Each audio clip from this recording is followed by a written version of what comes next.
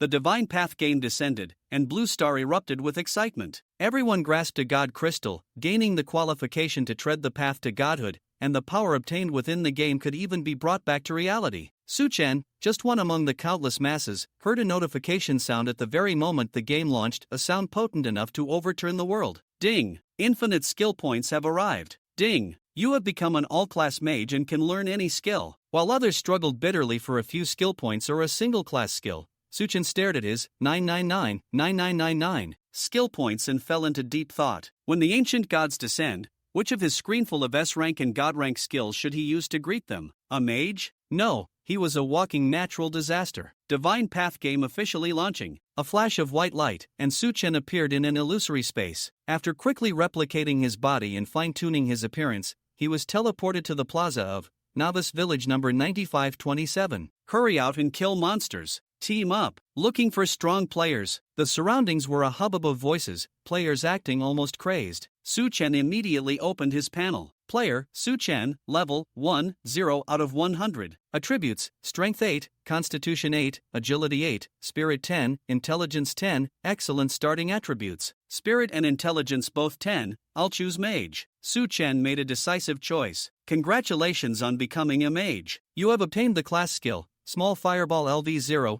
100% magic attack, 20 mana cost, 2's cast time, 10m range. However, the village entrance was completely blocked. Trying to get out and compete for monster spawns seemed impossible. Just then, ding! Your infinite skill points have arrived. Additionally, you can learn any skill. Su-Chen's eyes widened abruptly. He opened his skill menu. Next to Small Fireball, it showed one skill point required to upgrade, while his skill point balance was 999. Holy shit, is this real? He tentatively clicked the upgrade button. Small Fireball upgraded successfully. 1/5 levels, damage plus 5%. The skill point balance remained unchanged. This is insane. Su-Chen couldn't contain his excitement and shouted aloud, though it was quickly drowned out by the surrounding noise. Since I can't get out, I'll add points first. Su-Chen no longer hesitated and spammed the upgrade button for Small Fireball. Small Fireball upgraded successfully. Small Fireball successfully upgraded to Large Fireball, E-rank. Large Fireball, E-rank, maxed, consume 2 skill points to upgrade to Large Fireball, D-rank. The skill level skyrocketed. EDCBA. Finally, your skill has been upgraded to Fireball, S-rank, and cannot be improved further. Fireball, S-rank deals 400% magic attack damage to the enemy upon use. Consumes 20 mana, 2's cast time, no cooldown, 30m range. Is S-rank the limit? Su-Chen looked at the completely transformed skill. Its power had surged dramatically. At this moment, a loud crash came from the village entrance. A guard captain, trying to disperse the crowd, had actually slashed open the surrounding wall. Go this way, line up to leave the village. Su-Chen reacted quickly, immediately squeezing to the front of the gap, and soon walked out of the novice village. However, the scene outside the village stunned him. People were everywhere, not a single monster in sight. Just like a server launch. What do I do if there are no mobs to fight? Su-Chen felt helpless. His gaze shifted to a sparsely populated forest in the distance. That should be a higher level monster zone. Let's give it a try. With the 400% damage bonus and 30m super long range of his S-rank Fireball, Su-Chen confidently headed towards the level 2 monster zone. In the forest, he quickly spotted a LV2 wild boar, HP 200, Def 0. Fireball. After a 2-second cast, a massive fireball roared out. -80. 20 base magic attack x 400%. The wild boar charged forward in pain. Su-Chen calmly began casting again. -80. The boar had 40 HP remaining. Su-Chen finished it off with another cast. -80. Killed wild boar, gained 10 EXP. Experience for killing higher level monsters is indeed higher. Su-Chen was overjoyed. He picked up the orb of light dropped by the boar. You obtained 20 copper coins, worn wooden staff, attack plus 5, intelligence plus 2. Nice. After equipping the staff, his intelligence rose to 12, increasing fireball damage to 96. He immediately optimized his strategy. 2 fireballs, -96 times 2 is equal to 192. Wait for the boar to get close with low health, entering a slowed state, then finish it off with a whack from his staff. Basic attack damage was sufficient. This saved the mana cost of 1 cast. Although his mana recovery rate was slow, 1 MP per 5 seconds, he patiently started farming. Meanwhile, the world and area channels were already buzzing with discussions about mages teaming up to farm LV2 mobs. Su-Chen refused others' team invitations and ventured deeper into the forest alone. Finally, after killing several wild boars, congratulations on successfully leveling up. You have gained 10 distributable attribute points and 5 skill points. Congratulations on being the first player to level up. You are rewarded with 1 class skill. Please choose active/passive. First to level up, there's an extra reward. Su Chen felt invigorated. Considering his fireball damage was already sufficient, he decisively chose passive type class skill. Congratulations, you obtained magical will LV1. Spirit to mana conversion plus 110%. Exactly what I needed. Su Chen was ecstatic. This addressed his biggest current weakness. Without hesitation, he once again spent his infinite skill points. Magical will upgraded successfully. Magical will, E rank. Magical will, S rank. Magical will, S rank mana gained from spirit is increased to 400%. His mana problem was greatly alleviated. At the same time, he confirmed that the level cap for ordinary skills was indeed S rank. Next was allocating points. Su Chen thought for a moment and decided to put all 10 free attribute points into intelligence, again, pursuing maximum damage output. LV2 stats, intelligence 20, mana 400, 10 spirit x 400%, magic attack 44, 20 int x 2 plus staff 2, fireball damage 176, damage doubled again. Instant killing LV2 wild boars. Su Chen's confidence soared, and he headed directly to the level 3 monster zone. Facing LV3 tusked wild boars, HP 300, Su Chen stood at the maximum 30m range and easily took them down with 2 fireballs. Minus 176 times 2 is equal to 352. With ample mana, his farming efficiency skyrocketed. After killing 20 of them, he reached LV3. Still, all into intelligence, magic attack 64, fireball damage 256. During this time, 2 plain warrior swords dropped, attack plus 5, strength plus 2. Su Chen listed them on the auction house, priced at 5 gold coins each. At this moment, the top players in various novice villages, like Ma Jingfei and Principal, were going crazy over the suddenly appearing top-tier white gear, pooling gold coins at any cost. Someone even offered the sky-high price of 100 million real-world currency. Su Chen calmly set an auto-reply, only accepting gold, no other offers. Su Chen continued deeper, heading towards the level 4 monster zone. Checking the auction house along the way, the 2 swords had sold, netting him 9 gold, after a 10% transaction fee. He then bundled the next 3 white items that dropped, including the staff he replaced, for 6 gold and listed them. They were instantly bought. Holding 15 gold, Su Chen gained a new understanding of the top player's wealth. In the level 4 zone, he encountered LV4 wild wolves, HP 400. Calculating the damage, magic attack 64 by 400% equals 256. It was still an easy 2-shot kill with fireball. He also looted a health potion, small, while farming. After 2 hours, mostly limited by cast time rather than mana, Su Chen reached LV4. Once again, all into intelligence, magic attack 86, fireball damage 344. He also equipped a newly dropped staff, intelligence plus 3. Just then, a distinctively different white wolf appeared in his vision. White wolf cub, elite, LV4, HP, 1000, attack, 150, defense, 20, skill, bite, an elite monster. Su Chen's eyes narrowed. 1000 HP required 3 fireballs, 344 times 3 greater than 1000. But with 150 attack, his own 100 HP meant he'd die in 1 hit. Combined with the bite skill, the risk was extremely high. 3 fireballs require cast time. The wolf is fast. It can definitely close the distance within 4 seconds. Can't risk it, Su Chen analyzed calmly. His 10 resurrection chances were precious, he couldn't be reckless. Go back to the village to learn skills first, he decided. With 15 gold, he had enough to learn a few new skills from the novice village instructor to improve his survivability or control abilities. After learning skills, I'll come back to solo you. Su Chen glanced at the distant elite white wolf and turned back towards the novice village. For him, this was merely a temporary strategic retreat. Returning to the village, there were still no players at home for the level 3 monsters. Previously, Su Chen had cleared his way from the outside in, but now he was already at level 4 and could completely avoid those level 3 ferocious wild boars. We need to level up quickly. If we kill a few more wild boars, we can all reach level 2, and then we can go hunt level 3 monsters. The mage is really strong, the leveling efficiency is amazing. It's just that the mana recovery is too slow, otherwise we could level up even faster. Stop complaining, with this efficiency, we've already surpassed billions of people. Just as they reached the area with level 2 monsters, Su Chen heard some discussions. The people who had invited him earlier were sitting on the ground, clearly recovering their mana. Is that you? How come you're not dead? The few of them looked at Su Chen with surprise on their faces. For them, it was simply impossible for Su Chen to walk out so confidently from the level 3 monster area. Su Chen ignored them and continued walking towards the village without looking back.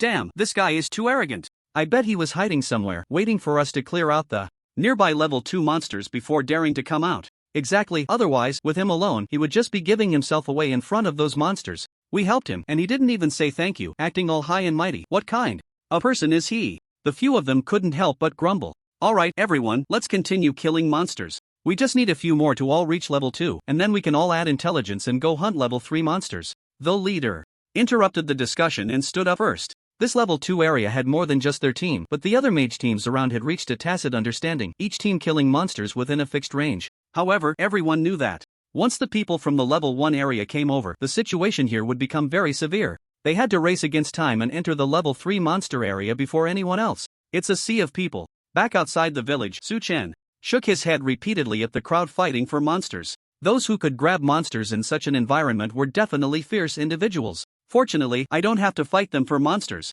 With the captain of the guards maintaining order, the crowded environment in the village improved significantly, and Su Chen easily walked back into the village. Adventurer, please wait. The captain of the guards suddenly stopped him. Is there something wrong? Su Chen raised an eyebrow and asked. I sense a presence from you. Did you see a white wolf in the forest? The captain inquired. Yes. Su Chen nodded. Deep in the forest, there is a white wolf king that blocks the main road from the village to the town. It must be killed to clear the way, the captain continued. White wolf king boss. Su Chen narrowed his eyes. From the captain's tone, that white wolf king should be the final boss of the novice village. Did that mean he wanted him to take down that white wolf king? The captain seemed to sense Su Chen's concerns and quickly said, don't misunderstand, with your current strength, you can't even step into the depths of the forest, let alone face that white wolf king.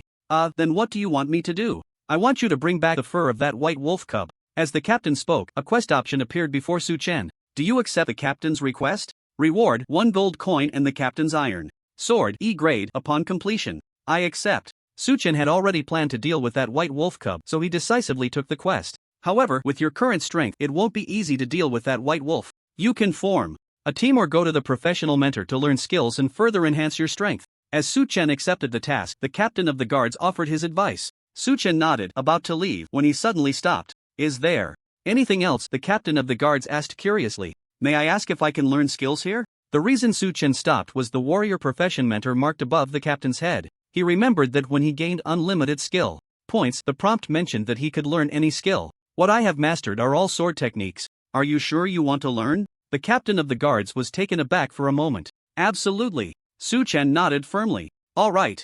Then, as the captain spoke, 2 skills appeared before Su Chen for him to learn. One was a slashing skill, and the other was a charge skill. You have learned the slashing skill, costing 1 gold coin. You have learned the charge skill, costing 1 gold coin. With plenty of money, Su Chen accepted both without hesitation. His skill bar also added 2 new skills. Slashing, swing your weapon to quickly unleash a slash forward, dealing 100% physical attack damage, cooldown 5s. 0/5, charge, quickly rush towards a target, causing 0.1s of stun, cooldown 10s. 0/5, this is amazing. Looking at these 2 skills that were very characteristic of a warrior, Su Chen suppressed the shock in his heart. Although these 2 skills were not particularly useful to him, the significance of successfully learning them was extremely important. Every profession surely has unique passive skills, and as long as he mastered those skills and leveled them up to the highest level, wouldn't he be able to become a full-time mage? Farewell. Su Chen bid farewell to the captain of the guards and continued to search for other professional mentors in the village. The village was large, with many places and numerous NPCs with tasks above their heads, but most people had no intention of accepting tasks. One reason was the lack of experience for completing tasks. The other was that their levels were not high enough. Su Chen walked into an armor shop, and a task prompt appeared above the owner's head. Hello, adventurer. Do you have enough wolf skins? I can make you a wolfskin cloth armor. The owner was very enthusiastic. Su Chen directly handed over the wolf skins he had collected.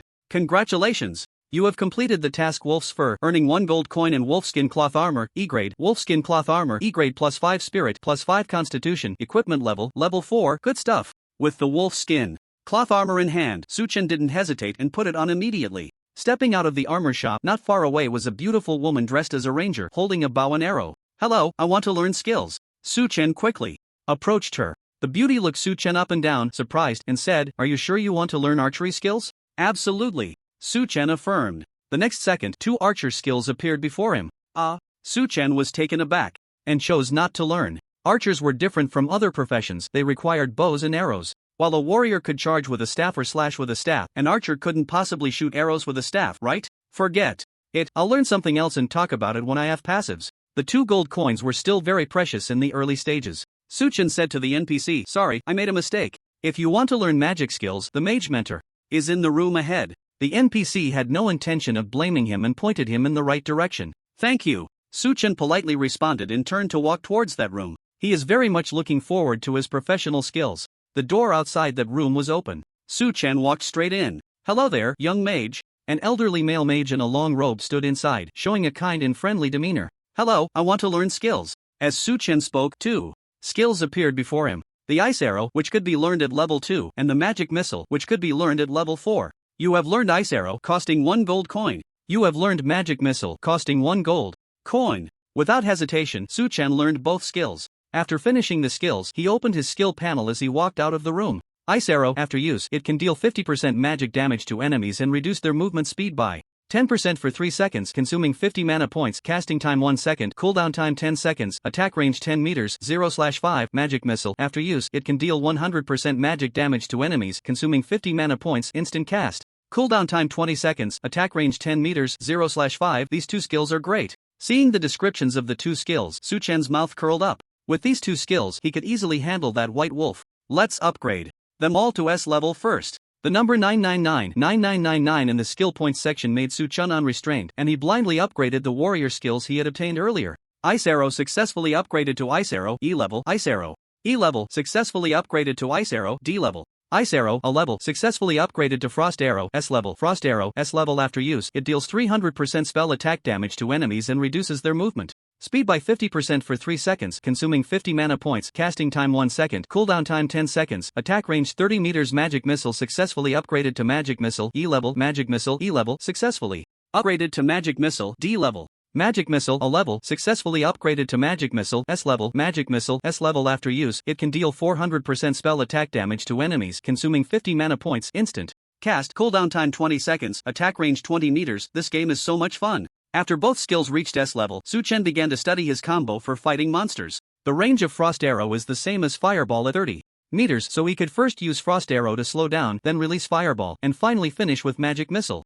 With this combo, even fast-moving monsters probably wouldn't be able to touch him. There are other class mentors. I need to learn those skills. Suchin continued to search the village. During this time, he also saw some quests available for level 2 and level 3, but he had no intention of doing them. Right now, the level 2 monster area already had many people competing for monsters, and soon the level 3 monster area would likely have people as well. Doing quests while competing for monsters was too much of a waste of time. Plus, he was already level 4, and killing low-level monsters only gave a little experience, which was too slow. Although the equipment from these quests was decent, he didn't need equipment right now. Leveling up was the priority. Suchin found the assassin class mentor. After talking, 2 melee skills appeared before him, which were of no real significance to him, so Suchin didn't bother wasting gold. Adventurer, may the holy light shine upon you. Suchin continued to find the priest class mentor in the village. Mages and priests have many similarities. Everyone is a profession that relies heavily on intelligence and spirit, and among the 5 major professions, the priest skills are what I look forward to the most.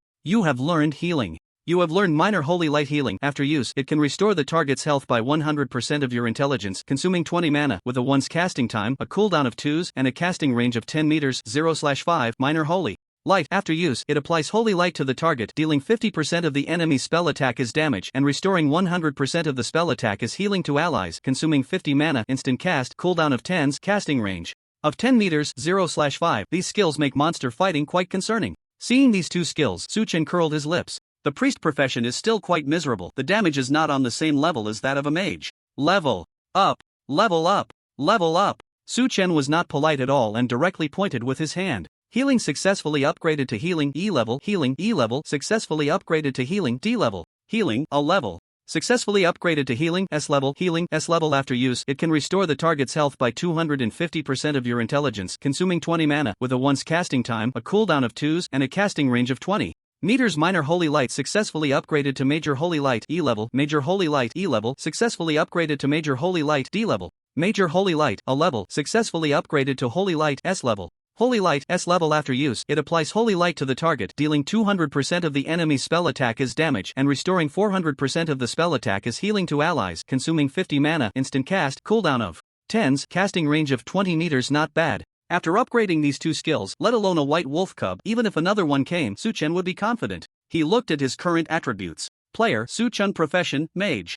Level 4, 0/1000 health, 130 mana, 600 attack, 21 magic attack, 86 physical defense, 13 spell defense, 15 attributes, strength 8, constitution 8, +5, agility 8, spirit 10, +5, intelligence 40, +3, equipment, worn iron staff, wolfskin. Cloth armor with 600 mana. Even if he used all the skills he currently mastered, it would be more than enough. With my intelligence, healing can restore 108 health points. Holy light can deal 172 damage and provide 344 healing.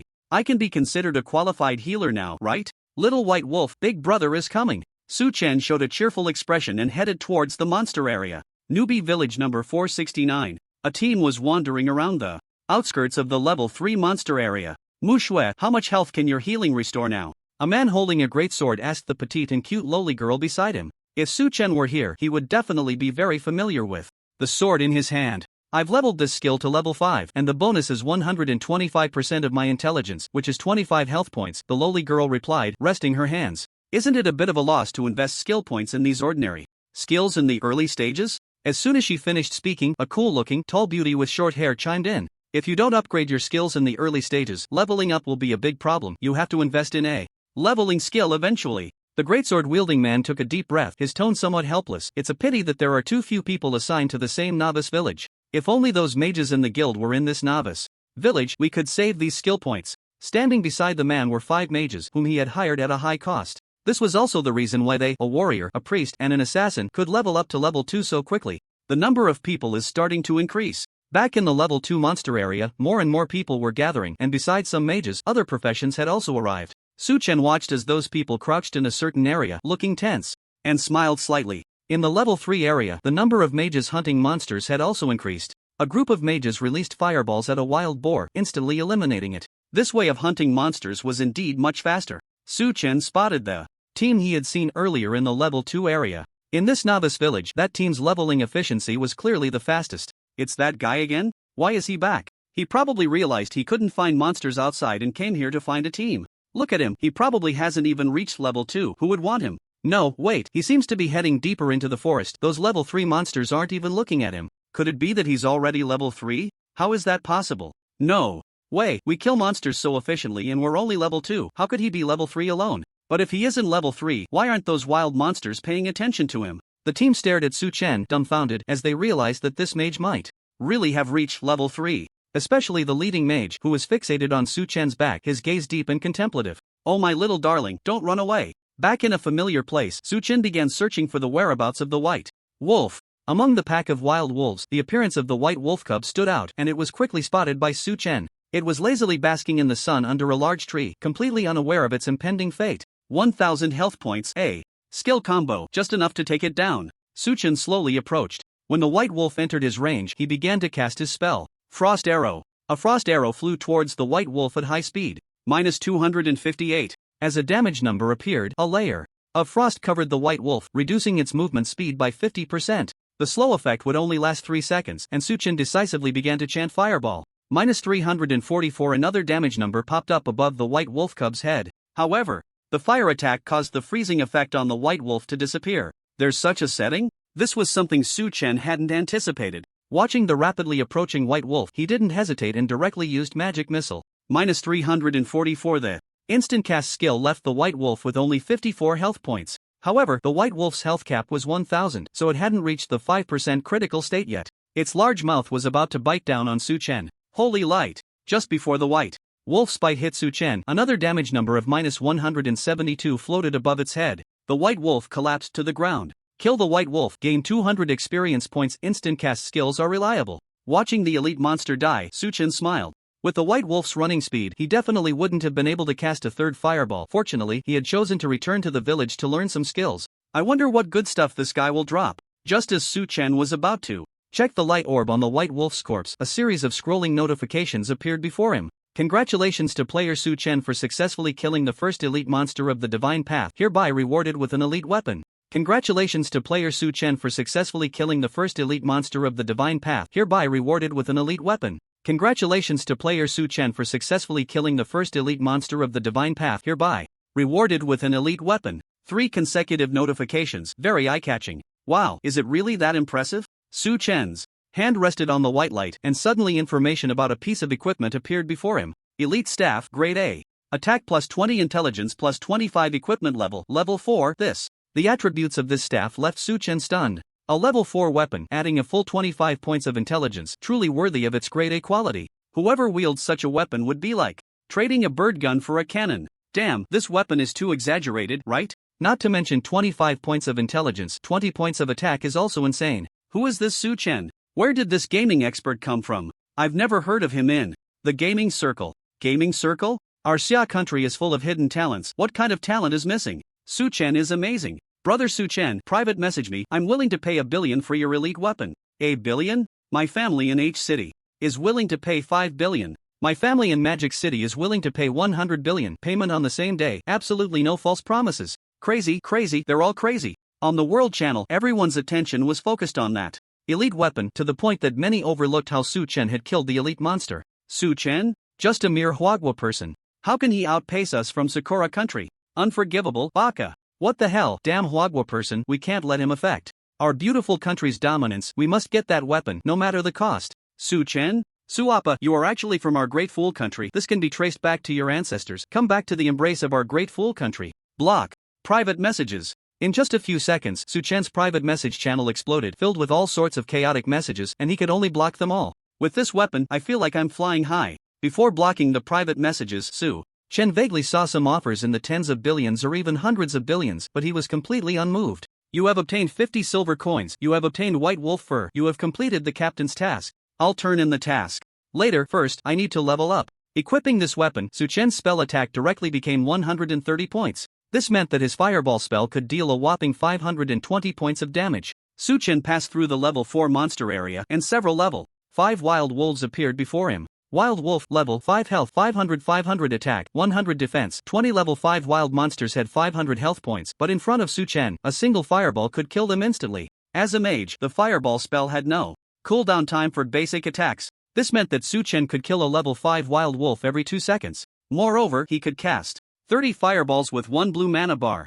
I need 800 experience points to level up, which means I need to kill 80 wild wolves, and there are plenty of wild wolves in this area for me to kill. With a 30-meter attack range, Su Chen could stay in an absolutely safe position, and with no one stealing his kills, he felt no pressure at all. He aimed at a level 5 wild wolf and began to chant. The S-grade fireball spell, besides its damage, also had a faster attack speed, hitting the wild wolf in the blink of an eye. Minus 520 woo. The wild wolf let out a howl and fell to the ground. Su Chen didn't rush to pick up the loot it dropped, instead aiming at the next one. You killed a wild wolf, you gain 10 experience points. You killed a wild wolf, you gain 10 experience points. A massacre unfolded in the forest. Somewhere in Huagua, a group of people sat around a table, clearly in a meeting. Who is this Su Chen? Can we find out? There are hundreds of thousands of people with that name nationwide. It's probably impossible to track down. No matter what, we must confirm his identity. We must ensure that the top players in the divine path do not commit evil in reality, so that our country can remain stable. Yeah, but this is ultimately a good thing. The stronger we become in the divine path, the more those people from other countries will probably be unable to sit still. You killed a wild wolf, you gained 10 experience points. Congratulations, you leveled up and gained 10 attribute points and 5 skill points. After taking down the last level 5 wild wolf in the level 5 monster area, Su Chen's level also reached 5. He had also obtained 40 wild wolf pelts and several white-grade weapons. Su Chen directly put these items up for sale at the auction house, pricing them outrageously high. However, he still underestimated the wealthy tycoons of Huagua. The white-grade items dropped by these level 5 monsters were almost sold out immediately, while the wild wolf pelts that could be exchanged for wolfskin armor went unnoticed. How should I allocate my points? Should I continue to add them all to intelligence? With 10 free attribute points in front of him, Su Chen squinted his eyes. After obtaining that elite staff, his intelligence was already quite high, while his spirit attribute was relatively low. With the enhancement of spell will, each point of spirit was equivalent to 40 points of mana, making the benefits from spirit quite considerable. Forget it, let's pursue extreme output. But then he thought again, he wasn't lacking mana now, and spell attack was the hard truth. Su Chen directly allocated all 10 attribute points to intelligence. Player, Su Chen. Profession, Mage level 5, 0/2000, health 130. Mana 600 attack, 36 magic attack, 150 physical defense, 13 magic defense, 15 attributes, strength 8, constitution 8 plus 5, agility 8, spirit 10 plus 5, intelligence 50 plus 25, equipment elite staff, wolfskin cloth armor with 150. Magic attack, I can go kill level 6 monsters now. Suchin smiled and headed deeper into the forest. What is this? Soon, a wild boarman camp appeared in his sight, some wielding long swords and others holding long bows. Ranged monsters? He wasn't worried about the sword-wielding wild boar men. What concerned him were the ones with bows, as they were ranged attackers. Suchin slowly approached, positioning himself within a 20-meter range, and saw the information of the wild boar men. Wild Boarman Hunter level 6 health 550 over 550 attack 150 defense 20 Wild Boarman Warrior level 6 health 650 over 650 attack 100 defense 30 I can one-shot the Wild Boarman Hunter with a fireball but not the Wild Boarman Warrior. Moreover, judging by their positioning, the aggro of these two types of monsters seems to be linked. In the Wild Boarman camp, the monsters were standing in pairs. I can't let the ranged monsters hit me, otherwise even a normal attack wouldn't be something I can withstand. Suchen looked at the two wild boar men and cast a fireball at the wild boar manhunter. -600. A huge damage number popped up above the wild boar manhunter's head, causing it to perish instantly. Humph. The nearby wild boar man warrior was also startled at the same time, shouting and raising its great sword to attack Suchen. Frost arrow. Without hesitation, Suchen shot an ice arrow at the wild boar man warrior. -450. Damage appeared and a layer of frost quickly enveloped the wild boar man warrior, slowing it down instantly. Holy light. -300. Su Chen raised his hand and cast another holy light, taking away its remaining health. The entire battle process lasted only a few seconds, and Su Chen easily dealt with the two wild boar men. The leveling efficiency is so slow. After taking down two level 6 monsters, the experience bar only increased a little, and Su Chen couldn't help but complain.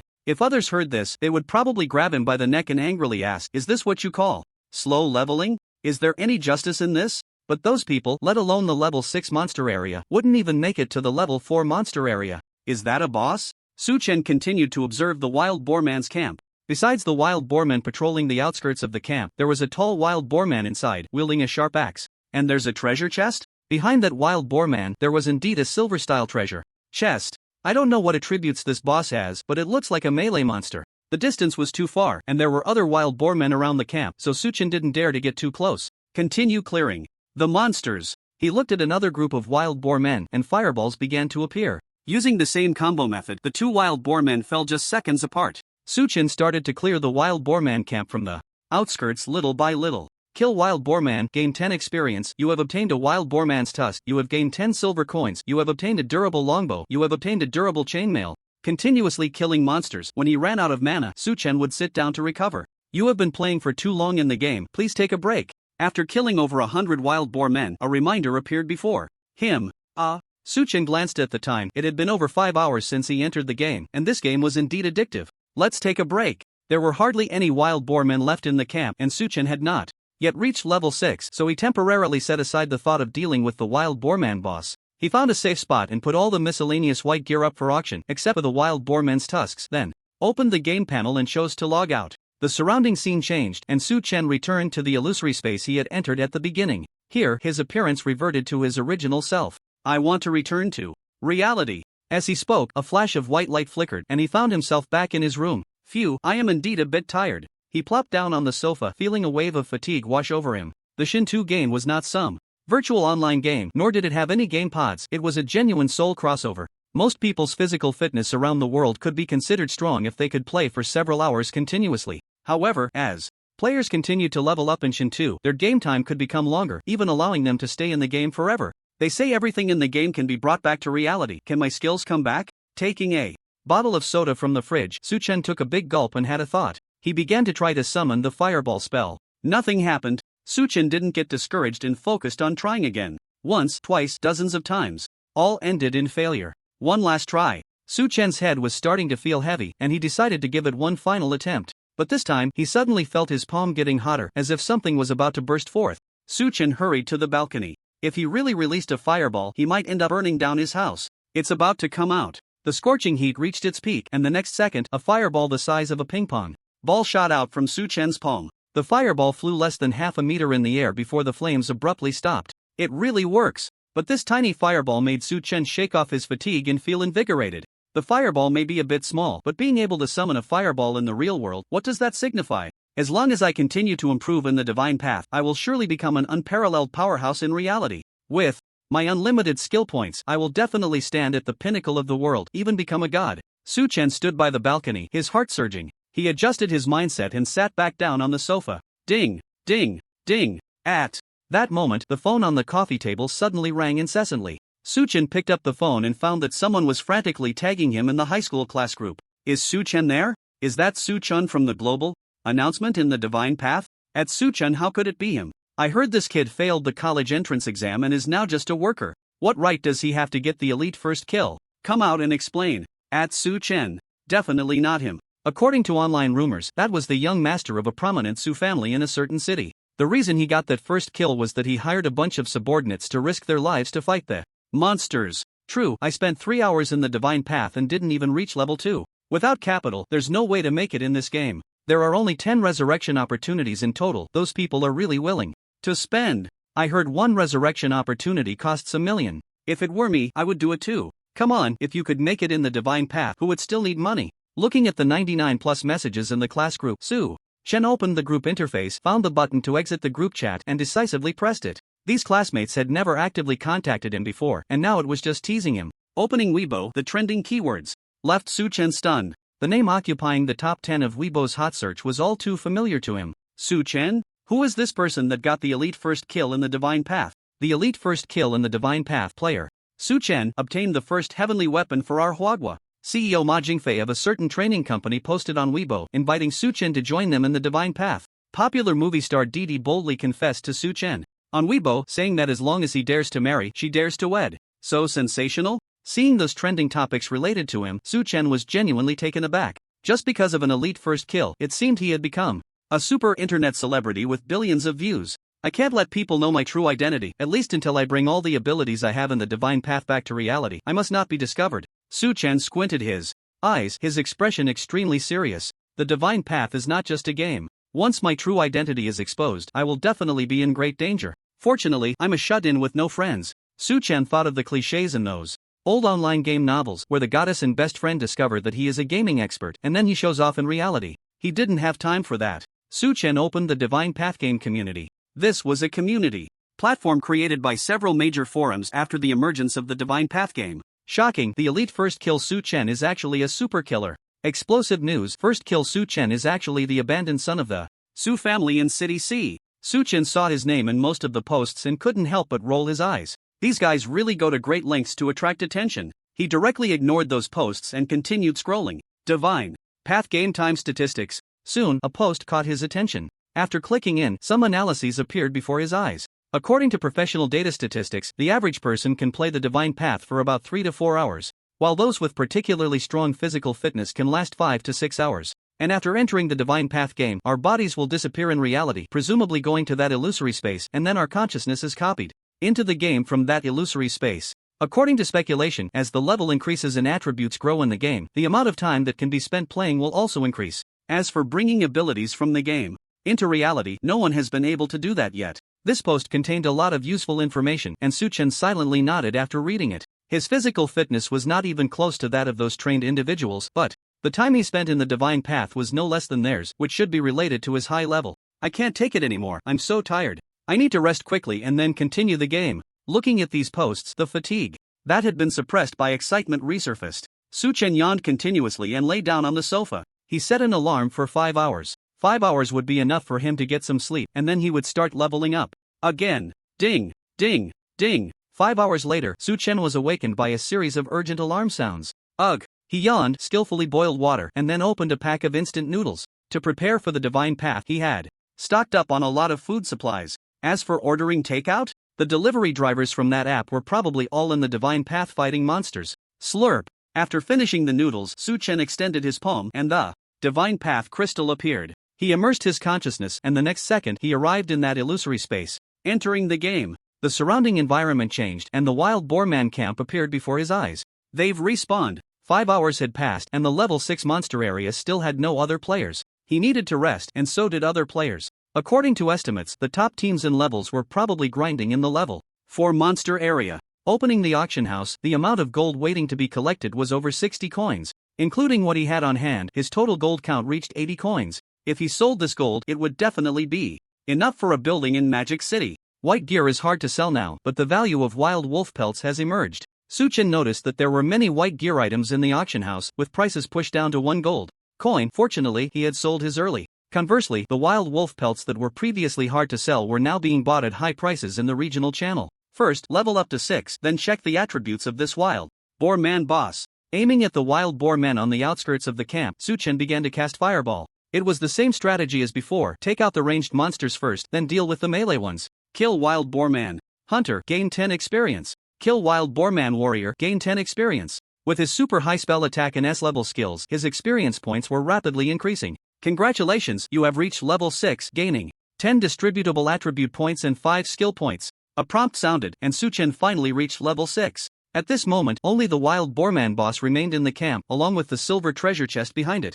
Looking at his 10 unallocated attribute points, Suchen was not in a hurry. He walked to a position 30 meters away from the wild boarman and saw the opponent's basic information. Elite boarman level 6. Health 3000 over 3000 attack, 200 physical defense, 50 magic defense, 0 skill. Charge not a boss? After seeing the boarman's attributes, Suchen narrowed his eyes. This elite monster had 3000 health points and, with the skills he currently possessed, even if he used them all in one round, it would still be somewhat difficult to take it down. Suchen looked at his own attributes and allocated all his points to intelligence. Player Suchen class Mage level 6 0/3000 health 130 mana 600 attack 36 magic attack 170 physical defense 13 magic defense 15 attributes strength 8 constitution 8 plus 5 agility 8 spirit 10 plus 5 intelligence 60 plus 25 equipment elite staff wolfskin cloth armor with 170 points of magic attack. A fireball could deal 680 health points of damage, and to take down this boarman boss, at least 5 fireballs would be needed. However, seeing the boss's charge skill, Suchen restrained his urge to attack. With that charge skill, it's hard to kite it. If I could find 2 warriors to tank, it would be no pressure. An elite monster was right in front of him, and with that chest behind it, Suchen believed that if he shouted in the regional channel, countless people would want to join the fun. But after a moment's thought, Suchen gave up on that idea. The elite monster was right here, and even if another day passed, no one in this novice village would be able to defeat it. There was no need for him to rush. First, I'll go back to the village to learn skills, then I'll come back to deal with you. Suchen appeared very patient. If he wasted a precious resurrection opportunity here due to a moment of impulse, it would not be worth it. These boarmen's tusks should be able to complete some tasks. I should check them out when I get back. I currently have 25 red potions and 22 blue potions, which I basically won't need, so I can sell them all. And these ordinary white gear. Suchen opened his backpack, which was almost full with 20 slots of items. He looked at the expansion button behind the item slots. Spend 50 gold coins to expand 10 item slots, so expensive? Suchen was taken aback. In the early stages, he would never spend so much gold on item slots. He organized his items and put most of them up for auction. A red potion was currently priced at 50 silver coins, a blue potion was also 50 silver, and ordinary white gear ranged from 80 silver to 1 gold. I have a healing skill, so I don't need red potions, keeping 10 blue ones is enough, and I'll list all the white gear for 1 gold. Suchen put up 25 red potions, 12 blue potions, and 6 pieces of white gear for auction. After deducting the handling fee, he would earn 22 gold coins. This way, the amount of gold in Suchen's possession reached 102 coins. Even the CEOs of listed companies wouldn't have so much gold. Suchen hurried back to the village. Be careful, don't aggro any monsters. We can only fight one now. Damn, don't steal my monster. Please, I just need 5 more experience points to level up. Can you let me level up? Looking for a mage team to kill level 4 monsters. Requirement: level 3 full intelligence build and 1 last spot. Returning to the outskirts of the forest, it became lively, with figures everywhere hunting monsters and leveling up. Currently, the leveling team at the entrance of the novice village has reached level 3 and is heading towards level 4. Look, it's the solo leveling expert. I heard he's already level 4. Is he that impressive? How did he level up to 4 all by himself? I don't know, but I heard he might have exploited some kind of bug. A bug? This is a game created by the gods. How could there be a bug? You never know, it might be some special technique. After all, this game is real, and techniques aren't considered bugs. Suchen returned from the high-level monster area, quickly attracting the attention of most people, and many began to discuss him. In this novice village, Suchen had already become quite a celebrity. Listening to their whispers, Suchen remained indifferent. Suddenly, a few people blocked his path. Hey, can we have a chat? I have nothing to talk about with you. Suchen was not polite at all, showing no sign of stopping. Friend, I just want to ask you for some leveling tips. If you can teach me, I can give you a billion. A voice shouted out. A billion? The number made Suchen pause for a moment. Seeing Suchen stop, the man smiled and continued. I'm giving you face, you wouldn't refuse, would you? Su Chen realized who this young Master Su was. This was no ordinary person, he was a young master of a conglomerate. A billion might be an unattainable number for others, but to him, it was nothing. I don't have any leveling techniques, Su Chen turned around and replied. Then walked away. What? The man's expression froze. Young Master Su, this guy is not giving you face, this is too arrogant. Yeah, he really thinks highly of himself. If not, we can just follow him later.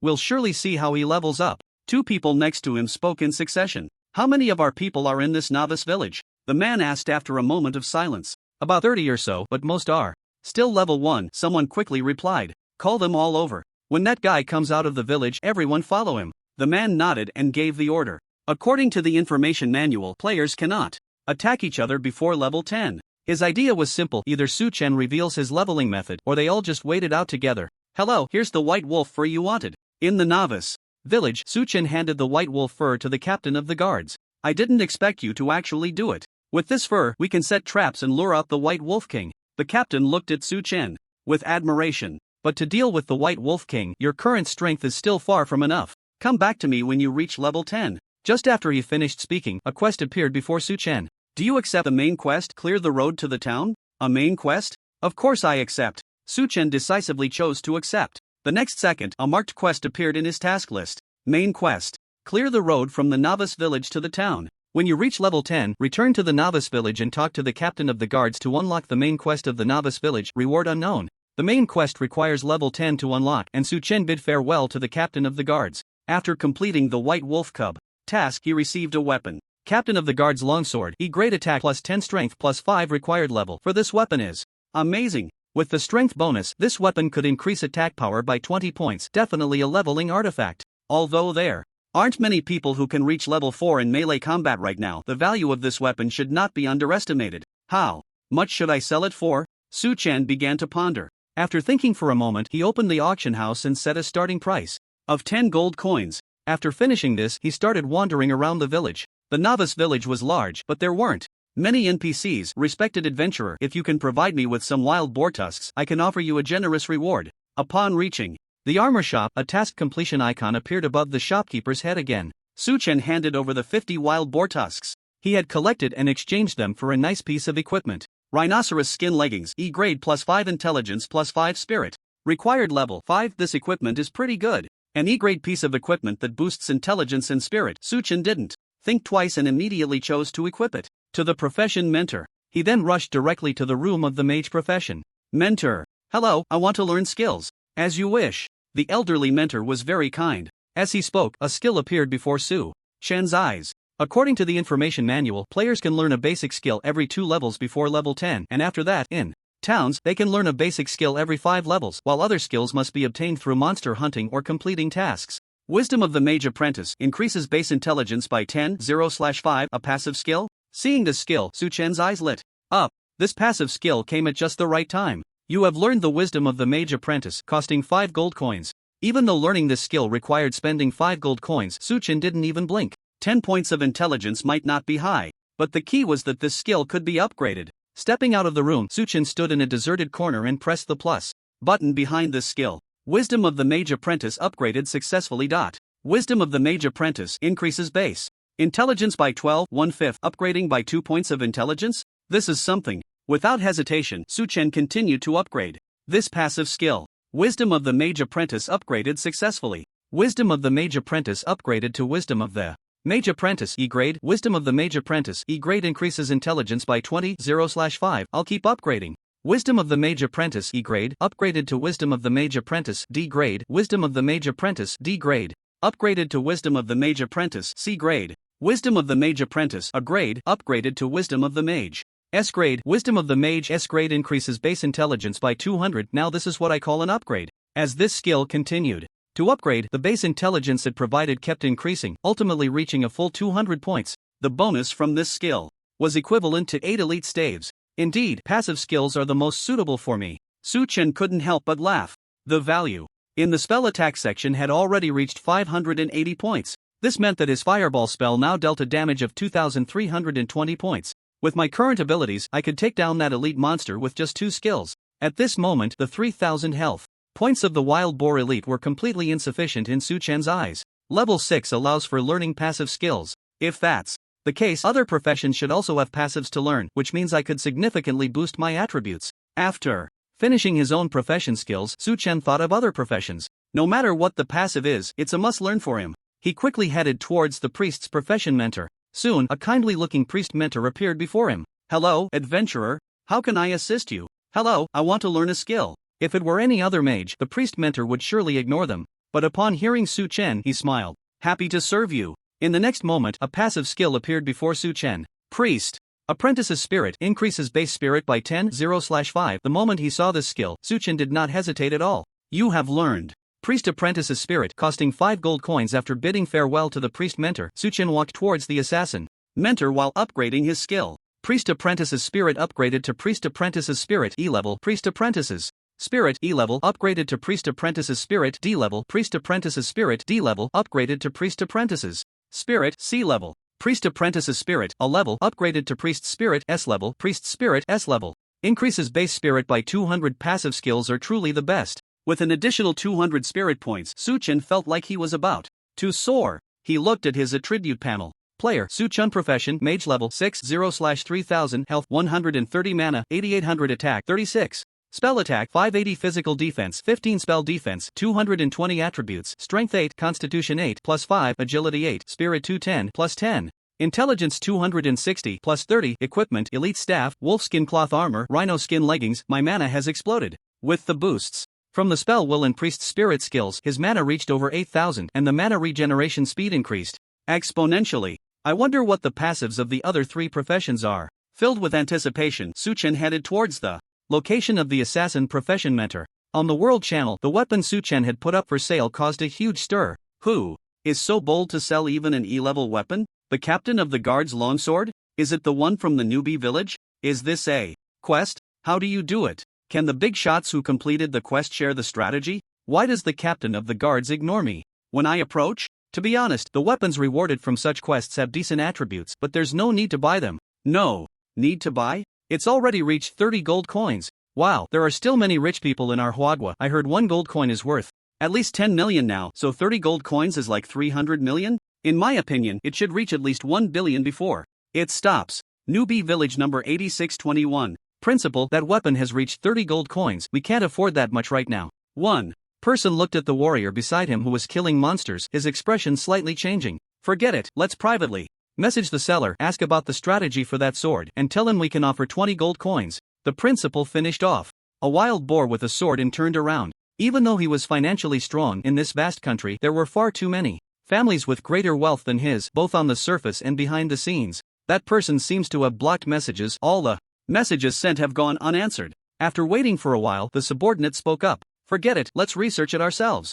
The principal sighed deeply at these words, suddenly recalling something, and asked, by the way, have you heard anything about that Su Chen I asked you to find? There are too many people with the same name, it's like searching for a needle in a haystack. The subordinate shook his head helplessly. The principal fell silent, his expression tinged with bitterness. In other novice villages, many noble youths were also trying to contact Su Chen. Without exception, the messages they sent out all vanished into thin air. These young masters, who usually held themselves high and were fawned over by others, collectively felt a sense of frustration. At this moment, they realized a harsh reality. In the world of the divine path, having money does not guarantee you can have everything. At this moment, Su Chen, who was on everyone's mind, was standing in front of the cool-looking female assassin profession mentor dressed in sexy leather armor. Hello, I want to learn skills. Of course, as long as you have enough money. The female NPC's response was equally cool. As the skill list appeared, Su Chen also saw the first passive skill that could be learned at level 6 for the assassin profession. Assassin's Deception increases base agility by 10/0/5. Learned.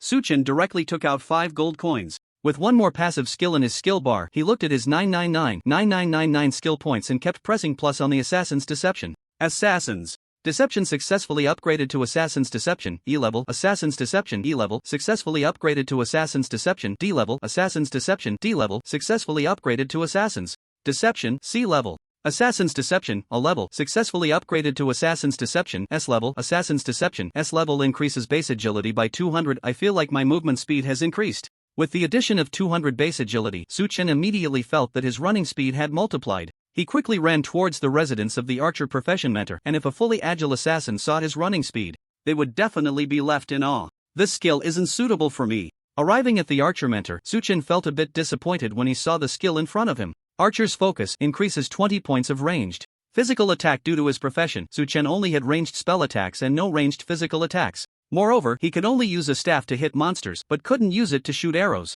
There was no choice. Suchen could only bid farewell to the archer mentor and head to the village entrance to find the captain of the guards. Respected adventurer, your level is not yet 10. Come back to me after you reach level 10. The captain of the guards responded very officially upon seeing Suchen. I'm here to learn skills from you, Suchen said with a smile. Immediately, a skill appeared before him. Warrior's Martial Way increases 20 points of melee attack 0/5. You have learned Warrior's Martial Way increases 200 points of melee attack. Alright, for skills, a total of 20 gold coins spent. Let's see how my weapon sold. Spending 20 gold coins didn't bother Suchen at all. If there were more passive skills to learn, he would gladly spend all the gold coins in his bag.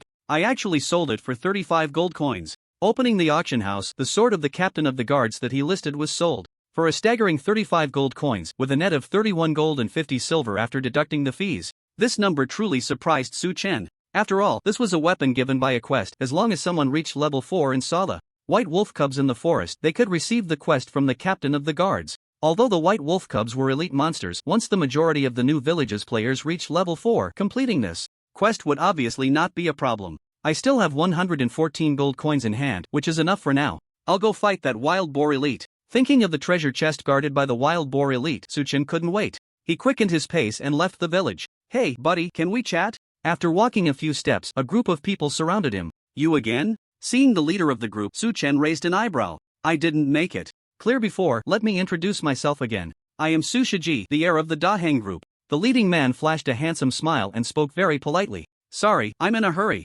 Suchen nodded and intended to leave. Meanwhile, a few people immediately surrounded him, blocking his way. What does this mean? Suchen turned to look at Su Shiji, his gaze turning cold. The other party was clearly here to cause trouble. My meaning is very simple. Tell me how to upgrade and I can transfer you 100 million today. But if you don't say anything? Su Shiji put away his smile and said coldly. Then they will have to keep you company. As soon as he finished speaking, a group of people surrounded Suchen. Is this a threat? Suchen's expression darkened.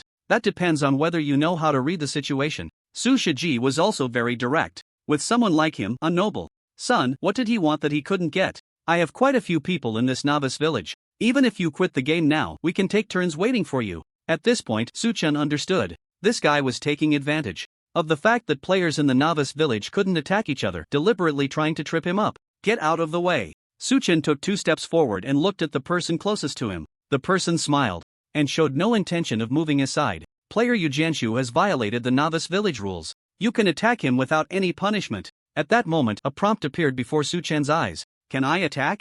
This prompt made Suchen's eyes light up and he understood. Although the novice village did not allow players to attack each other, the actions of Su Shiji and the others were also not permitted. Without hesitation, Suchen raised his staff and struck Yu Jianshu on the head. Dude, are you stupid? You can't attack in the novice village. TCH, even if I can attack, how much damage can a mage do? With so many of us, how long do you think you can keep hitting? Let him hit, maybe as soon as he makes a move, he'll turn red, and that would be even better. The others around laughed at Suchen's actions. TCH, you a mage, can you even kill me in one hit? Yu Jianshu looked at Suchen's raised staff with disdain. But the next second, no one was laughing anymore. As Suchen's staff struck Yu Jianshu's head, an exaggerated damage number appeared before their eyes. -236. Without a doubt, the level 2 Yu Jianshu was instantly killed, turning into a beam of white light. The others blocking Suchen instinctively took a step back, clearing the way. Suchen looked at them coldly and walked into the forest. Did I just see that?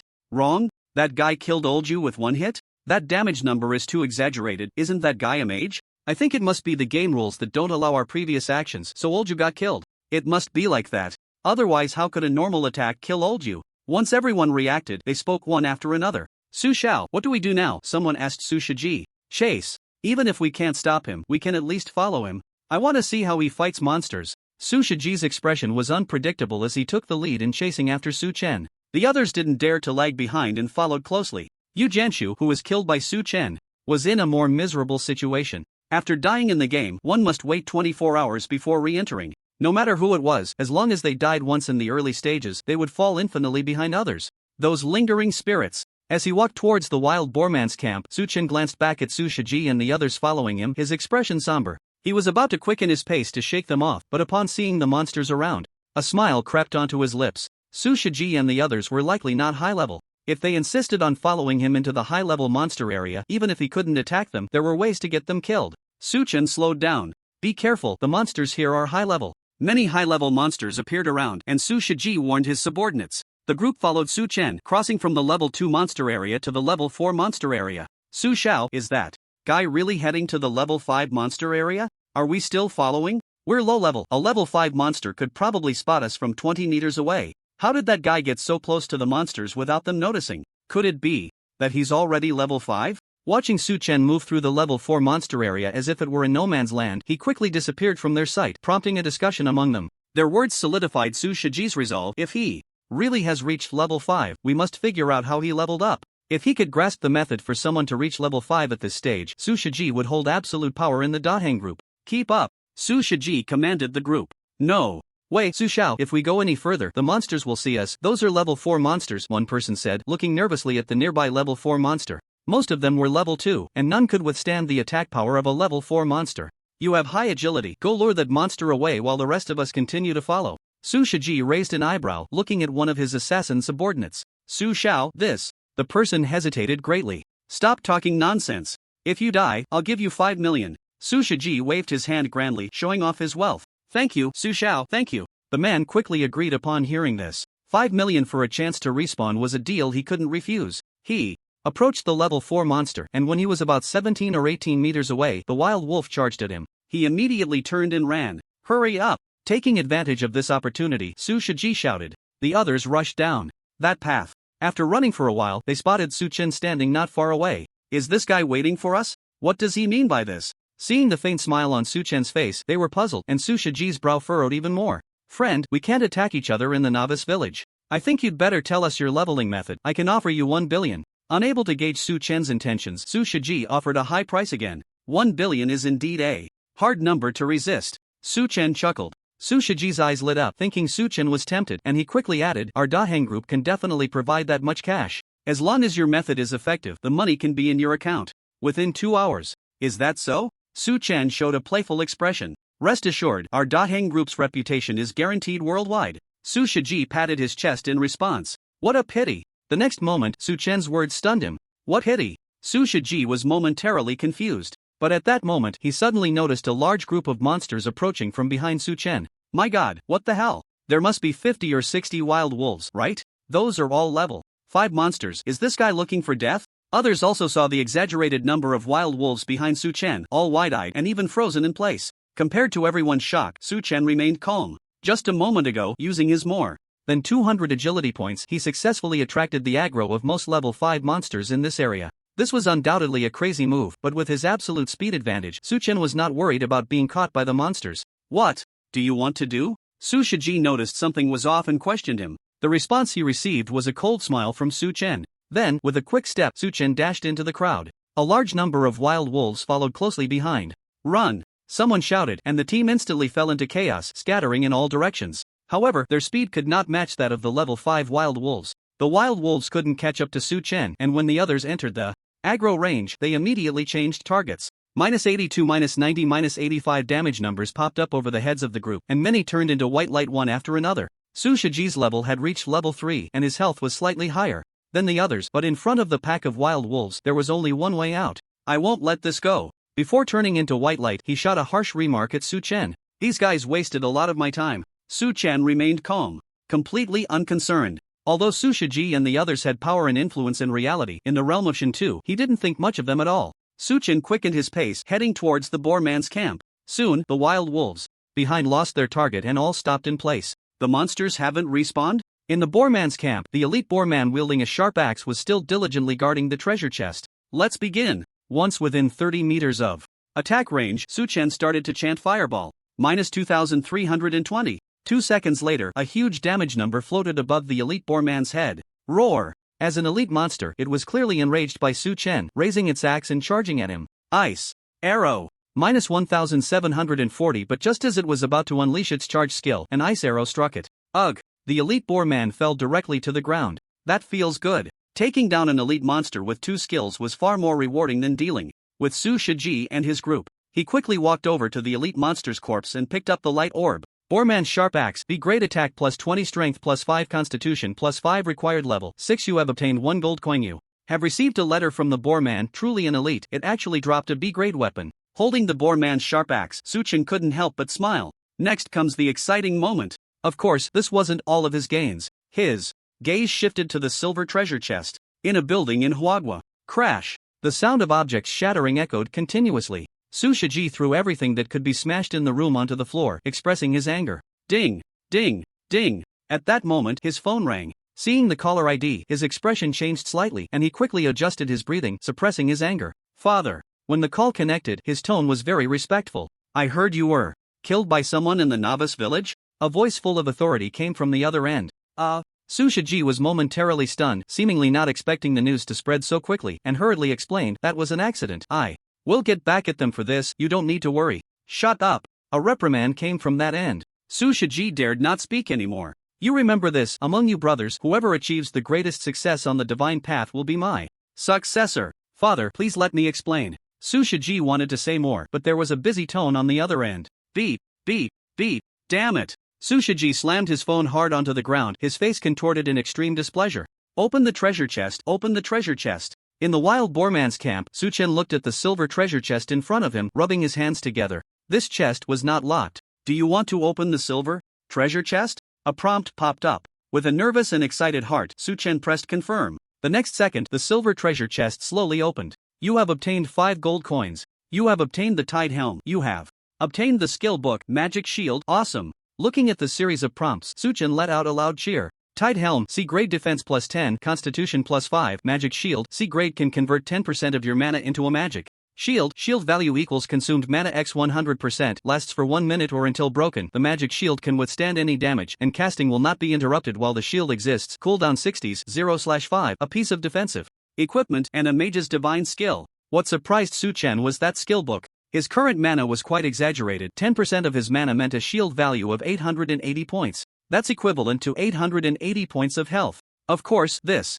skill hadn't been upgraded to the max yet. Old rules. Suchen opened the skill bar, found the Magic Shield skill, and started operating it directly. Magic Shield, C grade, successfully upgraded to Magic Shield, B grade, Magic Shield, B grade, successfully upgraded to Magic Shield, A grade, Magic Shield, A grade, successfully upgraded to Magic Shield, S grade, Magic Shield, S grade can convert 10% of your mana into a Magic Shield. Shield value equals consumed mana x 500%, lasts for 3 minutes or until broken. The magic shield can withstand any damage, and casting will not be interrupted while the shield exists. Cooldown 60s, 5 times the consumed mana, that's 4400 points of damage. Now even a boss can't kill me instantly, right? The S-grade magic shield not only greatly increased the shield value but also extended the duration to 3 minutes. With this skill, Suchen was no longer worried about dying suddenly. Let's give it a try. Pressing the magic shield, Suchen's mana immediately decreased by 10%, and then he felt himself surrounded by a wave of energy. Behind the health bar, an additional shield value of 4,400 points appeared. With the attack of a level 7 monster and my defense value, even if I just stand there and let them hit me, they can't kill me. Now, it's time for these 2 pieces of equipment. Having obtained a powerful skill, Suchen looked at the 2 pieces of equipment in his bag, the Wild Boarman's axe and the Tide Helm. One was a powerful upgrade tool far surpassing the captain's sword, and the other was high defense armor.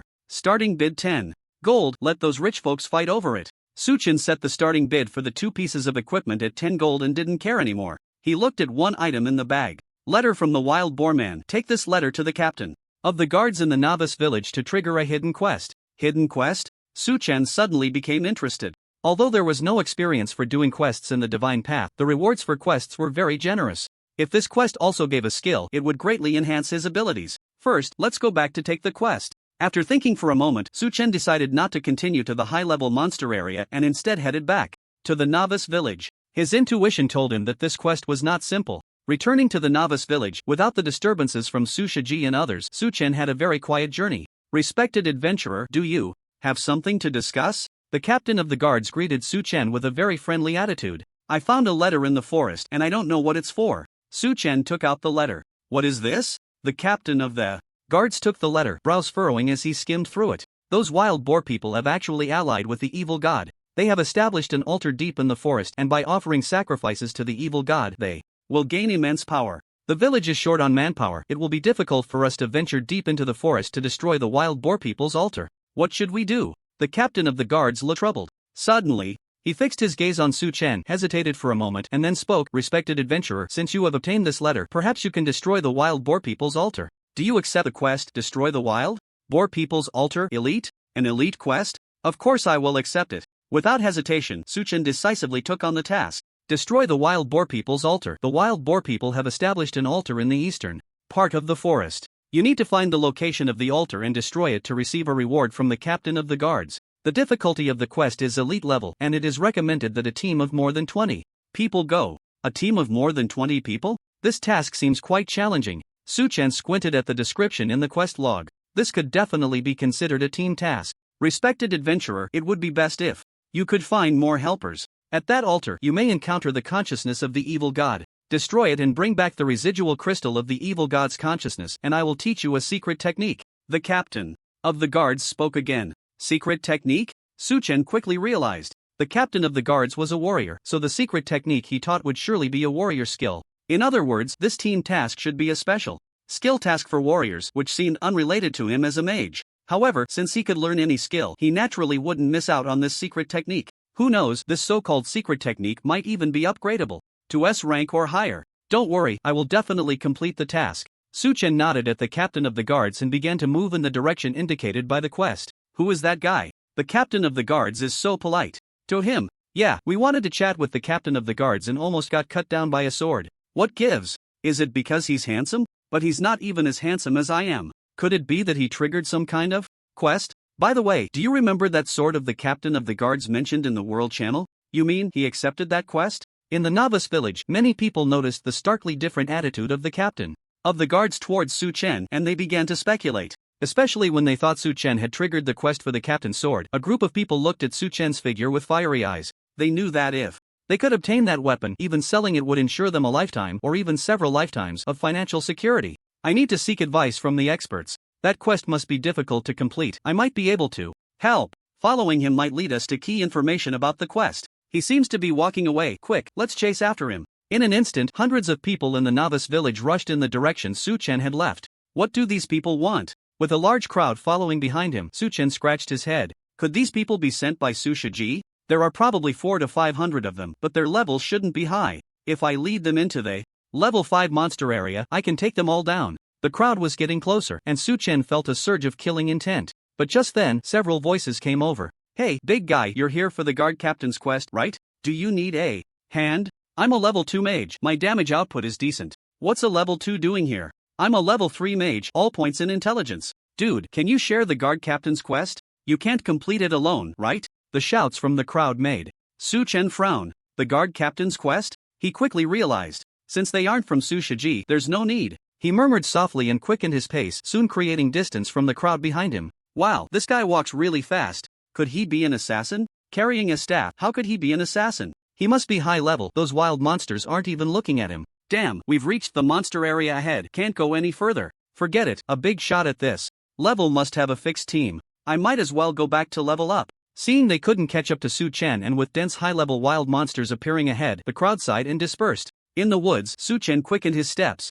Heading east, the surrounding thickets grew denser, blocking much of the view. Iya Golu. Suddenly, Su Chen heard some strange sounds. He followed the direction of the sound and a group of wild boar men appeared in his sight. 4 monsters? There were 4 wild boar men in total, 2 wielding short axes, 1 with a bow, and another holding a staff. Su Chen took a few steps forward and saw the attributes of these wild boar men. Wild boar warrior, level 6 health, 600 over 600 attack, 120. Defense 30. Wild boar hunter, level 7 health, 600 over 600 attack, 170 defense 20. Wild boar mage, level 7 health, 500 to 500 magic attack, 180 physical defense, 10 magic defense, 32. Level 6 monsters, 2 level 7 monsters. With these attributes and health, a team of 10 people wouldn't stand a chance. The attributes of the wild boar men made Su Chen curl his lips. For monsters, 2 melee, 2 ranged, this configuration was quite powerful. Even a full team of 10 level 6 players, without a tank and a healer, would struggle to deal with them. But I'm different. Su Chen felt no pressure at all. The magic attack of that mage monster couldn't break through his magic defense.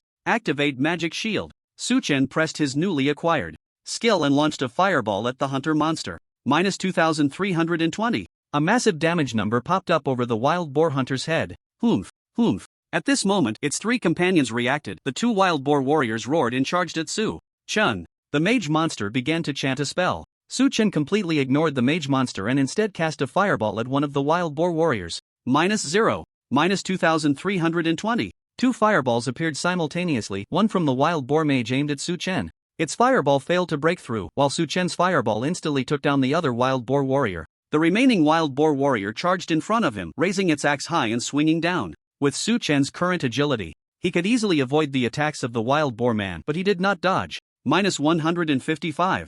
A significant damage number popped up above Su Chen's head. His total health was only 130 points, and the wild boar man could easily achieve a one-hit kill. However, this 155 points of damage was merely a tickle for Su Chen, who had 4,400 points of shield value. Slash. In the next moment, Su Chen did not cast a spell but instead raised his staff and struck fiercely at the wild boar warrior. -914. With over 200 melee attack power combined with the S-level slash skill, the wild boar warrior was instantly killed. If other warriors had seen Su Chen crush the wild boar man, they would surely have howled at the sky. Is this really a mage? A team of monsters, 30 experience points together. The road to leveling up is still long. After taking down this group of wild boar men, Su Chen looked at his experience bar, 520 over 3000. At this rate, it would take some time to reach level 7. While the magic shield is still active, let's continue. He decisively began searching around. The magic shield consumed a lot of mana, and he needed to maximize the value of this skill within its 3-minute duration. You killed a wild boar hunter, gaining 10 experience points. You killed a wild boar warrior, gaining 5 experience points. Su Chen continued his slaughter in this monster area. As his experience increased little by little, he was getting closer to level 7. Newbie. Village number 12580. A level 5 wild wolf was approaching a warrior. Just before the wild wolf got close, several fireballs hit it. -150, -150, -153 damage numbers appeared simultaneously, and the wild wolf's health plummeted. At that moment, the warrior raised his longsword and took away the last bit of the wild wolf's health. Phew, the health of level 5 monsters is really high. After dealing with the wild wolf, the warrior spoke. You should be grateful, our leveling method is definitely the fastest in the world. Soon, you'll be the first in the world to reach level 5. The nearby mage rolled his eyes at this. The first, huh? I'm curious how much level that Su Chen, who got the first kill, is at now. The warrior raised an eyebrow. Most of the people in this newbie village are ours. Our tiered leveling method is the most reasonable. Even if that Su Chen got the elite first kill, his leveling efficiency can't compare to ours. The mage said dismissively. He and the warrior had different identities. They were the backbone of the defense of Huagua. Before the world changed, they received special orders to gain powerful strength in the divine path to continue guarding Huagua. For this reason, most of them chose to delay their time and enter the divine path at a fixed point. This approach had proven effective, as their numbers in this newbie village had reached over 4,000. With their status, other players did not compete with them for monsters. Occupying all the monster resources in the newbie village, they specifically formed various elite teams to execute a strategy of guaranteed leveling. This was something no consortium or enterprise could achieve. By the way, someone has already found the quest for the captain's long sword. A white fox will appear in the wild wolf monster area. After seeing it, return to the guard captain to trigger the quest. The mage spoke again. What do you think? The warrior asked. That white fox has only 3,000 health points. I heard that Su Chen used the lives of over 100 people to take down that white fox. The mage smiled, his tone confident. If it were before, we would definitely have to risk our lives, but now that there's no first kill, once our elite mages in the team reach level 4, we can send them directly to take down that white fox. Then it's settled. Once I reach level 5, you can go take down that white fox and gain some experience. The warrior nodded. No way. My plan is for you to gain the experience from that elite monster. I have a feeling that the first one to reach level 10 will definitely receive very generous rewards. The mage paused for a moment and continued. Right now, besides us, teams from other countries are also pushing hard. The significance of which country's players reach level 10 first is truly immense. Hearing this, the warrior took a deep breath. I hope the first to reach level 10 is one of us from Huagua. Congratulations on leveling up. You have received 10 attribute points and 5 skill points. Deep in the forest, after taking down another group of wild boar men, a glow of leveling up surrounded Su Chen. His level had risen to 7. Intelligence is sufficient. Let's add points to Constitution. Su Chen allocated all 10 attribute points to Constitution. With his current spell attack, he could easily annihilate ordinary monsters. In contrast, his health of over 100 was somewhat lacking. Although the magic shield made it difficult for him to be instantly killed, having more health was always a good thing. He opened his attribute panel. Player, Su Chen profession, mage level 70/4000 health 230 mana 8800 attack 236 spell.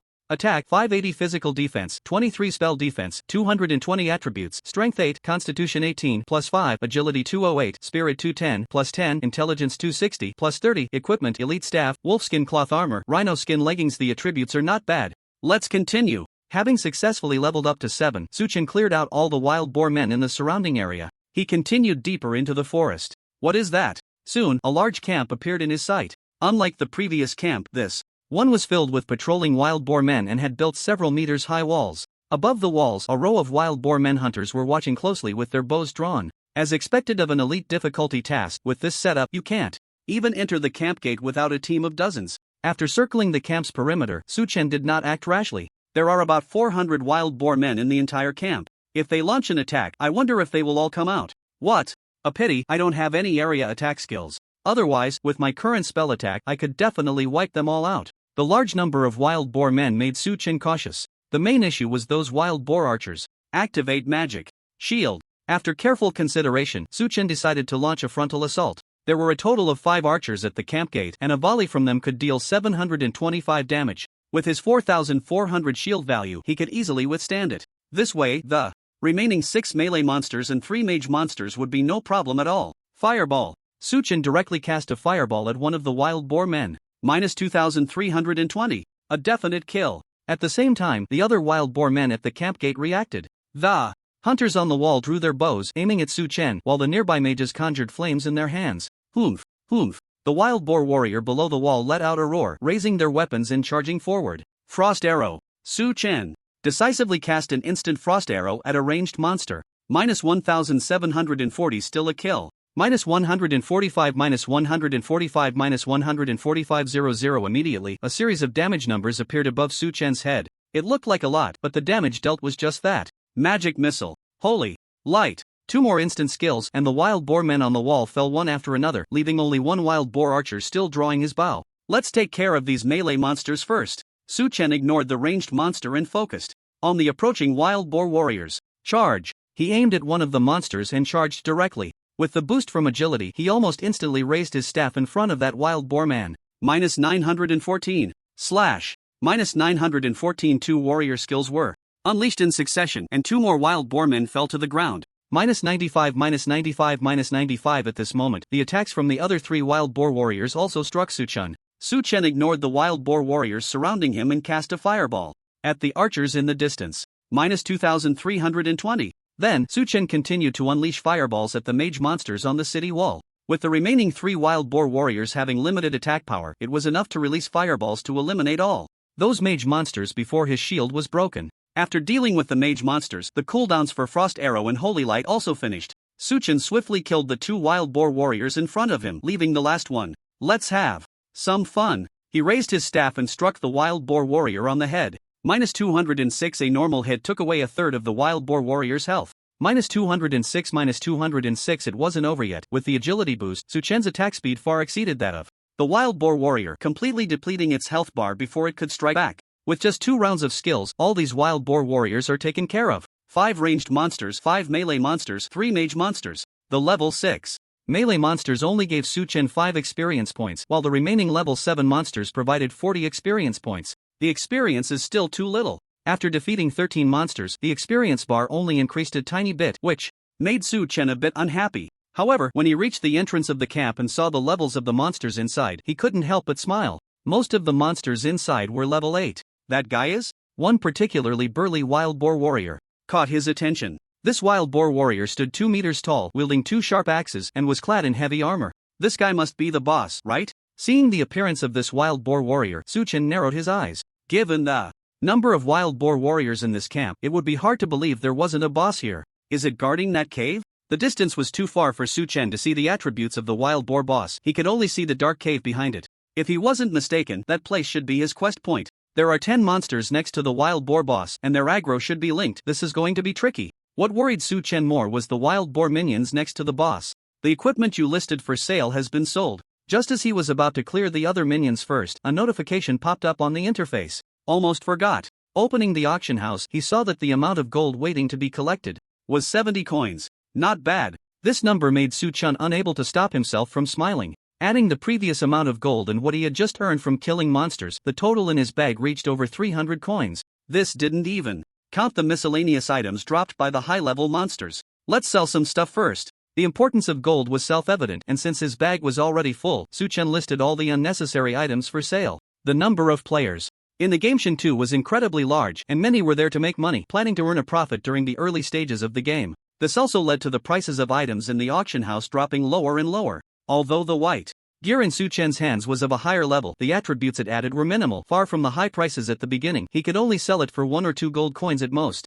The health potions, mana potions, and materials weren't worth much either. Better than nothing, I guess. After listing the items, they weren't selling as well as at the beginning, but Su-chen wasn't in a hurry. By the way, let's see if there are any skills. Just as he was about to close the auction house, he suddenly thought of something and opened the search bar. After entering the 2 characters for skill, a skill actually appeared in the auction house. Little Fire Rain, after release, summons a rain of fire within a 5-meter radius at the target location, dealing 50% spell damage to enemies within, consuming 200 mana, instant cast, cooldown time 60 seconds, 0/5. Upon seeing the description of this skill, Su-chen couldn't help but let out a loud shout. It's actually an area attack skill.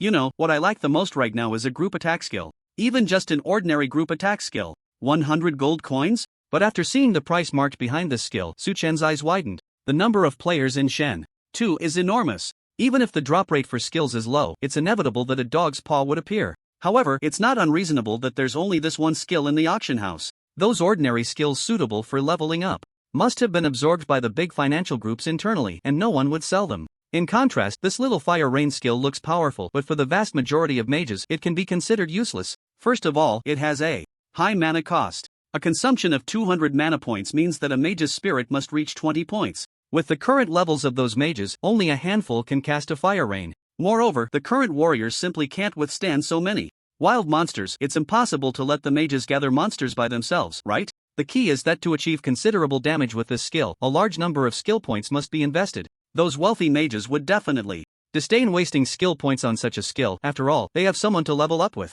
100 gold coins, it probably won't sell even if it's listed for another 3 days. The most critical factor is still the price of this skill. You have to know that the Wild Boarman's axe only sold for over 50 gold coins. In comparison, the high attack of that axe is a tangible improvement. Who would be foolish enough to spend 100 gold coins on a group attack skill that has very little effect in the early stages? Let's negotiate. After thinking for a moment, Su-chen sent a private message to the seller with the hidden name. Firm price of 50 gold coins, I'll buy it immediately. 50 gold coins is definitely not a small amount. Perhaps there were too many people interested in this skill book, so the other party didn't reply immediately. Su-chen wasn't anxious and patiently waited. If he could get this skill book, the efficiency of killing those wild boars in the camp would greatly increase, and this little time wouldn't be wasted at all. Can you add a bit more? After about 10 minutes, the other party replied with a message. No more. After seeing this message, Su-chen thought for a moment and replied directly. The other party went silent all of a sudden. This made Su-chen a bit anxious.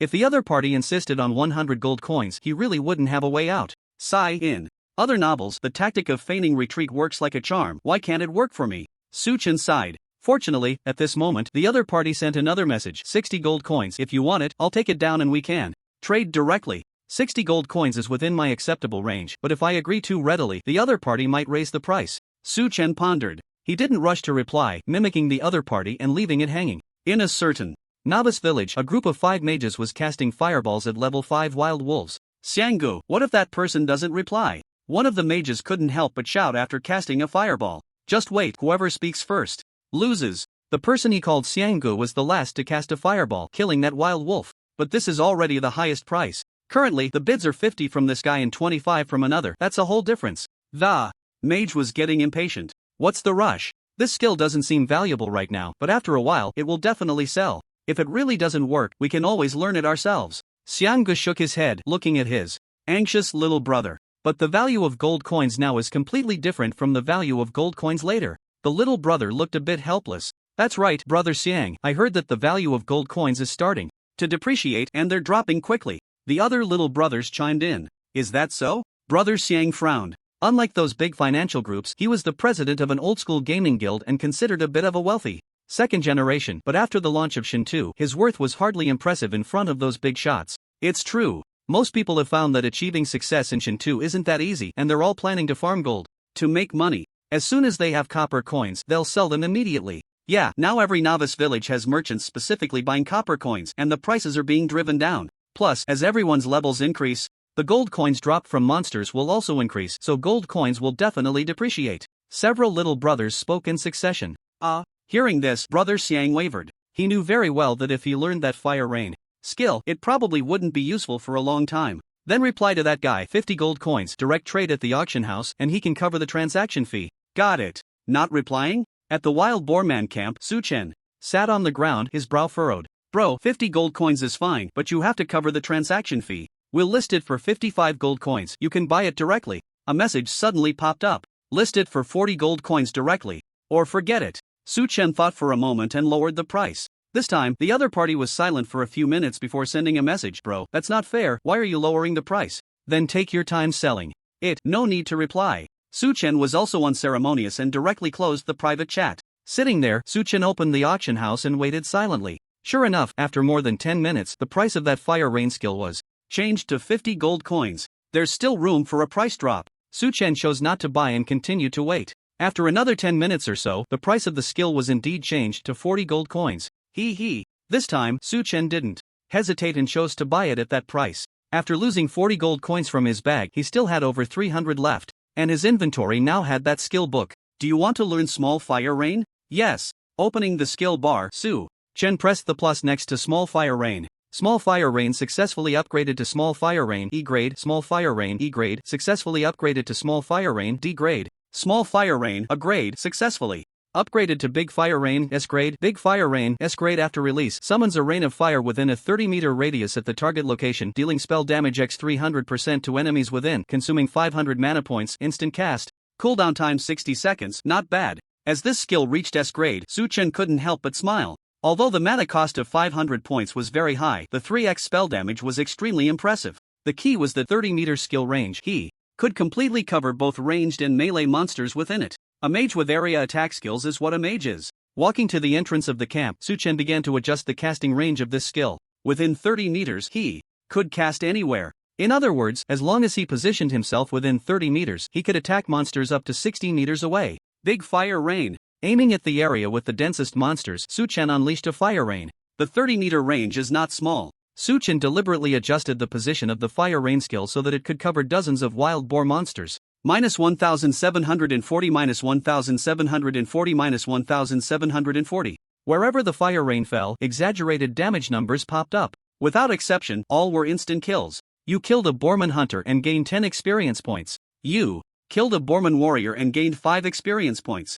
You killed a Boarman mage and gained 10 experience points. Continuous prompts appeared on Su Chen's interface and his experience bar surged significantly. This is too exhilarating, right? Compared to before when he fought one monster at a time, the current leveling efficiency could simply be described as riding a rocket. Su Chen couldn't help but shout out loud. At this rate, with another 7 or 8 fire rains, I can clear all the monsters here. Based on the experience from those monsters, I'm sure I can level up to level 8. The cooldown for the fire rain skill was still counting down, and Su Chen looked at the other boarmen in the camp, calculating. There were still over 300 boarmen left. As long as he positioned himself well within the casting range, he could take down dozens of boarmen at once. The only area he needed to be cautious of was where the boss was located. Until he understood the boss's attributes, he would never act recklessly. First, let's kill all the monsters we can. The 60 seconds quickly passed, and Su Chen adjusted the direction of his spellcasting, beginning to release his skill. Great fire rain. Another wave of fire rained down from the sky, landing on a group of boarmen.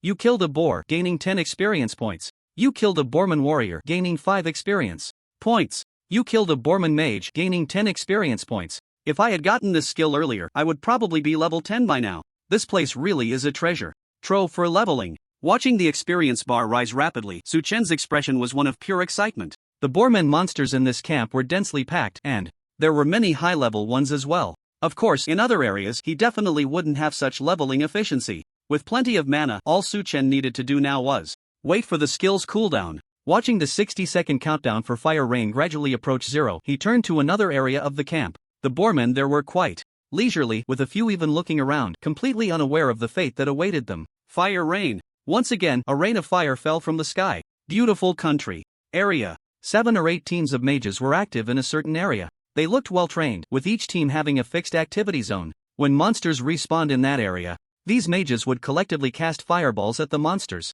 If one observed closely, they would notice that among these teams of mages, there was always one mage who delivered the final blow. The purpose of this was simple: to allow that mage to gain the experience from the monster. This way, the mage's leveling efficiency would increase rapidly. And it didn't stop there. Those mages who leveled up quickly would then form another team. They would seamlessly head to the high-level monster area, repeating the actions they had just taken. Facing high-level monsters, their damage output was substantial, clearly reflecting a full intelligence build. This also ensured that the last mage to strike could secure the last bit of health from the monster. Among them, another mage would emerge who leveled up rapidly, and the cycle would repeat. Of course, the reason these mages kept repeating this leveling method was all for the sake of one mage in the same novice village. At this moment, he was standing on the outskirts of the level 5 monster zone, surrounded by level 4 mages. As those level 4 mages unleashed fireballs, he wrapped things up and earned 10 experience points from the monster. Only I, Lanked Nade, could think of such a bug-like leveling method. This is the mindset of a king. With just over 100 experience points, I can reach level 5.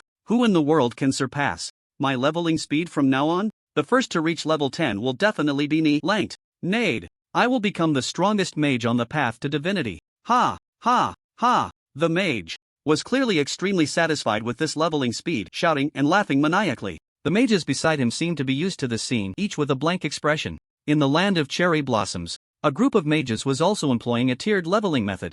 After all, the early monsters had no magical defense, and the mage's range could easily attract the monster's aggro, allowing for a preemptive strike. This leveling method was undoubtedly the most stable and effective at the moment. The key was that only someone with charisma or sufficient financial resources could afford to hire such a group of mages. I, Jin Ikiru, will definitely lead the land of cherry blossoms to glory. No one can stop us. Let's push harder. If we kill 20 more monsters, I can reach level 5. I think I should be the first mage in the world to reach level 5. Right? In the Wild Boar Man's camp, as the rain of fire fell from the sky, the large camp was left with only the Wild Boar Man boss and about 10 small monsters around it. Congratulations, you leveled up, gaining 10 attribute points and 5 skill points. At the same time, a dazzling light flashed around Su Chen. His level also reached level 8. Let's take a look at the boss's attributes. Not in a hurry to allocate skill points, Su Chen approached the large Wild Boar Man at the innermost part of the camp. Wild Boar Man leader, boss, level 8 health, 20,000/20,000. Physical attack, 500 physical defense, 100 magic defense, 100 skills. Wild Boar Man's fury, whirlwind axe. Charge description: as the leader of the Wild Boar Men, it has a strong physique, but it is also somewhat clumsy.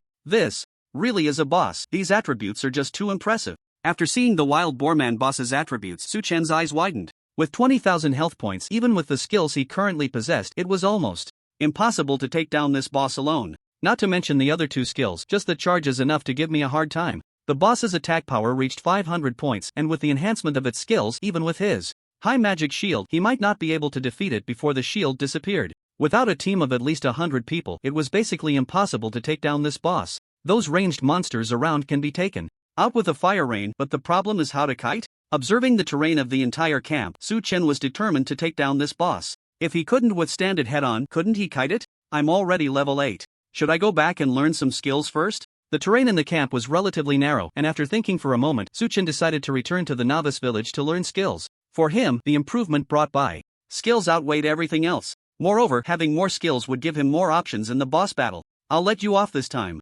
After clearing the items dropped by the Wild Boar Men in the camp, Su Chen headed back towards the village. This inventory isn't enough. As he walked, he glanced at the limited 20 inventory slots and pouted. Previously, when he was defeating monsters one by one, he could keep up with organizing the inventory. But now, after using a skill, the inventory was almost full. He had to both organize and pick up items at the same time. It costs 50 gold coins to unlock the second inventory slot. It seems too expensive. Am I opening it or not? Looking at his hundreds of gold coins, Su Chen hesitated for a moment and paid 50 gold coins. Spent 50 gold coins, successfully unlocked the second inventory slot. The next second, the original 20 slot inventory suddenly expanded to 40 slots. Novice village number 4589. So annoying, the inventory is full again. A team was fighting monsters, and one beautiful girl with an exquisite appearance and tall stature complained. Shwe shwe, stop complaining. Unlocking the second inventory slot requires 50 gold coins. Do you know what that means? A nearby equally beautiful girl with a perfect figure rolled her eyes at her. It's just money you all make. Me pick up items and don't give me gold coins to upgrade the inventory. The girl called Shwe shwe showed a frustrated expression. My little princess, if I had 50 gold coins, I would buy equipment, not open an inventory slot. A handsome warrior holding a long sword replied helplessly. But you have 100 gold coins in your inventory. What's wrong with giving your sister half? You're so stingy. Shui Shui, however, was unconvinced, pouting, her lips looking very cute. The warrior looked at the dissatisfied expression on Shui Shui's face and sighed. But that's the money I plan to use to buy weapons. I regretted not getting that wild boar man's axe. If I had that weapon, we could have gone to kill level 5 monsters long ago. Stingy. Shui Shui remained unsatisfied upon hearing this. The warrior helplessly shook his head, but instead of getting angry, he said indulgently, my little ancestor, the journey has just begun. Don't mention your brother. Even those top-tier giants wouldn't spend 50 gold coins to open their inventory at this time. Just wait a while until the gold price drops and I'll help you fill your inventory, okay? That's more like it. Shui Shui finally showed a proud expression. I want to be the first person to fill up the inventory. Alright. The warrior laughed and patted his chest. I can't say for sure about anything else, but I can guarantee that our Shui Shui will definitely be the first to fill up the inventory. Hello, I want to learn mage skills. In the novice village, Su Chen stood in front of the mage mentor, full of anticipation. Okay. As the mentor spoke, a skill appeared before his eyes. What is this? Seeing the skill, Su Chen was momentarily stunned, then revealed a delighted smile. Blink consumes 100 mana, can blink 10 meters in any direction, blocked by obstacles, instant cast, cooldown time 30 seconds, 0/5. In most online games, the blink skill can basically be considered the exclusive skill of the mage profession. Consume 10 gold coins, successfully learned blink, max it out. When the skill appeared in the skill bar, Su Chen maximized the speed boost from his agility. Blink successfully upgraded to blink E grade, blink E grade. Successfully upgraded to blink D grade. Blink, a grade, successfully upgraded to blink S grade. Blink S grade consumes 100 mana, can blink 10 meters in any direction, no distance limit, ignores collision volume. Instant cast, cooldown time 10s. Wow, this skill is amazing. After successfully upgrading to S grade, Su Chen couldn't help but exclaim in his heart upon seeing the description of the blink skill. With his current mana, if he used it all at once, he could instantly teleport 880 meters, almost a kilometer. The key point is that the cooldown time for this skill is only 10 seconds. I should be able to bring this skill back to reality, right? Su Chen's excitement was hard to contain. You have to know that everything he has in the divine path can be brought back to reality. The priest mentor's cabin is about 700 or 800 meters away. I can teleport directly there. Su Chen couldn't wait to try it out. Blink. After pressing the skill, he instantly disappeared from the room. Outside the house, a person dressed as a mage was wandering around, occasionally glancing at the door. Su Xiao, I'm watching that guy. He should be learning skills and hasn't come out yet. He opened the chat channel and sent a message. I don't care about outside the novice village, but as long as that guy is in the novice village, you must report every move he makes to me. Soon, Su Shiji replied. Don't worry, I'll keep a close watch on that guy for you. The person assured, his gaze fixed on the door of the professional mentor's room. Wait a minute. But after more than 10 minutes passed, he frowned. If it was just learning a skill, it shouldn't take that long. He walked towards the room. As a mage, going to find a professional mentor to learn skills wouldn't raise any suspicion, even if he ran into Su Chen. What's going on? But when he entered the room, apart from the amiable professional mentor, there was no sign of Su Chen. Damn it, could it be that guy can teleport? Hello, I want to learn priest skills. In the room of the priest mentor, Su Chen looked a bit embarrassed at the old priest in front of him. Just now, he had suddenly teleported into the house, which really startled the old priest.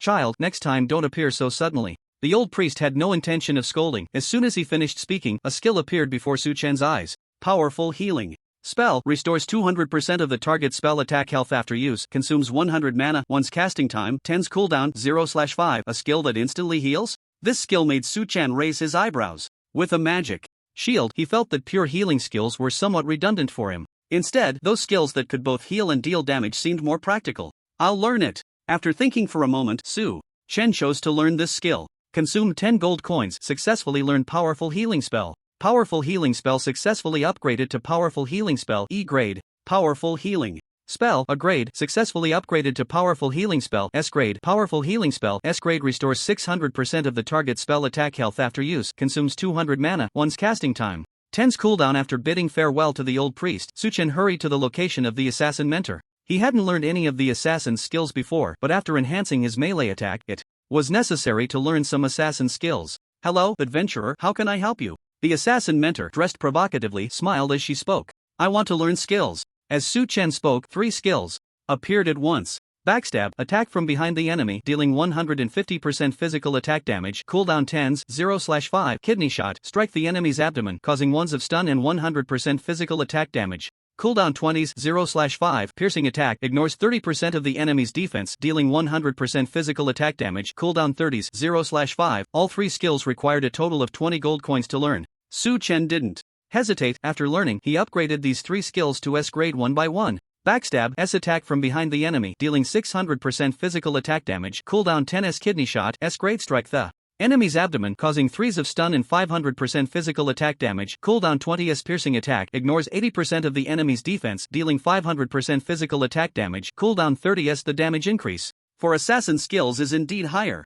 After seeing the S grade effects of these 3 skills, Su-Chen nodded in approval. His mage skills only had a 400% increase, while the assassins directly added 100%. It wasn't hard to understand. In most online games, assassins have always been synonymous with high burst damage, and if their skill bonuses weren't significantly higher than other classes, wouldn't that be quite embarrassing? I won't look at the archer's skills, they don't mean much to me. Su-Chen didn't go to find the archer mentor and instead walked towards the village entrance. The captain of the guards could teach a level 8 warrior skill, but Su-Chen didn't plan to learn it. After mastering the blink skill, he was already confident in facing that wild boar boss. Hey, I see you're a mage, right? Want to team up to kill level 3 monsters? The team is all powerful mages, and no one can leave the team before leveling up. Bro, we're normally hunting monsters, and we need a mage. Are you interested? We need a mage. For monster hunting, any mage will do, as long as you can cast fireballs. Arriving at the monster area at the village entrance, it was still crowded with people. Many noticed Su-Chen carrying a staff and enthusiastically extended invitations. During the leveling phase, there was no shortage of mages, especially one equipped with gear. No need. Su-Chen directly ignored the group invitations and walked with his head down into the depths of the forest. Hey, don't steal my monster. What do you mean steal? Whoever kills the monster owns it. Do you understand the rules? Damn, I had it down to low health and you took the monster and you still have the nerve to argue? What are you gonna do about it? If it weren't for the no PK rule, I would wipe out all your 10 resurrection chances. Oh really? Who gets wiped out is still up in the air. Arriving at the level 2 to 3 monster area, the scene was lively, with people occasionally arguing over monster steals. Most of the main group should be at level 2 to 3, while the first tier is probably around level 4, close to level 5. Su-Chen analyzed the number of players in each monster area as he walked. Of course, I'm definitely in a league of my own. Watching the way a group of people surrounded a monster to level up, Su-Chen shook his head repeatedly. Soon, he arrived at the level 5 monster area. Is that guy? Here, Su-Chen spotted a familiar face. Su Shiji was effortlessly killing level 5 monsters surrounded by a crowd. Forget him. Su-Chen avoided Su Shiji and the others, heading towards the wild boar boss's camp. The monsters in the camp had not respawned. Outside the cave, there was only the wild boar boss and a group of ranged monsters. I definitely need to start with fire rain, that way I can take out all the ranged monsters in one go. The boss should be susceptible to frost arrow control, right? Looking at the wild boar boss's impressive 20,000 health, Su-Chen began to strategize. My shield value is 4,400, and with the blink skill, kiting him will definitely not be a problem. Activate magic shield. Taking a deep breath, Su-Chen activated the magic shield. Reaching the 30-meter limit, he raised his staff. Fire rain. Sakura Country District. Mr. Ichiro, we've found a boss in a certain location. What should we do now? A samurai-dressed man approached Jin Ichiro, who was leveling up, and bowed his head. A boss? Jin Ichiro's eyes lit up instantly. Are you sure? Not certain, but it's in a camp filled with level 6 wild boars, and there's a treasure chest behind it. I think it should be a boss. The subordinate's tone was half certain, half speculative.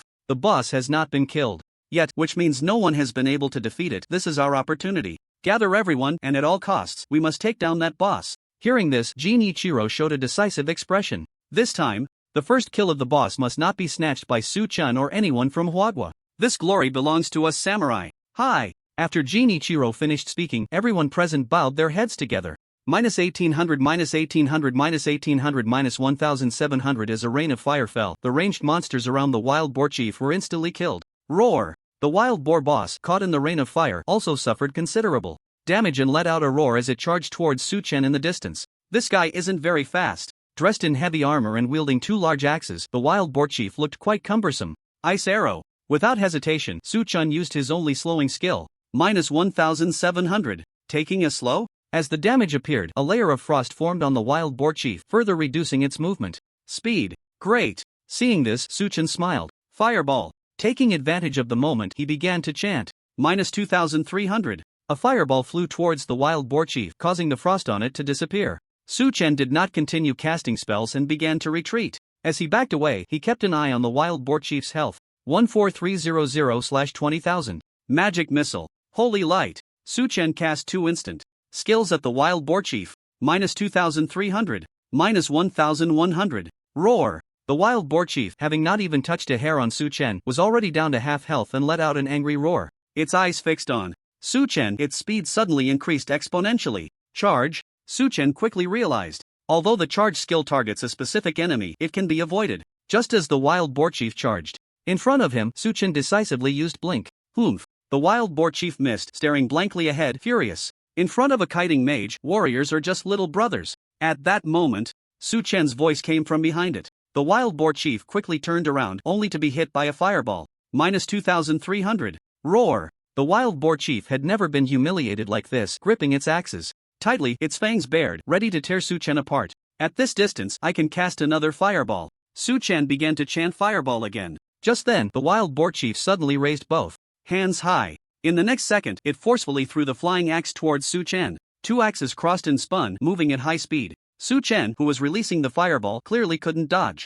Minus 727. A damage number popped up above Su Chen's head. Even now, with all his points in vitality and wearing high defense gear, facing this axe would mean instant death. However, Su Chen still stood firm in place. Minus 2,300. Another fireball flew towards the wild boar chief. Its health bar dropped again. 6,300/20,000. Once my skills cool down, I can finish it off in another round. Su Chen did not rush to attack, maintaining a certain distance from the wild boar chief thanks to his speed. Now that the boss had used two skills, it clearly posed no threat to him before his blink cooled down. Roar! In contrast, the wild boar chief's expression was filled with rage. As a dominant force in the novice village, it had never endured such torment. Looking at Su Chen, who was as fragile as paper, it was confident that it could easily slaughter him with any of its axes, yet it just couldn't catch up. Under the influence of this anger, a strange red glow began to emanate from its body. Is it about to go berserk? Su Chen squinted his eyes at the sight. His guess was clearly correct. After being enveloped by a powerful red light, the wild boar man's eyes turned completely blood red. Roar! A tremendous roar erupted, and the wild boar man's originally heavy body suddenly became light and agile. Useless! The wild boar man rushed forward, but Su Chen remained completely unperturbed. His agility was over 200 points, and even with the wild boar man's attributes boosted by rage, he wouldn't be able to touch him. Not to mention that the cooldown for his blink was almost up at 10 seconds. This boss was as good as dead. In the Sakura country region, a large number of players were gathering. Judging by the distribution of numbers, most were mages, with quite a few warriors and priests among them. Everyone, listen up. Genie Long stepped in front of the crowd, his tone filled with authority. This time, we are going to face a boss. Be prepared for sacrifices, but rest assured, I, Genie Long, will not forget your contributions. Anyone who loses a resurrection opportunity in today's boss battle will receive a reward of 100 million. Sakura country currency, Genie Long declared. After he finished speaking, the crowd shouted in unison, we are willing to serve Lord Long. Alright, let's move out. Genie Long nodded in satisfaction and headed toward a certain area. Soon, a large number of high-level monsters appeared before them. Kill! Charge! The crowd rushed into the wild boar man's camp. Most of them were around level 2 to 3, essentially cannon fodder, meant to create opportunities for the higher-level mages behind them. Ha! Ha! Ha! As those players fell one by one, Genie Long looked at the suspected boss in the camp and laughed. The first to kill the boss will definitely be me. The treasure chest will surely contain something great. With the tactic of overwhelming numbers, the remaining players quickly made their way into the camp. Not a boss? What's going on? But when Genie Long saw the information about the wild boar man, he was completely dumbfounded. Damn it, you fool! He roared at the subordinate who had reported the news earlier. After expending so much manpower, it turned out to be an elite monster, which he absolutely could not accept. Quick, go find the boss. I must get the first kill. His face was extremely dark as he screamed hysterically. We'll go find it right away. His subordinates felt his anger and lowered their heads, continuously agreeing. But before they could act, a series of scrolling announcements suddenly appeared. Congratulations to player Su Chen for successfully killing the first boss monster of the Divine Path, hereby rewarded with the unique skill, Radiance of the Mage God. Congratulations to player Su Chen for successfully killing the first boss monster of the Divine Path, hereby rewarded with the unique skill, Radiance of the Mage God. Congratulations to player Su Chen for successfully killing the first boss monster of the Divine Path, hereby rewarded with the unique skill, Radiance of the Mage God. Baka, baka. The continuous scrolling announcements left Genie Long completely dumbfounded, his previously angry expression turning into madness. He jumped up and down, pointing at his subordinates, cursing loudly. You're all useless. Get out of my sight. Seeing his irrational expression, all the subordinates present lowered their heads, not daring to respond. It's that Su Chen again. How is this possible? What right does he have to get the boss's first kill? In the beautiful country, Lank Nade, who was leveling up, looked at the scrolling messages with disbelief on his face. He was like a super crocodile, having spent countless amounts of money to rise in the world of gods. To level up faster, he even chose the mage profession. Yet even so, he was still far behind. Unique skill? His eyes were fixed on the skill in the scrolling text, revealing an endless greed. This skill must be mine. Clenching his fists, he didn't hesitate and sent a private message to Su Chen. 50 billion, beautiful country currency. No, 100 billion, I'll trade my entire fortune for this skill. Just sell it to me, I won't shortchange you a single cent. The price he offered was undoubtedly insane. But after seeing the brilliance of the mage god, no one was sane. Brilliance of the mage god, SSS level. After killing monsters, there is a certain chance to increase base intelligence by 0.5, no upper limit, can be upgraded. This was a passive skill that could infinitely increase the intelligence cap. 4.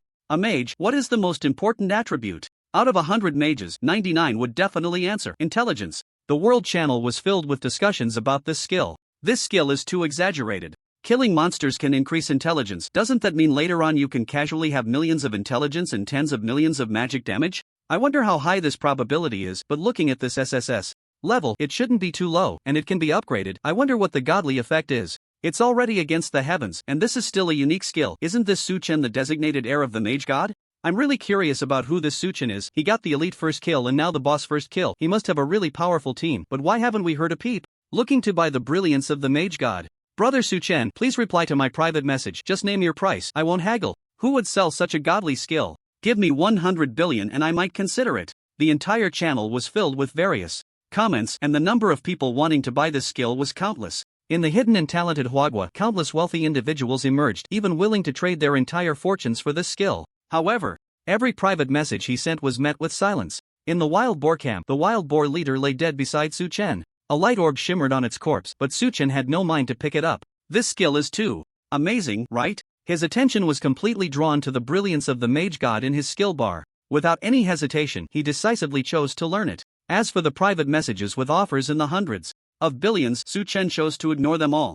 This skill can be upgraded too. After looking at the plus sign behind the brilliance of the mage god, he saw, upgrading the skill requires 10,000 skill points. Do you want to upgrade? 10,000 skill points was an extremely exaggerated number for anyone, but Su Chen resolutely pressed the upgrade button. Consuming 10,000 skill points, upgrade of brilliance of the mage god successful. A prompt immediately popped up. Su Chen looked at his skill points. It was still that number 999. I will continue to level up. The joy of infinite skill points was simply too exhilarating, and Su Chen kept pressing plus on the skill. The glory of the mage, SSS level, successfully upgraded to the glory of the mage, divine level. Glory of the mage, divine level. You have a certain chance to increase your base intelligence by 1 point when you kill monsters. No upper limit on the increase. Not bad. He leveled up 5 times in a row, and the coefficient of increase changed from 0.5 to 1. Although there was no explicit description in the skill, Su Chen had a feeling that the probability of increasing intelligence after leveling this skill to divine level should have increased significantly. As for the specific probability of this passive skill, he would need to verify it himself. No rush, the divine path has only just opened for a few days, and there is still a long way to go. This passive skill is definitely not as simple as just adding wings to a tiger. Let's see what good stuff the boss dropped. Closing the skill panel, Su Chen adjusted his breathing and looked at the corpse of the wild boar leader. You have obtained 10 gold coins. You have obtained the wild boar armor, a level.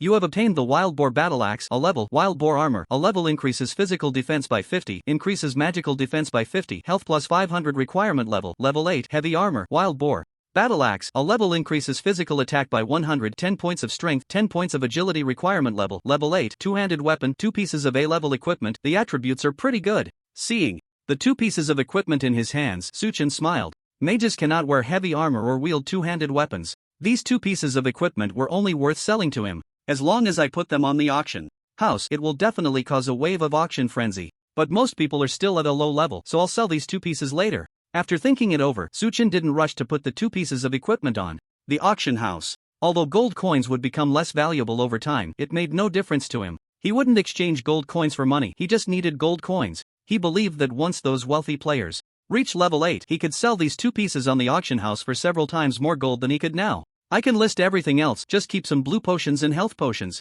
After cleaning up a battlefield, Su Chen listed all the sellable items in his bag. There were still quite a few unsold items in the auction house, and he wasn't in a hurry. Opening the quest panel, the task to destroy the wild boar altar was still incomplete. Su Chen looked towards the cave entrance on the side of the camp. If nothing unexpected happened, the wild boar altar should be inside. Once I complete this task, I can log off and take a break. He walked towards the cave entrance. Even though he had just obtained a divine level skill, Suchen was still very interested in the secret technique of the captain of the guards. After all, the more skills, the better. Not a monster? As Suchen cautiously moved through the cave, he found no trace of any creatures. This surprised him a bit. Is this the altar? Soon, an altar piled high with dry bones came into view. Suchen looked around and slowly approached it. How do I destroy it? He raised an eyebrow at the altar before him. If it followed the patterns of online games, as soon as he got close to the altar, a prompt should pop up asking if he wanted to destroy it. Thinking this, he stepped up to the altar. Do you want to destroy this altar? Sure enough, a prompt quickly appeared. According to the mission description, I might encounter the consciousness of some evil god, so I need to be fully prepared. Suchen did not rush to confirm. Activate magic shield. A thick layer of shield enveloped him as he took a deep breath, ready to blink away at any moment, and pressed the button. Destroying the altar. A prompt appeared, and the surrounding dry bones began to shatter, the runes on the altar flickering on and off. Suchen focused intently, prepared for any possible situation. Suddenly, a phantom appeared on the altar. This phantom was pitch black, completely blending into the darkness. Is this the consciousness of the evil god? Even though the phantom had no eyes, the moment Suchen saw it, he felt an overwhelming sense of pressure. The phantom was like an invisible hand, trying to drag him into the bottomless, endless darkness. Fireball. Suchen did not back down. A light shone in his hand as he launched the first attack. -1. A damage number popped up above the phantom's head. So tough? This was completely unexpected for Suchen. The fireball only caused a tiny bit of damage, indicating that the phantom had over 2,000 points of magic defense. How could he fight this? But at that moment, the phantom was completely engulfed by the fireball. Almost in an instant, the phantom vanished, leaving behind a thumb-sized black crystal on the ground. Is it done? Suchen walked over to the crystal and picked it up. This crystal seals the residual consciousness of a certain evil god. Take it back to the captain of the guard. Got it. The taskbar showed that the destruction of the wild boar man camp was complete, and Suchen smiled. I'll log off and rest for now. After the monsters in the camp outside respawn, I'll use Fire Rain to level up to level 9. Exiting the cave, Suchen found a safe spot to log off. He gained 2,000 experience points when he defeated the wild boar man leader. Given the density of monsters in the wild boar man camp, this was definitely the best leveling spot before reaching level 9, and the group monsters would also help him trigger the brilliance of the magic god more effectively. If the wild boar man leader respawns, I can fight the boss again. Exit game. The surrounding scenery changed, and Suchen found himself in the illusory space before entering the game. He returned to reality from the illusory space, lying flat in his room. Compared to before, my game time has increased a lot, but I still can't stay in the divine path forever. Suchen looked up at the ceiling, still feeling somewhat unsatisfied. By the way, my intelligence is so high now, I wonder if I can cast Fireball? At that moment, an idea popped into Suchen's head. After boosting his attributes significantly, he should be able to cast a complete Fireball in reality. He suddenly jumped out of bed and ran to the balcony. Taking a deep breath, Suchen began to adjust his breathing. Reality was different from the game. In the game, you could directly release skills by pressing the skill icon, but in reality, there were no skill icons. Suchen could only find that feeling of releasing skills. It's coming. Having had successful experiences before, after multiple attempts, Suchen felt an extraordinary power within him. Bang! A ball of flame suddenly appeared in his hand. Unlike the previous ping-pong ball size, this fireball kept growing larger until it completely enveloped the palm of Suchen's hand. This feeling is simply amazing. Looking at the fireball in his hand, Suchen couldn't help but exclaim. He knew very well that the reason he could succeed so easily this time was closely related to the significant increase in his attributes. In other words, as long as he continued to improve in the game, even if he couldn't become a so-called god, he could still become the ruler of the real world. Fireball spell. With excitement in his heart, Suchen released the fireball from his hand. The fireball flew through the air for dozens of meters before exploding brilliantly. What the hell was that? Across from Suchen's building, a person stood on the balcony smoking a cigarette and suddenly shouted, "What did you see?" Another person came over from inside the house, looking at the clear sky outside, and asked, "I think I just saw a fireball. Could it be that someone brought a skill from the game into reality?" The smoker took a deep breath and replied, "How is that possible? According to the statistics in the game community, not to mention being able to release a fireball, there isn't even a single person who can create a small flame. Do you really think that after playing a few days of the game, someone could bring skills from the game into reality? The world would be in chaos." The other person looked unconvinced. "I think you've just been playing too much of that game lately." "Indeed, I've been casting fireballs all these days, even in my sleep it's been fireballs. I must have seen it wrong. After finishing this cigarette, I need to get a good sleep and aim to level up to level 3 tomorrow." The smoker nodded, extinguished his cigarette, and turned to leave the balcony. The other person also curled his lip and walked back inside. they could never have imagined. Someone had indeed brought the skills from the game into reality.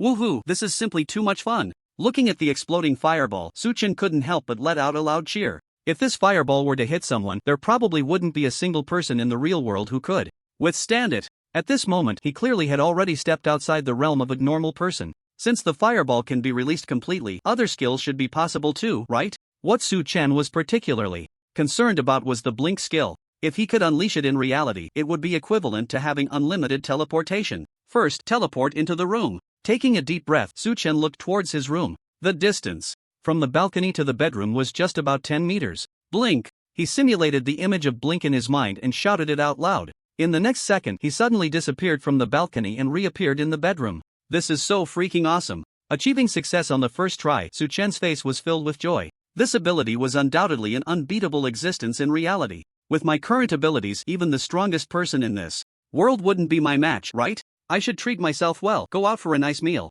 Changing into a new outfit, Su Chen picked up his phone and walked out of the house. To be honest, he was quite eager to try teleporting directly downstairs. But if someone were to see him, it would definitely cause a huge commotion and bring unnecessary trouble. After thinking it over, he decided against it, having a meal, coming back, taking a nap, and continuing. The game was the real deal. Somewhere in Huagua, an urgent meeting was being held. Is it this Su Chen again? How on earth did he manage that? Why hasn't any news leaked out? Yeah, to kill the boss, a large amount of manpower is definitely needed. We have eyes in every novice village, it's impossible that we didn't notice anything. A group of people sat together, their expressions bitter. Compared to the previous elite first kill, this boss first kill was even more significant. In my opinion, there must be an extremely tight organization behind this Su Chen. I think so too. What worries me more is whether this organization has any special intentions that could threaten the stability of Huagua. Many people looked anxious. They all understood that the future world rules would undoubtedly be written by the strong in the Shinto game. Having obtained the glory of the law god, Su Chen had clearly secured his position among the future strong. By the way, did you investigate the name Su Chen and filter out possible players? Any results? Someone suddenly spoke up. Time is too tight, we haven't finished filtering yet. Also, we can't rule out that Su Chen might be a pseudonym. In the Shinto game, not only can you change your appearance, but you can also rename yourself, so this answer left everyone present in silence. According to their speculation, if there really was some organization behind this Su Chen, then this name could not possibly be real. Sigh. The questioner let out a long sigh. Tell them to hurry up and level up, let them know that the future prosperity of Huagua depends entirely on them. Beautiful country. This was a building with 8 corners. Inside this building, a group of people sat around a round table, looking serious. Our beautiful country has never been left behind. What on earth is going on this time? Why has Huagua repeatedly been ahead of us? The person sitting in the main seat roared. His words left the others present in silence. Tell us, what exactly are you all doing? Seeing this, the person roared again. Huagua has a large population, they already have the advantage. I think the elites and the boss must have been piled up using their resurrection counts. At this moment, a person trembled as he spoke. Yes, while their actions may gain some advantages in the short term, in the long run, it's equivalent to cutting off their own retreat. The future overlord will definitely still be our beautiful country. Immediately, someone echoed in agreement. Hearing this, the angry man's expression softened considerably, and he asked, how is our leveling situation? We have already dispatched the most well-trained personnel to integrate the leveling up. We are also in contact with other consortiums, and if necessary, we will unite. The highest level reached so far is level 5. In my opinion, that Su Chen who took down the boss is at most only level 6. A person holding a document began to report. Tell them that the overlord status of our beautiful country needs their maintenance, and they must do whatever it takes to surpass that Su Chen. Compared to the beautiful country, with its overlord status, major countries around the world were holding secret meetings. The theme of the meetings all revolved around the same name, Su Chen. For various countries, this name had already been labeled as a terrifying enemy. Under a cherry blossom tree in Sakura country, a man dressed in a yellow robe stood on the ground covered with white jade pebbles, standing with his hands behind his back. Have you found out who that Su Chen is? Not yet. Beside the man stood a person in a ninja outfit with their face covered. Kenjiro, you are the top ninja of Sakura country. I hope you can go to Hua country. The man suddenly turned around, placing a hand on the ninja's shoulder with a meaningful look. We cannot let that Su Chen grow. I understand. The person called Kenjiro nodded. I've delayed your leveling time, but don't worry, I will organize a team of mages to help you level up quickly. Remember, your task is to find that Su Chen and eliminate him. The man smiled and patted Kenjiro's shoulder again. Our people in Hua country will provide you with assistance, you just need to adhere to one principle. Better to mistakenly kill than to let go. Upon hearing this, Kenjiro's eyes revealed a sharp coldness. I will not disgrace my mission. Why are all the doors closed? On the street, Su Chen looked at the shops that had closed one after another, unable to help scratching his head. After eating instant noodles for several days, he finally thought of treating himself to a good meal, only to find that none of the shops were open. The game must be too fun. The reason for all this was naturally because of the divine path.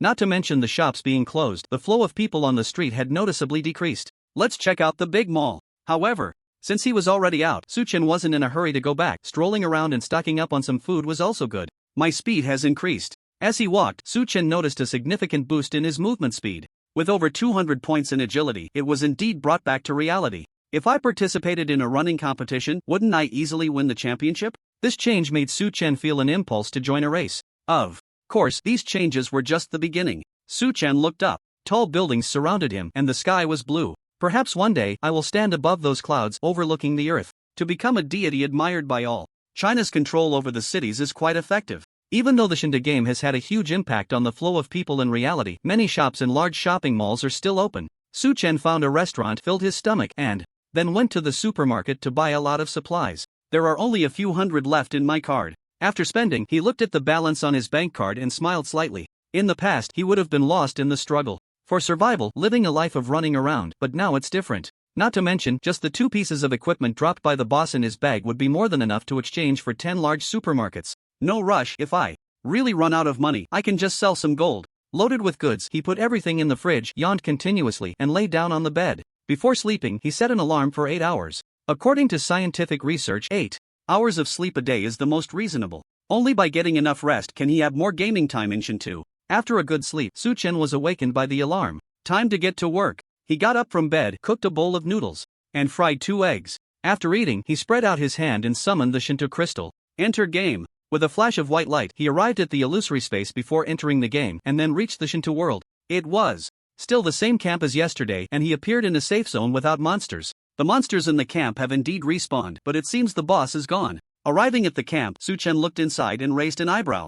Without the boss, his gains in this camp would be greatly reduced. Let's level up. Although the boss didn't respawn, Su Chen felt helpless but had no other choice. He looked at his experience bar, level 8, 2000/5000. He needed another 3,000 experience points to level up. There are about 400 to 500 wild boar men in the entire camp, more than half of them are at level 8. I can get 5 points of experience from them, while the others only give 1 point. So the experience isn't too abundant. However, the monsters here are dense. I just need to wait for the cooldown of Fire Rain. Adjusting the casting range of Fire Rain, Su Chen didn't hold back. Fire Rain. A rain of fire fell straight down. -2,400, -2,400, -2,400. One after another, terrifying damage numbers appeared, and the wild boar men engulfed by the fire rain turned to ashes in an instant. Killed wild boar warrior, gained 1 experience. Killed wild boar hunter, gained 1 experience. Killed wild boar mage, gained 5 experience. Gained 1 basic intelligence through the brilliance of the mage. Continuous kill notifications appeared, and among these notifications, one caught Su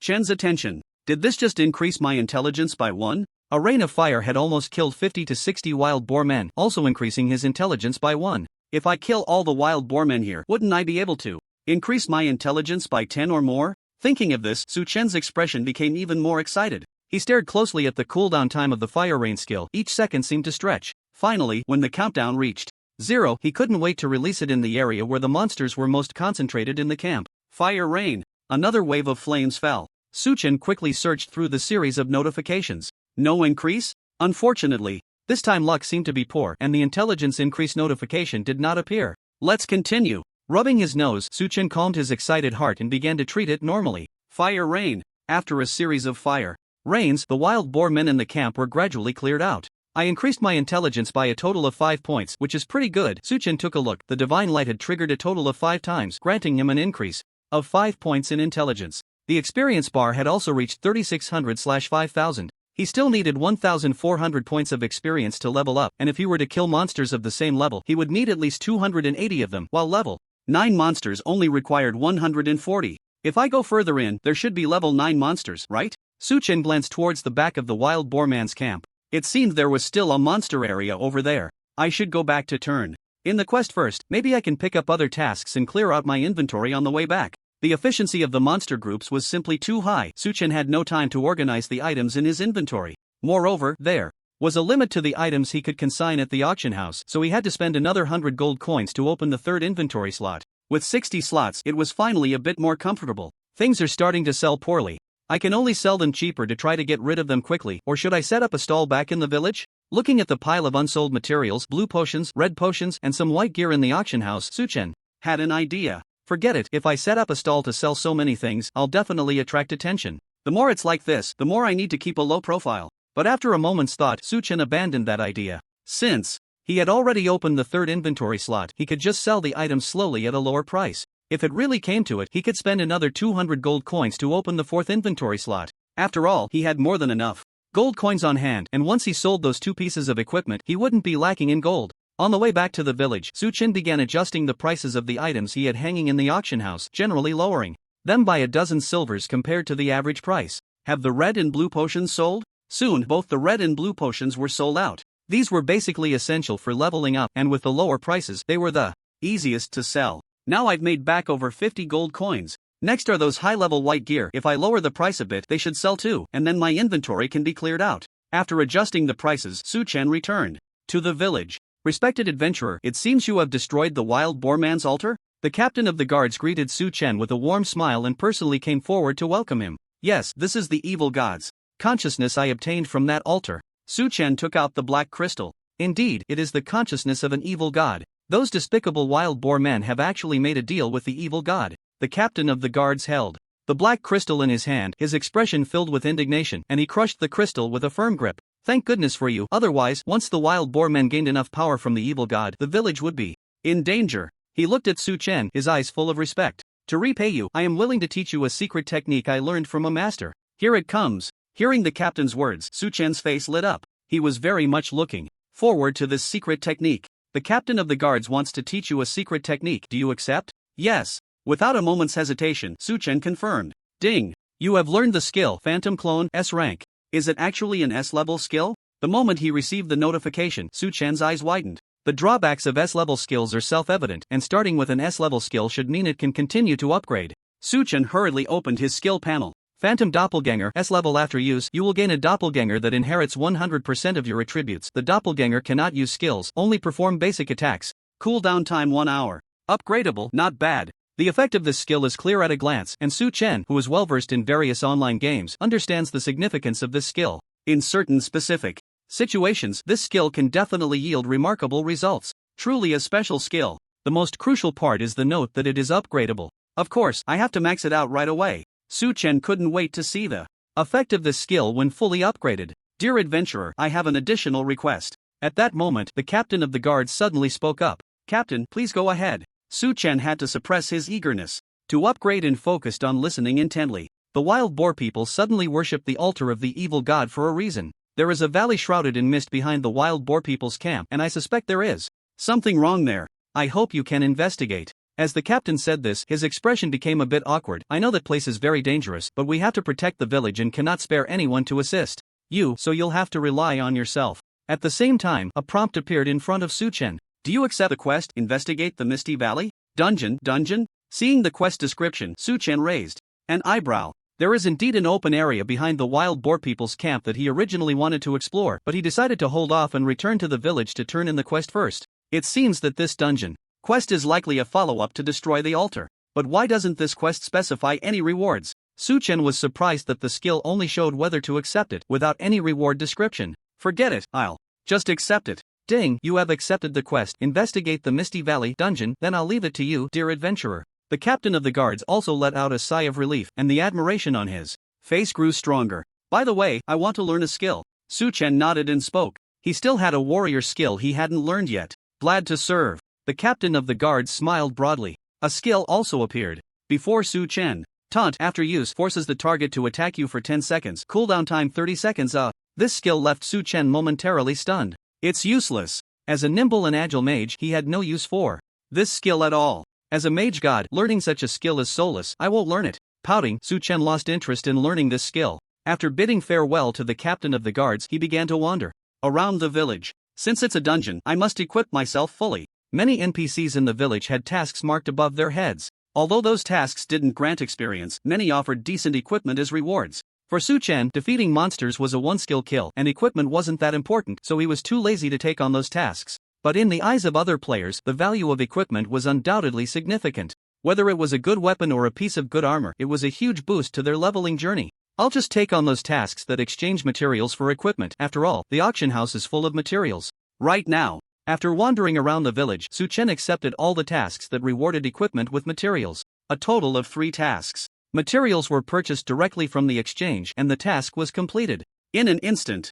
he also received 3 nice pieces of equipment. Tied boots, E-grade Constitution +5, Spirit +5, required level. For apprentice gloves, E-grade Spirit +5, Intelligence +5, required level. For gray cloth hat, E-grade Health +100, Spell Defense +10, required level. For unlike fighting bosses, the equipment from tasks was mostly suitable for his profession, and Su-chen did not hesitate to equip all 3 pieces. He opened his attribute panel. Player, Su-chen Profession, Mage level 8, 3600/5000, Health 380 mana, 9200 attack, 236 spell attack, 620 physical defense, 28 spell defense, 240 attributes, Strength 8, Constitution 18, +10. Agility 208, Spirit 210, +20, Intelligence 275, +35, Equipment, Elite Staff, Wolfskin Armor, Rhino Skin Leggings, Tied Boots, Grey Cloth Hat, Apprentice Gloves. Compared to before, this was a significant improvement. This also boosted Su-chen's confidence to venture into dungeons alone. Let's see if there are any skills for sale in the auction house. On the way out of the village, Su-chen opened the auction house and directly searched for skills. This time, there were indeed quite a few skills available, but most were attack skills for physical classes, and the prices were not low. No mage skills? Su-chen found it a bit strange. Logically, mages should also have other common skill books. Although those low-level skills were transitional and not very useful, they could all be maxed out in his hands. Have they been bought, or is no one selling? After searching through the auction house, he still did not see any mage skills, and Su-chen felt a bit dissatisfied. He opened the world chat channel. High price for copper coins, starting at 10 copper. Contact me at 133xxxxxx. Unlimited. Purchase of copper coins, even 1 copper. Price absolutely guaranteed to satisfy. Buying a lot of white gear, preferably face-to-face transactions to avoid high auction house fees. Is there a team leveling up? Is there a spot for a mage? A normal team is fine too. I'm a level 2 mage with full intelligence points. Please, kind-hearted people, take care of the baby. The assassin baby is suffering. Professional companion play, online leveling, beautiful prices, fair to all. The world channel was still bustling, with most messages rolling past in just a second. High price for mage skills, any skill will do, price negotiable. Looking at the myriad of messages, Su-chen rubbed his eyes and edited a message to send out. Just as his message was sent, it was quickly buried by countless messages behind it. So annoying. Su-chen didn't know if anyone would see it. But there was a time limit for speaking in the world channel, and he could only edit his message again after 10 minutes. After waiting a minute or two, seeing no private messages, Su-chen pouted. It seemed his message had sunk into the sea. After all, with so many ads for skills in the world channel, it was unlikely anyone would notice his ding, ding, ding. Just when Su-chen had little hope, a private message notification rang out. Opening the private chat, a skill caught Su-chen's eye. Frost spell. After release, it freezes all enemies within a 5-meter radius for 2 seconds, dealing 30% of spell attack damage, consuming 100 mana points, with a cooldown of 5 minutes. A control-type skill? This skill immediately attracted Su-chen's attention. From the description, it was a crowd control skill, which would undoubtedly have a huge impact on him at this stage. How much? Su-chen wasn't in a hurry. After waiting for more than a minute, he sent a message. Since you want to buy something, of course, you set the price. If it's reasonable, I'll sell it. The other side quickly replied. This guy really is an experienced player. Seeing the message from the other side, Su-chen narrowed his eyes. In the game, the seller and buyer were essentially at a negotiation table. Whoever revealed their psychological price first would lose the initiative in the negotiation. 10 gold coins, right? This skill's control time is too short, it consumes mana, and the damage is low, not practical. Su-chen offered a very low price. 10 gold coins? Are you kidding me, buddy? Someone has already offered me 50 gold coins, and I thought it was too cheap to sell. You better look closely, this is a crowd control skill. Almost at the same time the message was sent, the other side replied. It was clear from the words that the other side was getting anxious. I admire you, buddy. Not selling for 50 gold coins? Who's that foolish with money? You should realize this skill can only freeze monsters within 5 meters around you. Once they get close, 3 seconds isn't enough for me to escape. Su-chen smiled and continued to chat with the other side. A high-level mage must have a blink skill, right? That way, they can chain skills. The other side replied, ice monsters, blink, isn't that the usual tactic for mages in online games? Alright, you've even thought of the combo for me. Su-chen chuckled, how can you be so sure that mages definitely have a blink skill? Even if they do, it can't be cheap, right? Besides, you know that mages are all investing in intelligence now, right? Is the mana enough? His questions hit the nail on the head. The frost spell was indeed good, but at this stage, no mage would invest in such a control skill. First, the damage of this skill was indeed too low.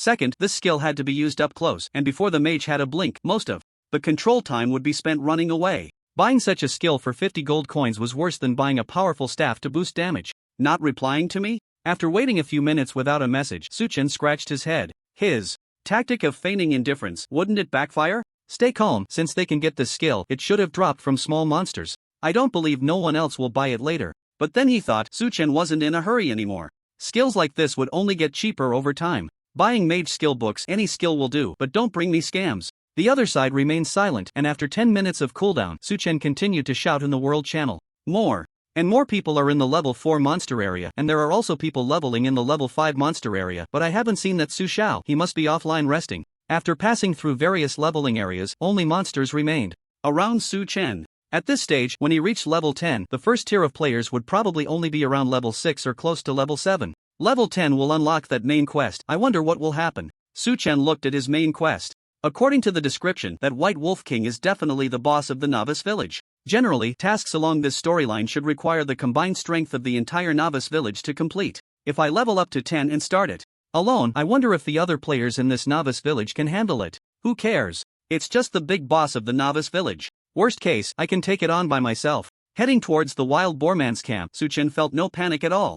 With the brilliance of the mage god, once I reach level 10, my intelligence will surely increase significantly. As long as my spell attack is high enough, what's the difference between the White Wolf King and the Wild Boar Leader? Just as he was thinking this, a private message pinged. Fixed price 40 gold coins, I'll put it directly on the auction house. Seeing this message, Su Chen burst into laughter. The other party was clearly in urgent need of gold coins. Too expensive, do you know how much a gold coin is worth now? I can only offer 20 coins. This skill should be dropped from small monsters, right? The drop rate isn't high, but with so many players in the game, it will definitely continue to drop. Besides, this skill isn't of much use right now, I can wait. Su Chen decisively sent a message back. In a certain novice village, Sister Xiao, that guy lowered the price again. He said he can only offer 20 gold coins. What a schemer. A girl who looked about 16 or 17 with twin ponytails exclaimed in frustration. What about other buyers? The one she called Sister Xiao was a warrior girl with short hair, holding a long sword, looking valiant. I asked around, the highest offer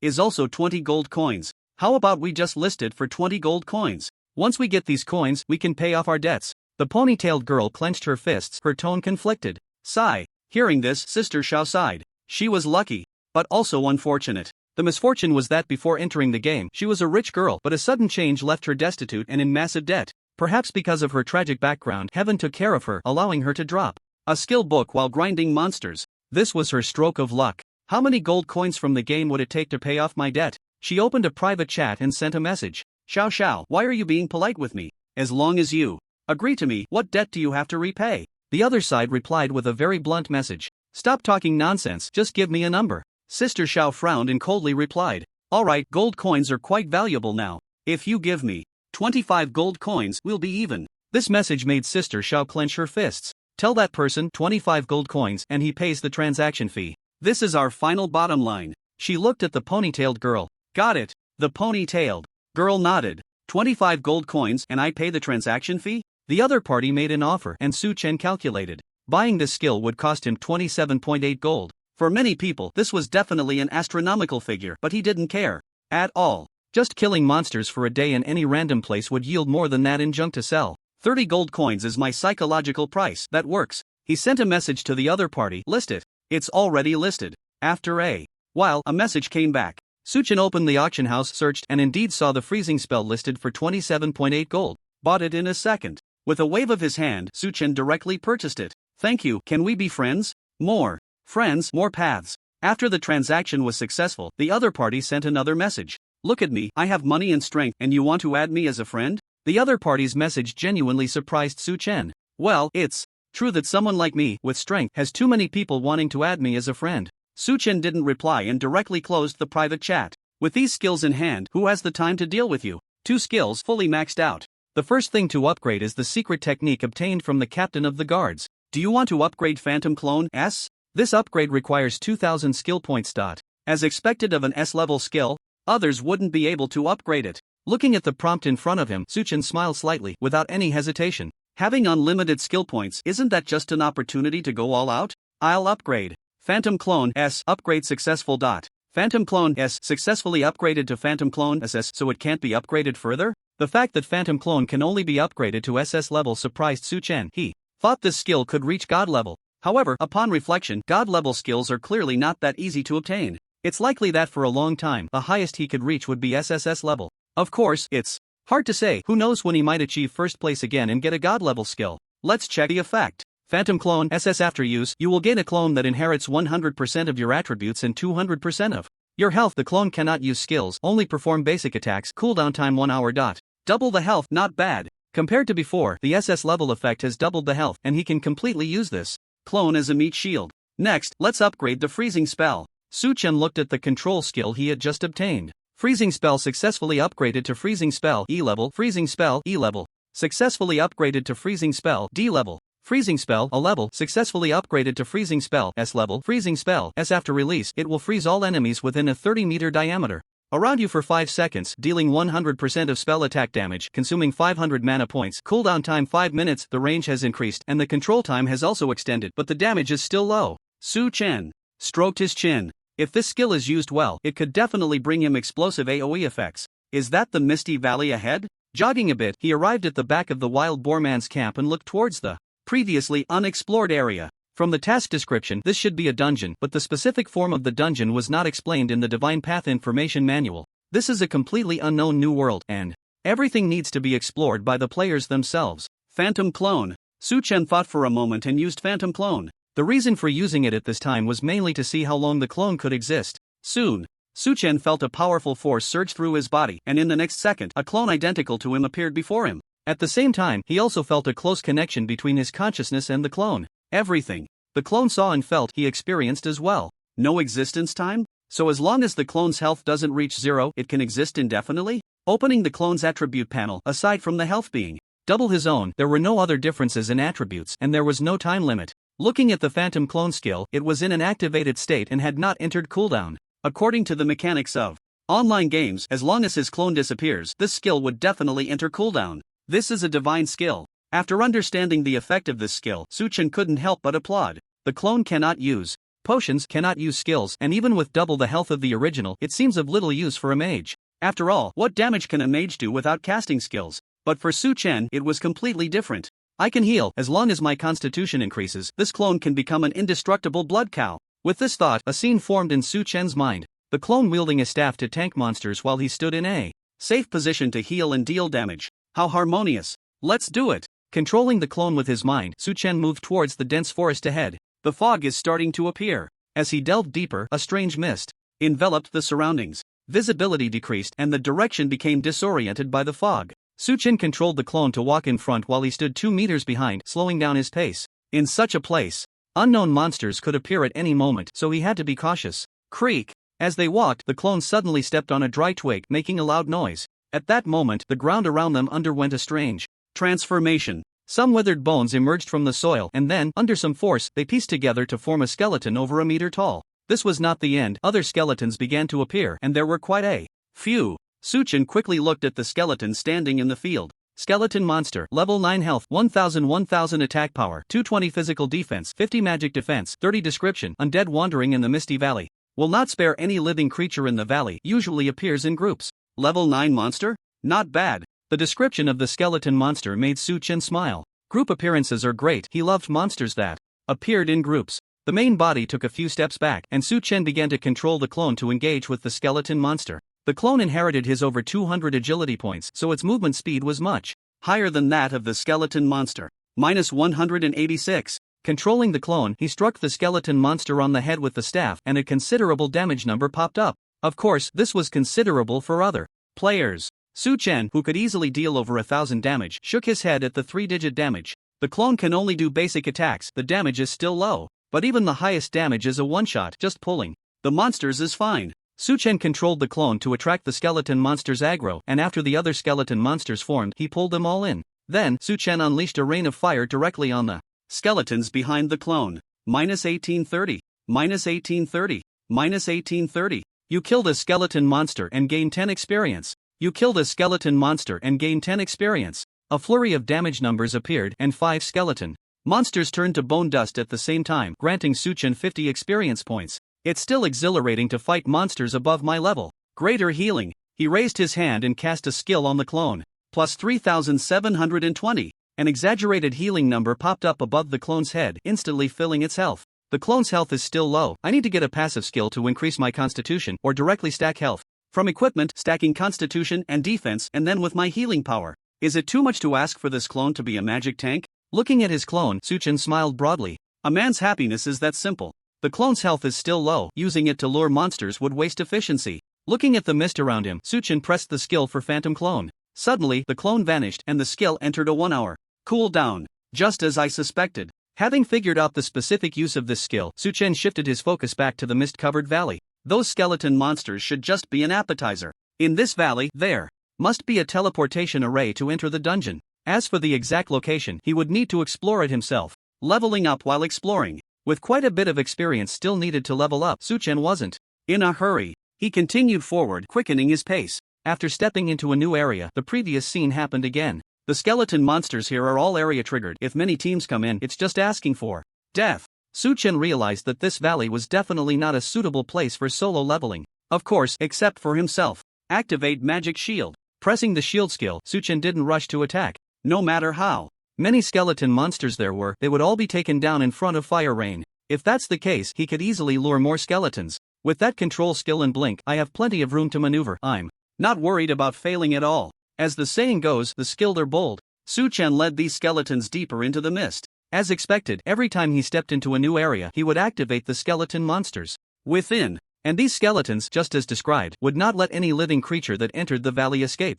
In other words, they would keep chasing Suchin until other players attracted their aggro. Clearly, there wouldn't be any other players in this valley. Exciting! Suchin recklessly activated the skeleton monsters in different areas, and as he looked at the dense number of monsters, his heart began to race with excitement. With the attack power of the skeletons, if they surrounded him, the magic shield wouldn't last more than a few seconds. There are about 100 monsters now. It's time to harvest. With his exceptional agility and the dual boosted blink, Suchin explored most of the surrounding areas, with over 100 skeleton monsters chasing behind him. Those skeletons wielded bone swords, and their hollow eyes looked somewhat eerie. But in Suchin's eyes, they were all very adorable experience points. Almost there. Suchin checked his skills. All were in cooldown. First, activate a magic shield to ensure I won't be taken down in one hit. With the shield up, Suchin stopped and waited for the skeleton army to approach. Some of the skeletons in front quickly caught up. Suchin didn't rush to attack, he began to tangle with them. Before long, the skeleton army from behind caught up.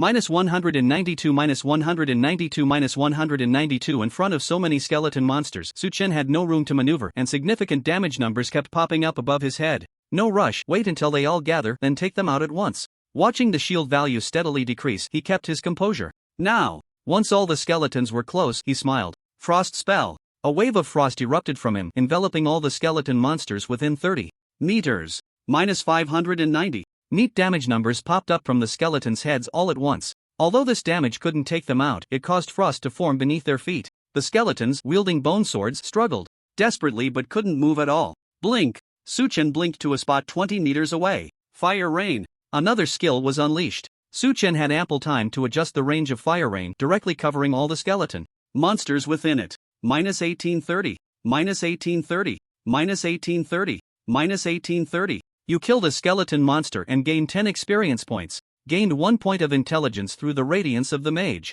You killed a skeleton monster and gained 10 experience points. Gained 1 point of intelligence through the radiance of the mage. Nearly 100 damage numbers popped up at the same time, and all the skeleton monsters were instantly killed. On Suchin's interface, prompts kept popping up. Looking at the experience bar, 4650/5000 with this, he directly surged by 1000 experience points. A mage who can farm monsters is truly a mage lord. After this operation, Suchin couldn't help but give himself a big thumbs up. Moreover, farming monsters makes it easier to trigger the mage's radiance. Watching his basic intelligence increase by 2 points, Suchin looked towards the valley, shrouded in mist. The skeleton monsters were level 9. Even if he reached level 9, the experience from farming monsters was still very rich. In the Great Han Kingdom area, a person with colorful long hair and a delicate appearance was enveloped in a glow of leveling up. Thank you all for your hard work. After leveling up, he looked at the dozen or so people following behind him, their cool expressions hardly resembling gratitude. When can I go fight level 7 monsters?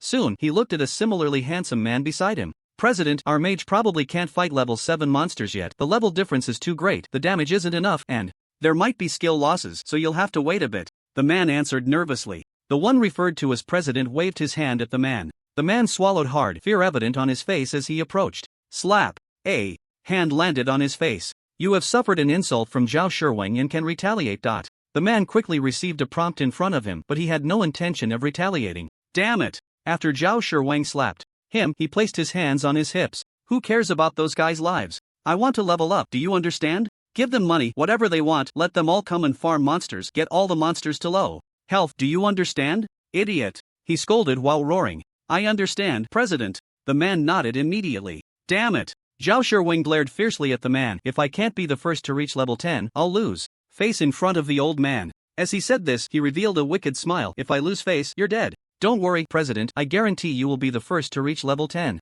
The man trembled all over, constantly responding. Ha, ha, ha, ha. Hearing this, Zhao Shiwang let out an extremely arrogant and unrestrained laugh. No one can level up faster than me, young Master Zhao. If there is, they will only be dead. After he said this, the subordinate lowered his head, silent, his face extremely ugly. Compared to Zhao Shiwang's arrogance, the subordinate was well aware of the situation. Even if Zhao Shiwang could dominate the Great Han Kingdom, there were players from all over the world in the game. The subordinate's only hope was this: Zhao Shiwang's ruthless leveling method, disregarding other players' resurrection counts, could achieve remarkable results. Congratulations on leveling up, you have gained 10 attribute points and 5 skill points. You have gained 1 basic intelligence from the radiance of the Mage. In the Misty Valley, with another round of monster gathering and fire rain, Su Chen successfully leveled up to level 9. This wave has given me 1 point of intelligence, and in just this short time, I've already got 3 points of intelligence. I'll allocate all the attribute points from leveling up to Constitution for now. With the radiance of the Mage and his current spell attacks basically one-shotting monsters, Su Chen allocated all 10 attribute points from leveling up to Constitution. Player: Su Chen. Profession: Mage. Level 9, 0/6000 health, 480 mana, 9200 attack, 236 spell attack, 626 physical defense, 38 spell defense, 240 attributes, strength 8, constitution 28 plus 10, agility 208, spirit 210 plus 20, intelligence 278 plus 35, equipment: elite staff, wolfskin cloth armor, rhinoceros leather leggings, tidal boots, gray cloth hat, apprentice gloves. Let's continue. It takes 6000 experience points to level up from 9 to 10. Su Chen took a short break and continued to explore deeper into the valley. What is this? Soon, a huge black stone appeared before him. Behind that stone was a swirling vortex. Dungeon entrance? Su Chen's eyes lit up. Based on years of gaming experience, he should have found the dungeon entrance. Do you want to enter the skeleton cave dungeon? Sure enough, as he walked beside the stone, a prompt popped up. Do I even need to say? He clicked confirm, and the vortex at the cave entrance seemed to activate, creating a distorted teleportation passage. Su Chen glanced at the cave entrance and stepped forward. As he passed through the passage, the surroundings instantly turned pitch black. It was completely the kind of darkness where one couldn't see their hand in front of their face. Whoosh! Su Chen spread his palm, and a fireball appeared, illuminating the surroundings. It was a dark and damp cave. Water droplets occasionally dripped from the walls, making a drip-drip sound. In such an environment, even the ground ahead had become muddy. The monsters in the dungeon must be different from those outside. I need to be careful. Phantom clone. Summoning a clone, Su Chen controlled it to walk ahead while he followed behind, using the fireball to light the way. Pata! The entire cave was eerily quiet, with only the sound of Su Chen and his clone's footsteps. At that moment, a pile of dry bones appeared on the path ahead. Su Chen raised an eyebrow and immediately signaled the clone to stop. The next second, the dry bones on the ground stood up under some force, transforming into a skeleton warrior wielding a bone sword. Skeleton warrior, elite, level 9 health, 6000/6000 attack, 350 physical defense, 100 spell defense, 80 skills, double strike as expected of a dungeon. Seeing the attributes of this skeleton warrior, Su Chen nodded slightly. With 6000 health, high attack and defense, and a skill that looked quite powerful, this skeleton warrior was clearly not easy to deal with.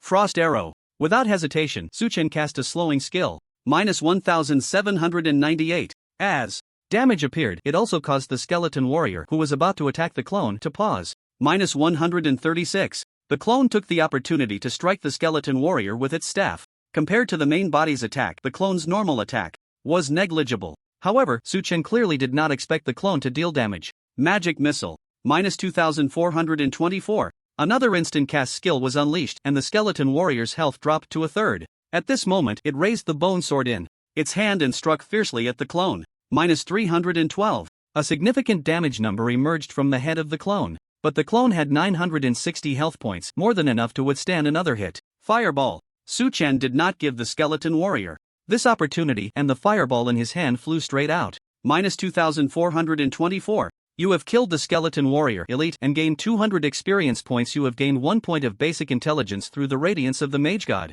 As the Skeleton Warrior fell, 2 notifications popped up in front of Su-Chen. As expected, dungeons are the best places to level up. Based on the experience from elite monsters, killing 30 monsters would allow him to reach level 10. And that wasn't even the key point. The probability of triggering the radiance of the Mage God has increased when killing elite monsters. What delighted Su-Chen even more was the triggering of the radiance of the Mage God. If one elite monster could increase his basic intelligence by 1 point, that would be a huge gain. Su-Chen couldn't help but rub his hands together. I'm sure I can reach level 10 here, and maybe even increase my intelligence by 100 or 80. But I can't get too carried away. The deeper I go, the more monsters I'll encounter. With my current attributes, I can't handle elite monsters in groups. After a brief excitement, Su-Chen adjusted his breathing and calmed his emotions. Dungeons are indeed a treasure trove, but they are usually cleared by teams. Right now, in this vast dungeon, he was the only one here, or rather, 1.5. Clearing the dungeon was definitely not an easy task. Whoosh! A firelight flickered in his hand again as Su-Chen approached the skeleton's corpse on the ground. You have obtained 1 gold coin and a torch. This is much better. Taking out the torch, Su-Chen dismissed the fireball. Compared to the fireball, the torch provided stronger illumination and increased visibility. The clone began to move forward again. Soon, 2 skeletons appeared ahead. Su-Chen quickly ordered the clone to stop. The skeletons had not been triggered, indicating that the clone had not yet entered the activation zone. 2 elites, with a total of 12,000 health points. First, let the clone pull one away, and I'll use my shield to kill the other. With a plan in mind, Su-Chen decisively controlled the clone to move forward. Magic Shield. As he activated the shield, the 2 skeletons stood up. Minus 136, minus 2432. Different damage numbers appeared above the heads of the 2 skeleton warriors. Their aggro was drawn to the clone and Su-Chen respectively. Run! Under Su-Chen's control, the clone turned and ran, with one of the skeleton warriors immediately chasing after it. Fireball. Meanwhile, Su-Chen stood still and began casting the fireball. With the magic shield up, the skeleton warrior's attack power couldn't take him down in one hit. Minus 2432. Another fireball was cast. But the elite skeleton warrior was not slow and had already reached Su-Chen's front. It seemed to realize that Su-Chen was a tough opponent, and a shadow suddenly appeared alongside its bone sword. Minus 312. Minus 312. 2 damage numbers popped up above Su-Chen's head. Double hit? Su-Chen quickly realized that this was clearly the skeleton warrior's skill. Minus 2432. The fireball struck the skeleton warrior again. The skeleton warrior raised its weapon once more. Su-Chen remained calm and continued to cast fireballs. Minus 312. Minus 2432. 2 damage numbers appeared simultaneously, and the skeleton warrior instantly turned into a pile of bones. You have killed the skeleton warrior elite and gained 200 experience points. The firelight in his hand did not cease. Su-Chen aimed another fireball at the skeleton warrior behind the clone. The attacked skeleton warrior paused, ignoring the clone, and turned to charge at Su-Chen. Minus 2432. Minus 2432. Withstanding the attack of the skeleton warrior, Su-Chen directly unleashed a fireball. You have killed the skeleton warrior elite and gained 200 experience points. You have gained 1 point of basic intelligence through the radiance of the mage. This time, both prompts popped up at once. As expected, the probability of elite monsters triggering the divine light of the mage is higher. The 3 elite monsters had increased their intelligence by 2 points, and this probability made Su-Chen overjoyed. Greater heal. Plus 3,780. With a healing skill, the clone's health was instantly restored to full. Continue forward. Controlling the clone, a half-human continued to explore deeper into the cave. After a short while, a mist-like substance suddenly appeared on the path ahead. In this dark valley, there's actually mist? Su-Chen couldn't help but complain. However, at that moment, the clone shrouded in mist began to lose health. -1. -1. The health loss wasn't much, but it was continuous. Is it poisonous? Su-Chen quickly realized and controlled the clone to retreat from the mist area. The -1 damage indeed disappeared. With this little damage, with my healing capacity, I can definitely manage. With 3 healing skills, Su-Chen wasn't worried about his clone dying and pressed on. As for why he didn't activate the magic shield, it was mainly because he was concerned about encountering skeleton warriors in the mist. If the shield went on cooldown, it would be troublesome. As expected, after moving through the mist for a while, 3 skeletons appeared on the ground ahead. Let me handle this. The clone can charge out of the mist. With the mist continuously draining health and 3 skeleton warriors, Su-Chen couldn't afford to control the clone anymore. Magic shield. Activating the shield, he directed the clone to charge forward. Once within the range of the 3 skeletons, the 3 skeleton warriors stood up. Fire rain. Without hesitation, Su-Chen unleashed a fire rain. minus 1810, minus 1810, minus 1810. 3 damage numbers appeared simultaneously, and the skeleton warriors immediately attacked Su Chun. Magic Missile. Ice Arrow. Minus 2440, minus 1810. Su Chun decisively targeted one of the skeleton warriors, launching 2 instant skills at once. That skeleton warrior fell instantly, but similarly, its companion charged in front of Su Chun. Kidney Shot. Su Chun didn't retreat, he raised his staff and swung it at the waist of one skeleton warrior. Minus 1080. A considerable damage number appeared, and a stun mark appeared above the skeleton warrior's head. The assassin's skills are still powerful. Taking advantage of this skill, Su Chun directly circled behind the skeleton warrior. As for the remaining one, he chose to ignore it. With the magic shield active, the skeleton warrior couldn't do anything to him. Backstab. Raising his staff, Su Chun unleashed another skill, striking hard on the back of the skeleton warrior. Minus 1316. This wasn't over. After landing that hit, Su Chun used another assassin skill. Piercing Attack. Minus 1160. Another damage number appeared above the skeleton warrior's head. Yet even so, it still didn't die. At this moment, the stun mark above its head also disappeared. I still have warrior skills. Su Chun smiled slightly and executed a slash, using his staff to smash the remaining health of the skeleton warrior. A light orb burst out from it, and Su Chun grabbed it, feeling a surge of magic power within him. Blink. In the next second, he instantly moved several dozen meters away, coming outside the mist. The clone also ran to this spot. Once that skeleton warrior enters range, I can finish it off. Su Chun stood still, his eyes fixed on the mist behind him. Soon, a figure chased after him. Fireball. With 2 skills cast, the last skeleton monster also fell to the ground. You have killed a skeleton warrior elite and gained 200 experience points. You have gained 1 point of basic intelligence through the radiance of the mage. 3 skeleton warriors, and I've gained a bit of intelligence again. This is just too comfortable. With another point of intelligence gained, Su Chun's smile was radiant. This was much more enjoyable than grinding monsters outside. I've got 1200 experience points now. Leveling up is getting faster. If I keep grinding in this dungeon, I'm sure I can be the first to reach level 10.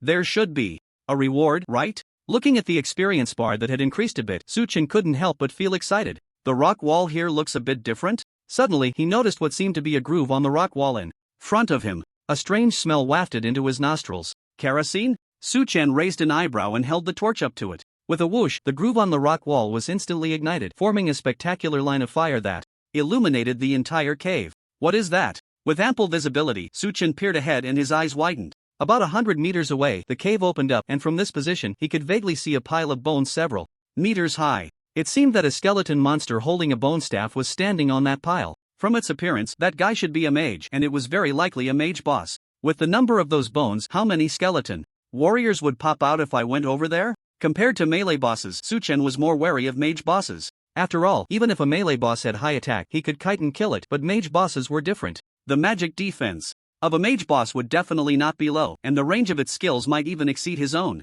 I'll check the boss's attributes later. There are still 2 groups of skeleton monsters ahead. Su Chun shifted his gaze from the boss to the 2 piles of bones in front. One pile had 4 monsters, and the other had 5. 3 fire rains plus 1 free spell should be enough to wipe out the skeleton monsters. Should I go for a big play? The distance between the 2 piles of monsters was about 30 to 40 meters. It was feasible to run to the other pile before triggering one group of monsters. The cooldown for fire rain is 1 minute. Given the terrain here, if I run back and forth and use blink, I should be able to hold them for 3 minutes without any problem. Attacking 9 elite monsters at once was definitely a crazy move. Even taking on a single elite monster was not that simple for a 5-person team. Moreover, this dungeon was not a 5-person instance, it was a team dungeon with a maximum entry limit of 20 people. In a 20-person team dungeon, if Su Chun was so reckless alone, others would not just be kneeling on the ground shouting admiration, they would probably be lying down shouting how awesome it was. Of course, other players could hardly imagine this scene. To enter the Misty Valley dungeon, the minimum level requirement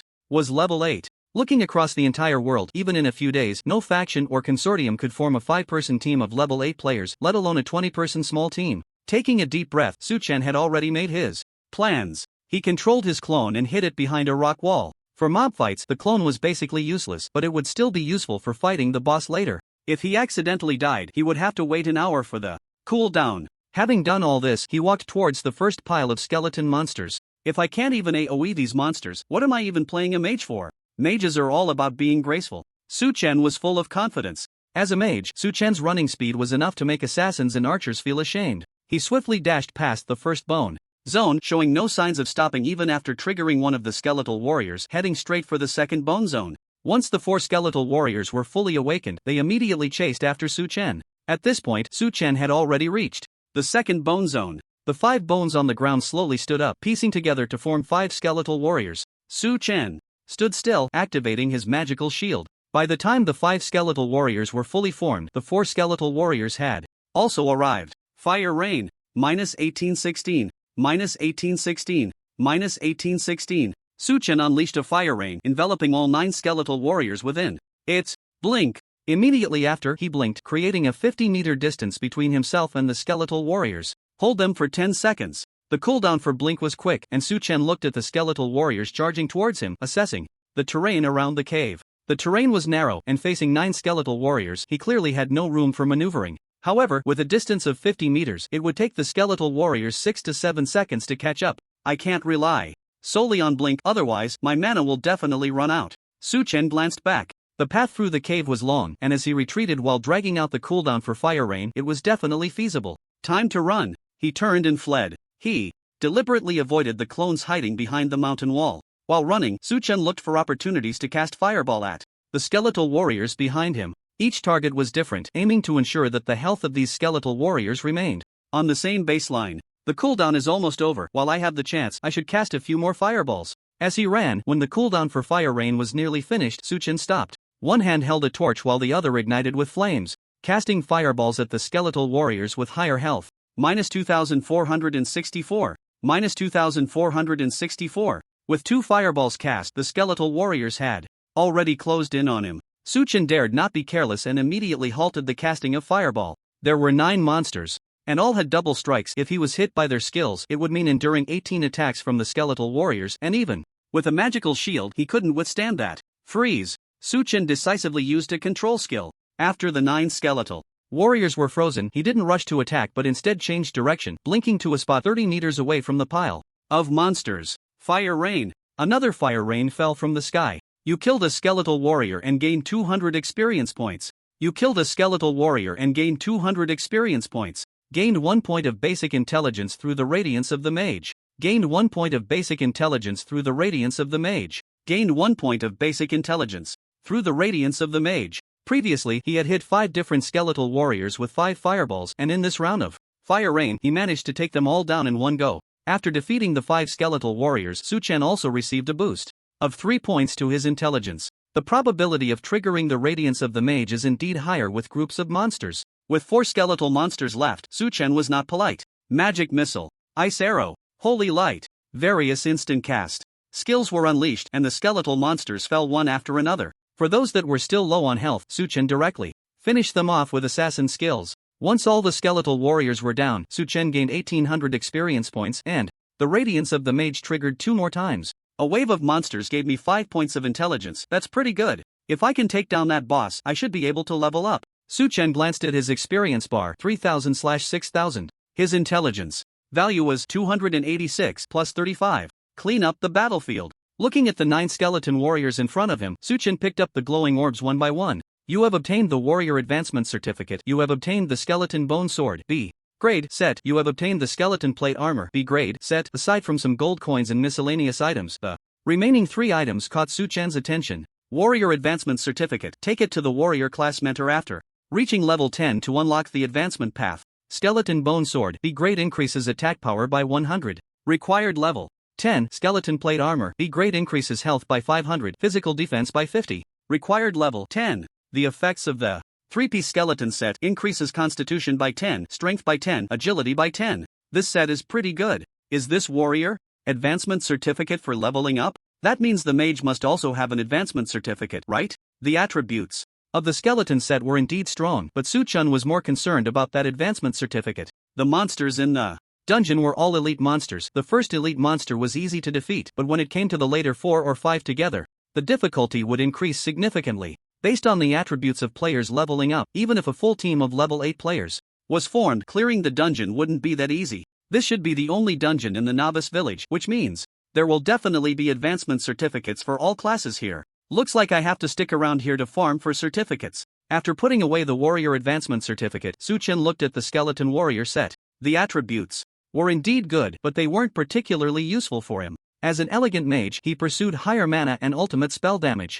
I'll gather a full set and then sell it. If he could collect a complete skeleton set, its value would definitely multiply several times, so Suchen wasn't in a hurry to list it. He looked at the 2 pieces of equipment dropped by the previous boss. Now I should be able to sell them, give those rich folks a bit of motivation to level up. With a chuckle, Suchen opened the auction house. How much should I sell them for? He hesitated while setting the price. Starting bid at 500 gold coins. There will definitely be rich buyers. At worst, I'll just waste a few gold coins on the listing fee. After thinking it over, Suchen was quite unreserved. What China lacked the most was rich people. He believed that in the next few days there would be quite a few wealthy individuals with 500 gold coins on hand. Time to fight the boss. After listing the equipment, Suchen didn't care anymore and walked towards the cave. Returning to his previous position, he controlled his clone to come out. If that boss is too difficult to deal with, then I'll exit the dungeon and find a place to level up to 10 before coming back. Walking to a spot 30 meters away from the pile of bones, Suchen clearly saw the specific attributes of the boss above.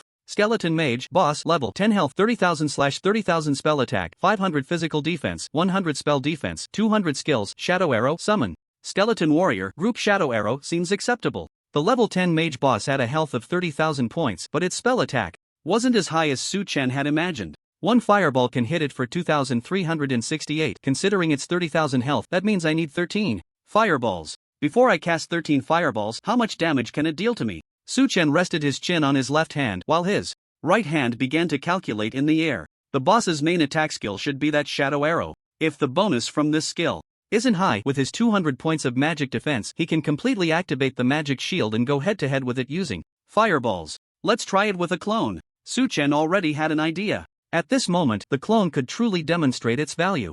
Light of Holy. Before taking action, Suchen fed his clone a mouthful of milk, restoring it to full health. After waiting for a while for the skill cooldown, he controlled the clone to walk in. Ignorant human, you dare to trespass into my territory. I will turn you into a pile of dry bones, eternally enslaved by me. Unlike those skeleton warriors, the skeleton mage actually spoke human words. After it finished speaking, it directly raised the bone staff in its hand. As a ball of black energy emerged, a pitch-black arrow of energy flew towards the clone. Minus 260. A damage number quickly popped up above the clone's head. Not bad. Seeing this damage, Suchen smiled. His over 200 magic defense was indeed impressive.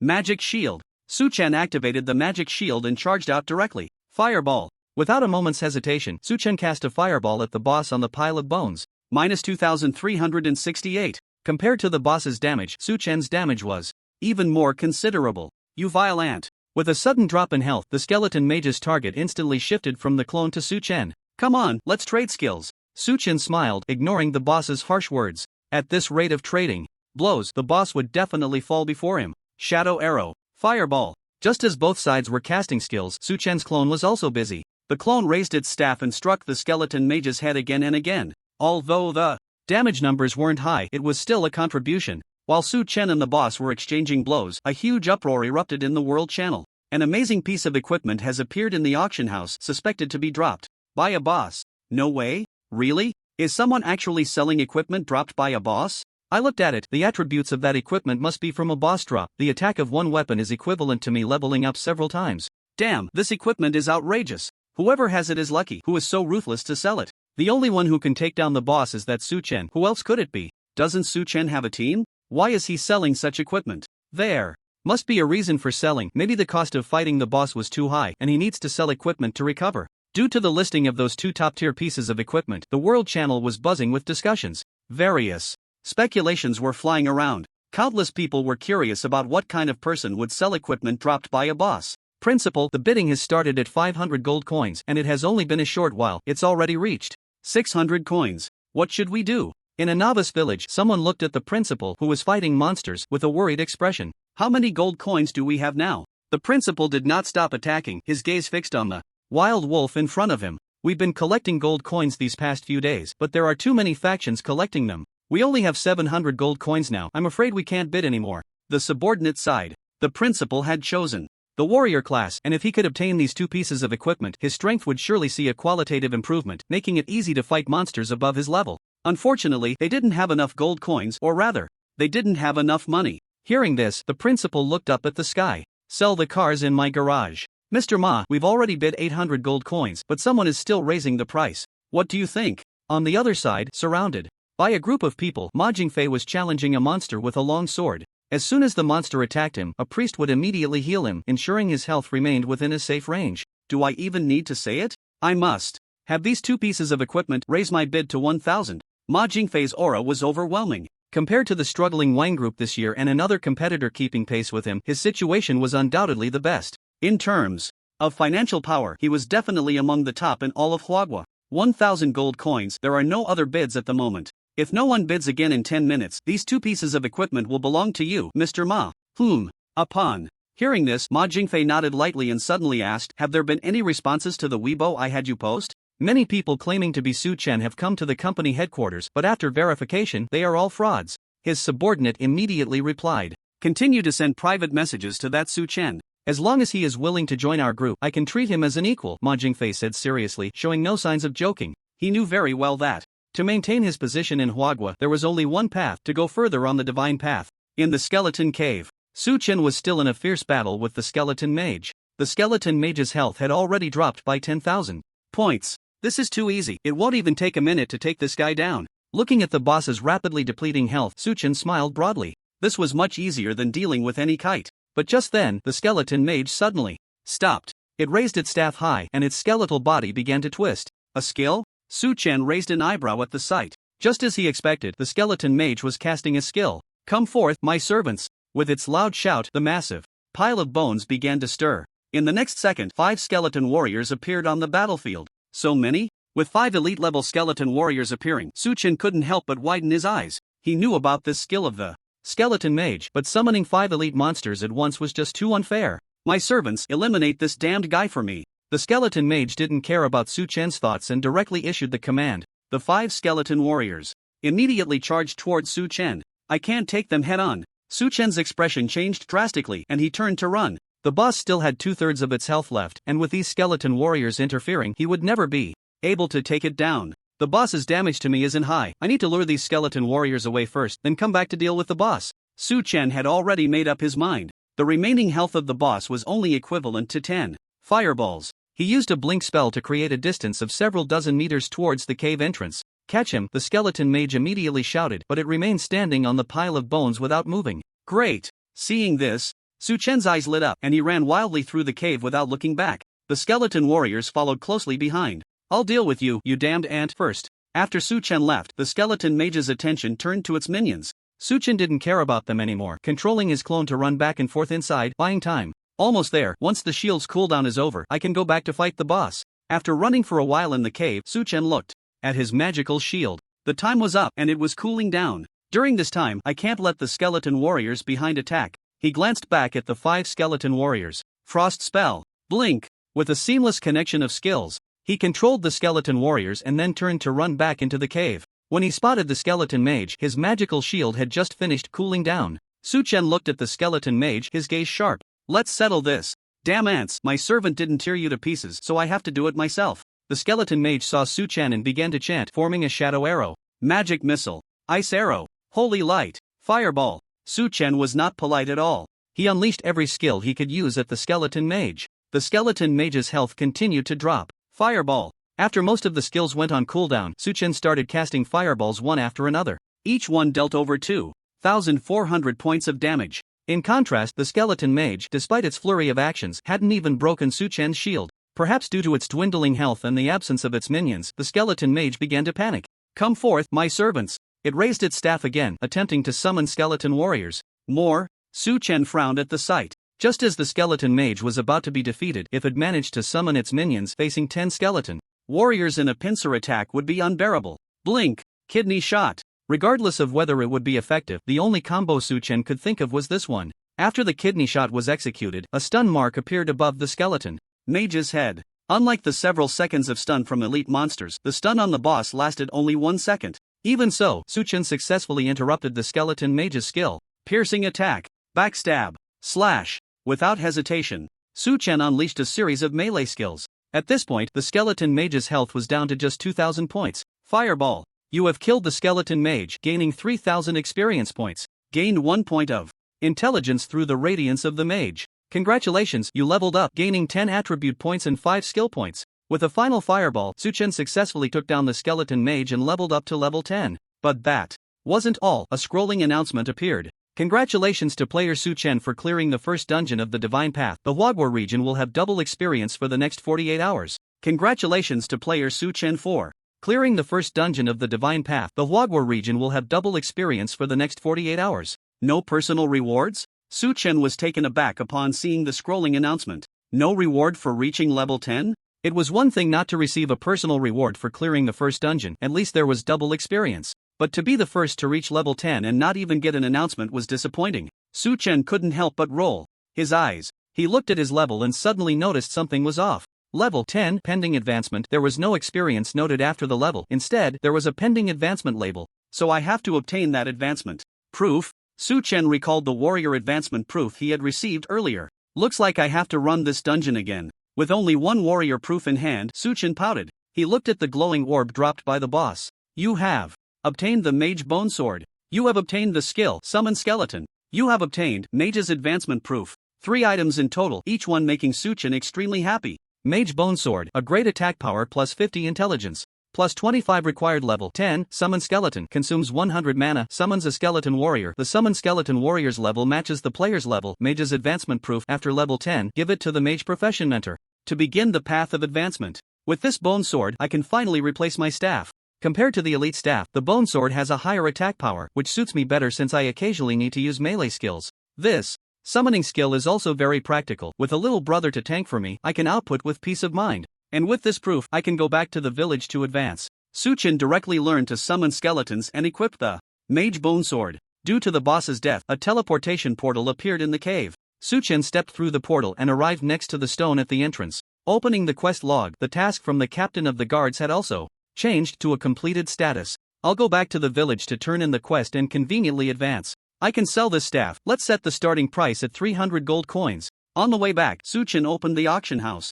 So many sold? Seeing the amount of gold coins to be collected was 900, Su-chen was genuinely surprised. He didn't expect those 2 pieces of equipment to fetch 1,000 gold coins. These 2 skeleton sets should sell for more, right? Now the whole world knows I've cleared the dungeon. Should I sell this equipment while I can? Su-chen had this thought. Forget it, better to keep a low profile. But then he reconsidered, abandoning that plan, and just listed the elite staff with a starting price of 300 gold coins. After finishing these tasks, he quickly returned in the direction of the village. What the hell, are we all playing the same game? I can't even solo a level 2 monster, and someone has cleared the dungeon? Su-chen is amazing. What level did he enter the dungeon at? Did he use a team or a raid? Can someone tell me where the dungeon is? I want to run it too. Don't ask above, even if you know you can't get in, and if you do, you can't beat it. Su-God is incredible. The next 2 days are double experience. Hwagwa is about to rise. Brothers, grind hard. Su-God is giving benefits. Just for this double experience, Su-God will always be my idol. On the World Channel, after the scrolling announcement, the people of Hwagwa cheered with joy. Everyone understood what 2 days of double experience meant. Shin 2 is not just a competition between individuals but also a competition between countries. Thanks to Su-chen, Hwagwa had already won at the starting line. Beautiful country district. Fuck.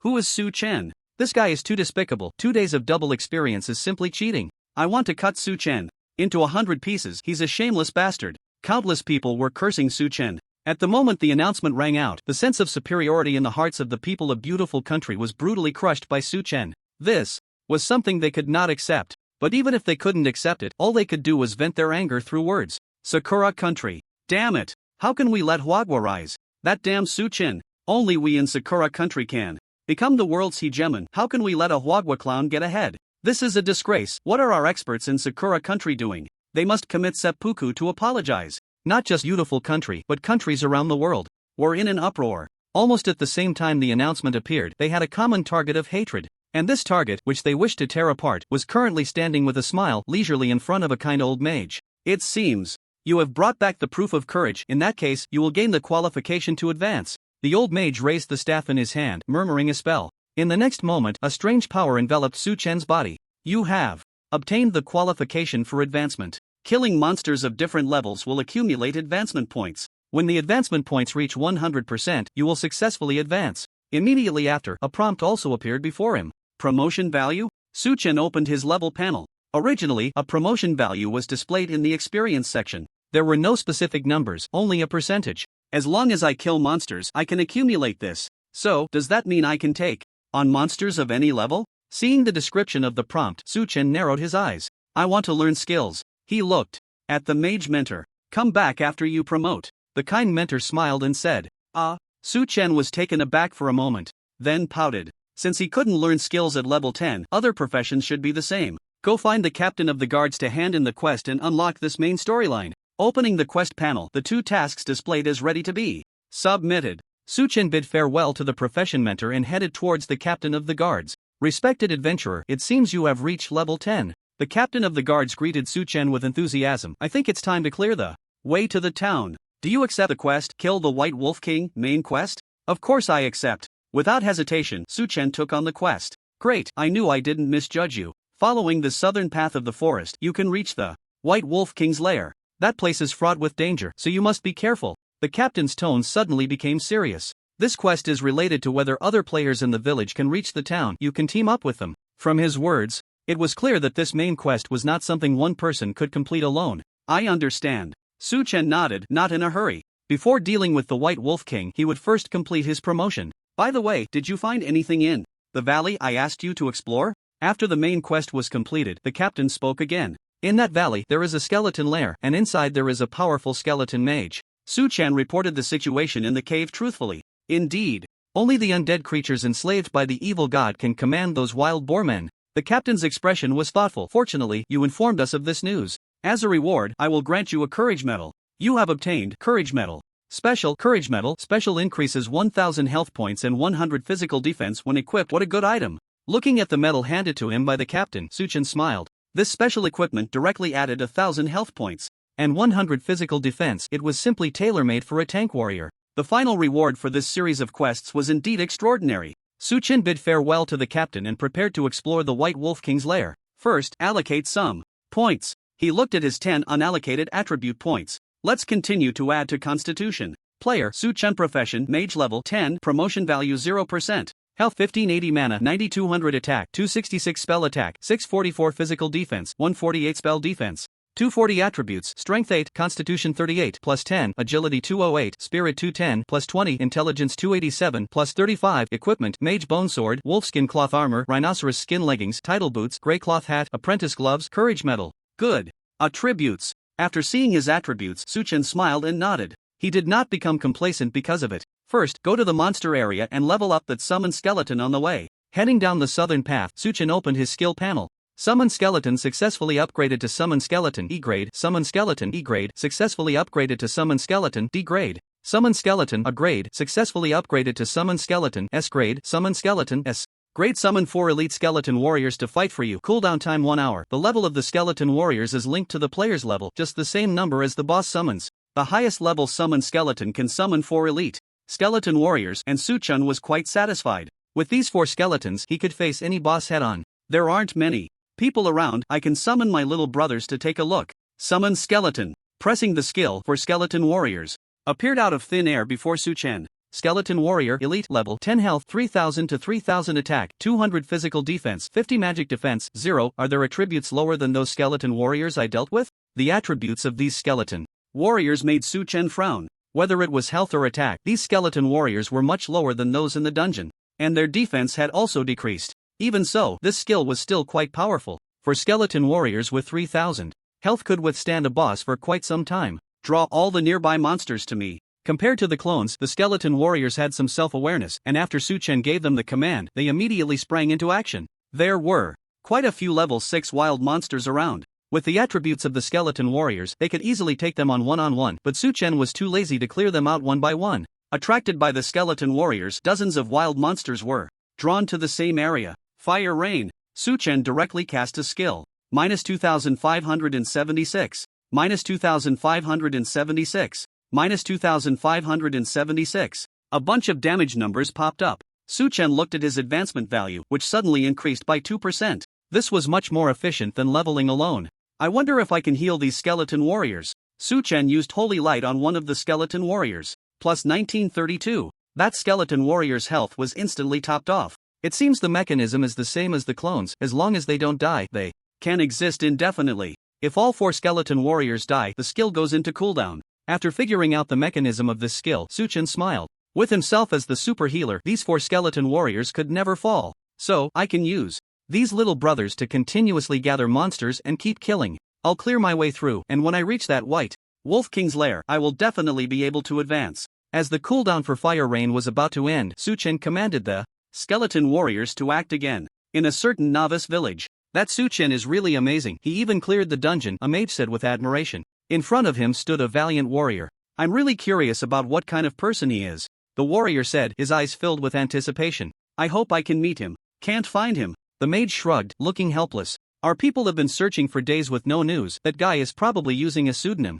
In my opinion, you should focus on leveling up. You might run into him later. Double experience. I definitely need to level up, the warrior replied with a smile. At this point, the warrior paused, his expression becoming serious. Let them level up on their own for the next couple of days. There's no need to waste double experience just for me. The words left the mage stunned. But aren't you still trying to reach level 10 first? The warrior, hearing this, chuckled self-deprecatingly. With that Suchen around, do you think I can still make it? The honor of fighting for the country will be left to him. I can finally catch my breath. Alright then, the mage said, pouting and nodding. By the way, I saw that the auction is currently bidding on that elite staff.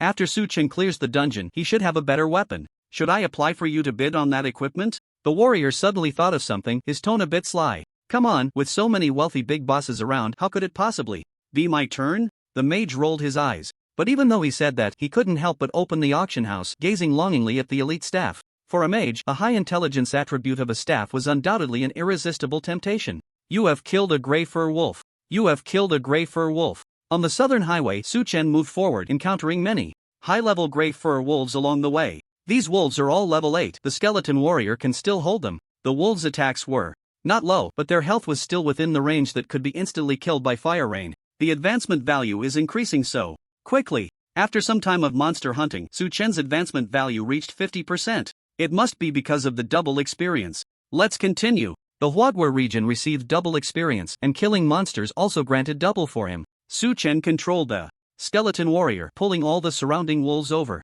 It must be said that the skeleton warrior was quite durable, able to handle 3 or 4 monsters at once without any pressure. With 4 little brothers together, they could pull up to 17 or 18 monsters in one wave. Fire Rain. Once the monsters gathered, Suchen unleashed Fire Rain, instantly killing them all. No one is stealing my kills, they're all mine. It's just a bit troublesome to sort through the loot. The efficiency of killing monsters skyrocketed, and the 60-slot inventory was starting to feel a bit insufficient. Let's just fill the inventory. Suchen looked at the gold coins in his hand. I'll open 2 more. Gritting his teeth, he spent 800 gold coins, and his inventory expanded to 100 slots. Now, this feels good. The ample inventory made Suchen smile. This way, he could slowly sell off the junk he had at the auction house. This staff actually sold for 700 gold coins, not bad. At the auction house, the amount of gold coins to be collected was 700, and Suchen knew that was from the sale of that elite staff.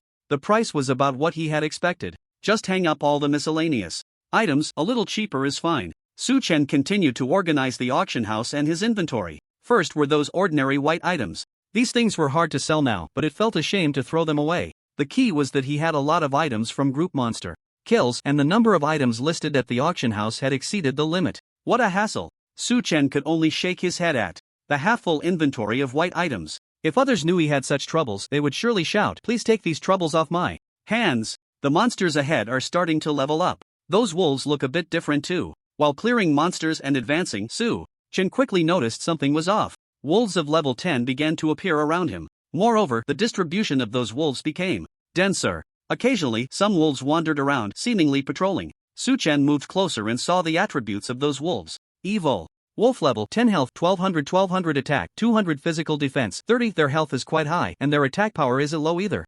There are at least 50 or 60 of them around. Should I let the skeleton minions lure them? Looking at the wolf pack ahead, Suchen calculated. Wolves were relatively fast monsters. Although the skeleton warrior was elite, it might not be faster than the wolves.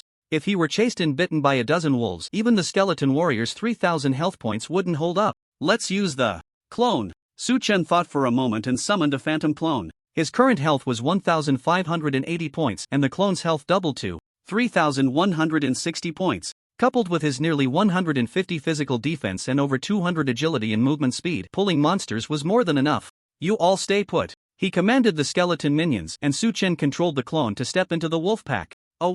Unlike the wild wolves outside, these wild wolves were clearly more alert. After the clone stepped in, one of the wild wolves let out a loud howl.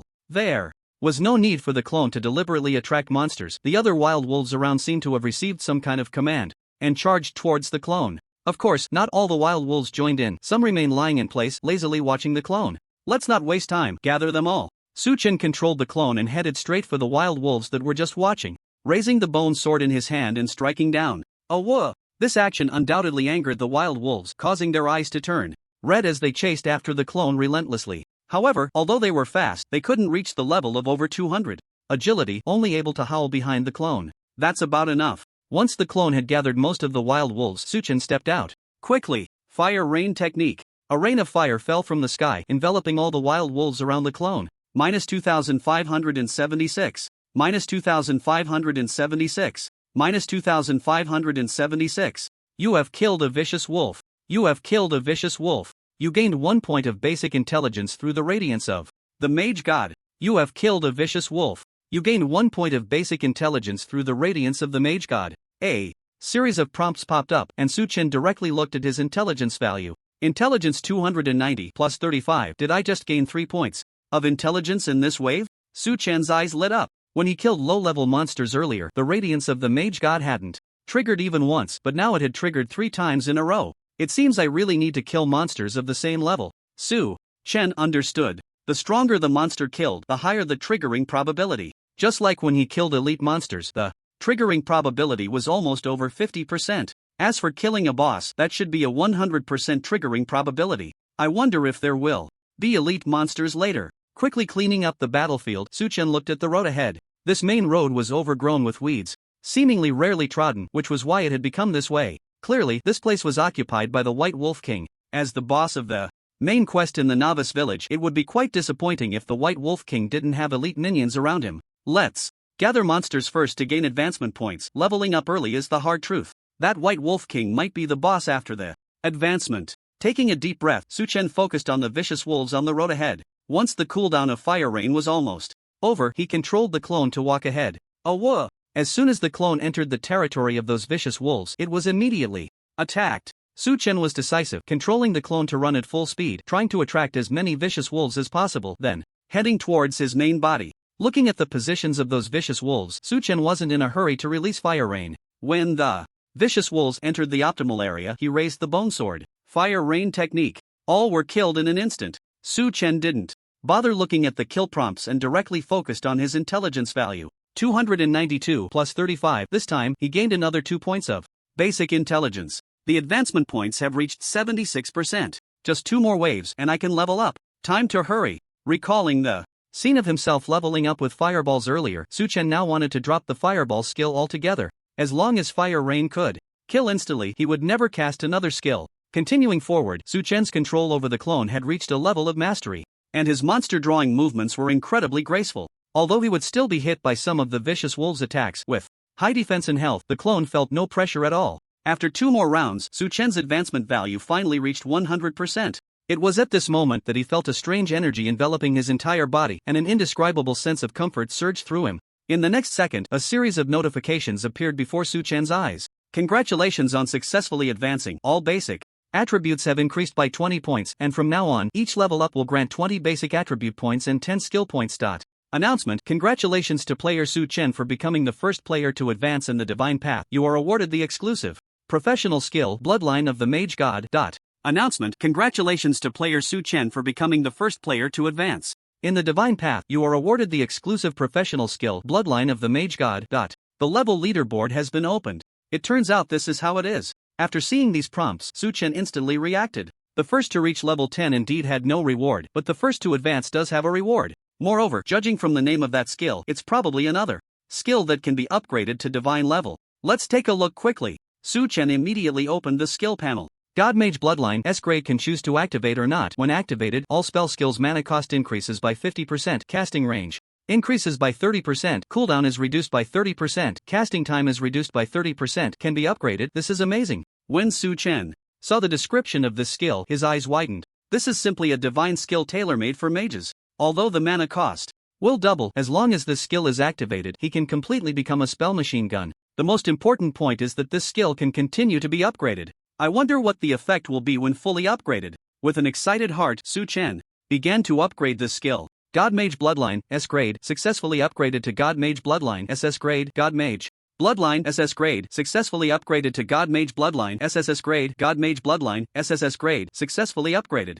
to God Mage Bloodline Divine level. Just as he guessed, this skill was directly upgraded to Divine level. After the upgrade, it's still amazing. However, after seeing the effect of the skill at max level, Su Chen couldn't help but click his tongue in wonder. God Mage Bloodline Divine level can choose to activate or not. When activated, all spell skills mana cost increases by 200%, casting range increases by 200%, cooldown is reduced by 100%, casting time is reduced by 100%, the casting range is doubled. This means that the Fireball spell, which originally had a range of 30 meters, can now reach 90 meters. And the Fire Rain, which originally covered a range of 30 meters, can now envelop all monsters within a 90-meter range. The key point is, as long as he activates this bloodline, all skills will have no cooldown and no casting delay. Truly a divine skill. Su Chen was extremely satisfied with this skill. As long as he activated this skill, a spell machine gun would be minor. It could completely be called a spell artillery. As for the mana cost increasing by 200%, his current mana was more than enough to support it. That means Fire Rain consumes more mana, but the other skills are fine. However, when activating this skill, will the Magic Shield also consume 30% of my mana? Su Chen looked at his existing skills to say which consumes the most mana.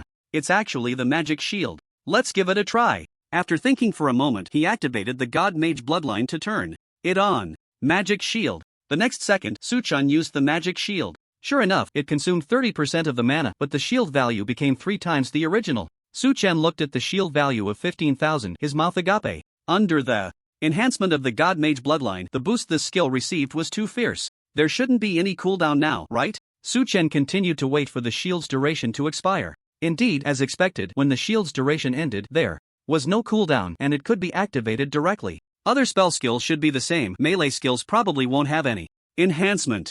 Su Chen then looked at his melee skills. No need to think, these skills definitely had no bonuses. I wonder if the blink distance will change. Su Chen then looked at the blink skill. This skill is quite special. Blink. Using 100 mana points, Su Chen planned to teleport a distance of 10 meters. After flashing, he appeared 30 meters away. Enhanced by the bloodline of the Law God. Looking at the consumed 300 points of mana, Su Chen understood. The Law God's bloodline increased the casting range by 200%, applicable to all spell-type skills. In other words, when he used the freezing spell, he could freeze all enemies within a diameter of 90 meters. This skill is just too awesome. After figuring out the mechanics of the skill, Su Chen shouted to the sky. He opened his attribute panel. Player, Su Chen Profession, Mage level, First Order level. 1/0/10,000 health, 1780 mana, 10,000 attack, 306 spell attack, 694 physical defense, 168 spell defense, 260 attributes, strength 28, constitution 58 plus 10, agility 228, spirit 230 plus 20, intelligence 312 plus 35, equipment, mage bonesword, wolfskin cloth,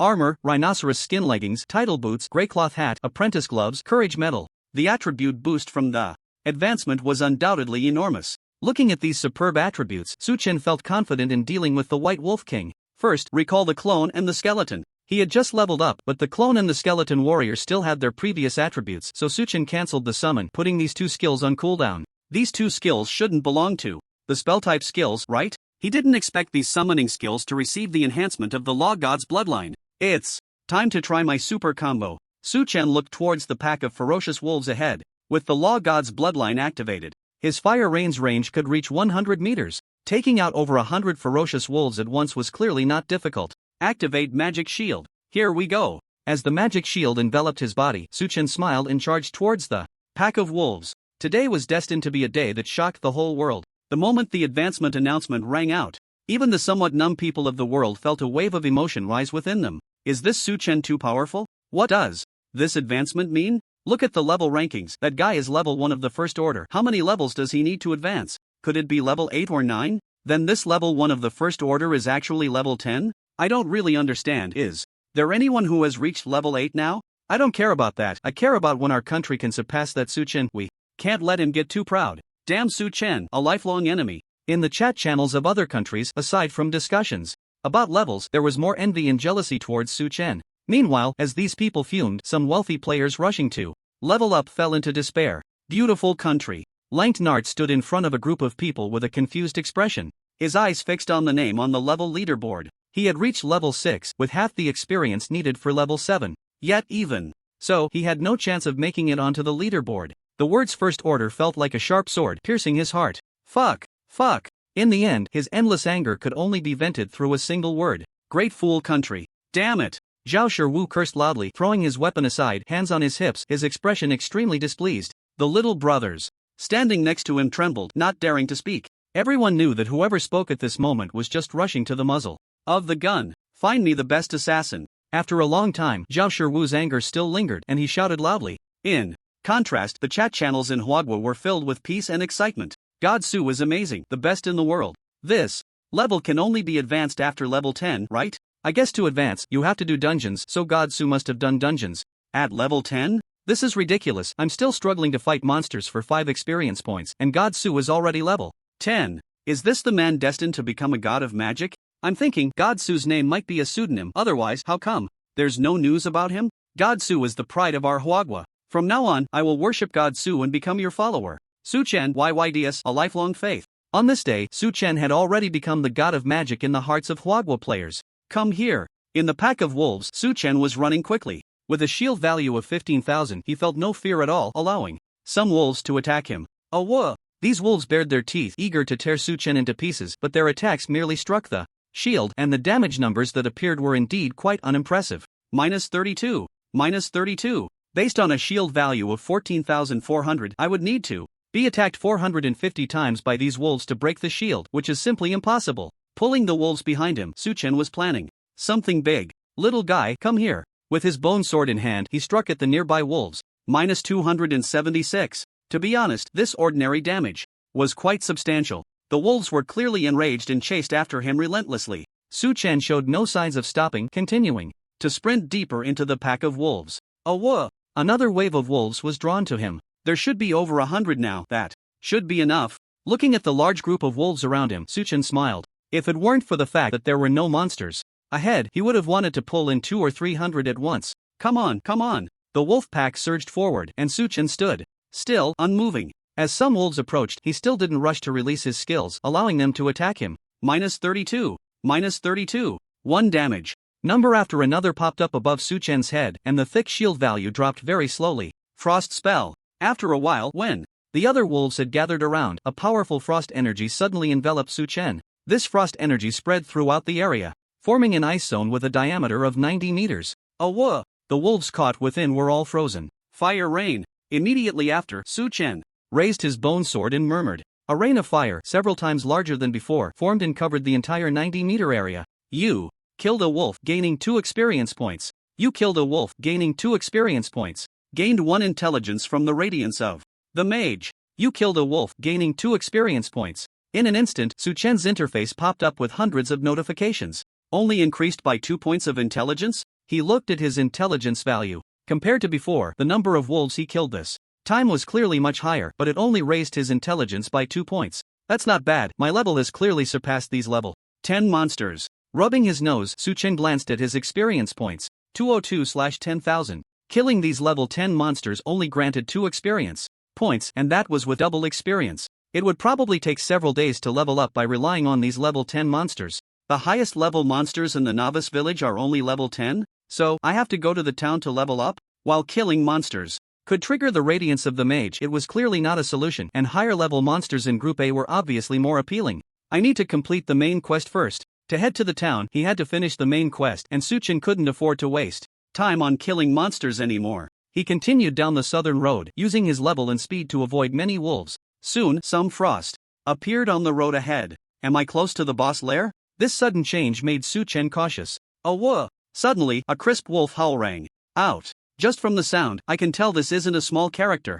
Su Chen looked in the direction of the sound, and a completely white wolf came into view. The white wolf walked freely on the main road, and the area it touched surprisingly froze over with a layer of frost. This should be an ice attribute boss. If that's the case, my 2 control skills would be ineffective against it, right? This discovery made Su Chen furrow his brows. The White Wolf King clearly looked like an ice attribute boss, and it might have immunity to ice attribute skills. And will my fire attribute skills suffer reduced damage? What do you mean? Looking at the White Wolf King, which was clearly not an ordinary foe, Su Chen fell into hesitation. The evil wolves beside it also looked different. They should all be elite monsters. From the numbers, there are at least 20 of them. Suchin glanced at the small monsters next to the White Wolf King, his expression darkening. The health of elite monsters was definitely not low. Even though he now had the bloodline of the Mage God and Fire Rain had no cooldown, a single Fire Rain under the Mage God bloodline required 1500 mana. Moreover, he still had to activate the magic shield. Calculating it all, his mana would definitely not be enough.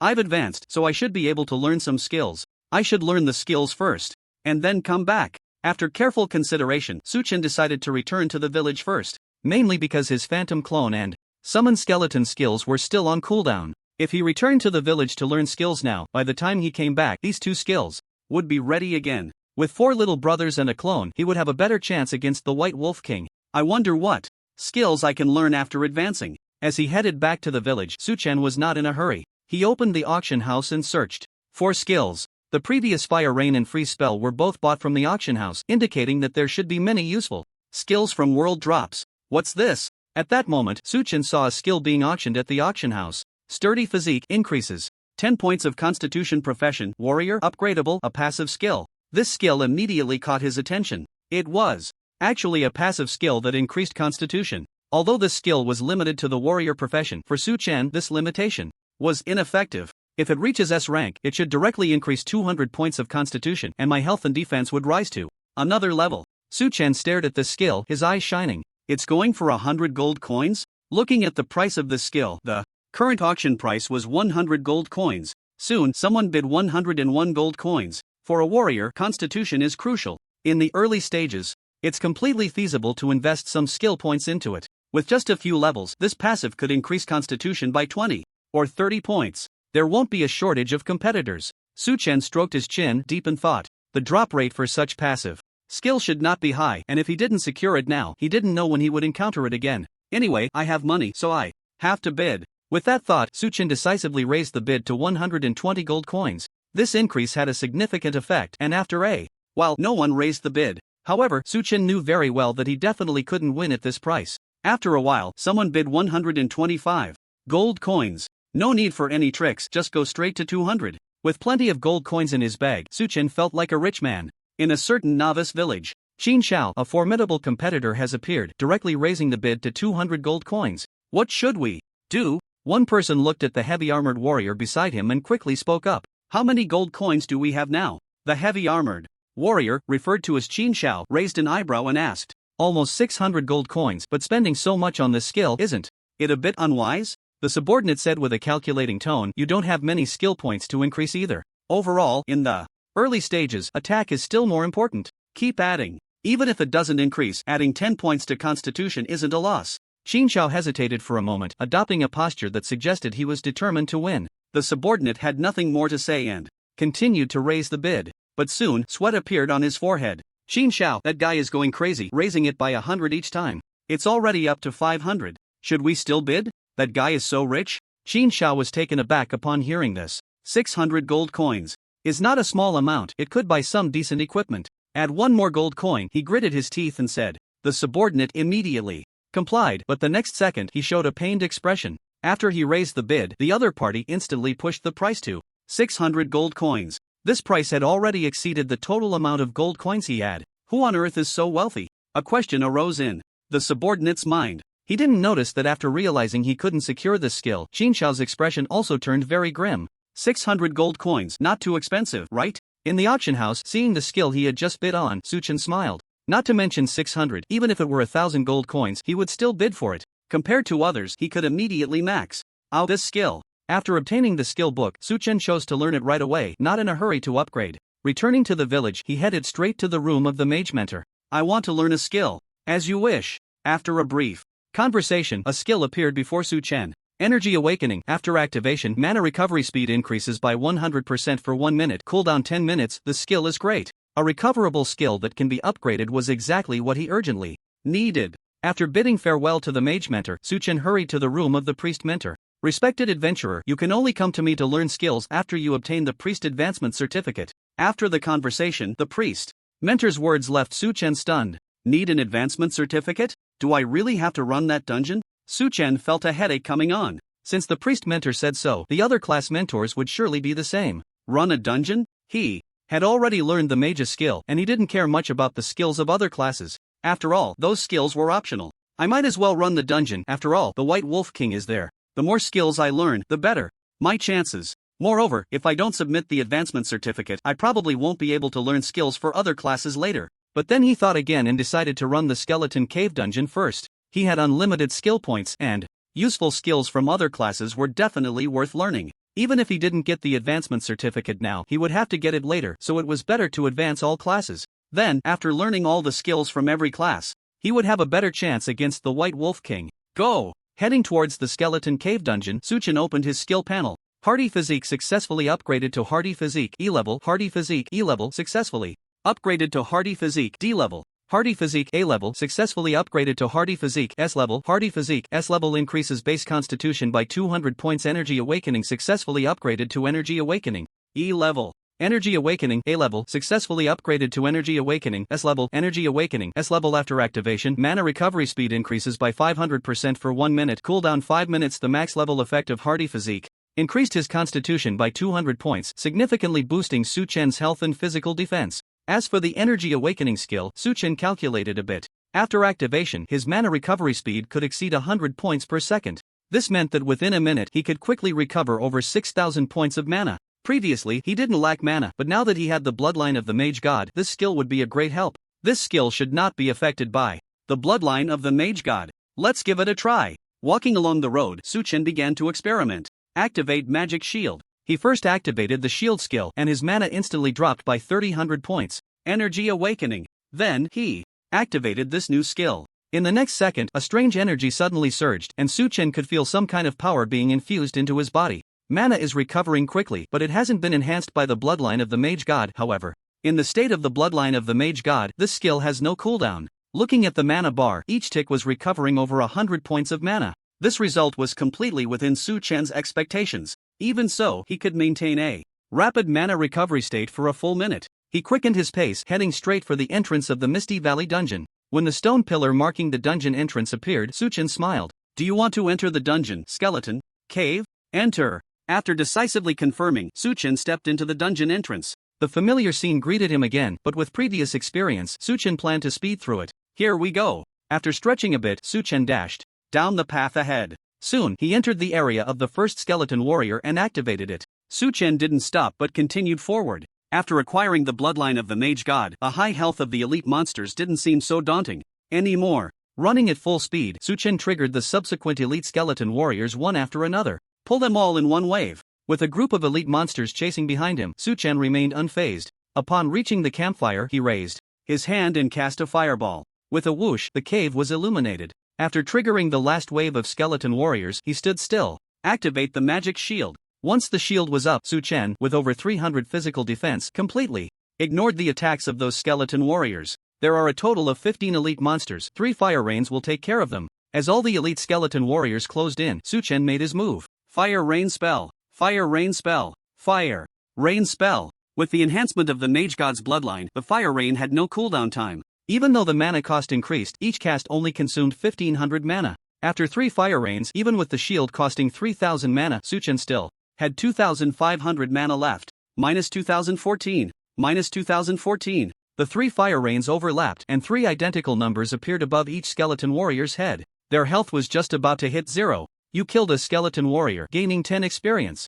Gained 1 intelligence from the Mage God's radiance. You killed a skeleton warrior, gaining 10 experience. Gained 1 intelligence from the Mage God's radiance. Continuous kill notifications popped up, and upon seeing the experience gained, Suchen was momentarily stunned. These elite monsters only provided 10 experience points even with double experience active. It seems that after leveling up, the experience provided by elite monsters has decreased and the triggering of the Mage God's radiance has also lowered. Moreover, the 15 skeleton warriors only triggered the Mage God's radiance twice. Approaching the corpses, Suchen was still concerned about the advancement proofs for each class. You obtain 2 gold coins, you obtain skeleton leggings set, you obtain 2 gold coins, you obtained archer advancement proof. Not bad. After collecting all the light orbs, aside from the archer advancement proof, Suchen also received the remaining piece of the skeleton set, just enough to complete a 3-piece set. The attributes of this 3-piece set can definitely support a powerful warrior. Should I sell it now? Or wait a couple of days? Looking at the 3-piece set in his hands, Suchen squinted his eyes.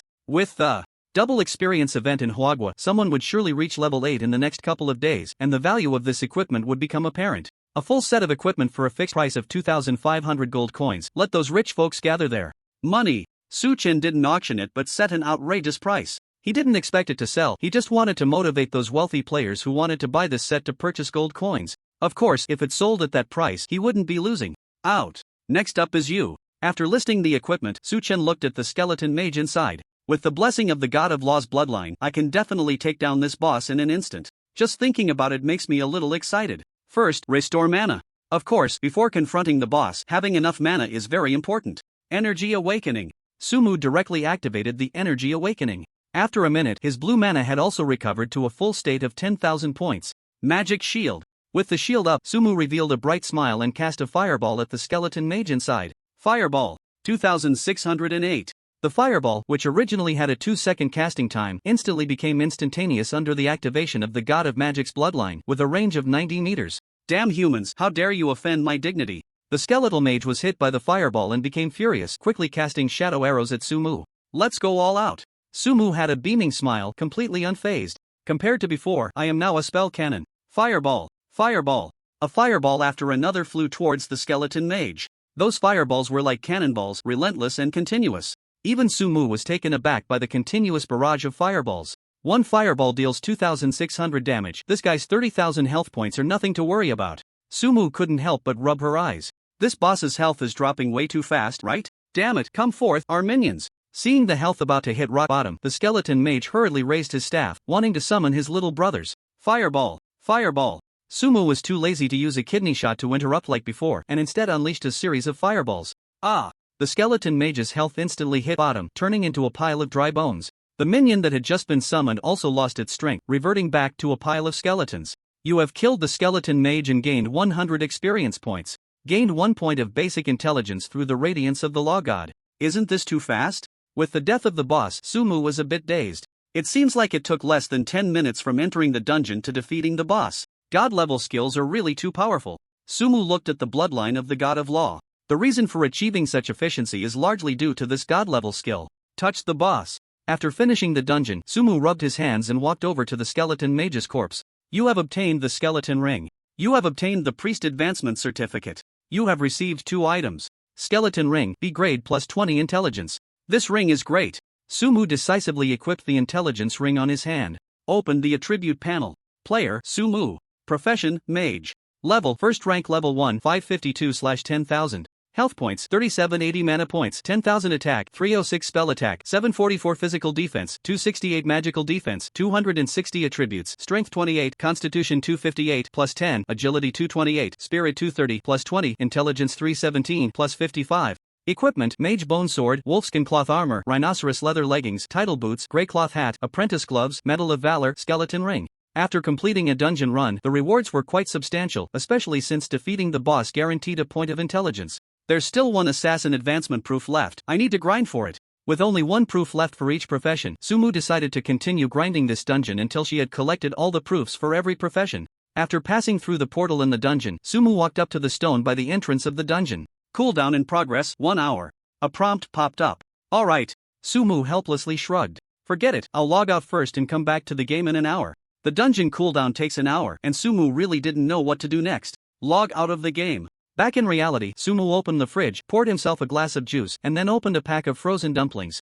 After eating and drinking enough, I'll take a break and continue the dungeon. How about trying to cook dumplings with magic? After pouring the dumplings into the pot, Sumu's playful spirit was ignited. He spread his hands and began to gather magical power. Before long, a ball of flame erupted from his palm. Sumu picked up the pot and held it above his palm. After significantly enhancing his attributes on the divine path, his physical condition in reality also improved greatly.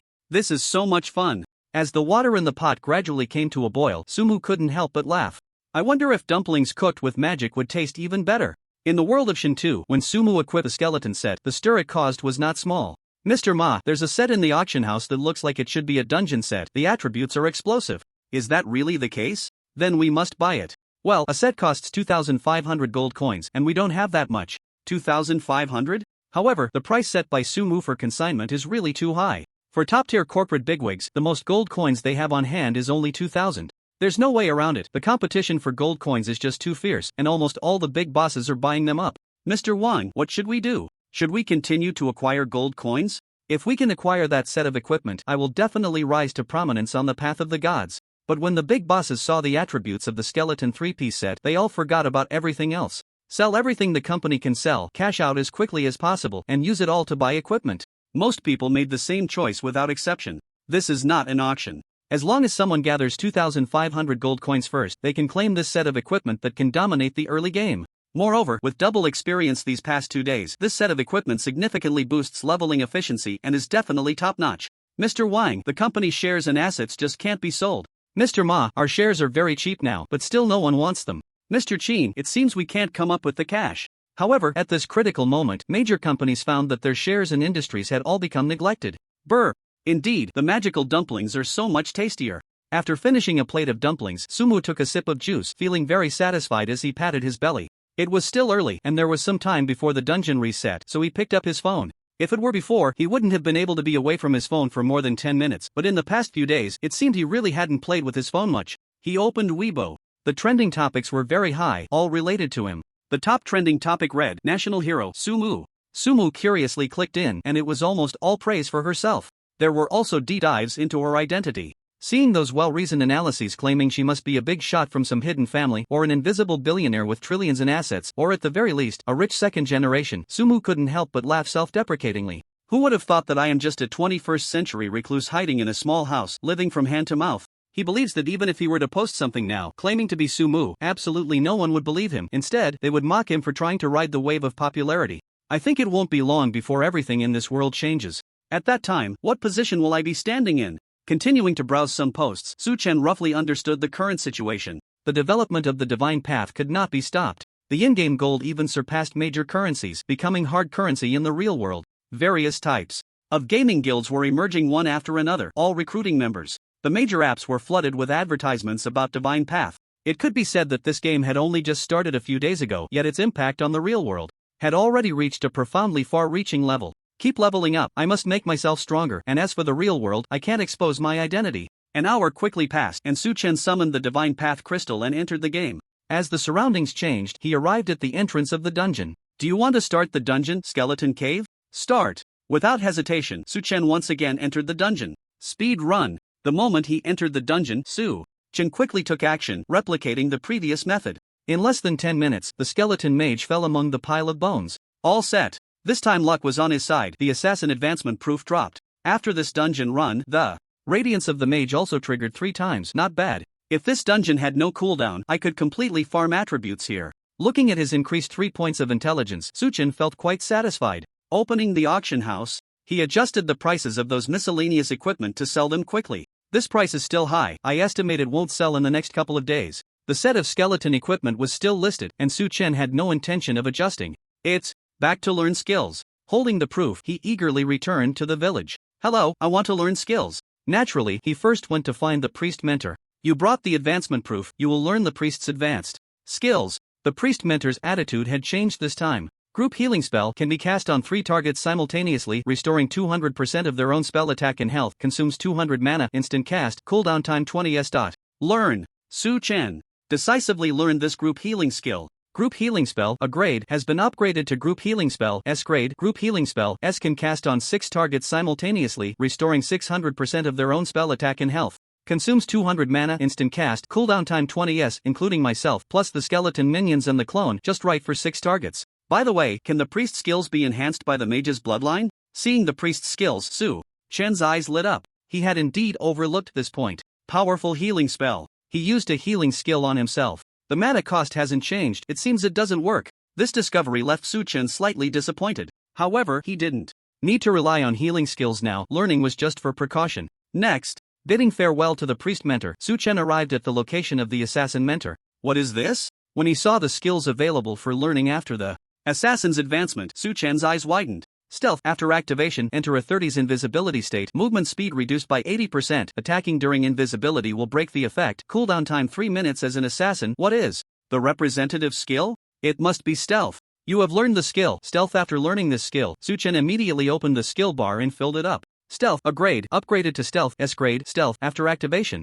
Enter a 30s invisibility state. Attacking during invisibility will break the effect. Cooldown time 2 minutes, not bad. After leveling up fully, the invisibility state won't reduce movement speed anymore. Let me give it a try. Su Chen looked around and walked to a corner where no one was present. Stealth. After activating this skill, his body instantly became ethereal. With 30 seconds, I can do a lot of things. In the invisibility state, Su Chen quickly ran towards the archer mentor. On the way, as the invisibility time was about to end, he avoided the gaze of others. If anyone discovered that he could become invisible, it would be a big deal. That Su Xiao hasn't come to trouble me lately. While walking, Su Chen suddenly thought of Su Shiji. That guy had said some harsh words to him, but afterward he had gone completely silent. I've already surpassed level 10, can I PK now? Forget it, leveling up is more important, I'll leave the novice village. First, arriving at the archer mentor, Su Chen submitted his advancement proof and several archer skills appeared before him. They all require a bow to use. Is there no passive skill? The archer skills required a bow, and Su Chen looked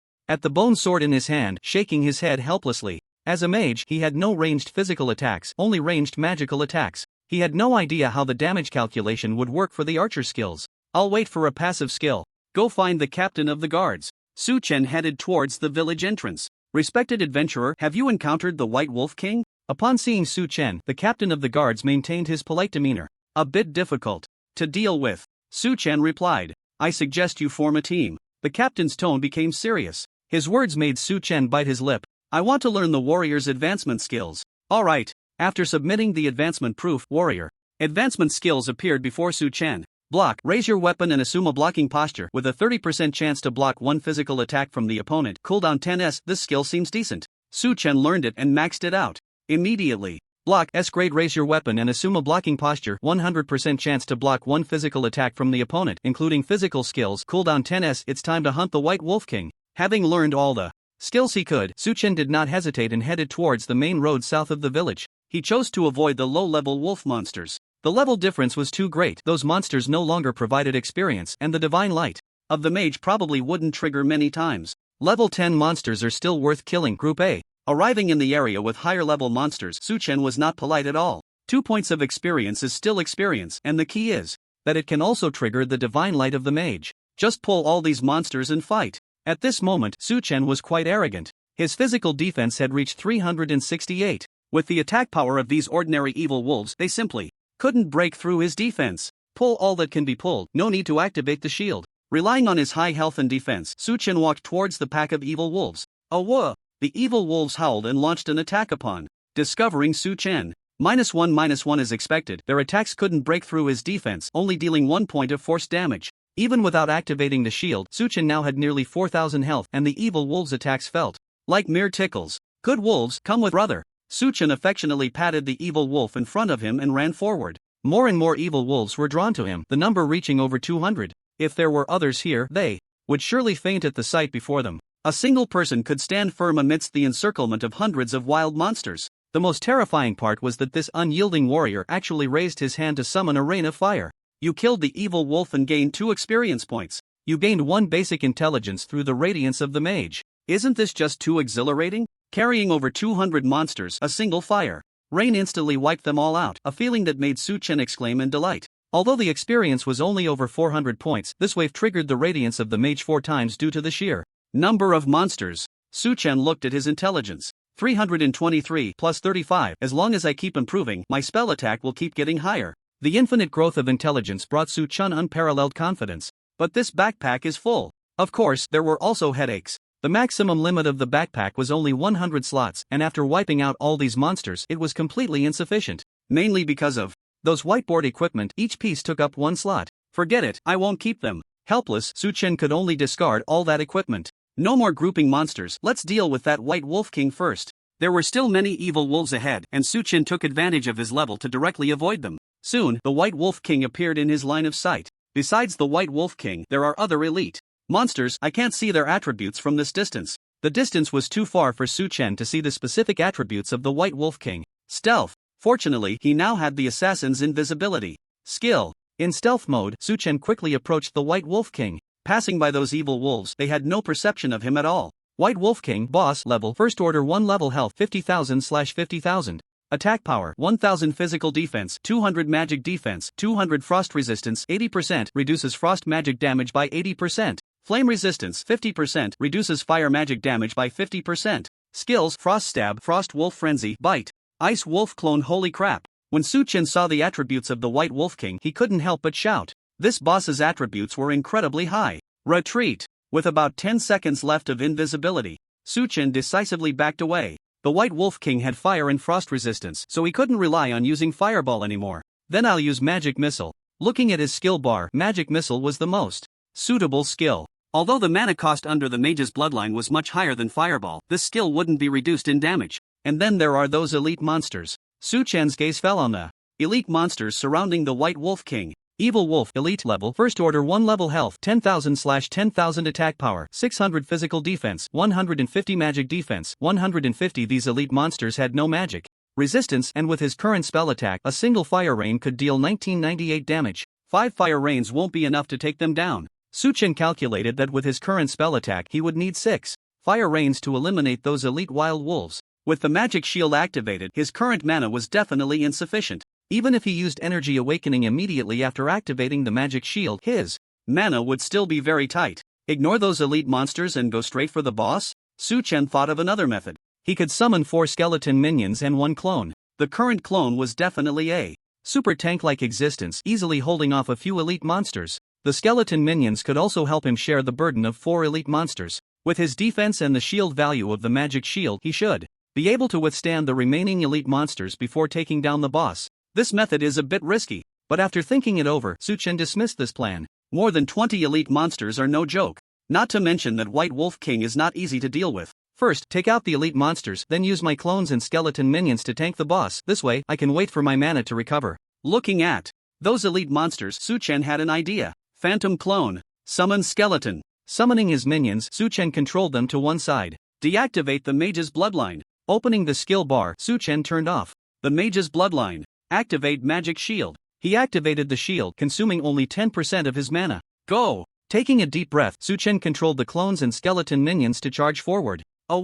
As the clones and skeleton minions approached, the elite evil wolves immediately sensed them, howling and pouncing forward. Su-Chen's gaze was sharp as he controlled the clones to shake off those elite monsters and headed straight for the White Wolf King. The elite evil wolves naturally wouldn't let the clones attack their king, trying to intercept the clones and skeleton warriors. Freeze spell. At that moment, Su-Chen arrived next to those elite monsters and directly used the freeze spell, freezing them in place. Activate Mage's bloodline. At the same time, Su-Chen reactivated the Mage's bloodline. Hold the White Wolf King. With a command to the skeleton minions, Su-Chen controlled the clone to slash at the White Wolf King. -106. A damage number popped up, which also enraged the White Wolf King. It retaliated with a claw strike at the clone. -632. Su-Chen was not flustered at all. The clone's health was twice his own, with a total of 7,560 points, enough to withstand for a while. At this moment, the 4 skeleton minions also launched an attack on the White Wolf King. The White Wolf King's aggro was immediately drawn over. Fire Rain spell. Facing more than 20 elite monsters, Su-Chen was not polite, continuously summoning Fire Rain. -1998. -1998. -1998. 1. Damage number after another appeared above these elite monsters, and Su-Chen's mana was visibly depleting. 5 fire rains will do. These monsters will have no pressure once they're low on health. After 5 fire rains fell, Su-Chen had consumed 7,500 points of mana, and considering the 1,000 points used to activate the magic shield earlier, he was left with only 1,500 points. Although one more fire rain could wipe out all the elite monsters, it would also leave Su-Chen with 0 mana. For the elite monsters with only 10 health points left, this was clearly unnecessary. Raising the bone sword in his hand, Su-Chen slashed at an elite evil wolf. -156. You have killed an evil wolf. Elite, gaining 200 experience points. Gain 1 point of basic intelligence through the Mage's radiance. Energy Awakening. Su-Chen decisively activated Energy Awakening, recovering mana while harvesting those low health elite evil wolves. With only 10 health points left, they all fell into a near-death state, undoubtedly becoming lambs to the slaughter in Su-Chen's eyes. -156. Once again, Su-Chen struck directly at the head of an elite evil wolf with his sword. You have killed the evil wolf elite and gained 200 experience points. -232. -232. Of course, in close combat, Su-Chen was also hit by the attacks of several elite monsters. However, with the shield activated, he could completely withstand these attacks. You have killed the evil wolf elite and gained 200 experience points. Su-Chen continued to attack, slaying the remaining elite monsters one by one. Meanwhile, on the other side, the White Wolf King's health was dropping very slowly under the restraint of the clone and the skeleton minions. Its physical defense was not low, and the attacks from the clone and the skeleton warriors were not high, causing very limited damage.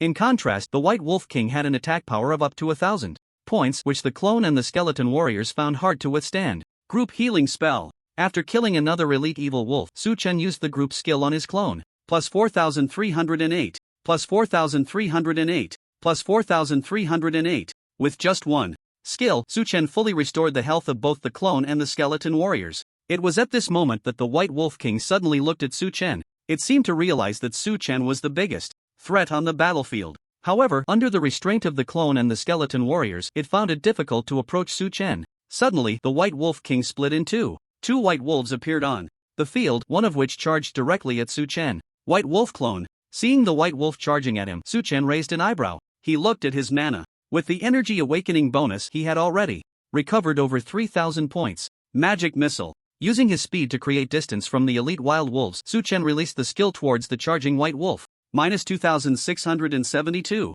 A considerable damage number popped up from that white wolf. Magic Missile. Su Chen struck again. Minus 2,672. Roar. Another skill hit, and the White Wolf King lunged in front of Su Chen. It opened its massive mouth and lunged to bite Su Chen's body. Is this the main body? Seeing the White Wolf King's action, Su Chen's eyes widened. This was clearly a skill. Block. Su Chen quickly raised the bone sword in his hand, assuming a blocking stance. Miss. The White Wolf King's biting skill was blocked by Su Chen. Go kill those elite monsters. Su Chen decisively ordered his skeleton minions. Those elites were low on health, and the skeleton warriors could easily handle them, while his phantom clone could restrain the White Wolf clone. Now is the time for us to go all out. Su Chen raised the bone sword in his hand, his eyes fixed on the White Wolf King. Use potions. A magic missile was launched as Su Chen used a bottle of blue potion. Although the recovery was not much, it was better than nothing. Roar. The White Wolf King let out a furious roar and lunged at Su Chen again. Its sharp claws could deal massive damage if they hit.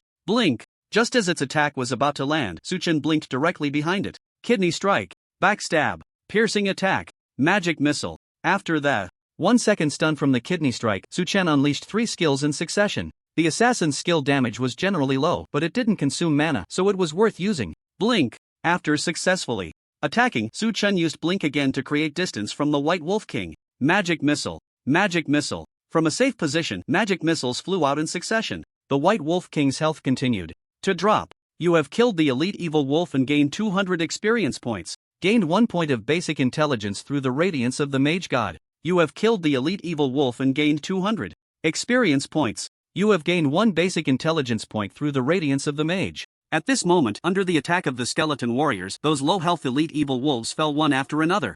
Su Chen also received continuous notifications. The skeleton warriors were incredibly effective. After dealing with those elite monsters, they rushed towards the White Wolf King without pause. Now this feels good. With those little brothers holding the line, Su Chen could safely output from a distance. With 50,000 health points, as long as his mana was sufficient, this health was not a problem at all. After all, the title of Spell Turret was not just for show. Roar. The White Wolf King seemed to sense something was off and let out a roar. The next second, a frost power manifested around. Immediately, the frost transformed into ice spikes, creating indiscriminate damage in the area. Minus 2,000. Minus 2,000. Minus 1,740. Minus 1,740. 2,000 points of damage appeared directly above the skeleton warrior's head, while Su Chen and his clone showed a damage number of 1,700. This skill is strong. If other players were here, they might have been wiped out in an instant. Su Chen was quite impressed with this skill of the White Wolf King. I wonder if killing it will drop this skill. Forget it, let's take it down first.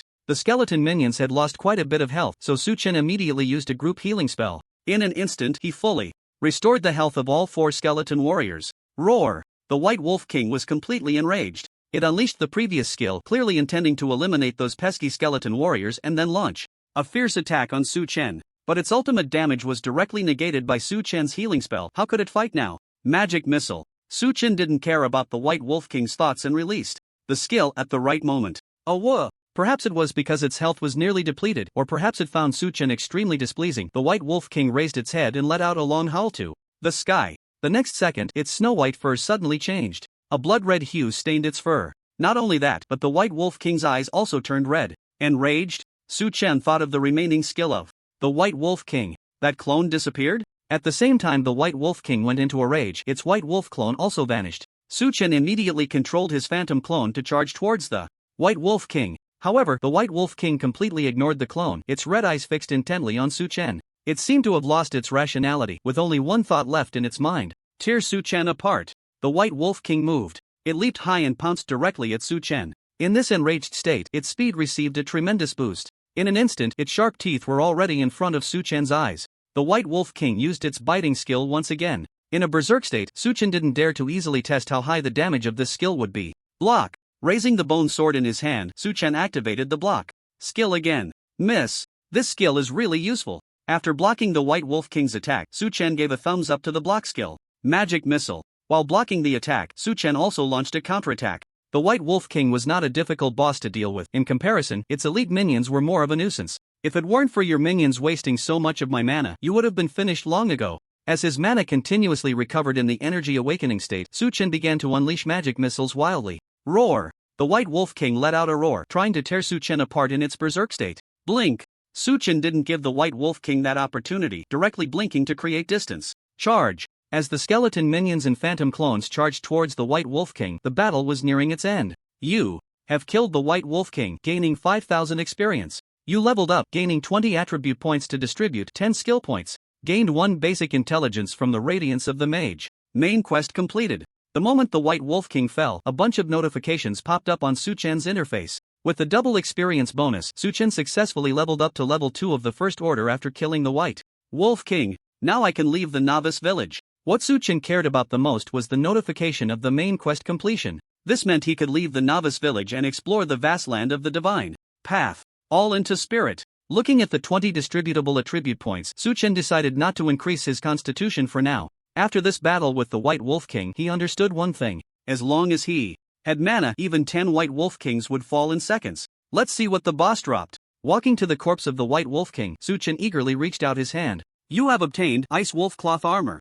You have obtained Ice Wolf Leggings. You have obtained the head of the White Wolf King, Ice Wolf Cloth Armor, a grade plus 20 spirit plus 20 intelligence requirement level. First Order level 1, Ice Wolf Leggings, a grade plus 20 constitution plus 20 spirit requirement level. First Order level 1, head of the White Wolf King, handed over to the captain of the guards in the novice village. These 2 pieces of equipment are amazing. All 3 items were useful, especially the 2 pieces of cloth armor, which significantly increased his spirit. Su Chen immediately equipped both pieces. Player: Su Chen. Profession: Mage level. First Order level 2, 0/12,000 health, 3830 mana, 12,000 attack, 306 spell attack, 756 physical defense, 383 spell defense, 310 attributes, strength 28, constitution 258 plus 25, agility 228, spirit 250 plus 50, intelligence 328 plus 50, equipment: Mage bone sword, title boots, gray cloth hat, apprentice gloves, courage medal, skeleton ring, Ice Wolf Cloth Armor, Ice Wolf Leggings. What a pity, no skill drop. The 2 pieces of equipment and the significant increase in spirit after leveling up perfectly compensated for his current mana shortage, making it a great harvest.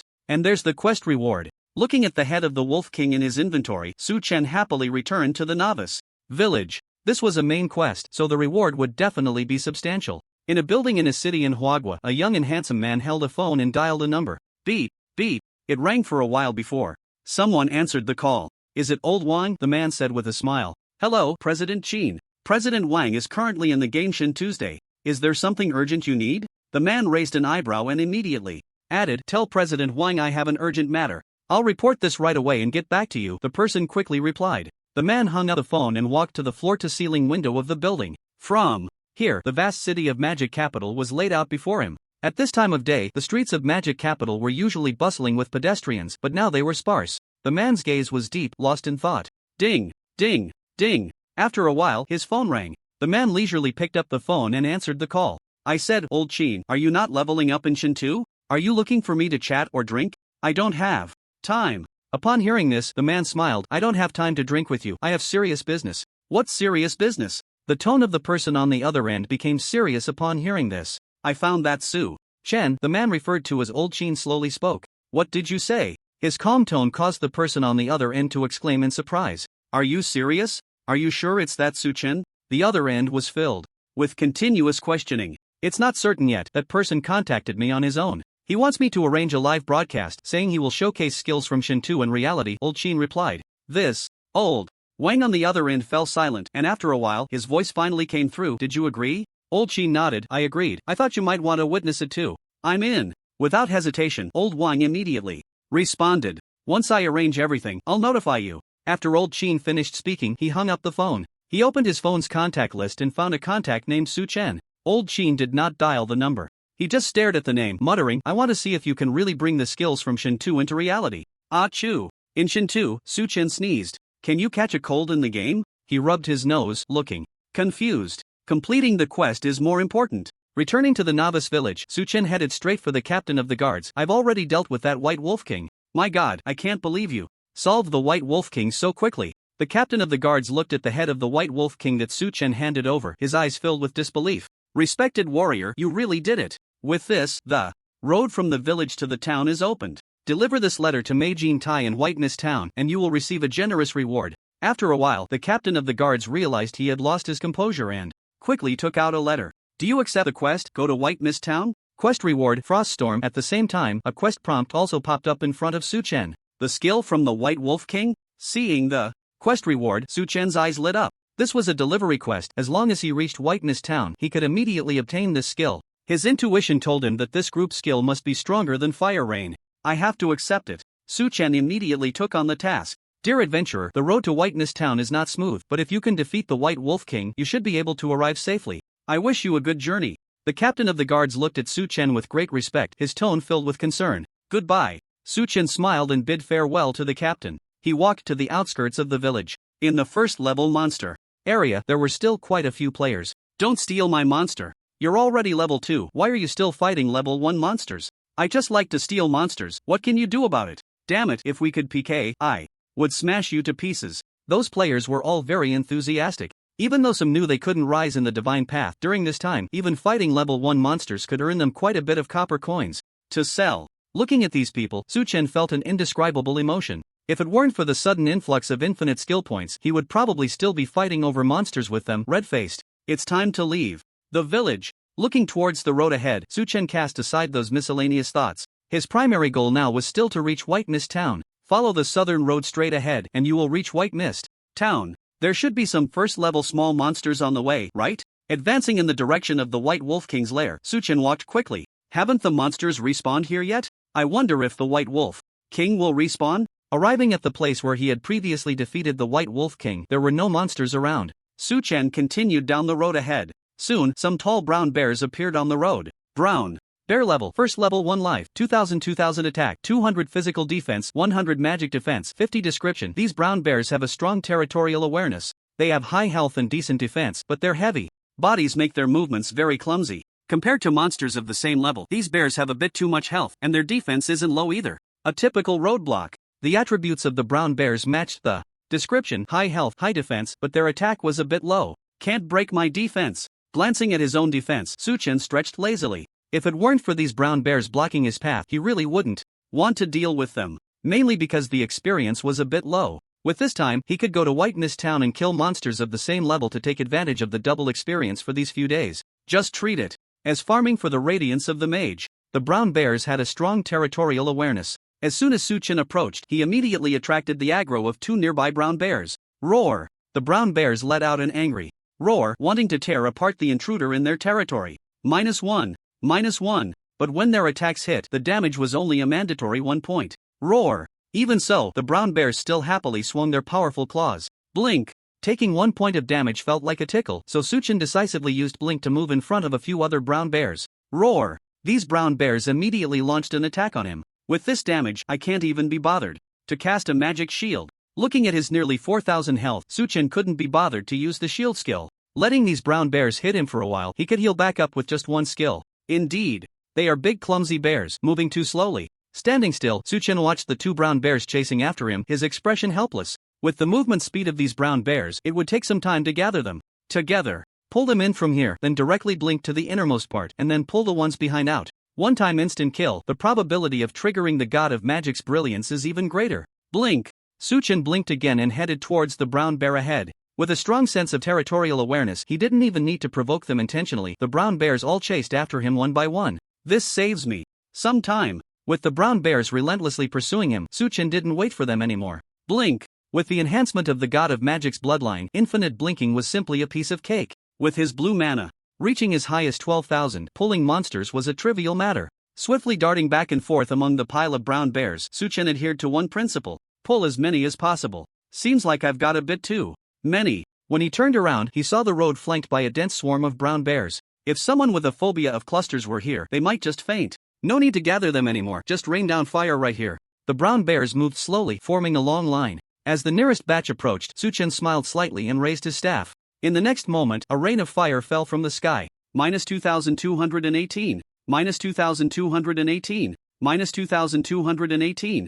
A wave of damage. Numbers popped up. These high-health, high-defense brown bear monsters were all instantly killed by Suchen. You killed a brown bear, gaining 2 experience points. Gained 1 basic intelligence through the god of magics. Brilliance! You killed a brown bear, gaining 2 experience points. Gained 1 basic intelligence through the god of magic's brilliance. Continuous notifications rang out, and Suchen directly looked at his intelligence value. This time, luck was on his side. A wave of instant kills directly added 5 points to his intelligence. It's not over yet, those brown bears will take a while to catch up. He smiled and looked back at the brown bears chasing after him. Compared to the faster-moving wolves, these brown bears were indeed too fat. Suchen wasn't in a hurry, patiently waiting in place. -1, -1, -1. Some of the brown bears in front had already reached him and launched an attack. Ha! Suchen let out a yawn, completely ignoring them. Almost there. Once all the remaining brown bears entered the range of the rain of fire, he struck again. Rain of fire.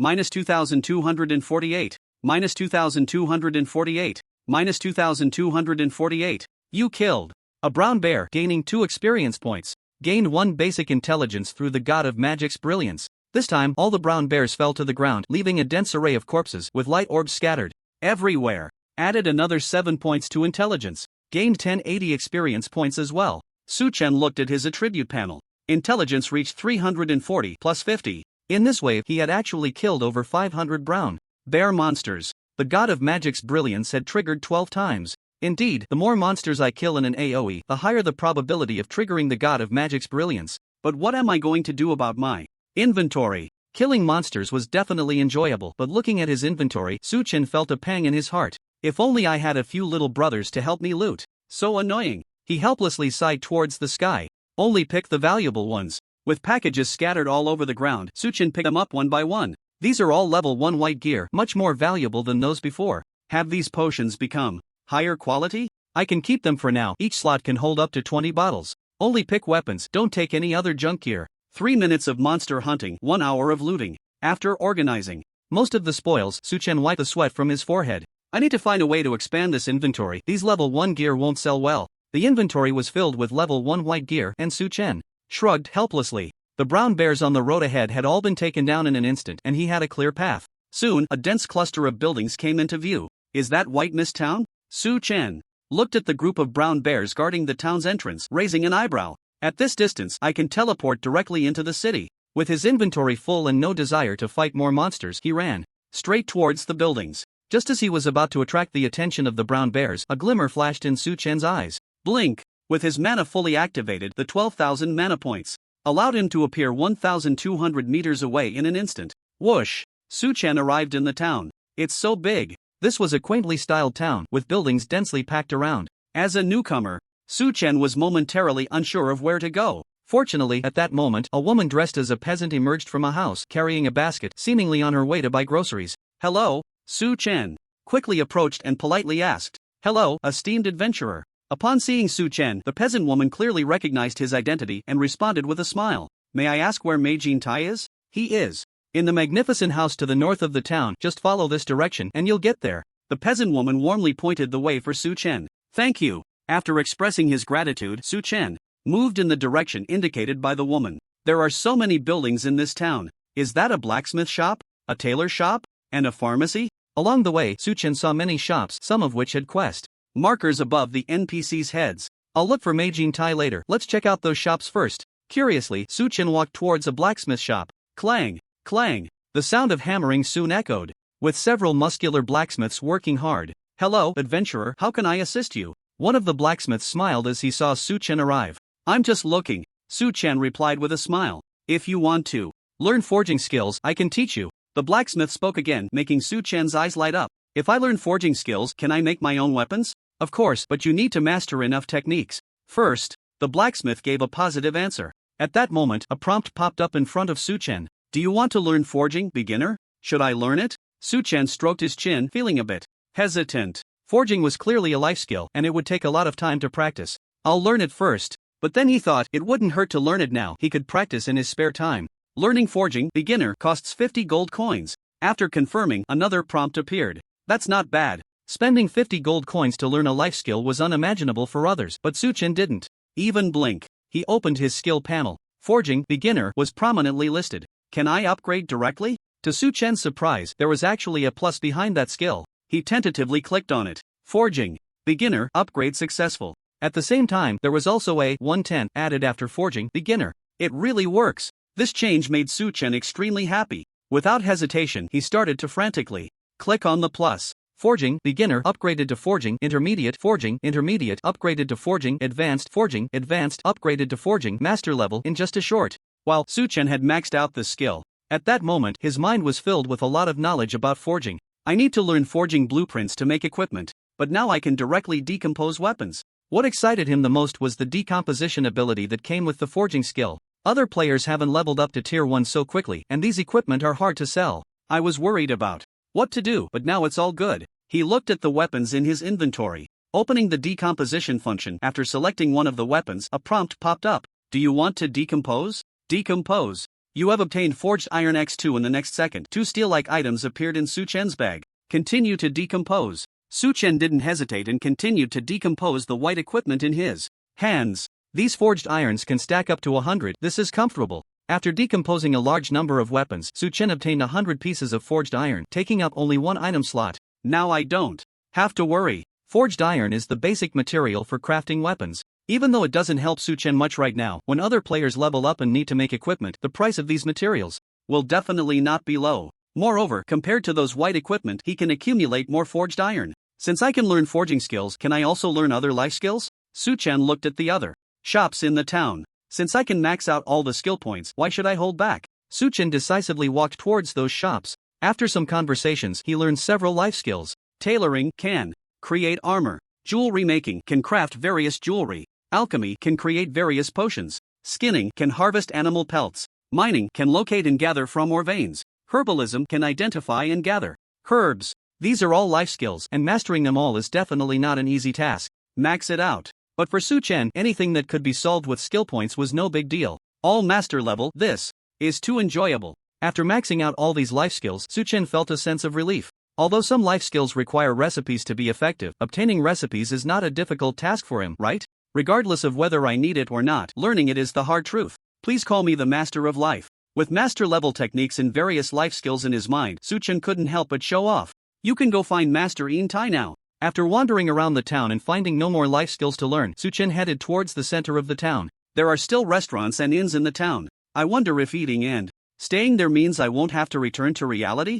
On the way, Suchen saw a building with the sign White Mist Town Inn. From its size, this inn was quite large, capable of accommodating thousands of people. This town should be able to host several beginner village players. There should be a bigger city or a main city behind this, right? According to the conventions of online games, changing maps was clearly unavoidable. Suchen had just left the beginner village and his mind was already contemplating heading to the main city. Soon, he arrived in front of a building. White Mist Town Mage Association. This place resembled a service hall, very spacious, with 2 mage-dressed individuals standing at the entrance. Hello, I'm here to see Master In Tai. Suchen approached and politely spoke. Please follow me. The 2 mages glanced at Suchen, and one of them gestured for him to follow. Suchen followed behind him and entered the Mage Association. As soon as he stepped inside, the scent of magic enveloped him. The entire association exuded a mysterious and ancient atmosphere. Master In Tai, an adventurer, has arrived. Passing through a long corridor, the mage opened the door to a room and reported to the person inside. An adventurer has arrived so soon?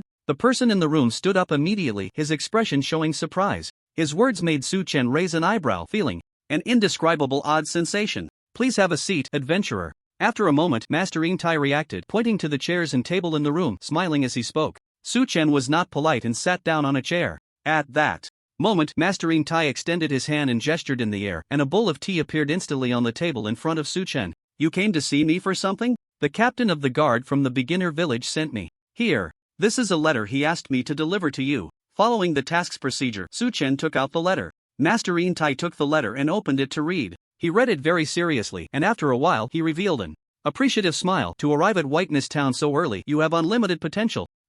Facing the NPC's praise, Suchen felt a bit awkward. Just then, a prompt popped up in front of him. Task completed, go to White Mist Town. Reward, Froststorm. Here it comes. This prompt made Su Chen's eyes light up. He quickly looked at the description of the skill. Froststorm S rank consumes 500 mana, releases a Froststorm in a 50-meter diameter area lasting 5 seconds, dealing 100% spell attack damage per second. Enemies within the storm have their movement speed reduced by 30%, cooldown 90 seconds. It really is an S rank area attack skill, looks quite powerful. Seeing this skill, Su Chen couldn't hide his excitement. Froststorm was much stronger than Fire Rain. The key was that this skill could be upgraded. Young adventurer, you seem a bit excited. Just as Su Chen was about to upgrade Froststorm, Master In Tai stroked his long beard and spoke.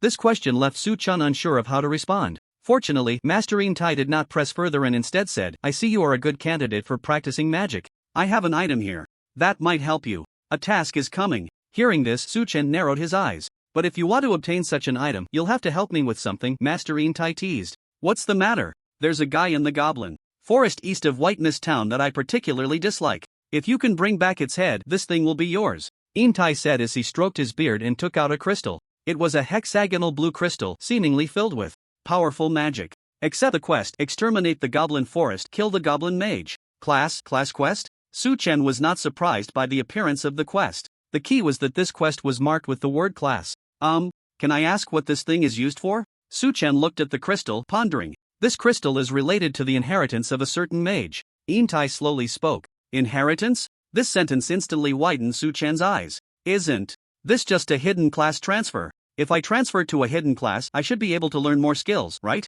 Su Chen's heart blossomed with joy. He didn't expect that delivering a letter would have such benefits. However, he thought again, it might also be because he was the first to leave the novice village, which allowed him to receive this quest about hidden classes. I got it, I'll go right away. Su Chen quickly accepted the quest. With your current strength, you might not be able to deal with those goblins. There's a bounty hall in the town where you can take various bounty quests, and the rewards are quite generous, which can help you quickly improve your strength. Understood. Su Chen nodded slightly and bid farewell to In Tai. With his current attributes, dealing with a goblin mage boss should not be difficult unless that boss had particularly high attributes. In any case, he would first find that boss and see its specific attributes. While searching for the boss, I'll level up. Let's check out that bounty hall and do some quests along the way. Exiting the door of the Mage Association, Su Chen followed the guidance of the mage at the entrance and headed to the bounty hall. Inside the Mage Association, In Tai still held the letter that Su Chen had brought. Suddenly, a flame appeared in his hand. As the flame burned, the letter slowly turned to ashes. This boy's potential may exceed my imagination, but can he rise in this wasteland? In Tai tightly gripped the blue gem, murmuring to himself. An indescribable sorrow was etched on his aged face. In the real world, Fun was arranging his hairstyle. As a well-known rich second generation in Magic City, he had always been very high profile. Has the news been released? Beside him, a phone call was connected and on speaker. It's already out. Now the top 10 trending topics on Weibo are all about Su Chen teaming up with our Qin group to launch the first live broadcast. A voice quickly responded from the other end. Has the location been decided? Fun applied a bit of hair wax, styling the edges of his hair to look very formal. We've booked a conference room in the company building. When do you think is a good time for the live broadcast? The voice asked. Let's set it for 8 o'clock tomorrow night. Got it, President.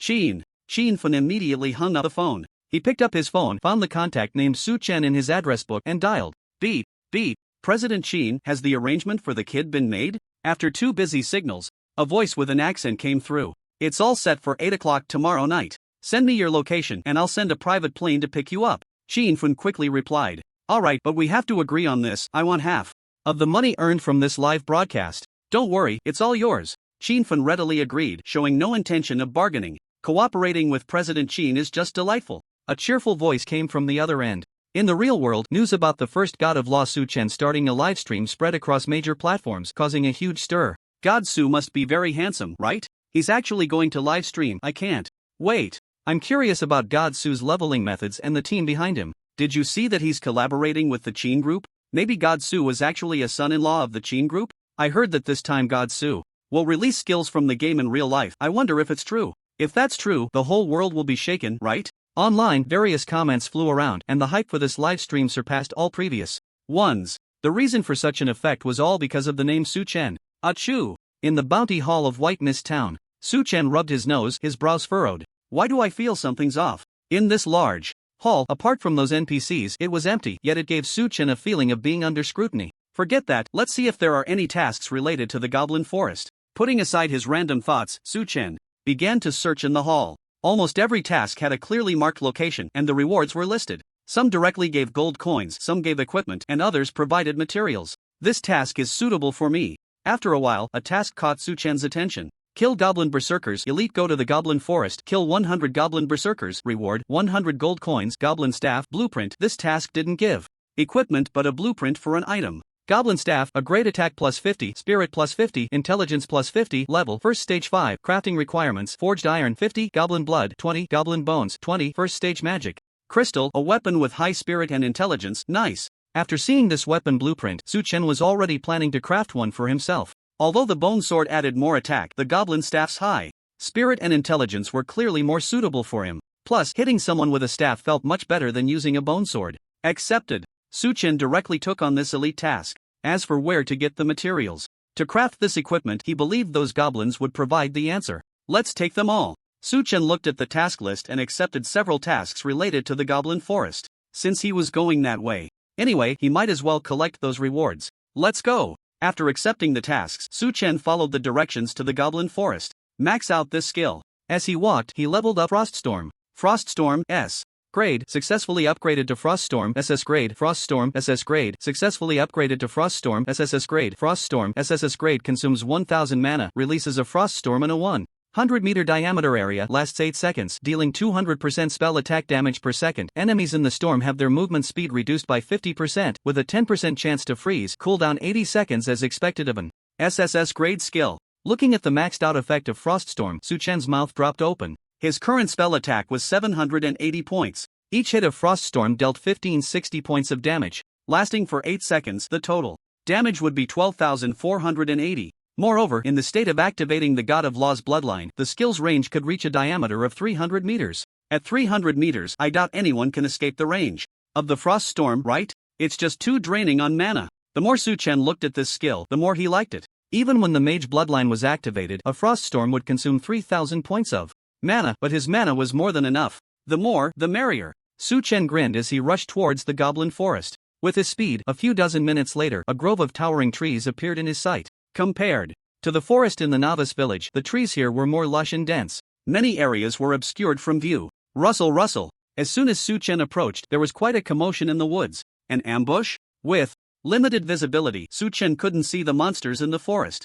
However, with his current defense and health, even if a team of goblins charged at him, he wouldn't be the least bit worried. It's dangerous to probe the bushes. I should just use my skill directly. But Su Chen didn't walk straight into the woods. This was a player's instinct. Let's try out the new skill. He looked into the forest, a smile curling at the corners of his mouth. Froststorm. Under the activated state of the Mage God bloodline, the air within a radius of 300 meters suddenly turned cold. In the next second, the water vapor in the air began to condense, transforming into flake after flake of snow. Whoosh, whoosh. The fierce wind rose and the snowflakes danced. The extremely low temperature instantly affected all the monsters caught in the storm. You killed a goblin scout, gaining 10 experience. Gained 1 intelligence from the Mage God's radiance. You killed a goblin thief, gaining 10 experience. Gained 1 intelligence from the Mage God's radiance. You killed a goblin warrior, gaining 10 experience. Seconds later, a series of messages popped up on Su Chen's interface. This feeling is quite exhilarating. With a large area covered by the Froststorm, Su Chen didn't even need to lure the monsters.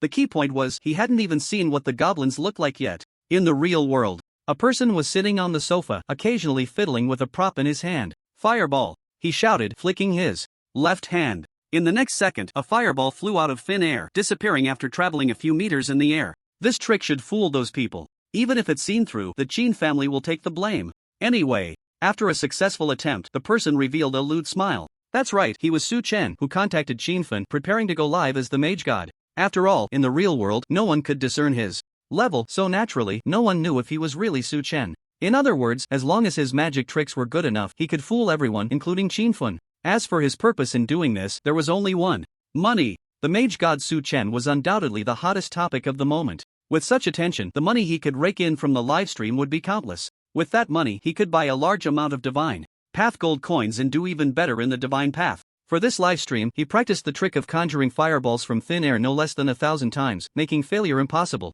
Thank you, brother Su Chen. But it's only right, after all, we just happen to share the same name. On his table lay an identity card, and the name on it was also Su-chen. And this was the biggest reason he dared to pull off this scam.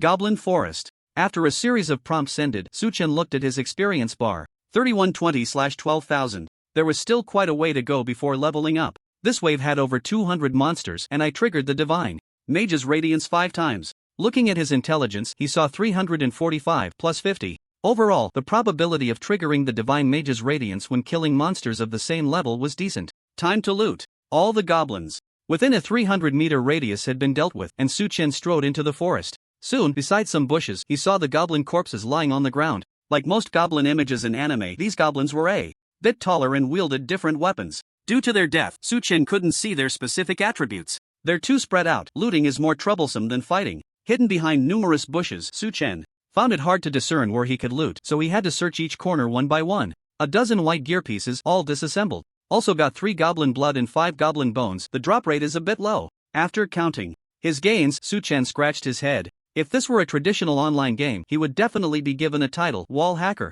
But who could refuse the joy of being a wall hacker? By the way, how did I get this cheat? Do I have some kind of system? Opening his forging skill, Su-chen used the disassembly function while pondering. No matter how much he guessed, the so-called system gave no response. Forget it, just keep leveling up. Su-chen was too lazy to think about it. Once he became a god, everything would be fine. After disassembling the weapons, the tailoring skill can also disassemble armor. Looking at the white armor in his bag, Su-chen continued to disassemble. Disassembly successful. You obtained Magic Pattern Cloth X1. Disassembly successful. You obtained Magic Pattern Cloth X1 like forged iron. These Magic Pattern Cloth could stack up to 100. Keep it. Even if I can't use it, I can sell it. Now my bag is enough. After learning these 2 life skills, Su-chen could confidently pick up white gear. If I kill 26 goblin scouts, 47 goblin thieves, and 18 goblin warriors, I can complete 3 tasks. One task gives 100 gold, not bad. He glanced at his task list. Besides the elite task, the other 3 tasks required killing 100 goblin scouts, 100 goblin thieves, and 100 goblin warriors.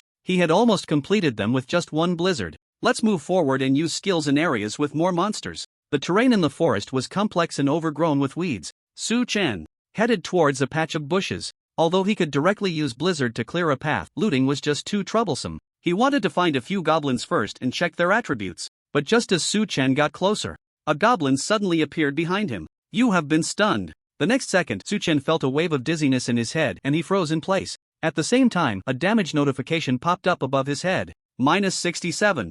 After 1 second, Su-chen regained his senses and saw the monster behind him. It was a goblin thief holding a dagger. Goblin thief level, first stage, second level health, 1500 attack power, 300 physical defense, 50 magic defense, 50 skill. Ambush description. These goblin thieves have mastered the skills of hiding in the forest. They possess high attack power and can stun enemies. You little trash, you can't play fair, so you resort to ambush. The damage from the goblin thief's skills hitting himself is not high, but as a graceful mage, being ambushed by a thief is quite frustrating for Su-chen. I will kill you. Su-chen raised his bone sword and struck down at the goblin thief. -256. -1. 2 damage numbers appeared simultaneously. Without the enhancement of skills, the goblin thief's normal attack could only deal a bit of force damage to Su-chen, while Su-chen's normal attack could take away a significant amount of the goblin thief's health. Kidney strike, backstab, piercing attack. Su-chen only used the assassin skills and did not use any other skills. This was a duel between thieves. You have killed the goblin thief.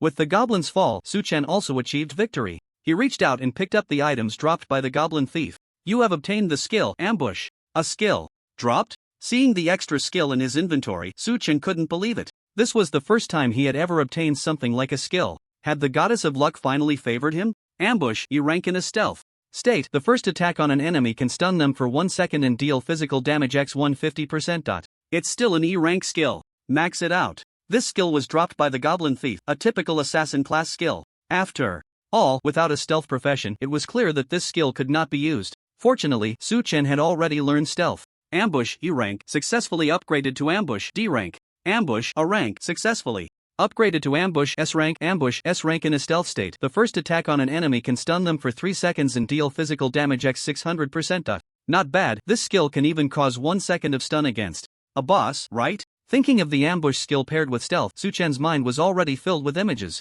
The assassin class had always been the nemesis of the mage class. But what if this mage was even more of an assassin than the assassin? Magic City Airport. As a top-tier wealthy individual, having a private jet is standard. Old Juan, long time no see. Shinfen sat on his plane looking at the man in his 30s in front of him and warmly embraced him. It's been over a month since the emergence of the Divine Path game. We haven't seen each other, right? Old Wang also hugged Shinfen tightly. It was clear that their relationship was quite good. Don't mention it, it's all because of this Divine Path. Our good days are over and all those old men at home have entered the game. Shinfen's tone was full of helplessness. Who says otherwise? Old Wang sighed as well. They were originally carefree, dominating the world, existing above the vast majority of people, but the emergence of Divine Path made them feel an unprecedented crisis. This time, when we meet that Su Chen, let's join forces to discuss cooperation with him. I believe with the financial power of our two families, he will definitely not refuse. Once we bring him to Magic City, we can jointly create a guild in Divine Path? Shinfen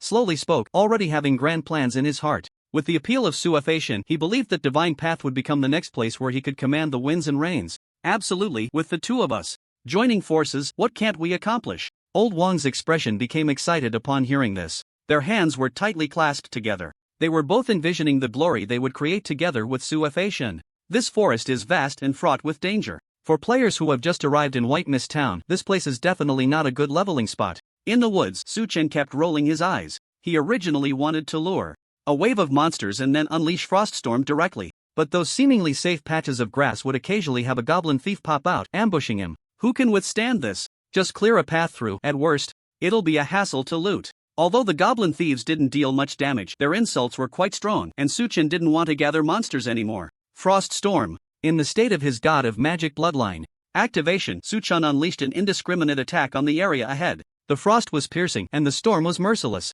With the health of ordinary monsters, they couldn't withstand a complete froststorm. A few hits and they were done for. The goblin thieves hidden in the bushes revealed their corpses after death. You killed a goblin scout, gaining 10 experience. Gained 1 intelligence from the god of magic's brilliance. You killed a goblin thief, gaining 10 experience. You killed a goblin warrior, gaining 10 experience. Only gained over 1,400 experience? The god of magic's brilliance triggered twice? This time, the monsters in the area ahead were clearly not as dense. Energy awakening. Blink. Su Chen decisively activated awakening to enter a rapid mana recovery state, then used blink to flash back and forth among the bushes, picking up the dropped items one by one. Ding, ding, ding. After collecting quite a few packages, his private chat suddenly chimed. Su Chen raised an eyebrow and opened the chat message. The chat settings in Divine Path were extremely intelligent. He had set up a filter, allowing only one type of message to come through. Friend, can you sell that skeleton set for 2,000 gold? If that price doesn't work for you, then there's nothing we can do. The message from the other party was very direct. From this simple sentence, it was clear that 2,000 gold was the other party's bottom line. To be able to come up with 2,000 gold at this time, they must be some big shot. Looking at this message, Su Chen stroked his chin. His psychological price for the skeleton set was also 2,000 gold. This was why the other party's message was able to come through. He had set it to filter out all bids below 2,000 gold. How about a bit more? This is a set after all. However, even though the other party was very straightforward, Su Chen didn't plan to sell it just like that. Bottom lines are something that are tested. In the novice village number 489, a handsome, burly man wielding a sharp sword was fighting against a level 5 wild wolf. Minus 196. A significant damage number popped up above the wild wolf's head. With the health of a level 5 wild wolf, this hit took away a third of its health, showing just how high the warrior's attack power was. My lord, the player selling the skeleton set has been contacted, but from his tone, 2,000 gold seems insufficient. A number of people stood beside the warrior, and one of them spoke up. Judging by the man's appearance, he looked to be in his 20s, yet the person called him my lord. He's testing our bottom line. Reply to him that we've only managed to gather 2,000 gold. The lord remained calm upon hearing this, continuing to battle the wild wolf. Gore. The wild wolf soon fell, and the lord did not continue to engage monsters, patiently waiting by the side. His name was Li Xiao. The surname Li is definitely a prominent one in Huagua. His identity was also quite powerful. He was a hidden billionaire worth billions. This is not just an asset worth over 100 billion, he truly possesses 100 billion in cash. In the vast Huagua, there are not many invisible tycoons like him, but certainly not few. Compared to those asset magnates in the spotlight, they may not be as famous, but they can influence the fate of many enterprises. Only those with such immense wealth can gather 2,000 gold coins at this critical moment. Sir, that person hasn't returned yet, what do you think? After waiting for a while, a subordinate asked nervously. At times like this, it's all about who has more patience. Li Zhao's expression showed no change. His demeanor drew admiring glances from others. Which invisible tycoon worth 100 billion isn't deeply calculating and a seasoned capital player? This type of person excels at negotiation. Li Xiao is particularly skilled among them. However, after a while with no news, his calm began to waver. The benefits brought by the skeleton suit are self-evident. As long as a warrior wears this set of equipment, they will surely have smooth sailing in the subsequent leveling in the Shinto world. If this were just a game, there would be no need to spend such a high price. But the problem is, this is not just a game. Li Xiao is already over 60. Every day he can feel his vitality waning. The Shinto game has given him a chance to rejuvenate and a new hope. Rejuvenation, immortality. This is something that cannot be bought back with any amount of money. How many gold coins do we have in total? He took a deep breath, the calm on his face gone. 2,200 coins. The finance department is still collecting. A subordinate replied respectfully. Tell that person 2002 will buy it out immediately. Li Xiao clenched his fists, choosing to compromise for the first time in his life. 2,200? Looking at the private message, Su Chen's eyes began to turn. This price is definitely not low. Selling it now, he certainly wouldn't suffer a loss. How should he put it? At his current level, it wouldn't be an exaggeration to say he monopolized the auction house's best equipment. By the time most people can wear the skeleton suit, he would probably have obtained even higher level equipment. When he lists those items, the comparison will surely diminish. The skeleton suits appeal to those wealthy bosses. Sell it. Su Chen indeed took action. Gold coins are something no one would ever have too many of. Opening the auction house, he modified the price of the skeleton suit to 2,200 gold coins. Consignment successful. Almost at the same time he changed the price, the skeleton suit was sold out. This is a real boss. Looking at the amount of gold coins to be collected, Su Chen smiled with satisfaction. Pleasure doing business. Can we add each other as friends? If you have powerful equipment or skills for warriors, you can contact me directly, and I guarantee you'll be satisfied with the price. Before long, the other party sent another message. Su Chen chose to ignore it. With so many bosses around, as long as his items are good enough, why worry about not selling? As for skills? Sorry, I don't even have enough for myself. La, la, la. While humming a little tune, Su Chen continued to blink through the forest. If other mages saw Su Chen using blink just to loot faster, they would probably roll their eyes. Is this the capriciousness of a god of magic? In the Hua Kingdom, a group of people stood by the stone railing at the riverbank. It's causing quite a stir online now that Su Chen is going to collaborate with the Qin family for a livestream. We need to manage this. Well, don't worry, our people have already gone over and are negotiating with the Qin family. I'm afraid this livestream will attract the attention of the whole world. I'm actually quite curious about the gimmick of this live stream. Can the skills in the game really manifest in reality? We'll find out tomorrow night. These people exchanged words, their expressions serious. You have obtained goblin blood. You have obtained goblin bones. The materials are almost gathered, but where can I get a first-level magic crystal? Picking up the goblin corpses, Su Chen squinted at the pile of materials in his bag. This magic crystal was clearly not something that could be easily obtained. There was no way. The Divine Path crystal only recorded some basic game information and nothing else was mentioned. He wasn't a game master reborn, so he could only rely on years of gaming experience to explore on his own. The primary goal is still leveling up. Only with a high level is there any real power. After picking up all the bags around, Su Chen walked towards the edge of the previous frost storm. Although he couldn't see the number of goblins in the forest, holding the indiscriminate attack frost storm in his hand meant he had to leave no one behind. Frost storm. He decisively struck, ignoring the high mana cost under the bloodline of the mage god. You killed a goblin scout and gained 10 experience. Gained 1 intelligence through the radiance of the mage god. A series of prompts quickly appeared on the interface. Compared to the range of Fire Rain, the power of Froststorm was fully demonstrated at this moment. As long as Su Chen wanted, he could wipe out all the monsters in this entire goblin forest. With such high intensity mob-killing ability, Su Chen's experience was rapidly increasing. The only trouble was that picking up bags is truly a bittersweet task. While dismantling the white gear in the bags and organizing the materials he had collected, Su Chen shrugged helplessly. Some goblins in remote locations had already vanished before he could loot them. Forget it, just pick up the more noticeable ones. Su Chen was too lazy to loot every single bag. He would just grab the more obvious ones along the way. Frost storm. Walking into the forest ahead, he unceremoniously unleashed another storm. In the Demon City, at a certain hotel, Lord Kenjiro, that's Su Chen, will be live streaming tomorrow night. Everything is arranged, you can go in then, but if you make a move, my people might not be able to assist you. For the honor of Sakura country, I will never let that Su Chen live, even if it costs me my life. Kenjiro looked at the person beside him, his expression revealing an indescribable sickness. His obsession with so-called honor had reached a fanatical level. Then I leave it to you. This is the honor of a warrior. Kenjiro glanced at the security uniform laid out on the bed, clenching his fists tightly. Congratulations, you leveled up and gained 20 attribute points and 10 skill points.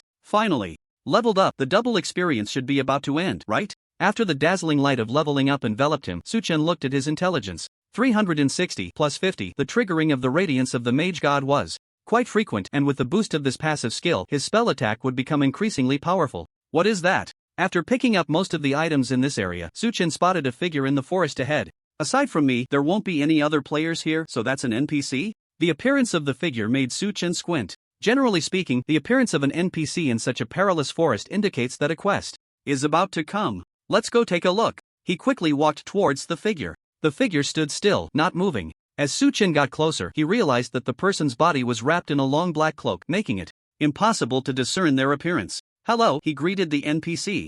The NPC seemed startled by Suchen's sudden appearance and then began to size him up. Are you an adventurer? Yes. Suchen nodded. The NPC seemed to ponder for a moment and after a while spoke. Adventurer, there is a very strong goblin in the camp ahead. If you can bring me its head, I will reward you handsomely. Sure enough, there's a quest. Hearing this, Suchen smiled. A prompt immediately appeared. Do you accept the quest, Furious Goblin? Boss, it's actually a boss quest? This task made Suchen quite happy. Bosses are full of treasures, and the rewards for this quest are sure to be good. I accept. Suchen immediately took on the quest. The NPC didn't say much more. Under that dark robe, he seemed a bit eerie. His behavior made Suchen unconsciously start to think, this NPC looks a bit mysterious. Could this be a hidden quest or something? Never mind, let's complete this quest first. Heading towards the camp, Suchen paid no more attention to the NPC. As for quests, as long as there are rewards, that's all that matters. Should I put all points into spirit or split half into intelligence? Walking along the road, Suchen looked at the 20 attribute points he had just leveled up. He was about to face a boss, and spell attacks seemed more useful. Let's put it all into spirit. With the bloodline of the mage god activated, my mana consumption is too high, and I still don't know how much health that boss has. Suchen allocated all 20 points into spirit. Player, Suchen profession, mage level, first order level 3, 128/14,000, health 3830 mana, 12800 attack, 306 spell attack, 820 physical defense, 383 spell defense, 330 attributes. Strength 28, Constitution 258 plus 25, Agility 228, Spirit 270 plus 50, Intelligence 360 plus 50, Equipment, Mage Bone Sword, Tied Boots, Grey Cloth Hat, Apprentice Gloves, Skeleton Ring, Brave Metal, Ice Wolf Cloth Armor, Ice Wolf Leggings. With 820 points of spell attack, a fireball does 3,280 points of damage, so that boss's spell defense shouldn't exceed 300 points. I can deal at least 3,000 damage in one hit. With Frost Storm, even if the boss has elite minions around, I can still hit freely. With powerful attributes and skills, Suchen was full of confidence for the upcoming boss battle.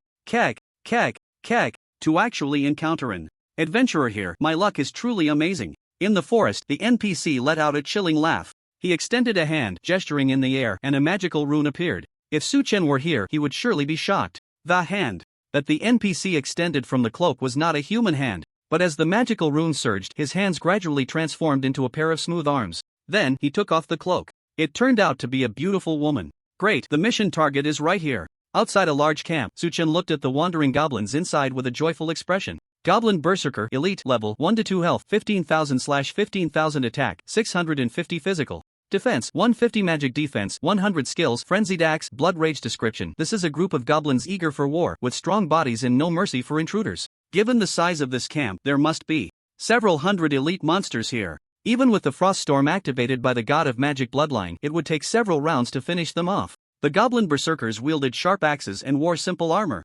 showing high attack but low defense in their attributes. But the problem lay in their health. He had 820 points of magic attack. Each hit of frost storm dealt 1540 points of damage. Even over 8 seconds, he could only deal 12,320 points. These goblin berserkers would still have over 2,000 points of health left. With Fire Rain, clearing them out won't be a problem. Of course, Suchen had more than just Frost Storm as a skill. During the activation of Frost Storm, Fire Rain could perfectly fill the output gap. The current question is whether to go for a big group at once or split it into several rounds. Looking at the state of the god of magic bloodline activation, Suchen stroked his chin and thought. Frost Storm plus Fire Rain was enough to wipe out a group of goblin berserkers. However, the range of Fire Rain was lower than that of Frost Storm, so he would need to gather the monsters a bit. I have enough mana. If necessary, I can directly awaken energy when I start fighting. Let's go big. Observing the camp ahead, Suchen fully demonstrated what it meant to be bold with skill. Deactivate the god of magic bloodline. Activate the magic shield.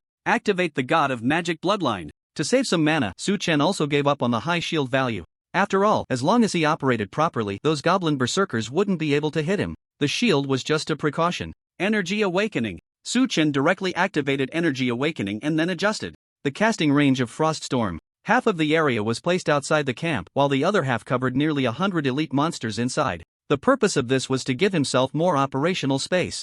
After all, Frost Storm didn't calculate all damage directly like Fire Rain. During the 8 seconds that Frost Storm was fully released, he still had to maneuver around those goblin berserkers. Frost Storm. After recovering a good amount of mana, Su Chen directly released the skill. Ya! Woo ya! Under the attack of Frost Storm, the goblins in the camp turned to look at Su Chen, mumbling in an unknown language. They raised their axes high, wanting to cleave this intruder in half. -1540. -1540. -1540. But as damage numbers appeared above their heads, a layer of frost enveloped the goblins. Under the influence of this frost, their movement speed slowed down. Some goblins were completely covered in frost. Clearly, this triggered the freezing chance of Frost Storm. Seeing the slow-moving goblins, Su Chen quickly stepped forward. The range of Fire Rain was smaller, so he needed to cover more goblins within it. Fire Rain. -2360. -2360. A rain of fire fell, and the damage of this skill seemed a bit lacking against the high health of the goblin berserkers. The falling flames also melted the frost on the goblin berserkers. For this, Su Chen had long anticipated and directly used a flash to create distance. These goblin berserkers had skills. Even if one's damage wasn't high, if 100 goblins released their skills together, even with a magic shield, he probably wouldn't be able to withstand it. Keep your distance, my mana is enough to deal with them. As Su Chen retreated, the goblins charged at him once again. -1540. -1540. -1540. The damage from the Frost Storm struck again. The greatest strength of this skill lay in the fact that each jump of damage could trigger slow and freeze effects. While suffering this damage, the movement speed of the goblin berserkers was immediately affected. Good opportunity. Su Chen seized the moment and moved forward to unleash Fire Rain. Ugh!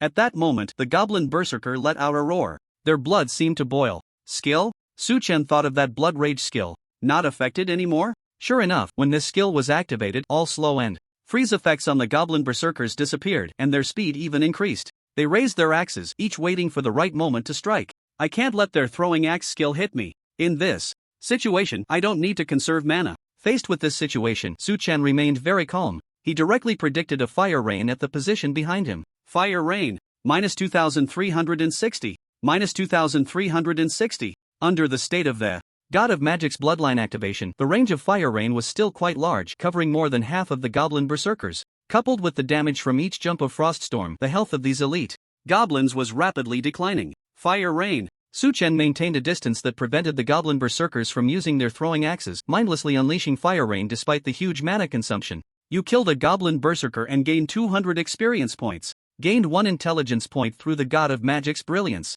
You killed a goblin berserker and gained 200 experience points. Gained 1 intelligence point through the God of Magic's brilliance. You completed the quest, exterminate the goblin berserkers. As his mana gradually ran low, after the 8 seconds of Frost Storm ended, all over 100 goblin berserkers fell to the ground. This feeling of mass AoEing elite monsters is just too damn satisfying. The quest was complete, and as long as he returned to turn it in, the blueprint would be in hand. What excited Su Chen even more was that these elite monsters had a much higher chance of triggering the God of Magic's brilliance than ordinary monsters. In this wave alone, he directly gained 15 points of intelligence. Wait for my mana to recover, and I'll continue this strategy against the next elite monsters. But I still need to pay attention to the boss's position. It would be troublesome to draw the boss while dealing with elite monsters. Su Chen took a deep breath, and while recovering mana, he began to pick up the drops from those elite monsters. So much gold and high-quality equipment, this is great. While picking up, Su Chen revealed an excited smile. These elite monsters were just different from ordinary ones. Soon after he picked up most of the drops, a prompt suddenly popped up. You have obtained the skill Thunderbolt Light. Is the skill here? Su Chen quickly opened the package section. A skill book was quietly placed in one of the slots. Thunderbolt B grade consumes 300 mana points, summons a lightning strike at any position within a radius of 100 meters, dealing 300% spell damage to the enemy, 2 seconds casting time, 60 seconds cooldown. It's actually a B grade skill, and the initial damage bonus is quite high. After seeing the skill description, Su Chen's eyes widened. As expected of a first-tier elite monster, the loot is impressive. I really need a powerful output skill right now, my luck is just too good. Su Chen scratched the back of his head, feeling the favor of the goddess of luck once again. Successfully learn Thunderbolt. Thunderbolt B grade successfully upgraded to Thunderbolt A grade. Thunderbolt SS grade successfully upgraded to Thunderbolt SSS grade max level. After upgrading this skill to SSS grade, Su Chen found that he could not add any more. Thunderbolt SSS grade consumes 500 mana points, summons a lightning strike at any position within a radius of 1000 meters, dealing 1000% spell damage to the enemy, while also paralyzing the target for 3 seconds, 2 seconds casting time, 60 seconds cooldown, 10 times the spell damage, and a paralysis effect? This is just too powerful. However, after seeing the SSS grade effect, Su Chen couldn't help but shout. Although this skill has a 2-second casting time and a cooldown of up to 1 minute, with the blessing of the God of Magic Bloodline, a 1500 mana instant lightning strike is not to be underestimated. We're about to fight the boss, and this skill came just in time. With this skill, Su Chen felt confident about the upcoming boss fight. Even without activating the God of Magic Bloodline, this skill has a 1000 meter attack range, ensuring he has absolute initiative. Before dealing with the boss, I still need to take care of the elite monsters. Looking towards the goblin camp ahead, Su Chen waited for his mana to recover. He opened his package and took out a potion. Large blue potion restores 500 mana points. Cooldown 1 minute. There were plenty of these blue potions in his package, so Su Chen used one without hesitation. However, the 500 mana recovery was just a drop in the bucket for him. Fortunately, I have energy awakening. I can recover fully in a few minutes. Continue to decompose equipment. During the mana recovery process, Su Chen opened the package section and began to decompose the junk equipment one by one. A few pieces of equipment are quite good, suitable for me. Among these items, Su Chen found several pieces that fit his needs. Flame boots, C grade plus 15 spirit plus 15 constitution level, first tier level 1. Apostle gloves, C grade plus 25 intelligence level, first tier level 1. Blue mage hat, C grade plus 25 spirit level, first tier level 1. These are much more useful than the equipment from the quests. Without hesitation, Su Chen equipped all these items. After all, for a long time to come, he would prioritize choosing equipment with higher spirit. With the God of Magic's brilliance, intelligence can be stacked infinitely, and his spell attack can keep up with the speed of monster hunting. Plus, the experience from 100 elite goblins allowed Su Chen to successfully level up to first tier level 4. This rocket-like leveling speed was unimaginable for others. 20 attribute points, all into spirit. Player, Su Chen occupation, mage level, tier 1, level 4, 320/16,000 health. 3930 mana, 14800 attack, 306 spell attack, 890 physical defense, 393 spell defense, 350 attributes, strength 28, constitution 258, plus 35, agility 228, spirit 290, plus 80, intelligence 375, plus 70, equipment, mage bone sword, skeleton ring, courage medal, ice wolf cloth armor, ice wolf leggings, fury boots, apostle gloves, blue mage hat. The mana is almost 15,000. The increase in mana gave Su Chen a sense of relief. Once his mana bar was completely full, he walked towards the camp. It's better not to pull too many monsters, about 100 should be enough. After I level up, these elite monsters will only give 10 experience points, and that's with double experience. I wonder if I can reach tier 1 level 5 after taking down that boss. Su Chen squinted at his experience bar. After defeating most of the goblin berserkers, he leveled up, and the subsequent experience notifications turned into 10 points. Moreover, upon closer inspection, the radiance of the mage god was mostly triggered before leveling up. This indicated that the rewards for killing lower-level monsters decreased linearly. Of course, Su Chen didn't mind. He directly released his skills in the camp. Frost Storm, H City. Xin Fun and Old Wang were sitting in a luxurious business car. Do you think that person is really Su Chen from the game? Old Wang suddenly asked while looking out at the scenery. Well, I don't really know. Xin Fun chuckled. Old Xin, you really know how to play. Upon hearing this answer, Old Wang showed no surprise, instead revealing a knowing expression. I certainly hope he is. That way, we can collaborate with him and surely make a name for ourselves. The sky outside had already entered dusk, and Xin Fun's expression carried a hint of anticipation. Whether Su Chen was real or not, he had not verified, and tomorrow night's livestream was essentially a test. 4. Xin Fun, this was definitely a live stream that wouldn't be a loss. If Su Chen couldn't bring the skills from the game into reality during the livestream, he could easily claim he was deceived, shift the blame, and play the victim to attract some traffic. It was a sure profit. President Qin, we've arrived. At that moment, the car stopped outside a house. It was a large villa, at least over 400 square meters. H City had developed rapidly in recent years, and owning such a villa in this area indicated a considerable fortune. However, in the eyes of Qin Fun and Old Wang, this villa was nothing special. Ding dong! Qin Fun pressed the doorbell. Soon, the door opened automatically. Qin Fun and Old Wang exchanged glances and walked in together. Boom! Suddenly, a fireball flew towards them. Ah! Qin Fun and Old Wang were startled and quickly dodged. Sorry about that, gentlemen. I hope you weren't hurt? Just as the two were still in shock, a voice rang out. They looked over and saw the person standing in the yard. Are you the mage god Su? Qin Fun asked tentatively. That's me. The person nodded, smiling as he replied, his tone neither servile nor overbearing. That fireball startled you, didn't it? I can only release it, I can't control it perfectly yet. Shinfun and Old Wang couldn't help but look at each other, their eyes filled with shock and indescribable excitement. Casting fireballs in reality? Who else could do that besides the mage god? They had found the right person. In contrast to that, Su Chen. Seeing the expressions on the faces of the two, he couldn't help but feel a sense of glee inside. As a seasoned magician, he knew exactly how to grasp the audience's psychology. Shinfun and Old Wang had already been fooled by his earlier trick. As long as he could complete this performance during the live broadcast, what awaited him would be endless wealth and glory. Gentlemen, I've packed my things. When do you think we should set off? He said with a bright smile, slowly speaking. The earlier they headed to the magic city, the fewer flaws he would reveal. Fire rain. Blink. Outside the goblin camp, Su Chen was entangled with a group of goblin berserkers. With the experience from the first group arming, he was clearly much smoother this time. Those goblins couldn't even touch the hem of his clothes, and their health was rapidly dropping. With Frost Storm paired with Fire Rain, as long as my mana is sufficient, can I farm the boss together? This playstyle made Su Chen feel like he was about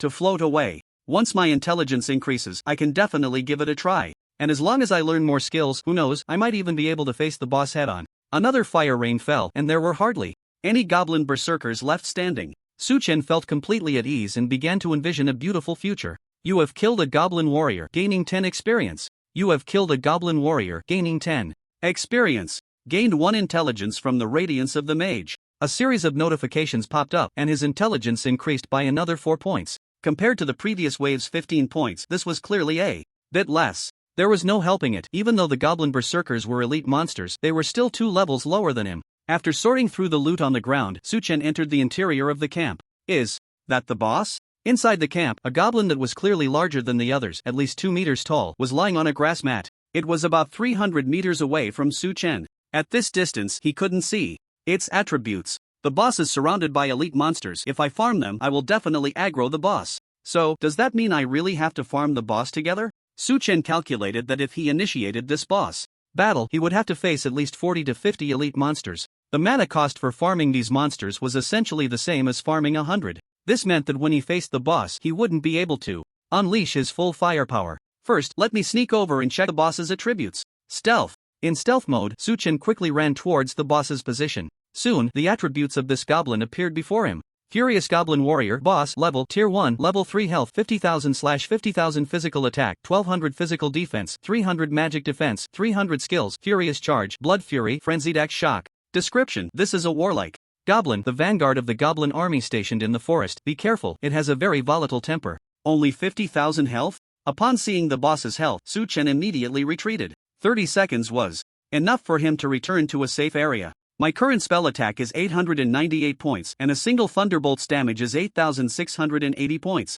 With 50,000 health, that means I need to hit it 6 times, which is 9,000 points of mana. With 15,000 mana plus energy awakening, Su Chen began to plan how to approach this battle. These goblin berserkers had a blood fury skill that could negate control, which was the most annoying part for him. If he got too close while casting his skills, he feared dozens of flying axes would come flying at him. What kind of skill is that Frenzied Axe Shock? What concerned Su Chen the most was the boss's third skill. Generally, skills with shock could have control effects. If he got controlled, the situation would be very dangerous. First, let me summon my little brothers. Phantom Clone. Summon skeletons. Soon, 5 little brothers appeared beside Su Chen. After I leveled up, the attributes of the skeleton warriors also increased. Their health has actually reached 5,000. To Su Chen's surprise, the skeleton warrior's health had increased by 2,000 compared to before. Clearly, this was due to his advancement to level 4 of the first tier. Use Frost Storm to hold off the small monsters, then let my little brothers buy me some time. I'll directly hit a boss with a Thunderstrike, that way it will basically be foolproof. With the blessing of the Mage God bloodline, the Thunderstrike skill could be used as long as the opponent was within his line of sight. Even though casting Thunderstrike would cause a brief stiffness, as long as he was in a safe position, he could continuously cast 5 Thunderstrikes, which would be more than enough time. Within those 10 seconds, that boss wouldn't be able to get close to him. Even if his little brothers were beaten to death by the elite monsters, he could still escape and farm the mobs. Let's do it this way. Magic Shield. Energy Awakening. Starting with the shield. And then awakening, Su Chen popped a blue potion. After his mana was restored, he moved to the farthest position to cast Frost Storm. In a certain novice village, a group of people was leveling up. They were well trained and coordinated perfectly. Their location had already reached the outskirts of the skeleton cave dungeon. With this double experience, the leveling speed is just too fast. I'm about to hit level 8. As a monster fell, someone couldn't help but speak up. We really have to thank that Su Chen. A person dressed as a mage said with a smile, then looked at the warrior in the team. Long Fei, did you get the entry ticket for tomorrow's live broadcast? I got it. The Chin group is quite easy to talk to. The warrior nodded. I really want to meet that Su mage god and let him teach me how to play a mage. Maybe get an autograph or something. The mage sighed a bit. Alright, I know your character, that's why they sent me. The warrior rolled his eyes, a worried expression on his face. I just have a feeling something will go wrong tomorrow. With you around, what's there to be afraid of? The mage said dismissively. The problem is, I'm just a participating audience. The Chin group won't let me participate in anything else, and the people I dispatched can only guard the perimeter. The warrior sighed. That Su Chen's safety is crucial. Do you think I'm just going for fun? The burden is heavy. Alright, I'll give you all the experience later. Participating in the live broadcast tomorrow means you'll have less time to level up. The mage also put away his nonchalant attitude. Hopefully, everything goes smoothly. The warrior's expression remained serious as he whispered softly. Beautiful country. Fuck. In a luxurious villa? Ront Nader was fuming. That Su Chen has already reached level 4 of the first tier, and I'm still not even level 7. At this rate, the gap will only widen. Can't those mages in the leveling teams level up any faster? His roar echoed throughout the villa. This is already the fastest speed. A servant replied nervously. How's the matter I asked you to handle? Ront Nader turned his head, his eyes almost burning with rage. The world's top assassin has boarded your private plane and is heading to Huagua. The servant quickly answered. Upon hearing this, Ront Nader's anger seemed to subside a bit. He ripped off his tie, his voice extremely cold. You are dead. Goblin Camp. Frost Storm. After Su Chen released the skill, he immediately looked at the goblin boss. Accompanied by a sharp gaze, a powerful energy suddenly gathered above the boss. Thunderbolt. Boom. A thunderous sound erupted. Minus 8,680. An extremely exaggerated damage number popped up above the goblin boss's head. If there were other mages here, even seeing the last 3 digits of the damage would leave them speechless. Go! With a successful hit, Su Chen commanded his clone and skeleton minions. 5 minions charged towards the oncoming goblin army together. Before they enter a blood rage state, let them suffer the slow from Froststorm, just hold them back a bit. With his mind divided, Su Chen controlled his clone to draw the elite monsters while continuing to unleash skills on the boss. Thunderbolt. Minus 8,680. Another lightning strike and the boss's health dropped significantly again. Roar! Seeing Su Chen so arrogant, the goblin boss immediately radiated a blood-red aura. In this state, its speed increased dramatically. Thunderbolt. Minus 8,680. Su Chen did not retreat, his gaze was fierce as he summoned lightning once more. At the same time, the boss suddenly received some kind of boost and charged forward. Charge? From this distance? Su Chen raised an eyebrow, murmuring. There was at least 100 meters between him and the boss, and that charge skill was indeed quite far-reaching. Blink. Fortunately, this distance gave Su Chen enough reaction time. Dodging a charge with blink was not his first time. In contrast, after the boss charged to Su Chen's previous position, it lost its target and stood there in a daze. Thunderbolt. Minus 8,680. Seizing the opportunity, Su Chen was unceremonious. Under 3 strikes of lightning, the boss's health had already dropped by half. Roar. The boss seemed to realize the situation was not right. Raising the axe in its hand. About to throw the axe? Su Chen kept a close eye on the boss's weapon, ready to dodge at any moment. But in the next second, the boss slammed the axe down onto the ground. Immediately, the ground shook violently. Under the influence of this tremor, the surrounding area within hundreds of meters was affected. You have been stunned. Duration 3s. Not only was Su Chen stunned, but the skeleton warrior and clone were also incapacitated. Minus 2007. A significant damage number appeared above Su Chen's head. However, this damage did not break his magic shield. 3 seconds is not a short time. The boss charged right in front of Su Chen. Minus 807. Minus 807. In its enraged state, its attack speed was extremely high, continuously dealing considerable damage to Su Chen. Fortunately, Su Chen still had the magic shield, and he was not flustered by these attacks. I didn't expect this control skill to reach so far. As the stun ended, Su Chen immediately turned and blinked away. Thunderbolt. After creating some distance, lightning fell from the sky once more. Roar. The boss let out a furious roar and charged at Su Chen. Thunderbolt. Another bolt of lightning struck down. Thud. The boss's massive body fell straight to the ground. Besides the damage from 5 strikes of Thunderbolt, the boss continued to suffer from the Froststorm. Its 50,000 health points were completely depleted. It's done. Su Chen's expression was calm. This battle was really not difficult at all. Froststorm. Group healing spell. Without going to loot the bag, Su Chen unleashed another Froststorm towards the battlefield on the other side, while healing 5 of his little brothers. This brought back to life the skeleton warrior and the clone that were on the verge of death. Fire Rain. With some blue mana left, Su Chen released a barrage of fire rain. You killed a goblin berserker, gaining 10 experience points. You killed a goblin berserker, gaining 10 experience points. Gained 1 intelligence from the radiance of the mage. A series of notifications appeared and all the goblins in the large camp were dealt with. This boss only gave 4,000 experience points. It looks like I won't level up until tomorrow. Su Chen looked at his experience bar. 6180/16,000. He still needed 10,000 points to level up. It's getting dark. He raised his head. The time in the Divine Path world was synchronized with reality, and it was already evening. I'm feeling a bit tired too. Let's turn in the quest and log off. Su Chen walked towards the corpse of the goblin boss and picked up a glowing orb. You have gained 100 gold coins. You have gained a goblin battle axe. You have gained the head of the furious goblin. You have gained the skill Frenzied Axe Shock. Boss's skill? A few items appeared in the inventory, and Su Chen was pleasantly surprised by that skill. He decisively chose to learn it. Max it out. Frenzied Axe Shock S grade successfully upgraded to Frenzied Axe Shock SS grade. Maxed out. Frenzied Axe Shock SS grade. After release, it deals physical damage x 300% to enemies within a radius of 300 meters and stuns them for at least 3 seconds. The higher the strength, the longer the stun duration. After maxing out this skill, he raised an eyebrow. This skill could only be upgraded to SS grade, and while the damage wasn't high, the control effect was substantial. It's a pity my strength is too low. I wonder if I can find a passive to increase my strength. Wait, this skill is called Frenzied Axe Shock. Can I use it without holding an axe? Su Chen couldn't help but look at the axe dropped by the boss. The class was limited to warriors, and he couldn't wield it. Let's give it a try. With no other option, he attempted to release the skill. Holding the bone sword, he struck the ground with force, causing a tremor around him. Can it be released? This result made Su Chen's eyes light up. Since he could release it while holding the bone sword, it should be fine with a staff as well. I need to find that NPC. I wonder what reward he will give me. Su Chen smiled broadly, holding the goblin's head, and headed towards the location where he had encountered the NPC earlier. On a private plane. We're about to land, Su Mage, Qinfen said, looking out at the scenery. H City was not far from Magic City, and having a private plane meant the flight took hardly any time. Once we get to the hotel, I need to level up too. Su Chen nodded, pretending to be deep in thought. Qinfen and Old Wan watched his demeanor and did not disturb him further. They were unaware that Su Chen was actually feeling very anxious. He had been keeping an eye on the changes in the level leaderboard. Before Qinfen arrived, that Su Mage had already reached level 4 of the first tier, and if Su Mage leveled up to level 5 during his journey to Magic City, his identity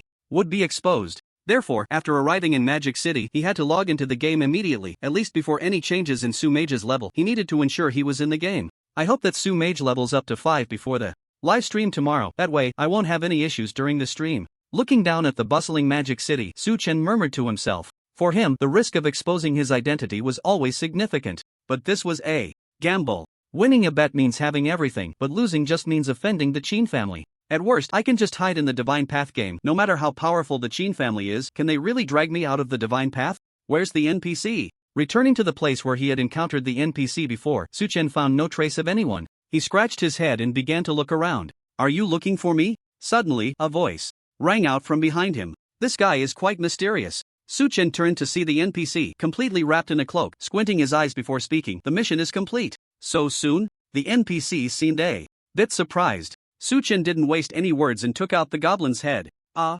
NPC was momentarily stunned, then removed his cloak. Beneath the cloak was a curvaceous beauty. However, in Su Chen's eyes, this beautiful NPC held no allure. After all, in the game, one could adjust their appearance, and he had seen too many beautiful women in the novice village over the past few days. Little handsome, your strength truly exceeds my expectations to be able to take down this guy in the midst of so many goblin warriors' camps. The female NPC said, throwing a flirtatious glance at Su Chen and moving closer to him. The mission is complete, where's the reward? Su Chen took a step back, creating distance between himself and the female NPC. If you can continue to help me attack the goblin stronghold, I guarantee you'll receive a generous reward. The female NPC slowly spoke, her tone laced with temptation. It's a reward beyond your imagination. The female NPC's words left Su Chen stunned. Did this mean he wouldn't receive a reward for killing the boss and had to continue a series of missions? Su Chen furrowed his brows. So, what do you say? Will you accept? The female NPC looked at Su Chen, who was lost in thought, with a charming smile. At that moment, an option popped up in front of Su Chen. Do you accept the mission, attack the goblin stronghold? No specified reward? Upon seeing this mission, Su Chen noticed that the prompt was the same as when he had accepted previous missions, only the mission prompt was there, without any mention of a reward. He had completed quite a few missions, and such a situation was rare. Let's accept it first, after all, there's no loss. After some thought, Su Chen accepted the mission. Dear adventurer, I'm counting on you. The female NPC once again threw a flirtatious glance at Su Chen. Su Chen ignored her and turned to leave. Once he reached a safe spot, he chose to log off. In the forest, just after Su Chen left, the appearance of the female NPC suddenly changed. Her originally smooth skin became wrinkled in an instant, covered with a layer of dark spots. That beautiful face turned into a mass of rotting flesh, looking like a corpse-eating monster. The NPC's next action was even more horrifying. It actually held the goblin boss's head and began to gnaw on it. Delicious. A hoarse voice sounded, and the NPC's eyes revealed endless desire. I hope this adventurer can help me collect more food. That way, my strength can recover a bit. Saying this, it looked in the direction Su Chen had left. It's been a long time since I've tasted a mage. In the real world, Su Chen opened the fridge, preparing to cook. His cooking skills weren't great, the food he made was merely edible. Soon, the aroma of the dishes filled the room. One stir-fried chili with meat, one stir-fried tomato with eggs. Let's see what's trending. Lately, while eating, Su Chen took out his phone. Soon, a piece of information left him stunned. Shocking news, the God Path Su God and the Qin family will start a live broadcast tomorrow. Reportedly, Su God will personally demonstrate skills from the God Path. What the hell? I'm going live? How come I didn't know? Su Chen instinctively shouted. When did I join the Qin family, and when will I start the live broadcast? He immediately clicked in, becoming more and more confused as he read. The post stated that currently, no one practicing in the divine path could release skills in reality. Of course, none of those people had reached the first level yet, only Su Faishan had advanced. So most people believed that Su Faishan could definitely release skills in reality, and anyone who could release skills in reality must be Su Faishan. Am I being impersonated? Looking at the serious tone of the post, Su Chen realized, is there really someone who can release skills in reality like me? That shouldn't be possible, right? His brows furrowed into a straight line. The only reason he could release skills in reality was due to his exceptional attributes. Is there really someone at this stage who can catch up to him? And why hasn't that person appeared on the level leaderboard? The key question is, why would they want to impersonate him? Could it be that this is a setup and someone wants to lure me out? Su Chen thought of a possibility. Someone is impersonating him to draw out the real person. Let them be, my identity cannot be exposed. But I am quite curious about this live broadcast. Su Chen had no intention of debunking the impersonator. On the contrary, he was very interested in this fake Su Chen. In the divine path, a mage was fighting monsters. Damn it, this game is way too hard to level up. I'm only at level 3 right now. This person was Su Chen. After arriving at the hotel in Magic City, he had immersed himself in the game world. How did this guy level up to the first level? I can't understand at all. He looked at Su Chen's level on the leaderboard and curled his lip. But once I make some money, I can buy a lot of gold. Saying this, he opened the auction house. There were already quite a few pieces of equipment listed, including a lot for mages. He looked at those items with greed in his eyes. That Su Chen will definitely not come out to expose me to protect his identity. The rest is just tomorrow's performance. Somewhere in Magic City, 3 tall, pale-skinned individuals landed at an airport. A car was waiting outside the airport, clearly there to pick them up. Is everything arranged? One of the white men asked after getting in the car. I only got 2 entry tickets, so only 2 of you can go in, the driver replied. 2 is fine. The white man nodded. Here are your press credentials, no weapons are allowed inside, and there will be no support once you go in. I will be waiting for you outside, but I can only help you escape. The driver continued, then handed the white man 2 credentials. Mr. Longta said that if you fail, he will take good care of your families. The word families made the white man's expression change slightly, but he quickly concealed it. Then, his cold voice rang out. Tell Mr. Longta that I have never failed. Magic City, Tianhao Grand Hotel. The security work for tomorrow must not have any mistakes. Tell everyone that not even a needle can be brought into the live broadcast site. Qinfen was instructing on the other end of the phone. Tomorrow's live broadcast was of great importance, and his phone had been ringing non-stop. There were simply too many arrangements to be made. Knock, knock, knock. At that moment, there was a knock on his door. Wait a moment, Qinfen instructed. On the phone, standing up and walking to the door. Captain Long? Upon opening the door, Qinfen was taken aback. Outside stood a tall man who gave an immediate sense of security. Is President Qin busy right now? The man smiled and spoke slowly. Captain Long, just a moment. Qinfen picked up his phone and said, I'll call you back later. After hanging up, Qinfen stepped aside. Captain Long, please come in. Long Fei walked into the room with a smile and sat down on the sofa. President Qin, I don't like to beat around the bush. I came to see you this late mainly to discuss tomorrow's live broadcast. Is there a problem? Qinfen raised an eyebrow and asked. I would like you to move the live broadcast time earlier, the sooner the better. Long Fei took a deep breath. You know that Su Chen has a special identity, and the earlier the live broadcast, the less time there is for those who want to make trouble behind the scenes. This, Qinfen, certainly understood Long Fei's meaning. After thinking for a moment, he said, the security of the Qin group has always been very good, and that Su Chen can bring skills from the game into reality. With such strength, he is no longer in ordinary person. At this point, Shinfun's expression showed some difficulty. Moreover, the live broadcast time is not something I can decide alone. It also requires Su Fashion's approval. Can President Qin arrange for me to meet Su Fazhen? Long Fei's tone was somewhat anxious. He had long admired Su Fazhen and now felt as if he was about to meet an idol. We added each other as friends in the game. I'll ask him when I enter the game. Shinfun did not refuse. In front of Long Fei, he summoned the Divine Path Crystal and entered the game world. About 10 minutes later, he returned to the room out of thin air. Su Fazhen said the live broadcast time can be moved to 1 p.m. tomorrow, but he doesn't want to meet you. This response made Long Fei show a look of disappointment, but he quickly adjusted. That's fine, we'll see each other during the live broadcast tomorrow. It's settled then, I'll go back and arrange the personnel now. Captain Long, take care. As Long Fei left, Shinfun quickly picked up his phone and dialed a number. Notify everyone that the live broadcast time has been changed to 1 p.m. tomorrow. Make sure everyone works overtime tonight, even though changing the live broadcast time at the last minute would bring him a lot of trouble. He had to give face to Long Fei. Early to bed and early to rise is good for your health. Su Chen stretched and got out of bed. After gaining a lot of attributes in the Divine Path game, he found that his physical condition in reality had also improved. Those special forces can't beat me anymore, right? This enhancement surpassed human potential. I wonder if my body can withstand bullets in the future. While making breakfast, Su Chen muttered to himself. After frying a few eggs and having them with milk, he opened his phone. Soon, news about Su Fashion's live broadcast being moved earlier appeared in his view. Clicking in, there was a pile of comments below. Why was it suddenly moved earlier? Damn, if I hadn't checked my phone this morning, I would have almost missed the live broadcast. Isn't a night live broadcast better? It's so dark, the fireball would be clearer. Is Su Fazhen planning to live stream early and then level up? Almost every comment had 999 plus. Is that guy afraid that I might suddenly level up during the live stream and expose my identity? Compared to the wild guesses of these netizens, Su Chen could actually figure out a few things. It's a simple reasoning. If Master Su levels up suddenly on the leaderboard during the livestream, the so-called live broadcast would turn into a farce. He had just reached level 4 of the first rank yesterday, and the other party clearly thought he wouldn't reach level 5 of the first rank before noon. What a clever calculation. Su Chen took a sip of milk and shook his head slightly. It was now 10 a.m. and there was still plenty of time before the noon livestream. He had ample time to reach level 5 of the first rank. Of course, if he wanted to use this trick to expose the other party's identity, he just needed to level up during their live stream to slap their face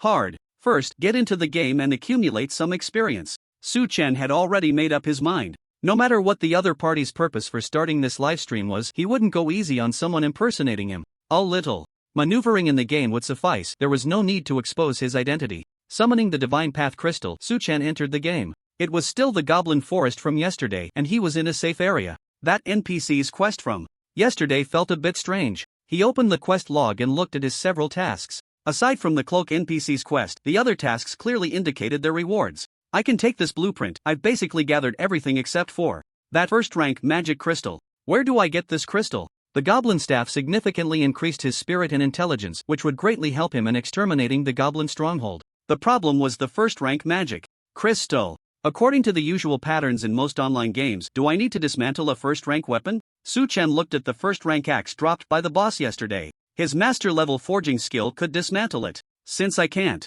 sell it anyway, let's give it a try. Even if he listed the first-rank axe in the auction house now, no one could afford it. Rather than selling it cheaply, he might as well verify his guess. Do you want to dismantle? Dismantle. You have obtained a first-rank magic crystal. Just as I thought. Looking at the crystal emitting a faint glow in his inventory, Su Chen couldn't help but smile. Time to go back and turn in the quest. He hurried towards White Mist Town. There was no rush to level up. He would make the goblin staff first. In Magic City, at the Tianhao Hotel, Su Chen stood in front of the mirror in the presidential suite. His face looked somewhat haggard. He had tossed and turned all night. He agreed to the early livestream because he felt that Master Su couldn't possibly level up around 1 p.m. As long as he stayed in the room before 1 p.m., he could claim to Qinfen that he was leveling up in the game and then head to the Qin group for the livestream just before 1 p.m. After performing the fireball, he would end the livestream as quickly as possible and then enter the Divine Path game. After all, in the game, although Qinfen had him as a friend, he couldn't see his level. He had confirmed this point multiple times before launching this scheme. As long as Master Su didn't level up during this short period of his livestream, his identity wouldn't be exposed. Once he got enough money from Qinfen, he could make a run for it. The success or failure hinges on this. Su Chen kept splashing cold water on his face, forcibly suppressing the tension inside him. This gamble, which could change the course of his life, was about to begin. Complete the task to obtain the Goblin Staff Blueprint. Learn to craft. In the task hall of White Mist Town, after receiving the blueprint, Su Chen immediately chose to learn. His master-level forging now had an additional item to craft. Do you want to craft the goblin staff? Craft. Soon, the materials fused in his hands and transformed into a long-handled staff. Su Chen did not hesitate and directly chose to equip it. Physical attack decreased by 50 points, but intelligence increased by 25 points and spirit increased by 50 points. He looked at his attributes. Spirit 290 plus 130, intelligence 382 plus 95. Both mana and spell attack had significantly increased. Let's look for other tasks available in the Goblin Forest. The tasks in the task hall were quite varied. Besides monster killing tasks, there were also some gathering tasks. Previously, Su Chen had been too lazy to do gathering tasks, mainly because he found them troublesome, but now he needed to manage his experience level, so these tasks could be done. Do you want to accept the task to gather green mushrooms in the Goblin Forest? Accept. Do you want to accept the task for goblins mixed soup? Accept. Does this task give a blueprint? Continuing to browse, one task caught Su Chen's attention. Gather 100 blueberries from deep within the Goblin Forest. Reward, Super Mana Potion. Blueprint, Super Mana Potion, requires 1 large blue bottle. 1 Mana Grass, 1 Vitality Vine, restores 2000 mana, cooldown of 1 minute. This blue potion is pretty good. Compared to the large blue bottle in his inventory, the mana restored by the Super Mana Potion was quite impressive even for him now. There should be herbal gathering in the Goblin Forest. I completely forgot about that. Looking at his master-level herbalism skill, Su Chen slapped his forehead. Once the skill was activated, he would be able to identify the herbs distributed throughout the forest. Let's go! After clearing out his inventory as much as possible, Su Chen headed back to the Goblin Forest. Mining is also activated. Upon entering the Goblin Forest, Su Chen wasted no time. Frost. Storm. A skill was unleashed and a series of prompts sounded. All 2 points of experience. The divine light of the mage didn't trigger. These monsters are not worth killing. There were many prompts, but the experience was only 2 points. This was even with double experience. Normally, a kill would only yield 1 point. If Su Chen's level increased further, these monsters would yield no experience at all. However, the purpose of clearing monsters was merely to better collect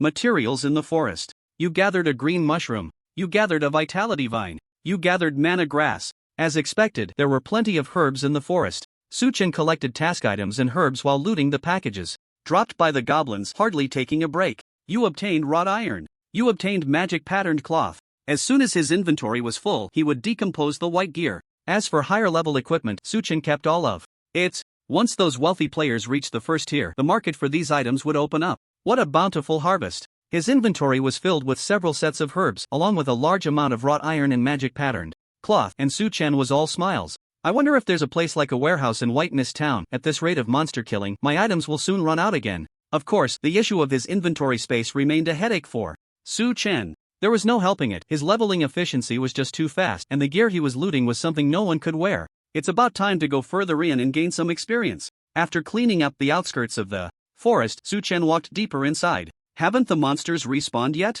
Arriving outside the elite camp from yesterday, there was nothing here. Why is the refresh time so slow? This made Su Chen frown. He had originally wanted to farm some elite monsters and kill the boss again. Then I can only continue forward. There was no other choice. Su Chen could only delve deeper into the forest. Compared to his previous caution, he walked with a swagger this time. Even if the monsters deeper in the forest were of a higher level, they couldn't take down this squishy mage in an instant. After walking for more than 10 minutes, a roadblock appeared on the path ahead. It was made of a large tree covered in thorns, directly blocking the way forward. On either side of the roadblock stood 2 goblins armed with bows. Not only that, but behind the roadblock, he could also see some goblins wielding staffs and some strong goblin warriors. If I continue forward, I should reach the goblins' main camp, right? My hidden class quest should be completed back there. Su Chen gazed into the distance. Behind this roadblock, there were many more obstacles, and the path ahead was basically filled with goblins. The herbal resources in here are even richer. In addition, Su Chen spotted quite a few herbs. I'll clear the way first, then use a frost storm to level up, and then log off to watch the livestream. He didn't care at all about the roadblock. He could just use his blink skill to get through. He took a few steps forward. Deactivate the mage's bloodline. Frost storm. The reason for deactivating the mage's bloodline to unleash the storm was to control the experience points. You have killed a goblin hunter, gaining 10 experience points. You have killed a goblin mage, gaining 10 experience points. Gained 1 intelligence from the mage's radiance. Continuous prompts appeared, and in terms of experience, these goblins were at the same level as Su Chen. Under the AoE of his group attack skill, the mage's radiance also triggered twice. Blink. After clearing a group of goblins, Su Chen directly blinked to loot the bags. Time slowly passed, and it was almost 1 o'clock. Su Mage, you don't need to worry too much. Everything has been arranged on site. There won't be any problems. In the Magic City, in the president's office of the Qin Group, Qin Fun stood in front of Su Chen. Although he said he wasn't worried, his tightly clenched fists betrayed him. I actually have confidence in President Qin,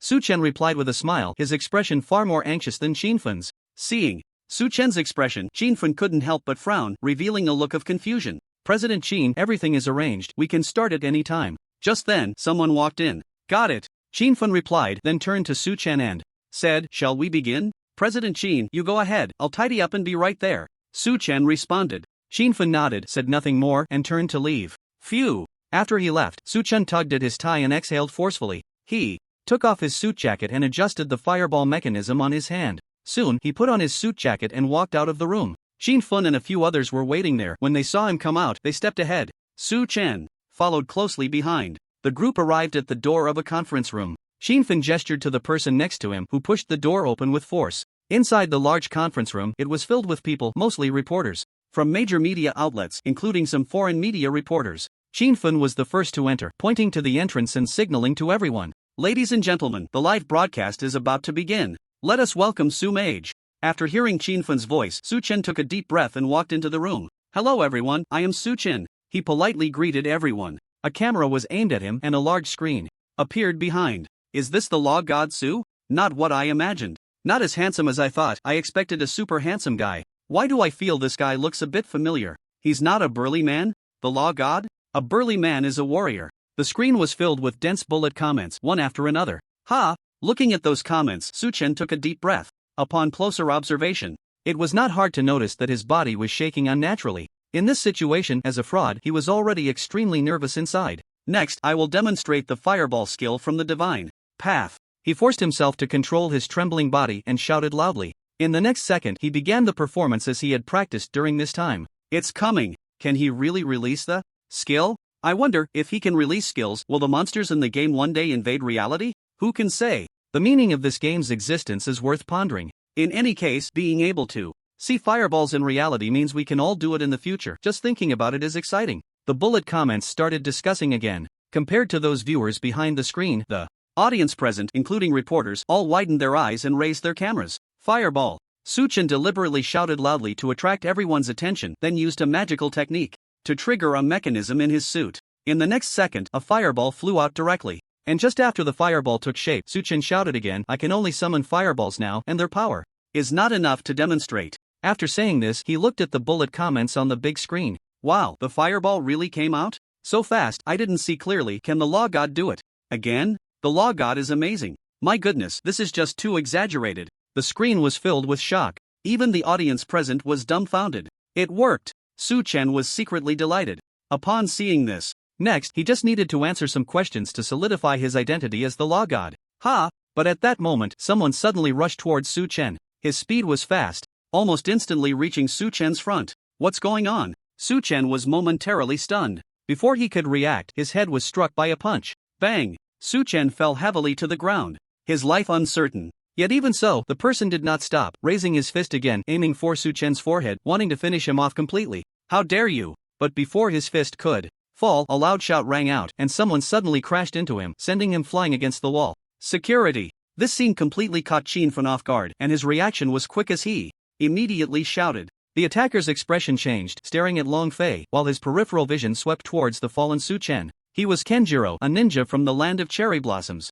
The moment he saw Su Chen unleash the fireball, he knew he had to act. If such a terrifying enemy were to develop, how could the land of cherry blossoms dominate the world? For this, he was willing to pay any price, all for the sake of so-called honor. Kenjiro attacked Long Fei. The two quickly became entangled in a fight. But there were other security personnel on site as well. To prepare for this live broadcast, Qin Fun made ample preparations, and the security guards immediately surrounded Kenjiro. He must die. Kenjiro showed no signs of retreat, even if it meant leaving his life. Here, he was determined to take down Su Chen. Make your move. Suddenly, another voice echoed in the conference room. In the next moment, a figure rushed towards the fallen Su Chen. Stop him! Qin Fun shouted urgently. Get out of the way. But the person's skills were surprisingly good, and in just a few moves, he took down the security guards blocking his path. Not only that, several people with press credentials in the venue also joined the fray. Almost in the blink of an eye, the person reached Su Chen and aimed a kick at his head. Blood burst forth. It's over. Seeing this, Qin Fun seemed to lose all his strength and collapsed to the ground. He had clearly made arrangements, he had clearly given repeated instructions, yet the situation had still exceeded his control. No one leaves today. On the scene, Longfei's furious roar was deafening. At the same time, the special forces outside the Qin group received the signal and locked down the entire building. With their strength, not even a mosquito could escape the Qin group at this moment. Beautiful country. Mr. Langt, we succeeded over there. Langt Nader sat in his office chair, and upon hearing the report from his subordinate, a long-lost smile appeared on his face. Nice. What a load of crap, that title must belong to me, Langt Nader. Ha, ha, ha. The laughter echoed continuously in the large office. Cherry Blossom Country. We succeeded, but Kenjiro probably won't be coming back. There are always sacrifices in big undertakings. Kenjiro's sacrifice is worthwhile. Although Huagua gained double experience and seized some advantages, once that Suchen is dead, he will no longer be a threat. A man stood under a cherry blossom tree, holding a few petals in his hand, a brilliant smile on his face. Other parts of the world. One after another, people received the news of the god of law Su's fall. Great! This guy died just perfectly. Isn't there a saying in Huagua? The bigger the tree, the more it catches the wind. Now he's reaping what he sowed. Their attitude towards the fall of the god of law was almost unanimous. They applauded in approval. Congratulations, you leveled up. Su Chen was unaware of everything happening outside. He timed it perfectly, and after a little over 10 minutes past 1, he threw a frost storm at the roadblock. Ahead, simultaneously leveling up to level 5 of the first rank. At the same time, on the world ranking leaderboard, his level also changed from level 4 of the first rank to level 5 of the first rank. The feeling of leveling up is still great. Killing these same level monsters, the probability of triggering the mage's brilliance isn't low. If I could just avoid leveling up, I could infinitely farm intelligence. After successfully leveling up, Su Chen allocated the 20 points to intelligence. Player, Su Chen profession, mage level, first order 5, 20/18,000, health 3930 mana, 16800 attack, 256 spell attack, 1014 physical defense, 393 spell defense, 420 attributes, strength 28, constitution 258, plus 35, agility 228, spirit 290, plus 130, intelligence 412, plus 95, equipment, goblin staff, skeleton ring, medal of valor, ice wolf cloth armor, ice wolf leggings, fury boots, apostle gloves, blue mage hat. The reason for adding to intelligence was mainly because after doing so, his spell attack would break the 1000-point barrier. I can now call myself a 1000 damage mage. On the attribute interface, that 4-digit spell attack looked dazzling. That imposter should have been exposed by now, right? Thinking of the live broadcast happening in the real world, Su Chen smirked. The mage in the live stream couldn't possibly level up in the game. The time note he had locked in was enough to turn that live broadcast into a farce. As for whether this detail would be discovered, Su Chen opened the world channel. Damn, did the mage just level up? Aren't they live streaming? It's obvious, the mage streaming outside is a fake. Indeed, there are many people named Su Chen, and this game is different from ordinary online games. You can't even see the level of someone standing opposite you, making it really hard to tell. Damn it, I hate scammers the most. I'm going to spam the live chat. Who has time to watch the live stream? Leveling up is the hard truth. The number of people stealing monsters today has decreased, and double experience is about to run out. As expected, the crowd's eyes were sharp. He didn't even need to step in. The angry netizens would help him smash that imposter's head. Of course, Su Chen could also choose to ignore that imposter and let him divert the public's attention. But then he thought, this person was using his identity to swindle. Wouldn't all the blame eventually fall on him?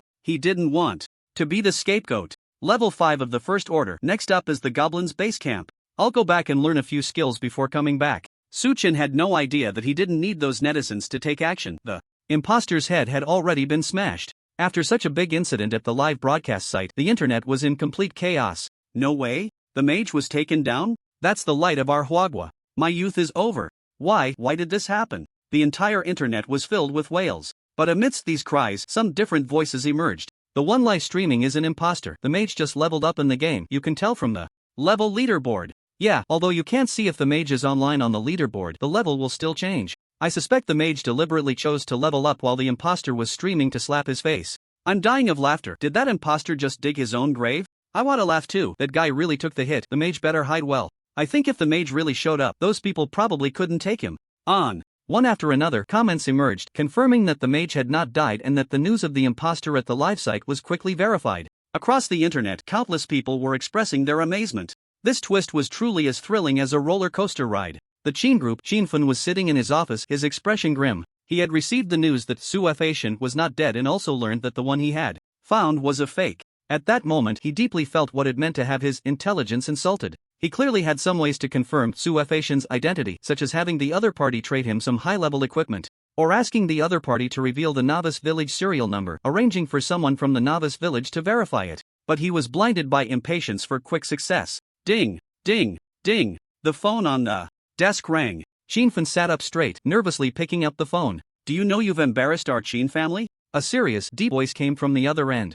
Father, this time I didn't do well. I promise there won't be a next time, Shinfan replied, swallowing hard. Your elder brother has already arranged for public relations. If anyone asks, just say this live broadcast was actually a special operation in cooperation with Captain Lone, to root out those with ulterior motives. The voice on the other end didn't blame him, but spoke with a tone of disappointment. Compared to your elder brother, you are still too rash in your actions. During this time, you should level up properly in the game and help your brother collect some gold coins, understand? Understood, father. Shinfan replied with a dark expression. After that, the call was hung up. Shinfan remained silent for a moment before suddenly erupting, forcefully throwing everything on the desk to the ground. Elder brother, you only know elder brother. I will make you realize that I am the most promising heir of the Chin family. In beautiful country. In Longtanade's office, cheerful music was playing. Accompanied by the rhythm, nearly 60-year-old Longtanade was dancing joyfully. A bottle of red wine sat on his desk. Judging by the labeled vintage, that bottle was extraordinarily valuable. Yet he was just that happy. Bang, bang. Suddenly, there was a knock on the office door. Longtanade frowned and turned off the music. Come in. The door was pushed open, and it was the person who had previously reported Su Facian's death, but his face looked somewhat grim now. What's wrong? Longtanade asked. The news just came in again. The one who died was a fake. It's said to be a trap set by the Dragon Country, and in the game that Su Facian leveled up after the live broadcast, the subordinate reported nervously. I must have fallen into a trap. What did you say? Upon hearing this news, Longtanade's eyes widened, his face turning red. He wanted to say something more but suddenly felt darkness before his eyes and collapsed to the ground. Ambulance, call an ambulance quickly. In the office, only the sound of the subordinates shouting remained. In Cherry Blossom Country. I haven't been this happy in a long time. A man sat cross-legged under a cherry blossom tree, eating sashimi and drinking sake. Soon, another person rushed over. Your Highness. We've been tricked, he reported nervously, completely losing his composure. This move should be called closing the door to hit. No, inviting the gentleman into the urn. Kenjiro is dead.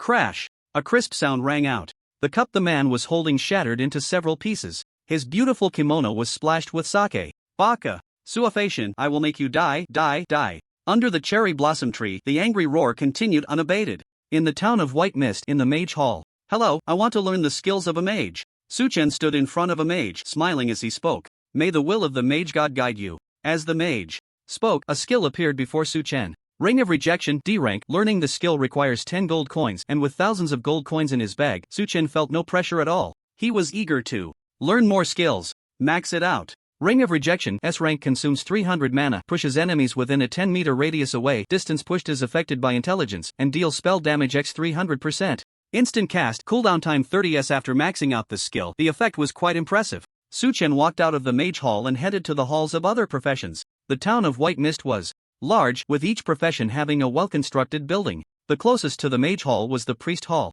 Unlike the novice village, the priest hall had many young and beautiful ladies. May the holy light shine upon you. Under the serene smile of a lady, a skill appeared before Suchen. Holy Light Missile, D rank. Suchen decisively learned it and maxed it out. Holy Light Missile, S rank. Consumes 200 mana, transforms the holy light into a missile, dealing spell damage x 600% to the target, or can be cast on an ally to restore their health by spell attack x 600%. Instant cast, cooldown 10 SI. No longer need the priest's skills to deal damage, but learning it is better than not learning it. Suchen found this priest skill rather average. For now, the skill he used the most was still the group healing spell. Next, following the signposts in the town, Suchen arrived at the archer hall. Hello, adventurer. Upon entering, a spirited female archer greeted him warmly. I want to learn skills. Sure. Soon, many skills appeared before Suchen. Among them were skills he hadn't learned in the novice village. Now that money is not an issue, let's learn them all. After some thought, Suchen chose to learn each one. Soon he reached a skill that could only be learned at level 5 of the first tier. Eagle Eye, D rank. When activated, increases vision range by 100 meters and bow range by 10 meters. Duration 1 minute, cooldown 5 minutes. The skill is great. Seeing this skill, Suchen showed a delighted expression. His current normal vision range was about 300 meters. Although the Thunderbolt skill could attack targets up to 1,000 meters away, at that distance the target appeared quite blurry. Max it out. Beaming with joy, Suchen immediately upgraded this skill to the highest level. Eagle Eye, S rank. When activated, increases vision range by 1,000 meters and bow range by 100 meters. Duration 1 minute 30 seconds. Cooldown time 5 minutes. Awesome. With an increase of 1,000 meters in vision range, combined with his original range, he could achieve precise lightning strikes from a kilometer away. So comfortable. While humming a tune, Suchen learned all the skills from the other two professions. This included the taunt skill from the warrior that he hadn't learned in the novice village. The warrior's first-tier skill was a shield counter, which required equipping a shield to use, but Suchen still chose to learn and max it out. Next came the assassin's skills. Sucker Punch S-rank strikes the opponent's head, dealing physical damage x 200% and putting them into a 60 stun state. They will awaken if attacked while stunned. A good opening skill. A staff counts as a stick too. After learning the skills, Suchen continued to wander around Whiteness Town. His bag was too full, and he needed to find a place to store some items. Hello, can I store items here? He arrived at the entrance of the largest inn in Misty Town. Sure. The owner was a very cute girl, but her adorable face quickly revealed a greedy expression. 10 gold coins a day. So expensive? This price surprised Suchen. My inn not only allows you to store items, but you can also rest here. It's perfect for adventurers like you. So, do you want to stay or not? The innkeeper said with her hands on her hips. Then I'll rent it for a day. Hearing this, Suchen became interested and took out 10 gold coins. Here's your key. The innkeeper quickly handed him a key marked 206. Taking the key, Suchen went upstairs to find the room. The furnishings inside were simple, just like an ordinary inn. Besides the bed, there was a large locked chest. Suchen tried the key in his hand, and the chest opened, revealing a storage compartment with 100 slots. 10 gold coins a day to store items. This price would be unaffordable for others, right? Suchen couldn't help but mutter. But according to the innkeeper, I can stay in this inn without logging out? What about food? After putting a large amount of wrought iron, magic patterned cloth, and some first-tier equipment into the chest, he looked at the bed behind him. Lying down felt quite comfortable. I'll come back to try it later. I might stay in this town for a while, so I can pay 100 in rent first. After organizing his storage slots, Suchen left the room and locked the door. He could directly put the key into the storage slots, taking up just one space, which was quite convenient. Here are 90 gold coins. I'll rent for 10 more days. After going downstairs, Suchen found the innkeeper. Wow! The innkeeper's eyes sparkled at the sight of the gold coins. You really are a wealthy guy. So, is there food here? Suchen shrugged and asked. Of course. My cooking skills are quite good. Since you've spent so much money, this meal is on me. Just sit tight for a moment. The innkeeper busily smiled as she worked. Suchen wasn't in a hurry and casually sat down at a spot. Soon, a delicious feast was served. Unknown roasted meat and a bowl of soup. Not bad. Suchen nodded after tasting it. Everything in this game felt real. After finishing the food, he could clearly feel his stamina replenished. I wonder if it will have any effect on reality? After leaving the inn, Suchen had a thought. Log out. He directly logged out of the game. I'm so full. Back in reality, he was surprised to find that after eating his fill in the game, he was also full in real life. So, this means that as long as you have enough gold coins, anyone can stay in the game indefinitely? And as long as your health doesn't drop below 1 point in the game, doesn't that mean you could achieve immortality? As soon as this thought emerged, Suchen felt it was increasingly feasible. Not to mention others, achieving immortality in the divine path for himself was definitely not a problem. My goal is to become a god, and I must keep working hard. Taking a deep breath, Suchen calmed his emotions. I wonder what that imposter is up to now. Just as he was about to enter the game, he suddenly remembered the live stream. He rushed into his bedroom, picked up the phone that was on the bed, and opened Weibo. What? Upon seeing the description of that live stream, his eyes widened in shock. So many people actually want to put me to death? The imposter's death left Suchen shaken. I absolutely cannot let anyone know my true identity. Suchen clenched his fists, his gaze resolute. He still did not possess the strength to dominate everything. However, as long as he continued to improve in the Divine Path game, there would be no one in reality who could threaten him. The road ahead is still long. Sighing, Suchen summoned the Divine Path crystal and entered the game. In the vast Whiteness Town, he was the only player. The double experience time had already passed. Even for the leading players, it would probably take some time to reach the first level. First, clear out the Goblin Forest, complete the NPC's quest and the Hidden Class quest. I wonder what this hidden class will be. Actually, it doesn't matter. I can learn any skill anyway. Thinking of the crystal that Mage had shown him, Suchen raised an eyebrow. The skills of the hidden class should be decent, right? Heading towards the Goblin Forest, Suchen quickened his pace. Eagle Eye. Once he entered the woods, he activated the Eagle Eye skill.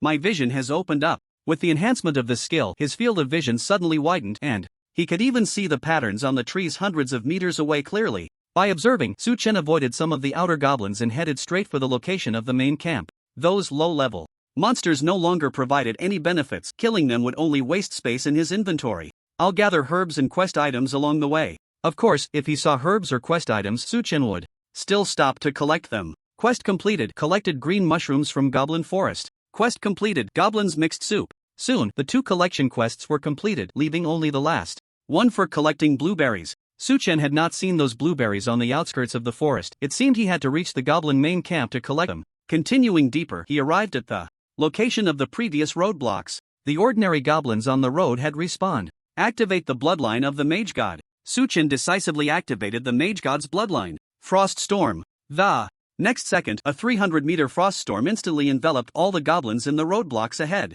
You killed a goblin hunter, gaining 1 experience. You killed a goblin mage, gaining 1 experience. Gained a point of intelligence through the Mage God's radiance. Under the high damage of the frost storm, the ordinary monster's health dropped to 0 in just 2 seconds, unable to escape at all. The double experience has ended. Looking at the 70 or 80 points of experience gained, Suchen pouted. If it weren't for the double experience these past 2 days, he definitely wouldn't have reached level 5 of the first tier. The Mage God's radiance only triggered once. Low-level monsters just don't cut it. With a bit more intelligence, Suchen was not very satisfied. Fortunately, taking down these goblins did not take much of his time. From here to the goblin main camp, there were at least 10 roadblocks, and the number of goblins was at least 400. Originally, Suchen wanted to sneak past, but with those roadblocks in the way, he couldn't run far in 30 seconds. It would be easier to push through. Frost Storm. He unleashed a frost storm towards the roadblock behind him and began to flicker, collecting the light orbs dropped by the goblins in front. The entire process was very smooth and efficient. When his bag was nearly full, Suchen would stop to dismantle the equipment. No matter how many of these materials I stockpile, I can definitely sell them.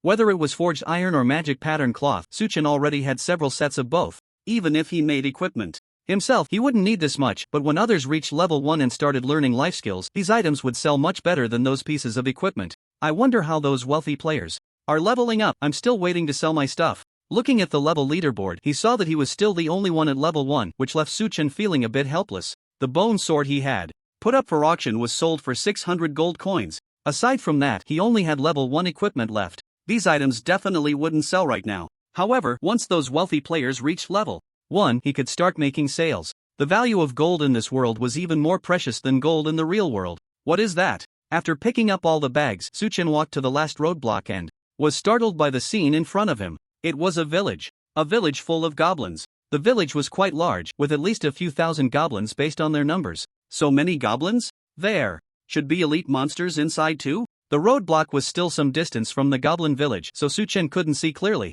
Eagle Eye. He used Eagle Eye, and his vision suddenly became clear. The entire village is divided into 3 parts. The outermost area has ordinary monsters and elite monsters, all at level 1, level 5. Further inside are all elite monsters, and there are a few that look like bosses? After observing for a while, Suchen realized that this goblin village was not simple. Just the boss-like entities he could see numbered 3. The central area of the village was blocked by a tall wooden wall. There were watchtowers at 4 positions on the wall, all manned by elite goblin archers. Suchen couldn't see what was happening inside the wooden wall, and his brow furrowed. My mission target should be in there, right? How should I approach this? Even with his current strength, if he wanted to conquer this goblin village alone, he needed to plan his strategy carefully. Is the hate mechanism of these monsters linked? If I start with Frost Storm, will it pull all the monsters out? Suchen began to observe the distribution of goblins around the village. Based on experience, there should be a hate range among these goblins. As long as he controlled the area of the Frost Storm well, he could pull out a wave of goblins.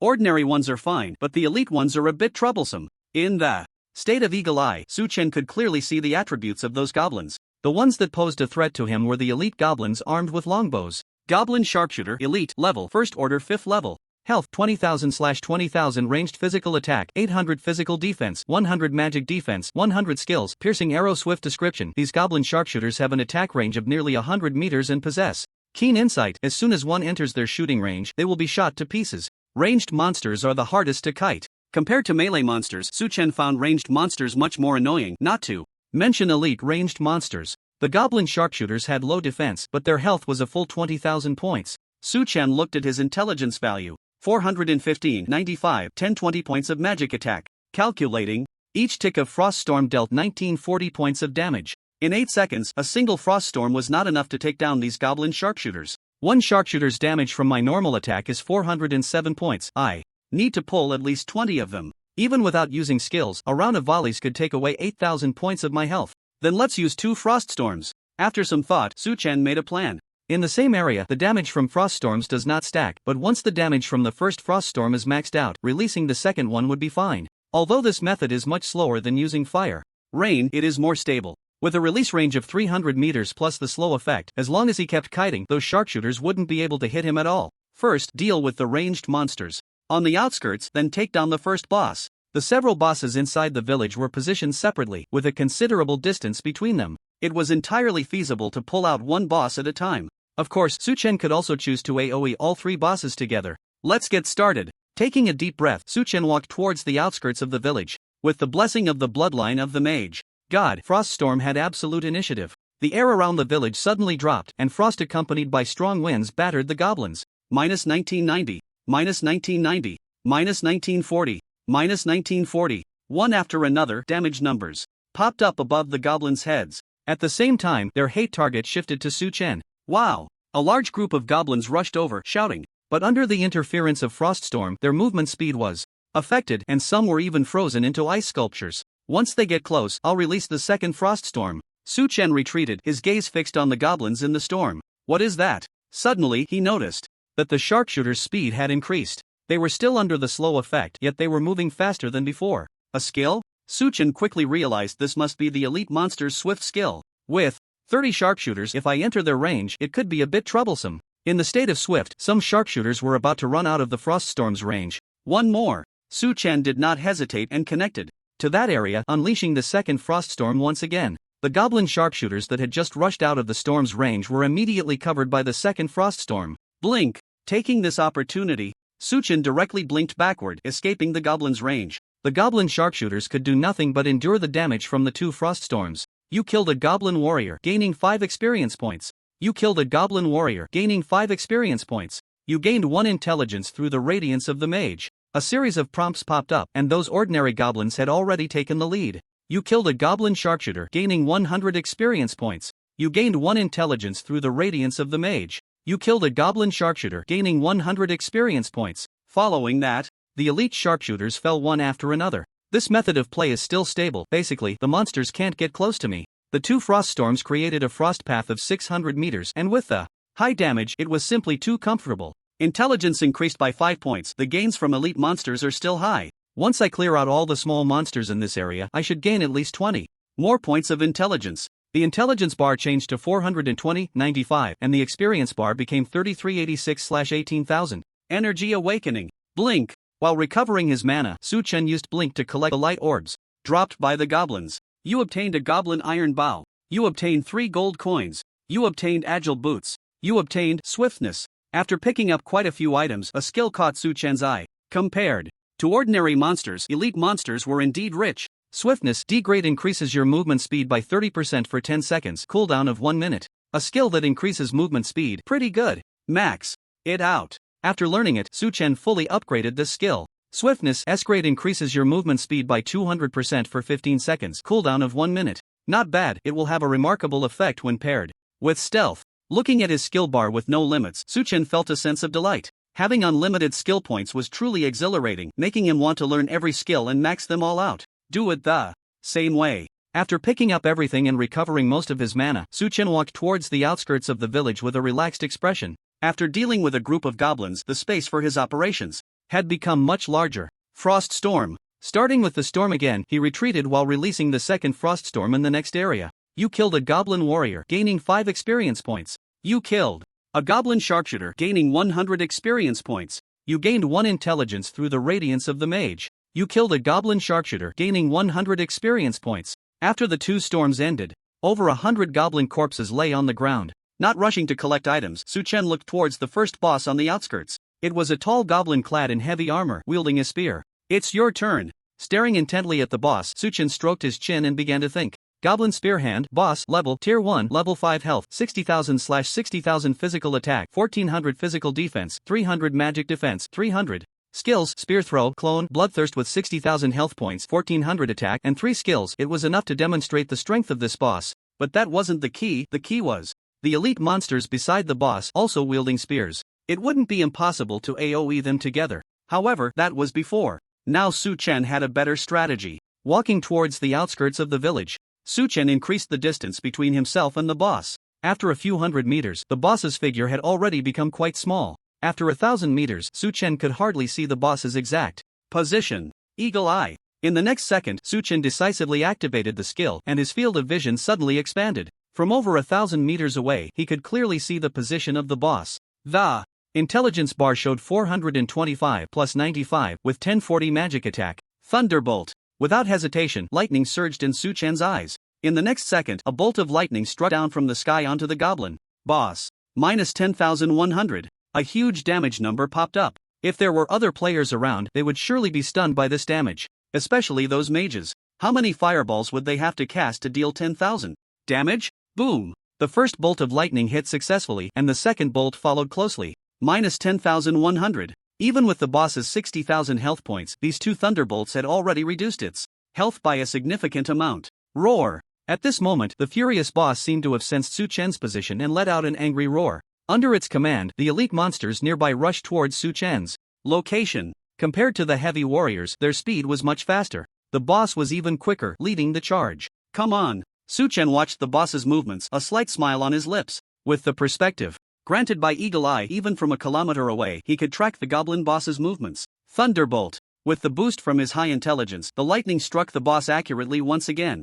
Minus 10,100. Another 10,000 health points, and the boss's health bar dropped to half. And this was just the beginning. At a distance of 1,000 meters, no matter how fast it would take some time to reach him, sending you on your way. Su Chen unceremoniously unleashed Thunderbolt. Even in the state of the god of magic's bloodline, one bolt required 1,500 mana, and 6 bolts would only cost 9,000 points. After dealing with the boss, he would still have enough mana to handle those elite monsters. Thunderbolt. Minus 10,100. The sixth bolt of lightning fell from the sky, taking away the goblin boss's last health points. Thud. Its massive body fell to the ground, kicking up quite a bit of dust. You have killed the goblin spearhand, gaining 5,000 experience. Gained 1 point of intelligence through the radiance of the god of magic. It fell without even touching my clothes. Is this the Thunder King? As the boss fell, the duration of Eagle Eye was just over half, and seeing the boss's unwilling expression, Su Chen couldn't help but laugh. This wasn't even the maximum attack range of Thunderbolt. Energy Awakening. Of course, the battle wasn't over yet. Su Chen activated Awakening to restore his mana.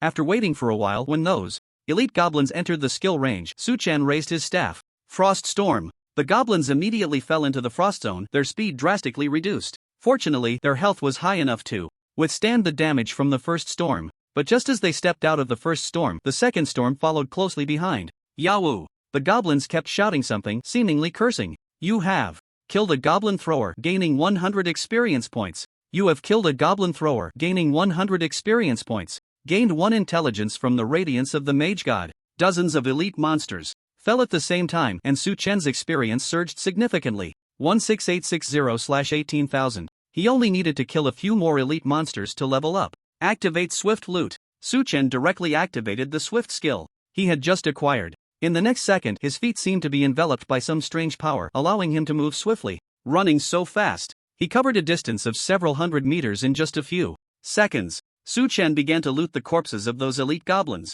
There were 2 pieces of first-tier D-grade equipment, which were quite decent. I wonder what the boss dropped. Will there be any skills? What Su Chen was looking forward to was still that boss. You have obtained the head of a goblin spearman. You have obtained a goblin spear. You have obtained a blueprint bloodthirst potion. You have obtained Iron Helm heavy armor. A head, clearly a quest item. Then there were 2 pieces of first-tier level 5 quality A-grade warrior equipment. What caught Su Chen's attention was that blueprint.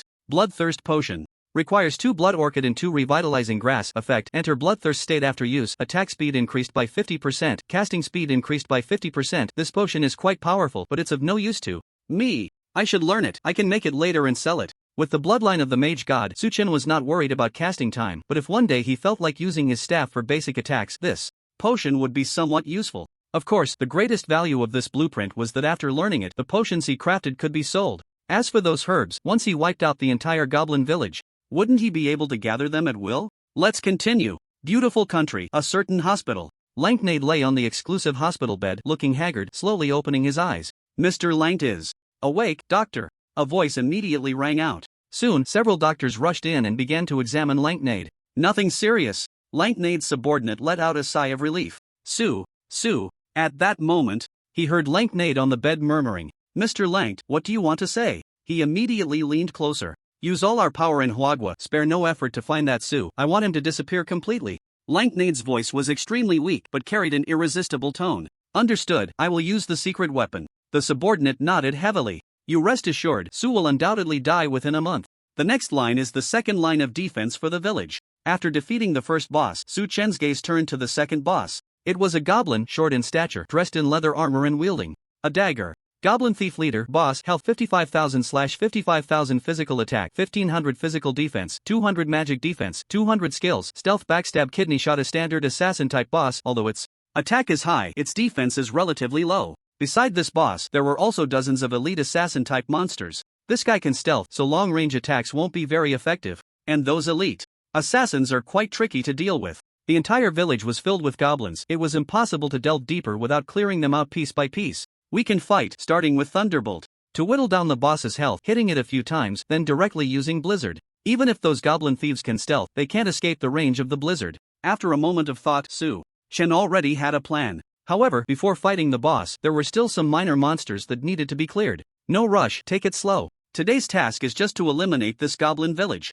That way, I can complete my hidden class quest along with those mysterious NPC quests. Su Chen was not in a hurry, adjusting the casting range of Froststorm according to the distance between the goblins, ensuring he wouldn't suddenly trigger the boss battle. In a novice village, Long Fei had just entered the game when a wizard approached him. I heard you messed up. The wizard had a punchable expression on his face. Long Fei showed no signs of caring, shrugged, and replied helplessly, the young master of the Qin family is just too unreliable. Do you know how many people tried to get that Su Chen's life? On sight? Did they all get caught? The wizard asked, curling his lip. Some were dealt with, but a few should have hidden in the Divine Path game and haven't been found yet. We've stationed people in every corner of the building, just waiting for those people to not be able to stay in the game anymore. Long Fei answered. So Captain Long is taking this time to level up? The wizard chuckled, teasing him. Stop joking with me, hurry up and level up. Long Fei punched the wizard lightly, his tone suddenly turning sentimental. It seems that the real Su Chen must have calculated this, deliberately leveling up while the fake was streaming.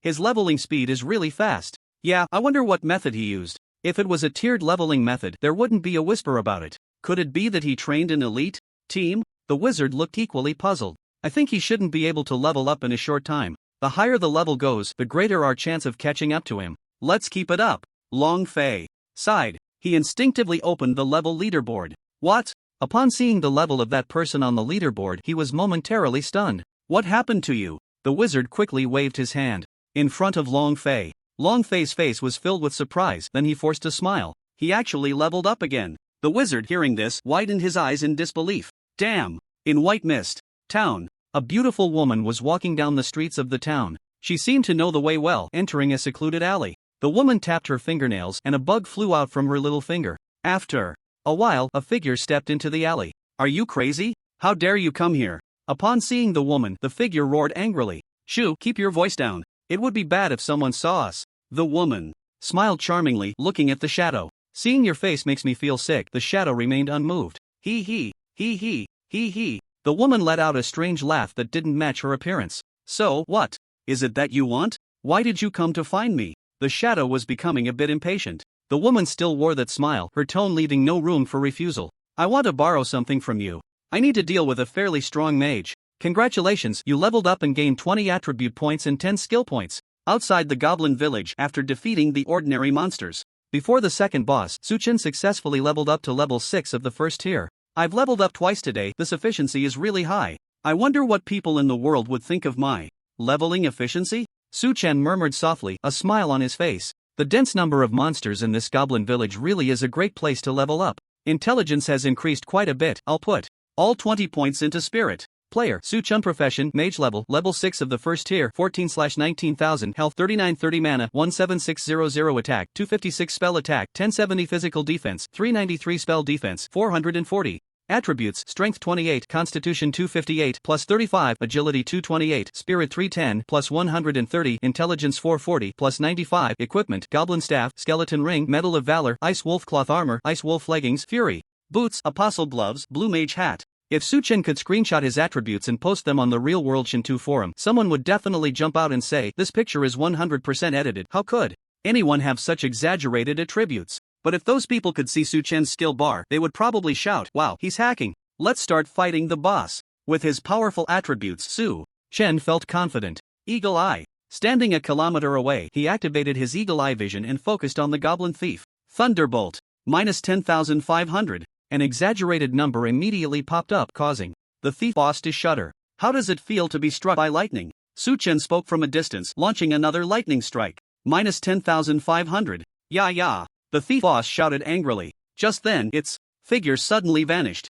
Not just it, but those elite minions also disappeared. Clearly, this was the thief's stealth skill. Frost Storm. Su-chen had anticipated all of this and unleashed a storm in the area 300 meters in front of him. Even if the opponent was in stealth, they would definitely be affected by the slow and damage once they entered the storm. Sure enough, a few seconds later, a group of goblin thieves appeared in Su-chen's line of sight. Their stealth had been interrupted by the frost storm. The boss isn't affected? However, among this group of goblins, the boss did not show itself.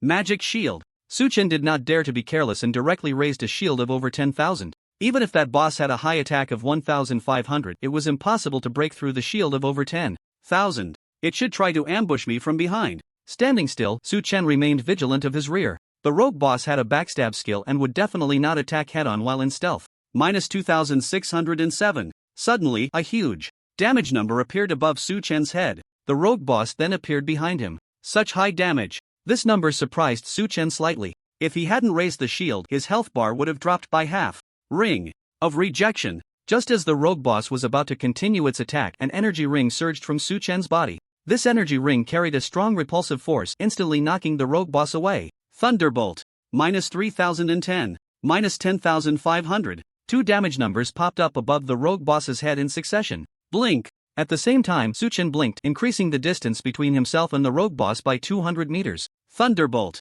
Another bolt of lightning fell. The rogue boss was directly hit and its health plummeted.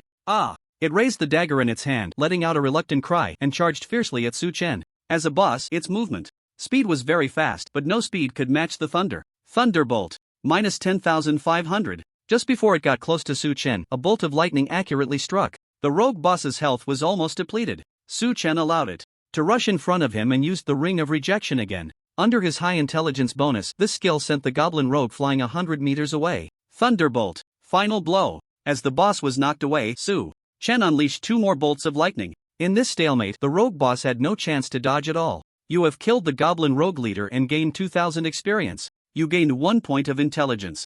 Through the radiance of the mage god, it's your turn. Confirming the boss's death, Su-chen turned to look at the elite goblin rogues. Under the influence of the first frost storm, they were too far away to pose a threat. Frost storm. The second frost storm was unleashed, and the elite goblin rogue's health was not enough to withstand it. Their life points gradually decreased under the storm until they reached 0. You have killed an elite goblin rogue and gained 100 experience. You have killed an elite goblin rogue and gained 100 experience. You gained 1 point of intelligence through the radiance of the mage god. Done. In the large goblin village. With two bosses taken down in succession, Su-chen truly felt no pressure. He had too many skills at his disposal, and with the support of the mage god's bloodline, as long as he didn't underestimate the enemy or make mistakes, that layer of magic shield could not be broken. Let's see the rewards. Su-chen quickly walked towards the rogue boss. You have obtained the head of the goblin rogue leader. You have obtained the silver edge dagger. You have obtained the blueprint, bright silver leather armor, silver edge dagger, a great attack power plus 300 agility plus 50 attack speed, increase 10% required level, first order level 5, bright silver leather armor, a grade.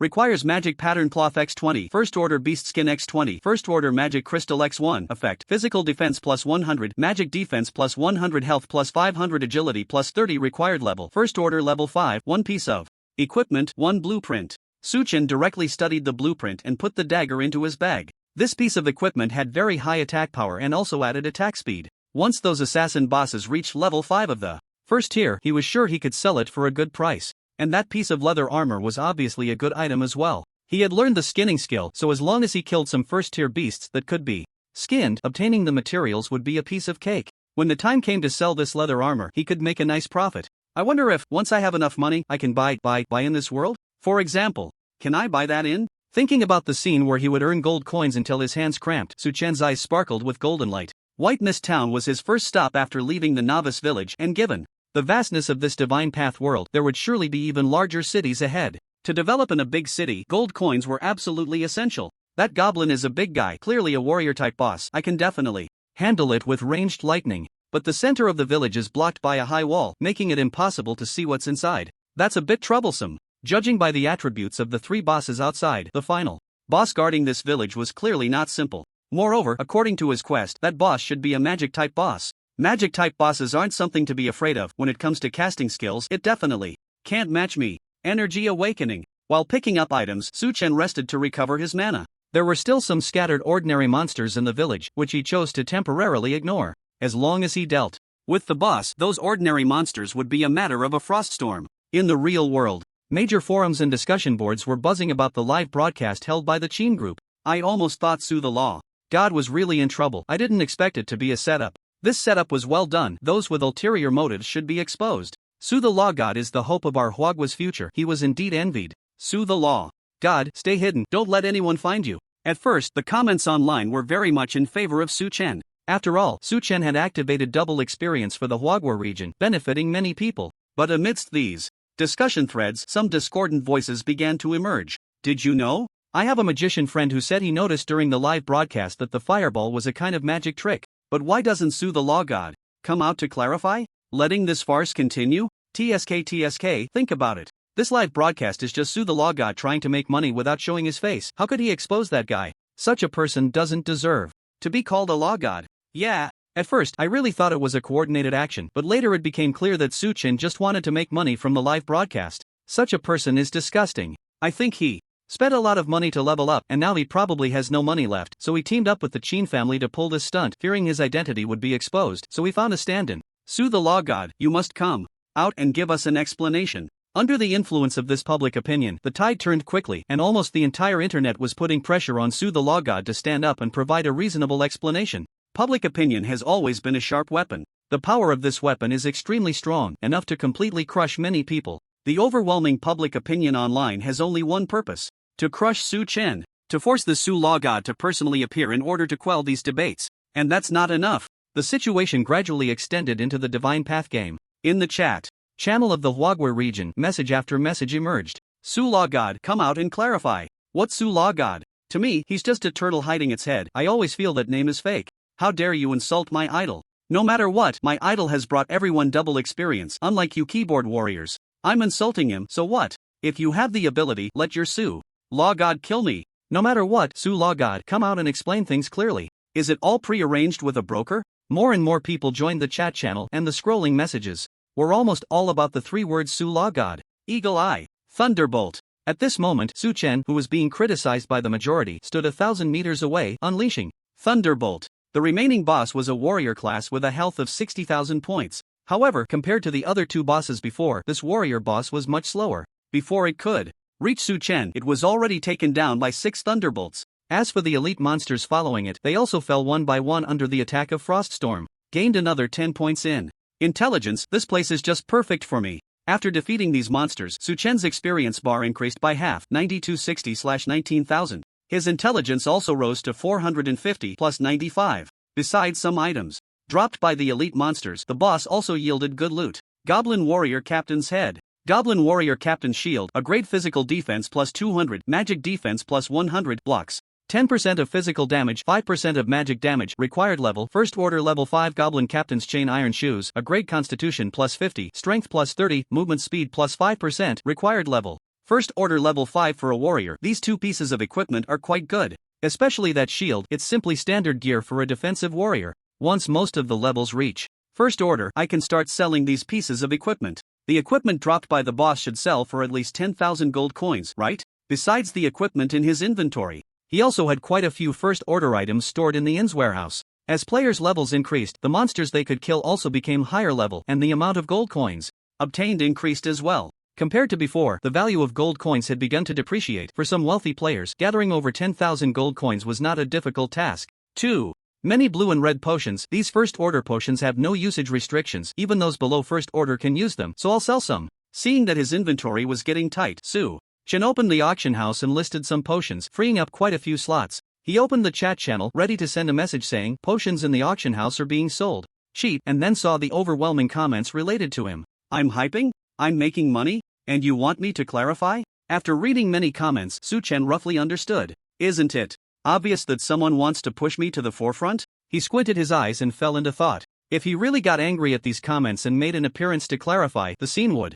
Definitely not be smaller than a counterfeit livestream. Make an appearance to clarify? Not happening. Say what you want, I'll eat, drink, and level up as usual. When my strength is enough to influence the entire world, you bunch of clowns will all be nothing but jumping jackasses. Taking a deep breath, Su-chun chose to ignore these remarks. If it were the old him facing such indiscriminate insults, he would have definitely engaged in a verbal battle until one side conceded. But now, his mindset had already changed. Would a god bother with ants? Phantom clone. Summon. Skeleton. He directed his gaze towards the wall in the center of the village, summoning his little brothers. They still had no idea what was going on, so he needed to send his subordinates to scout the way. Go! He commanded the skeleton minions, controlling the clone to head towards the entrance of the wall. It was a suspended door, seemingly needing to be destroyed to gain entry. The skeleton minion charged ahead, heading straight for the door. The phantom clone followed closely behind. Su-chen himself maintained a distance of 1,000 meters, remaining still. While controlling the clone, he could see everything the clone saw.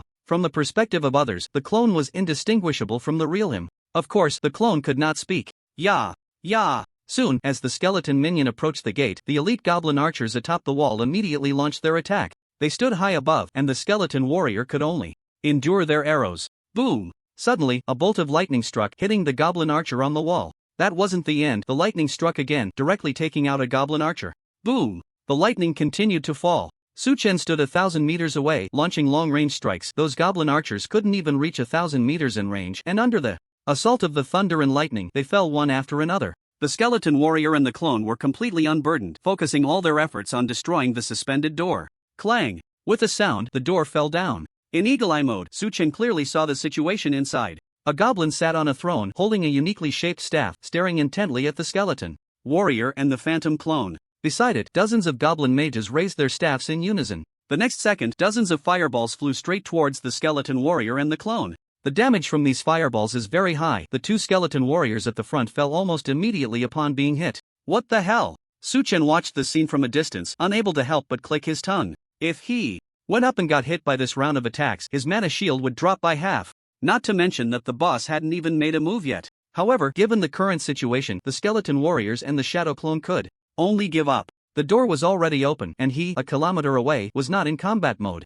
Su-chen controlled the clone and approached the goblin mage. Goblin Mage, boss level, first order 6th level health 50,000/50,000 spell. Attack 1500 physical defense, 300 spell defense, 300 skills, spell resistance, summon fire rain, fireball. The goblin boss clearly noticed the clone and raised his hand to cast a fireball. -2,560. An extremely high damage number popped up above the clone's head. This indicated that the boss's fireball damage bonus had reached 200%. Such high damage? Su-chen's eyes widened. The clone had the same defense as him. If that fireball hit him, it would also deal -2,560 damage. Not to mention that the elite monsters next to the boss also had considerable damage. If he stood there and exchanged blows with them, he would definitely be the one to die. That spell resistance, does it mean this guy can reduce spell damage? What Su-chen was more concerned about was the boss's skills. The name was easy to understand, but he didn't know how much damage his thunderbolt would be reduced. -2,560. A few seconds later, another fireball hit the clone.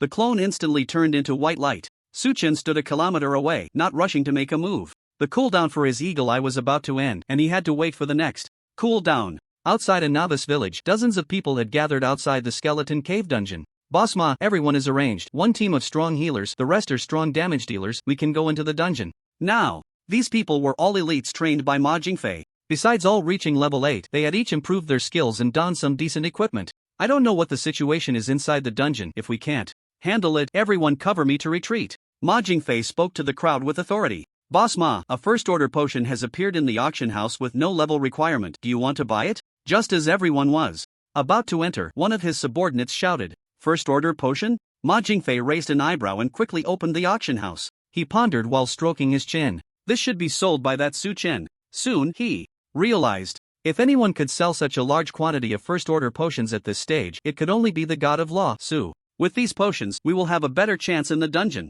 Ma Jingfei smiled, but he didn't immediately buy all the potions. Friend, your potions are 5 gold each. I'll take them all. He sent a message to the nameless seller. Outside the goblin village, Su-chen was about to make a move when a private message popped up. 5 gold each? I only sell them for 3 gold each in the auction house. What's this guy's deal? Seeing the price offered, Su-chen was stunned. Is there really someone who actively raises the price? But after thinking it through, Su-chen understood. There's no such thing as a free lunch. This person clearly came for him. What do you want? He sent a message back. The reply came back instantly. I just wanted to get to know you. There's no need for that. 3 gold coins, buy them if you want, if not, then forget it. Suchin curled his lips, completely uninterested in getting to know the other person. Opening his inventory, the number of gold coins displayed was 45869. With his AoE monster farming efficiency, he had already collected over 40,000 gold coins just from looting. This didn't even count the high-priced equipment in his inventory. Once he sold those items, he would definitely have over 100,000 gold coins.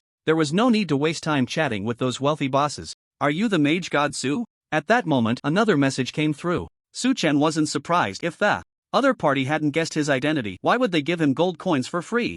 That's me, Su-chen admitted directly. Mage god Su, do you know how much public opinion is swirling outside right now? My name is Ma Jingfei. You should have heard of me. I can help you suppress that public opinion, and I can also help you hold a press conference to ensure those voices online are silenced. I have one request. I want to team up with you. As long as you agree, I can share everything with you. A flood of messages came in. Su-chen glanced at them, his brow furrowing. In the past, he wouldn't have been worthy of even carrying Ma Jingfei's shoes, but now the tone of this big shot was filled with a sense of humility. I have no need to explain myself to that public opinion, and as for cooperation, that's even less necessary. Without much thought, Su-chen flatly refused. Block messages. After sending that message, Su-chen didn't care what Ma Jingfei thought and blocked him. Ma Jingfei might be a decent buyer, but he certainly didn't lack buyers for what he was selling. Collaborating with these profit-driven merchants could lead to being sold out one day without even realizing it. Even if Ma Jingfei's influence could help him deal with that public opinion, so what? Su-chen believed that there would definitely be more targeted public opinions stirred up by those with ulterior motives. They wouldn't stop until they forced him into the open. If he responded every time, wouldn't that be exactly what they wanted? Nothing can stop me from fighting the boss. Su-chen looked towards the distant goblin village. Without activating Eagle Eye, he could only see the blurry outline of the walls. Mana Shield. Energy Awakening. Eagle Eye. Activating 3 skills in a row. Lightning gathered in Su-chen's gaze. Boom! A thunderclap echoed, and a bolt of lightning struck down from above the goblin mage's head. Minus 8,480. The next second, a damage number popped up above the goblin mage's head. In the real world, in a large villa, a man looked at several computers in front of him, smiling broadly. He picked up his phone and dialed a number. The hype has been successful. I believe that under this kind of public opinion, it won't take 3 days for that guy to crack under the pressure and surface. You did well, I'll transfer the money to you. The voice on the other end was very deep. I don't need money, I want 500 gold coins. The man smiled and spoke. No problem, as long as he comes forward to clarify, the gold coins will be in your hands immediately.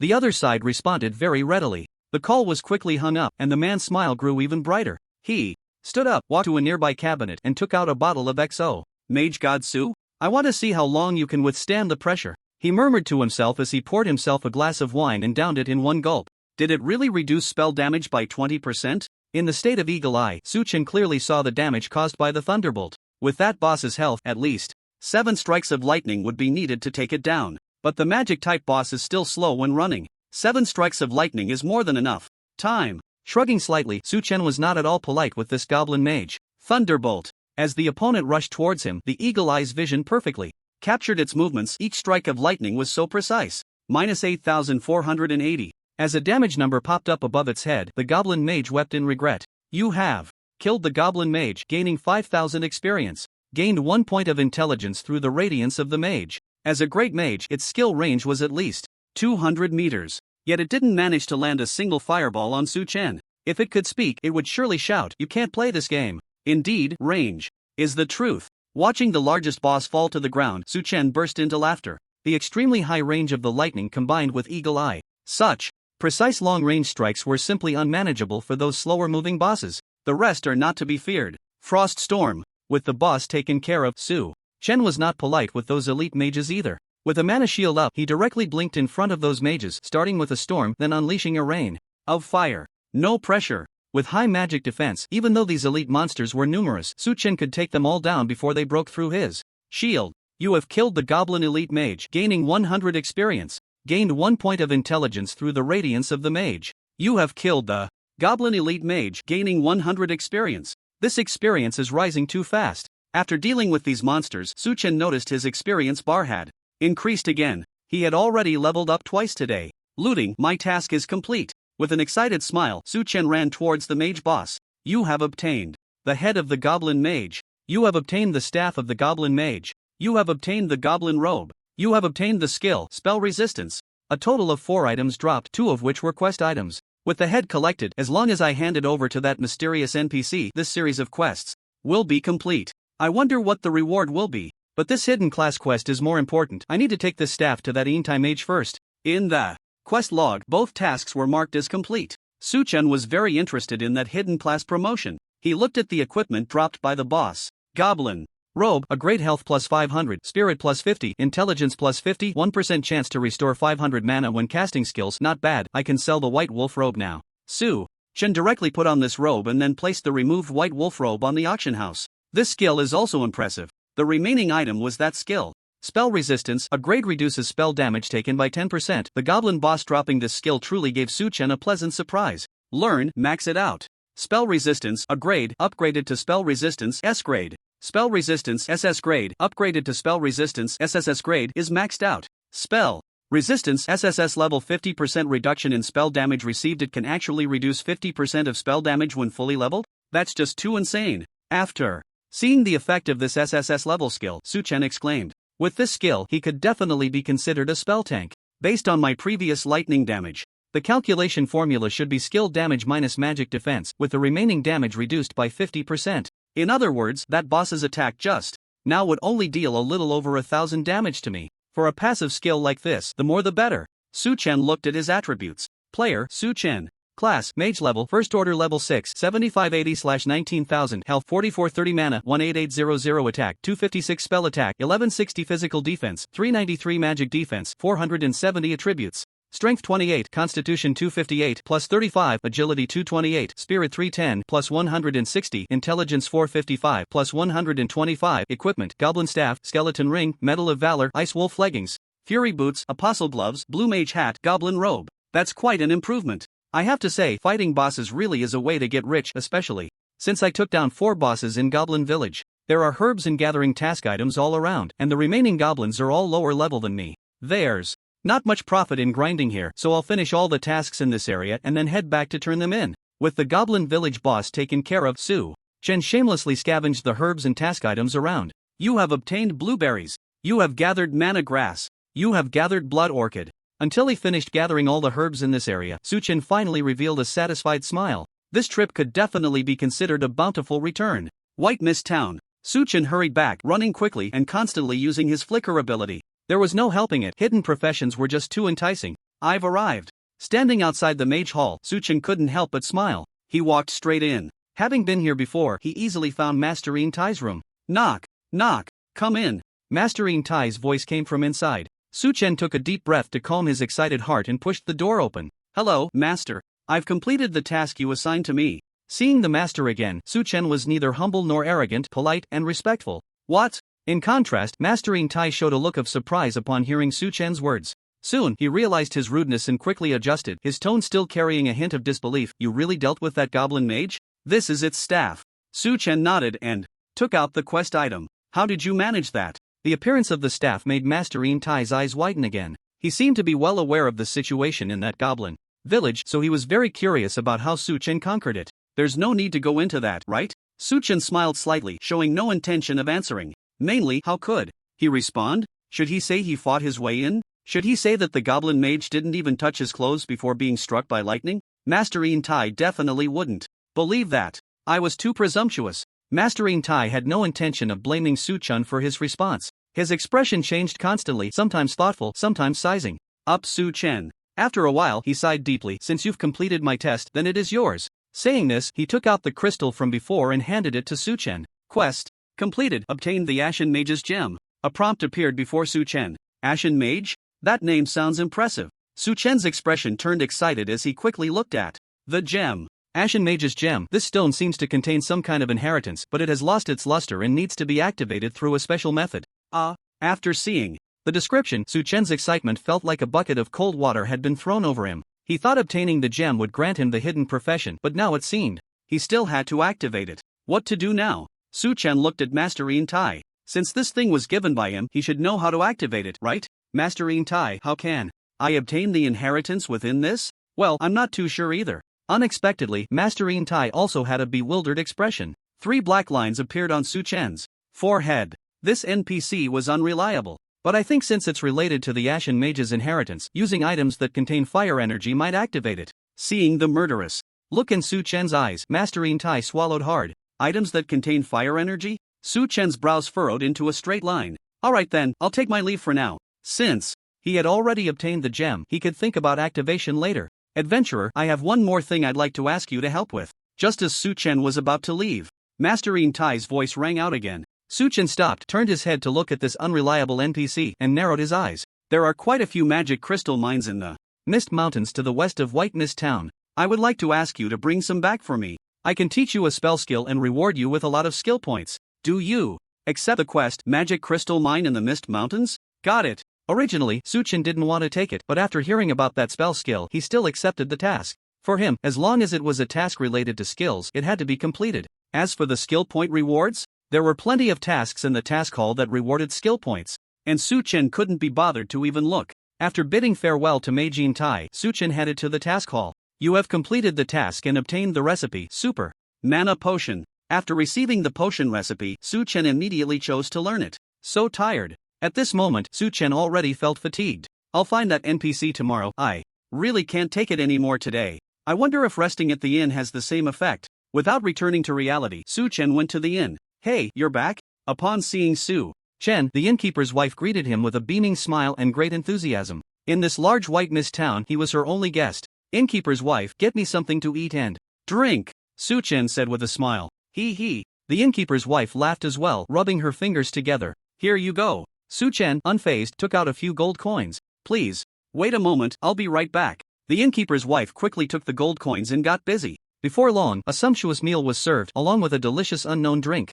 Eating this food, Su Chen received a substantial replenishment and his fatigue diminished significantly. Compared to what I make myself, the food here is obviously much tastier and more abundant. As long as I have enough gold coins, I could even skip returning to the real world. However, although he said that, staying in this inn was indeed a bit dull. In the Goblin Forest, in a certain cave, a beautiful woman was setting something up in the cave. After a while, a cold smile appeared on her face. As long as I can trick that adventurer mage into here, he won't be able to escape my grasp. He should be more delicious than those goblins, right? He. The cave echoed with terrifying laughter. The real world. Su Chen lay in bed scrolling through his phone. He had tested it in the hotel and found that lying in that place could indeed provide ample rest. However, no matter how good the hotel was, it couldn't compare to his own bed. The public opinion about me is getting stronger. At this rate, they won't stop until they force me out. Most of the trending topics he saw on his phone were related to him, and Su Chen chose to ignore them all. With such a vast country as Hua, and given how low-key he usually was, it was impossible for anyone to find him.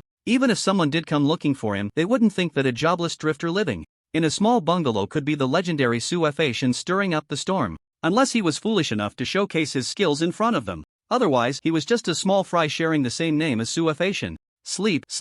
As for those comments, Su Chen chose to turn a blind eye. Somewhere in Hua, a group of people was holding a meeting, their faces etched with worry. Now that things have escalated online, should we calm the situation? I think letting them make a fuss might force that Su Fashion out. But isn't that a bit risky? Finding him and having our people protect him is the best way to ensure his safety. That's not protection, that's coercion. Disagreements quickly arose among the group, with some individuals arguing heatedly. Everyone, quiet down. At that moment, a commanding voice rang out, silencing the others. This matter is definitely not that simple. Let's first quell the public opinion. The person spoke slowly, bringing the meeting to a conclusion. Early to bed and early to rise is good for your health. The next day, Su Chen crawled out of bed, feeling incredibly refreshed. Perhaps due to a significant boost in his attributes, he was in great shape. After preparing a hearty breakfast for himself, Su Chen entered the game. Are these first-tier potions really in such high demand? Opening the auction house, he found that all the potions listed yesterday had been sold out. A total of 5 sets, each with 100, sold for 3 gold each, totaling 1,500 gold coins.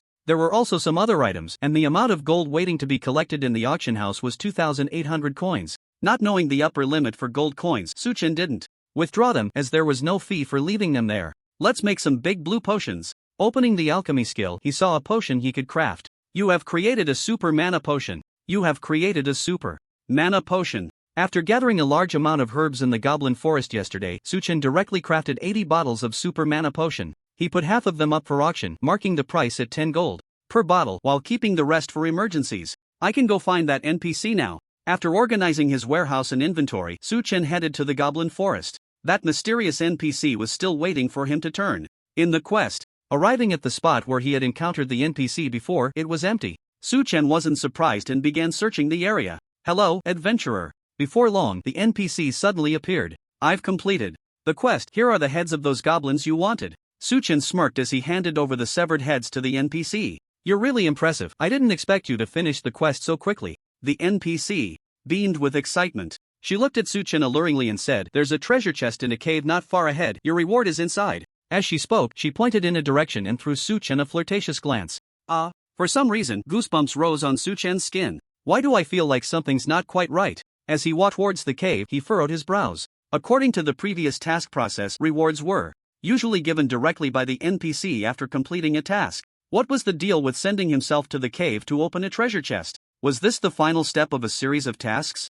But the problem was, after the NPC finished speaking, he hadn't received any task prompt. There must be something wrong. Su Chen stopped in his tracks. From the first moment he saw this NPC, that strange feeling had lingered in his heart. Eagle Eye. He moved to a distance and decisively activated Eagle Eye, searching for that NPC. What is this? In no time, his eyes widened and his whole body trembled. The beautiful NPC that had been there before was gone, replaced by a hideous creature that looked extremely bizarre. And it was gnawing on the heads of those goblins. What the hell is going on? The scene before him left Su Chen bewildered. Was I tricked by this NPC? He quickly realized this was probably the reason why there had been no task rewards. There must be something in that cave. What should I do now? Having discovered the true face of the NPC, Su Chen found himself in a dilemma. Before understanding the strength of this NPC, it was best not to confront it. Should I go do other tasks? Or should I take a look in that cave? He looked to the other side, using the range of Eagle Eye to locate the cave. Found it. The cave was very close. He would reach it in another 500 or 600 meters.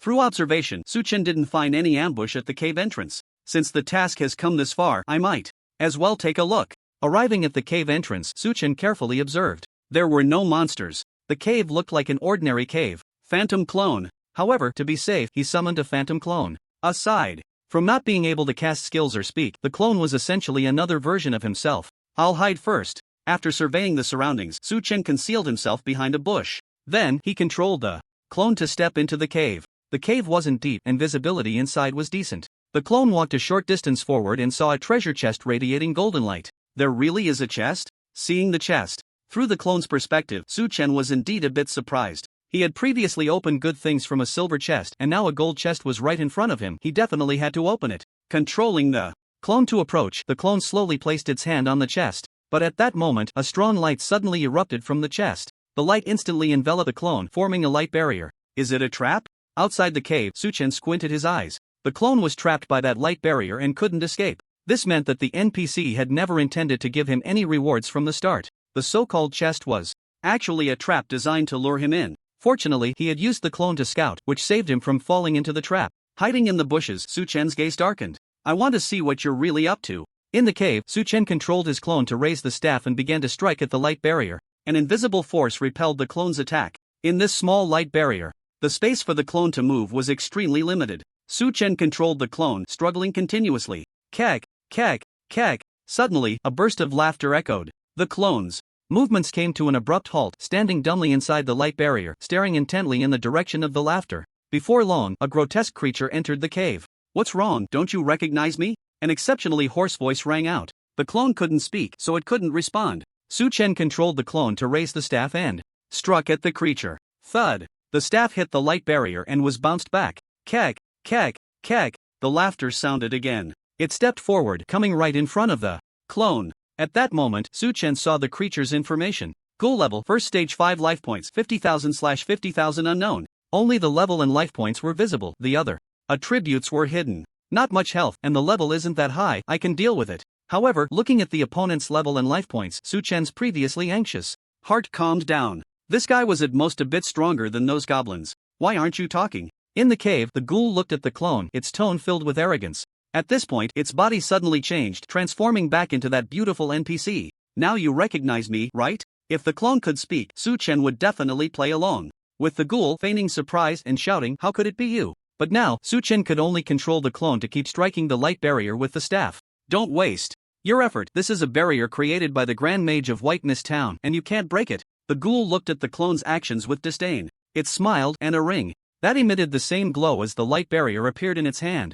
A beam of light shot out from the ring, flying towards the light barrier. -500. The next second, a damage number appeared above the clone's head. -500. A second later, another damage number emerged. I can't wait to taste your flavor. As the clone's health continued to drop, the ghoul revealed a sinister smile. Zing! Suddenly, a bolt of lightning appeared in the cave, striking fiercely at the ghoul. -10,600. A damage number popped up above the ghoul's head. Who is it? The health dropped significantly in an instant, and the ghoul was clearly taken aback, roaring in a frenzy. Stop shouting, a voice rang out. The expression on the ghoul's face grew increasingly astonished, unable to help but turn to look at the clone inside the barrier. Weren't you trapped in the barrier by me? What's going on? He. Su-chen did not answer the question, his eyes gathering lightning. -10,600. Another bolt of lightning struck the ghoul, taking away 1/5 of its health. How can your damage be so high? This is impossible. Who are you? The ghoul was now completely panicked. The fear of death wrapped around it. Compared to those bosses, it seemed to possess higher intelligence, but it was precisely this intelligence that made it lose the courage to fight back. I'm just an adventurer. At the cave entrance, Su-chen looked at the ghoul inside, a smile curling at the corners of his mouth. As long as he released 3 more bolts of lightning, this ghoul masquerading as an NPC would be dealt with.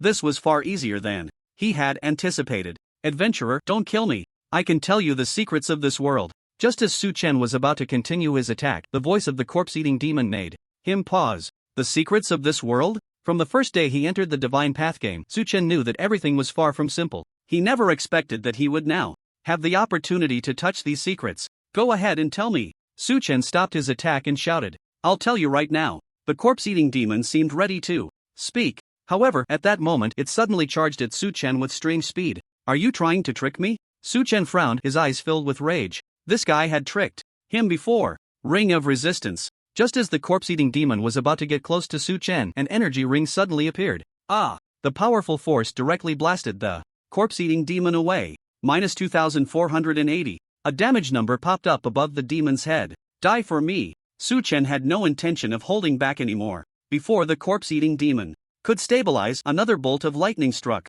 -10,600. Spare me, adventurer. I can really tell you everything I know, the corpse-eating demon pleaded again. At this, it even knelt on the ground. My master is the fallen mage Adolf. He has a magic book that records the secrets of this world. If you can get that book, you will know everything. Your master? Hearing this, Su-chen's brows furrowed. That's right. If you don't kill me, I can take you to find him. The corpse-eating demon nodded repeatedly. Is that so? Su-chen suddenly laughed. But before the corpse-eating demon could speak, a bolt of lightning appeared. -10,600. It wasn't over yet. With a mix of fear and surprise on the corpse-eating demon's face, Su-chen unleashed another bolt of lightning. -10,600. You have killed the corpse-eating demon and gained 2,000 experience points. Gained 1 point of intelligence. Through the radiance of the mage. As the notifications appeared, Su-chen looked at the corpse-eating demon's body on the ground and sneered. Do you really think I'm that stupid? Although Su-chen was very curious about the secrets of this world, he could tell from the tone of that ghoul that its master was definitely not a good person.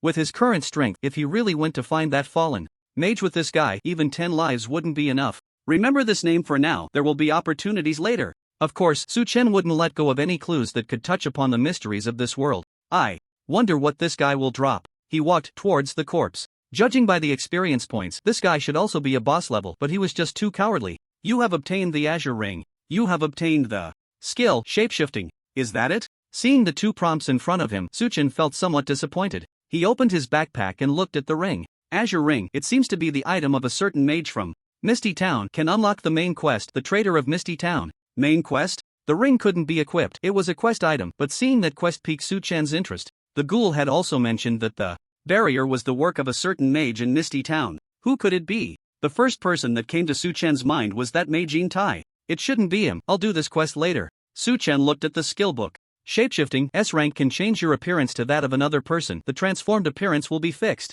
No wonder this guy could turn into a beauty. Seeing the description of the skill, Su-chen couldn't help but marvel. The auxiliary effect of this skill was absolutely top-notch. As long as he learned this skill, he could completely become another person. Even a woman would be fine. Learned it. Congratulations, you have learned shapeshifting. After successfully learning, Su-chen opened the skill bar and found the skill. It can be upgraded? The plus after the skill made Su-chen's face light up. He didn't expect this special skill could continue to be upgraded. Shapeshifting S rank successfully upgraded to shapeshifting SS rank. Shapeshifting SS rank successfully upgraded to shapeshifting SSS rank is full shapeshifting SSS rank. You can edit another appearance and its profession in the transformed state. You can learn all skills of that profession and equip all gear of that profession. Note, after the first edit, you cannot edit again. At the moment this skill was maxed out, a face editing frame popped up in front of Su-chen. Besides appearance, height, and weight, he could also edit various physical details and names. Wow, so I can completely become another person? Su-chen couldn't help but exclaim. This skill was simply divine. Let's edit a normal-looking face. After thinking for a moment, he began to edit his second identity. He was already quite handsome, so this second identity didn't need to be too good-looking, just a normal one would do, and it was important that it bore no resemblance to his original appearance. In no time, a rather ordinary face appeared before Su-chen's eyes. What profession to choose? After selecting a weight and height similar to his own, Su-chen looked at the profession column and found it difficult to decide. He could learn skills from all professions, but some equipment couldn't be worn. However, in the transformed state, some equipment could be worn. Then how about an archer? After much thought, Su-chen chose the archer profession. Mainly, he wanted to see how the attributes of an archer would be calculated. In the transformed state, please edit the name. Let's call it Xian Yuan. Editing complete. Everything settled. This skill also underwent a change. Shapeshifting SSS rank. After use, you will transform into the archer Xian Yuan. Use. In the next moment, Su-chen's body began to change, transforming into an archer figure, a man who looked exactly like the face he had just edited. Su-chen quickly opened the attribute panel. Player Xian Yuan profession, archer level, tier 1, level 6, 9580/19000, health 4430 mana, 18800 melee physical attack, 256 ranged physical attack, 656 physical defense, 393 magic defense, 470 attributes, strength 28, constitution 258. Plus 35, agility 228, spirit 310, plus 160, intelligence 455, plus 125, equipment, goblin staff, skeleton ring, medal of valor, ice wolf leggings, fury boots, apostle gloves, blue mage hat, goblin robe. The spell attack has turned into ranged physical attack, which means I can use a bow and arrow now. Just as imagined. The archer's ranged attack bonus is agility x2, plus the passive skill he learned as an archer, which perfectly matches the 656 ranged attack, and this is without changing to archer equipment. Although ranged physical attack is definitely not as good as spell attack, in the archer profession he is absolutely a standout.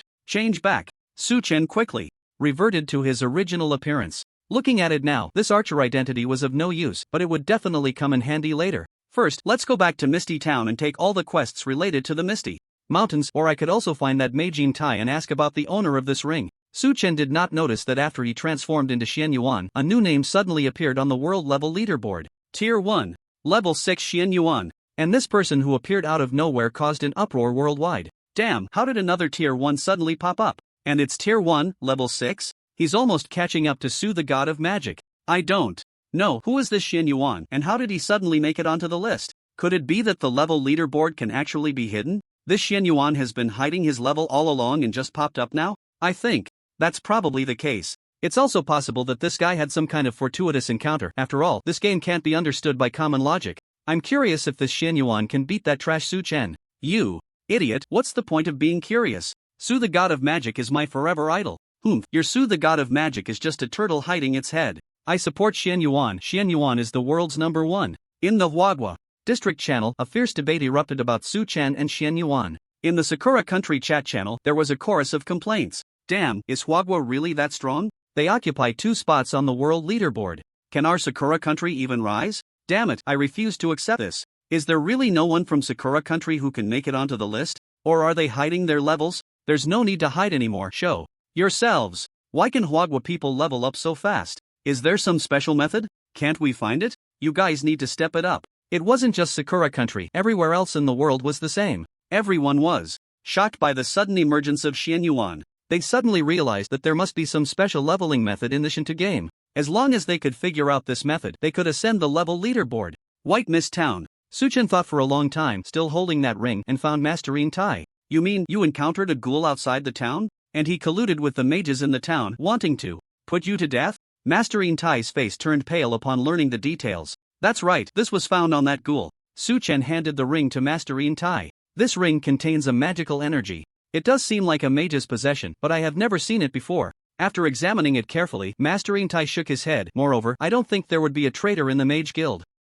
This statement left Su-chen at a loss for words. He even doubted whether Masterine Tai was the owner of the ring. However, given this guy's level, it should be unlikely. The appearance of a ghoul in White Mist Town is not a trivial matter. Don't make this public for now. I will discuss it with the town mayor before making a decision. You can leave this ring with me for now. Master In Tai spoke again. At this moment, a prompt popped up in front of Su Chen. Accept main quest, Traitor of White Mist Town. Wait for Master In Tai to discuss with the town mayor, then come back to discuss the next steps. Seeing this quest, Su Chen let out a slight sigh of relief, and his doubts about Master In Tai diminished significantly. As long as this quest was successfully activated, he would naturally find out who the real culprit was. Then I'll head to the Misty Mountains first. There are many magical beasts in the Misty Mountains, you must be careful. Master In Tai's tone carried a hint of concern. Su Chen smiled in acknowledgement and left the Mage Guild. He didn't rush to the Misty Mountains. Instead, he went to the quest hall. I'll accept all quests related to the Misty Mountains. He began to browse through the quest list, accepting every quest marked with the Misty Mountains. After accepting the quests, Su Chen headed to the inn. Before farming monsters, he needed to ensure his inventory was sufficient. He stored a lot of first-tier equipment in the inn's warehouse, freeing up quite a bit of his inventory space. Still not enough. It would be great if I could expand it further. 100 inventory slots are definitely enough for many people, but for him, even another 100 wouldn't be enough. However, he hadn't seen any items or tools in the tailor shop that could expand his inventory. Haven't those guys reached first tier yet? Opening the chat channel, Su Chen began to observe secretly. Xianyuan Yyds, help me surpass Suafation. From today on, Xianyuan is my idol. What Suafation? Step aside. Xianyuan? After just a few glances, Su Chen was completely baffled. How did these people know about Xianyuan? He quickly opened the level leaderboard and was shocked to see Xianyuan ranked second. My avatar can still make the list? Of course. After a brief surprise, Su Chen smiled. With this second identity, he could do many things. Not just face players, but also confuse those NPCs. After the ghoul incident yesterday, Su Chen had a significant change in his view of NPCs in this Divine Path world. To go further in this world, one must always be wary of anyone. First, clear the entire Misty Mountains, then see about completing this main quest. In a novice village, Skeleton Cave Dungeon. We finally defeated it, and it dropped a lot of job certificates. A few people stood beside the pile of bones in the Skeleton Cave Dungeon, crying tears of joy. They had entered with a team of 20, but now only 5 remained. The equipment dropped by the elite monsters should be given to those who sacrificed a resurrection opportunity, and let's compensate them with some gold. Among the 5, one warrior dressed in a full skeleton suit was radiating excitement. He was Li Xiao. Only he, wearing the complete skeleton outfit, could clear this dungeon at this time. Now that the warrior advancement proof has been released, once I reach the first tier, we can handle this dungeon at will, and everyone's strength will see a rapid increase. Having cleared the dungeon, his level was not far from level 10. Moreover, this dungeon had dropped quite a bit of equipment, greatly enhancing his team. Spending a huge amount to buy this set of equipment was indeed worth it. Of course, all the credit went to the skeleton suit he wore. Even though he had been left far behind by Suafation, he had also left the others far behind. Keep a close eye on the auction house. As soon as high-tier equipment appears, buy it all for me. Li Xiao looked at his subordinate beside him, his gaze resolute. The elite team he had established was already taking shape, and as long as they continued to develop, they would surely become one of the future overlords. In a certain novice village, still in the Skeleton Cave Dungeon. Boss Ma, I heard that Li Xiao's team has already cleared the Skeleton Cave Dungeon, while we are still stuck on the 5th wave of monsters. Before we gather a full set of skeleton equipment, we probably won't even see the boss. Ma Jingfei's subordinate had a face full of despair. There were 20 of them in total, and their equipment was quite good, but seeing the 5 elite skeleton warriors in front of them, everyone looked fearful. Sigh. Ma Jingfei sighed deeply. His expression was extremely helpless as he shook his head repeatedly. If I had known, no matter the cost, I should have bought that set of skeleton equipment. However, this world never offered a remedy for regret. Let's exit and reset the dungeon. We'll only fight the elite monsters in the front, and once we gather a full set of skeleton equipment, we'll challenge the boss. Also, find someone to keep an eye on the auction house. As soon as high-tier potions or equipment appear, no matter how many gold coins it takes, buy them all for me. In other novice villages, those wealthy players at the forefront had also encountered the Skeleton Cave Dungeon. But the vast majority of teams could only get past the 3rd wave of monsters, with many teams stuck on the 4th and 5th waves. Among these teams, several comments emerged. How did that Suafation clear this dungeon? His team must be incredibly strong. I really don't understand. If that guy is consuming resources alone, how can a single mage lead a team through this dungeon? Yeah, without a warrior who can take hits, this dungeon is impossible to clear. They could hardly imagine that when Su Chen cleared this dungeon, he was all alone. The Misty Mountains. This place is located to the north of Fogtown, shrouded in mist all year round. These mists are really annoying. After stepping into the mountains, Su Chen felt quite helpless. With the mist around, even in the state of Eagle Eye, his vision was greatly affected. On the outskirts of the mountains, after moving through the mist for a while, Suchen did not see any magical beasts. Let's cast a skill and test the waters. After thinking for a moment, he released a frost storm towards the area ahead. The cold frost accompanied by the howling wind made the already chilly misty mountains even more severe. You killed a cheetah beast and gained 5 experience points. Gained 1 intelligence. From the radiance of the mage. You killed a cheetah beast and gained 5 experience points. A few seconds later, dozens of notifications appeared on Suchen's interface. Are these monsters so scattered? 1 frost storm only. Killed a few dozen beasts, which surprised Suchen. He had thought that the monsters in this mountain range would be densely packed. It's a hassle to pick up items. It would be great to have a skill that allows me to see everything clearly. In the mist. With the mist around, even after killing quite a few beasts, Suchen couldn't determine the locations of their corpses. Searching a 300-meter area thoroughly would indeed be a waste of time. There should be a dungeon deeper in the mountains. Let's find the entrance first. I'll just head up this path. As Suchen climbed the path ahead, he used Froststorm to clear the way. You killed a cheetah beast and gained 5 experience points. Gained 1 intelligence from the radiance of the mage. You killed a cheetah beast and gained 5 experience points. With the powerful AoE skill of Froststorm, Suchen ascended the mountain quickly. He was too lazy to pick up the hard-to-find beast corpses. These beasts should be skinnable, right? After picking up some drops from the beasts on the way, Suchen looked at their corpses. After using the skinning skill, a prompt quickly popped up. Skinning successful, gained Tier 1 beast hide. Now I have materials. This discovery made Suchen very happy. With these Tier 1 beast hides, he could craft a large amount of assassin gear. Then I'll take some time. He began to skin all the beast corpses around. Skinning successful, gain Tier 1 beast hide.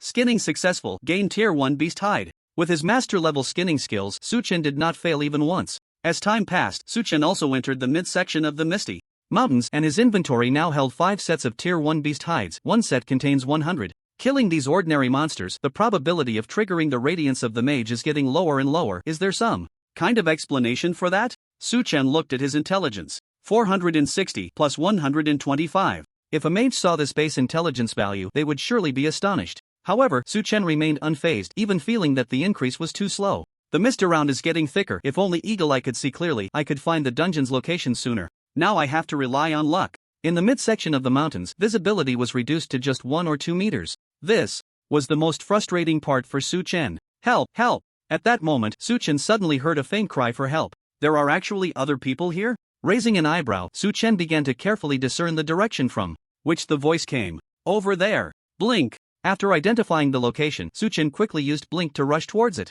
A few minutes later, he found a soldier in armor under a large tree. The armor was embossed with the words White Mist Town. What happened to you? Suchen walked over and inquired of the soldier. Are you an adventurer from White Mist Town? Upon seeing Suchen, the soldier seemed to have found a savior and shouted repeatedly. Yes. Suchen nodded. At this, the soldier's eyes suddenly lit up. I am a soldier from White Mist Town. 5 days ago, we were ordered by the town mayor to explore the depths of the misty mountains. Cough. Cough. He coughed violently as he spoke. Soon, his expression turned to one of fear. We reached the depths of the mountains and unexpectedly encountered a terrifying enemy. They have limbs like humans but heads like goats, and they are extremely agile, seemingly able to see through the mist. My entire squad was wiped out, and I am the only one left. At this point, the soldier's face was ashen. It was clear that he was at the end of his rope and wouldn't last much longer. I want to ask you to kill those goatmen and bring their horns back to White Mist Town. Do you accept the quest? Kill the goatmen? I understand. Suchen decisively accepted the quest.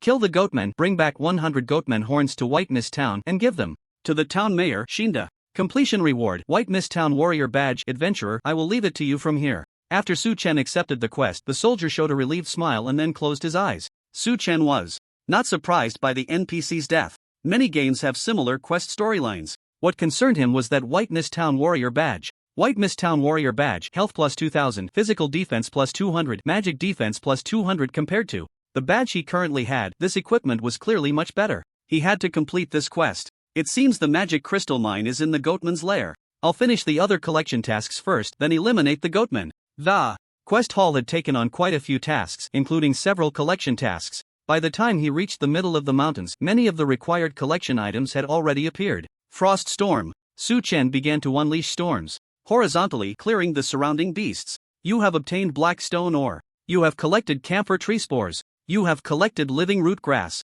You have collected mana grass. Of course, aside from those quest items, Suchen did not miss the herbs and ores that appeared in the mountains. His inventory quickly became insufficient. I'll just put these first tier equipment up for sale. No need to set the price too high, 100 gold coins each. There was no other way. Suchen could only put those first tier equipment, each taking up one slot, up for sale. Consignment successful, gain 90 gold coins. Consignment successful, gain 90 gold coins. Almost as soon as he put them up for sale, Suchen received the notifications. Damn, they sold so fast? The speed of the consignment left Suchen wide-eyed. The leaderboard only showed himself and his alternate account, indicating that no one else had reached first tier yet. But judging by the speed at which he sold these items, it was as if they were being snatched up. First tier equipment has appeared in the auction house. Hurry and grab it, the boss said as soon as it's listed. Buy.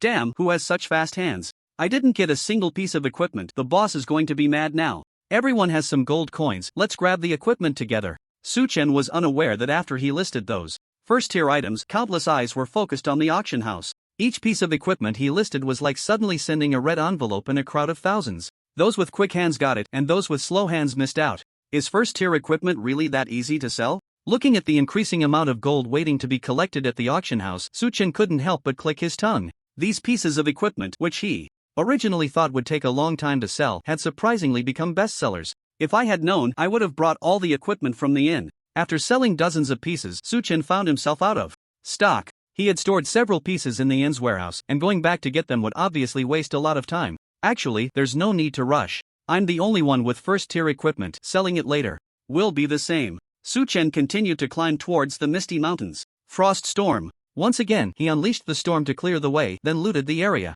No prompts. However, when the duration of the frost storm ended, no notifications popped up on Suchen's interface. He looked at his intelligence, 465 plus 125, with 1180 spell attack. The maximum damage of the frost storm reached 11,800 points, which ordinary monsters simply couldn't withstand. Is it an elite monster? Suchen quickly realized. Ordinary monsters couldn't handle the damage, but elite monsters were different. He must have entered the territory of elite monsters. Looking around, the mist was thick, making it hard to discern the location of the monsters. Suchen stood still, and some noises began to reach him. Crack! Something stepped on a branch on the ground, making a sound. And the noise continued without stopping. Clearly, the monsters attacked by the storm were coming to find him, and there were quite a few. Let me see your true forms. Mana shield. Raising a shield, Suchen made no unnecessary movements. He wanted to see what these goatmen really look like. Here they come. Soon, Suchen noticed some figures emerging from the mist around him. Humanoid, but with goat heads, moving at incredible speed.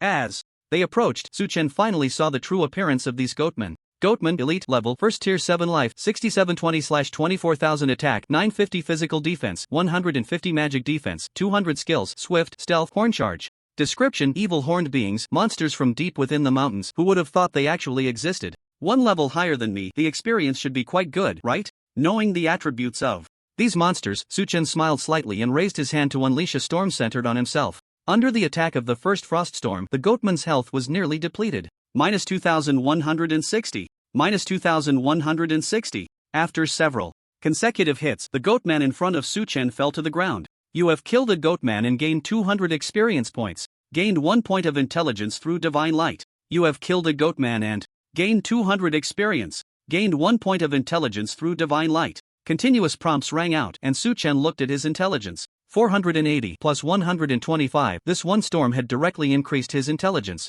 by 15 points. It's so much more comfortable fighting high-level elite monsters. Looking at his experience, 17890/19,000, he had less than 2,000 experience points left until leveling up. This meant that as long as he killed 10 more goatmen, he could reach first tier level 7. This leveling speed was something others couldn't even hope to match. I still need to loot the elite monsters. Suchen quickly began searching around.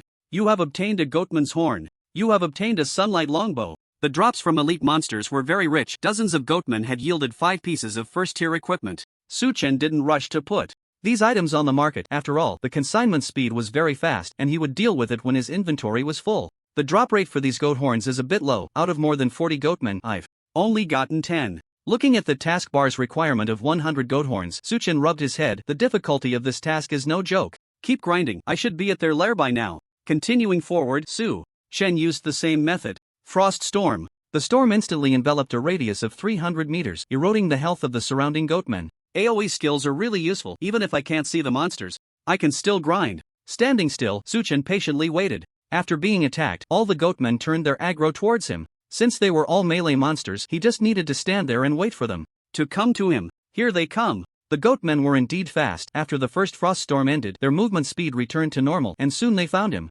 Mana Shield. Energy Awakening. With both skills activated, Suchen stood with over 10,000 shields and his mana was continuously regenerating. Minus 557. Minus 557. 7 or 8 goatmen at the front had already reached Su Chen, attacking him relentlessly. Their attack speed is quite fast and the damage is low, but you won't break my shield. Su Chen had no intention of fighting back. He was still waiting for all the other goatmen to arrive so he could use the second storm to take them all out at once. Here they come. Before long, the remaining goatmen appeared in Su Chen's line of sight. Frost Storm. You killed a goatman and gained 200 experience points. Gained 1 intelligence through Divine Light. You killed a goatman and gained 200 experience. Gained 1 intelligence through Divine Light. Congratulations, you leveled up and gained 20 attribute points and 10 skill points. After all the goatmen fell, Su Chen's level reached first tier level 7. I'm almost at first tier level 10, then I can advance to the second tier, right? This dungeon should be able to drop the second tier advancement proof, right? Su Chen smiled broadly. While others had yet to step into the first tier, he was already on the verge of advancing to the second tier. This feeling couldn't be described with just one word of excitement. By the way, I leveled up. Does that mean the level of my clone on the leaderboard has also increased? At that moment, Su Chen suddenly thought of a question. He quickly opened the world level leaderboard. The clone's level hasn't changed? There were still 2 people listed. The first was himself, first tier level 7. The second was Xian Yuan, first tier level 6. So that means as long as I don't transform into my second identity, his level won't change. After a moment of thought, Su Chen realized Xian Yuan suddenly appearing on the leaderboard was precisely because he had used the illusion technique. As long as I transform into Xian Yuan at the right time, I can create the illusion that Xian Yuan is chasing Su Chen. Su Chen already had a plan in mind. After some time, he would transform into Xian Yuan, raising Xuan Yuan's level on the leaderboard to first tier level 7. Next up is allocating points. Still adding everything to spirit. After checking his current attributes, Su Chen decided not to add any more to constitution.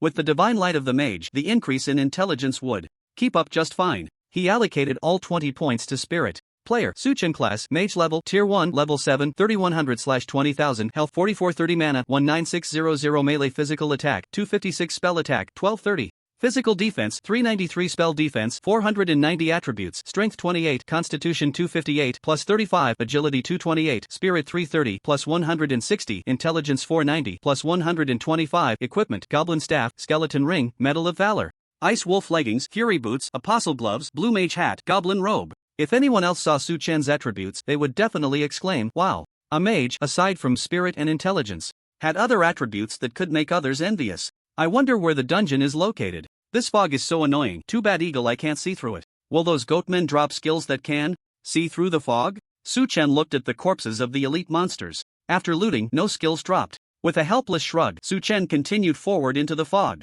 After walking for a while, just as he was about to cast Froststorm, an inexplicable feeling surged in his heart. What is that? At that moment, Su Chen noticed a shadow flash through the fog. So fast. The shadow moved much quicker than the goatmen he had encountered before. It darted around in the fog, seemingly searching for an opportunity to attack him. Is it a boss? Su Chen squinted. Only a boss could reach such speed. No minions following it? To Su Chen's surprise, there were no other goatmen in sight. Mana Shield. Energy Awakening. Without hesitation, Su Chen activated these 2 skills in succession. It's too fast, and with the fog obscuring my vision, it's hard to hit with lightning strike. Looking around, Su Chen searched for the shadow's whereabouts while waiting for an opportunity. May. Suddenly, a bleat rang out and a shadow sprang from the fog, launching an attack at Su Chen. Its speed was incredible, and the horns on its head had iron-like patterns, looking extremely hard. The charge aimed directly at Su Chen's lower back. If it hit solidly, it could really be fatal. Ring of Rejection. Almost simultaneously, an energy ring quickly appeared, deflecting the charge back.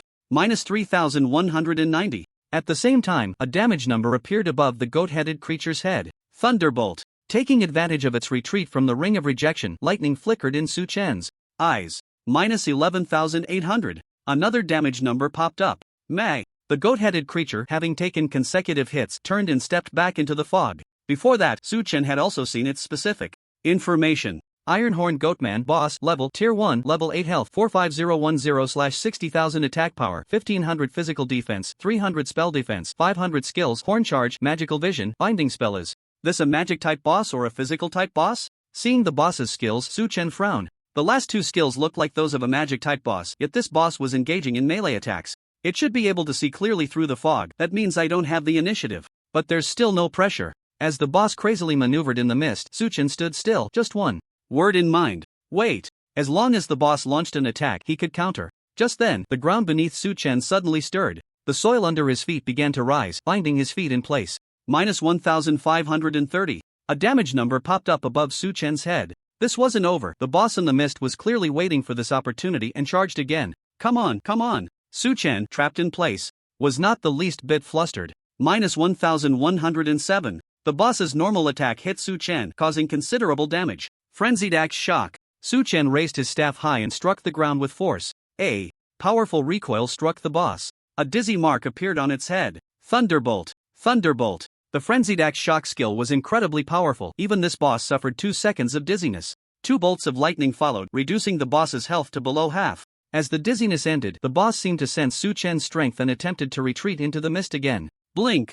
Kidney strike. Suchen was quick on his feet, knocking the boss dizzy again with another strike. This time it was only 1 second of dizziness, but it was enough for Suchen to unleash a bolt of lightning. -11,800. Just one final blow was needed to take down this boss. Charge. Suchen used a skill he rarely employed. The charge skill was quite powerful, and with his high agility bonus, the boss couldn't evade at all. During the brief moment of dizziness from the charge, the lightning strike followed closely. -11,800. You have killed the Iron-Horned Goatman and gained 10,000 experience points. You gained 1 point of intelligence through the radiance of the mage. So much experience? Seeing the experience bar surge by half, Suchen's eyes widened. This boss was level 8 of the first tier. He didn't expect to gain 10,000 experience from killing it. It seems that the levels of high-tier elites and bosses have increased. I still need to fight elite monsters and bosses to level up quickly. Suchen walked towards the boss's corpse. You have obtained the rune stone of the Goatman Cave. You have obtained the iron horn of the Goatman. You have obtained the claw of the Goatman. You have obtained the skill, magical perspective. As he reached out to touch, 4 prompts appeared simultaneously. While Suchen was dealing with the boss, a group of people appeared. In various novice villages. They stood there dumbfounded, eyes fixed on the void, itching to move. The boss ordered that if we don't grab a piece of equipment today, we won't have to come to work tomorrow. President Lee said, those who can't grab equipment will be kicked out of the elite team. With this speed, can they even be considered elite? President Ma instructed that if we can grab more than 3 pieces of equipment today, there will be gold coin red envelopes. These people did nothing but continuously refresh the auction house, waiting for first-tier equipment to be listed. Misty Mountain Range. Suchen was looking at the skill in the package. Magic Vision, a grade consumes 500 mana after use, grants magical vision within 100 meters. For 1 minute, cooldown 5 minutes. Under magical vision, you can see some unexpected things. That boss can see me in the mist. Is it related to the skill? The skill description wasn't very detailed, so Suchen chose to learn it directly. Max it out. He opened the skill bar and immediately upgraded the skill to its maximum level.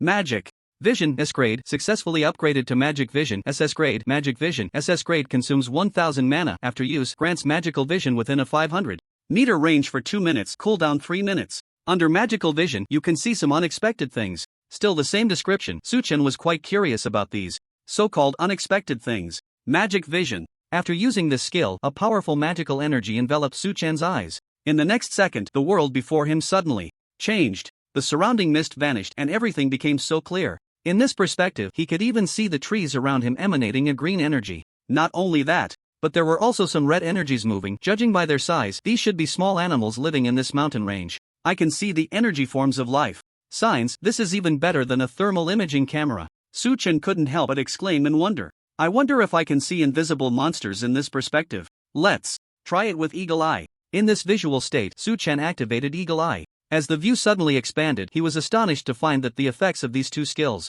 overlapped. In other words, he could maintain magical vision within the range of Eagle Eye. So many goatmen? Outside the 1000-meter range, Suchen also saw monsters. With strong life signs, their outlines identical to those of the goatmen. There were quite a few. These goatmen were mostly concentrated in the same direction, seemingly guarding something. Suchen closed Eagle Eye and Magic Vision, then opened the package. Goatman Cave Rune Stone can open the door to the Goatman Cave. This rune stone was clearly used to open a dungeon. As for the dungeon's location, it should be just behind those goatmen guards. The other 2 items were equipment. Goat horns were a fist weapon and goat claws were a dagger-type weapon. Goatman's Iron Horn, a grade melee attack plus 300, strength plus 50, attached skill, horn charge, required level, first. Order level 8, Goatman's Claw, a grade melee attack plus 300, agility plus 50, attack speed plus 10%, attack has bleed effect, required level, first order level 8, both pieces of Equipment had high attack and attributes, one had an attached skill and the other had an attack effect, making them top-notch melee gear. These two pieces of equipment will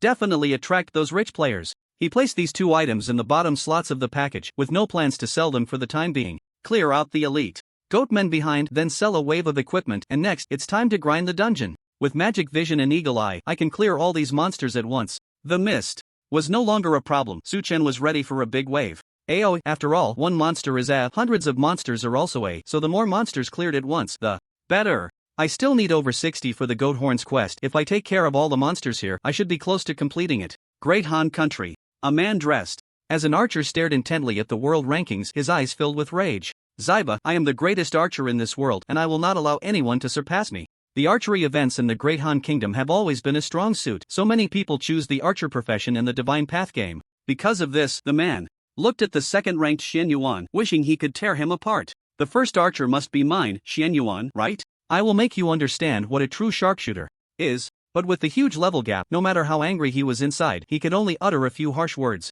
In Huagua, somewhere. Ding, ding, ding. The phone on a desk rang incessantly. The man sitting in the chair had a grim expression, holding a cigar, and took a deep puff before answering the phone. The public opinion has been suppressed, and that Su-Chen probably won't show up. What are you planning to do? The voice on the other end was low and heavy. Don't worry, I will find a way. The man's expression was equally grim. I tell you, you better come up with a solution, otherwise. The tone on the other end suddenly turned cold. This statement made the man's expression even more unpleasant. Actually, I already have an idea, but to implement it, I need your resources. After a long silence, the man spoke. What idea? The other end suddenly became interested. On the current rankings, besides that Su-Chen, there's another guy called Xian Yuan. We might be able to target him. The man slowly said. What do you want to do? You can give it a try. Even if we can't find that Su-Chen, finding that Xian Yuan is also fine. But remember, if you can't find either of these two guys. The other end said this and hung up. The man stared blankly, letting the ash from his cigar fall to the ground, murmuring to himself.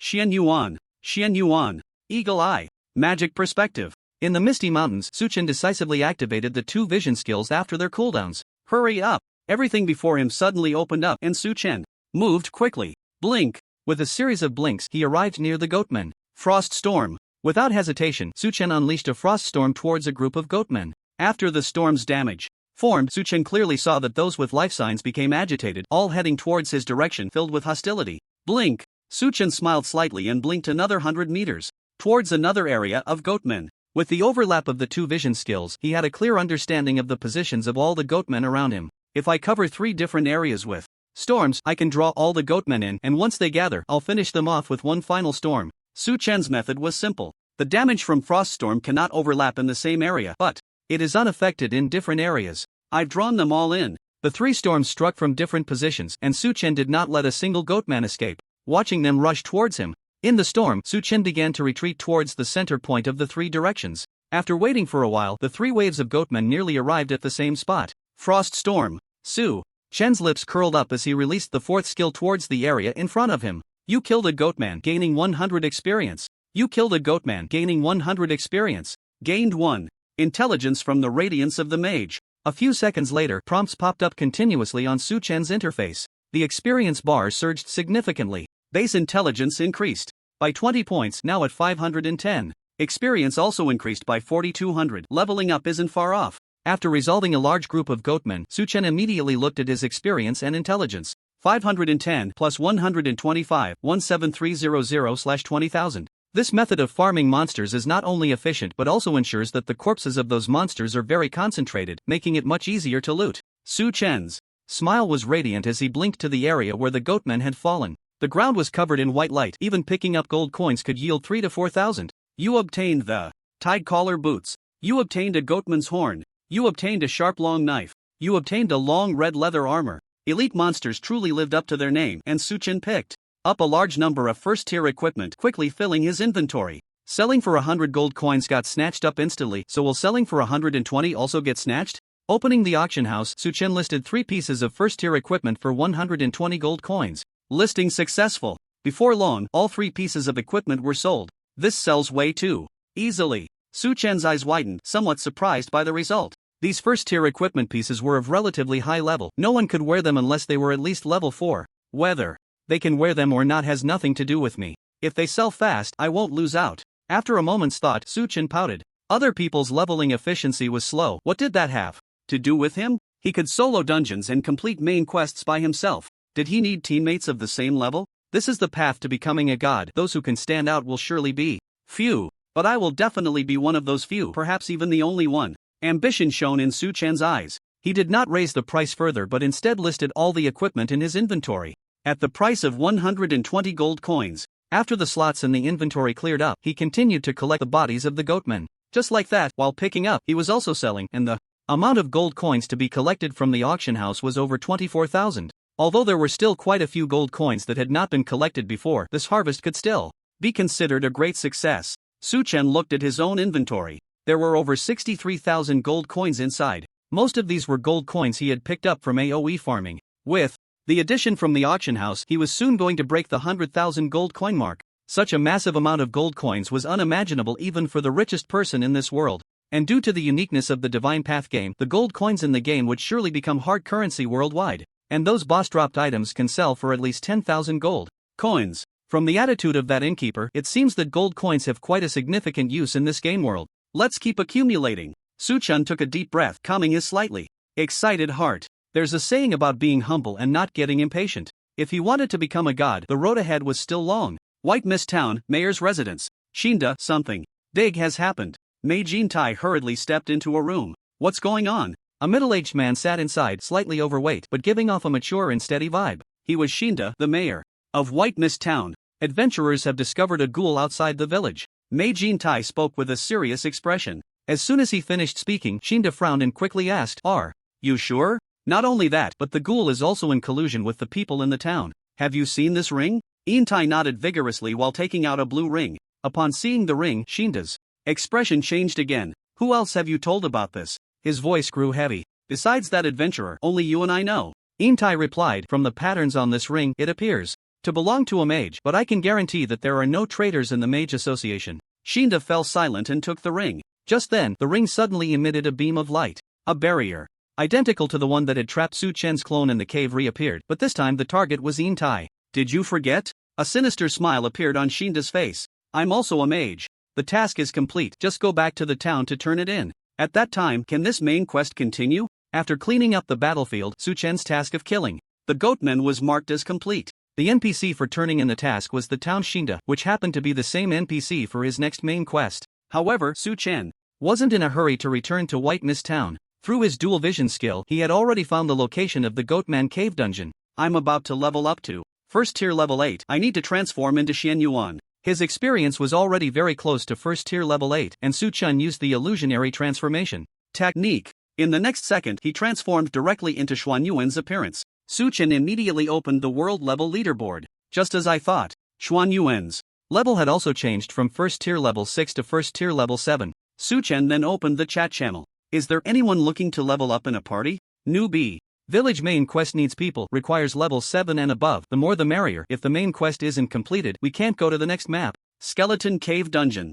Needs powerful mages, only clearing the first 2 waves of elites, equipment split evenly. Xian Yuan leveled up, he's catching up to that Su-chan again, go Xian Yuan. Surpass Su-chan. Why is the archer leveling up so fast? Xian Yuan, can you teach me? I'm an archer girl, I'll give a big reward. Xian Yuan, big shot, please add me. As a friend, I'm begging you. Little brother is also a confused archer, I can do anything. The chat channel was still very lively, with plenty of discussions about Xuan Yuan's level up. Su-chan looked at those comments and nodded in satisfaction. Just as he was about to change back, the private chat channel suddenly rang. To Su-chan's surprise, many of the private messages were identical. Xian Yuan, big shot, we want to ask you to form a guild. All activity funds will be provided by us. You will be the president, and if you already have a guild, we would like to join. There were many such messages, indicating that a lot of people had been trying to send private messages to the player Xian Yuan. I didn't expect to receive private messages after transforming. Su-chan ignored the private messages, somewhat surprised to receive them. It seemed that this Xian Yuan avatar was equivalent to another account of his in the Shin 2 game.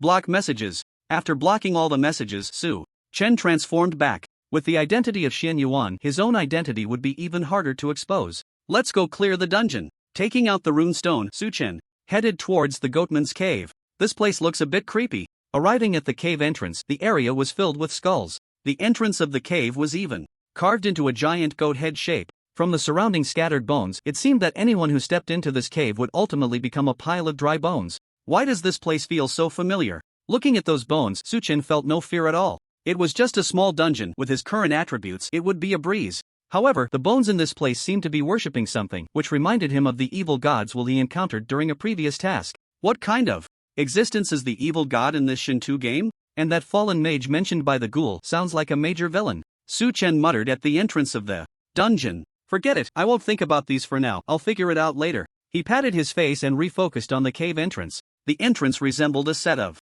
teeth currently in a closed state. To open it, it was clear that a key was needed. Suchen immediately took out the rune stone. At the same time the rune stone appeared, a surge of energy emerged and flew towards the door in front of him. In the next moment, magical patterns appeared on the door. Boom! A sound echoed, and the cave's door was opened. The real world. The public opinion regarding Su Fazhan and the Qin family's hype was beginning to calm down, even though there were still many voices questioning Su Fazhan, demanding him to clarify. Su Fazhan had no intention of responding at all. Not only did he not show up, but he didn't even offer a single word of response. This left those who had been stirring the pot feeling helpless. And just as these discussions were settling down, new comments suddenly emerged on various forums and communities. Compared to Xianyuan, Su Fazhan is trash. I heard Xianyuan established a big guild, not some turtle hiding in its shell. Xianyuan managed to climb the rankings, so why did he hide his level before? After Su Fashion's livestream, he stopped hiding it? This shows Xianyuan looks down on Su Fazhan. I'm from the Xianyuan Big Boss Guild, and the Big Boss said, compared to him, Su Fazhan isn't even worthy to carry his shoes. These comments had one thing in common. They were provocative. Whether standing with Su Fazhan or Xianyuan, the statements were filled with a lot of hostility. Once these comments were made, a fierce argument erupted. On various platforms, a hot topic of discussion began to rise. Is Xianyuan stronger than Su Fazhan? Or has Su Fazhan never regarded Xianyuan highly? Do you want to open the Goatman Cave instance? After opening the stone door, a prompt popped up in front of Suchen. Open. Without hesitation, Suchen directly opened this instance. According to the mechanics of most online games, instances are not something a single player can clear. However, Suchen felt no pressure at all. The tunnel in the cave was pitch black, with a faint light visible in the distance. A fireball emerged from Suchen's palm, illuminating the path ahead. This place has a faint smell of blood, and it seems there are no monsters ahead. Let's go in and take a look. After pondering for a moment, Suchen decided to head straight for that light. Stealth. Swift. With both skills activated, he quickly dashed towards the light in an invisible state. What is this place? As he passed through the light, a beautiful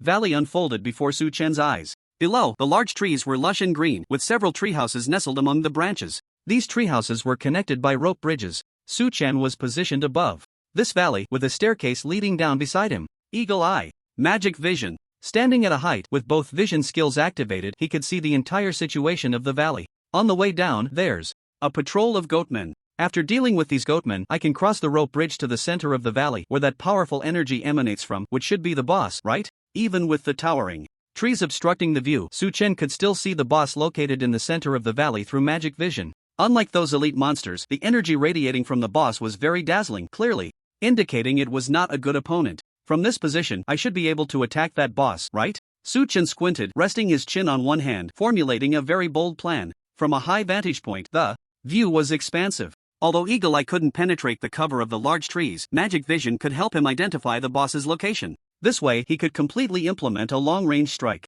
I can't even see the boss's attributes. Is this a bit risky? Moreover, if I attack the boss, wouldn't that draw out all the elite monsters in the instance? Under the dual vision, Suchen looked at the red dots. Below, still undecided. The elite monsters in the instance should be a higher level than those outside, and their health would likely be increased as well. However, even if their health was high, it certainly wouldn't withstand the damage from 2 frost storms. The rope bridges below aren't wide. As long as I cast Frost Storm from the bridge, those goatmen definitely won't be able to cross, and they won't affect my fight with the boss. If that's the case, as long as I stand in this position, I can clear this instance. After carefully observing the terrain, Suchen decided to stand on the first rope bridge to launch an attack on the boss. Before starting, let me take care of you guys first. Suchen looked at a group of elite monsters below the staircase. These monsters were guarding the first rope bridge, and if he didn't deal with them, his strategy would be disrupted. However, taking care of them was simple. 2 storms would do the trick. Frost Storm. Reaching the staircase, Suchen unleashed a skill at the elite monsters below. At this distance, he could also intersperse Fire Rain attacks. Fire Rain. You have killed a Goatman Scout and gained 300 experience. Gained 1 intelligence from the radiance of the Mage. You have killed a Goatman. Guard and gain 300 experience. You have killed a Goatman soldier and gained 300 experience. Congratulations, you've leveled up, gaining 20 attribute points and 10 skill points. The continuous rain of fire, combined with the frost storm damage, quickly took down the elite team below, with each monster granting Su-Chen 300 experience points, allowing him to reach level 8 of the first tier just as he was about to level up. These are actually experienced monsters of level 9 in the first tier. If I finish this dungeon, I should be able to reach level 9 in the first tier, and level 10 in the first tier shouldn't be far off. It would be best if I could get a Mage's advancement certificate first. Su-Chen walked over to the corpses of that team and picked up the light orb on the ground. You have obtained the blueprint, sheepskin robe. His luck wasn't great as he only dropped one blueprint. Sheepskin robe requirements: 100 magic pattern cloth, 50 wool from magical goats, 50 first tier beast hides. Attributes: increases 100 physical defense, 100 spell defense, 50 intelligence, reduces received magical damage by 5%. Set 1/5 set effect, increases spell attack by 10%. It's actually a set and a magic system set? But upon seeing the attributes of the equipment made from this blueprint, Su-Chen's eyes widened. The sheepskin set consists of 5 pieces, all of which are magic system equipment, and the effect of the 5-piece set can increase spell attack by 10%. As long as he can gather all 5 pieces of the set, his spell attack will increase significantly. This set effect is just too suitable for me. As long as my intelligence keeps growing, this 10% bonus will get higher and higher. Su-Chen looked at the equipment he was wearing and was already looking forward to this sheepskin set. I won't leave this dungeon until I gather all the blueprints and advancement certificates. He had already made up his mind. Newbie Village number 9527. Su Xiao, we couldn't find that white wolf, and we even asked the captain of the guards. We can't accept the main quest at all. What's going on? Next to Su Shiji stood quite a few people, each with a grim expression. Detailed guides about the main quest process in newbie villages were already available on major game forums and communities. But in their newbie village, they couldn't accept the main quest at all. You all go look in the forest again and send a few agile assassins to scout the road to the town. Many newbie villages have already started their main quests. We absolutely cannot fall behind. Su Shiji's voice was somewhat suppressed, and then he asked, haven't we seen that mage recently? Haven't seen him for several days. It's like he vanished into thin air. We don't know what's going on, one of his subordinates immediately replied. Forget it, let's not worry about him. Su Shiji shook his head. Though he said that, there was a strong hatred hidden in his eyes. These people did not know that each newbie village's main quest could only be completed once. The main quest in newbie village number 9527 had already been completed, so they certainly couldn't accept it again. In the Goatman Cave instance, Su-Chen stood at the position of the suspension bridge, taking a deep breath. He didn't rush to take action, continuously using eagle eye and magical perspective to observe. After figuring out the positions of the majority of the Goatmen, he focused intently on the location of the boss. The Thunderbolt had an extremely long attack range. As long as he knew the enemy's position, he could execute precise strikes. The boss should have high experience. If I take down those elite monsters, I might directly level up to level 9 of tier 1. This could cause issues with my identity as Xian Yuan. Su-Chen glanced at his experience bar. He only had a few dozen experience points, far from leveling up. Yet, he was still worried. Transform into Xian Yuan. After some thought, he transformed into Xian Yuan. But this isn't a solution. Can the level leaderboard be hidden? After transforming, Su-Chen changed back to his original form, his expression showing a hint of helplessness. He didn't use the Xian Yuan identity to deal with other players. After all, as long as he kept a low profile, no one could find him. This identity was mainly used to confuse NPCs. After the encounter with the ghoul, Su-Chen had realized something. Not all NPCs in this world are reliable. He would definitely encounter more NPCs like the ghoul in the future.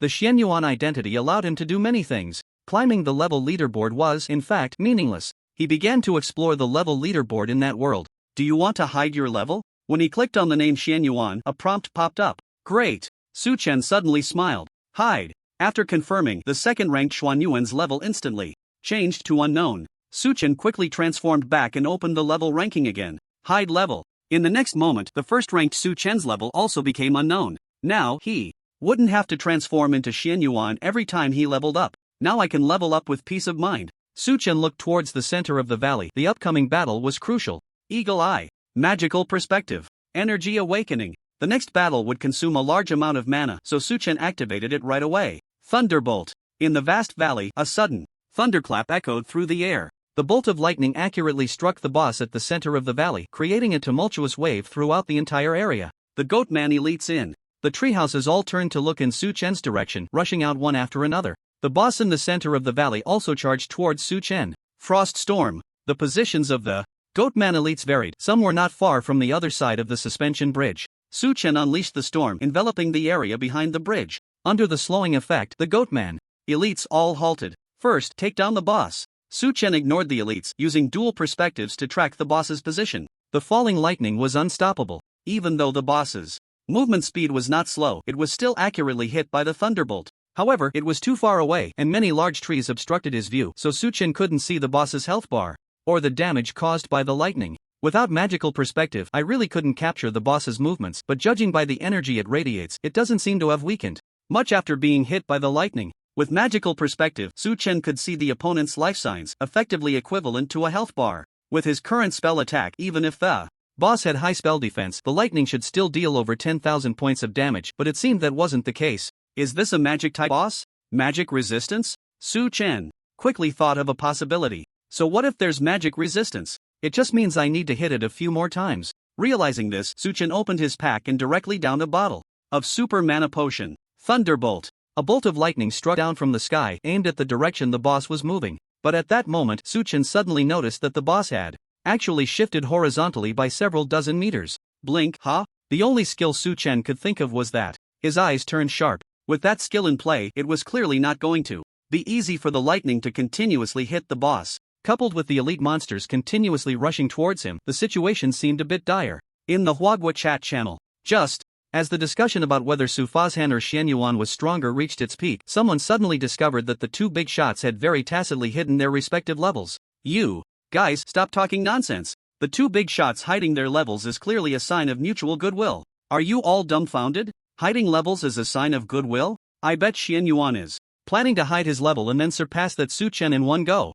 Hee, then why didn't the two big shots hide their levels before you all started arguing? As soon as you started, their levels were hidden? It's probably because the big shots didn't want to stir up trouble. Exactly, who knows, maybe the two big shots have already added each other as friends, and they might have even agreed to run dungeons together while you idiots are still arguing non-stop. The comments in the chat channel quickly shifted. Because the timing of the two big shots hiding their levels was almost identical, it put those arguing black fans in an awkward position. If the two big shots really had added each other as friends, or if they were actually good friends, then their so-called disdain of Xian Yuan by Su Fazhan and vice versa would just be a joke, right? These comments quickly disappeared, and the points of discussion in the chat channel and various communities began to change. What everyone was curious about was whether Xian Yuan had really reached a consensus with Su Fazhan. If these two big shots teamed up, the scene would be unimaginable. In the copy, Su Chen released another bolt of lightning towards the position where the boss had just blinked. Hit. This time, the boss did not dodge. Clearly, the boss's blink skill was not without cooldown. Thunderbolt. Seizing the opportunity, Su Chen unleashed another lightning strike. At a distance of 1,000 meters, the boss had no chance to counterattack. Just then, the boss suddenly stopped in place, motionless. What is this guy doing? Su Chen frowned as he looked at the unmoving red dot. Thunderbolt. Such an opportunity could not be missed. Since the boss was standing still like a live target, he had no reason to hold back. Thunderbolt. Two bolts of lightning struck in succession, and Su Chen closely monitored the life energy contained in the red dot. No decrease? What did it do? To Su Chen's surprise, his two lightning strikes seemed to have caused no damage at all. Is it a shield? Squinting, Su Chen's mind raced. Ranged attacks were certainly convenient, but they also left him completely unaware of the boss's attributes. Then let's clear the small monsters first. Exhaling a deep breath, Su Chen decided to ignore the boss for now. Confirming that it was a magic-type monster, he felt less pressure. With the passive skill of magic resistance, he could easily withstand the damage from a magic-type boss. Instead, these elite small monsters posed a greater threat to him.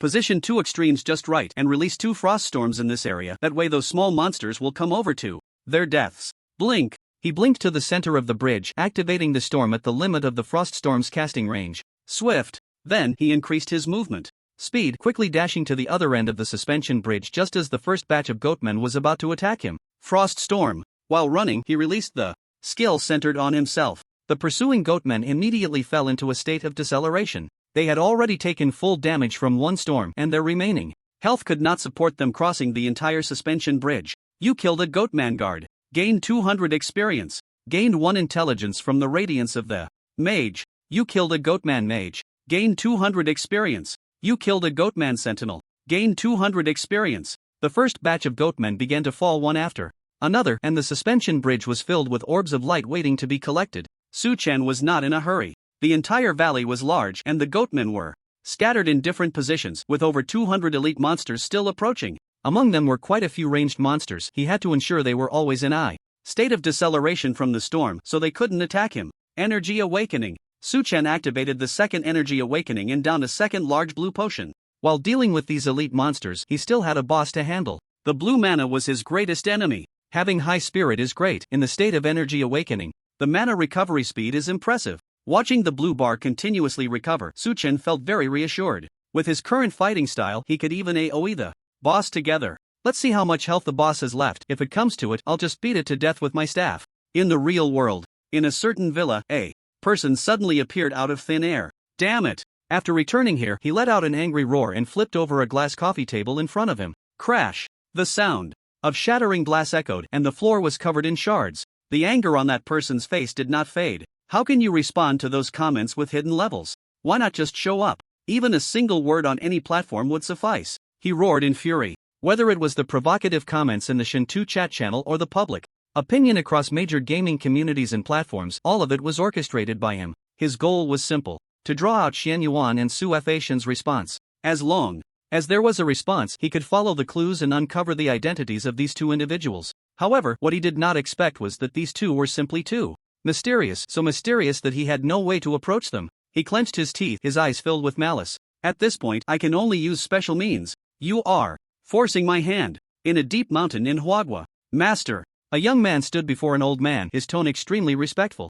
Ye after spending so many days in that game world, have you learned anything? The old man stood with his hands behind his back, slowly speaking. Disciple can feel that I am getting stronger, and some skills in the game seem to be usable in reality, but there always seems to be something missing. The young man's face was filled with worry, his expression struggling. You are a once-in-a-century talent of our sect, and even you cannot use those skills in reality. Can that Su Faishan really do it? The old man sighed deeply, stroking his beard. Master, I will definitely continue to work hard. A defiant look shone in the young man's eyes. The old man, with a complex expression, walked to the young man's side and patted his shoulder. I have a premonition that there must be a shocking conspiracy behind this game. I hope that in the future you can support Huagua and our sect. You have killed the Goatman guard. Gain 200 experience points. You have killed the Goatman mage. Gain 200 experience points. Gained 1 intelligence from the radiance of the god of magic. You have killed the Goatman sentinel. Gained 200 experience points. By the suspension bridge, Su-Chen looked at the fallen Goatman in front of him, a smile curling at the corners of his mouth.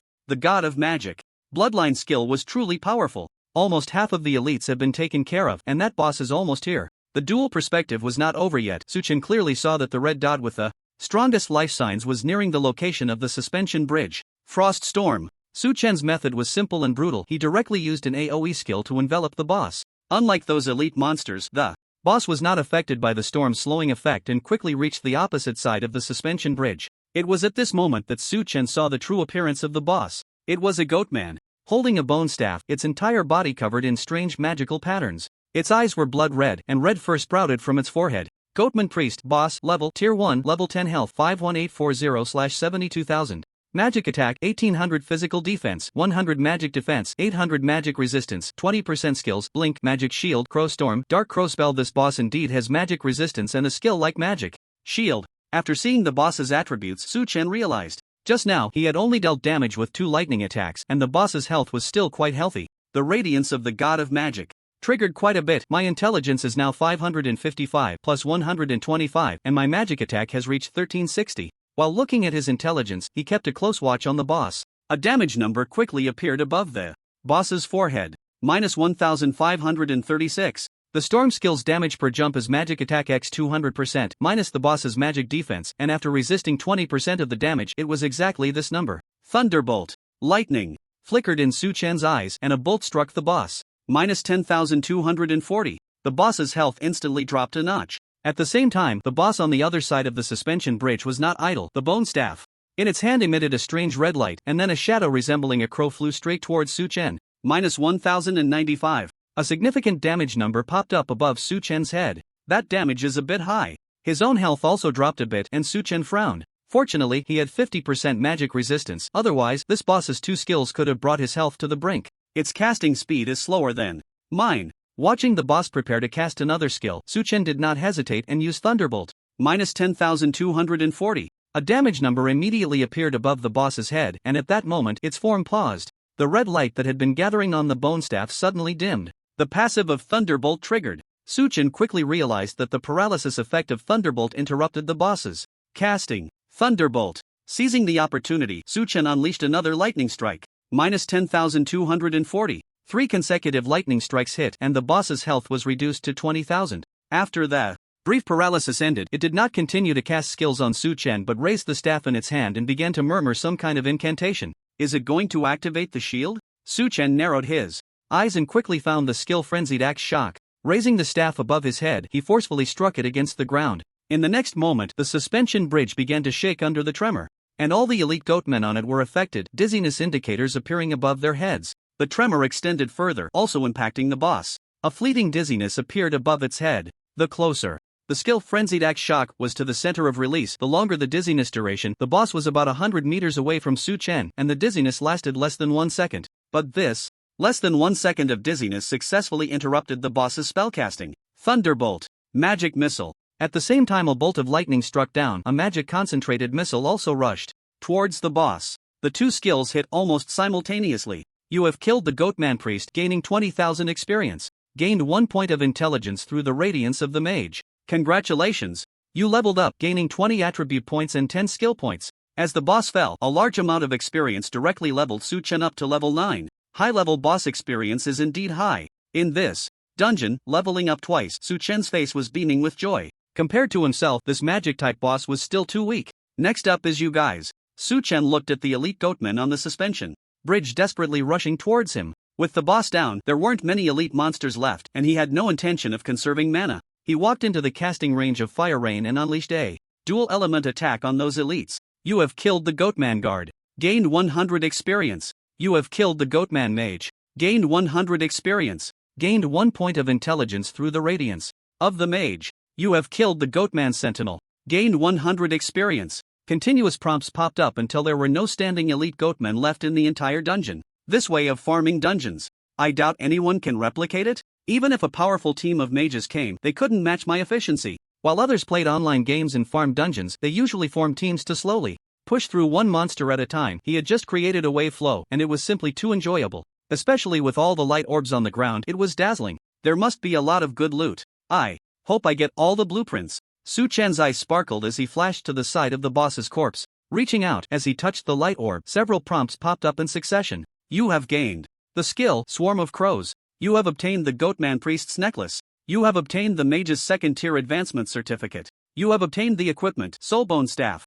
Awesome! Looking at the 4 items that appeared in his inventory, Su Chen couldn't help but let out a cheer. As expected of a magic-type boss, each of the 4 items dropped was a significant boost for him. The proof of the second-tier mage is not worth mentioning. With this thing, I can advance to the Mage Guild after reaching level 10 in the first tier. Then there's that skill. Crow Cawstorm, a grade consumes 500 mana. Summons a flock of crows in the target area, dealing 50% of spell attack damage per second to enemies within a 20-meter range and restoring 1% of that damage as health, lasting 3 seconds, cooldown time 3 minutes. Another AoE skill, and it has spell leeching. This skill is pretty good. This skill caught Su Chen's attention. Let's max it out. Crow Cawstorm, a grade, successfully upgraded to Crow Cawstorm, S grade. Crow Cawstorm, SS grade, successfully upgraded to Crow Cawstorm, SSS grade, is maxed out. Crow Cawstorm, SSS grade consumes 500 mana, summons a flock of crows in the target area, dealing 200% of spell attack damage per second to enemies within a 100-meter range and restoring 5% of that damage as health, lasting 3 seconds, cooldown time 2 minutes.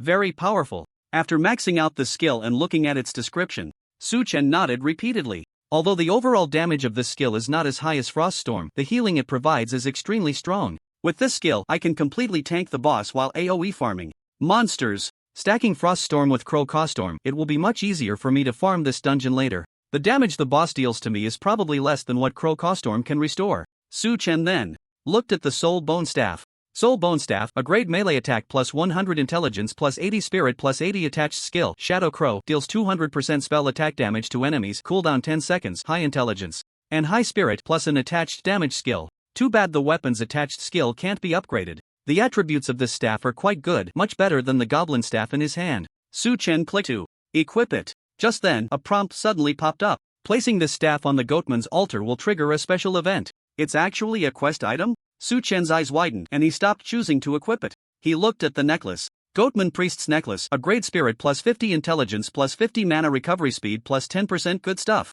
This was the first time Su Chen had seen equipment for the necklace slot and he directly chose to equip it. I'll add points after picking up everything. After collecting the boss's drops, Su Chen began to gather the drops from the elite monsters. You have obtained the blueprint, sheepskin, magic hat. You have obtained the warrior second tier advancement proof. You have obtained the wool of the magical goatman. You have obtained the archer second tier advancement proof. You have obtained the blueprint, sheepskin leggings. Perhaps because it was his first time farming this dungeon, the drops from the elite monsters were very generous. In addition to those ordinary first tier equipment, Su Chen also got 2 blueprints he had been thinking about, along with 2 profession advancement proofs. Only magic-type goatmen drop magical wool, but the drop rate is at least 80%. If I farm a few more times, I should be able to get all the blueprints and advancement proofs, and I should have enough materials too. I won't change my equipment for now, I'll wait until I have a full set. After picking everything up, Su Chen allocated all 20 points from leveling up to spirit. He opened the attribute panel. Player, Su Chen class, Mage level, Tier 1, level 9, 6200/22,000, health 4430 mana, 23200 melee physical attack, 256 spell attack, 1490 physical defense, 393 spell defense, 580 attributes, strength 28, constitution 258, plus 35, agility 228, spirit 370, plus 210, intelligence 570, plus 175, equipment, goblin staff, skeleton ring, medal of valor, ice wolf leggings, fury boots, apostle gloves, blue mage hat, goblin robe, goatman priest necklace. After this dungeon run, both spirit and intelligence attributes received a significant boost. If I switch to that set of sheepskin gear, my attributes will definitely improve even further. My current gear is average, but the attributes of each piece of the sheepskin set and the set bonus are incredibly strong. I need to get a full set quickly. I estimate that after reaching tier 2, I can wear this gear for quite a while. Let's go take a look inside. There were no monsters left in the dungeon, and Su Chen strode forward. He still had a mining task to complete. Here, arriving at the center of the valley, Su Chen was startled by the sight. The ground was littered with unknown piles of bones, arranged in a very strange manner, as if some special ritual was taking place. Is that ore? Looking around, Su Chen spotted a pile of ore emitting a purple glow. He quickly approached and began to mine the ore. You have obtained magic crystal ore. You have obtained magic crystal ore. After finishing mining the pile, Su Chen had collected 5 pieces of ore. The task requires 10, let's keep looking. He continued searching the area and soon discovered another pile of ore. You have obtained magic crystal ore. Task completed, collect magic crystal ore. On the task interface, the task from Mage Tai changed to a completed status. I can head back to town to turn in the task. There should be a follow-up, right? That main quest should also be available now. With the dungeon task completed, Su Chen prepared to leave. This dungeon likely had a time limit and he probably wouldn't be able to run it again today. He would check what the next task was. If it wasn't related to this dungeon, he would come back tomorrow to run the dungeon, gather the gear, and obtain the advancement proof before tackling the follow-up to that main quest. What's that place? Just as Su Chen was about to leave, he suddenly noticed a round hole in the center of the bone pile. From the shape of the hole, it seemed that the soul bone staff would fit perfectly. What will happen if I put this staff into the round hole? A strong curiosity appeared on Su Chen's face and he felt a surge of excitement. In the real world, a man was on a video call. Didn't I say? If there's something, just call me. Why send me a video? The person on the other end of the video had snow-white skin and striking green eyes. This matter is of great importance. It must be handled by you personally. The man's expression was serious. The person on the other end pondered for a moment and slowly spoke. What do you want to do? The man smiled, his lips curling up at a 45-degree angle, his tone extremely confident. I want you to find the best special effects team to make a short film for me. As long as we have this special effects short film, I guarantee that Su God will have to come forward and respond. At the Mage Guild, Su Chen stood outside Master Tai's room, knocking again and again. Not here? Originally, he intended to place the soul bone staff on the satyr altar to see what would happen, but just as he was about to act, a sudden sense of crisis surged in his heart. After a significant boost in his mental power, Su Chen found that his intuition had also strengthened. Because of this, he put away the soul bone staff and returned to Misty Fog Town. Did he go to the mayor's place? Su Chen pondered for a moment, then remembered. Master Tai had indeed mentioned going to discuss strategies with the mayor, so he should be at the mayor's house now. First, let's go to the inn and sell those equipment. Without rushing to turn in the quest, Su Chen returned to the inn. Opening the warehouse, he placed the materials in his inventory and took out all the first-tier equipment. Aside from the gear dropped by the boss, there were about 50 pieces of other first-tier equipment. Sell them at the previous prices and then organize these herbs and materials in my inventory. Looking at the messy herbs and crafting materials in his inventory, Su Chen felt a real headache. The Misty Mountains were vast, and at this stage, he was the only player. He had gathered all the herbs and ores by himself. If it weren't for the large quantities stacking up, he might have had to open a second room. The auction house has started selling equipment again, everyone rushed to grab it. The boss said whoever gets the equipment will receive a bonus of 10 gold coins and has a chance to become a member of the elite team. Everyone listen up, this is a war. Get the equipment and we all enjoy the good life together. If not, we all go work in the factory. Just as Su Chen was listing the equipment, a crowd in various novice villages began to fixate on the auction house, frantically clicking to buy. Faster than before? In the end, Su Chen looked at the equipment that sold out in less than a few minutes, his expression a mix of astonishment. Truly, Huawei is a great nation. There are so many wealthy players, so many first-tier equipment, and they were gone so quickly. Let's make some potions to sell. With first-tier equipment selling so well, Su Chen organized his materials and began crafting potions. You have obtained a super mana potion. You have obtained a bloodthirsty potion. With plenty of herbs, Su Chen made 100 of each and listed them all at the auction house for 5 gold each. Consignment successful. Consignment successful. These potions were far more popular than the first-tier equipment.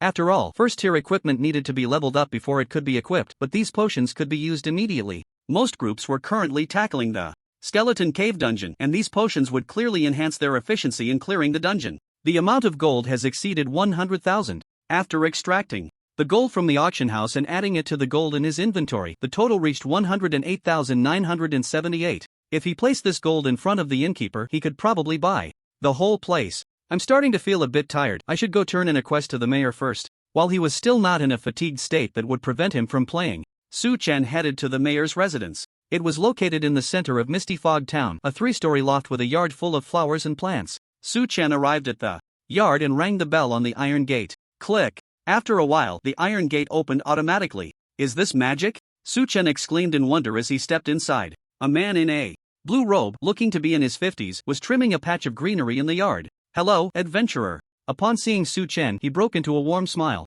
Hello, Mayor. Su Chen replied. Is there something you need? Mayor Shinda put down the cutting knife in his hand and asked. I found the soldiers you sent deep in the Misty Mountains, and I tracked down the traces of those goatmen. As Su Chen spoke, he took out the goat horns. Those goatmen really exist. Shinda showed a surprised expression. But looking at the goat horn Su Chen brought back, his expression became complex, and he sighed deeply. What happened to those soldiers? They are all dead. Su Chen stated bluntly. They were all brave warriors. Shinda's tone carried a sense of regret, then he fixed his gaze on Su Chen. Adventurer, you did well. This is your reward. As soon as he finished speaking, a prompt popped up in front of Su Chen. Mission completed. Kill the goatmen. Receive the warrior badge of White Mist Town. Got it. The inventory quickly added a badge. White Mist Town Warrior Badge. Health plus 2000, Physical Defense plus 200, Magic Defense plus 200. Compared to the badge from the Novice Village, this badge provided significantly more health and defense. Adventurer, can you continue deeper into the Misty Mountains to gather more information about the goatmen?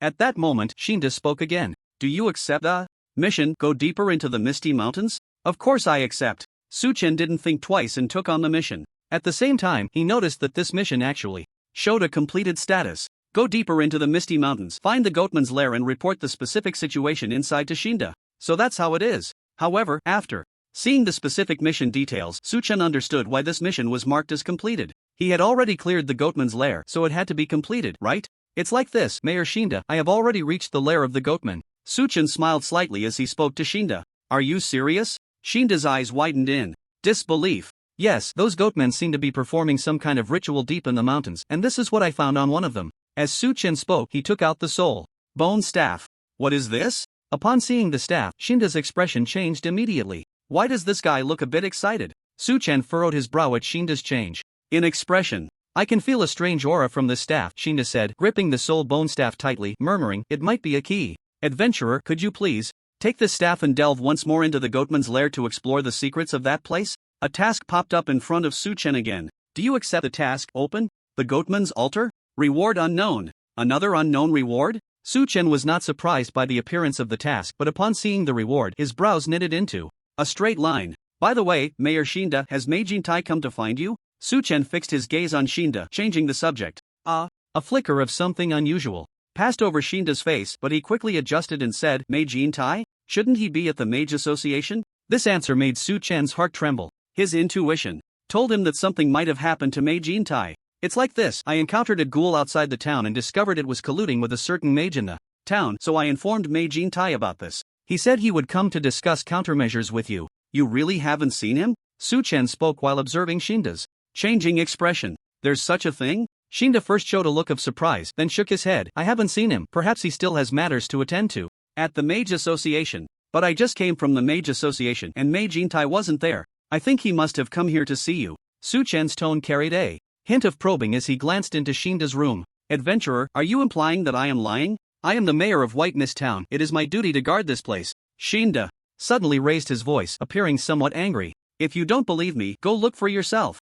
This response left Su Chen stunned. What should we do about the ghoul? After a moment of thought, he asked Shinda. He was still waiting to find Mage Intai to hand in his task. Mage Intai must have found some clues and left the town to investigate. He might return after a while, but right now there is something more urgent than the ghoul. We must first deal with the threat of those goatmen in the Misty Mountains. Shinda pondered for a moment before steering the conversation back. Do you accept the task? Open the goatman's altar? The task prompt appeared on Su Chen's interface once again. This guy has a problem. Now, Su Chen also realized. Given Mage Intai's level of concern about that ghoul, the appearance of the ghoul posed a significant threat to the town. However, Shinda, as the mayor, seemed to completely disregard the ghoul, focusing solely on wanting to open the goatman's altar. If there was nothing fishy about this, he wouldn't believe it. Then let's see what you really want to do. I understand. Su Chen remained composed and accepted the task. Adventurer, the safety of White Mist Town is entrusted to you. Seeing Su Chen accept the task, a smile appeared on Shinda's face.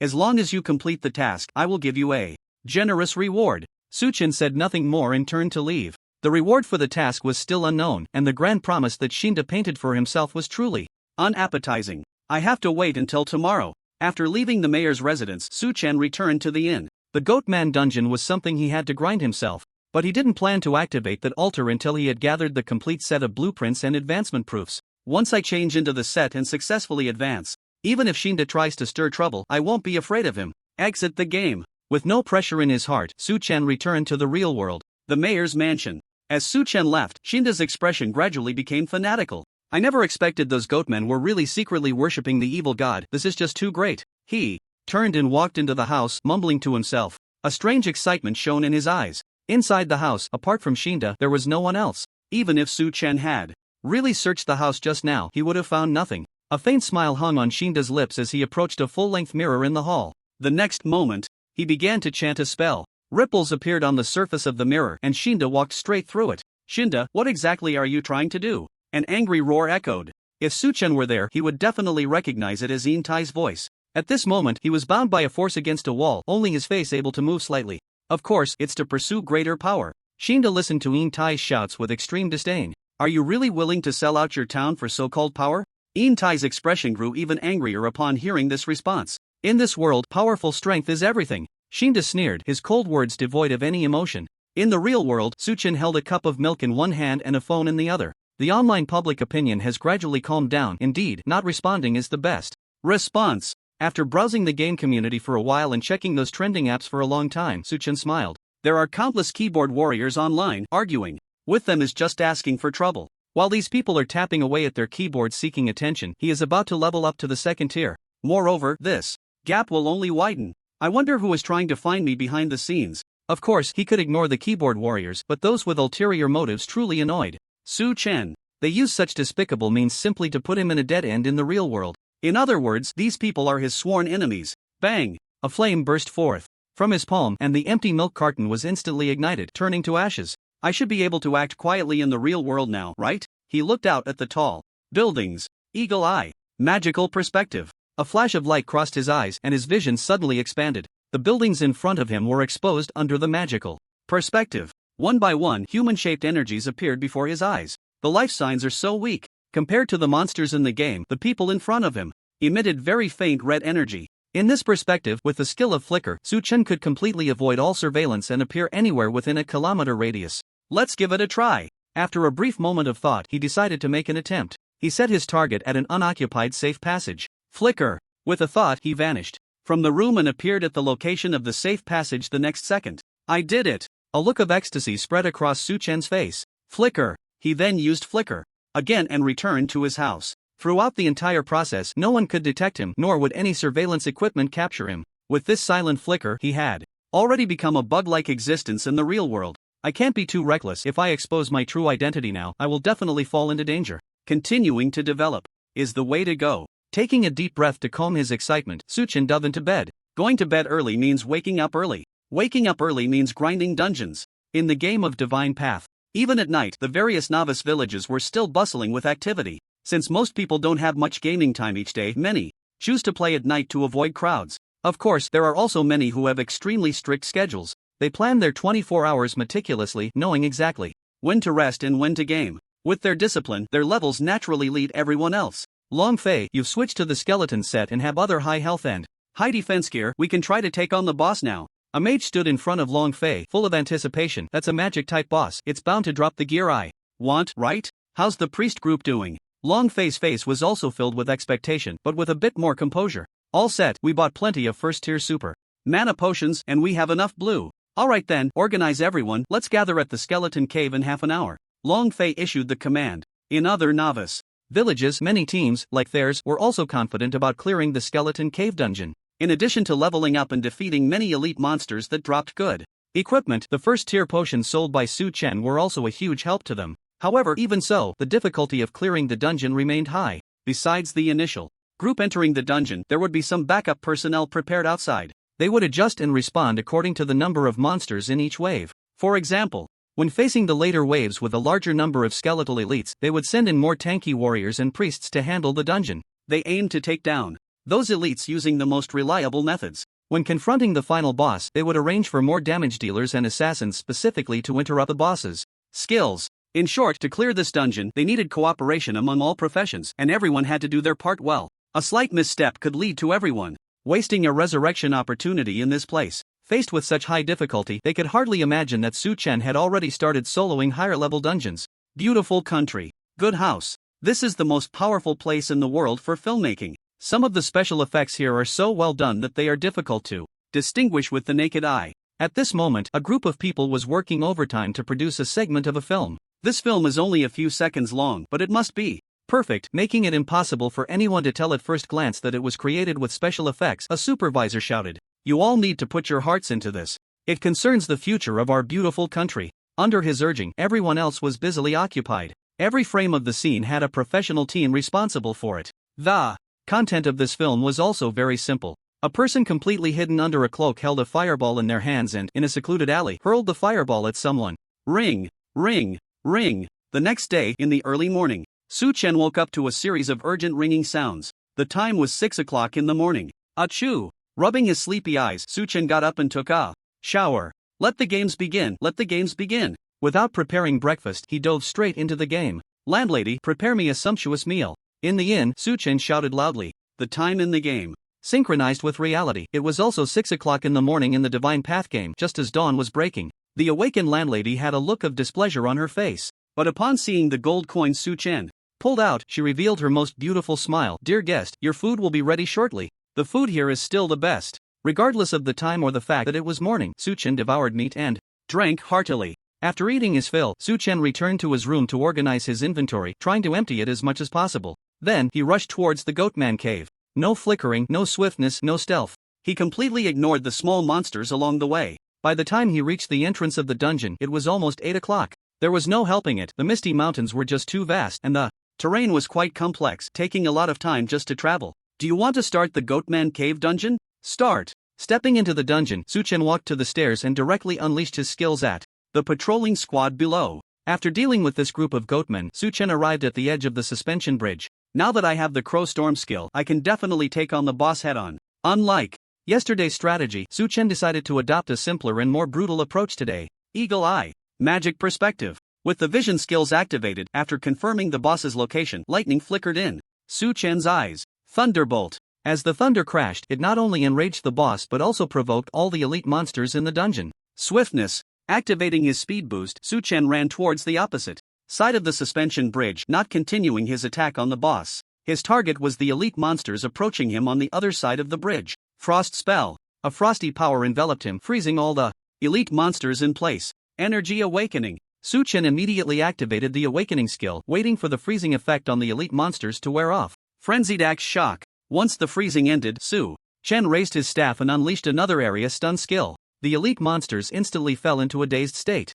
Almost there, the next wave of monsters has arrived. The reason for this was simple. Su Chen's goal was to wait for the next wave of elite monsters to get close and then take them down together. Frost Storm. After adjusting the range of the storm skill, Suchen blinked and returned to the other side of the suspension bridge. You used a super mana potion. After downing a large blue potion, Suchen looked at the dense mass of monsters and a surge of shadow energy suddenly appeared in his eyes. Crow storm. The next second, a swarm of crows made of shadows began to wreak havoc among the monsters, devouring their health. Minus 2,780. Minus 2,780. Minus 2,780. One damage number after another popped up above the heads of those goatmen, while at the same time, plus 139 numbers kept appearing above Suchen's head. Although the duration of the Crow Storm skill was not as long as that of the Frost Storm, the AoE lifesteal was extremely exaggerated. In just 1 second, Suchen had restored over 10,000 health points. You killed a Goatman guard. You killed a Goatman mage. Gained 1 intelligence from the radiance of the mage.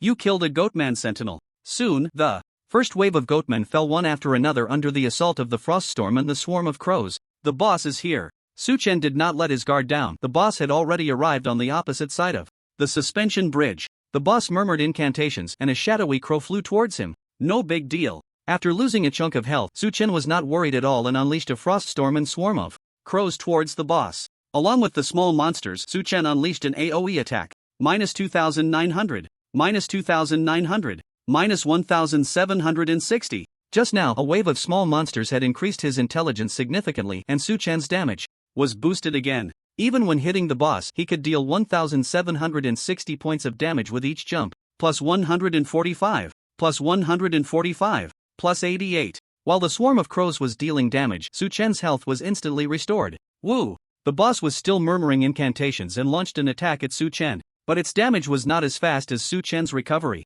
Thunderbolt! Suchen was not idle either. Under the continuous effect of the two AoE skills, he intermittently used lightning skills on the boss. This caused the boss's health to drop rapidly. Time to activate the shield. Just as the boss's health fell below half, it raised its staff clearly, preparing to activate a magic shield. Blink. Kidney shot. Frost spell. Blink. Suchen naturally would not give the boss a chance to activate the shield. A series of combo attacks flowed smoothly, interrupting the boss's skill while freezing most of the elite monsters in place. You killed the Goatman guard. You killed the Goatman mage. Gained 1 point of intelligence through the radiance of the mage. You killed the Goatman soldier. You killed the Goatman priest. Gained 1 point of intelligence through the radiance of the mage. Congratulations, you leveled up and gained 20 attribute points and 10 skill points. On the opposite side of the suspension bridge, as the Goatman boss fell, Suchen's level also reached level 10. On the suspension bridge, the bodies of Goatman elites were scattered everywhere, and one glowing orb after another was so dazzling.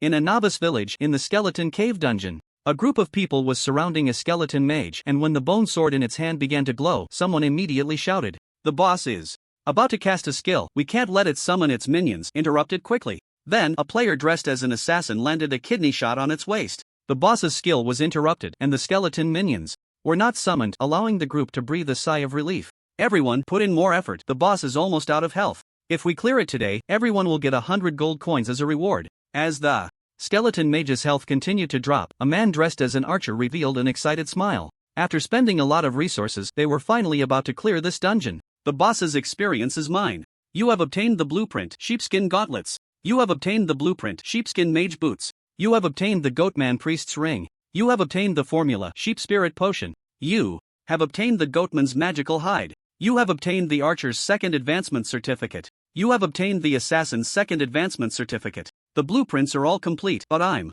still missing the priest's advancement certificate, and I don't have enough materials to craft the equipment. After picking up all the light orbs scattered on the ground, Suchen found many good items in his inventory. The sheepskin set still needed the magical goatman's fur to craft, but he had all the other materials. As long as he ran the dungeon one more time, he could make this set of equipment. Goatman priest's ring, intelligence plus 30, spirit plus 30, spell hit rate plus 1%. Sheep spirit potion summons a sheep spirit to envelop yourself for 30 seconds, restoring 100 health points per second. Requirements: sheep wind grass x2, living spirit grass x2.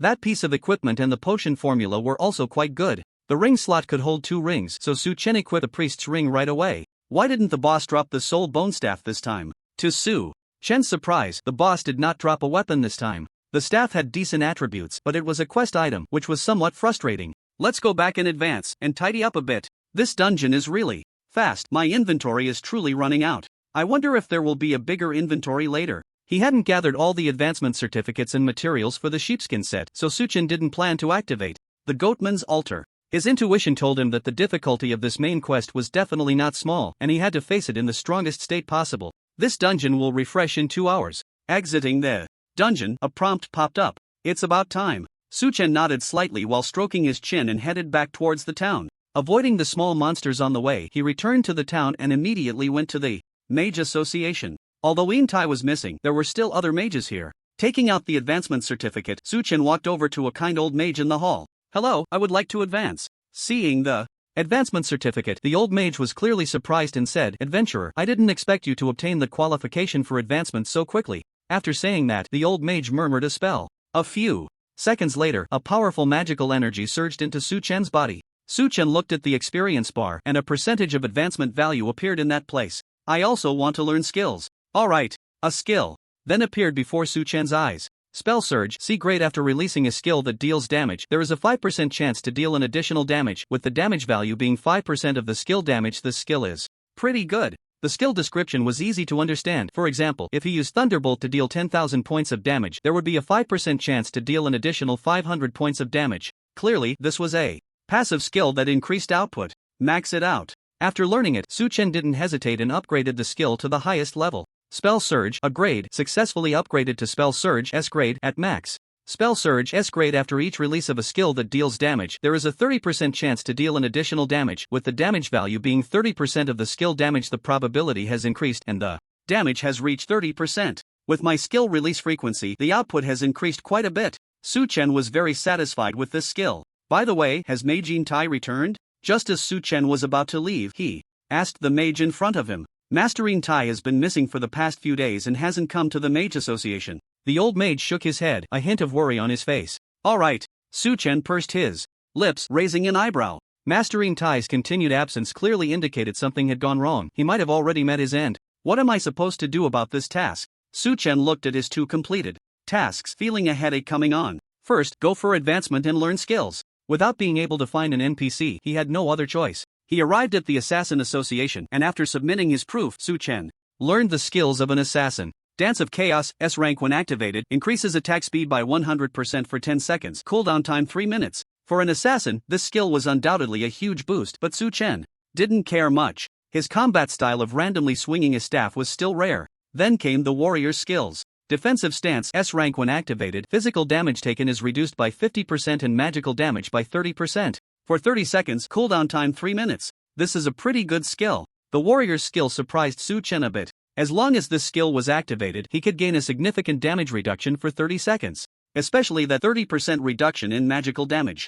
I wonder how this damage reduction is calculated. It shouldn't be stacked. Suchen pondered, looking at his 50% magic resistance. If it were a stacking effect, he would be reducing magical damage by 80%. However, the calculation mechanism should be that the damage taken after deducting 50% resistance is then reduced by 30%. Since he hadn't obtained the advancement proof for the priest, the only skill he could learn was that of the archer. Charged Shot, S rank charge for 3 seconds, then shoot a powerful arrow up to 300 meters forward, dealing x 800% damage to enemies in its path. Cooldown time 1 minute. This skill was quite decent, with a high damage bonus, and could be considered a group attack skill. After learning the skills, Suchen went to the inn. "Landlady, please open another room for me." He took out 100 gold coins, exuding wealth. Although the landlady was curious why Suchen needed 2 rooms for himself, she wouldn't refuse the gold coins in front of her. Taking the key, Suchen entered the second room and opened the storage panel. "With the materials I have now, I can craft 3 leather armor sets. I'll do that first and then store everything in the warehouse." The reason for opening a second room was that Suchen intended to clear out as many slots in his inventory as possible. To advance to the second tier, he needed to accumulate a large amount of advancement points. With his grinding, the Misty Mountains would surely be littered with corpses. In other words, his inventory would definitely not keep up with his monster-slaying speed. "I hope they can expand the inventory slots later." Suchen couldn't help but complain about the inventory. "You crafted sheepskin boots. You crafted sheepskin gloves. You crafted a sheepskin mage hat." Taking out the materials in his hands, Suchen crafted 3 pieces of equipment that required the least materials. Sheepskin boots, grade A plus 30 spirit plus 30 constitution movement speed increased by 5% required level. First order level 8 sheepskin gloves, grade A plus 50 intelligence casting speed increased by 5% required level. First order level 8-inch sheepskin mage hat, grade A plus 30 intelligence plus 30 spirit spell hit rate plus 1% required level. First order level 8. Wearing these 3 pieces of equipment did not trigger a set effect, but the attribute boosts were indeed substantial. Su-Chen opened his attribute panel. Player, Su-Chen class, Mage level, First Order level 10, advancement value 0%. Health 5580 mana, 26,000 melee physical attack, 256 spell. Attack 1700 physical defense, 508 spell defense, 850 attributes, strength 28, constitution 258 plus 50, agility 228, spirit 390 plus 260, intelligence 590 plus 260, equipment, goblin staff, skeleton ring, ice wolf leggings, sheepskin boots, sheepskin gloves, sheepskin mage hat, goblin robe, goatman priest necklace, goatman priest ring, white mist town warrior badge. The attributes have increased significantly. If I can make the clothes and leggings too, my attributes will be even higher. Looking at this luxurious data, Su-Chen's smile was incredibly bright. It is no exaggeration to say that his current attributes were leagues ahead of those experts. The strength attribute is still too low. I need to find a passive that increases strength. However, the only thing Su-Chen felt was lacking was the strength attribute. Compared to other attributes that were often in the triple digits, 28 points of strength was indeed a bit meager. Let's check the auction house. Su-Chen opened the auction house and searched for skills. Unlike before, many skills popped up. This time, but there wasn't a single skill that increased passive attributes. I already have all the mage skills. After browsing, Su-Chen shook his head. The skills that low-level monsters could drop were just those few, and he had already bought them all. I'll buy them at a high price, I'm sure I can get some. With over 100,000 gold coins in his bag, Su-Chen opened the chat channel and edited a message, buying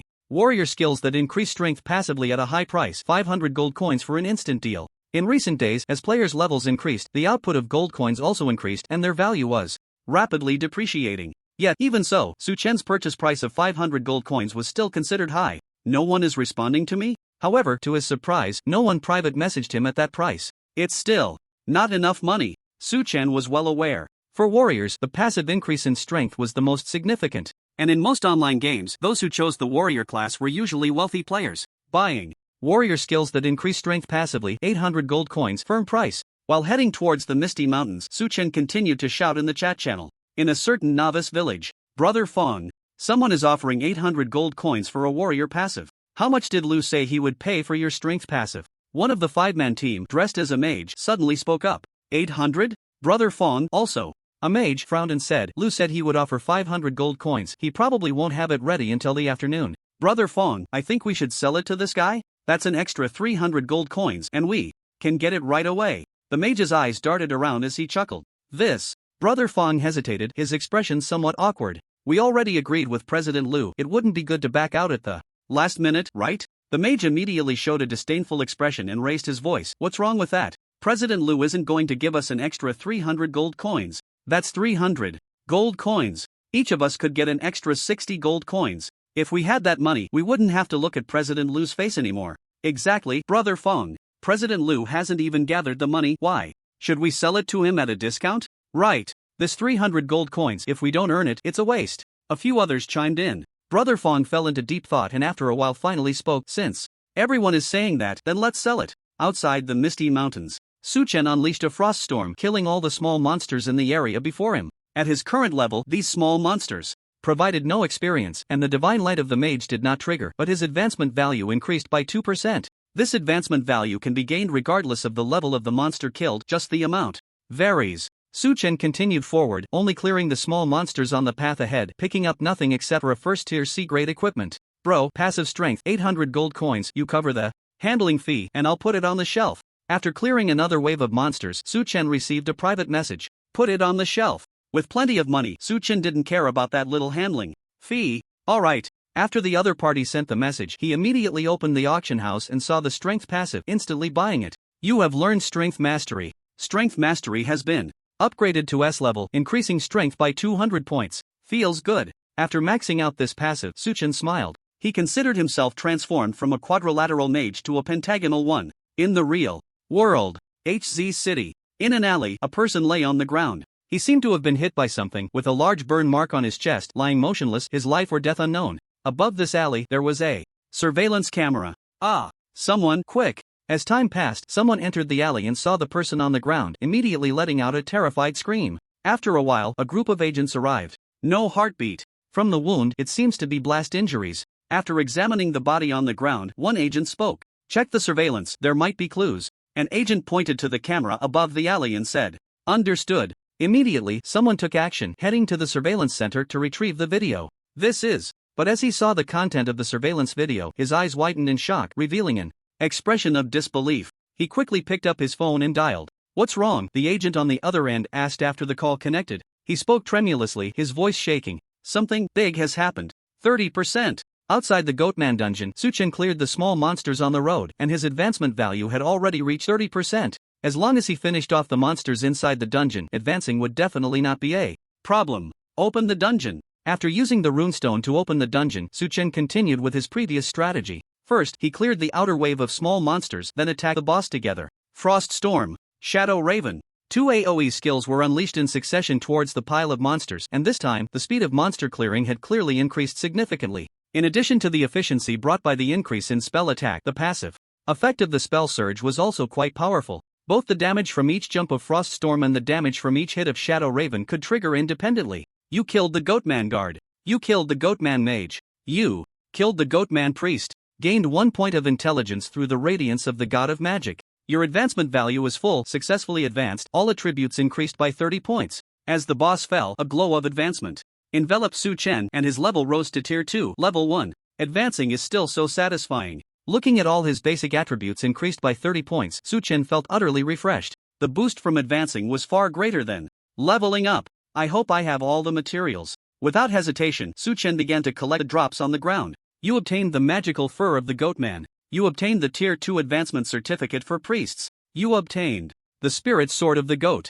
You obtained the item Shadow Pearl. The drops were plentiful, with quite a few tier 1 equipment and the priest's advancement certificate dropping as well. However, the boss's drops were noticeably less impressive this time. Spirit Sword of the Goat, attack plus 300, has a chance to trigger Goat Spirit when attacking a target, restoring 10% of the damage dealt as health. Shadow Pearl can be embedded in staff-type weapons, increasing shadow spell damage by 5%. I'll keep these for now. He definitely wouldn't be using that sword, but the pearl was quite nice. Su Chen organized his items and opened the tailoring interface. The remaining 2 pieces of the sheepskin set had all the materials gathered. You crafted the sheepskin robe. You crafted the sheepskin leggings. Sheepskin robe increases 100 physical defense, 100 spell defense, 50 intelligence, reduces magic damage taken by 5%. Required level, tier 1, level 8, set 1/5. Set effect, increases spell attack by 10%, sheepskin leggings, plus 50 constitution, plus 50 spirit. Required level, tier 1, level 8, the set is complete. Su Chen immediately equipped these 2 pieces of gear, eagerly opening his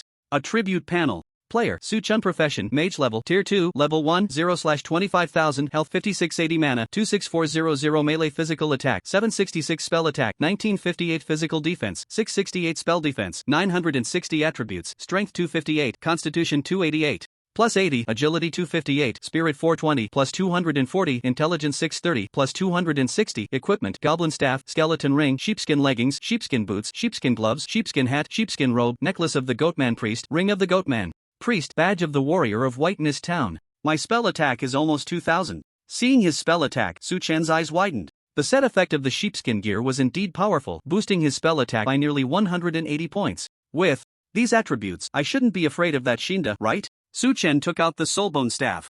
It was time to explore what lay ahead. In the game of God's Path, put in more effort, the boss is almost dead. Long Fei was leading many elites to attack the skeleton mage. Everyone, keep it up. As the skeleton mage had only a sliver of health left, everyone was giving it their all. Finally, the skeleton mage fell to the ground. Great! We finally cleared this dungeon. Now we can take a break. Cheers erupted in the skeleton cave. A mage walked up to Long Fei, grinning widely, and said, "I'll use the equipment this guy dropped first." Just as Long Fei was about to respond, the private chat channel suddenly buzzed incessantly. He opened the private chat channel and, upon seeing the incoming message, his smile abruptly vanished. What's going on? The mage frowned at the sight. There was an accident in HZ City, someone died, Long Fei replied with a grim expression. The mage was taken aback for a moment, then said, "Isn't this none of our business?" It shouldn't be, but according to the surveillance footage, the suspect is very likely that Su Fazhen, Long Fei said, with a bitter smile. What? The mage instinctively shouted upon hearing this. His shout drew the attention of others nearby. Lu Team, are you okay? Lu Team, did you get too excited after defeating the boss? A few people started teasing him. The mage, referred to as Lu Team, had no mood for jokes, repeatedly waving his hands, his expression serious as he looked at Long Fei. Are you sure? Not sure yet, but we have a lot to do ahead. You need to keep the team in line. Long Fei shook his head and patted the mage's shoulder. At the center of the Goatman altar, Su Chen stood in front of a pile of bones, tightly gripping the soul bone staff in his hand. It should summon some hidden boss, right? Mana. Shield. To be safe, Suchin directly cast a shield on himself. He currently had over 26,000 mana, and with the enhancement of the God of Magic bloodline, his shield value was nearly 40,000 points. Energy Awakening. Not. Rushing to activate it, Suchin began to regenerate mana. After the 1-minute duration of Energy Awakening ended, he used it again, then slowly placed the Soul Bone Staff into the circular hole in the bone pile. The next second, black energy suddenly surged from the surrounding bone piles, beginning to converge towards the central bone pile. Seeing this, Suchin quickly retreated, creating some distance. Just then, the white Mist Town Warrior badge he equipped suddenly shone with a brilliant light. Before he could react, the light coalesced into a portal. 2 figures whooshed through the portal and arrived here. Great, just as I thought, this is a tribute to the evil god, a frenzied voice rang out. Shinda, are you planning to sacrifice your soul to the evil god? Do you want to become a fallen mage? Another trembling voice followed closely. It's them. Suchin looked at the 2 people in front of him, his expression not particularly surprised. He had long suspected Shinda would cause trouble. What surprised him was that Mage Intai was still alive. Mage Intai. This NPC was related to his quest, and Suchin quickly called out to him. Brave adventurer, Shinda has betrayed White Mist Town. He has imprisoned me with magic. You must stop him. Upon hearing Suchin shout, Intai seemed to have found a savior, shouting at the top of his lungs. He. Before Suchin could respond, Shinda let out a loud, cold laugh. No one can stop me. Saying this, Shinda suddenly flickered and appeared next to the Soul Bone Staff. Axiwo Damaya. He murmured an incomprehensible incantation, his expression one of sickly excitement. Noble evil god, I am willing to become your servant. Once again, a cry echoed, and the black energy gathered at the altar seemed to find an outlet, surging wildly into Shinda's body. During this process, half of Shinda's face began to change, becoming extremely hideous. That half of a face is definitely not something a human can possess. The eyes on Sin's half of the face were even more covered by a strange blackness. Thunderbolt. Suchin also reacted, launching a lightning strike at Sin. But just as the lightning fell, that black energy coalesced into a shield above Sin's head. The lightning was blocked. Not effective? Suchin looked at the black shield, his brows furrowed. His mana was still abundant, and he could continue to unleash lightning attacks. However, Sin did not appear to be in a red namestate in Suchin's eyes, and he couldn't see his health bar or attributes. Let's wait and see. Suppressing the urge to continue attacking, Suchin focused intently on Sin's changes. If nothing unexpected happened, this guy should be the big boss. The aura emanating from him was at least that of a second-tier boss.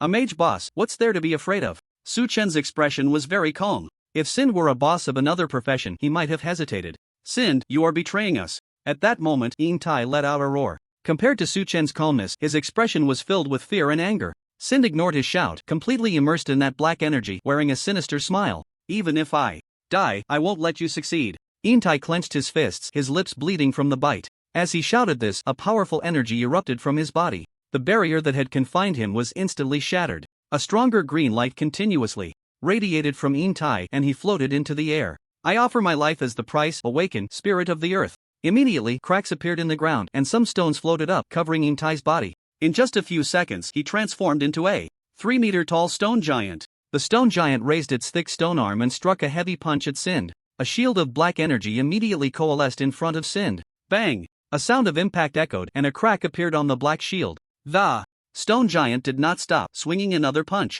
Bang! Another impact, and the black energy seemed to be struggling to hold up. Intai, why are you stopping me? Sind could no longer hold back, screaming hysterically. However, the stone giant Intai clearly had no way to respond, continuing his assault. Thunderbolt. Meanwhile, Suchin, who was watching, also tentatively launched an attack. Boom! The black energy's attention was entirely on the stone giant, clearly ignoring this lightning strike.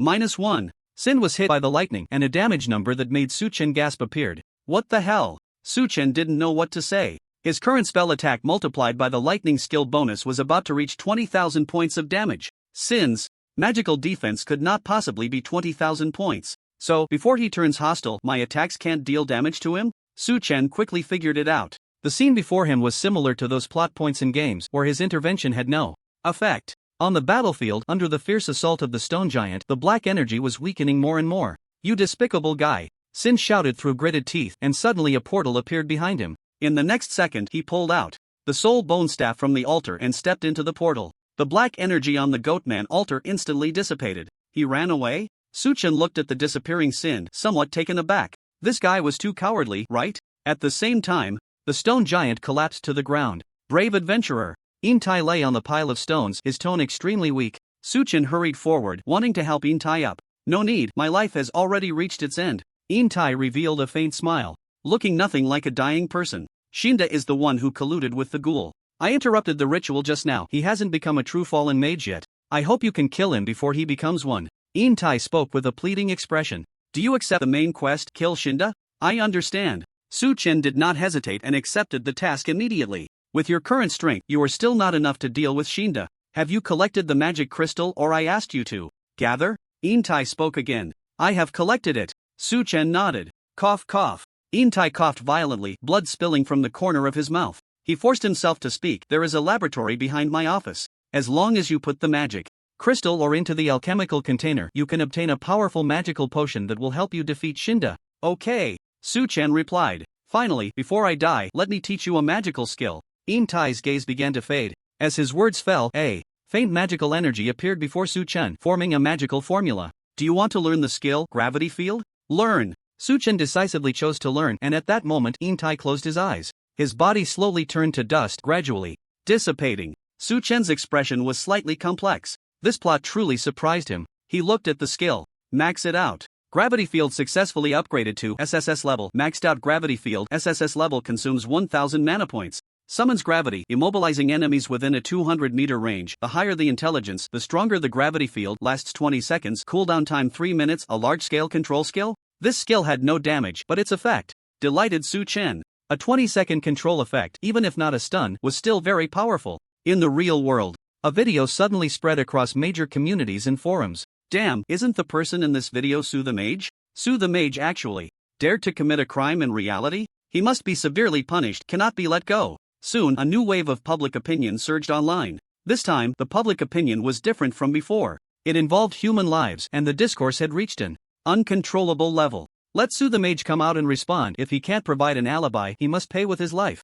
People like him, who have power but do not follow the rules, do not deserve to live. The real culprit must be brought to justice. In just a few hours, Su Chen had become the real culprit, condemned by everyone. Even those who usually claim to be die-hard fans of Su the Mage did not dare to speak up for him at this time. The online situation was overwhelmingly one-sided. Some even went into the game world to stir up the narrative. Su the Mage, the murderer, come out and confess. Su the Mage, there is no way out in evasion. The chat channels in Huagua were dominated by such statements. Everyone's focus was directed at Su Chen. But just as the chat channel was flooded, a scrolling announcement suddenly appeared. Player Su Chen triggered a special event. White Mist Town is now in a hostile state with all players. Players in the White Mist Town area have activated the main quest storyline, exterminate the minions of the evil god. Participants will receive generous rewards. As soon as this announcement was made, the flood of messages in the chat channel was instantly disrupted. What the hell? White Mist Town main storyline? Is this the second phase of the main quest? Wow, we can't even get through the first phase of the main quest in the newbie village, and now the second phase of the main quest is starting?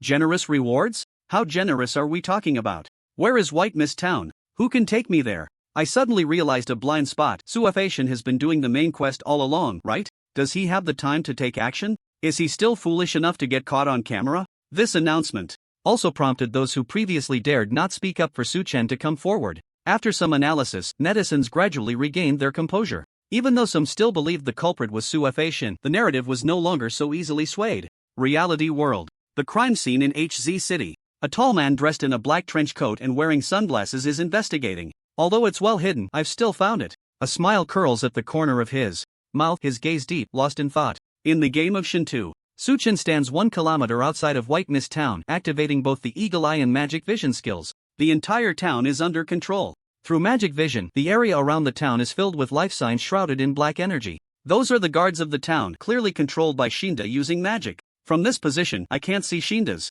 situation. I must enter the town. White Mist Town is large, and the outskirts cannot observe the mayor's residence located in the center. Su Chen takes a deep breath, preparing to take action. Although this special event is a group event in the territory of White Mist Town, besides himself, there are no other players. This main quest he can only complete alone. Just as Su Chen is about to act, a prompt pops up. The villagers in White Mist Town are innocent. They are just controlled by Shinda's evil magic. As long as Shinda is defeated, the magic on them will be lifted. Please try to rescue as many villagers as possible. Alright. This prompt makes Su Chen, who originally planned to treat the NPCs as small monsters for AoE attacks, curl his lips. In his taskbar, an NPC accidental kill count of 0/20 appears, indicating that the task will fail. Since I can't fight my way in, I'll have to sneak in. Su Chen abandons the idea of a frontal assault. Although the NPCs are not densely positioned, if he makes a move, a few AoE skills could Wipe out 20 NPCs in no time. Blink. With Eagle Eye and Magic Vision activated, Su-Chen finds an unoccupied spot and uses a long-distance blink to instantly reach the interior of the town. After spending so many days in White Mist Town, he is very familiar with the area. Stealth. Swiftness. With both skills activated, Su-Chen strides towards the Mage Association. White Mist Town is large, although there are many NPCs, they cannot guard every position. Along the way, Su-Chen only encounters 2 patrol teams of guards. In his invisible state, these guards do not notice him. Is the guard here so strict? Upon successfully reaching the Mage Association, Su-Chen looks at the vigilant guards outside and some mages whose eyes are blinded by darkness, frowning. He has seen those mages before, including the old mage who helped him advance. Their strength is not weak, although they do not reach the boss level, they are at least stronger than those elite monsters. I'll sneak in. Not knowing the situation inside, Su-Chen does not dare to blink recklessly. In the state of swiftness, 30 seconds of stealth time is enough for him to enter Intai's office. In stealth mode, Su-Chen quickly approaches the entrance of the Mage Association, slowing his pace at the entrance to avoid being discovered by the NPCs. With his stealth skill at max level and his own level higher than these NPCs, he easily walks in. The door is locked. Arriving outside Intai's office, the door is in a locked state. Su-Chen decisively uses blink. There is no one else in the room. He immediately begins searching for the alchemy room mentioned by Intai. Soon, he discovers a hidden door in the office's bookshelf. Wow, is it this impressive? Pushing open the hidden door, a fully equipped alchemy room appears before Su-Chen's eyes. The table is filled with bottles and jars, along with some magical spells and formulas. As a master alchemist, Su-Chen understands those formulas at a glance. Do you master Enhanced Magic Energy Potion? A prompt popped up. That must be for learning. Su-Chen was not polite at all, and his alchemy skill gained a new potion he could create. Powerful Magic Energy Potion increases spell attack by 30% for 1 minute, cooldown time 5 minutes. Requirements: Magic Grass X10, Magic Flower X10, Powerful Magic Crystal X5, Magic Crystal or X5. This potion is great. After seeing the effects of the potion, Su-Chen clicked his tongue in amazement. A 30% increase in spell attack for 1 minute is a huge boost for any mage.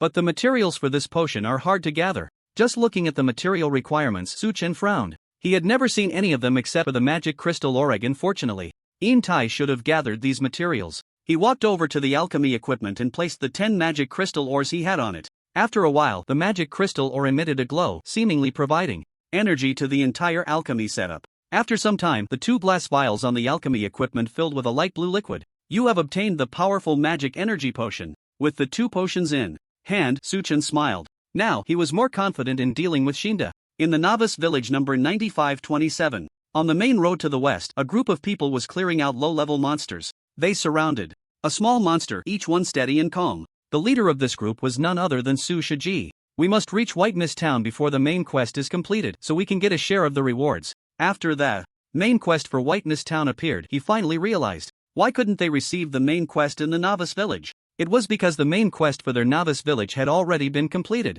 In other words, as long as they could clear the low-level monsters on the way to White Mist Town, they could reach White Mist Town. Looking at the generous rewards marked on the announcement, Su Shiji could hardly contain himself. Su Shao, could it be that the mage we dealt with before was Su the god of magic? One of the younger brothers suddenly thought of something and spoke nervously. If anyone could complete the main quest in the novice village, it would probably be Su the god of magic. I don't think so, right? That guy is a lone wolf, someone retorted. If that kid really found a way to level up, completing the main quest alone wouldn't be too difficult, right? Another person chimed in. It does seem like that. That guy was running alone to the high-level monster area, and after 2 days he was nowhere to be seen. He must have gone to White Mist Town. If we could know his leveling method, wouldn't we be able to soar too? The discussion among the crowd grew more intense. If they could really figure out the secret of Su, the god of magic, leveling up, then what Zhao the god of magic, Li the god of war, and Wang the god of archery would be a piece of cake. Listening to their words, Su Shiji's eyes gradually became deep. That guy Shinda is really afraid of dying.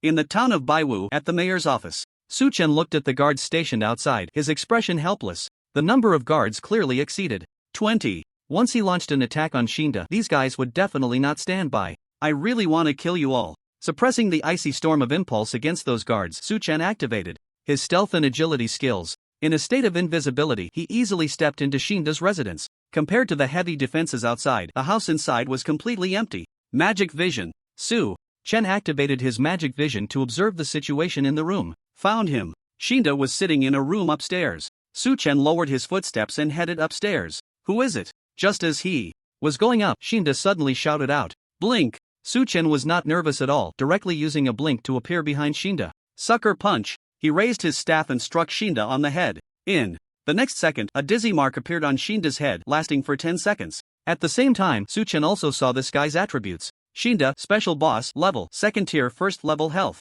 78968/80,000 spell attack, 2200 physical defense, 500 spell defense, 1000 spell resistance, 30% skills, unknown. Is his health this high? After seeing Shinda's health bar, Suchen curled his lips. As a mage, this guy's health bar was indeed a bit thick. Think about the skill combo. With 7 or 8 seconds left on the sucker punch, Suchen stroked his chin and pondered. Can I control him to death? He looked at his various control skills. In this small room, Shinda would definitely not be able to escape. Let's start with Thunderbolt. Suchen didn't hesitate and directly released his highest single target damage skill. As for those 2 bottles of powerful mana potions, he really didn't plan to waste them on Shinda. Thunderbolt. Minus 13,006. An extremely exaggerated damage number popped up above Shinda's head, breaking him out of the sucker punch's dizziness. You despicable scoundrel, how dare you ambush me? Shinda shouted angrily as he regained consciousness. Kidney strike. But as soon as he finished speaking, another dizzy mark appeared on his head. Thunderbolt.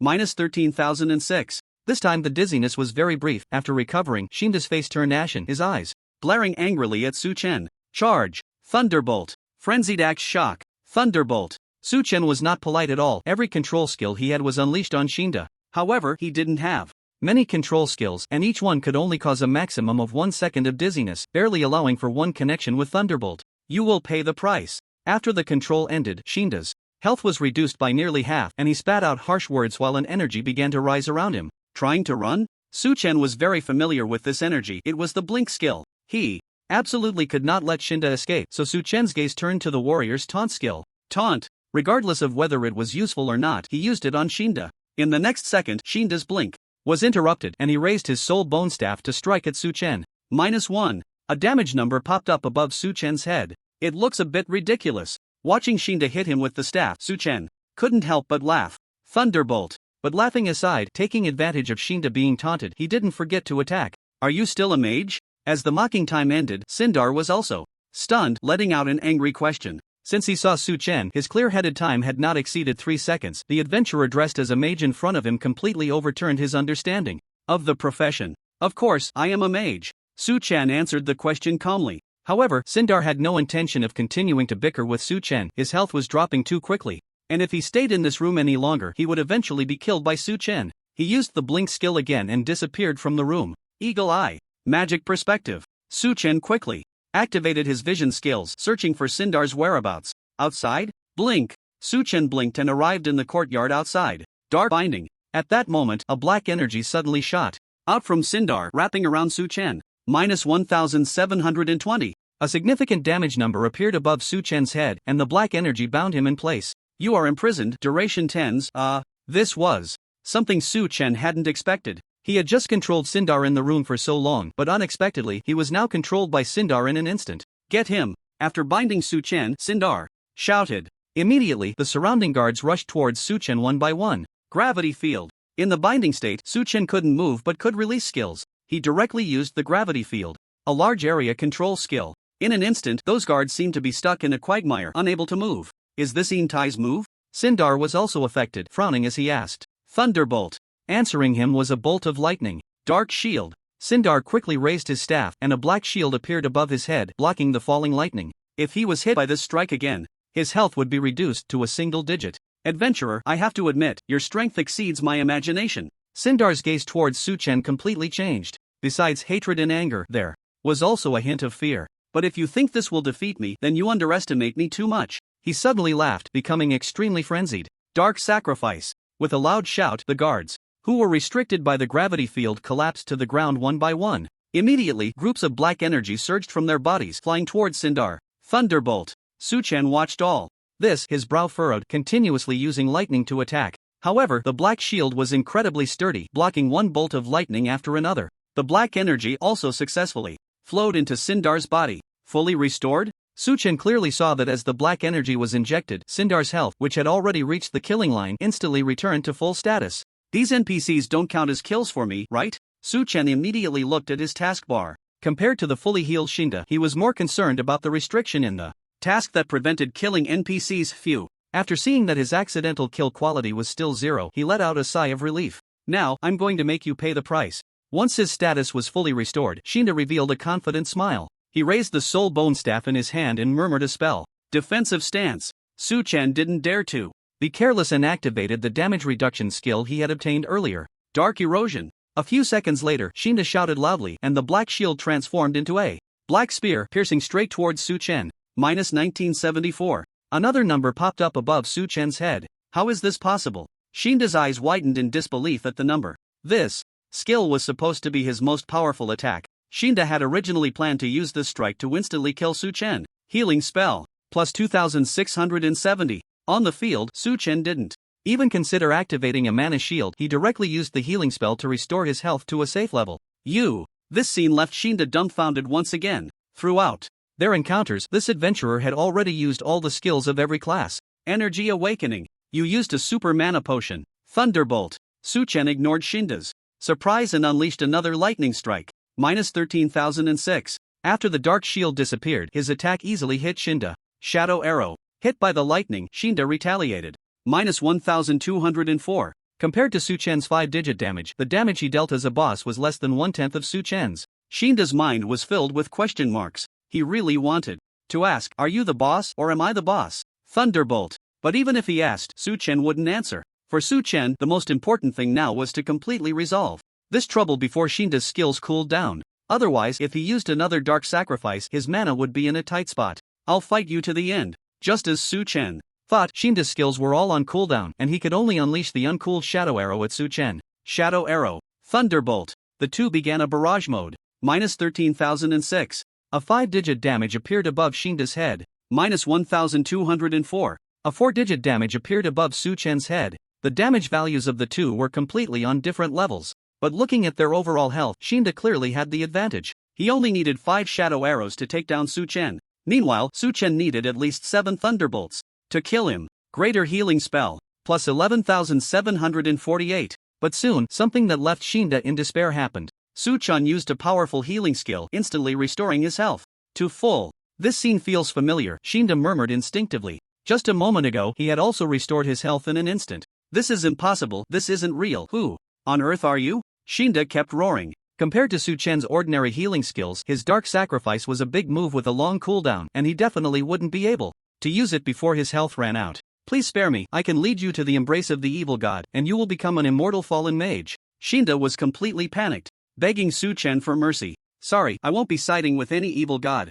Su-chen replied with a smirk. No, you can't kill me, but fallen mage, if you do, you will bear the mark of the evil god. You will become the enemy of the evil god, and any existence that opposes the evil god will ultimately be annihilated. Looking at Su-chen's faint smile, Shinda felt the approach of death at that moment, screaming in desperation. Is that so? Upon hearing these words, Su-chen's expression shifted from calm to confident. If the evil god is my enemy, then I will slay the god. On the road from Novice Village number 9527 to Misty Town, you all need to step it up, aim to reach Misty Town before tonight. I don't think that Su-mage can complete the task so quickly. Su-shiji commanded his subordinates, beating up a first-tier bear monster. These bear monsters have such thick blood and a wide aggro range. We're too low level. At this rate, we might not even make it by tonight. Yeah, it's too troublesome to fight. Our levels are still too low. Even dealing with a single bear monster required more than a dozen people working together, and everyone looked at the numerous bear monsters ahead, lamenting. Yet, despite their complaints, they were all working hard.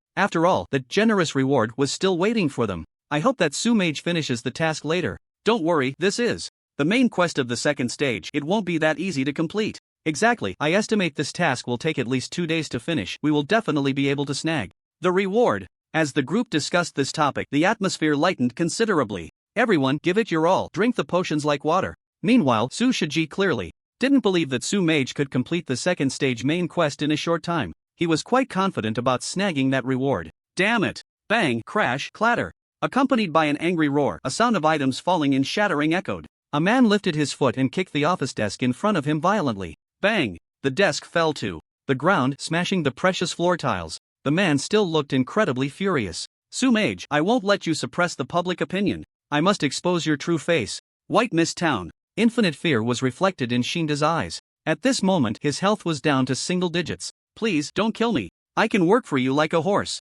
With threats proving useless, he lowered his stance as the town mayor and kept pleading. Blink, bang. Su Chen remained silent, blinking behind Shinda and striking him on the head with his staff. You have killed Shinda, successfully liberating White Mist Town. You have earned the title Savior of White Mist Town. Announcement: Player Su Chen has successfully liberated White Mist Town, gaining plus 50 to all attributes, plus 1000 skill points and a reward of a growth weapon, Staff of the Mage God. Announcement: Player Su Chen has successfully liberated White Mist Town, gaining plus 50 to all attributes, plus 1000 skill points and a reward of a growth weapon, Staff of the Mage God. At the moment Shinda fell, a series of prompts popped up before Su Chen. This guy has no experience? No loot? How stingy. What left him feeling somewhat unsatisfied was that killing Shinda yielded no experience and there were no light orbs on the ground to collect. But upon seeing the weapon reward in his inventory, his eyes widened. Staff of the Mage God, 0 TH tier plus 100 intelligence plus 100 spirit plus 100 constitution. Gain growth value after killing monsters. Each growth will increase attributes and unlock. Entries: current growth value 0/10,000. This equipment is amazing. Su Chen was at a loss for words. After all, this was a weapon that could grow. He equipped the weapon directly. After equipping, this weapon will bind to your soul. Do you wish to continue equipping? A prompt immediately followed. Equip. Su Chen did not hesitate and donned the equipment. He opened his attribute interface. Player: Su Chen class, Mage level, 2nd tier, 1st level, 0/25,000 health, 7180 mana, 30400 melee physical attack, 716 spell attack, 2170 physical defense, 818 spell defense, 1160 attributes, strength 308, constitution 338 plus 180, agility 308, spirit 470 plus 290, intelligence 680 plus 310. Equipment: Staff of the Mage God, skeleton ring, sheepskin leggings, sheepskin boots, sheepskin gloves, sheepskin mage hat, sheepskin robe, goatman priest's necklace, goatman priest's ring, White Mist Town warrior badge. My attributes are simply outrageous. Looking at his attributes, Su Chen truly didn't know what to say. Even if Shinda hadn't dropped anything, he was very satisfied. Just as he was thinking this, Shinda, lying on the ground, suddenly floated up. Reanimation? Seeing this, Su Chen quickly stepped back a few paces, then a bolt of lightning struck down. He wasn't really worried about Shinda reanimating, that would just mean he could reap more benefits. Miss. As the lightning struck Shinda, it caused no damage. A surge of dark energy erupted from Shinda, forming a phantom. This phantom stared intently at Su Chen like an abyss, wanting to swallow him whole. Are you the evil god? Su Chen gazed into the abyss, showing no signs of retreat. He had seen this phantom once before at the wild boar people's altar. It seemed this guy was the evil god Shinda had mentioned. The phantom did not respond, or rather, it could not respond. The darkness slowly rotated, forming a vortex that sucked Shinda's corpse into it. An evil god has left a mark on you. As the black vortex disappeared, another prompt appeared before Su Chen. Mark? Su Chen quickly looked at his body. The black energy didn't even touch me, so how could it leave a mark? Forget it. No need to worry. After a moment's thought, Su Chen didn't dwell on it. Just a dark god. Once I grow stronger, I won't be afraid at all. It's time to go to the next place. Looking around, Su Chen felt no attachment to this misty town. But the things I left in the inn, it's not easy to take everything with me. Su Chen hurried towards the inn. If there was anything in this town that mattered to him, it was clearly the materials and equipment stored in the inn's warehouse. On the road from Novice Village number 9527 to Misty Town, Su Shiji and his group stood there dumbfounded, each with an unpleasant expression. They opened their mouths, wanting to say something, but the words got stuck in their throats. Everyone, let's log off and take a break. After a long while, it was Su Shiji who broke the awkward silence. Alright, Su Shao, then we'll log off first. The others responded one by one, heading back towards Novice Village. Damn it! Just as everyone else left, Su Shiji's roar echoed. The moment he saw the announcement, his expression was extremely complex, a mix of shock, confusion, anger, and unwillingness. He never expected that Su Fazhan would complete this main quest shortly after starting it. The veins on Su Shiji's forehead bulged. He had missed out on 50 points in all attributes and 1,000 skill points. In the chat channel of the beautiful country, it's that Su Chen again. He actually completed the second phase of the main quest. How unbelievable is that? Crazy, we haven't even figured out the first phase of the main quest. I want to ask, what's the highest level now? Has anyone reached level 8? It's over, we've been completely outclassed. Due to the announcement of Su Chen completing the second phase of the main quest, the chat channel was filled with wails. The proud and arrogant people of the beautiful country were ruthlessly slapped in the face by Su Chen. In a building with 8 corners in the beautiful country, a group of people held an emergency meeting. This enemy Su is too terrifying, we can't let him continue to develop. Our people embedded in Huagua have already taken action. That video will definitely force Su out. By then, even if our people don't act, others will. That's best, but if it fails, we must have a backup plan. One person slammed the table hard, his expression extremely serious. Even if it exposes all our embedded personnel, we must eliminate the threat as much as possible. Anyone named Su Chen must be eliminated. As soon as these words were spoken, the others in the room showed shocked expressions. They all knew the consequences of such actions. Yet, not a single person stood up to refute. You are our hero. Warrior, thank you for saving White Mist Town. May the holy light bless you forever. In the White Mist Town Inn, Su Chen was surrounded by a crowd, basking in glory. Whether it was NPCs from the Mage Association or those from other associations, they all gathered here, showering Su Chen with praise. Respected warrior, what would you like to eat? It's all free. The greedy innkeeper's wife was particularly generous. You are all too kind. Surrounded by compliments, Su Chen felt a bit embarrassed. Adventurer, please go to Howling Moon City and report what happened in White Mist Town to the Lord you buy and ask him to send a new town mayor. At this moment, an elderly mage spoke up. Do you accept the quest? Go to Howling Moon City? I understand. Su Chen accepted the quest. Then we will leave it to you. After another round of praise, the crowd gradually dispersed. The innkeeper's wife also served Su Chen an extremely lavish meal. Su Chen was not polite. After all, he was now the savior of White Mist Town. Eating and drinking for free was only right. By the way, innkeeper, how do I get to Howling Moon City? Su Chen asked while eating. There is a passage in the southern part of the Misty Mountains. Just head south from there and you will reach Howling Moon City. The innkeeper's wife replied enthusiastically. Su Chen nodded slightly, already planning his next destination in his mind. After eating and drinking to his fill, he returned to the inn. The two warehouses were filled with items. Besides materials, there were also many herbs. The most valuable were the equipment dropped by the boss. Those rich folks should have quite a few gold coins by now, right? Su Chen looked at the equipment dropped by the boss, as well as his own unequipped gear and the blueprints for crafting, stroking his chin. The attributes of these items were very high, far surpassing those of ordinary first-tier equipment. He really couldn't decide on a price. How about holding an auction? Su Chen squinted as he thought. He glanced at his title of Savior of White Mist Town. As long as he wore this title, his messages in the chat channel would have a special mark. In other words, as long as he spoke in the chat channel, he would attract everyone's attention. Let's do it. After some thought, Su Chen opened the chat channel.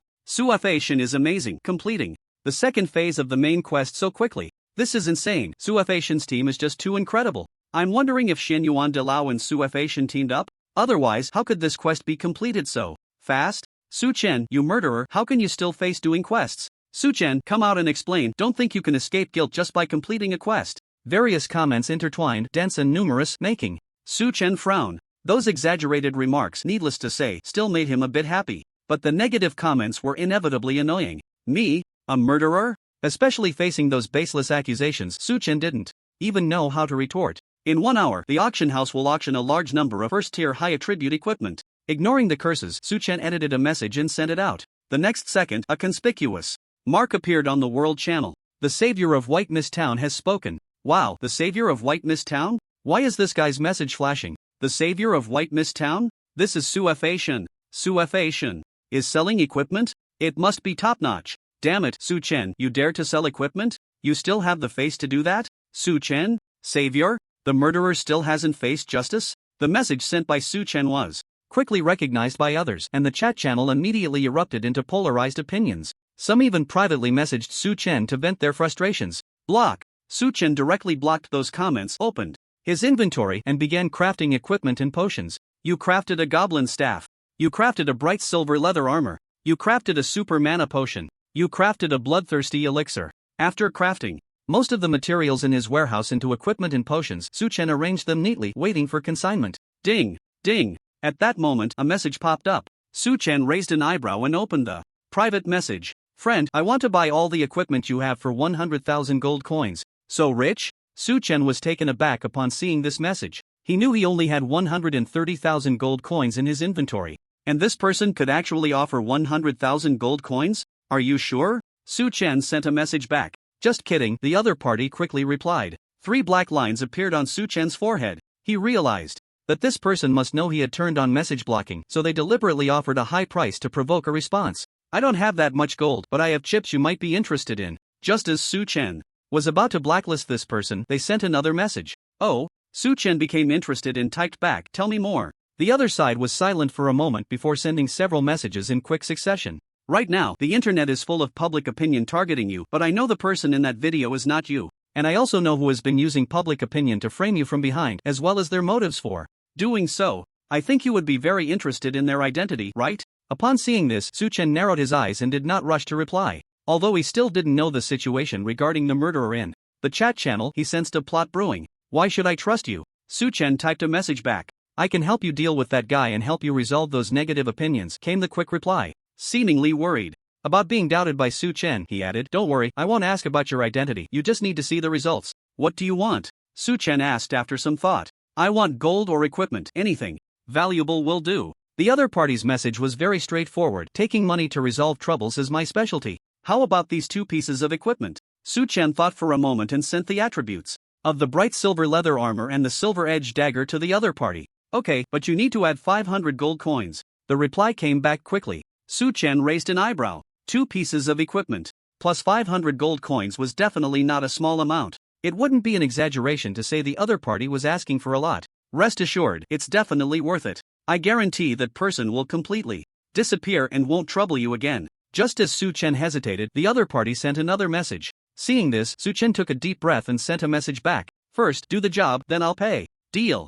The other party agreed so readily that Su-chen was not surprised at all. His motivation for approaching them was already intriguing, and it could even be a self-directed performance. No matter who you are, since you want to play, then I'll play along. With a faint smile on his lips, Su-chen edited another message to the other party. To be honest, I wasn't even there, so how could I possibly be the murderer? This public opinion is really annoying. His tone carried a hint of grievance, mixed with a touch of complaint, giving off a sense of helpless sarcasm. Of course, Su-chen had never paid any attention to the online public opinion from the very beginning. Language might be a sharp sword, but it couldn't pierce his iron wall. What Su-chen cared about more was the other party's purpose for approaching him. Clearly, he was a clever person to reach out in this way. Perhaps he really just wanted equipment and gold, but to say he wasn't curious about Su-chen's true identity, Su-chen absolutely didn't believe it. His message had revealed quite a bit of information. No matter how the other party interpreted it, it could confuse his vision. What a pity. If Su-Fazhan were in HZ City, he might be able to see a good show. After a while, the other party sent a message.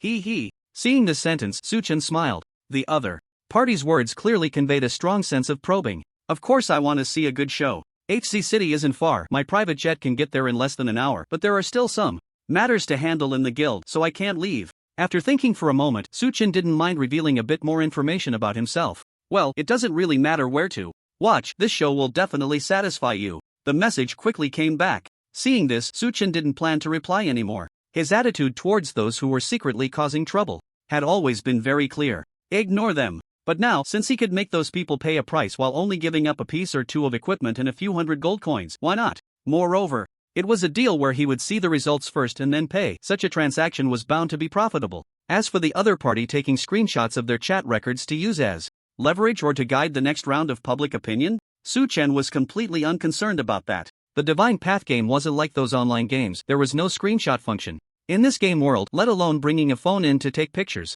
Otherwise, if there was a player named Su-chen and he casually chatted about any sensitive topic with others, he wouldn't know how many big pots he would have to carry. Next time someone wants to probe my identity, I can add them all as friends and unintentionally reveal some information, stirring this murky water even more. Continuing to create potions and equipment, Su-chen's expression carried a hint of cunning. No one could have imagined that the Su-Fazhan stirring up the storm in the Divine Path was just an ordinary person from a third-tier city. In a certain novice village, 4 people stood together. What did that guy say? Asked a tall woman with short hair, looking very capable. He agreed, replied the man standing in the middle. He actually agreed so readily? The others were somewhat surprised. First do the job, then pay. The man looked at the surprised expressions of the crowd and smiled wryly. This guy is quite a shrewd businessman. Did you find out any useful information? After a moment of silence, one person asked. Reaching a deal with Su-chen was just one of their goals. Establishing a friendly relationship with the Su-Fazhan and deducing his true identity was their ultimate plan. Nothing substantial. But he shouldn't be from HZ City, and the place he is in isn't far from HZ City. One more thing, his status must be quite high, at least a hidden wealthy person with a private jet. The man slowly spoke, analyzing. Such a status also aligned with his long-held speculation. That broadens the scope. There are just too many hidden wealthy people in Huagua, and there's no trace to follow. The person beside him frowned, lost in thought. After a while, someone suddenly spoke up. Could this information be a smokescreen released by that guy? That possibility can't be ruled out, but for now, our search direction is still focused on the major cities around HZ City, looking for those hidden wealthy people with the surname Su, the man replied. In my opinion, we should also look in HZ City. That guy might just be playing in the dark under the lamp, the woman spoke again. Hearing this, the man nodded. I'll handle the public opinion side of things with you, the rest, you can arrange yourselves. Leave it to us. The other 2 patted their chests in assurance. We can't fall behind in leveling up in the game either, the man said, his gaze turning cold, finding that Su Fazhan in reality is just to keep him under control. Only then can we rise faster in the game. In the game of Shinto, Su Chen looked at the high attribute equipment in his hands and opened the chat channel. In 10 minutes, the auction will officially begin, and the equipment for sale includes the following. While editing the message, he posted the attributes of the equipment. The next second, the entire chat channel erupted. Damn, these are all top-tier equipment. Did Su Fazhan poke the boss's nest? Where did all this top-tier equipment come from? Wait, shouldn't this equipment be for teammates? Could it be that Su Fazhan's teammates each have a set of top-tier equipment? Damn, the attack added by this weapon is several times higher than my current attack. What the hell? If I just get one piece of equipment, I could rise up. Envy, jealousy, and of course some mixed with hatred. However, after Su Chen sent the message, he couldn't be bothered to look at the chat channel anymore.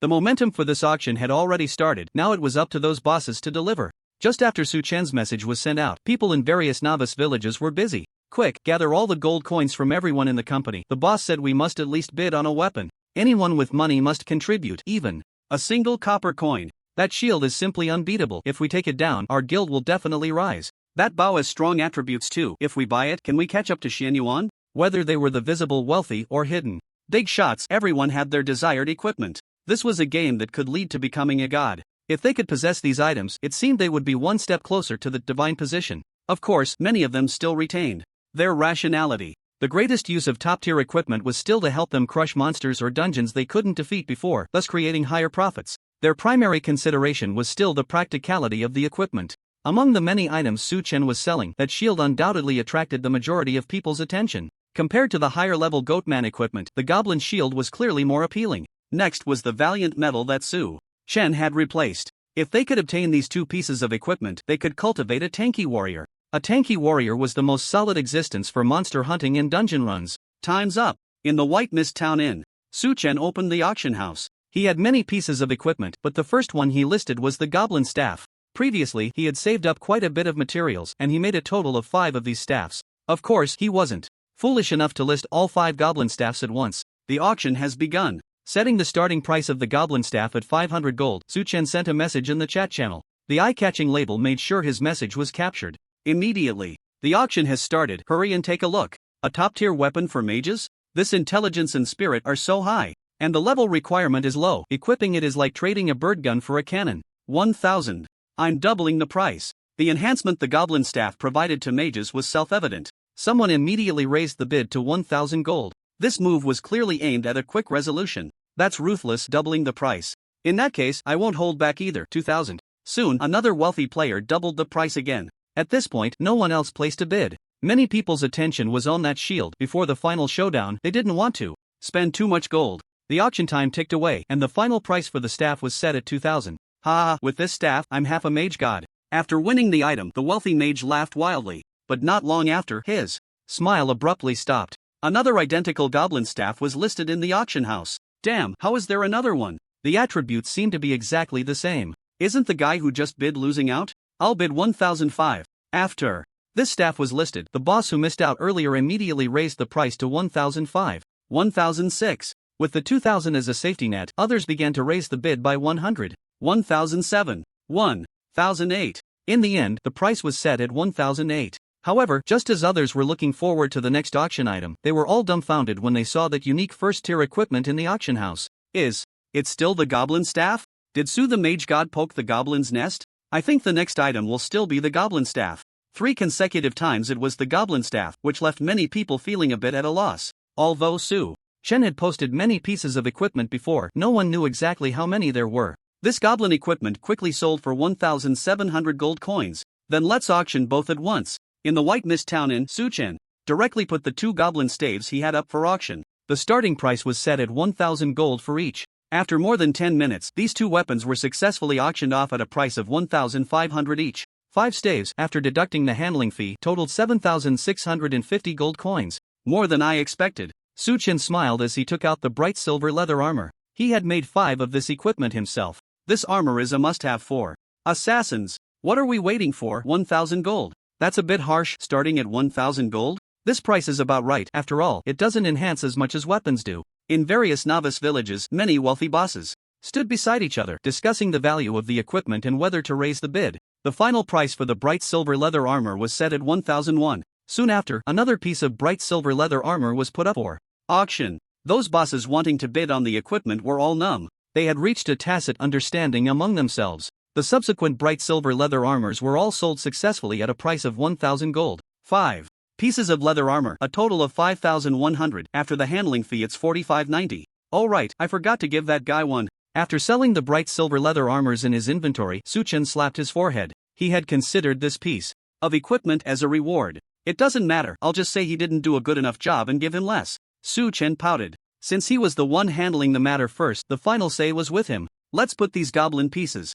up for auction together. Besides the craftable equipment, all that was left in Su-chen's hands were single pieces of equipment. He directly put 3 pieces of goblin equipment up for auction, leaving the dagger behind. Hurry, the shield is up for auction. That robe is nice too. Those goblin shoes are powerful. If equipped on the same warrior, they'd definitely be a blood cow. Forget the other equipment, the shield is the key. This time, Su the mage is putting up 3 pieces of equipment at once. It's very likely that there is only one of each. After these 3 pieces of equipment were listed, those who were closely watching the auction house widened their eyes. The shield they had been thinking about was up for auction. Of course, many people knew they couldn't afford the shield and turned their attention to the other 2 pieces of equipment. First, the shoes, which reached a price of 1,200 gold before no one continued to bid. The robe, due to its mana regeneration attribute, made many wealthy mages go wild. In just a few minutes, the price of the robe was raised to 2,200 gold. Meanwhile, the price of the shield slowly rose by 50. In a certain novice village, a few people sat together.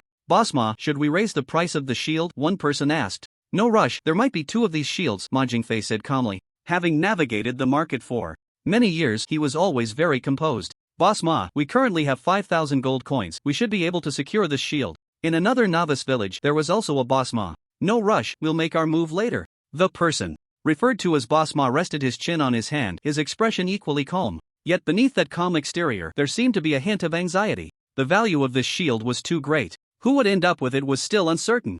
Those shoes went for 1,200 and the clothes sold for 2,500, but this shield is still being bid on? With the notifications of successful consignments for the shoes and clothes appearing one after another, Su-chen raised an eyebrow at the shield. Is this thing really that popular? Bid as you like. Su-chen shrugged and waited silently. He didn't know that for other players, the most challenging part of grinding monsters wasn't the lack of damage output. Those ordinary monsters were manageable. A warrior with full vitality points could withstand them, but those elite monsters with skills were a different story. If you weren't tanky enough, even with a priest healing from behind, there was still a risk of sudden death. In fact, if he thought about it carefully, Su-chen could completely understand the value of this shield. But as a mage who could tank better than a warrior, he had truly forgotten the difficulty of this divine path game during his grinding sessions. Mr. Ma, it's up to 3,000, aren't we going to bid? Next to Ma Jingfei, one of his subordinates was getting anxious. Bid 3,500. After a moment of thought, Ma Jingfei knew it was time to act. Originally a shield with a plus 51, it was instantly raised to 3,500.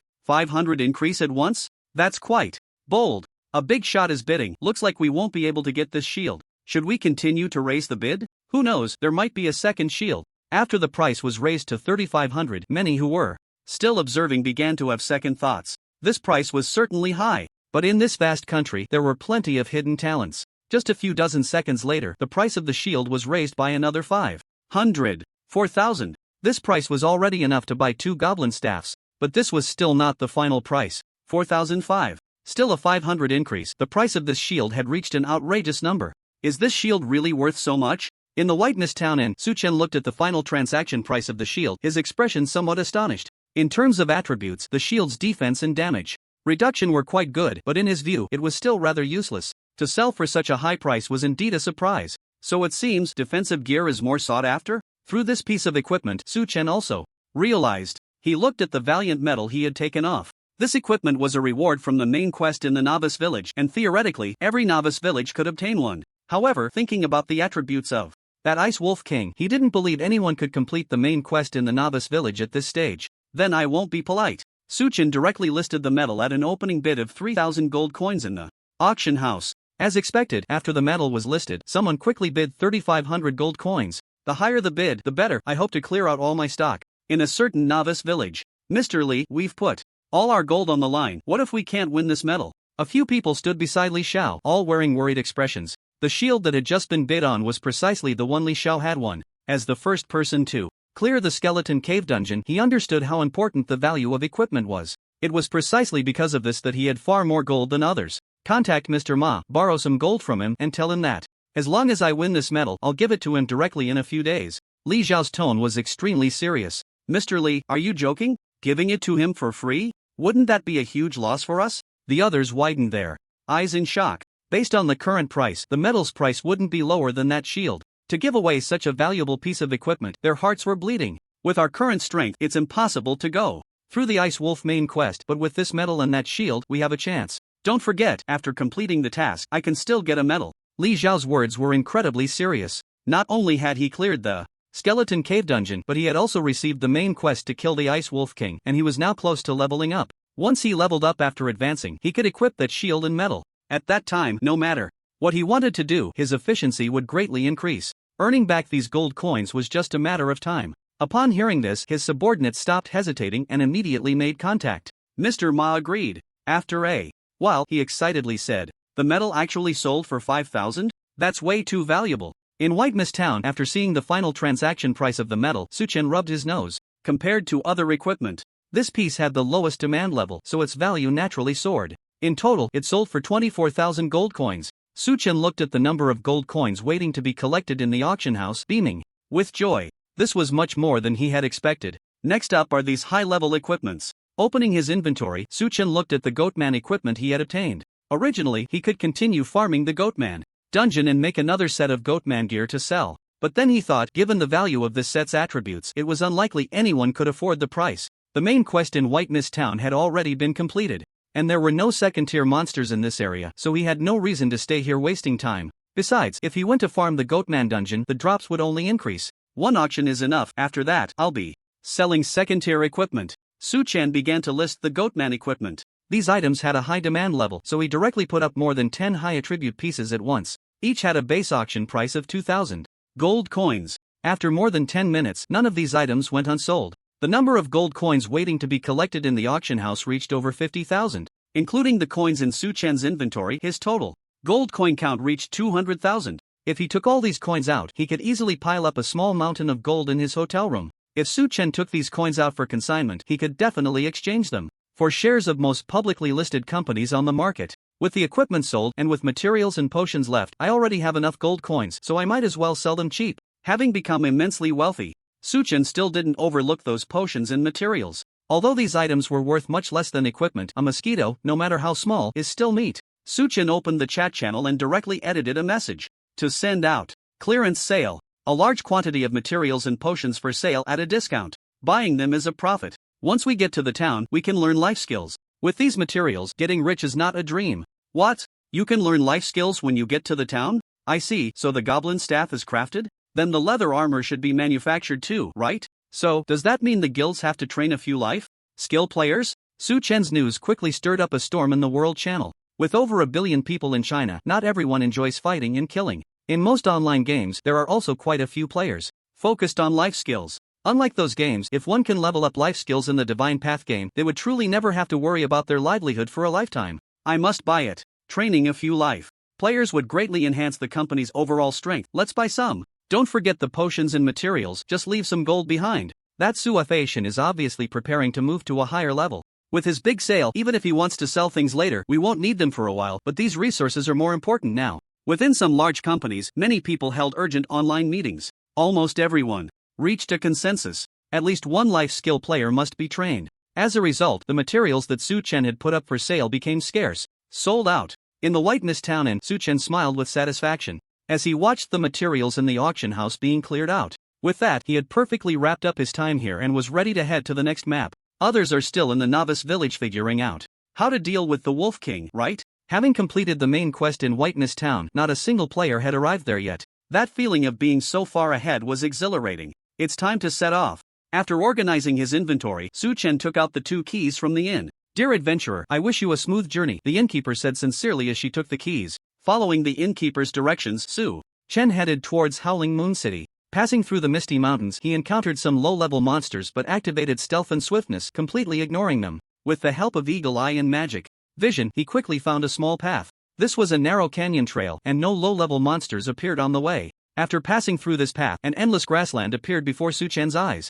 Which way to go? The unfamiliar environment left Su Chen a bit confused. Thud, thud, thud. Catch up to it, don't let it escape. Hurry. At that moment, a flurry of urgent voices reached Su Chen's ears. Over there. Su Chen immediately looked in the direction of the sound and activated Eagle Eye and Magic Vision. In the next second, a group of armored soldiers on horseback appeared in his line of sight. They seemed to be chasing some creature in the grass. That creature was darting swiftly beneath the grass. Is it coming towards me? Through the dual perspective skills, Su Chen clearly saw that the creature beneath the grass was large and its path was heading directly towards him. A quest is coming. Facing the unknown creature's approach, Su Chen's expression was calm, a faint smile on his lips. Just when he was worried about not being able to discern the direction, this group of people showed up. What else could it be but a quest? So what if it runs fast? If I tell you to stop, you have to stop. Su Chen's attention shifted to the unknown creature, waiting for it to come closer. As it entered the range of his skills, a flash of energy crossed his eyes. Gravity field.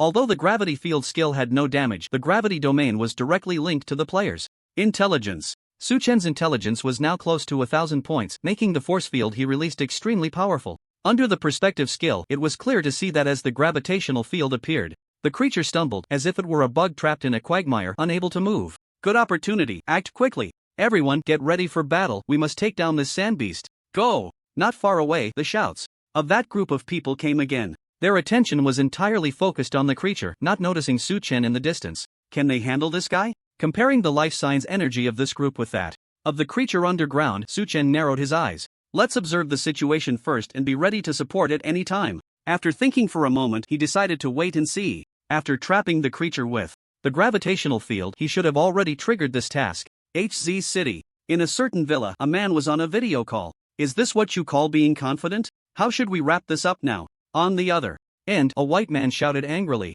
The man lowered his head, his expression grim. The public opinion hasn't been completely suppressed yet. As long as we let the victim's family come forward now, strongly condemning Su Fazhan and demanding justice, we might still be able to turn the tide. I don't want to hear your nonsense, I just want to see results. The white man's tone was filled with rage. Just as the man was about to explain, the communication suddenly cut off. Not only that, but the power to the entire villa seemed to have been cut off as well. What's going on? Is anyone there? Why is the power out? The man frowned and shouted loudly. He was in a high-end villa. Even if there was a power outage, there would be prior notice. It was impossible for it to suddenly go out. Where is everyone? Where did they all go? But he shouted for a long time, still no one responded. Damn it! The man's expression grew impatient as he walked to the door, wanting to go out and see what was happening. Bang! The next second, the door was kicked open. The door panel slammed directly into the man's face, the powerful force causing him to fall to the ground. Are you looking for death? The intense pain on his face made the man let out an angry roar. Sorry, were you talking to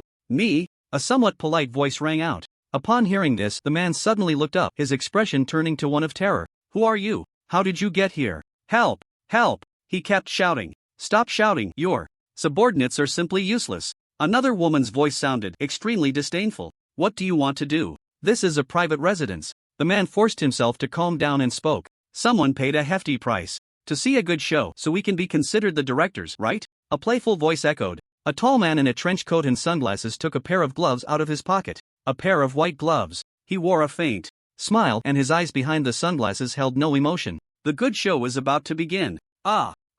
Please, spare me. Before long, the large villa was filled with the frantic screams that echoed continuously. In the world of the Divine Path game, Shui Xiao, heal me. Everyone else, go all out. Su Chen stood 100 meters away, watching the battle between the NPCs and the boss. These players really know their stuff. There were 10 of them in total, led by a heavily armored warrior who was also at the forefront. 2 figures dressed like assassins flanked the warrior on either side, clearly providing support. The rest included a mage chanting spells and an archer shooting arrows. Below ground, the boss, restricted by the gravity field, seemed to realize it couldn't escape and directly emerged from the grass with its massive body. There were no obstacles to obstruct the view on the prairie, and through his eagle eye, Su Chen clearly saw the true form of the boss. It was a bug-like beast with countless spiked tentacles, about 3 meters in size. Its lower jaw had 2 jagged fangs. Facing the approaching armored warrior, it sprayed a mysterious acidic liquid from its gaping maw. Due to the constraints of the gravity field, it seemed to be able to attack only in this way. That's some serious damage. Su Chen clearly saw that after being hit by the acid, the warrior's health dropped significantly. Holy light heal. At that moment, a beam of white light descended from the sky and landed on the warrior. His health instantly recovered. The warrior gained confidence and launched an attack on the sandworm. The two assassins circled around to the back of the sandworm. The gravity field's time is up. Su Chen watched the battle, with his arms crossed. The end of the gravity field meant the sandworm was about to break free. Sure enough, at the moment the gravity field disappeared, the sandworm dragged its massive body and charged violently at the warrior. Clang! The warrior, holding a shield, braced himself against the blow while swinging his longsword to strike the sandworm. This guy is pretty tough, Su Chen murmured as he observed. This team's strength was formidable, and their cooperation was seamless. With a reasonable personnel configuration, the boss's health was dropping rapidly. At this rate, the battle would be over in no time. Should I try to steal the kill? Su Chen focused on the boss's health, stroking his chin and calculating. The sandworm was clearly a tier 2 boss, and both the experience and loot should be quite good. If he could land the final blow, it would all be his. But if he really stole the boss from the NPCs, would he still be able to take on future quests? Just as Su Chen hesitated, the boss's health dropped to 30%. The sandworm seemed to realize it couldn't continue like this and sprayed acid again, but this time the target was not the warrior. The acid shot out like a column of water, heading towards the priests and archers. Dodge! The warrior shouted loudly. His shout prompted the others to react immediately. Several mages used blink skills to escape, while the archers distanced themselves with their speed. Holy light shield. The female priest covered herself with a layer of holy light, blocking the attack. Ugh! The acid had no effect, and the sandworm began to retreat. It swung its massive body, forcing the warrior back, and then burrowed underground. As a sandworm, the soft soil beneath the prairie allowed it to move swiftly, and it quickly fled. Mount up and chase, we can't let it get away. The warrior immediately commanded the others. It's coming for me again, and it's low on health. Isn't this just delivering a free kill? 100 meters away, Su Chen watched the rapidly wriggling sandworm underground, pursing his lips. A bloodied boss came knocking. At the door, it would indeed be unreasonable not to accept it. Thunderbolt! A sudden clap of thunder echoed, and the lightning accurately struck the ground where the sandworm was advancing. With Su Chen's current spell attack, this strike instantly caused a significant drop in the sandworm boss's health, nearly reaching the bottom. One more shot. It wasn't over yet. Su Chen predicted the position again. After dealing the first segment of damage, the lightning triggered the second segment of damage from the surge of mana, directly finishing it off. 2 notifications appeared on Su Chen's interface in quick succession. You have killed the prairie sandworm, gaining 10,000 experience points, gain 1 point of intelligence through the radiance of the mage. Su Chen looked at the corpse of the sandworm, about 50 meters away from him. Just as he was about to go collect the loot, the mounted individuals caught up. Yulin, how did this guy die? I sensed 2 powerful magical energies just now. It must have been other hunters. Isn't this just picking up scraps? Looking at the dead sandworm, several voices rang out, tinged with anger. Just as Su Chen had anticipated, the bloodied boss was picked up by others, and no one would be without anger. There's someone over there. From the outfit, seems like an adventurer? Could it be that this sandworm was taken down by him? Soon, someone noticed Su Chen's presence and began to discuss. The leading warrior pondered for a moment, dismounted, and walked towards Su Chen. Hello, adventurer. He greeted Su Chen with a bow. Hello? Su Chen returned the gesture. Did this sandworm suddenly stop because of you? The warrior Yulin asked politely. That's right. It was my skill. Su Chen admitted directly. I thought so. How did this guy suddenly stop? That attack just now was also done by you? Yulin smiled and pressed on. It was coming towards me. I had no choice, Su Chen explained with a hint of helplessness. Adventurer, I don't mean to blame you. We just need the crystal core of this sandworm. I wonder if you could let it go to us? Yulin asked, showing no signs of reproach, but rather a hint of embarrassment. As he spoke, a quest popped up in front of Su Chen. Would you like to accept the quest? Yulin's request? Reward unknown, another quest with an unknown reward? Seeing this quest, Su Chen raised an eyebrow, and his gaze towards Yulin became a bit more peculiar. Should he accept this quest or not? What's wrong, adventurer? Yulin obviously noticed Su Chen's unusual behavior and asked with a puzzled expression. Before Su Chen could respond, someone from the group behind Yulin couldn't help but shout, Yulin, that sandworm was originally our prey. This kid just picked it up, why should we be polite to him? Hearing this, Su Chen's gaze immediately darkened. These NPCs didn't seem like the kind to mess with. With their strength, they should all be at least quasi-boss level. If they decide to fight, I would definitely be at a disadvantage. Scanning the crowd, Su Chen made a plan. You can take the crystal core, but the other items belong to me, he said, neither humble nor arrogant. You little scavenger, you really dare to say that? As soon as he said this, a person dressed as a mage shouted from the crowd. Mai, shut up. In the next moment, Yulin's angry voice rang out. Mai's expression stiffened, glaring at Su Chen in dissatisfaction, falling into silence. Without your help, we wouldn't have been able to kill this sandworm. We don't want anything but the crystal core, Yulin said with a smile. Accept the quest. Su Chen curled his lips and accepted the task before him. Successfully accepted quest. Yulin's request, hand over the sandworm's crystal core to Yulin. Walking to the side of the sandworm, Su Chen reached out to touch the glowing orb. You have obtained the sandworm's crystal core. You have obtained the sandworm bracers. You have obtained the recipe, corrosive potion. 3 prompts popped up in succession. Take it. Without looking at the other 2 items, Su Chen took out the sandworm's crystal core. Thank you so much, adventurer. Yulin took the crystal core and nodded in gratitude. This thing was originally ours. Do we really need it? Mai seemed quite dissatisfied with Yulin's attitude and deliberately muttered. Yulin ignored him and continued to speak to Su Chen. Adventurer, are you planning to head to Howling Moon City? Yes. Su Chen nodded and asked, I wonder which direction Howling Moon City is? The wind and sand plains are quite a distance from Howling Moon City. If you rely solely on walking, it will take you several days. Yulin replied. Several days? This surprised Su Chen. He had thought that crossing the canyon would lead him directly to Howling Moon City, but it seemed that was not the case. If you don't mind, you can travel with us. At this moment, Yulin extended an invitation to Su Chen. Do you accept the quest, collect sandworm crystal cores? Reward unknown. Does this guy want me to work for him? Seeing the quest prompt appear, Su Chen realized what was happening. Yulin was clearly being so polite because he valued Su Chen's strength.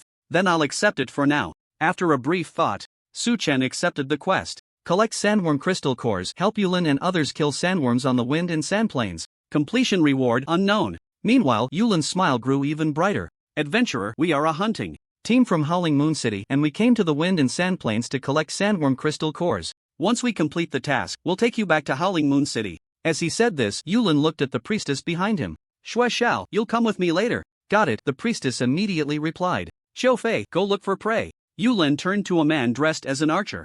The latter nodded and summoned a hawk. Hush! With a whistle, the hawk soared high into the air, circling above. Everyone, rest in place. Yulin shouted to everyone. Then, he walked over to the horse, took down a water pouch, and handed it to Su Chen. Drink up, adventurer. No, thanks. Su Chen waved his hand. He didn't trust these NPCs. The climate in the sandstorm prairie is dry. If you don't replenish your fluids, your stamina will deplete quickly. Yulin paused for a moment and then reminded him. I have my own. Su Chen smiled slightly and took out a bottle of blue potion. Although drinking several bottles within a minute would only provide the recovery effect once, this stuff wasn't considered a mana recovery effect and it was quite thirst-quenching. Are you really drinking magic potions like they're regular water? Seeing Su Chen's actions, several mages in the crowd were dumbfounded. The value of magic potions was 1,000 times more expensive than regular water. They wouldn't dare use them unless it was a critical moment, let alone to replenish fluids. Is that a problem? Su Chen looked at the surprised expressions of the crowd and took out another bottle of blue potion, downing it in one go.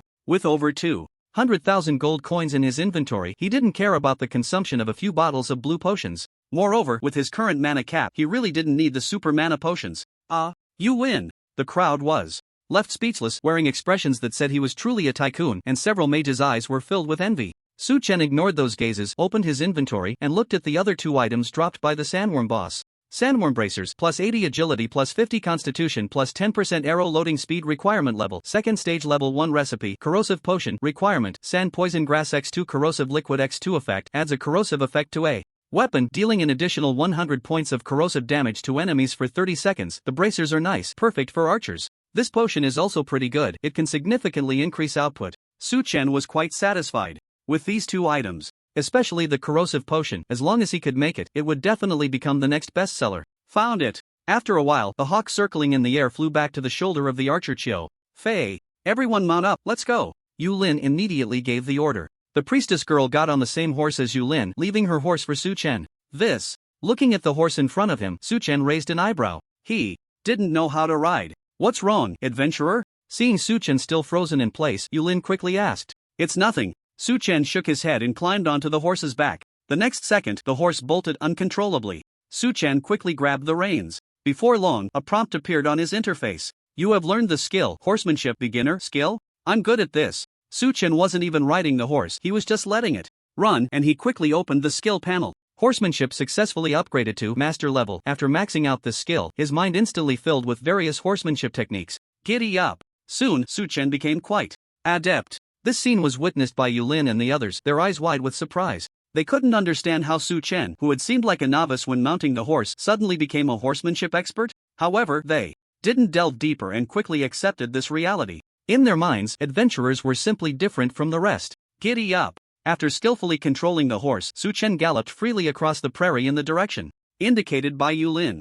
Yulin and the others followed closely behind, some even struggling to keep up with Su Chen. Among them, a few people looked at Su Chen's back and exchanged glances. Their eyes all revealed the same thing. Greed. Over there. Su Chen took the lead and quickly spotted the sandworm wriggling in the grass. Let me handle it, Yulin shouted, dismounting and charging forward, initiating the battle. Everyone, maintain formation and unleash your full power. After giving the command, he drew the aggro of the sandworm. The others also began their attacks one after another. Up close, Su Chen observed the sandworm's health, narrowing his eyes. Prairie Sandworm Boss Level 2nd Tier 1st Level Health 74208/80,000 Attack Power 1500 Physical Defense 300 Magic Defense 300 Skills Acidic Venom Burrow Sweep. Compared to the boss he had encountered before, the Sandworm boss's attributes were not particularly high. Aside from its slightly thicker health, its other attributes were even lower than some first-tier bosses. But the difference was that in this plane, there were quite a few of this type of sandworm. Rather than calling it a boss, it was more accurate to say it was a stronger elite monster. Because of this, Yulin and the others felt no pressure facing this boss. These guys' damage isn't that high. Su Chen stood by, watching the battle without rushing to intervene. The attacks from Yulin's group were clearly not high.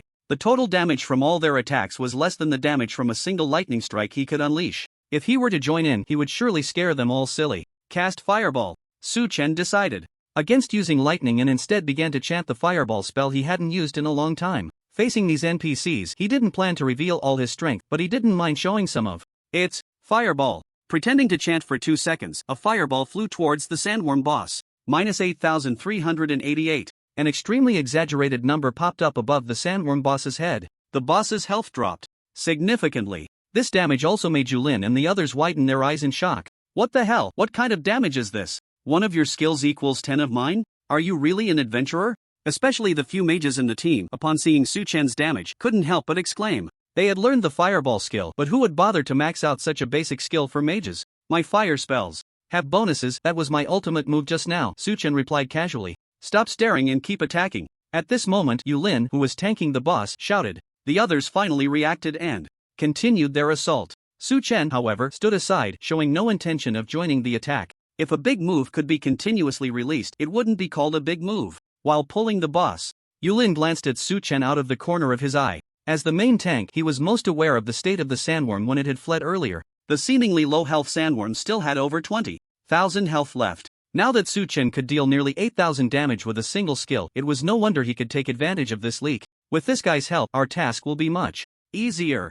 Yulin's face broke into an excited smile. But what kind of reward should I give to an adventurer like him? However, Yulin's smile quickly faded, replaced by a look of difficulty. Oh right, I still have that thing. He suddenly thought of something, and a smile returned to his face. Su Chen did not notice the change in Yulin's expression, his gaze fixed on the boss's health. After all, the sandworm was marked as a boss, and the experience gained from defeating it would be quite substantial. Moreover, it can steadily trigger the radiance of the mage, so this final blow must be delivered by myself.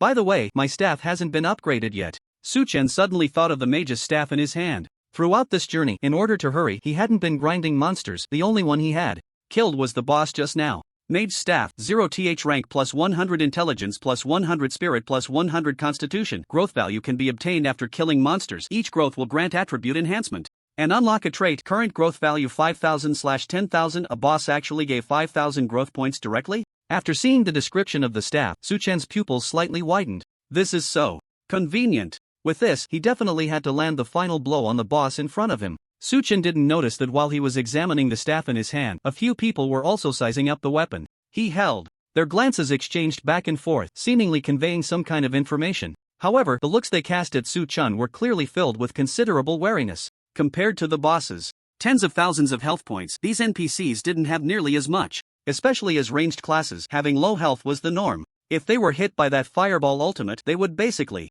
be left with very little health. These NPCs didn't have a second life. The battle quickly reached its conclusion, and the sandworm boss's health dropped to the kill threshold. Output everything. This guy wants to run. Just like the previous sandworm, under the threat of death, it burrowed underground, trying to escape. -8,388. But just 1 second before it burrowed underground, a regular fireball hit its body. The powerful flames engulfed it, taking away its last sliver of health. You have killed the prairie sandworm, gaining 10,000 experience. Gained 1 point of intelligence through the radiance of the mage. 2 notifications appeared on Su Chen's interface. He quickly opened his equipment panel to check the status of the staff in his hand. Mage staff, first rank plus 150 intelligence plus 150 spirit, plus 150 constitution. Using powerful magical items can grant the staff corresponding traits. Current number of traits, 1 growth value 0/20,000. All 3 attributes increased by 50 points, and I can unlock a trait? Excitement shown in Su-chan's eyes. Is this the power of growth equipment? By the way, didn't I just drop a gem?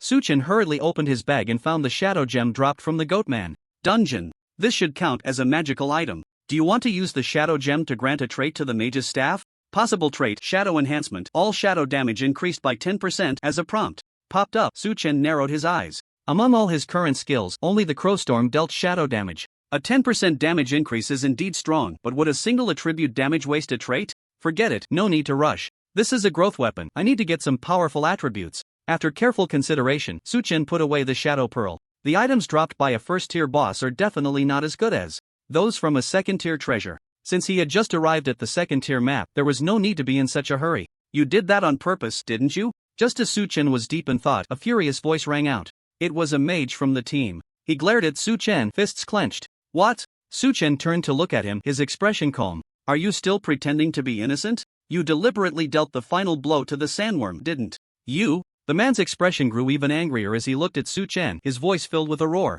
It wasn't just him, the others in the team also looked at Su-chan with anger. Not to mention the issue of drops. For these NPCs, killing powerful monsters also meant gaining experience to level up. The team had already agreed that the final blow to the boss would be left for Yulin. Su-chan had already snatched one boss kill, and now he had taken a second. The suppressed feelings of the group could no longer be contained. Exactly. What's the difference between this and stealing a boss? Are you still not admitting it? Others chimed in, directing their accusations at Su-chan. Shut up. At that moment, a roar sounded. It was Yulin speaking. As the leader of the team, his authority was high, and the voices of reproach were immediately silenced. What's there to argue about? If it weren't for this adventurer's intervention, that sandworm might have escaped, and we would have wasted our efforts, right? Compared to the anger of the others, Yulin saw things clearly. The sandworm wasn't difficult to deal with. The biggest challenge was how to keep it from escaping. One should know that the sandworm that burrows underground escapes very quickly. Su-chan was able to deliver the final blow at the right moment, something none of them could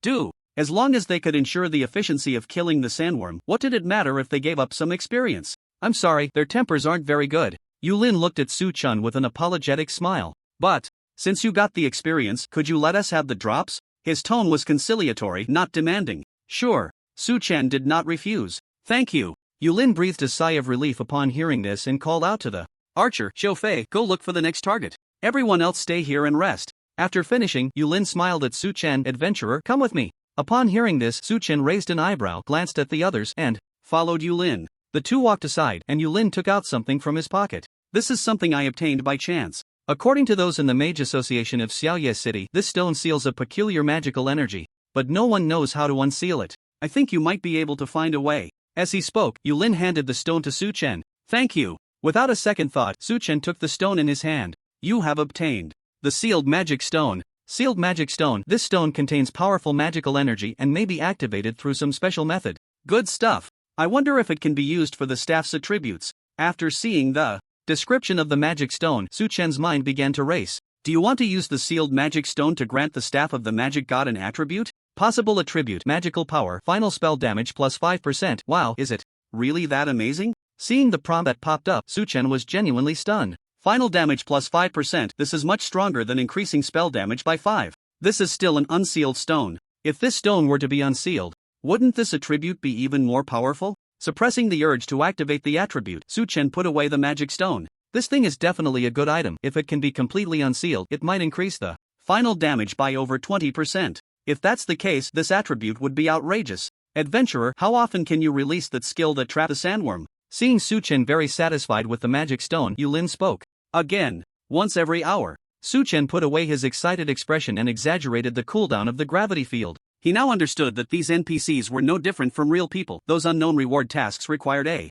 mutual game of wits between himself and the NPCs, or even competing for benefits. Even taking down NPCs. Compared to those known reward tasks, the unknown ones, though full of uncertainties, were indeed quite interesting. How about this? If the next sandworm tries to escape, I hope you can use that skill to stop it, and then I'll deliver the final blow. Yulin thought for a moment and said. After speaking, he worried that Su-chan might misunderstand, and explained, I'm not saying you're stealing the kill, it's just that others already have opinions, and I need to consider their feelings. No problem. Hearing this, Suchen smiled and nodded. Since Yu Lin had already given him the task reward in advance, he also needed to help him complete the task of killing the sandworm. Who?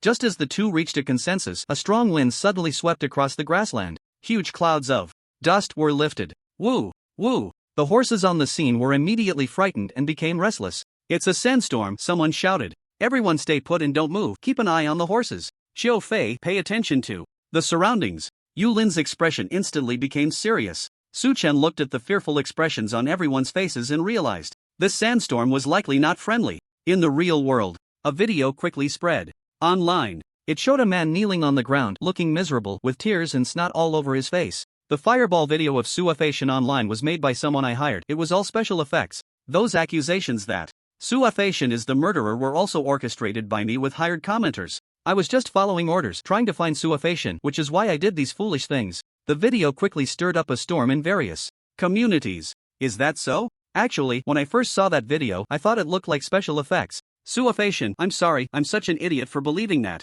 Suafation, I was wrong, I won't be led astray again. Suafation YYDS idol, I will always support you. From now on, I won't believe any comments that lead against Suafation. He is the future mage of Huagua and must be protected. Exactly, we can't let those with ulterior motives succeed. All the previous accusations against Su Chen sank without a trace. Countless people stood up to apologize, and many posted expressing their trust in Suafation. The trending topics on major platforms were all, "We owe Suafation an apology. Fuck. This is simply stupid. How did I raise such a useless person? Damn it." In the beautiful country, looking at the report in front of him, furious roars echoed through the sky. The wind-sand plain. The howling wind roared, and the sky was filled with dust, blocking out the sun. Su Chen found himself in the midst of the sandstorm, feeling the wind and sand engulfing his eyes, ears, mouth, and nose. How is everyone doing? A loud call rang out. Yu Lin shouted, inquiring about everyone's situation. We're fine. This sandstorm is too strong. It won't end anytime soon. What should we do next? Someone quickly shouted back.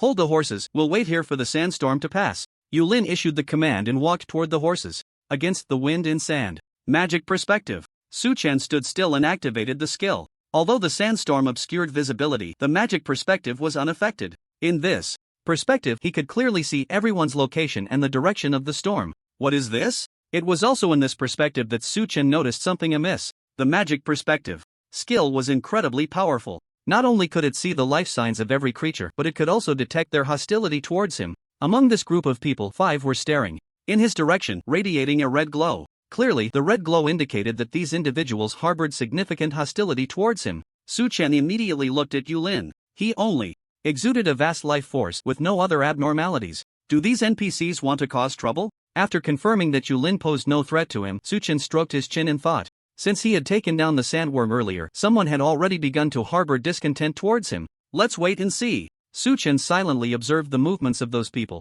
If these guys weren't NPCs, he would have acted already. Just like before with Shinda, his damage had all been missed before they turned into hostile red names. Although he didn't know if these NPCs were the same, if he acted first, it would definitely have some consequences. Beep. Suddenly, Su Chen's private chat channel rang. It was the person who had previously contacted him to negotiate terms. Mr. Su, I have fulfilled your request. Are you satisfied with the performance online? The message from the other party got straight to the point. Fulfilled? Without logging off, Su Chen naturally had no idea what was happening online. He didn't rush to reply and instead opened the chat channel. Sorry, Mr. Su. Mr. Su, we were wrong, you are the best. Mr. Su, we shouldn't have doubted you, we're sorry. Unlike the previous arguments, the current chat channel was almost entirely filled with apologies. Not bad. Seeing those apologies, Su Chen couldn't help but smile. This guy is quite reliable. But, after thinking for a moment, Su Chen edited a message. You made this matter too ostentatious. I have always disliked being high profile. His tone carried a hint of reproach and dissatisfaction, reflecting his low-key personality. Didn't Mr. Su say he wanted to see a good show? If it's too low-key, then you won't get to see the show. The other side quickly replied. Seeing this, Su Chen fell into contemplation. The wind and sand continued to howl around him, but it didn't interfere with his thoughts. Do you really think I can't handle this trouble? He smirked and sent a message, but why would I let you do it? After a full minute, the other side finally replied, this time, we were too ostentatious. Sorry, Mr. Su. That's the effect I wanted. Su Chen's face was full of smiles. He took out the bright silver dagger and 500 gold coins, sending them to the other party as a package. In any case, you helped me solve a problem. This is your reward. In just a few sentences, Su Chen had deducted the previous Leather armor. Thank you, Mr. Su, came a quick expression of gratitude from the other side. After a while, the other side sent another tentative message. If possible, we would like to do something for Mr. Su. Do something for me? Su-chen looked at the message and couldn't help but smile. From this person's tone, it was clear he was a master in reality. Such people are generally difficult to manage. However, Su-chen had no intention of controlling the other party. There are simply too many people who want to do something for me. A simple sentence. That was both a rejection and elevated his own status. Sure enough, the other side stopped replying. Be careful, something is approaching. At that moment, another voice rang out in the arena. It was the archer Chiu Fei who had been responsible for reconnaissance. Get ready for battle. With his words, Yulin's expression also became tense. The number of sandworms in the sandy grasslands was vast, and now that the sandstorm had risen, those sandworms would likely be active. With the strength of this small team, dealing with one sandworm in a sandstorm was not difficult, but if more than 2 sandworms came, they would be in danger. There's movement, more than one enemy. Soon, Chiu Fei spoke again, his tone grave. His ears were extremely sensitive, able to hear the sounds around him even amidst the wind and sand. Magical perspective. Compared to Chiu Fei's ears, after activating his skill, Su-chen had a more intuitive view of the surrounding situation. 3 sandworms? Under the magical perspective, 3 sandworms were following the trajectory of the sandstorm, approaching their group. In a certain novice village. That guy is indeed a shrewd businessman. A man looked at the contents of the email and sneered. Compared to his previous offer, Su-chen's casual few words had cost him 1,000 gold in rewards. Did he agree? The woman beside him asked. The man shook his head and then said, my previous judgment should not have been wrong. His identity is definitely not ordinary. Can we find him? The woman looked worried upon hearing this. Hearing this, the man's expression became incredibly confident. In this world, no one can hide from me. Come over, at least 3. In the sandstorm, Chiu Fei shouted loudly. Gather around me, protect the priest. Yulin tightly gripped his sword and shield, standing in front of everyone. Adventurer, can you use that control skill of yours? He looked at Su-chen. Yes, Su-chen nodded. Wait until the sandworm gets close, follow my command. Yulin said. Just then, a sandworm burrowed up from the ground and launched an attack on the group. Yulin raised his sword and attacked the sandworm. His strike dealt considerable damage, immediately grabbing the attention of the sandworm. Full output. With other threats still present, Yulin didn't dare to be careless and urged everyone. The others also began to output their full strength. Fireball. Su-chen seized the opportunity and unleashed a fireball. Compared to the other's 3-digit damage, his 4-digit damage caused the sandworm's health to drop significantly. Fortunately, Yulin, as a warrior, had a taunt skill which helped keep the boss occupied. It's coming. As the boss's health dropped to half, Chiu Fei gave a warning. Adventurer. Yulin immediately looked at Su-chen. Gravity field. From the magical perspective, Su-chen was much clearer about the positions of the other sandworms than the others, and he activated the gravity field skill. Under the powerful gravitational interference, the other 2 sandworms were momentarily halted in place. They've stopped. Chiu Fei also noticed and spoke up. The others finally breathed a sigh of relief. If all 3 sandworms had attacked them at once, the situation would have been dire. Fireball. Everyone was outputting their full strength, and Su-chen released another fireball. His 3 fireballs took away nearly 30,000 health from the boss, even landing the final blow. You have killed the prairie sandworm, gaining 10,000 experience. Gained 1 point of intelligence through the radiance of the mage. You leveled up, gaining 30 attribute points and 20 skill points. After killing the boss, Su-chen directly leveled up to Tier 2, Level 2. In such a critical moment, no one cared whether he had stolen the kill. The gravity field's duration quickly ended, and the other 2 sandworms charged in. Su-chen could see everything clearly from the magical perspective but remained calm. Even without Yulin and the others, the remaining 2 sandworms posed no threat to him. Over there. Chiu Fei's ears were extremely sensitive. After one sandworm approached, he immediately pointed a direction to Yulin. Yulin rushed forward. After a while, another sandworm burrowed up from the ground. Yulin took the initiative to attack, firmly holding the sandworm's aggro. This guy's skills are pretty good. Su-chen stood quietly at the back of the crowd, outputting damage, his gaze shifting to Chiu Fei. This guy must have mastered quite a few scouting skills. While everyone is fighting the boss, I'll allocate some points. After releasing a powerful fireball, Su-chen stood still, contemplating the distribution of his attributes. After reaching Tier 2, each level up granted 30 attribute points, and he wasn't lacking mana as much now, so it wasn't necessary to allocate all to spirit. Let's split it. After some deliberation, Su-chen decided to allocate half to intelligence and half to spirit. After finishing, he opened his attribute panel. Player, Su-chen class, Mage level, Tier 2 level 2, 5,000/26,000 health, 7680 mana, 33,000 melee physical attack, 716 spell attack, 2328 physical defense, 868 spell defense. 1225 attributes: Strength 308, Constitution 338 plus 230, Agility 308, Spirit 485 plus 340, Intelligence 698 plus 360. Equipment: Staff of the Mage God, Skeleton Ring, Sheepskin Leggings, Sheepskin Boots, Sheepskin Gloves, Sheepskin Mage Hat, Sheepskin Robe, Necklace of the Goatman Priest, Ring of the Goatman Priest, Badge of the Warrior of Whiteness Town. Su Chen looked at the Staff of the Mage God. Staff of the Mage God, Tier 1 plus 150 Intelligence plus 150 Spirit plus 150 Constitution. Using powerful magical items can grant the staff corresponding attributes. Current attribute count: 1 growth value, 5,000/20,000. The sandworm only provided 5,000 growth points for the staff. Fireball, minus 9,012. With the attribute boost, Su Chen's fireball damage was about to break into 5 digits. This scene was witnessed by everyone, and a few people began to stir. What are you doing? Yulin quickly noticed something unusual. The boss's health was decreasing at a slower rate. This meant someone had lowered their output. We don't have much mana left after 2 bosses. Exactly, our skills are on cooldown, we can't do anything. Several voices chimed in. Be careful, skills are coming. On the field, the sandworm spat out acid. Amidst the sandstorm's interference, even with Yulin's warning, it wasn't easy for others to dodge. Many were hit by the acid, and their health dropped significantly. Facing the acid, Su Chen showed no intention of dodging. Minus 2,132. A damage number popped up above his head. But for Su Chen, who had over 7,000 health, this damage was hardly a concern. Come over here.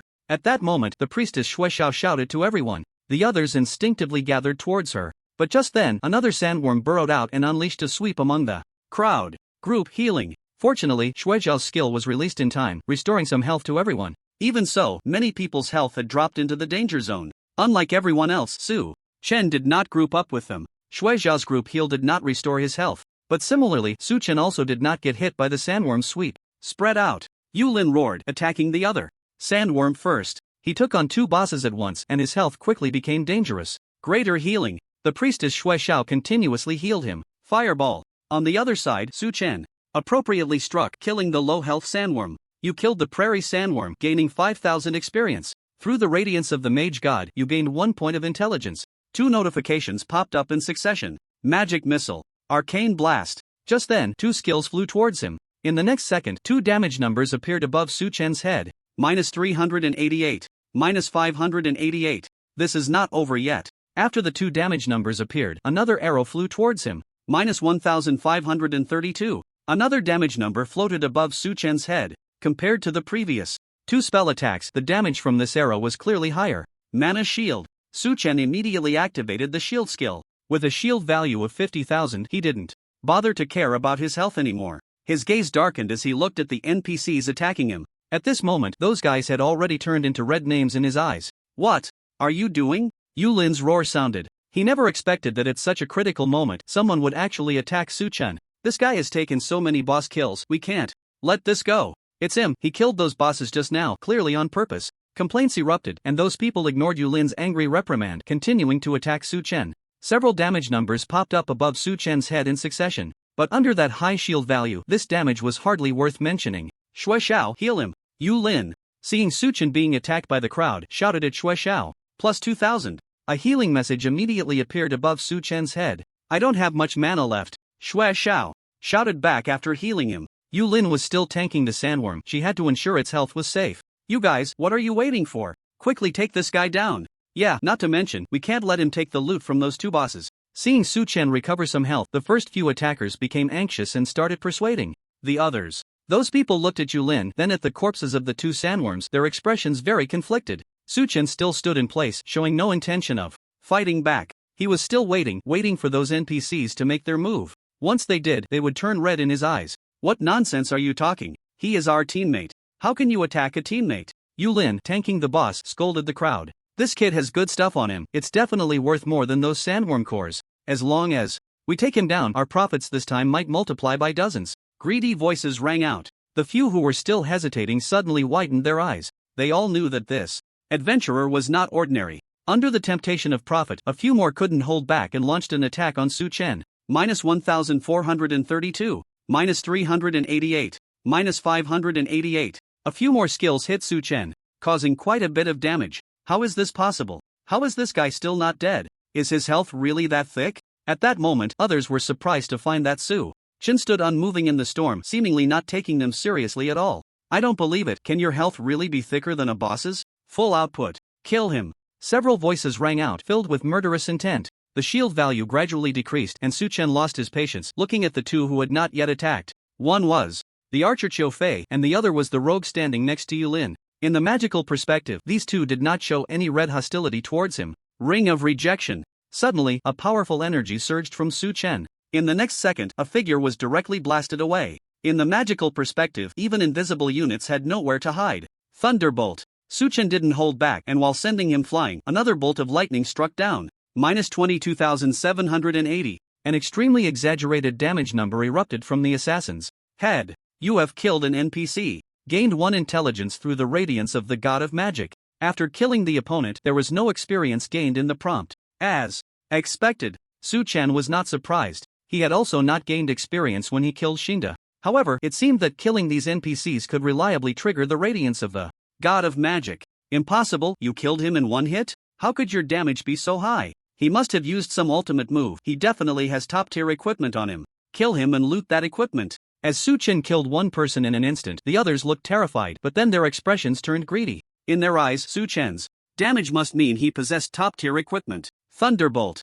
Su Chen looked at the greedy faces of those NPCs and shook his head disdainfully. These guys were just like that previous ghoul. Thunderbolt. With lightning flashing in his eyes, another bolt of lightning fell from the sky. This time, Su Chen aimed at a mage. This guy had been targeting him, so he would send him on his way first. Minus 22,480. You have killed an NPC. Gained 1 intelligence through the radiance of the god of magic. A definite 1-hit kill. There was no way these mage NPCs had more than 20,000 health. Run. This guy is a monster. Why can you still kill people in 1 hit? On the field, as another person was killed, those NPCs finally reacted. Su Chen was far more terrifying than those sandworms. Several mages directly blinked away, fleeing into the sandstorm. A few archers activated their swift skills and quickly escaped. Can you get away? Su Chen stood still, letting them run. In the magical perspective and under the eagle eye, where could they escape?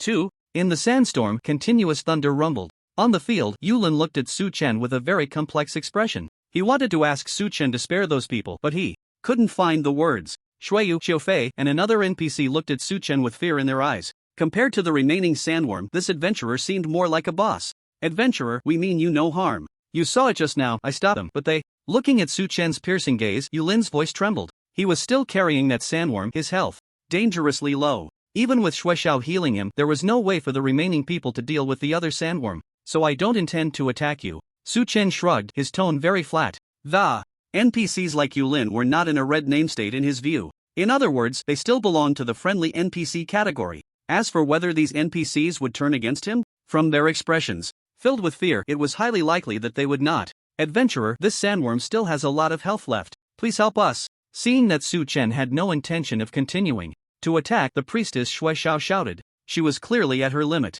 As she spoke, a quest popped up in front of Su Chen. Do you accept the quest, Shueshao's request? Completion reward. Shield of Holy Light, a skill? This quest immediately caught Su Chen's attention. He was always eager to accept quests that could grant skills. Thunderbolt. As he accepted the quest, Su Chen launched an attack on the sandworm. The remaining few also joined the battle. Su Chen unleashed all his firepower this time. The sandworm couldn't withstand his output. You have killed a prairie sandworm, gaining 5,000 experience points. Gained 1 point of intelligence through the radiance of the mage. After consecutively killing 2 sandworms, Su Chen gained a total of 10,000 experience, bringing his total experience to 15,000, and the growth value of the mage's staff also reached 15,000 points. If I kill 1 more sandworm, the mage's staff can be upgraded to the next level.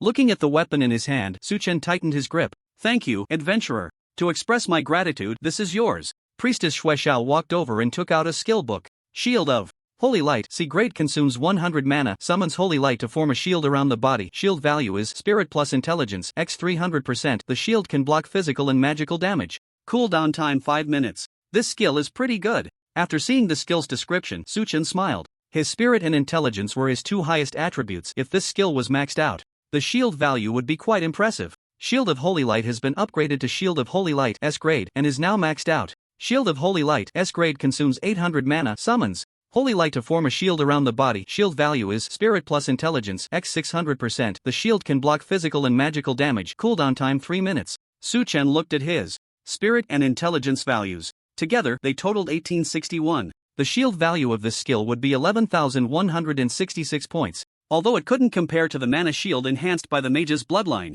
the mana cost of this shield of holy light was much lower. The sandstorm is starting to dissipate. Suddenly, the archer Chiu Fei spoke up. As soon as he finished speaking, the howling storm around them indeed began to fade. Su Chen raised an eyebrow and walked over to the corpses of the sandworms. You have obtained a sandworm crystal core. You have obtained a sandworm spike. You have obtained a blueprint spike arrow. You have obtained sandskin boots. 3 bosses dropped quite a lot of items. Su Chen collected them one by one and took out the sandworm crystal cores. These are yours. Yulin stared at the crystal cores in Su Chen's hand, stunned for a moment before taking them. Kill the sandworm quest completed. At the same time, a prompt popped up in front of Su Chen. Before, I met a powerful mage named Xia. He seemed very interested in the magic stone I gave you and told me that if there was a chance, I could go to one of the 8 main cities, the City of Day, to find him. Perhaps he could tell you how to unseal the magic stone. At this moment, Yulin also spoke up. City of Day? Mage Xia? Hearing this, Su Chen narrowed his eyes. He realized that this clue should be the reward for completing his task. How do we get to the City of Day? He asked Yulin. There are airships in the City of Howling Moon. You can buy a ticket to the City of Day for 10 gold coins. Yulin replied. Can we head to the City of Howling Moon now? Su Chen asked again. We have enough sandworm crystal cores to complete the task. Once the sandstorm passes, we can go back. Yulin nodded. He looked at the horses and added, if the journey goes smoothly, we can rest for a night and arrive by noon tomorrow. Su Chen heard this and said nothing more. When the NPCs rested at night, he could also log off and rest. The storm continued for several more minutes and the dust began to gradually disperse. Let's go. Yulin mounted his horse first, taking the lead. The group started to head back towards the City of Howling Moon, the world of divine path. This is an endless abyss. Looking down, the infinite darkness seems capable of swallowing everything. In this darkness, there seems to be a pair of eyes that can see through everything. The City of Howling Moon. The Lord's Mansion is located in the center of the entire city. This place covers a large area and the entire Lord's Mansion is built very luxuriously. Somewhere in the Lord's Mansion, a figure appeared out of thin air. It was completely black, resembling a human shape yet not quite human. It seemed very familiar with the entire Lord's Mansion, skillfully making its way to a room. Creak. The door was gently pushed open. Who is it? A sharp voice immediately rang out from inside. Hee hee, hee hee, hee hee. A chilling laugh echoed from the dark figure. The air suddenly froze. The room was terrifyingly silent. What is it? The sharp voice sounded again. Hee hee,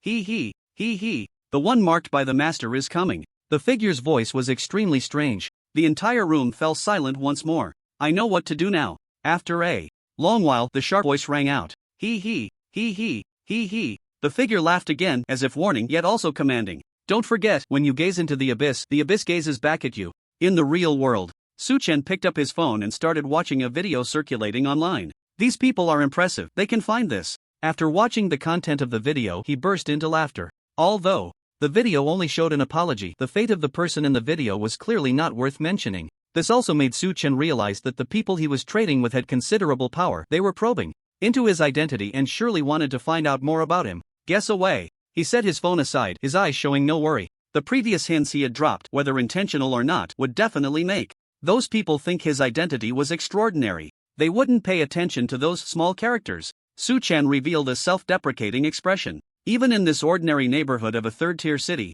not many knew his name. To put it realistically, someone like him could suddenly disappear one day and no one would care. This feeling was indeed very lonely, but only those who could endure loneliness could become true strong individuals. Closing his eyes, Su Chen began to sense the power within his body. Unlike before, he could now clearly feel that extraordinary force. What is this? Just as he was sensing this power, Su Chen noticed something. Come out, he whispered, and a staff appeared in his hand out of thin air. The staff of the mage? Su Chen was momentarily stunned upon seeing the staff. He had actually brought this equipment out of the game. What about the summons? What about the clones? A bold idea suddenly popped into Su Chen's mind. He closed his eyes again, focusing on the power within him. Phantom clone. In the next second, his entire being suddenly split in two, and a clone identical to him appeared in the room. Summon skeletons. It wasn't over yet, he continued to murmur. Twisted energy began to take shape, and 4 skeleton warriors appeared in the room. The already small space suddenly felt a bit cramped. Did I really do it?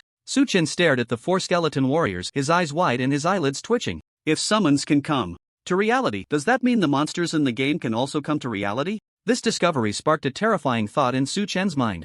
Perhaps one day those monsters from the game would also step into reality. No matter how everything develops, strength is the most important. Taking a deep breath, Su-chen tried to calm his emotions. Even if those monsters came to reality, so what? He could still AoE them. If these for skeletons went outside, they would probably scare people to death, right? He looked at the skeleton warriors standing dumbly in place and laughed. Dismiss summon. However, he certainly wouldn't let such a thing happen, otherwise someone would be watching this neighborhood tomorrow. Next up is you. Su-chen looked at his clone. From any angle, the clone looked exactly like him. Aside from not being able to speak, the clone had no flaws in the real world. Su-chen shifted part of his consciousness to the clone. The clone's perspective was shared with his own. He controlled the clone to pick up the phone, push open the door, and walk out. It was evening, and most people were in the Shinto game, leaving the neighborhood almost empty. Su-chen controlled the clone to head towards the supermarket outside the neighborhood. There were quite a few people here, shopping for things. The clone walked into the supermarket and casually picked up some items.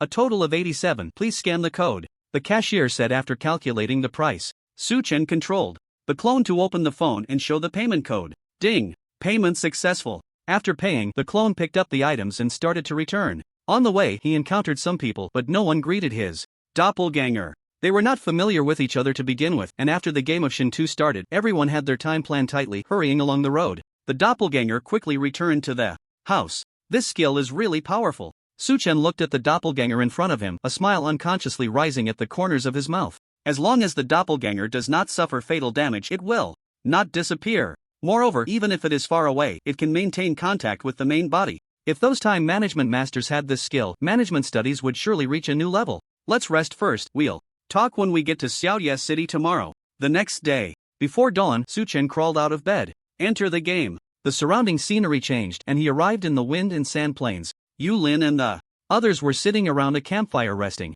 When Su-chen appeared, Xiu Fei suddenly opened his eyes. His ears were extremely sensitive, making him the sentinel of the team. Seeing it was Su-chen, he closed his eyes again. I'm going to take a look around, Su-chen said softly and left the camp. The wind and sand plains was a good place. Those sandworm boss had low health and defense, and the experience was decent, which was also the reason he logged in so early. Magic perspective. Eagle eye. Riding his horse, Su-chen activated his dual perspective skills, searching the sandy ground around him. Go! The horse ran swiftly, expanding Su-chen's search range. There's one over there. After more than 10 minutes, he spotted a sandworm curled up in the grass, seemingly resting. Thunderbolt. From several hundred meters away, Su-chen was not polite at all, unleashing a series of lightning strikes. You have killed a prairie sandworm, gaining 5,000 experience. Gained 1 point of intelligence through the Divine Mage's radiance. After the kill, notification appeared. Su-chen quickly checked the attributes of the staff. Divine Mage's staff, second tier, plus 200 intelligence, plus 200 spirit, plus 200 constitution. Use powerful magical items to grant the staff corresponding attributes. Current number of attributes, 2. Growth value 0/30,000. The staff successfully upgraded to a second tier weapon, and the number of attributes was unlocked to 2. I'm about to level up too. Su-chen continued searching for the whereabouts of the sandworms on the prairie. After a long time, he killed 2 more sandworms in succession. Congratulations, you leveled up, gaining 30 attribute points and 20 skill points. The level up notification popped up, and the sky began to brighten. Su-chen allocated all the attribute points from the level up to spirit and returned towards Yulin and the others. Yulin and the others were all waiting in place, and when they saw Su-chen return, they all mounted their horses. The sound of hooves echoed, and dust flew up. When the sun reached its highest point, a city appeared in Su-chen's sight. On the large map of the Divine Path world, the various novice villages are the starting points. Some novice villages will reach the same town, and then some towns will reach the same city. Finally, these cities are divided within the territory of the 8 main cities. The areas behind the 8 main cities are considered the real challenges. However, to reach the 8 main cities, one must complete the main storyline quests in front. This is also a test of the player's strength. In the various novice villages of Huagua, many people are frowning. Damn it, the difficulty of the main storyline quests is too high. Even if we have formed an elite team now, it's still hard to complete the quest without most of us dying. I really don't know how that Su Fei Shen got through the second main storyline. His team can't all be top-tier experts, right? I'm wondering, can we ask him to help us with the main storyline? They are all those wealthy players who are ahead. Relying on the equipment and potions bought from Su-chen, their leveling speed has increased significantly. But when facing the first-tier boss of the main storyline quest, many of them are still at a loss. It's not that they can't defeat it. It's just that if they fight at this stage, at least more than half of them would lose a chance to resurrect. A resurrection chance is equivalent to their life. No one would joke with their life. Asking Su Fei Shen to help us with the main storyline? I'm afraid we won't have that chance. Even if he is willing, we can't afford the price. I really envy the players from the same novice village as Su Shin. They can just lie down and go to the next map. Please, let my next map be White Mist Town so I can also lie down and get through the second round of the main storyline. In Xiaodia City, after bidding farewell to Yulin and the others, Su Chen began to wander around the city. What a big city! Compared to White Mist Town, Xiaodia City is much larger. The city is filled with armored guards standing in neat rows. Every building is very imposing. Moreover, there are signboards at various traffic junctions in the city indicating the locations of different places. First, to the inn. Following the signs, Su Chen arrived at the inn's location. Rather than calling it an inn, it would be more accurate to call it a luxury hotel. It is much more impressive than the inn in White Mist Town. Hello, adventurer, this is the inn of Xiaoya City, and the daily accommodation fee is 50 gold coins. The owner is a well-dressed, middle-aged man, and the price he quoted made Su Chen's eyes widen. 50 gold coins a day is certainly not something an average person can afford. I'll stay for 10 days. Su Chen took out 500 gold coins and handed them to the owner. Esteemed guest, this way please. The owner's eyes lit up upon seeing the gold coins, and he immediately led Su Chen to the door of a room. Place your hand here. For the next 10 days, only you will be able to enter this place. The owner gestured for Su Chen to place his hand on the rune at the door. Su Chen curled his lip and placed his hand on it. The rune lit up, and the door opened. Inside was a luxurious suite. For meals, you can go to the hall. The owner smiled and left. Su Chen entered the room and immediately went to the side of the storage box. Not bad. Upon opening it, the storage box could hold up to 200 items. Su Chen stored some things from his backpack into it. After organizing, he left the room and headed to the location of the city lord's mansion. Who goes there? Upon arriving at the entrance of the city lord's mansion, Su Chen was stopped by a group of guards. I come from White Mist Town and I have business to report to the city lord. Su Chen stated his purpose. Wait a moment. A guard nodded and turned to enter the city lord's mansion. After a while, the guard returned and called out to Su Chen, "Follow me." Following behind him, Su Chen entered the lord's mansion. This place is impressive. The lord must be wealthy. Stepping on the jade-paved path and looking at the vibrant flowers around, Su Chen murmured to himself. Soon, a guard led Su Chen to a hall. Adventurer, what brings you to me? Above in the hall, a man with exceptionally fair skin and strikingly handsome features was sitting on a beautifully carved jade chair. My lord, an incident has occurred in White Mist Town. Su Chen did not elaborate and took out a letter. The guard took the letter and walked to the lord's side. The lord opened the envelope, and as he read the contents, his expression gradually darkened. This is a serious matter. After reading the letter, the lord suddenly stood up. Adventurer, did you kill Shinder? He stared intently at Su Chen, asking. It was me. Su Chen nodded. You did well. The lord's eyes showed appreciation. Task completed. You have received the title Warrior of Howling Moon City, increases the favor of all people in Howling Moon City. Is that it? Seeing the reward for completing the task, Su Chen couldn't help but roll his eyes. As if noticing Su Chen's eye roll, the lord frowned. Adventurer, since you come from White Mist Town, you must be quite familiar with the Misty Mountains and the Sandstorm Plains, right?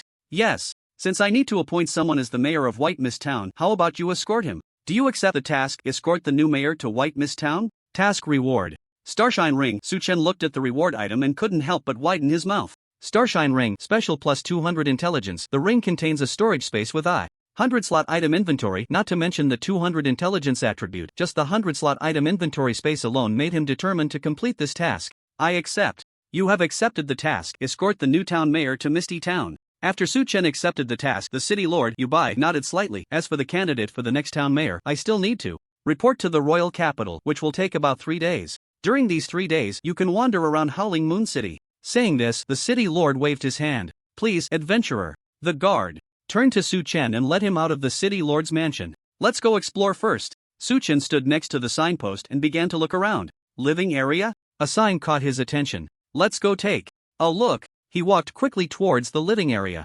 After more than 10 minutes, a bustling street appeared before him. The so-called living area was almost entirely linked to life skills, with various shops. Above some NPCs' heads, there were indications of available tasks. Su Chen stroked his chin and thought for a moment before walking to the entrance of a pharmacy. Hello, are there any formulas I can learn here? Dear adventurer, I have quite a few potion formulas available for learning, but they require a certain price. The NPC respectfully answered Su Chen's question and took out several potion formulas. Super Vitality Potion, Vitality Grass X2, Life Vine X2, restores 2000 health points upon use, cooldown of 1 minute. Magic Blood Potion, Magic Grass X2, Mana Blood X2, increases mana capacity by 1000 points for 1 minute, cooldown of 3 minutes. Poison Coating, Poison Flower Grass X2, Snake Venom X2, can poison a weapon for 5 minutes, causing a chance to deal 50 damage per second. Enemies for 10 seconds when attacking. These formulas are quite good. Su-Chen chose to learn all of them. The price for learning each formula was 80 gold. Because of the Howling Moon City title above his head, all expenses in the city were at a 20% discount. However, these herbs could not be bought in the pharmacy. Players had to gather them in the wild, and the shopkeeper also had material collection. Tasks. Su-Chen did not take on any tasks. For a master-level player in life skills like him, gathering those materials was less cost-effective than directly making the potions himself. Let's check out other shops. After bidding farewell to the pharmacy owner, Su-Chen went to other shops. After some conversations, he learned a lot of crafting blueprints from the owners. There were various second-tier weapons from the blacksmith and various second-tier clothes and pants from the tailor. What caught Su-Chen's attention was that there was an additional life skill available to learn in this living area. The shop owner was a dwarf wearing pilot goggles, studying some kind of engineering machinery. Adventurer, do you want to learn engineering? It's a complex subject. Yes, I want to learn. Su-Chen replied with a smile. Then you'll need to invest some gold. The owner laughed as well. Spend 160 gold coins, successfully learn the skill, engineering. Engineering has been upgraded to master level. After learning this skill, Su-Chen immediately maxed it out. Then, he also learned several engineering crafting blueprints from the owner. After finishing his studies, Su-Chen looked towards an empty area behind the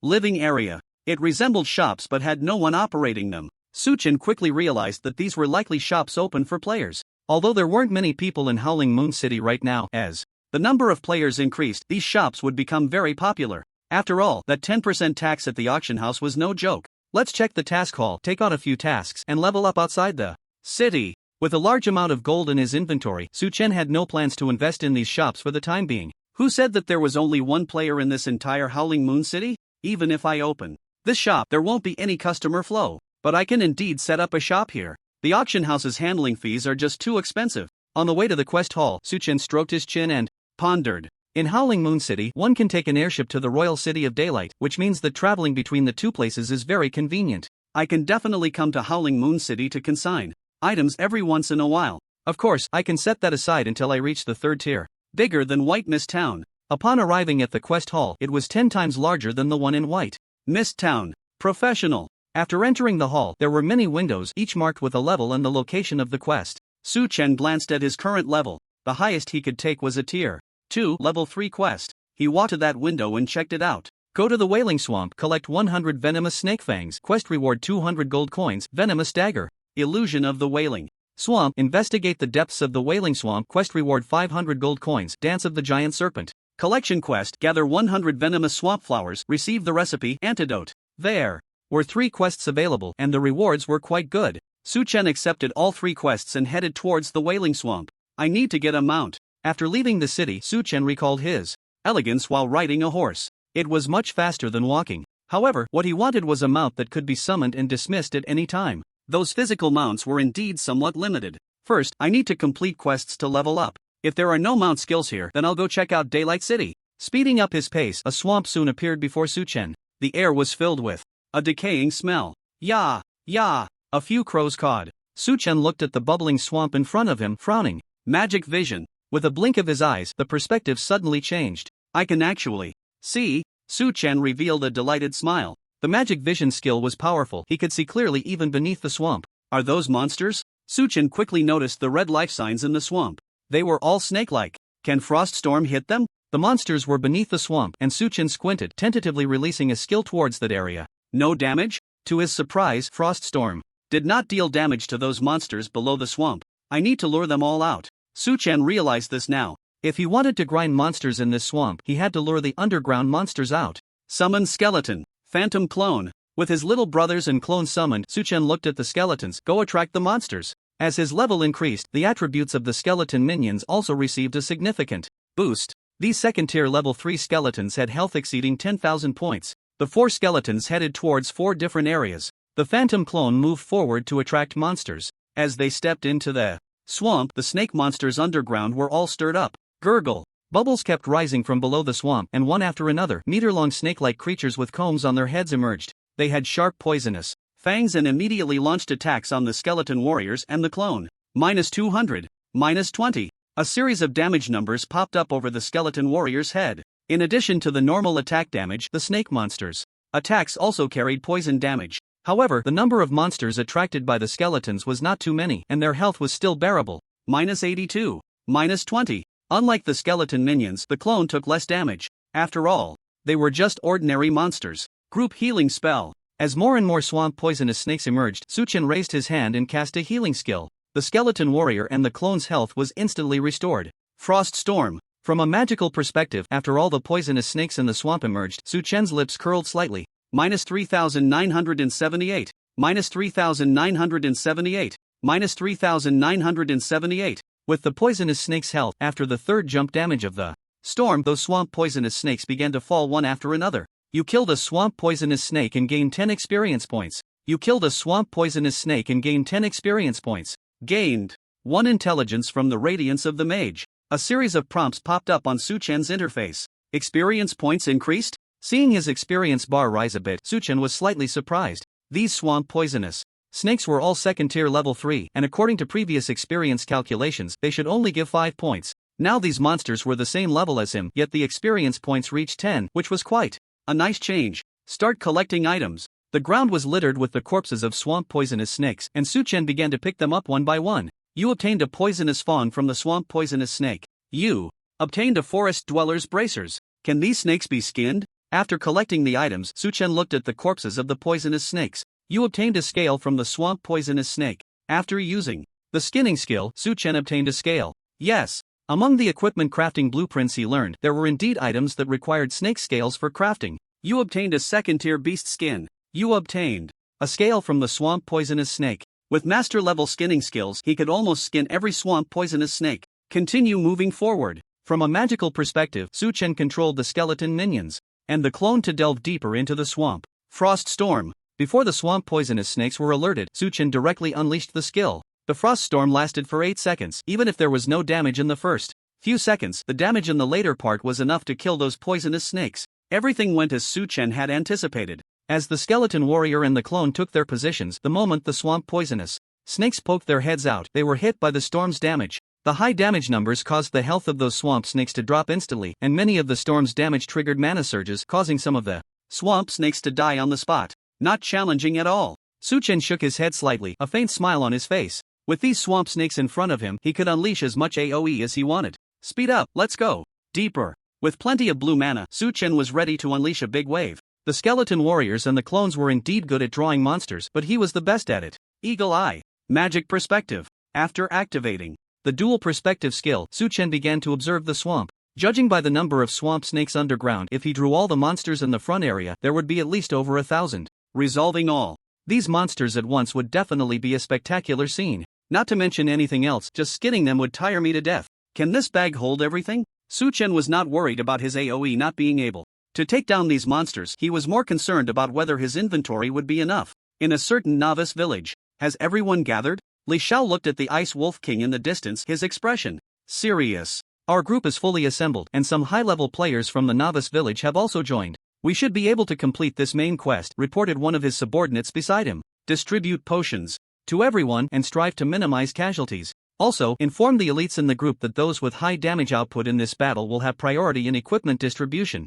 Li Xiao took a deep breath and issued the command. His level had reached the first tier, and apart from Su Chen and Xian Yuan, his name ranked third on the world leaderboard. This ranking undoubtedly gave him considerable influence in this novice village. Coupled with his promise of rewards to those high-level players, he attracted a large number of combatants. A massive crowd began to gather outside the Ice Wolf King's territory. The scene became quite spectacular for a moment. With 1,000 people gathered, this boss must be taken down. In the Wailing Swamp, Su Chen controlled the skeleton warriors while directing the clones. Blink. After the skeleton warriors and clones drew the monsters, Su Chen directly blinked into the depths of the swamp. Raging Axe Shock. Raising his staff, Su Chen struck the ground with a tremor. The swamp bubbled continuously under the shock, startling the swamp snakes below. As damage numbers appeared above their heads, they were also stunned. Gravity Field. Su Chen did not rush to deal damage but released the gravity field skill towards the swamp snakes behind. The swamp snakes chasing the skeleton warriors and clones were like sinking into a quagmire.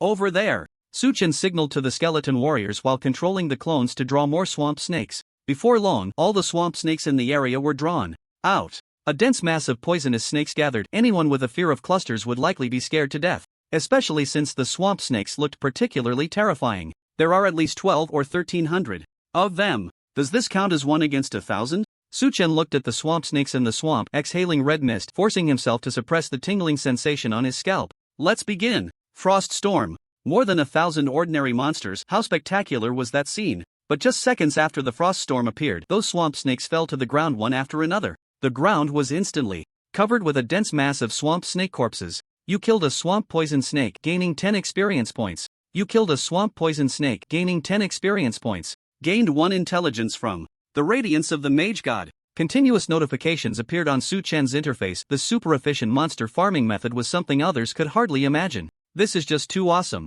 Controlling the skeleton warrior and the clone to converge towards him, the swamp snakes they attracted also stepped into the storm's range. Frost Storm. Su Chen raised his hand and cast another skill, completely enveloping this area in snow and wind. You killed a swamp poison snake, gaining 10 experience points. Gained 1 intelligence from the radiance of the Mage God. Following that were continuous notifications. Su Chen directly looked at his intelligence value. Intelligence 710 plus 360. This wave directly increased his intelligence by more than 30 points. So comfortable. Su Chen then looked at his experience points. He was already halfway there. According to the experience mechanism in the game, the higher the level, the slower the leveling efficiency, but for him, it seemed not to be the case. These 2 god-level skills are really powerful. Su Chen couldn't help but exclaim as he looked at his 2 god-level skills. The bloodline of the Mage God and the radiance of the Mage God complemented each other, both indispensable. I wonder when I can get another god-level skill. This also made Su Chen realize the power of god-level skills.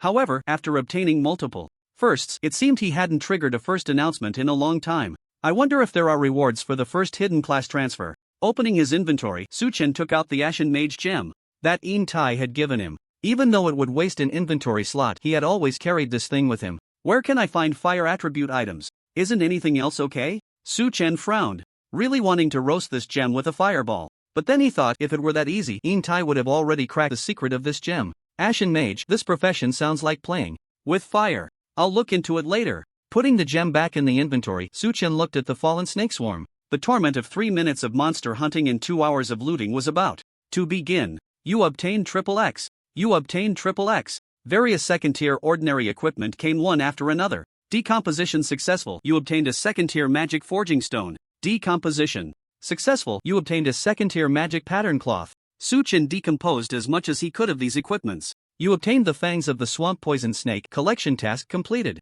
You obtained the blueprint, rocket boots. While picking up items, one thing caught Su Chen's attention. Rocket boots, gear parts X10 second tier magic crystal X1 second tier magic pattern cloth.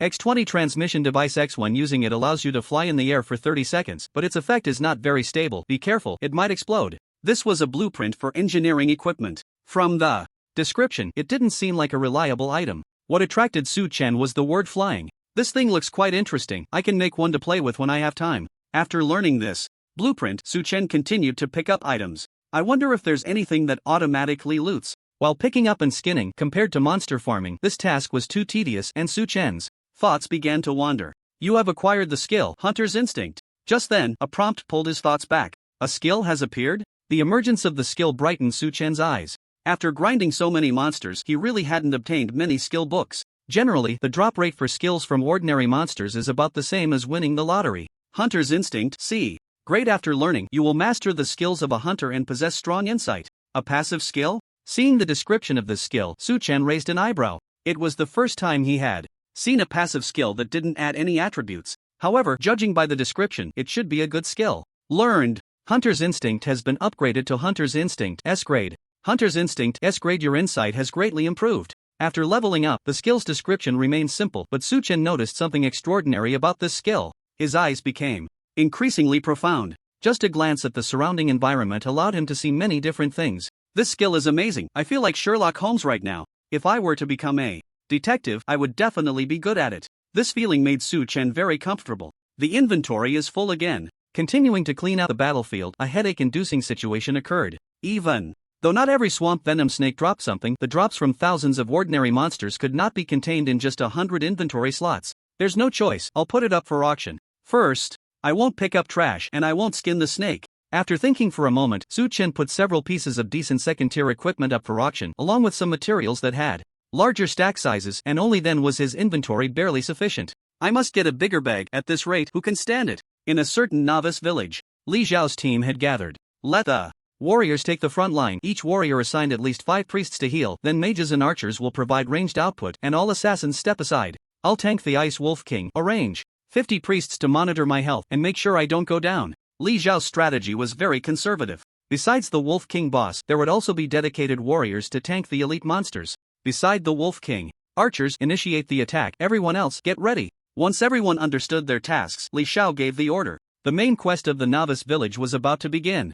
As Su Chen listed various second-tier items, the personnel station at the auction house from various guilds and groups quickly noticed. What the hell, is this really a second-tier item? Is this listed by the god of magic, Su? We can't even get first-tier equipment and this god of magic is already selling second-tier stuff? This price is a bit high, should we buy it or not? All of them were dumbfounded by these second-tier items. They held a large amount of gold coins from their guilds and groups, and each of them had a respectable status, having seen quite a bit of the world. But now, they truly felt their knowledge was still too shallow, especially for the materials Su Chen was selling. Everyone had question marks over their heads. What are these things used for? Of course, even though they were very curious about these items, they wouldn't buy them. There was no way. Second-tier items were still too far from them. You have collected marsh flower. You have collected magic grass. You have collected life grass. In the Wailing Marsh, after Su Chen finished sorting through the loot, he began to gather herbs around the marsh. The growing environment here was quite harsh and the herbs were not abundant. Adhering to the principle of not letting anything go to waste, Su Chen continuously compressed the last bit of space in his inventory. I need to set up a shop, this can't go on. As a master of all trades, Su Chen realized this at that moment. Currently, he was the only player on the entire map of Howling Moon City, and the outdoor resources were completely monopolized by him. Even if the shop had no customer flow in the short term, it could still serve as a warehouse. I'll head back and get it done now. After sweeping through the surrounding marsh area, he also completed the few tasks he had taken from the quest hall. Su Chen checked the time and planned to return to Howling Moon City first. His inventory was simply too full and chaotic. Rustle, rustle. Just as he was about to leave, there was movement in the nearby grass. With his enhanced perception, those small movements were impossible to escape Su Chen's eyes. Magic vision. The grass obstructed his view, so Su Chen activated his skill directly. Is it a person? A humanoid life sign appeared in his sight. Quest NPC? Su Chen frowned and quickly ran towards the patch of grass. As Su Chen approached, the figure hiding in the grass was clearly startled, jumping up in surprise. A woman? Su Chen scrutinized the NPC for a moment, narrowing his eyes. She was a beautiful woman. Dressed in white, she wore a white hat on her head. From her attire, she looked very much like a priest. While Su Chen was examining the NPC, she was also sizing him up. Are you an adventurer? Soon, the NPC recognized Su Chen's identity and asked in a somewhat uncertain tone. Yes. Su Chen nodded in response. Great. The NPC girl immediately showed an excited smile and then said, Can you help me, adventurer? With the NPC's request, a quest appeared before Su Chen. Do you accept the quest? Fian's commission? Completion reward, Holy Light Strike, a quest with a skill reward? Seeing the quest reward, Su Chen stroked his chin. A quest with a skill reward was quite appealing to him, but this skill clearly belonged to a priest and was likely an attack-type skill. What do you need me to do? Su Chen asked the NPC Fian. I am a member of the Priest Association of Xiaoye City. A few days ago, I followed the association's team deep into the swamp, but the team was attacked by monsters and all the other members got separated. I would like to ask you to enter the swamp and bring them out. The priestess slowly began to explain the task. Understood. Su Chen nodded. With the dual perspective skill, this kind of search task was not difficult for him. I will assist you. Just as Su Chen was about to venture into the swamp, the priestess spoke again. This made Su Chen pause, his brows knitting together. You want to come with me? You will need my help. Fian nodded seriously. Su Chen stood still. It wasn't that. He looked down on this priestess. NPCs in Xiaoye City were at most level 2. Of course, NPC attributes were higher than those of ordinary elite monsters, and having a priest to heal would be quite good if a team took on this task. But he didn't need it. Can I go alone? Su Chen said directly. Why? I can help you. Fian showed a puzzled expression upon hearing this. The depths of the swamp were fraught with danger. Wouldn't an extra helper be better? Su Chen thought for a moment and put on a posture as if he was about to give up the task. If you don't let me go alone, then I won't do this task. Now it was Fian who was at a loss. However, she was not the kind of rigid NPC found in games. When Su Chen proposed to give up the task, her expression struggled for a moment before she sighed heavily. Since you insist, then you can go alone. But you must be very careful, there is an extremely cunning guy deep in the swamp. Hearing this, Su Chen smiled. He didn't have to carry this burden. After bidding farewell to Fian, Su Chen moved forward in the direction she indicated. In a certain novice village. Come on, take down this boss and we can go to the next map. Everyone output at full strength. Kill the elites first, then focus on the boss. The boss has resistances, fire and ice skills have damage reduction. Archers take the lead in output. Warriors hold your own monsters. Shouts filled the air, and besides Li Xiao, others were also commanding the battle. Under the overwhelming numbers, the elite monsters were quickly defeated, and everyone began to output towards the boss. With a large number of priests healing, Li Xiao, the main tank, maintained a healthy amount of health. But just as the Ice Wolf King's health gradually decreased, the boss let out a loud roar. The next second, the air around suddenly became icy cold. Compared to many novice villages blocked by the Ice Wolf King, the players in novice village number 9527 had a much easier time. The experience from first-tier monsters is very high. I should be leveling up soon. With the help of a group, Su Shiji was leveling up rapidly. Without the Ice Wolf King's obstruction, the first-tier brown bears on the road to White Mist Town were quite suitable for grinding levels. They moved slowly, making it easy to kite them. Su Shiji and the others completely abandoned the skeleton cave dungeon and turned this place into a leveling paradise. Su Xiao, at this rate, we'll all be first tier soon. That Su Fazhan has really helped us a lot. Exactly. And if he completes the next main quest, that means we won't have to do the main quest later. How great is that? Many praised Su Fazhan, even though he had caused Su Shiji to lose a resurrection opportunity. Enough chit-chat, leveling is the most important thing. Once our levels go up, we'll need to arrange for some people to grind for job certifications. Su Shiji listened to their words, frowning, feeling quite displeased. He had no gratitude towards Su Fazhan. Instead, he felt more jealousy. He envied Su Chen's achievements in the divine path and resented that Su Chen hadn't shared the methods for quick leveling with him, firmly holding on to the previous grudge. If given the chance, he would definitely settle the score. Of course, to deal with Su Fazhan, his own strength was not enough. Su Shiji looked at his subordinates who were actively leveling up, a faint smile appearing on his face. These people were his capital for dominating the divine path. Howling Swamp. After accepting the NPC's quest, Su Chen didn't plan to return to Howling Moon City just yet. Let's search while grinding. Monsters. The quest required finding someone, and Su Chen was too lazy to make a big fuss about grinding monsters. He controlled the skeleton warrior and his clone to move forward, only clearing the swamp snakes that popped up on the road ahead. Congratulations, you leveled up, gaining 30 attribute points and 20 skill points. As the level of the swamp snakes increased, Su Chen successfully reached second tier level 4. He looked at the staff of the Mage God in his hand. Staff of the Mage God, second tier, plus 200 intelligence, plus 200 spirit, plus 200 constitution. Use this powerful magical item to grant the staff corresponding attributes. Current attribute count, 2 growth value 2878/30,000. Killing a normal monster only provided a little growth value for the staff. It really becomes harder to level up after the second tier. Su Chen was not surprised. The staff had leveled up quickly before, because he had killed high tier bosses. Once I reach the third tier, the staff should also reach the third tier. I'll put all the attribute points into spirit.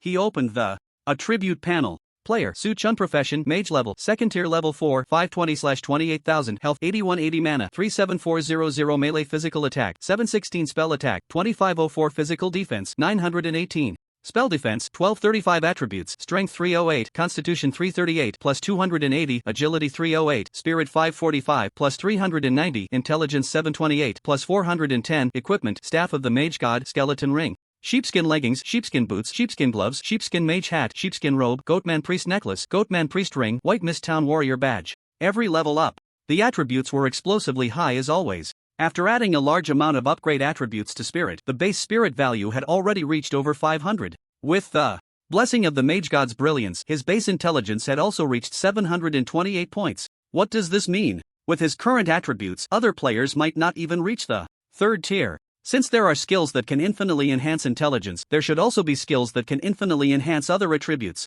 Looking at his somewhat unbalanced attributes, Su Chen pouted. A specialized mage is not a good all-round mage, but those should be god-level skills, not so easy to obtain. Temporarily setting aside those miscellaneous thoughts, Su Chen continued to delve deeper into the swamp. With the enhancement of the hunter's instinct, his eagle eye allowed him to observe this area in minute detail. That place has half a footprint. Judging by the size of the footprint, it's a woman's. I just saw Fian, and this is not her footprint, which means it's her companion's. After noticing this detail, Su Chen immediately headed in that direction. In the real world, beautiful country, the elimination plan has been arranged, but in such a large area, our manpower cannot reach everywhere. Which areas do you think we should focus on first? One person was reporting to another. The other person was an old man dressed in bright clothing, exuding an impressive presence. He stood with his hands clasped behind his back, his mouth twitching rhythmically as if deep in thought. The subordinate beside him waited quietly, not daring to urge him. After a long while, the man spoke. Start from the cities on the second line, prioritizing those who fit the identity.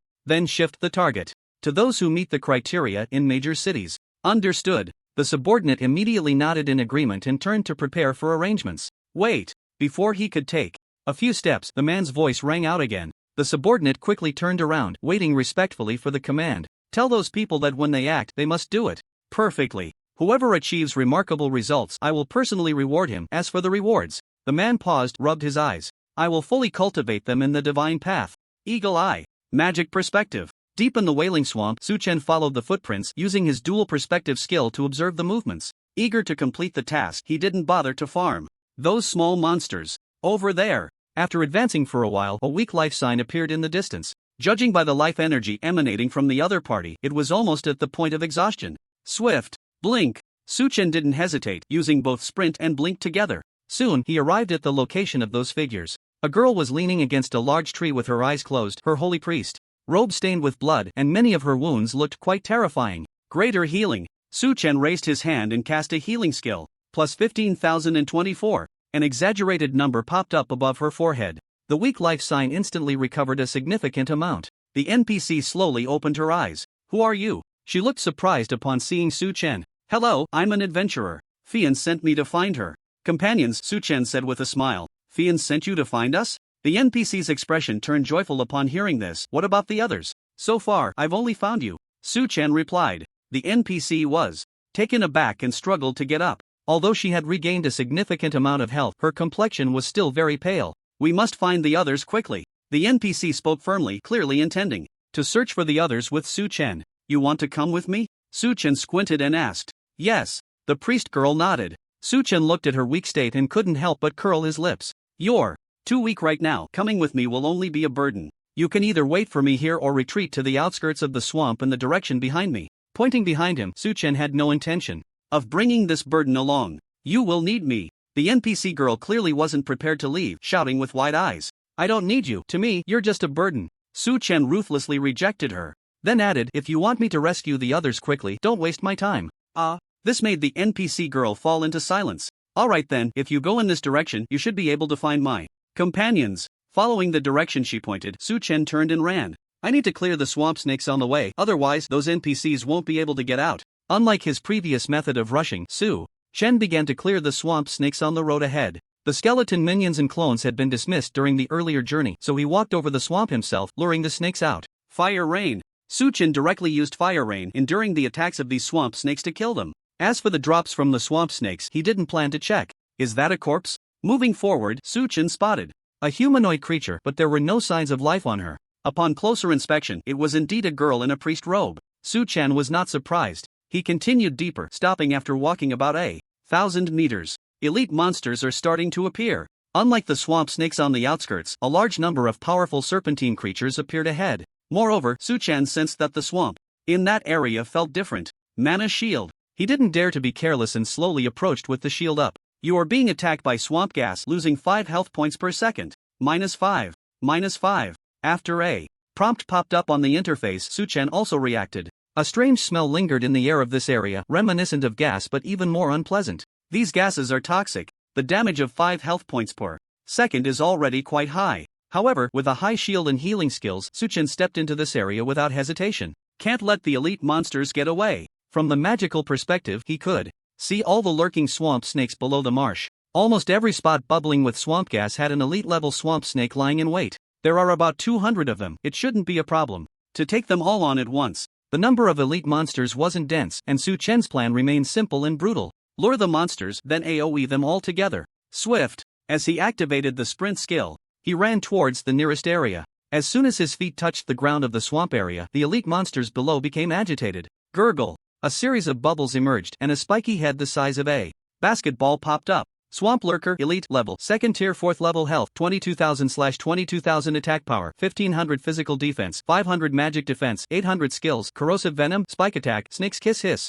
The elite swamp snake flicked its red tongue, its 2 eyes fixed on Su-chen, launching an attack at the first opportunity. Blink. Just as its venomous fangs were about to bite him, Su-chen teleported to another patch of swamp nearby. Gurgle. The swamp stirred again. After the snake's head emerged, Su-chen continued to the next area. Hold on, this must be the boss's ultimate move. If we endure it, we can complete the mission. In a certain novice village under the storm attack of the White Wolf King, the health of those caught in it began to plummet rapidly, especially for the priests. Most of them relied on spirit and intelligence, with their health nearly propped up by equipment. After taking damage from the frost storm, they all started to panic. Mages, retreat. Priests, don't just stand there, heal each other. Don't just heal yourselves, quickly heal the warriors. If the warriors go down, it's all over. Protect Mr. Lee, we can't let him fall. Fortunately, many people remained calm, continuously shouting and directing the situation. Even so, under the skill, hundreds of people on the field lost a chance to resurrect. Is this boss skill too ruthless? Damn, this is an AoE skill. It wipes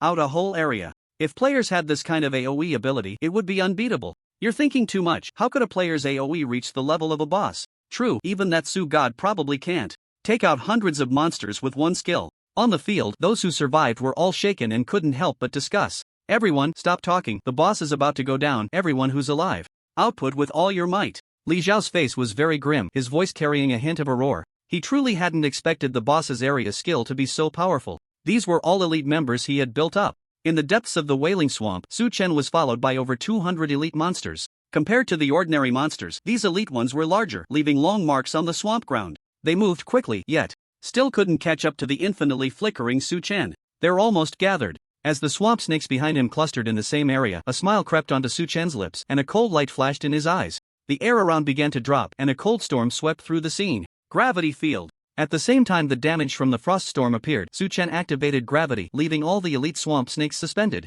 in place. Crow storm. Then, Su Chen unleashed another AoE skill, filling in the damage. You have killed a swamp lurker, gaining 300 experience. You gained 1 intelligence from the radiance of the mage. You have killed a swamp lurker, gaining 300 experience. Congratulations, you leveled up, gaining 30 attribute points and 20 skill points. You have killed a swamp lurker, gaining 200 experience. You gained 1 intelligence from the radiance of the mage. Notifications came one after another, and the high experience from the elite monsters directly leveled Su Chen up to level 5 of the second tier, with experience still rising, leaving only a third to the next level. It's so comfortable to farm elite monsters. The experience was rising rapidly, and Su Chen glanced at his intelligence value. 763 plus 410, the 200 elite monsters had directly boosted his intelligence by nearly 40 points. The probability seemed to be only 1 in 5, but it was still quite good. As his intelligence continued to rise, Su Chen could clearly feel that the triggering probability of the radiance of the mage began to decrease.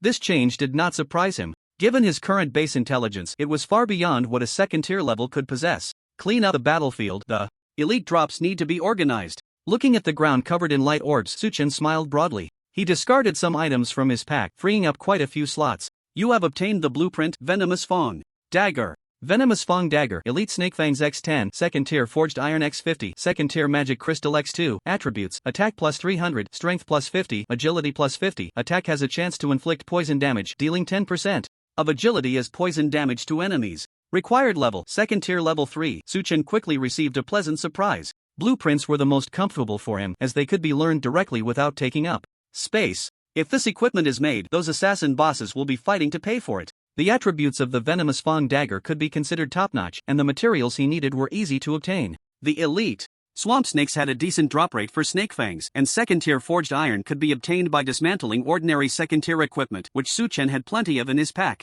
The more troublesome item was the second-tier magic crystal, which required dismantling A-grade or higher equipment or finding a mine to obtain. However, when his inventory became insufficient, Su Chen wouldn't mind dismantling some A-grade second-tier equipment. You have obtained the equipment, Magic Wristband. You have obtained the equipment, Calf's Shield. You have obtained the blueprint, Flame Longbow. Flame Longbow, Flame Bone X10, Second Tier Forged Iron X50, Second Tier Magic Crystal X2. Attributes, Ranged Attack plus 350, Agility plus 50. Attack includes 10% agility as fire damage, Shooting Speed plus 10%. Another blueprint? Seeing the second blueprint recipe, Su Chen smiled. His luck was indeed quite good. The attributes of the Flame Longbow were extremely suitable for his second identity. If it weren't for the fact that the inventory is currently quite tight, I would have planned to get a set of archer equipment to carry with me. That way, I could just transform into Xian Yuan and use the Phantom Clone to get a powerful ranged damage dealer as my helper. Although the Phantom Clone cannot use skills, it possesses many special effects. As long as I get those ranged damage gear with additional effects, the damage from the Phantom Clone will definitely not be low.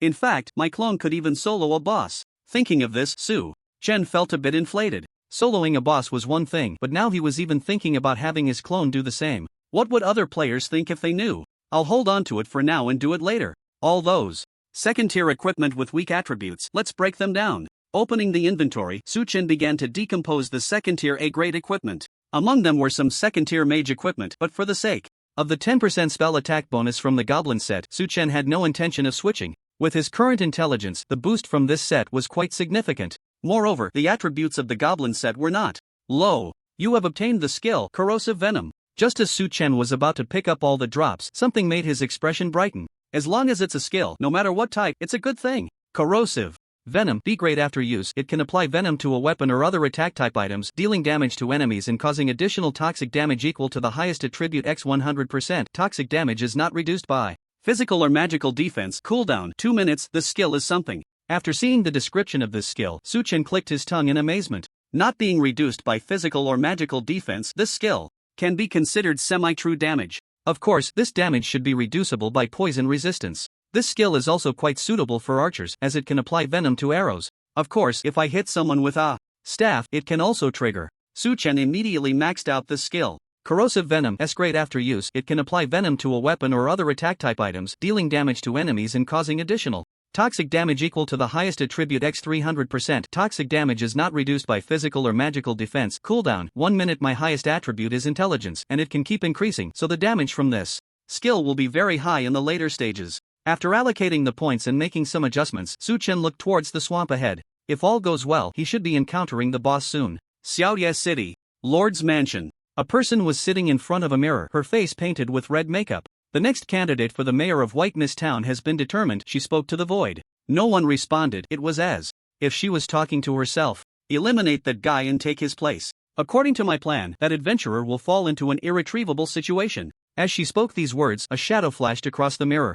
In a certain novice village, a snow-white wolf king fell straight to the ground with the final blow from a warrior. Phew, finally done. He looked at the boss before him, letting out a sigh, his anxious expression finally easing. Great, we've completed the main quest. Aside from that Suefe god, we should be the first to finish, right? We can move on to the next map now. Cheers erupted in the arena. Compared to the unfathomable Suefe god, they had already outpaced other players, especially Li Xiao, who was undoubtedly the third best in the world. Mr. Li, we received a congratulatory message from Mr. Ma, and he wants to borrow equipment to do the main quest. What do you think? Not long after defeating the boss, a subordinate ran up to Li Xiao. This main quest had gathered thousands of people, clearly drawing attention from various factions, and there were no shortage of informants. Tell him he can borrow it, but the interest won't be low. Li Xiao pondered for a long time before smiling. That's how it is among merchants, always prioritizing profit. Okay, I'll reply to Mr. Ma right away. The subordinate immediately responded. Li Xiao turned to look at the crowd behind him, his brow twitching.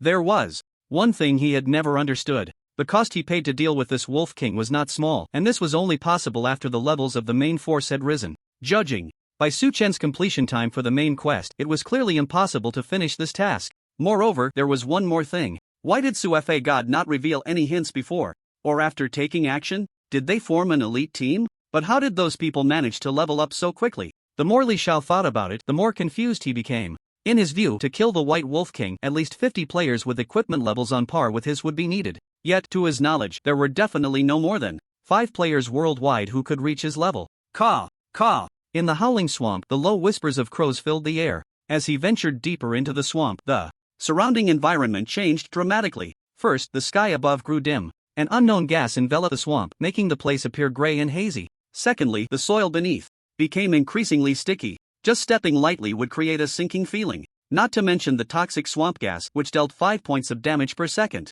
This place can't be entered without a priest. Suchen stood on a patch of swamp, covering his nose. The smell around was simply unbearable. What puzzled him was that after entering this area, he hadn't seen a single elite monster. Woo! Woo! At that moment, a wailing sound echoed. Over there! Suchen reacted quickly, immediately looking in the direction of the sound. No one? But with the enhancement of 2 perspective skills, he found nothing. Woo! Woo! The crying sound came again, louder this time. Let's go take a look.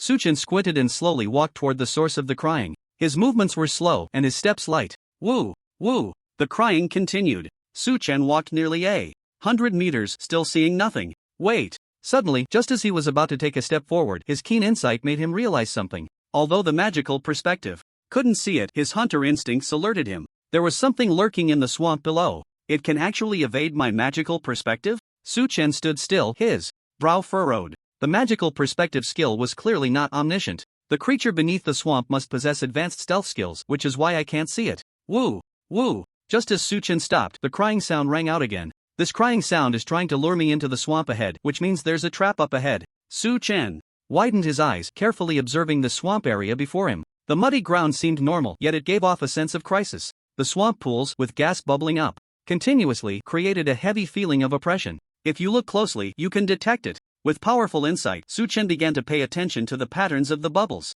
Rising. There. After more than 10 minutes, Su-Chen locked onto a position. Thunderbolt. In the air, a bolt of lightning fell from the sky, striking fiercely into the bubbles of that swamp pool. Corrosive swamp water surged up, and at the same time, a massive head emerged. This head had a diameter of nearly 1 meter, with a bright red comb on top, and fleshy spikes on both sides. As it surfaced, the swamp beneath Su-Chen's feet began to sink, and within seconds, it had sunk to his ankles. It really is a boss. As his body was being consumed by the swamp, Su-Chen stood firmly in place, completely unperturbed. His gaze was fixed on the creature ahead. Without a doubt, it was a swamp snake. But its size was enormous, with a body diameter of at least 1 meter and its lower half submerged in the swamp, making it impossible to see how long it was, though it was estimated to be at least 10 meters. If anyone saw such a giant snake in reality, many would probably die on the spot. Of course, if other players were here, they likely wouldn't last long either. Accompanied by its flicking tongue, its attributes were revealed before Su-Chen's eyes. Swamp Giant Snake Boss Level 2nd Tier 5th Level Health 100555/1200000.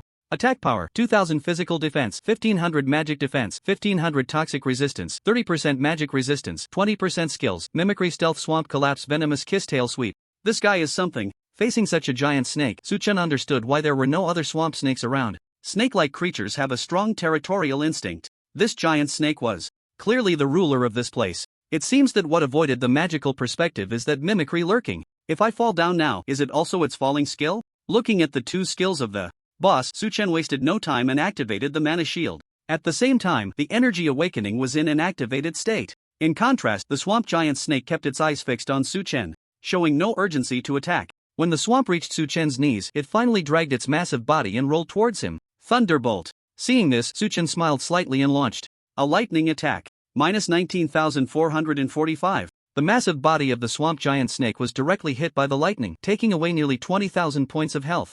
Zizz.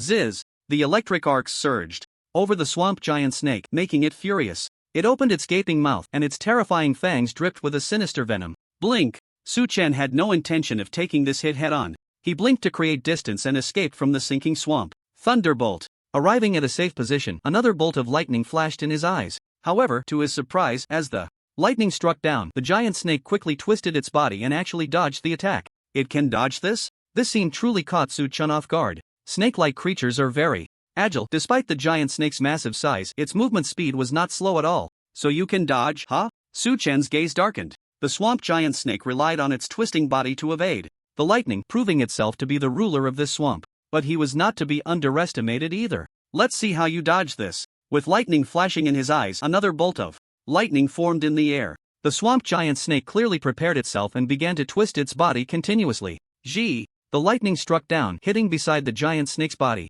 After dodging this attack again, the giant snake raised its head and flicked its tongue at Su-Chen, seemingly in a provocative manner. Thunder! The next second, another bolt of lightning struck directly on the giant snake's head. Its towering head immediately drooped down. Minus 19,445. As the damage numbers appeared, a deep wound was left on its head. It never expected that the interval between Su-Chen's two attacks would be so fast enough that even if it could dodge the first hit, it couldn't evade the second. Roar! The swamp giant snake went completely mad and lunged at Su-Chen. It realized that to win this battle, it had to first deplete Su-Chen's health. Su-Chen stood still, unyielding. Gravity field. Thunderbolt. As the control skill was unleashed, even with the swamp giant snake being a boss, it couldn't withstand the powerful gravity under Su-Chen's high intelligence boost. Its rapidly advancing body stumbled and was precisely hit by the following lightning. Minus 19,445. Even with its thick health bar, it was starting to struggle. Especially with the powerful control ability of the gravity field, it was now like a live target.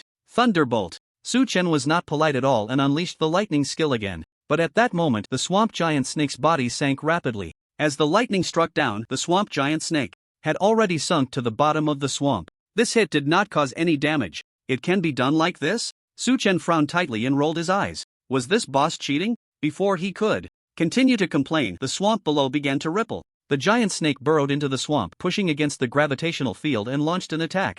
Alright, who told you this was your territory? The swamp giant snake could still play like this, and Suchen had nothing to say. He stood still, allowing the swamp snake below to attack him. After all, the magical shield was still up. Even if this boss's attack power was high, it couldn't take him down in one hit. The moment it surfaced would be his chance to counterattack. Dozens of meters later, the control effect of the gravitational field disappeared, and the swamp giant snake arrived in the area right beneath Suchen's feet. It circled around, not in a hurry to attack, much like a patient hunter. Can you hurry up? Even Suchen, the attacked, was getting a bit impatient. Of course, the reason the swamp giant snake was circling around was not without purpose. It was loosening the swamp in this area. At that moment, Suchen noticed that the swamp beneath his feet had become extremely adhesive, as if a giant hand was forcefully pulling his legs down. Suchen curled his lips, completely unwilling to escape. As half of his body was about to sink into the swamp, the giant snake below no longer had any reservations. Roar! A massive head broke through the ground and lunged at Suchen.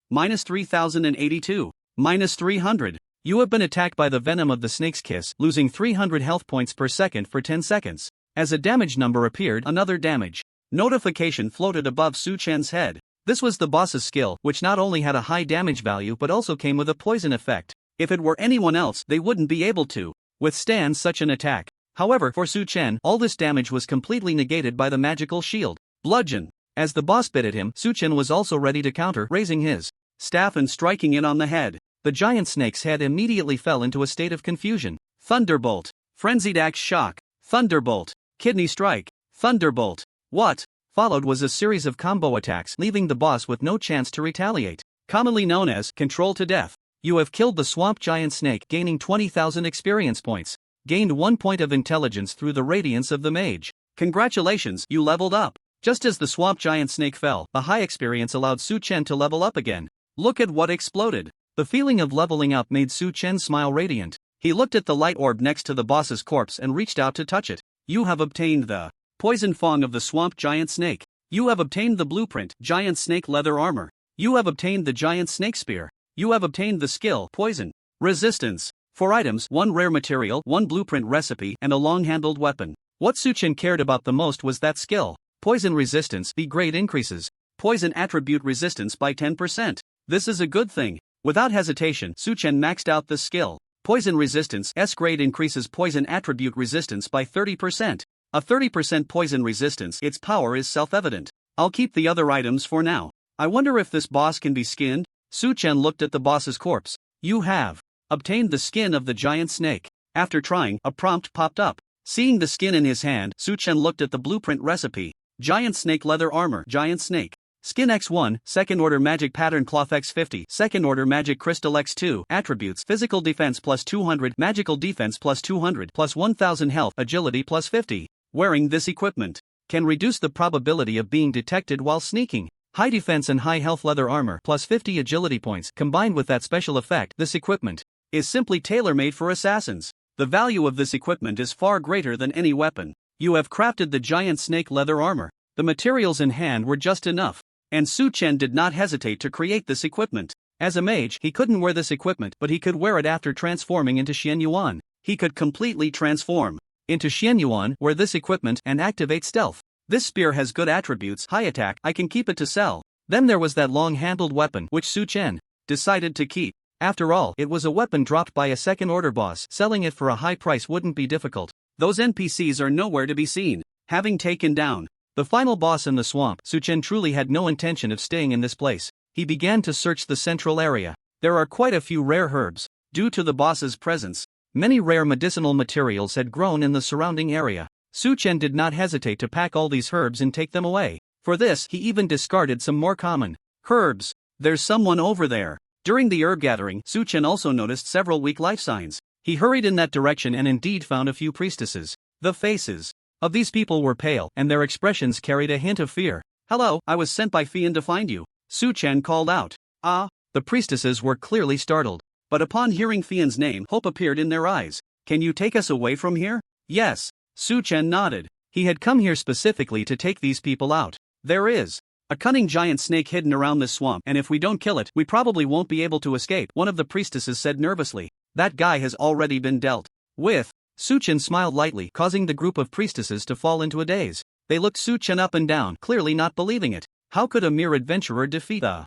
overlord of the swamp? You better not be lying to us. If we rashly escape, we will all be in danger. The priestess spoke again. Su-Chen curled his lip and took out the poison fawn of the swamp giant snake. This is its tooth. Do you believe it now? As soon as this thing appeared, the priestesses widened their eyes. How did you do it? You killed that cunning giant snake all by yourself? Several exclamations rang out together. World level ranking list. This ranking list only displays the top 10 players in the world. Currently, 5 rankings have appeared on this list. Ranked first is Su-Chen, level unknown. Ranked second is Xian Yuan, level unknown. Ranked third is Li Xiao, level 1, first stage. Ranked fourth is Ma Jingfei, level 1, first stage. Ranked fifth is Wang Xiaolin, level 1, first stage. The subsequent rankings are all empty, but those on this list are all players from Huagua. It must be said that the previous double experience greatly improved the leveling efficiency of Huagua players, and this credit naturally belongs to the first-ranked Su-Chen. In Sakura country, a man dressed in a kimono looked at the world-level ranking list, his expression dark and terrifying. One step behind, falling further behind, now the highest-level player in the entire Sakura country might just be him. Jin Ikiru, news has come from over there. The whole country will assist you in leveling up. From now on you don't need to worry about anything. Focus all your energy on leveling up and make sure to secure a place on the world ranking list. He looked at the message sent in the private chat channel, his eyes firm. I, Jin Ikiru, swear that even if I am behind now, I will definitely reach the top in the future. Suddenly, a loud roar echoed. Jin Ikiru's eyes were fixed on the name ranked first, completely disregarding the others behind. Looking at his level. Level 9. Somewhere in the Divine Path world. Crackle. Boom. Countless flashes of lightning intertwined. A person stood beneath the thunder, gazing up at the brilliant starry sky. He stood tall, as if bearing the weight of the entire starry dome. If there were others here, they would hear him murmuring something. The shackles of the world are about to be undone. The throne above the heavens is about to appear. Anyone has the chance to become that supreme sovereign. Great, we finally made it out. Adventurer, you are truly amazing. From today on, you will be our idol. After safely escorting all the priestesses out of the howling swamp, Su-Chen was surrounded by a group of girls, showering him with praise one after another. This is what I should do.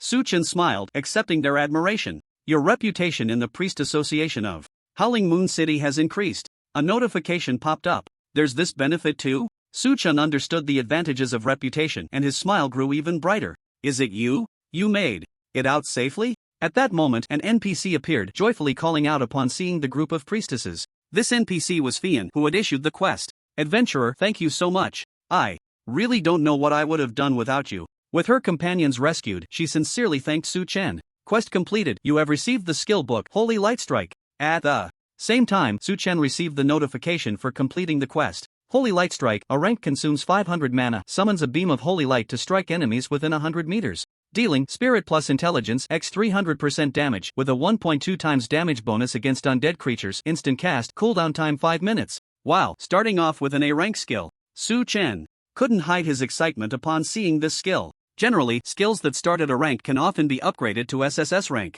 Moreover, considering the difficulty of the quest rescuing these NPCs was definitely a high difficulty task. Holy Light Strike successfully upgraded to Holy Light Strike SSS rank is maxed out. As expected, after opening the skill panel and allocating points, Su-Chen directly upgraded this skill to SSS rank. Holy Light Strike SSS rank consumes 2000 mana, summons a beam of holy light to strike enemies within 500 meters. Dealing Spirit plus Intelligence x 1500% damage with a 2 times damage bonus against undead creatures. Instant cast, cooldown time 3 minutes. Awesome. Su-Chen glanced at the damage calculation. This skill had even higher damage than his Thunderbolt skill. The damage calculation formula was also very friendly to the priest class. Su-Chen looked at his attributes. Player, Su-Chen. Class, Mage level, 2nd tier 6, 8000/30,000, health, 8180 mana, 39800 melee physical attack, 716 spell attack, 2583 physical defense, 918 spell defense, 1295 attributes, strength 308, constitution 338 plus 280, agility 308, spirit 605 plus 390, intelligence 764 plus 410, equipment, staff of the mage god, skeleton ring, sheepskin leggings, sheepskin boots, sheepskin gloves, sheepskin hat, sheepskin robe, goatman priest's necklace, goatman priest's ring, white mist town warrior badge. The total of spirit and intelligence reached 2169 points. This meant that the damage of the Holy Light Strike skill reached 32,535. If the opponent were an undead monster like the boss in the skeleton cave earlier, this skill would deal over 65,000 damage. What a pity, if only this were a magic type skill. Looking at this powerful skill, Suchin sighed. This was a priest skill unaffected by the bloodline of the mage god, and the high mana cost wasn't an issue. But the 3-minute cooldown time was indeed a bit long. Adventurer, can you escort us back to Howling Moon City? Just as Suchin was marveling at this skill, Fian's voice rang out. Of course. Suchin readily agreed. Originally, I also planned to return to Xiaoye City. After leaving the swamp, there were no monsters on the way back to the city. The guards of Xiaoye City were clearly very capable. Finally back. When the city gate of Xiaoye City came into view, a group of priestesses were overjoyed to the point of tears. Suchin followed them into the city. Looking at the sign in front of him, deep in thought. He had now reached level 6 of the second tier and could go learn skills from various profession mentors. However, he wasn't in a hurry. About that. The messy items in his inventory were driving him to the brink of obsessive-compulsive disorder if he didn't organize them soon. To the living area. Suchin hurried towards the living area. Arriving in front of the deserted shops, he began to take stock. Each shop was marked with a number, with shop number 1 located in the most prosperous area, adjacent to the NPC storefronts. How much does this place cost? Just as Suchin was assessing the storefront, an NPC approached. He was dressed in luxurious attire, clearly someone of wealth. Adventurer, are you interested in purchasing a shop? I want to buy this shop. Suchin nodded, pointing at shop number 1. This is the number 1 shop in Xiaoye City, and the price is not low. Are you sure you can afford it? The NPC scanned Suchin from head to toe, his gaze carrying a hint of disdain. What's the price? Suchin asked nervously. Even with a fortune, he was genuinely worried that the price of this shop would exceed his budget. 100,000 gold coins. As a distinguished guest of Xiaoye City, you can enjoy a 20% discount, which is 80,000 gold coins. The NPC replied. 80,000 gold coins? This number made Suchin breathe a sigh of relief. He looked at the gold coin count in his inventory, 267,809. Buying this shop was more than enough. Buy it anyway, I have no other place to spend money right now. After a slight struggle, he made his decision. I'll buy it. He confidently initiated the transaction with the NPC, placing down 80,000 gold coins. Is that it? Just like that? Even the NPC was a bit taken aback. What, can't I buy it? Suchin raised an eyebrow and retorted. Of course not. I'll go prepare the paperwork, please wait a moment. The NPC immediately got busy and his tone of address towards Suchin changed. After a long while, he brought back 2 items. You have obtained the deed for shop number 1 in Xiaoye City. You have obtained the business license for Xiaoye City. After paying the money, Suchin officially became the owner of shop number 1. Adventurer, it's yours now. You can make appropriate modifications to it and name it, the NPC explained enthusiastically after taking the money. Suchin nodded and eagerly walked into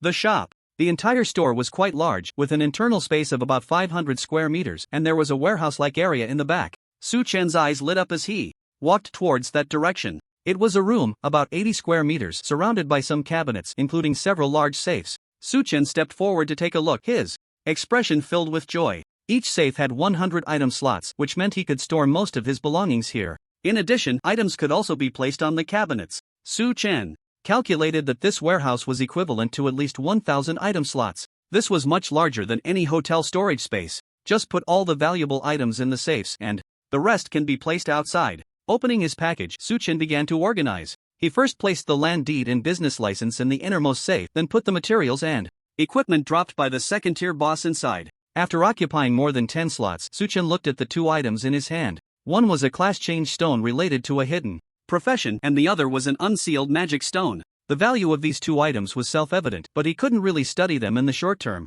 Better to keep them on me. After careful consideration, Suchin decided to carry these 2 items with him. Next came a large amount of materials and herbs. He opened several crafting skills and crafted everything he could. Most of them were high-level second-tier potions. Unlike equipment, these second-tier potions had no usage level. As soon as they were listed in the auction house, someone would definitely pay a high price for them. I'll just hold on to them for now, no rush to sell. Suchin didn't plan to sell these potions. He intended to stockpile a large quantity of potions and sell them later when more players came to Howling Moon City. This would not only increase the foot traffic to his shop but also save a significant amount in transaction fees. Suchin continued to take down everything he had listed in the auction house and placed them on the warehouse shelves, clearing out all his item slots except for 2 gemstones. He also needed to move everything from the hotel warehouse over here. Returning to the hotel, Suchin became a mover. After a long time, all his belongings were moved to the shop's warehouse. The shelves in the room were filled with various materials, herbs, and potions. The rest were all locked in the safes. Feels good. With everything arranged neatly, Suchin smiled in satisfaction. The warehouse door was a magical door, and after setting up a magical fingerprint, Suchin stepped out and returned to the shop outside. Aside from the neatly arranged shelves, there were no decorations here. There's no one in White Mist Town right now, so I won't bother for now. Su-chan had no plans to decorate the shop and simply closed the shop door. By this point in the game, he was already feeling a bit tired. Exit game. Howling Moon City. A shadow suddenly appeared in a mansion. It was completely black, resembling a shadow, making it impossible to discern what kind of creature it was. Inside the house, an older man with some gray hair was holding an appointment letter. Let me be the mayor of White Mist Town. I can't believe that idiot Yubai thought of this. The man frowned, his expression clearly showing resistance. Throwing such a mess at me, that guy has bad intentions. He muttered to himself, snorting coldly. No matter what, I will not accept this job. Putting down the appointment letter, he picked up a pen and paper and began to write a resignation letter. He didn't notice that a shadow was slowly approaching from behind him. When the resignation report was finished, he laughed. So what if you are the lord of Xiaoye City? As long as I deliver this report to the royal capital, this mayor, whoever wants to take it can. Just as his words fell, a shadow had already arrived behind him. The person seemed to sense something was off and suddenly turned around. Jie, Jie, Jie. A terrifying laughter echoed. The shadow clung to him like maggots to a corpse, completely enveloping him. In the next moment, the person began to struggle incessantly, half of his body wrapped in a strange darkness. He wanted to shout something, but one of his hands was tightly gripping his own neck. A low voice sounded as he continued to struggle desperately. However, the eerie darkness was clearly stronger, slowly devouring him bit by bit. When the person's eyes turned completely black, he revealed a strange smile. The report he had just written was also torn apart by his own hands. The pieces of paper scattered all over the ground. A voice followed. Closely. The good show is about to begin. On the outskirts of the novice village leading to Misty Town, a group of people was clearing the annoying first-level bear monsters on the road. Congratulations, Su Xiao, for ranking 8th on the leaderboard. After another bear monster fell, Su Shiji's level rose to first level 1. Ha, ha, ha. Su Shiji laughed out loud. Climbing the level leaderboard meant his status in the family would rise sharply. Su Xiao, there are buildings over there. We should be at the next map. Great. We're probably the second batch of players to reach the second map, right? I need to post something later to show off. Will there be other players in the town? Soon, someone discovered Misty Town, and everyone was excited. Su Shiji's face also couldn't hide his excitement. Let's go into the town. With his loud shout, a group of people marched into Misty Town. I've been immersed in the game these past few days. Let's go out for a stroll. In the real world, it was already evening. The small third-tier city where Su-chan lived had not been too polluted. The sunset glow on the horizon looked very beautiful. He changed into casual clothes, picked up his phone, and went outside. Usually, at this time, there would be quite a few pedestrians on the streets, but now it seemed a bit deserted. With the emergence of the Shin2 game, those elderly folks who loved square dancing had also found a second youth in the game. Su-chan walked down the street, looking at the few shops that were open. Most had only 1 or 2 staff members, and they were basically all food-related stores. This was also the current state of the world. Su-chan strolled along, feeling a strange sensation. His vision had become broader. Many details that he would not have noticed before inexplicably flooded into his mind. For example, when he occasionally encountered pedestrians on the road, he could guess what they had just eaten by the scent emanating from them, and he could even discern the small stains on their clothes, even judging their living environment. Everything was like something out of a movie with Sherlock Holmes, not exaggerated at all. Is this change brought about by that skill? Su-chan realized that the passive skills he learned in the game were automatically manifesting in reality. It wasn't just him, this change would also be exhibited by others after they leveled up. What will the world be like in the future? Su-chan furrowed his brows, unable to help but ponder. In the real world, somewhere, a person sat cross-legged on the ground, seemingly sensing something. After a while, he suddenly opened his palm. In the next second, a ball of flame appeared out of thin air in his hand. However, the flame lasted only a very short time, dissipating after a few seconds. I actually succeeded. Even so, an incredibly excited expression appeared on the person's face. This was not magic. This was real magic. In a corporate building, a man's fist was wrapped in white bandages. In front of him were several iron plates. Many people stood beside him, watching, including one person holding a camera. Let's begin, the man shouted. The person with the camera immediately made an OK gesture. The man took a deep breath, raised his fist, and struck the iron plate. Hard. Bang. A fist mark immediately appeared on the plate. This wasn't over. The man quickly punched the other iron plates. Bang. Bang. With successive strikes, more and more dense appeared on those iron plates. Incredible. Mr. Lee, your strength now is probably unmatched by the strongest fighters in the world. Is this something an old man can do? The onlookers were all shocked, expressing their amazement. The one throwing punches was none other than Li Xiao. He was already quite old, and if the video from earlier were to spread, it would definitely cause a sensation. I can feel it, my body is changing. Li Zhao's face couldn't hide his excitement, his body trembling involuntarily. He was already at an age close to being buried, but after leveling up in Shin 2, he could clearly feel that the improvements in the game were being reflected in reality. He looked at the people behind him, his expression growing more and more excited. It's a kind of infinite vitality. The next day, noon. After waking up naturally, Su Chen did not prepare lunch. He entered the game and arrived at the inn in Xiaoye City. Eating in the game could reflect back on his real body, and compared to the things he made himself, the food here was not only more abundant but also more delicious. With just a few gold coins, one can enjoy a grand meal. Please enjoy your meal, guest. The boss served meticulously, his tone extremely respectful. Just as Su Chen was about to indulge, a group of soldiers arrived. Is there something wrong? The boss was clearly startled by the sudden arrival of the soldiers. We are here to find someone. The leading soldier looked at Su Chen. Adventurer, the lord of the city requests your presence. Hearing his words, Su Chen was taken aback for a moment, glancing at the delicious food in front of him, raising an eyebrow. Can I finish my meal first? The captain of the soldiers smiled slightly. The lord of the city doesn't like to wait for people. Su Chen lifted his head, his gaze sharp. Was this NPC threatening him? Then I'll try to eat a bit faster. Su Chen also revealed a faint smile and began to eat in front of the soldiers. The soldiers' expressions immediately darkened. Adventurer, didn't you hear my words clearly? He emphasized. In response, Su Chen made a gulping sound as he drank. The soldier fell silent, staring at Su Chen, who was eating with abandon, not knowing what to think. Burp. After a while, Su Chen satisfiedly let out a burp, wiping his mouth with the napkin on the table. Let's go. He stood up and spoke to the soldiers.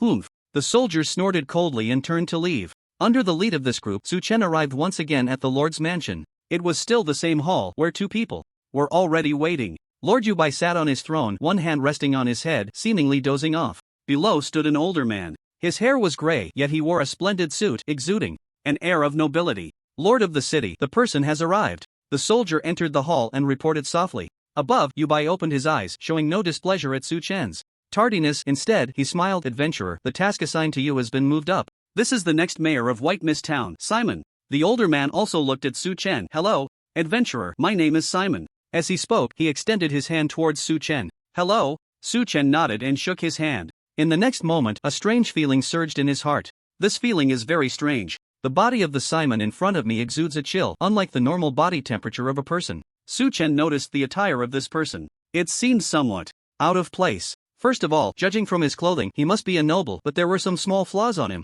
For example, on that expensive outfit, there were quite a few areas that showed signs of wear. Adventurer, it's not very polite to scrutinize others like that. Simon seemed to have noticed Su Chen's gaze and said after releasing his hand. Su Chen raised an eyebrow and withdrew his gaze. Alright, something so significant has happened in Misty Town, we must investigate thoroughly. Simon, I'll leave the rest to you. A voice from above, belonging to you, bye, rang out. The Lord gave a glance to a guard, who nodded and then turned to Su Chen and Simon. I will escort you both to Misty Town. Horses are ready outside the city, please. Simon bowed to you bye and turned to leave the Lord's mansion. Su Chen followed behind him and the guard, feeling that something was off. First, the original task required him to escort the new town mayor to Misty Town 3 days later, so why was it suddenly moved up, and by 2 days at that? Second, this Simon gave him a strange feeling, and the captain of the guard seemed to harbor considerable hostility towards him. Su Chen looked at his task list. The task had changed to escort Simon to Misty Town. Completion reward, Radiant Star Ring. The task remained the same,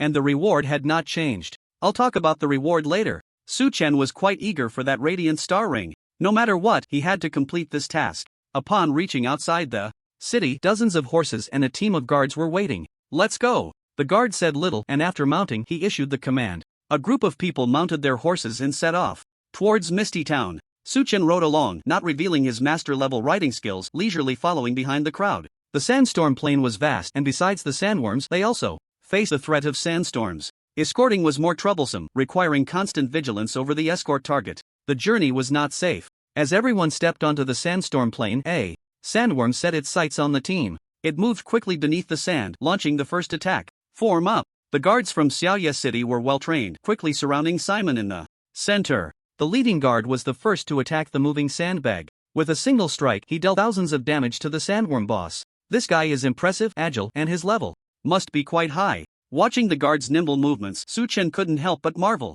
With this guy's strength, he could easily be considered a humanoid boss, capable of taking on that sandworm boss alone. Do I really need to be here for this escort mission? The sandworm was quickly dealt with, and Su Chen didn't even get a chance to intervene, suppressing a murmur. At The pace these people were traveling, they could definitely reach Misty Town within a day. If there were any threats on the road, aside from the sandworms, it would be the small monsters in the Misty Mountains. The difficulty of this task seems off. Su Chen squinted. If the sandworm boss was easily dealt with, could the small monsters in the Misty Mountains really be a threat? Could there be variables on this road? A bold thought emerged in Su Chen's mind. This escort mission seemed not as simple as it appeared. Speed up, we'll travel through the night and rest. Once we reach Misty Town. After dealing with the sandworm, the guard shouted. The group quickly mounted and increased their pace. Su Chen had been following at the back of the group, silently, observing everyone's actions. However, the result was somewhat disappointing. The soldiers all looked perfectly normal, with nothing amiss. So, will there be an ambush on the way?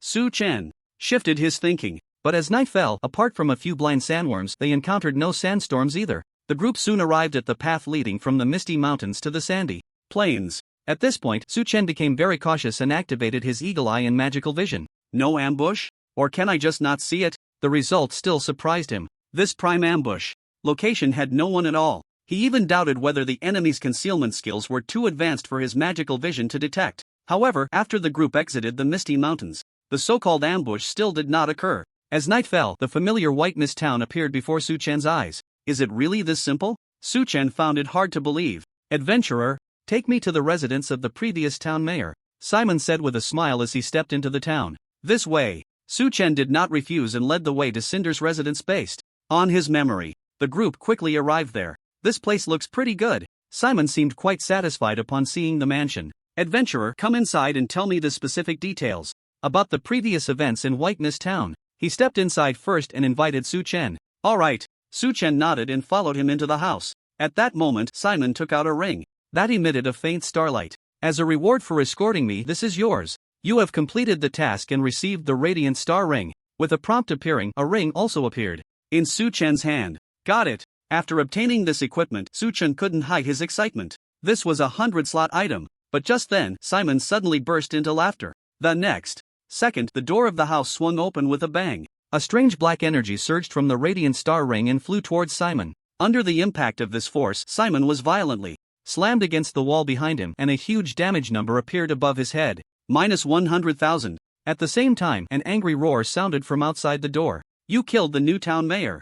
Everything happened too quickly, so fast that at the moment the shout rang out, the captain of the guards outside charged at Su Chen. His eyes were filled with a strong killing intent, clearly intending to execute Su Chen on the spot. At that moment, in Su Chen's perspective, the captain of the guards had already turned red, indicating hostility. Just as his charge skill was about to hit him, Su Chen decisively used a skill, Ring of Resistance. The captain's charge was instantly interrupted, and he was sent flying by the energy ring. At the same time, a significant damage number appeared above his head. You bastard, you have indeed allied with the darkness. How dare you attack the guards of Xiaoye City? The injured captain roared, stabilizing himself, but not continuing the attack. Su Chen stood still, his brow furrowed. He realized that this was clearly a conspiracy. I didn't kill this guy, he shouted, explaining to the guards. We all saw it. Simon was killed by your own hands. Do you still want to argue? The captain said with a stern face, firmly insisting. Su Chen's gaze suddenly turned cold. This captain definitely had issues. From today on, you are the enemy of Xiaoye City.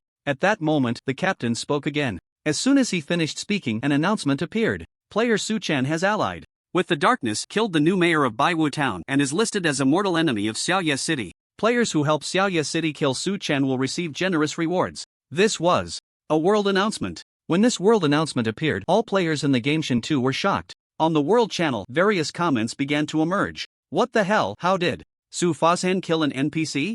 Wow, my idol is truly an idol. Su Fazhan is amazing, he can kill NPCs? We can only get one shot by those NPCs. Allied with the darkness? Is this some hidden quest? Are the rewards really generous? Damn, this announcement has turned Su Fazhan into a public enemy.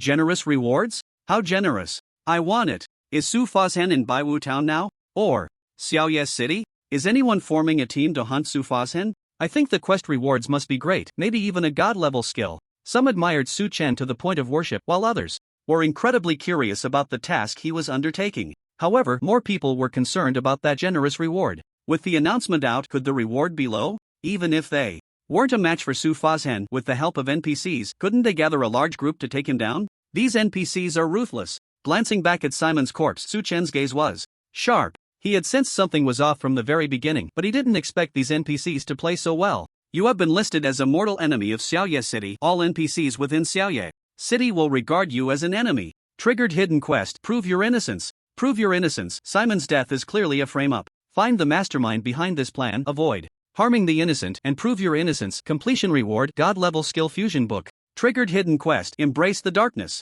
Embrace the darkness. Kill all NPCs in Baiwu Town, completely turning against all human factions. Completion reward. Become a fallen mage. Compared to the announcements seen by others, 2 quest options appeared before Su Chen. Fallen mage? Does that mean I have to ally with the evil god? Su Chen narrowed his eyes as he read the content of the second quest. Who is the mastermind behind the scenes? It's already obvious. Do you think you can force me to submit this way? Is it the evil god? A killing intent flashed in Su Chen's eyes. Flicker. A powerful magical energy manifested, and without a word, Su Chen disappeared from the mayor's residence. That guy ran away. Everyone chase after him. The captain of the guards shouted immediately upon seeing Su Chen vanish, and he began searching the area himself. However, after searching several rounds, he still couldn't find any trace of Su Chen. That guy must still be in White Mist Town. Relay my orders. Gather all the guards in the town and seal off the entire town. If that guy is found, kill him on sight. The captain's tone was extremely cold. The guards he brought quickly sprang into action, consolidating the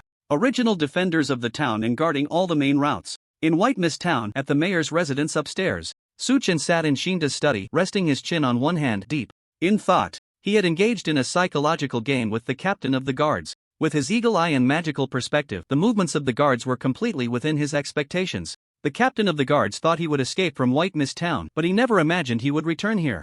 As for the 2 tasks, he accepted the first one without a second thought. The black energy that eliminated Simon was exactly the same as what he had seen on Shinda before. This conspiracy against him seemed to be a scheme by the so-called evil god to enslave him. Even if the first task had no reward, he would never accept the second one. I'm a man destined to become a god. Why would I care about a fallen mage like you? Do you want me to be your evil god's lackey? Get lost. Su Chen kept mocking, showing extreme disdain for that evil god. This task was given to me by that city lord, and that captain of the guards who harbors great hostility towards me is also the city lord's confidant. So, is the city lord plotting against me? He began analyzing the situation before him. Su Chen took out the radiant star ring. This was the reward for completing his escort mission, and there weren't many who could tamper with this piece of equipment. That Simon is also suspicious, seeking his own death? Recalling Simon's demeanor when he handed the ring to him, Su Chen sensed something was off. He slowly walked down the stairs. Returning to this place had another purpose: to inspect the scene.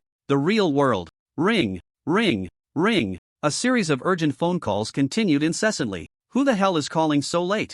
Are you out of your mind? A person rubbed his sleepy eyes and cursed as he got out of bed. You better have something important, or else. Picking up the phone, Su Shiji shouted into the receiver. Su Shao, get online quickly, something big has happened. The voice on the other end was very urgent, and what was said immediately woke Su Shiji up. This guy's corpse is not right. In the hall on the first floor of the mansion in the town, Su Chen was observing the position where Simon had fallen. His powerful insight quickly detected something amiss. The position where Simon crashed into the wall didn't seem like the result of an impact. It looked more like he had deliberately thrown himself against it. Could that black energy really cause such strong impact damage? Su Chen began to recall the situation when the black ability was unleashed. That energy didn't feel particularly strong to him. This was a game world, after all. Even those NPCs couldn't escape the rules of the game. 100,000 points of damage didn't seem like something that black energy could achieve. Thinking of this, Su Chen's eyes widened suddenly. He reached out to measure Simon's body temperature. Too cold. A chilling sensation washed over him. How long has it been? This temperature is definitely a problem. Su Chen remembered the scene when he met Simon in Howling Moon City. During their first handshake, his body temperature had seemed abnormal. Could it be that this guy has been dead for a long time? A terrifying thought surged in Su Chen's mind. The more he thought about it, the more plausible it seemed. Throughout the journey from Howling Moon City to White Mist Town, Simon had always felt off to him. What Su Chen couldn't understand before, he now did. The Simon he had met was not Simon at all. Controlling a corpse? This evil god is something else. Su Chen smiled slightly, not worried about his own situation at all. How should I complete this task now? Confront that city lord? Or capture that captain of the guards for questioning? He began to plan his next moves. After accepting the first task, a warning appeared in the task prompt. Killing innocent NPCs will lower your reputation in the main city. In other words, he had to find those truly problematic NPCs. How can I lure that captain of the guards out alone? In White Mist Town, people began to appear out of thin air. It was already deep into the night. The moonlight had dimmed. Yet, they continued to appear one after another. Soon, nearly 100 people gathered in this area. Is everyone assembled? Su Shiji looked at these people, his voice booming. Everyone who arrived in White Mist Town is here, one of his subordinates immediately replied. Su Shiji nodded, then revealed an excited expression. You all know our target, right? Yes. The crowd responded in unison, their shouts echoing. After they logged in, a task popped up on their interface. Assist the NPCs of White Mist Town in killing the player Su Chen. Although this task didn't specify a reward, just the content of the task was enough to drive Su Shiji crazy. Kill the player Su Chen. The entry into the Divine Path game is limited in number. Now that Su Chen had become the public enemy of the NPCs, this was the best opportunity for him to deal with Su Chen. As long as he killed this Suefation 10 times, Suefation would become a thing of the past in this Divine Path world. Of course, Su Shiji's goal wasn't just that. He was more concerned about the leveling techniques that Su Chen possessed. Even if I have to turn White Mist Town upside down, I will find that guy. Su Shiji clenched his fists, full of confidence. The current White Mist Town is no longer the novice village it once was. With the advantage of numbers, these 100 people, each releasing a skill, would be enough to deal with that. Suefation. A group of people began to search vigorously in White Mist Town. Su Xiao, there's someone over there. Not long after, a figure appeared in front of them. Go! Su Shiji's expression brightened, calling everyone to rush over. Not a red name. Who is this guy? Look at that outfit, he doesn't seem like the mage we met before. As they got closer and saw the person's appearance, everyone was stunned. They clearly did not expect that in White Mist Town, besides them, there were actually other players. An archer? Su Shiji also stared at the person's outfit, frowning. After a moment, he suddenly thought of something and blurted out, You are Xian Yuan? Oh, you know me? Having his identity revealed, Xian Yuan smiled and asked back. His candid admission left Su Shiji and the others exchanging glances. What are you doing here? Su Shiji's expression was not friendly. After all, he had heard that Suefation seemed to be good friends with Xian Yuan. Of course, I'm here for the announcement's reward. But Xuan Yuan's words left him stunned again.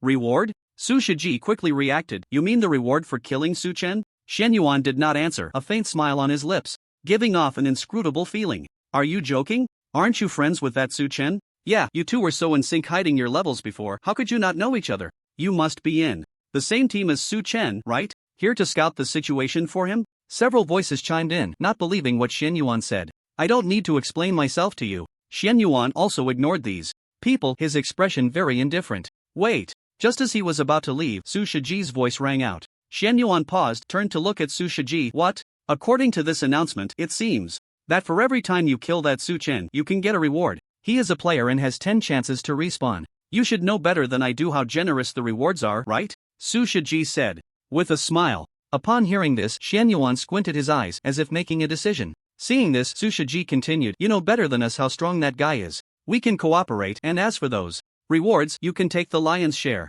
At this point, Su Shiji's smile grew even brighter. Even if Xian Yuan was friends with Suefation, what did friendship matter in the face of absolute profit? Sure enough, Su Shiji heard the most pleasant words he had heard recently. Deal. Then let's wish for a happy cooperation. Su Shiji smiled broadly and extended his hand towards Xian Yuan. Xuan Yuan's lips curled slightly, ignoring the hand, and turned to leave. TCH. Su Shiji looked at Xuan Yuan's back with a face full of displeasure. But, in order to deal with Su Chen, he still brought a group of subordinates and followed behind Xian Yuan. Xian Yuan walked ahead, already lost in thought. Who is Xian Yuan? Isn't that just Su Chen after his transformation? After transforming into Xian Yuan, Su Chen's perspective returned to the normal player state. As expected, not a single NPC could see through his identity. He swaggered down the streets of Misty Town, ready to find the captain of the guards. Who would have thought that he would run into Su Shiji and his group on the way? Upon seeing this group, Su Chen instantly guessed their intentions. These people were clearly here to cause him trouble.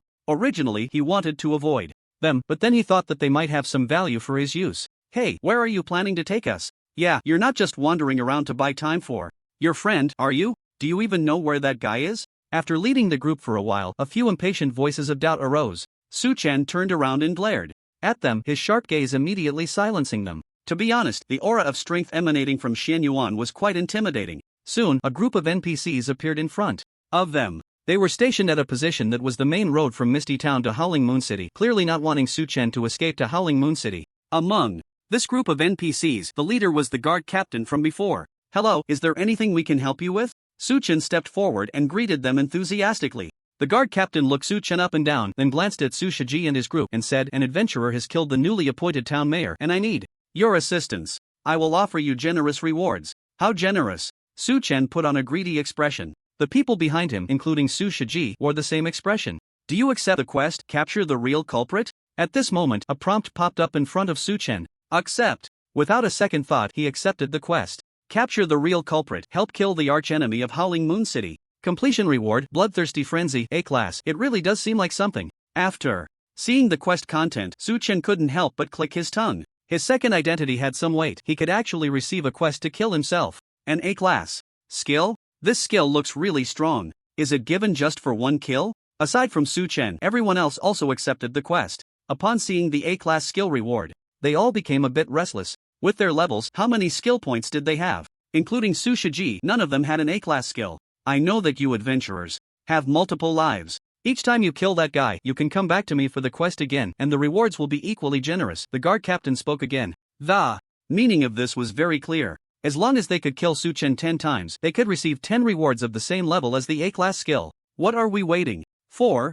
Hurry up and find that guy. If we can get 10 A-class skills, that would be incredible. No way, 10 A-class skills? Even that Su Fazhen doesn't have that, right? The crowd kept discussing. Their words made Su Shiji's eyes shine with excitement. On the field, a man fell into deep thought. Su Chen looked at the task reward, and a bold idea popped into his mind. He had dealt with NPCs many times and had quite a bit of insight into completing tasks. If we run into that guy and happen to kill him, and you all can't see it, whose reward would that be? Su Chen stroked his chin and asked the captain of the guards. Of course, you must kill that adventurer in the presence of a witness to receive the reward, the captain of the guards answered. Hearing this response, Su Chen smiled. Just as he thought. As long as he made these NPCs believe he had killed Su Chen, then in their eyes he would have completed the task. In other words, as long as these NPCs thought the person he killed was Su Chen, they would willingly hand over the reward. As for the so-called witness, Su Chen looked at Su Shiji and the others. Weren't these guys the best witnesses? The logic was the same. As long as Su Shiji and the others believed the person he killed was Su Chen, then the task could be considered complete. I've got this all figured out. Su Chen already had a plan in mind. Originally, he approached the captain of the guards to find a way to lure him away, but now he wasn't in a hurry. What are you laughing about? Do you know where that Su Chen is? Su Shiji, beside him, noticed Su Chen's smile and couldn't help but ask. Of course I know. Su Chen replied directly. This made Su Shiji's eyes light up. There's no time to waste. What are you waiting for? Yeah, hurry up and take us there. There's no way that Su Fazhen can escape now. The others were getting restless. Follow me. In front of these people, Su Chen put on a confident demeanor and took the lead. Next would be the moment to showcase his acting skills. Walking ahead of everyone, Su Chen looked at his skills. Shadow Clone. This skill was the most crucial part of his sheep shearing plan. Behind him, Su Shiji and the others deliberately kept their distance from Su Chen. Su Xiao, I don't think this guy is a good person. We need to be cautious. We can't let him take all the rewards. A few people stood beside Su Shiji, whispering, I know what I'm doing. Su Shiji waved his hand, his eyes fixed on Su Chen's back, deep in thought. The group fell silent. They quietly followed Su Chen until they reached a place. Is that guy in here? You're not lying to us, are you? The group exchanged glances upon seeing the inn before them. After arriving in Misty Fog Town, they had been here before. The high accommodation fees were something even Su Shiji couldn't afford. Is that guy really inside? Su Shiji looked at Su Chen with a puzzled expression. That Su Fazhen actually didn't escape from Misty Fog Town but was hiding in this inn? Wasn't that just waiting to be caught? I opened the inn for him, how could I not know? Su Chen replied with a smile.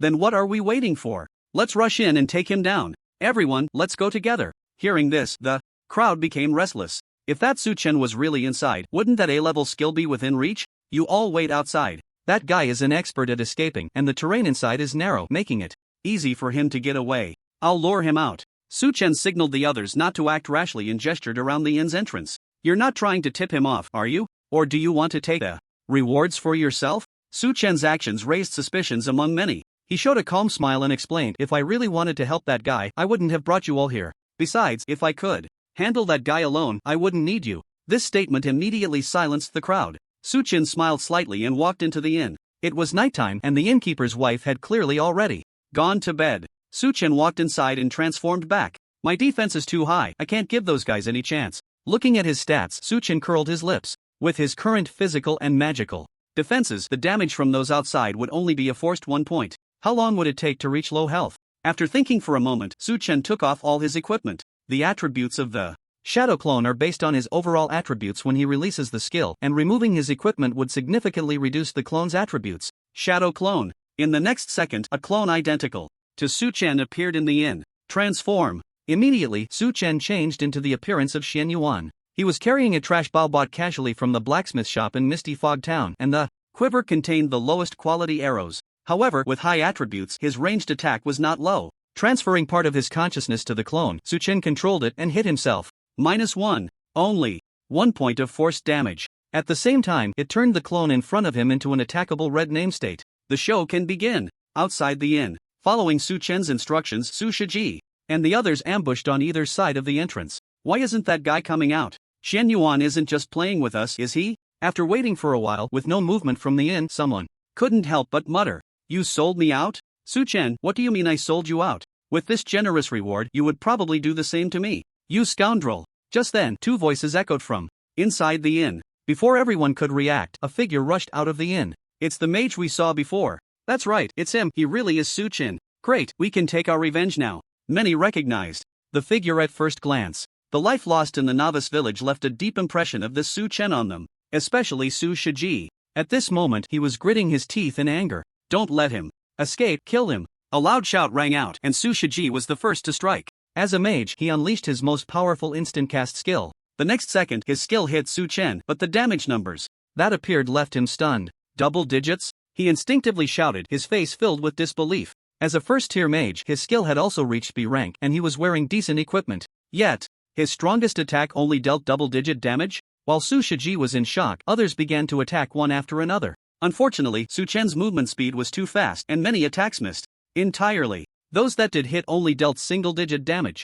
What the hell, a C-level skill only dealt 6 points of damage to this guy? This is ridiculous. My magic missile only did 3 points of damage? Damn, how high is this guy's magic defense? Of course, most of these were magic-based skills. There was no way, even without equipment, the clone's base spirit value was still too high, plus a 50% magic resistance. How could these people deal any damage? I only dealt over 30 points of damage. Does this guy have such high physical defense too? This is absurd. My strongest skill only did over 50 points of damage. His health bar is a bit thick. Aren't mages supposed to be squishy? Soon, many archers' attacks hit and they couldn't help but roar in anger. Su Chen was no mage, he was clearly a mage. Lord! Especially his speed in escaping, a group of assassins felt ashamed in comparison. Chase him, don't let him get away. A loud shout rang out on the field. Without thinking, others rushed after Su Chen. He. The person who shouted this was leisurely following behind the crowd, a smile on his face. This person was Xian Yuan. The clone's perspective was shared with the main body. Su Chen paid attention to the clone's health and controlled its escape direction right towards the captain of the guards.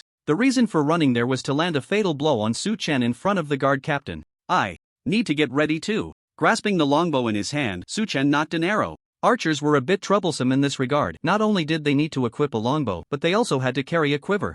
At the back of the main force, Su Chen was already prepared to strike. The archer skills he currently possessed were all S rank. Once he made his move, the clone would definitely be killed in an instant.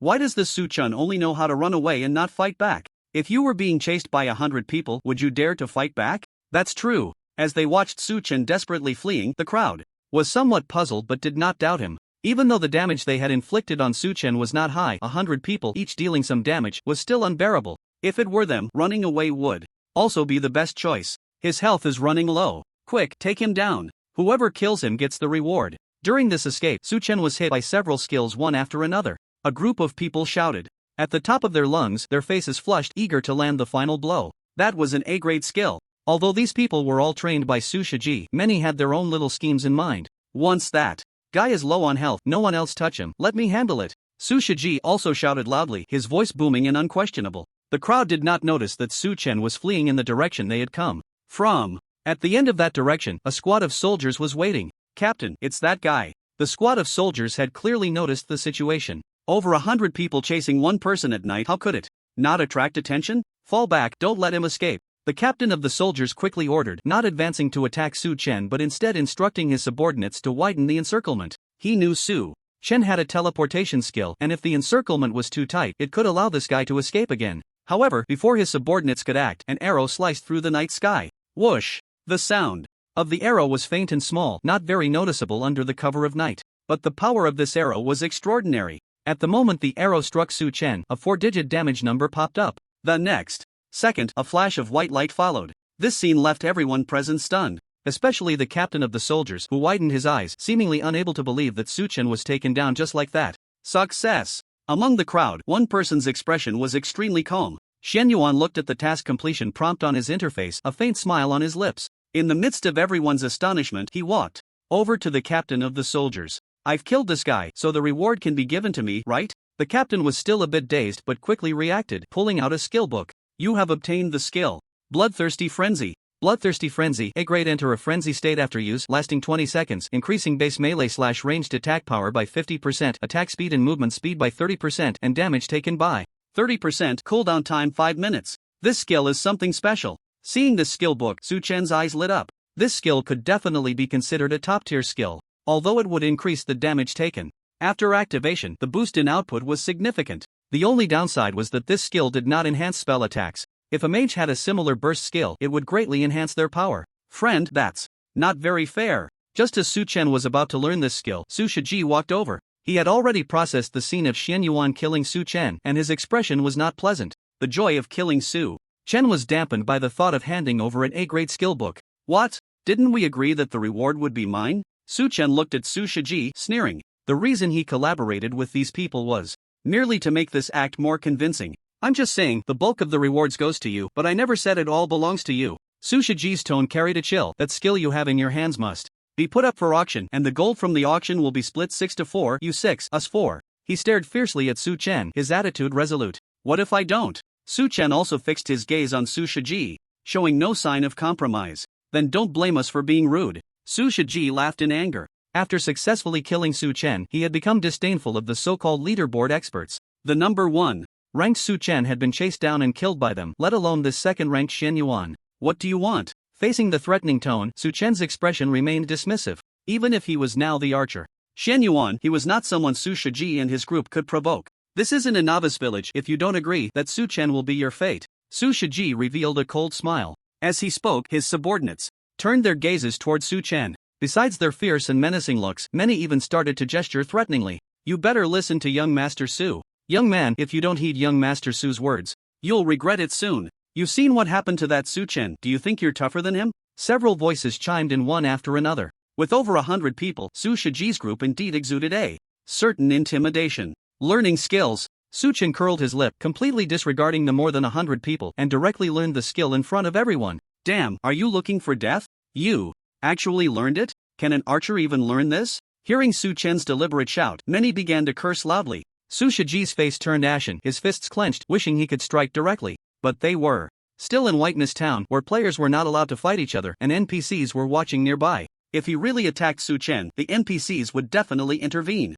Successfully upgraded Bloodthirsty Frenzy to Bloodthirsty Frenzy, SSS level. Su Chen ignored Su Shiji and the others, silently maxing out the skill he had just acquired. Bloodthirsty Frenzy, SSS level. Enter a frenzy state after use, lasting 30 seconds, with a 300% increase in base melee/ranged attack power, 150% increase in attack speed and movement speed, and 100% increase in damage taken, cooldown time of 5 minutes. At max level, the skill's enhancement effect received a tremendous boost. Although it only increased base melee and ranged attacks, for him, the skill's effect was nothing short of perfect. After all, he was a full-time mage. Friend, you're playing with fire. Su Shiji's deep voice rang out again. He couldn't make a move, so he could only resort to threats. Friend? Su Chen scoffed. Who said we're friends? Su Shiji's expression grew darker, gritting his teeth. True, you're the kind of guy who would even betray friends. That's ruthless enough, but don't forget, you're all alone. Today, you either compensate me with 10,000 gold coins, or you can just wait. He. In the face of Su Shiji's threat, Su Chen's eyes held only 2 words. Idiot. Very well, I'll remember this debt. But unexpectedly, Su Shiji dropped a harsh remark and led his group of subordinates to turn and leave. TCH. Su Chen looked at their retreating figures, disdainfully curling his lips. Even if this rabble doubled in number, they wouldn't withstand a single frost storm from him. Can I still take on tasks? Turning to the captain of the guards, Su Chen spoke. An A-level skill just wasn't enough to satisfy his appetite. You can come back to me for tasks in 24 hours. The captain's response left Su Chen somewhat stunned. He said nothing more and walked towards the outskirts of Whiteness Town. 24 hours was precisely the time it took for a player to re-enter the game after dying. From the NPC's behavior, it seemed they were aware of this. The rules of this world are a lot like a game, but some don't conform to the game. Walking outside Whiteness Town, Su Chen furrowed his brows. After experiencing this plot where he was betrayed by NPCs, he had a renewed understanding of this world. Everything cannot be treated with common sense. Should I stay in Whiteness Town? Or head to Howling Moon City? Temporarily setting aside other thoughts, Su Chen began to contemplate his next plan. Even with a mount, traveling back and forth between White Mist Town and Howling Moon City would take considerable time. 24 hours round trip was absolutely insufficient. If he wanted to continue milking the captain of the guards, he had to stay in White Mist Town. Considering it takes 24 hours to complete a task, the delay has been a bit long. Looks like I need to act against that captain of the guards sooner. Weighing the pros and cons, Su Chen made a decision. He would collect the reward again tomorrow, then take action against the captain of the guards. He believed that the Xian Yuan who had completed 2 tasks would likely have no defenses. After all this time in the game, I'm really feeling a bit tired. Exhaling a deep breath, Su Chen logged out of the game. White Mist Town. Young Master Su, are we just going to watch the guy take the reward? Yeah, he's all alone and we have over 100 people. Are we really afraid of him? I think that guy seems to be heading outside the town. Should we go after him now? A group of people surrounded Su Shiji, discussing non-stop. Su Shiji's face was ashen, his eyes flickering. You all saw it just now, that guy killed Su Chun with a single arrow and just got an A-level skill. Even if we could take him down, we'd still suffer a lot of losses. After a while, he spoke calmly. If we want to deal with him, we need to find the right opportunity. Hearing this, all his subordinates nodded. The arrow that Xian Yuan used to kill Su Chen was truly shocking. It should be known that Su Chen's defense was not low, that arrow could deal 4-digit damage, enough to kill any one of them. This was Su Shiji's biggest concern. If a battle broke out, he would definitely become Xuan Yuan's primary target. Tomorrow morning, everyone get up early to level up. We'll log off to rest in the evening. Su Shiji issued orders to the crowd. He already had a plan in mind. After Xian Yuan killed Su Chen, would that Su Faishan be able to swallow this anger? The reason Su Faishan chose to flee today was simply because their 100+ people had teamed up with Xian Yuan. But if they didn't team up with Xian Yuan, would Su Faishan fear Xian Yuan? There's a saying, when the clam and the snipe bite, the fisherman benefits. Su Shiji's plan was simple. Wait for Su Chen to take down Xian Yuan. Then they would strike to eliminate Su Chen, killing 2 birds with 1 stone. Tomorrow night, all assassins go online first and lie in wait around the town, observing the changes. The others should not go online yet. Wait for my notification. In Xiaodia City, inside the Lord's mansion, a person was grooming themselves in front of a mirror. Their long, slender hair was very smooth. Suddenly, a shadow appeared in the mirror. Your trick of using a knife to kill someone is truly exquisite. A voice echoed from the mirror. Sometimes, to deal with someone, you don't necessarily need to act personally. The person smiled. But don't forget, without the master's intervention, your scheme cannot succeed. The voice in the mirror grew somber. The rules of this world have not yet been fully liberated. The master has paid a considerable price, and if the next plan does not go smoothly, then you will have to take action yourself. Upon hearing this, the person's gaze turned cold. I only agreed to help you deal with him. I did not agree to take action against him. In the room, the air seemed to freeze, eerily quiet. Hee hee, hee hee, hee hee. Suddenly, a chilling laughter echoed in the room. You have no choice. You filthy monster. The shadow's words made the person tremble all over. Bang! The next second, the mirror was shattered into pieces. In the real world, sunlight shone on a building. The phenomenon of time zones is truly marvelous. Some people were already lying in bed, fast asleep, while others were busy working overtime. Phase 1 of the elimination plan successfully cleared target 37 people. A person was reporting while holding a document. I understand. The person sitting in the chair nodded, but the expression on their face was not satisfied. This number was far from what they had expected. At this rate, to eliminate the targets on the list, it will take at least 5 years. The subordinate continued, hesitating to speak. The person in the chair fell silent. Change the plan, directly target first-tier cities, and shift the focus to those with assets over 100 million who meet the criteria. Of course, in addition to those with the same name, we can also target those invisible wealthy individuals. After a long while, the person in the chair stood up, raising their voice. But if we do that, the risks are too great. The subordinate replied upon hearing this. The person took a deep breath, rubbed their eyes, and then sighed heavily. If it really doesn't work, then we can only abandon this plan. Seeing this, the subordinate took out another report, but things may not be without a turning point. Then, the subordinate handed the report to the person. The report contained the announcement triggered by Sufashion, declaring them a public enemy. Soon, an excited roar echoed throughout the entire building. Very good. In the early morning, as the sunlight streamed through the window and illuminated Su Chen's face, he slowly began to wake up. After a significant boost in his attributes in the game, his physical condition in reality had also improved, especially in terms of mental strength. Just a few hours of sleep made him feel full of energy. Play the game? But I have nothing to do in Misty Town. After getting up and tidying himself, Su Chen sat on the sofa, for the first time not diving straight into the game. The monster levels outside Misty Town were utterly meaningless to grind. I'll talk about it tonight. Picking up his phone, Suchen started scrolling through the trending topics. Many headlines related to him popped up. Law God is undertaking an epic quest. Perhaps upon completion, a world-class announcement will be triggered again. Are we really going to take action against the future Law God for a little reward? A notice to players in Misty Town. Who exactly is Su Law God? Why is he ahead of all the players? Does he possess some secret? Most of these were speculative posts, completely lacking any real evidence, relying solely on wild guesses. After reading them, Suchen couldn't help but shake his head. He continued to browse the posts when he suddenly discovered a different one, sharing the same name as Su Law God. Unable to bear the insults, chose to end his life. The content of this post was brief, telling the story of a person named Suchen who, due to sharing a name with Su Law God, couldn't withstand the pressure of public opinion and took a drastic step. The post also included a photo. In a room, a person was seen writing a suicide note. What struck Suchen as odd was this very photo. With his keen insight, even just a picture allowed him to see the clues. The handwriting in this person's note is off, and their clothing is very neat, including the various details in the room. It absolutely doesn't look like someone who would take their own life. Something's not right. Suchen, like a detective, instantly pieced together the puzzle. He looked at the post again. The location was in HF City. It wasn't close to his city, taking about 2.5 hours by high-speed train. Should I go take a look? His intuition told him there was something behind this, sparking his curiosity to investigate. I haven't traveled far in a long time. With nothing pressing at the moment, even if he reached HF City, he could still log into the game there without any delay. But if I go out, I still need to be cautious. Of course, Suchen didn't plan to just take a car to HF City. He found a black outfit and a black mask from his wardrobe. Eagle eye, magic perspective. With both skills activated, Suchen took in everything around him. Blink.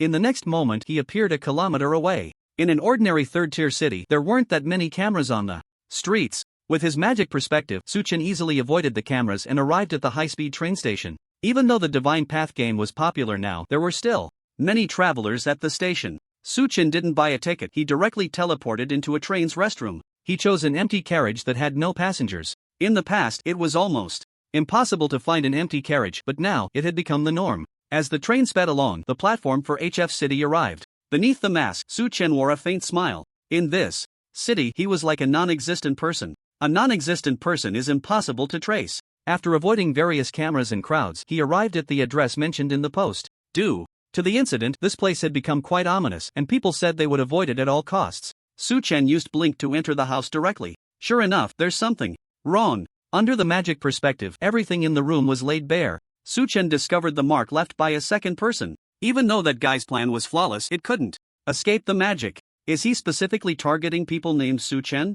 I can't tolerate this. Suchen quickly figured out the other party's motive. This was aimed at him. Is it an individual act or an organization? He stroked his chin, his gaze icy. HF City, Haoyan Grand Hotel. This could be considered a high-end hotel with a luxurious suite costing over 2,000 a night. Doug stood by the window, looking through a telescope at a room in the opposite building. I'm monitoring the next target. He wore a Bluetooth headset, which was connected. The mission has been temporarily cancelled. Inform everyone in HF City to withdraw to a safe location and await further orders. The voice on the other end left Doug stunned. Why was it suddenly cancelled? He asked in surprise. That's the order. You don't need to question it. For the time being, you will play your game over there and I will send you some equipment in gold. Remember, keep an eye on those guys. Don't let anything go wrong. The voice on the other end had a commanding tone. Alright, you have the final say. Doug shrugged and replied. After hanging up, he put away the telescope and made another call. All missions cancelled. Tell the others to regroup at our usual place. After making this call, Doug began to clean up the hotel. He was very professional, leaving no trace, at least not visible to the naked eye. Suchen? I quite enjoy those screams. Before leaving, he deliberately glanced at the room he had been observing, licking his lips. The expression on his face had a hint of madness. Bang! After tidying up, the door to the room was slammed shut, and Doug took his things and left the hotel. There was one thing he didn't know. A pair of unseen eyes was watching all his actions, including his hostility towards Suchen. This guy doesn't look like a good person at all. On the rooftop a kilometer away from the hotel, Suchen watched Doug in action, his gaze sharp. Compared to the others in his line of sight, this guy had an aura of red around him. Red signifies an enemy. Suchen never showed mercy to enemies. Right now, he had many ways to make this guy disappear without a trace. However, seeing Doug hurriedly leaving, Suchen didn't rush to act. Following him might yield unexpected rewards. Walking down the street, Doug swaggered along, not making any effort to hide himself. Some passers-by glanced at him, unable to help but take a second look. After all, Doug was tall, with blonde hair and blue eyes, quite handsome. He even smiled and whistled at some girls. His somewhat ostentatious behavior was indeed a bit out of character for him, but this was also a form of hiding. Is someone watching me? Is it just my imagination? Soon, Doug furrowed his brow and looked around. His instincts were sharp, but after observing the people around him, he found nothing unusual. Ha! Getting old, not as good as before. Doug chuckled softly to himself. He entered the subway station like a regular passenger. HF City was not small. After passing through more than 10 stops, Doug exited the subway. The meeting point was at a villa in the suburbs. Doug was the first to arrive. He skillfully retrieved a key from a flower bed outside the villa. Once inside, Doug set the box he was carrying aside and walked to the refrigerator. Opening the fridge door, it was filled with beer. Finally, I can have a good drink. The cancellation of the mission made his tense nerves completely relax, and he began to drink heartily. After a while, another person arrived at the villa. This person was different from Doug. He was not a foreigner. You really have a leisurely spirit. Seeing Doug drinking heavily in the room, the man rolled his eyes.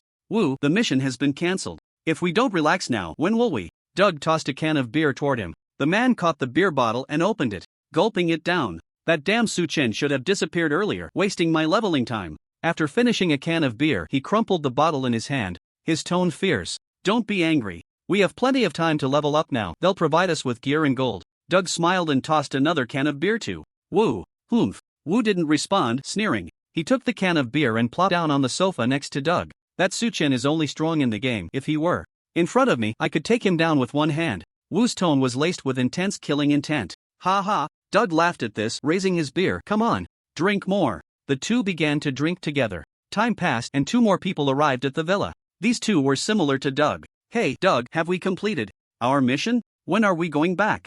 I can hardly stand this place anymore. The 2 shouted as soon as they entered. Guys, don't rush, they want us to stay here for now. Doug replied helplessly. It was clear he didn't want to stay there either. I've had enough of those guys. If I could have everything in the game, I wouldn't be under anyone's control anymore. I'm tired of this life too. Why don't we carve out a place for ourselves in the game together? The 2 spoke one after another, showing no hesitation. Doug heard this and tossed 2 cans of beer to the 2 men. They caught the beer and sat down on the sofa. Wu, do you want to join us? Doug looked at Wu. Wu said nothing, silently raising the beer in his hand. This action made Doug and the other 3 laugh together. They were considered old partners, otherwise they wouldn't have been assigned to the same place. Cheers! Doug shouted. But just as he was about to bring the beer to his mouth, his expression suddenly turned to one of terror. Not just him, the other 3 also wore expressions of fear. They suddenly realized that their bodies could not move. An invisible force held them firmly in place. Not just their bodies, even their mouths could not open.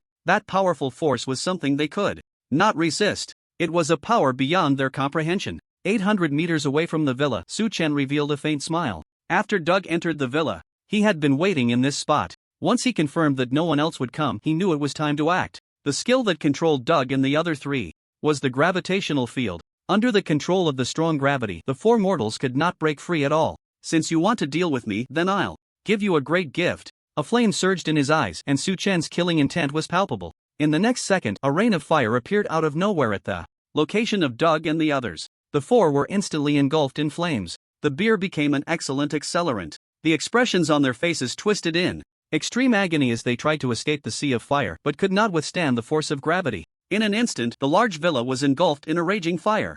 Under the flames, nothing remains. The blaze is unstoppable. Even from 800 meters away, Su-Chen seems to feel a wave of heat. This is a warning, he murmurs softly, his expression unchanged. Su-Chen knows very well that there are too many people who want to put him to death. With his current abilities, he might be able to root them all out, but it would take too long. Moreover, those people are likely not in Huagua. Whenever he can teleport across the sea, it won't be too late to seek them out for retribution. This is also the reason why he dealt decisively with Doug and the others. Even if he could interrogate them, he had no plans to act afterward. After tonight's show, whether it's the progress of the main quest or leveling up, he must catch up. I can still go back for dinner. Looking at the time, Su-Chen's lips curled up and he suddenly vanished as if he had never been there. In a city, in a conference room of a corporate building. Everyone, wake up. Tonight is very important. A man in a suit and tie, looking like a leader, was giving a speech. Nearly 100 people sat in the large conference room, all spirited and alert. These people are the subordinates of Su Shiji. They gathered here to facilitate a collective online session.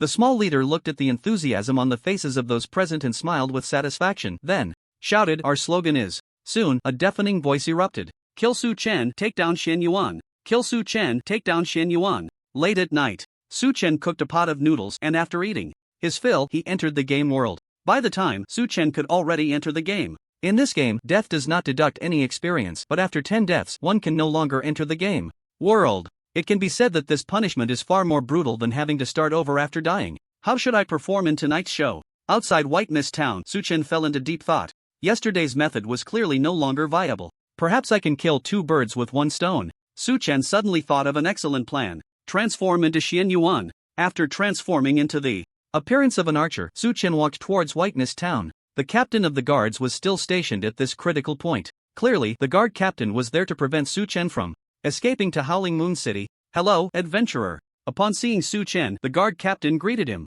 Yesterday, Xuan Yuan's arrow had instantly killed Su Chen, undoubtedly increasing his favorability. I'm here to take a quest. Su Chen was very direct. The guard captain nodded, and a quest appeared before Su Chen. It was the same quest as yesterday, but today's reward had changed to a piece of equipment. Rock chain armor, A-class plus 100 constitution plus 100 strength attached skill. Rock skin after use reduces 80% of physical damage taken, becomes ineffective after 3 attacks. Cooldown of 10 minutes. Required level, 2nd stage level 5. From the attributes of this equipment and the attached skill, it could be considered top-notch for both offensive and defensive warriors. However, compared to yesterday's A-class skill, this reward genuinely disappointed Su Chen. What's wrong, adventurer? The guard captain seemed to notice Su Chen's expression and asked, I want to ask, are the rewards going to be equipment from now on? Familiar with dealing with NPCs, Su Chen feigned confusion in his response. Yes, the guard captain replied without hesitation. Su Chen said nothing and turned to leave. Looking at Su Chen's back, the captain of the guards furrowed his brows. He always felt that something was off, yet he couldn't quite figure it out. In Misty Fog Town, while Su Chen was conversing with the captain of the guards, not far away, a stealthy thief was watching everything unfold. Su Xiao, that Xian Yuan has arrived, but he hasn't spotted Su Chen yet. The thief immediately messaged Su Shiji. Got it, keep an eye on Xuan Yuan's position. Su Chen will definitely cause him trouble. Su Shiji ordered the thief while hiding in a corner of Misty Fog Town, waiting for the right moment. Today, let me show you the strength of Su Xiao. A broad smile was on his face, clearly confident. Something's not right. In Misty Fog Town, Su Chen was searching for a suitable spot to summon his clone, but he always felt like someone was watching him. He quickly thought of something and raised an eyebrow. Magical perspective. Once the perspective skill was activated, Su Chen smiled. Su Shiji is trying to stir up trouble. With his level advantage and the magical perspective skill at max level, these low-level thieves' stealth skills had nowhere to hide. Swift. As the sprint skill activated, Su Chen took a few quick steps, leaving behind those thieves who could only move slowly in their stealth state. In the next moment, he arrived at a deserted corner. Phantom clone. Su Chen directly used the cloning skill.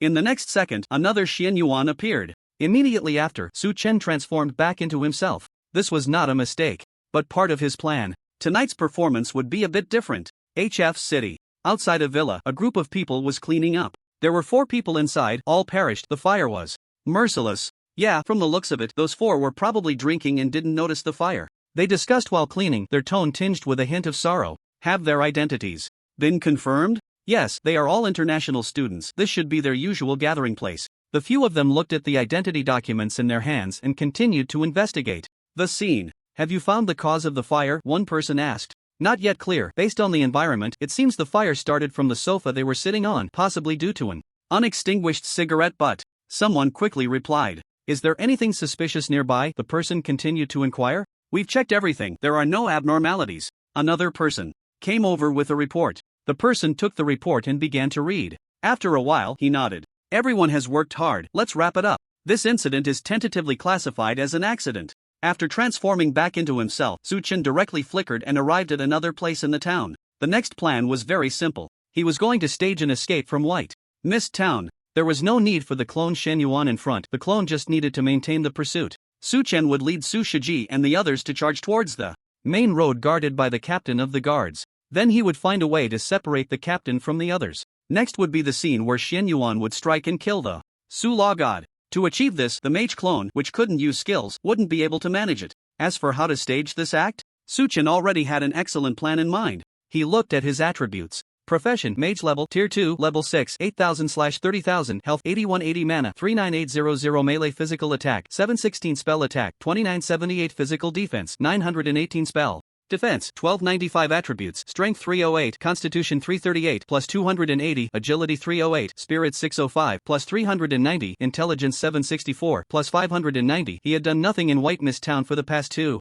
days, so his experience and attributes hadn't changed. However, after equipping that Radiant Star Ring, his intelligence had indeed become somewhat exaggerated. This damage is really a bit too much. Su Chen calculated his damage. Su Shiji and his group probably wouldn't even withstand the first jump damage of Froststorm. He didn't care about the lives of Su Shiji and his gang. What worried him was that killing those guards would lower his reputation in the main city. Forget it, just a few NPCs, losing some reputation isn't a big deal. I should be able to make it up with future quests. But then he thought again, and Su Chen didn't dwell on it. It wasn't a large-scale massacre and it was still self-defense. So there was nothing to feel guilty about. Better take off some equipment, I can't appear too strong. Yesterday, when facing Su Shiji and the others, he had taken off his equipment, and if he wore it all today, it would obviously alert them. Su Chen directly removed the entire goblin set, leaving only the basic 764 points of intelligence. Without a 10% spell attack bonus from the set attributes, his current spell attack was 1582. Even so, the damage of each jump of Froststorm reached 3056 points. With the spell defense and health of Su Shiji and his group, 80% of them would still be directly killed by the first jump damage. There's nothing I can do about that. All the intelligence boosting equipment was off and his attack was still this high. Su Chen smiled helplessly. Let's get started. He quickly ran towards the town's exit, not deliberately hiding his tracks. Along the way, is that Su Chen? That's right, it's him. He really came online. Is he planning to seek revenge on Xian Yuan? Su Chen walked boldly in White Mist Town and was soon spotted by the lurking assassins, but they followed Su Shiji's orders and did not act rashly. Something's not right. He's running towards the town's exit. Quickly report to young Master Su. But when the assassins realized that Su Chen was not seeking revenge on Xian Yuan but was trying to escape White Mist Town, they quickly messaged Su Shiji privately.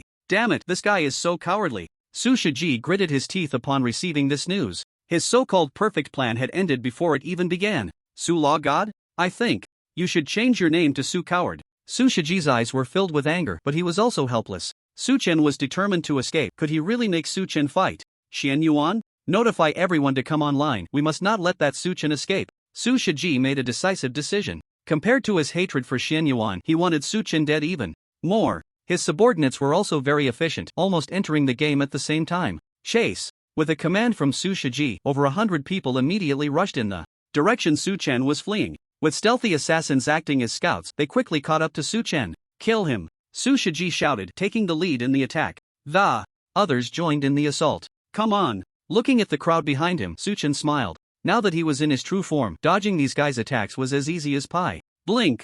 Su Chen executed a 10-meter teleport. Su Shiji and the others' attacks all missed. Don't run, Su God of Law. You're just a coward. What kind of God of Law? To me, you're just a stray dog. Seeing they couldn't threaten Su Chen, Su Shiji and the others began to curse loudly. You incompetent fools, if you have the ability, come kill me. Su Chen responded to their taunts. This remark left Su Shiji and the others speechless. A group of them, eyes red with anger, continued to chase and attack. Many of their attacks occasionally hit Su Chen, but the damage was negligible. Su Shiji's expression grew increasingly grim. However, soon his eyes lit up. In this chase, they had reached the main road of White Mist Town, and the NPCs stationed there had already spotted Su Chen. Now let's see where you can run. With the help of the NPCs, Su Shiji instantly gained confidence. But just then, he was astonished to see that the fleeing Su Chen had actually stopped. What does this guy want to do? Su Shiji widened his eyes, a sudden bad feeling creeping into his heart. Su Shao, that guy is stopped. It seems he's afraid of the NPCs.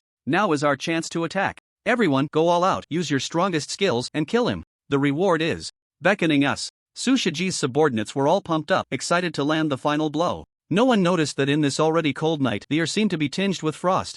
Various shouts shattered the silence of the night. Su Chen stood still, his attention entirely focused on the captain of the guards. He was his greatest threat. Magic Shield. As the shield skill activated, frost appeared in Su Chen's eyes. Frost Storm. In the next moment, a fierce wind howled, and the exit of this White Mist Town was instantly enveloped by a powerful frost force. At the same time, various 4-digit damage numbers appeared above Su Shiji's group. Except for the warriors with high health, all other fragile classes were instantly killed. Even Su Shiji was no exception. Although his equipment was good, most of it was offensive gear. Faced with the high damage of the frost storm, his health was simply insufficient. What the hell is going on? As for those tanks with higher health, they too turned into white light as the second wave of damage hit. Su Shiji's group didn't even have time to react to what had happened before they were all forced offline. All of this was within Su Chen's expectations. Killing these players had no impact on his reputation. He looked at the damage numbers appearing above the captain of the guards and the other NPCs. The captain had just over 1,000 points. The other NPCs had 2,000 points. However, their health was not low at all and they could completely withstand a round of the storm's damage. Why don't you just surrender? The captain of the guards, slowed by the frost storm, glared at Su Chen. Ha, come catch me then? Su Chen scoffed and directly blinked away. Don't run! The captain of the guards let out an angry roar and his body suddenly changed. His eyes turned blood red and his speed increased by more than double. The slowing effect of the frost storm was utterly ineffective against him. In this state, the captain of the guards charged towards Su Chen. Running so fast? Su Chen frowned. In front of the captain of the guards, he had no intention of using skills from other classes. The purpose of this was naturally to avoid revealing anything to the opponent. It was also to plan for the next steps. Ring of resistance. As the captain of the guards approached, a ring of energy surged around Su Chen. Unlike last time, although the captain was knocked back, the distance was only a few meters. He raised his weapon and charged at Su Chen. Su Chen did not dodge, allowing the captain's skill to hit him. A damage number of over 4,000 appeared. With the magic shield, Su Chen felt no pressure at all. The captain struck again. The corner of Su Chen's mouth lifted slightly. Freeze! A surge of icy power manifested, freezing the captain of the guards in place. After mastering the frost storm, he hadn't used this skill in a long time. In terms of control effect, this skill was still very strong. Provocatively, Su Chen made a gesture towards the captain of the guards and strode away. You damned guy! The captain of the guards' expression grew increasingly furious. He looked up at the night sky. The moon was very round tonight even. Though it was late, the moonlight was still bright. Woo! The captain of the guards suddenly let out a strange cry. What is this? Seeing the changes happening to the captain of the guards, Su Chen froze. Werewolf! The original captain of the guards had completely transformed into a monster covered in fur, his face now resembling that of a wolf. His mouth was filled with sharp teeth, looking particularly terrifying. The captain of the guards from Howling Moon City is actually a werewolf. Su Chen didn't know what to say. The situation before him had completely overturned his understanding. Human! You forced my hand. At this moment, the werewolf captain of the guards spoke. What the hell are you? Su Chen took a deep breath, not wanting to miss this good opportunity to gather intelligence.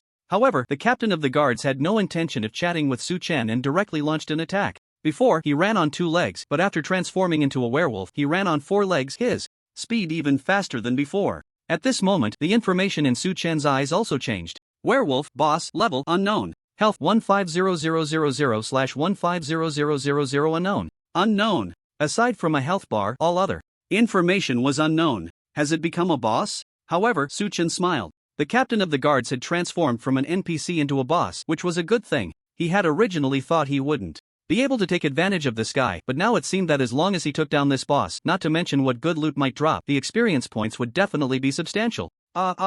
Seeing the smile on Su Chen's face, the werewolf let out a roar. It opened its massive jaws and lunged at Su Chen. I won't hold back. Su Chen, unafraid, calmly opened his inventory. With things having developed to this point, he no longer needed to act. After equipping his gear, Su Chen's attributes instantly surged. The werewolf charged in front of Su Chen and bit down on his shoulder. A damage number of 3,000 plus appeared above Su Chen's head. This attack's damage was completely absorbed by the mana shield, leaving him unscathed. Su Chen smiled slightly, raised his staff, and struck the werewolf on the head. Blunt strike. The next second, the werewolf fell into a state of dizziness. This is impossible. How can this be? That guy took out over 100 of us with one skill? In a corporate building? Angry roars continued unabated. Su Shiji's face was terrifyingly dark, and the others in the conference room didn't dare to breathe. Even if they found it hard to believe, they had to accept reality. They fully understood now that Su Fazhan was on a completely different level from them. The reason Su Fazhan had been running from them was all because he feared Xian Yuan. Without Xian Yuan, Su Fazhan could easily take them out. Su Xiao, how about we ally with Xian Yuan? One subordinate suggested. Su Shiji's expression was so gloomy it could drip water. He had just fallen out with Xian Yuan yesterday, and now he was supposed to curry favor? Where would that leave his face as the Su family's young master? The subordinate guessed Su Shiji's thoughts and nervously added, the enemy of my enemy is my friend. We need to deal with one of them first, right? Su Shiji gritted his teeth, clenched his fists, his expression torn. After a long while, he regained his composure. We need to deal with one first. Outside of Whiteness Town, on the road through the misty mountains leading to Howling Moon City, Su Chen looked at the werewolf in front of him, who had fallen into a state of unconsciousness, his eyes radiating intense killing intent. Holy light strike! A beam of white light descended from the sky, landing on the werewolf. The peaceful holy light carried a sense of solemnity, proclaiming judgment. Ah! The powerful force made the werewolf emit a heart-wrenching scream. Minus 22,564. A number appeared as the werewolf's health suddenly dropped by 1/6. This guy has such high spell defense? And spell resistance? Su Chen raised an eyebrow upon seeing that number. His total mental and intelligence points were nearly 2,500, and the base damage of Holy Light Strike reached 35,000. I will kill you. Just as Su Chen was calculating, the werewolf roared in anger, a strange black energy flickering on its sharp claws. Clearly, this guy had used some kind of skill. At this distance, with the werewolf's attack speed, Su Chen had no way to evade. With my tens of thousands of shield points, do you think I'm afraid of you? Su Chen revealed a contemptuous look, raising the staff in his hand and striking at the werewolf's waist. Kidney strike. 2 damage numbers appeared above Su Chen and the werewolf's heads. The difference was that the werewolf's head showed a state of dizziness again. Thunderbolt. Lightning fell from the sky. Minus 18,746. Another 5-digit damage number appeared above the werewolf's head. How is this possible? How can your damage be so terrifying? The werewolf was completely stunned. Su Chen's 2 attacks had directly taken away 1/3 of its health. Meanwhile, the damage it dealt to Su Chen was utterly insignificant. What's impossible about it? Su Chen replied, with a smile, raising his staff once more. The werewolf's running speed was incredibly fast. Only by controlling this guy could he ensure his attacks would hit. Frenzied axe shock. The werewolf fell into a state of dizziness again. Even as a boss, it couldn't completely resist these top-level skills. That brief moment of dizziness gave Su Chen the opportunity to deal damage. Thunderbolt. Minus 18,746. Minus 5,623. Lucky me. 2 damage numbers popped up in succession, and Su Chen laughed. This triggered the effect of mana surge. Ugh! The werewolf was struck by lightning, its skin torn and its fierce face filled with fear. It was not a mindless monster, on the contrary, it had high intelligence. Realizing it was no match for Su Chen, it began to contemplate escape. As long as it could flee, it could transform back into human form and summon more allies to surround Su Chen. Want to run? Seeing the werewolf give up its attack and retreat, Su Chen instantly understood its plan. Gravity field. A powerful gravity pressed down on the werewolf, trapping it as if in a quagmire. Ugh! The werewolf realized the situation was dire and used the previous skill again. With red light in its eyes, its strength and speed received a significant boost, and it actually managed to run against the gravity field. No wonder it's a boss-level monster. Su Chen exclaimed in surprise. With his current intelligence, even those elite monsters and NPCs would likely be unable to break free from the gravity field's constraints, but this werewolf boss had given him a bit of a surprise. I'm not playing with you anymore. With a slight smile, Su Chen began to gather energy. Crackle. Zing. In an instant, the area was filled with thunder and lightning. One bolt after another struck the werewolf boss. Under the restraint of the gravity field, even though it could dodge some of the attacks, its health continued to drop steadily. At this rate, it would meet its end here today. Suddenly, the werewolf boss seemed to see something, a glimmer of hope surging in his eyes. Adventurer, I am the captain of the guards. That Su Chen is right here. You must come help me. What he saw was none other than the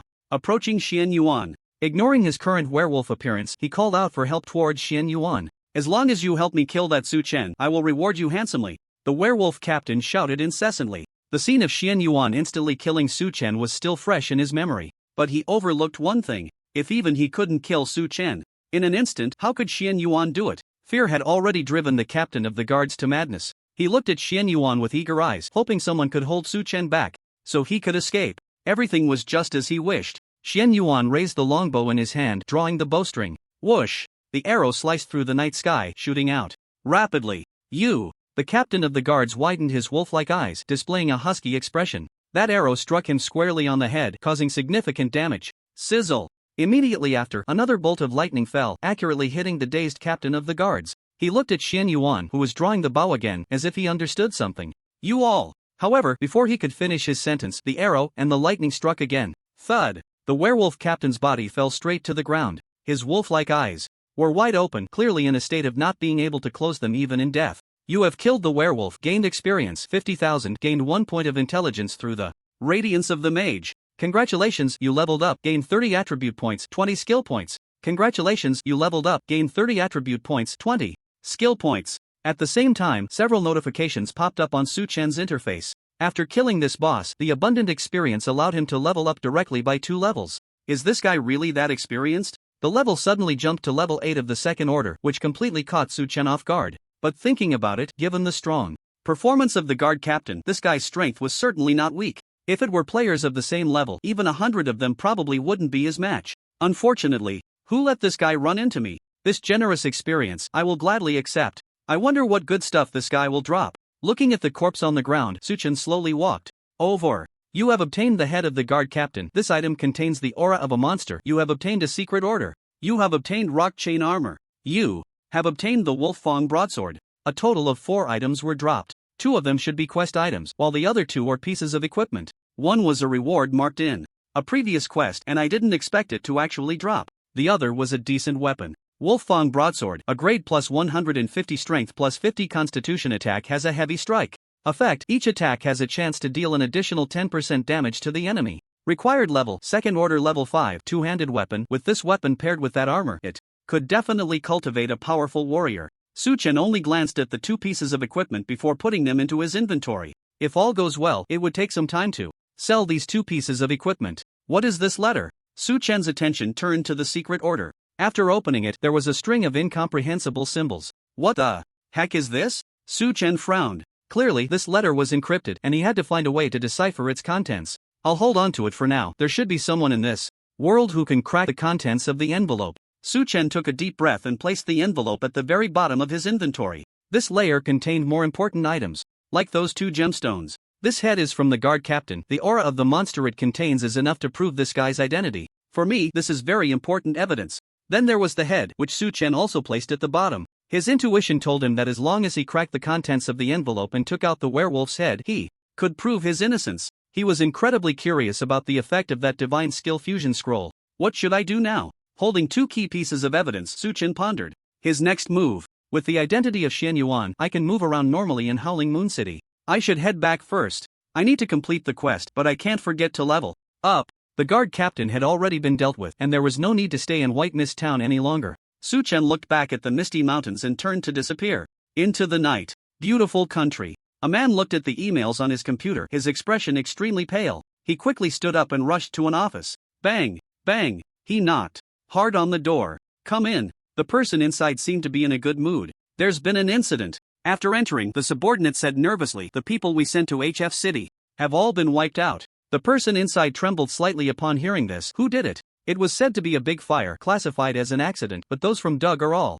skilled. They wouldn't make such a mistake. It seems someone has set their sights on us, the subordinate reported. Could it be that Suchen? The person pondered for a moment and suddenly asked. That possibility can't be ruled out. The subordinate nodded. If it really is him, then it means he is in HF City. Upon hearing this, a smile appeared on the person's face. Send all our people to HF City. We must find out what exactly is going on. If it really was that Suchen who acted, we will dig 3 feet into the ground to find him. In the Demon City, Qinfen was running wildly on the treadmill. The speed was so fast that an ordinary person could hardly handle it, yet he ran with a relaxed expression. This was the feedback from the Divine Path game brought into reality. Qinfen enjoyed the enhancements that the Divine Path game brought him. Similarly, he also hated the humiliation that the Divine Path game brought him. It was all because of that livestream incident. Onlookers might think it was a deliberate arrangement, but many knew the truth behind it. In the eyes of many, Qinfen had completely become a laughingstock. Ding, ding, ding. At that moment, his phone, which was placed aside, suddenly rang. Qinfen was slightly puzzled. It was already quite late. Who could be calling at this hour? Who is this guy? Seeing the caller's name, Qinfen frowned, seemingly trying to recall the person's identity. He answered the call. Young Master Qin, how have you been lately? A standard polite opening line came from the other end. Who are you? Qinfen asked, somewhat confused. I am Su Shiji. From the Da Heng group, the other end replied. Oh, so it's young Master Su. Qinfen was taken aback for a moment, his expression somewhat strange. He wasn't very familiar with Su Shiji. They had only met once at a gathering and exchanged business cards. On the other end, Su Shiji's voice continued. There's something I want to collaborate with young Master Qinan. What is it? Qinfen's tone was very flat, showing no enthusiasm for the so-called collaboration. I know the secret of that Suchen. I wonder if young Master Qin is interested in knowing? But as soon as Su Shiji's words left his mouth, Qinfen's eyes suddenly widened, his face filled with disbelief. The secret of the Su Law God? This was huge news. Tell me. Qinfen suppressed the surge of emotions within, his tone trembling slightly. After the last live broadcast incident, he clearly wouldn't easily trust anyone again. I'm in the same novice village as Su Fazhen. While everyone else was still killing level 1 monsters, that guy went straight to the high-level monster area and he's been grinding alone the whole time. Su Shiji slowly began to speak. Grinding alone? Xianfen sensed the crux of the issue. According to the leveling difficulty in the game, those high-level players all use team leveling methods. How could one person possibly level up quickly? Are you serious? Xianfen pressed. I can guarantee he's definitely alone, even if he has friends. It's just that Xian Yuan. Su Shiji affirmed, I'm currently in Whiteness Town, and I've even killed that Su Fazhan once. You killed Su Fazhan once? Xianfen's tone grew more surprised. He certainly knew about the announcement in Whiteness Town, but he was half convinced by Su Shiji's words. Xin Xiao, I can guarantee with the credibility of Da Heng that every word I say is true. Su Shiji made another assurance. Su Xiao, I don't quite understand what you mean. At this point, Xianfen's expression grew even more puzzled. Why not be more direct? How do you want to cooperate with me? Ha ha. Su Shiji laughed on the other end of the phone. That Su Chen has mastered the secret of leveling up, as long as we can find him in reality. Su Shiji's words were left unfinished, but just that one sentence made Xianfen shudder, nearly dropping his phone. If everything is as Su Shiji said, this is an excellent opportunity.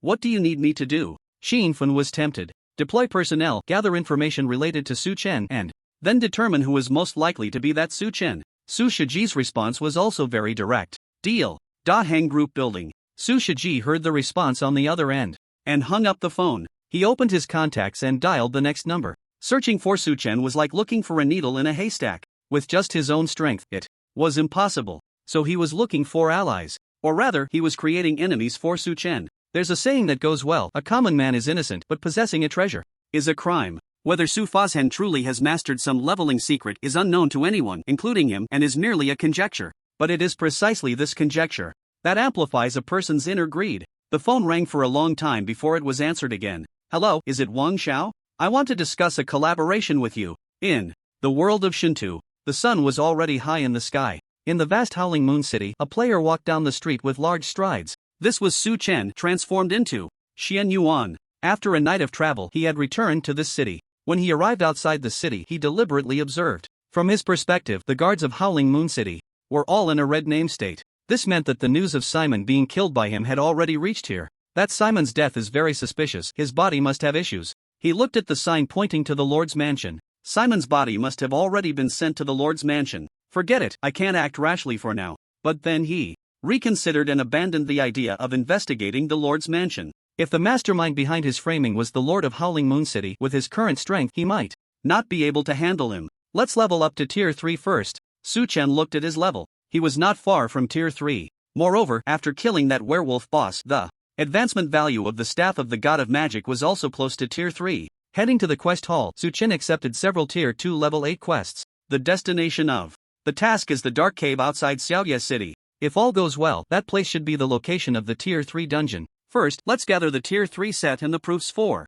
each profession. I believe that by then, even the Lord of Xiaoye City won't be my match, right? After accepting the task, Su Chen revealed a confident smile. Just as he was about to leave the task hall, someone suddenly walked in. It was an NPC. He walked slowly, his expression very serious, and he looked quite pale. Are you an adventurer? Upon seeing Su Chen, his eyes lit up and he hurried over. Yes, is there something I can help you with? Su Chen could tell from his demeanor that a task was coming and he quickly replied. I am the coroner of Xiaoye City. Just yesterday, something terrible happened in the Lord's mansion. The NPC seemed to trust Su Chen as an adventurer and began to explain. As usual, a corpse was sent to me, but this time, it was the new mayor of Baiwu Town. Just as I was about to examine the cause of death, the corpse suddenly vanished. At this point, the NPC's expression grew even graver. After my inspection, I actually found traces of a monster at the place where Simon's body disappeared. Then I began to track it down and eventually discovered that the monster's trail led to the dark cave outside Xiaoye City. He stared intently at Su Chen, his eyes filled with desperation. Adventurer, can you help me find Simon's body? Do you accept the task? Go to the dark cave and retrieve Simon's body? Completion reward, gift from the coroner. Looking at the task that popped up in front of him, Su Chen couldn't help but laugh. What a coincidence. He had to take this task. Don't worry, I'll help. Su Chen decisively accepted the task. The dark cave is located in the southwest direction outside of Howling Moon City. Compared to the Howling Marsh on the other side, this place is even more eerie. The entrance is a massive cave mouth, and inside is a sea of darkness. To grind monsters here, one must carry a light source. However, for Su Chen, the pitch-black environment has no effect. The skill Magic Vision is even more powerful than night vision goggles. This place is like a cave maze. Standing at the entrance of the cave and looking inside, Su Chen raised an eyebrow. The environment here is clearly not friendly to mages. The cave passages are twisted and complex, with stone walls several meters thick. In such an environment, the AoE-type skills of a mage can only target a very limited number of monsters. What to do? Accustomed to grinding in groups, Su-chun found himself somewhat unadapted. Should I just carry the monsters to grind? Or should I go straight in? With the vision skill, he wasn't worried about getting lost in this cave maze. Let's go in, ignore the ordinary monsters for now. After careful consideration, he disregarded the red dots around the cave's perimeter. Stealth, haste. With both skills activated, Su-chun swiftly moved through the cave passages. While running, he observed the monsters inside the cave. They looked very strange, resembling shadow-like creatures. Their labeled name was Little Shadow Demon. Most of these monsters were around level 6 to 7 of the second tier, scattered throughout the passages, not concentrated. Blink. As the stealth time was about to end, Su-chun executed a long-distance teleport to a safe zone within his line of sight. At this pace, he was moving very quickly through the cave maze. After a while, Su-chun stopped. Now I can start grinding. Looking ahead, the red dots on the cave path grew larger. Those should all be elite monsters. On average, there are 3 per passage, spread out quite a bit. It will be a bit of a hassle to grind them all together. Su-chun didn't rush to act but began to plan his monster-pulling route. The most annoying thing about this cave maze is that many passages do not connect and quite a few are dead ends. To pull monsters, one must backtrack. Moreover, one cannot blink through walls. Otherwise, those monsters would instantly lose their target and stop following him. Let's pull them one by one. Sighing, Su-chun activated his mana shield. Blink. He teleported to the dead end of a passage and then ran back out. Inside the cave, those elite monsters immediately launched an attack. Upon discovering Su-chun, they lurked in the darkness, being shadow-type monsters, making them hard to detect. In such a narrow cave, their ambushes are nearly unavoidable. Of course, Su-chun had no intention of dodging. An attack from a shadow creature hit his body. At the same time, Su-chun also saw the attributes of this creature. Greater Shadow Demon, Elite, Level, 2nd Tier 7 level health. 30,000/30,000 attack power, 1800 physical defense, 1000 magic defense, 1000 skills, shadow resistance. Shadow Assault. Soul Scream has shadow resistance? Seeing one of the Shadow Demon's skills, Su-chun was momentarily stunned. Originally, in such a narrow passage, he intended to use Crow's Storm to grind these monsters, but Crow's Storm deals shadow damage, which would definitely be reduced. Fire Rain. Su-chun decisively released Fire Rain in the passage. -7,943. -7,943. After several shadow demons were hit by the fire rain, their health dropped significantly. Su-chun did not continue attacking. This damage was merely to attract aggro. Haste. Activating the sprint skill, Su-chun quickly ran through the cave. After spending more than a minute, about 10 shadow demons were relentlessly chasing him from behind. So few. Su-chun felt a bit helpless. If this were in an open area, with this operation, he would have attracted at least 100 monsters. Let's take it slow. Fire Rain. While casting Fire Rain, Su-chun continued to lure more monsters. After the duration of the magic shield expired, he cast a Holy Light Shield for himself. Although this skill's shield value was less than that of the mana shield, it had the advantage of low blue consumption. The percentage of blue consumption for the mana shield meant that even with over 40,000 blue, he couldn't keep it up indefinitely. Almost there. As he continued to lure monsters, about 70 to 80 elite monsters followed behind Su-chun. Fire Rain. Fire Rain. Su-chun slowed down his running speed and threw Fire Rain towards the passage behind him. It feels like going back to the days of grinding monsters at the beginning. This retro way of grinding monsters gave him a sense of nostalgia. You have killed a Greater Shadow Demon, gaining 300 experience points. You have killed a Greater Shadow Demon, gaining 300 experience points. Gained 1 intelligence from the radiance of the Mage. God. Under the dense fire rain, many of the monsters that were already low on health began to fall, and the health of the other monsters continued to decline. The experience they provided made Su-chun very satisfied. On the road through a certain novice village, a person was carrying more than 10 tough-skinned bear monsters, with a priest behind him constantly healing him. Then there was a group of mages, raising their staffs and casting spells. Waves of fire rain fell from the sky, landing on the positions of those bear monsters, and the concentrated damage immediately brought them down to the ground.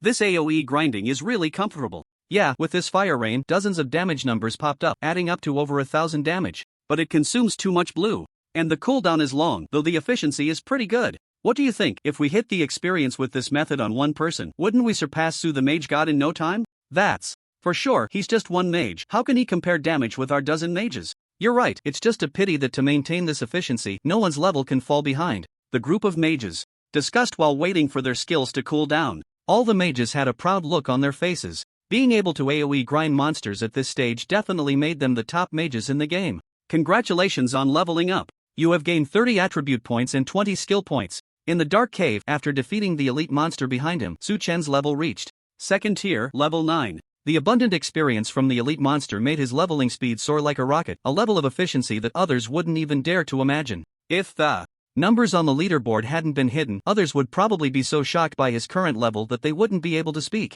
The top players among them had just reached the first tier, and Su Chen was already on the verge of advancing to the third tier? What would those still trying to catch up think? Of course, Su Chen didn't care at all about their thoughts. He walked over to the corpses of the shadow monsters and began to collect the drops. The drops from elite monsters were quite generous, including some A-grade second tier equipment. Su Chen gathered all these items. With the 100 slots in his bag thanks to the star ring, picking up items was much more comfortable now. You have obtained a fragment of the secret realm. Among these items, Su Chen's attention was drawn to a piece that resembled a puzzle. Fragment of the secret realm. Collect 5 pieces to unlock a certain secret realm. This was a crystal fragment with an irregular shape. Secret realm? Is it a dungeon? After seeing the item's description, Su Chen squinted his eyes. This secret realm should be a certain dungeon. Looks like I need to keep grinding. Su Chen was quite interested in this item. He looked towards the other red dots in the cave. To collect 5 pieces, he probably needed to clear all the monsters in this cave. No pressure at all.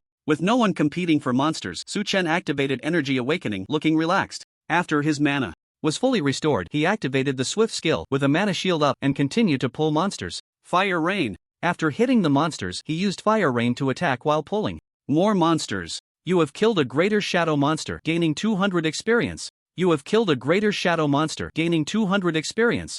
Gained 1 intelligence from the radiance of the Mage God. In this high-intensity grinding method, Su Chen's experience bar filled up once again. Congratulations on leveling up. You have gained 30 attribute points and 20 skill points. His level had reached second tier, level 10. The experience bar disappeared and a reminder appeared. Please obtain the advancement proof. Seeing this, Su Chen smiled slightly. For him, experience was not the only benefit of grinding monsters. He looked at the Mage God's staff in his hand. With just a few hundred growth points left, this weapon could advance to the third tier. Keep grinding. Su Chen was not polite at all and had no intention of letting any monster in the cave escape. After another wave of monsters, the Mage God's staff advanced to the third tier first. Mage God Staff, 3rd tier plus 350 intelligence plus 350 spirit plus 350 constitution. Use powerful magical items to grant the staff corresponding attributes. Current number of attributes 3 growth points 0/50,000 inch. Each of the 3 attributes increased by 150 points, and the number of opened attributes has also become 3. But I don't have any suitable magical items on hand. Looking at this weapon, Su Chen felt a bit guilty for not being able to match its power. If he could get some percentage increase in output or spell attack, that would be amazing. However, Su Chen also knew that he couldn't be impatient. Adding unsuitable attributes wouldn't mean much. Fragment of the secret realm, give me more. While picking up the drops on the ground, Su Chen muttered to himself. You have obtained a fragment of the secret realm. You have obtained a fragment of the secret realm. His luck was good, as fragments kept dropping one after another. Assembled together, the words formed a triangular crystal block. However, the center of this triangle was missing a small triangular piece. Mystic Fragment can unlock the lava cave deep within the dark cave. After placing the 4 pieces together, the description on the fragment also changed. Lava cave? The name of that mystic realm made Su Chen's eyes light up. He immediately looked at a gem at the very bottom of his inventory. That gem of the Ashen Mage. To activate this gem, a fire attribute item was needed. The lava cave dungeon was clearly related to the fire attribute. I need to quickly gather the keys to open this door. Concerned with the hidden class, Su Chen's expression became excited. He gazed at the remaining monsters in the cave ahead. He would not leave until he obtained the last fragment. What followed was even more frenzied monster grinding. Even in some deep dead-end passages, Su Chen did not let a single monster escape. After defeating over 200 more, the 100-item slots of the Radiant Star Ring were nearly full, yet he still had not obtained the remaining mystic fragment. Could it be that the small monsters don't drop it? Su Chen furrowed his brows. The drop rate for the fragments was not low, and they did not drop duplicates. Having defeated so many elite monsters, he should have gathered them by now. Is it on the boss in this area? Su Chen looked deeper into the cave. With his perspective skill, he could see that he had already reached the deepest part of the cave, several hundred meters ahead. However, there was no red dot in that location. This place can't possibly not have a boss. Su Chen was very clear in his mind. Every map's core location would definitely have a boss, and this place would be no exception. As for why he couldn't see the red dot, it was clearly because that boss possessed advanced stealth skills. This place is someone else's home ground. I need to be careful. Let's add some attributes first. Without rashly investigating, Su Chen opened the attribute panel. After Leveling up consecutively, he still hadn't allocated his attribute points. According to his previous plan, the basic attributes from leveling up should all be added to spirit, but now his spirit value was already quite high. His mana was also very sufficient. The physique had improved due to the staff of the mage god. Overall it was a bit better. In comparison, the strength and agility attributes were somewhat lacking. Being a full-time mage with such serious specialization isn't good. Let's evenly distribute the points to the other two attributes first. After thinking for a moment, Suchen evenly divided the 60 attribute points he gained from these two levels between strength and agility. The skills of the other professions he mastered all required boosts from strength and agility. He opened the attribute panel. Player Suchun profession Mage level 2nd tier level 10 pending advancement health 9680 mana for 8200 melee physical attack 876 spell attack 3036 physical defense 1068 spell defense 1505 attributes strength 338 physique 338 plus 430 agility 338 spirit 665 plus 540 intelligence 820 plus 560. These attributes are too exaggerated. Is this the joy of being a full-time mage? Seeing his current attributes, even Suchen felt a bit abnormal. After grinding so many elite monsters in the cave, the mage god's brilliance had gained over 50 points in intelligence, and his base intelligence was already approaching 4 digits. With the boosts from equipment and base attributes, his mana was also about to break 50,000. With his current mana and spell attack, even if he faced a 3-headed werewolf boss, he could take them all down. My health is also about to reach 10,000. If I were still in White Mist Town, even if I stood still and let Sushiji and his gang attack me, they wouldn't be able to kill me. Of course, achieving such attributes was largely due to his infinite skill points. Plus, even if he broke the limits of his profession, he could learn any skill. Could it be that I am the chosen one? Suchen had speculated about why he had gained these abilities, but this question clearly had no answer.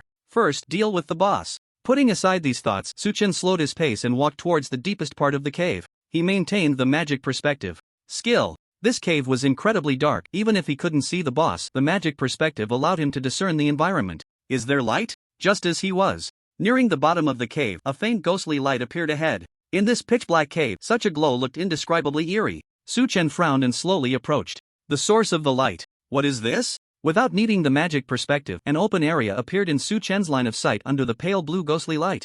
It was a cave filled with stalactites. What first attracted Suchen's attention was a red glowing area at the back of the cave. The red liquid emitted a scorching high temperature. It should be the entrance to the magma cave instance. Where is the boss? Just as Suchen was about to search for the boss's location, a burst of laughter suddenly rang out. Ha, ha, ha, is someone there? This was a human laugh, and it felt somewhat familiar to Suchen. He looked in the direction the laughter came from, and suddenly widened his eyes. There was a large rock, and on it sat a person. Simon, isn't this guy dead? Suchen couldn't help but murmur. Seeing a dead person in a place like this really gives off a chilling feeling. With this body, I won't have to hide in this place anymore. At this moment, Simon spoke again. His voice was still the familiar one that Suchen knew, but the tone was somewhat off. This guy isn't Simon. Suchen quickly realized that Simon's corpse had been possessed by some kind of demon. So that means the boss of this place went to Howling Moon City, killed Simon, and then attached itself to him just to frame me? Can the boss of this place even leave?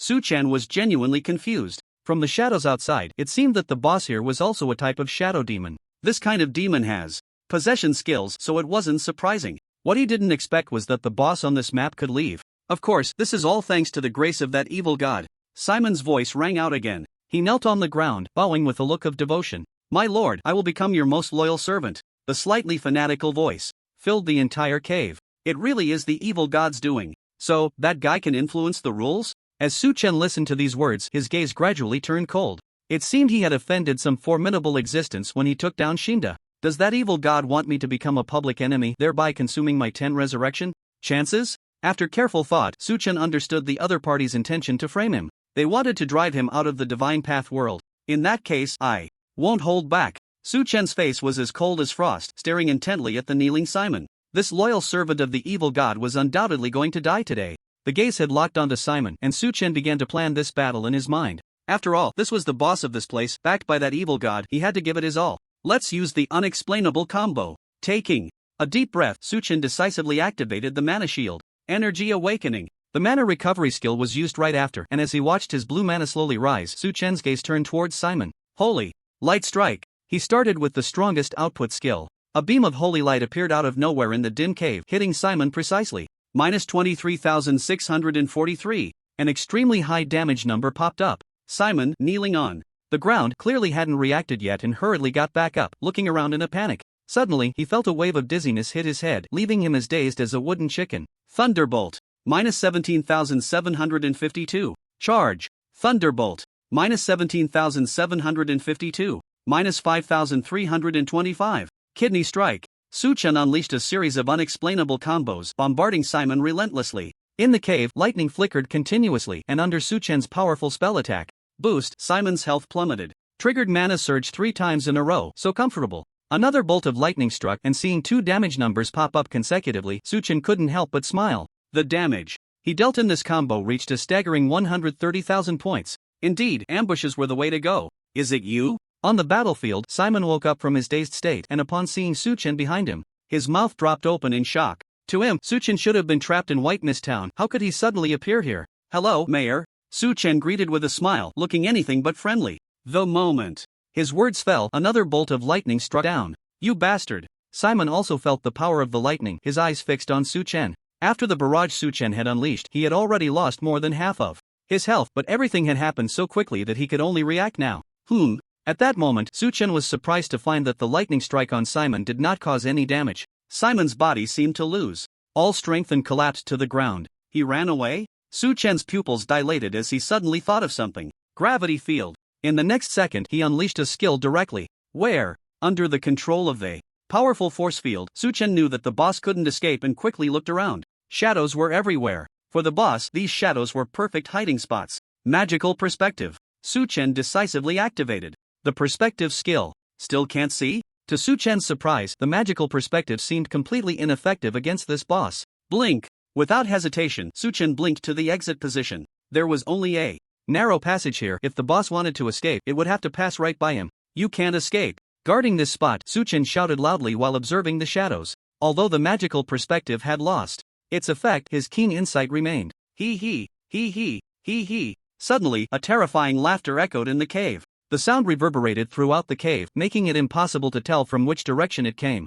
Frost. Storm. Su-Chen snorted coldly, a glint of cold light flashing in his eyes. Whoosh. Whoosh. A fierce storm swept through the entire cave. With the range of the frost storm, it undoubtedly enveloped every corner. You humble little ant. Under the ravages of the storm, the boss in the shadows was clearly suffering damage, letting out a furious roar. Heh, I thought you were a turtle hiding in its shell. Su-Chen stood his ground, directly retorting. Do you dare insult me? The angry voice rang out again. The boss in the shadows was evidently enraged by Su-Chen's words. Yet, he did not reveal himself. This guy is different from those ordinary monsters. He possesses high intelligence. Is it granted by that evil god? Su-Chen had been observing the shadows while trying to discern the direction of the voice, but still found no trace. The opponents seemed to have completely vanished into the darkness. In that case, I'll grind you to death. Su-Chen was no longer anxious. This shadow magic boss had a spell defense of 5,000 points, along with a 30% magic resistance. Each jump of the frost storm dealt 750 damage, totaling 6,000 points of damage within 8 seconds.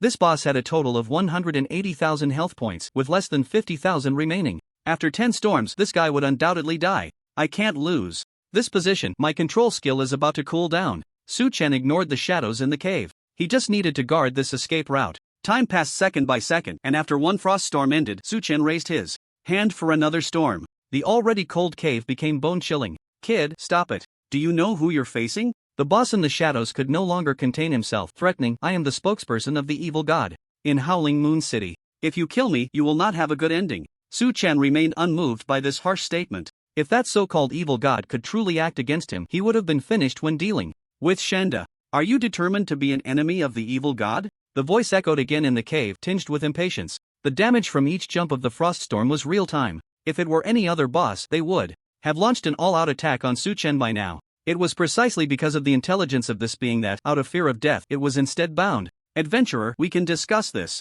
I can help you become a powerful fallen mage. Trust me, that is a power you cannot resist. Failing to intimidate, the boss chose to entice. As long as you possess this power, you will become the most loyal servant of the evil god, and you will gain everything you desire. You could even become a being on par with the gods. The tempting voice continued without pause. Sounds pretty good. Su-Chen smiled and spoke. Trust me, following the evil god is your supreme honor. The boss thought Su-Chen was swayed and raised the stakes. As long as you become an apostle, all your crimes in Howling Moon City will be absolved. Oh really? Su-Chen directly ignored the first part of the statement, but the latter caught his interest. Perhaps he could extract information about the mastermind from this boss. I want to know, how will you help me clear my name? You should know, I killed the mayor of White Mist Town, he asked into the cave. The atmosphere suddenly became quiet. After a long while, the boss's voice finally spoke up. You don't need to know that. Ha! Suchen scoffed, then in that case, ice, frost, wind. He deliberately raised his voice, shouting each word.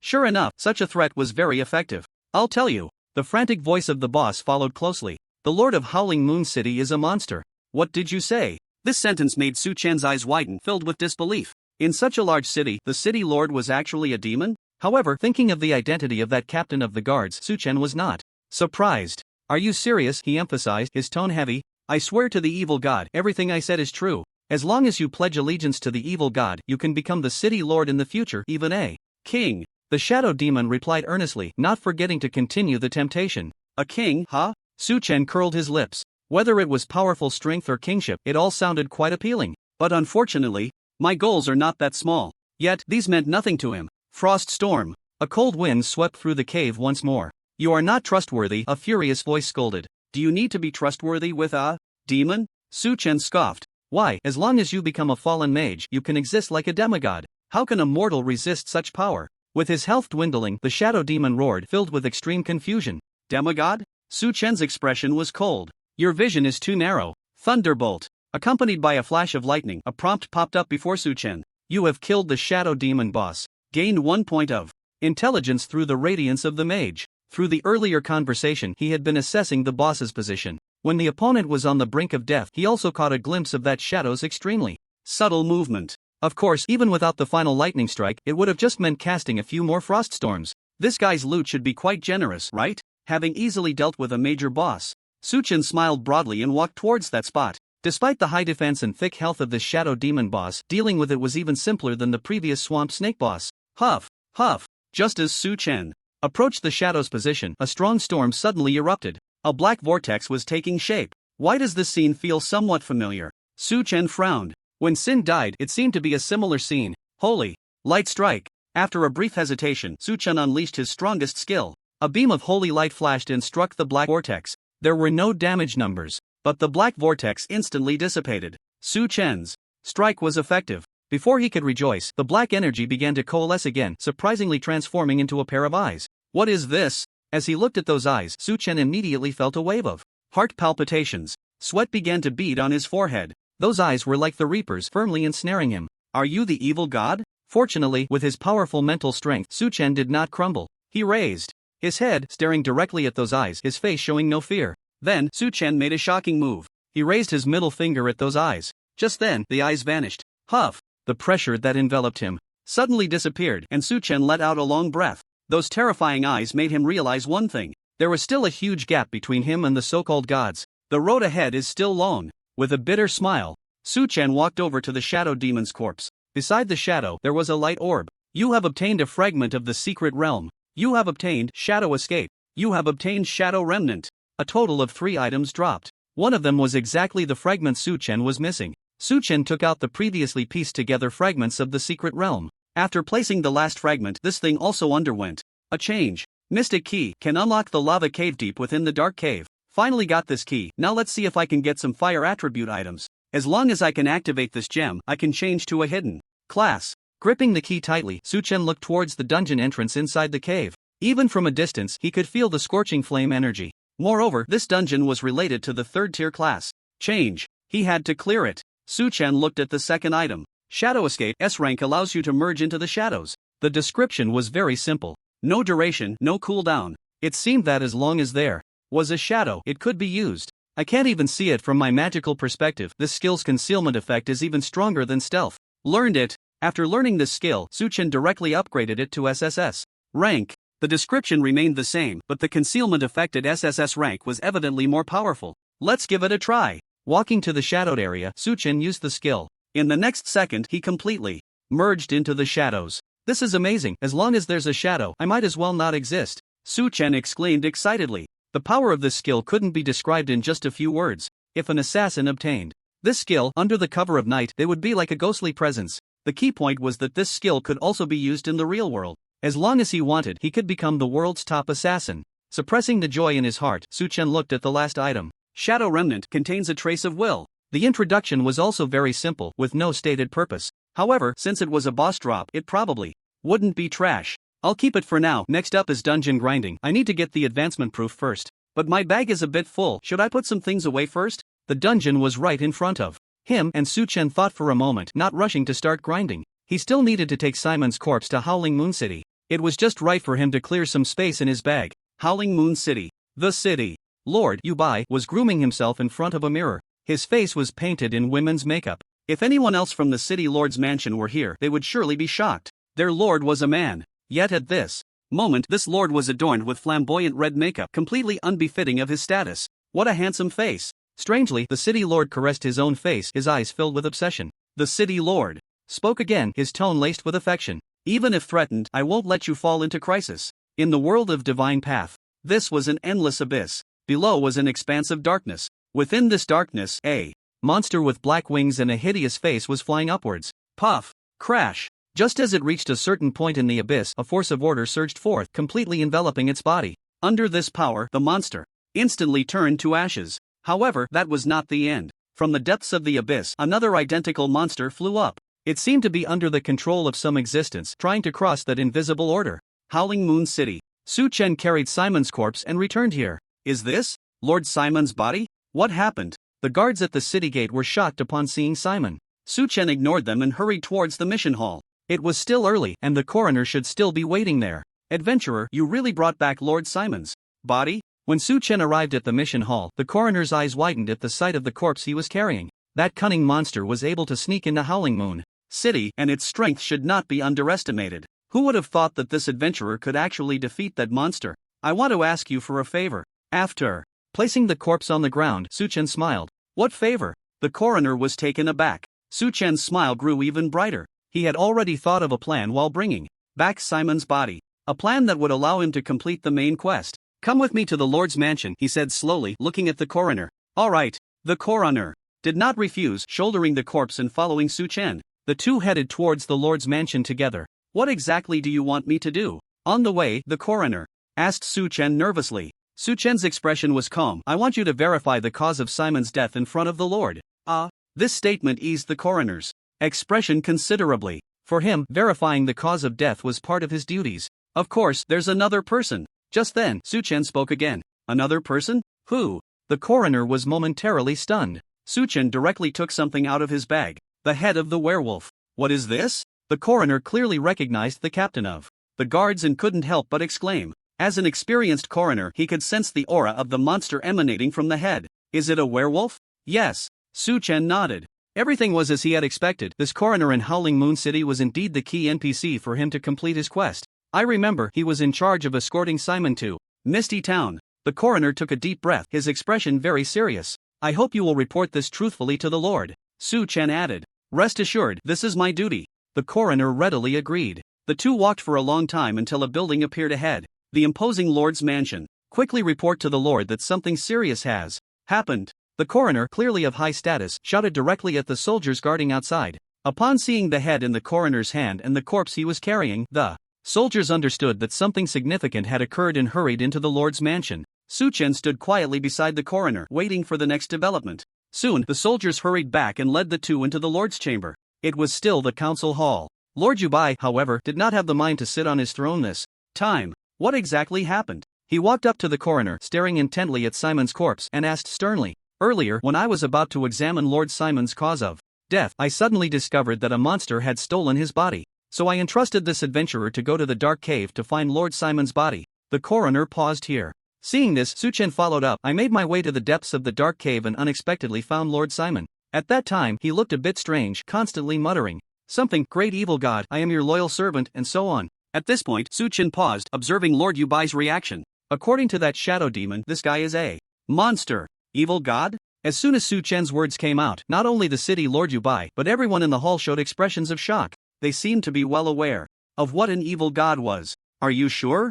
Yubai looked at Su Chen, emphasizing his tone. Su Chen remained silent and nodded heavily. I understand. Yubai took a deep breath, and his expression turned calm. As expected of a city lord, he had a deep mind. Just a simple sentence, and he wanted to suppress this matter. City lord, there is one More thing I want to report to you. Su Chen naturally would not let it go like this, pointing at the werewolf's head and saying, "This guy looks familiar to you, right? This is..." Yubai squinted his eyes after glancing at the werewolf's head. "Is it my captain of the guard? Previously, when this guy was chasing that Su Chen, I ran into him. And that's when I discovered that he was actually a werewolf." Su Chen took the opportunity to speak. The next second, everyone's expression in the hall changed again. The captain of the guard of the Howling Moon City Lord's mansion was actually a werewolf. Yubai's face instantly turned ashen. "I understand." After a moment of silence, he still said that bland sentence. Yubai's reaction was within Su Chen's expectations, but he clearly could not let the matter pass like this. "City Lord, haven't you noticed? Or are you deliberately turning a blind eye? What do you mean by that?" Yubai was taken aback and his voice grew heavy. Lord Simon was possessed by a monster, and the captain of the guard of the City Lord's mansion is also a werewolf, and coincidentally, this werewolf escorted Simon to his death in Whiteness Town. Isn't this clearly putting the blame on that adventurer named Su Chen? Su Chen spoke directly, not holding back. The situation had evolved to this point, and his opportunity to complete the task had arrived. As soon as Su Chen finished speaking, Yubai's gaze turned to him. "Do you know that Su Chen?" The tone of this question was very calm, yet it seemed to contain some meaning. "As fellow adventurers, of course we know each other." Su Chen did not shy away. Yubai fell into deep thought. His eyes kept scrutinizing Su Chen, his expression unchanged. "I will have someone investigate this matter." After a long while, he spoke. "If that Su Chen is truly innocent, I will clear his name." Upon hearing this, Su Chen raised an eyebrow. He had already laid all the evidence before Yubai, yet this guy still showed no intention of vindicating him. "Is there really something wrong with you?" Su Chen's eyes turned cold. He did not fully believe the words of the shadow demon. His earlier words not only proved his own innocence but were also a test of the City Lord Yubai. This guy's handling of the situation clearly did not satisfy him. "By the way, Lord City Lord, the monster controlling Simon said something before it died, and I think it's necessary to report it to you." Su Chen spoke again. "What did it say?" Yubai, with an expressionless face, suddenly frowned. "It's a serious matter if others find out." Su Chen glanced at the other people in the hall, hesitating to continue. "You all can leave." Yubai waved his hand. The other guards and the coroner left the hall together. "Now can we talk?" Yubai fixed his gaze on Su Chen, his eyes strange. "It told me that you are a monster." Su Chen smiled and watched Yubai's reaction after speaking. He was not worried that this city lord would suddenly attack. In fact, he hoped he would take action directly against him. With so many NPCs watching outside, how would this lord explain if he attacked an innocent adventurer like himself? After all, these NPCs knew that adventurers had multiple lives. It was clearly impossible to kill someone and silence them here. I let out a cold laugh and retorted, "Do you believe it?" Su Chen also laughed and replied, "I originally didn't believe it, but your attitude towards that innocent adventurer, Su Chen, makes it hard not to believe. Shouldn't we head to the royal capital to report the situation?" As soon as these words were spoken, a strong killing intent suddenly surged in Yubai's eyes. An overwhelming pressure bore down on Su Chen. This guy is not simple. Feeling that chilling intent, Su Chen took a step back. Yubai felt different from all the bosses he had encountered before. Right now, he was probably not his match. Fortunately, although Yubai harbored murderous intent, he did not strike. He suddenly smiled. "I can lift the bounty on that Su Chen, but I don't want a third person to know what you said to me today." After Yubai finished speaking, he ignored Su Chen and walked out of the hall. "After my investigation, the adventurer Su Chen is not the murderer of Simon. I hereby lift the bounty on him within the scope of Howling Moon City." I issued orders to the guards. Immediately, an announcement popped up in front of Su Chen. "The bounty on player Su Chen has been lifted." As this announcement appeared, the world channel erupted. As expected, I said Su Faishan was doing some task, but I didn't expect it to be completed so quickly. Could it be the main quest of the third round? Su Faishan is too outrageous. Didn't the previous main quests trigger announcements? Maybe this really is the third round's main quest. Incredible, our guild just completed the first round of the main quest, thinking we could catch up to Su Faishan, but forget it. To other players, the appearance of this announcement was equivalent to declaring that Su Faishan had completed some extraordinary task. They no longer knew what to say. They hadn't even left the novice village, yet others were already close to the main city. The gap was simply insurmountable. "You have completed the task, prove your innocence, and received the reward, God-level skill fusion book." In the hall, after the announcement, a prompt popped up on Su Chen's interface. The next moment, something resembling a skill book appeared in his inventory. "I actually did it." Su Chen couldn't hide his excitement and couldn't help but let out a shout in his heart. His words to Yubai could definitely be considered a threat. He didn't expect this guy to really compromise like this. After issuing the order, Yubai turned and walked into the Great Hall. When he reached Su Chen's side, he spoke softly, "Remember my words, otherwise, no matter how many lives you have, it won't be enough." After saying that, without caring about Su Chen's reaction, Yubai strode away. Is he threatening me? Su Chen looked at the back of the city lord, his expression indifferent. If there was a task, he would definitely expose this guy's identity without mercy. Once I reach the royal capital, perhaps I will receive a task. But for now, the priority is to advance first. With the bounty lifted, the identity of Su Chen could safely enter Howling Moon City. Su Chen walked towards the city lord's mansion. Adventurer, thank you for retrieving Simon's body for me. This is a family heirloom. I hope it can help you. Outside the door, the coroner was still waiting, pulling out a bag. Task completed. You have received the coroner's family heirloom. After Su Chen took the bag, he opened it. What is this? Inside was a piece of stone. Radiant Crystal Magic Stone. This is a magic stone containing powerful magical energy embedded in certain equipment. It can enhance spell attacks.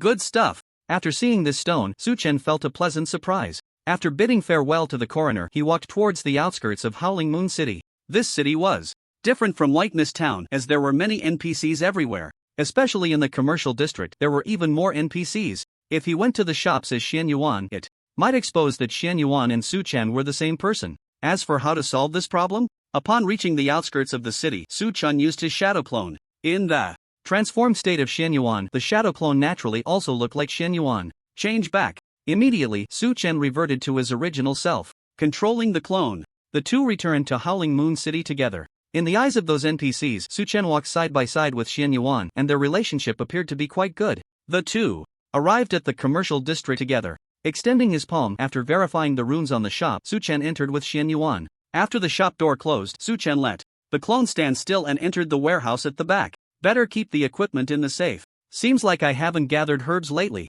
Opening the inventory, Su Chen began to organize. After clearing everything out, he opened the 100-item slots on his ring. If I sell all these items, it would be at least over 100,000 gold coins. After organizing, looking at the pile of second-tier equipment, Su Chen felt like a local tycoon. Once players arrived at Howling Moon City, his shop could open. Can this stone be attached to the mage's staff? Su Chen took out the Radiant Magic Stone. Do you want to grant an attribute? The attribute is Spell Attack plus 10%. A prompt popped up. So powerful? Seeing this prompt, Su Chen couldn't help but exclaim. This task was really worth it. Grant. Without hesitation, a 10% increase in spell attack was very tempting. Granting successful. The magic stone in his hand suddenly disappeared and an attribute appeared on the mage's staff. Su Chen looked at his spell attack. 3,314 points. If nothing unexpected happened, most people probably didn't even have the 300 points of spell attack behind him. I wonder if this attribute can be overwritten. Su Chen looked at the mage's staff again. There were only 2 attribute slots left. He took out the previous Shadow Pearl. Do you want to grant an attribute? It can also replace the first attribute. A prompt appeared and Su Chen nodded. As expected, this attribute could be replaced. In that case, as long as he had the right attributes, he could use it with peace of mind and replace it later when he obtained more powerful magical items. And then it's your turn. Su Chen looked at another item in his inventory, his body trembling with excitement. That Divine Skill Fusion Book. Divine Skill Fusion Book. After use, you can choose 5 S-level passive/active skills you have mastered to fuse and obtain a brand new divine skill. From the description, it was clear. This skill could fuse 5 passive or 5 active skills. However, the skills to be fused must all be at S-level. 4. Many players raising 5 skills to S-level would require a considerable amount of skill points, likely needing to complete many tasks. But for Su Chen, how to choose these 5 skills became a dilemma. I have too many skills, and they are from different professions. If I fuse them recklessly, what kind of divine skill will I get? Opening the skill panel and looking at the S-level skills above, Su Chen was struck with choice paralysis. The power of divine skills was self-evident. He had to make a careful choice. How about using these passive attribute skills? After careful consideration, Su Chen looked at his several passive skills. The passive that increases strength, the passive that increases agility, the passive that increases spirit, the passive that increases constitution, and one that increases intelligence. Each of these 5 skills increased his basic attributes by 200 points. It must be said that these 5 skills greatly enhanced his abilities. Moreover, if we talk about types, these 5 skills can all be considered the same type. Should I fuse them later? Su Chen gazed at the 5 skills, still hesitating. There was certainly a risk. If the fused skill did not turn out as he expected, he would lose 1,000 points in basic attributes. His strength would clearly be significantly reduced. It shouldn't be a problem. After all, this is a divine level skill. But then he thought again, the power of the divine level skill book would surely not disappoint him. Let's go. Taking a deep breath, Su Chen clenched his fists. He directly used the divine level skill book. Please select the skills to fuse. After the prompt appeared, Suchen opened his skill bar. He placed the Mage's Wisdom and the Priest's Spirit skills 1 by 1. Do you want to fuse? The confirmation reminder popped up. Suchen looked at the two options, his expression anxious. Yes. He gritted his teeth and pressed down. Suddenly, a powerful light surged from the skill book. The 5 skills Suchen selected disappeared one after another from his skill bar. At the same time, each of his basic attributes also decreased by 200 points. Suchen looked at the white light in his hand, his eyes filled with anticipation. The fusion process lasted several minutes and the light gradually dimmed. After the light completely dissipated, a skill book also appeared in Suchen's hand. Attribute Enhancement, Divine Level 5 Basic Attributes increased by 50%. All attributes increased by 50%? After seeing the description of this skill, Suchen's eyes widened and his heart could not calm down for a long time. This skill is simply too outrageous. For many professions, the early game benefits from fixed attributes are significant, but once it reaches the later stages, the bonuses from percentage attributes are absolutely incomparable. If others saw this skill, even if they had to trade 9 lives for it, no one would feel it was a loss. Because as long as one obtains this skill, even if they have only 1 life left, they can rise in this divine path world. Do you want to learn the skill? Yes. With an excited heart and trembling hands, Suchen pressed confirm. After successfully learning it, he couldn't wait to open the skill bar. It can still be upgraded? What surprised him even more was that this newly learned divine skill was not maxed out. To upgrade a divine skill by 1 level requires an astronomical number of skill points. However, Suchen had no worries and directly pressed the plus behind this skill. Ability upgrade successful, upgraded to limit break, maxed out, limit break, divine all 5 basic attributes increased by 100%. Oh my god. After the skill was successfully maxed out, Suchen barely held back from shouting out loud. All 5 attributes increased by 100%. He quickly opened his attribute panel. Player, Suchen Profession, Mage Level, Tier 2, Level 10, Pending Advancement, Health, 90-60 Mana, 58800 Melee Physical Attack, 752. Spell Attack, 4324 Physical Defense, 1006 Spell Defense, 1770 Attributes, Strength 276, Constitution 276, plus 430, Agility 276, Spirit 930, plus 540, Intelligence 1242, plus 560, with all basic attributes reduced by 200 points. Many attributes had decreased, but in comparison, his spirit and intelligence had received a significant boost. No wonder it's called Limit Break. Seeing the over 4,000 spell attack, Suchen felt a surge of excitement. His current damage could be described as terrifying, especially with Limit Break and Divine Mage's Radiance. These 2 skills complement each other perfectly. After advancement, all my attributes can be further enhanced. The subsequent level up points will be evenly distributed among the other 4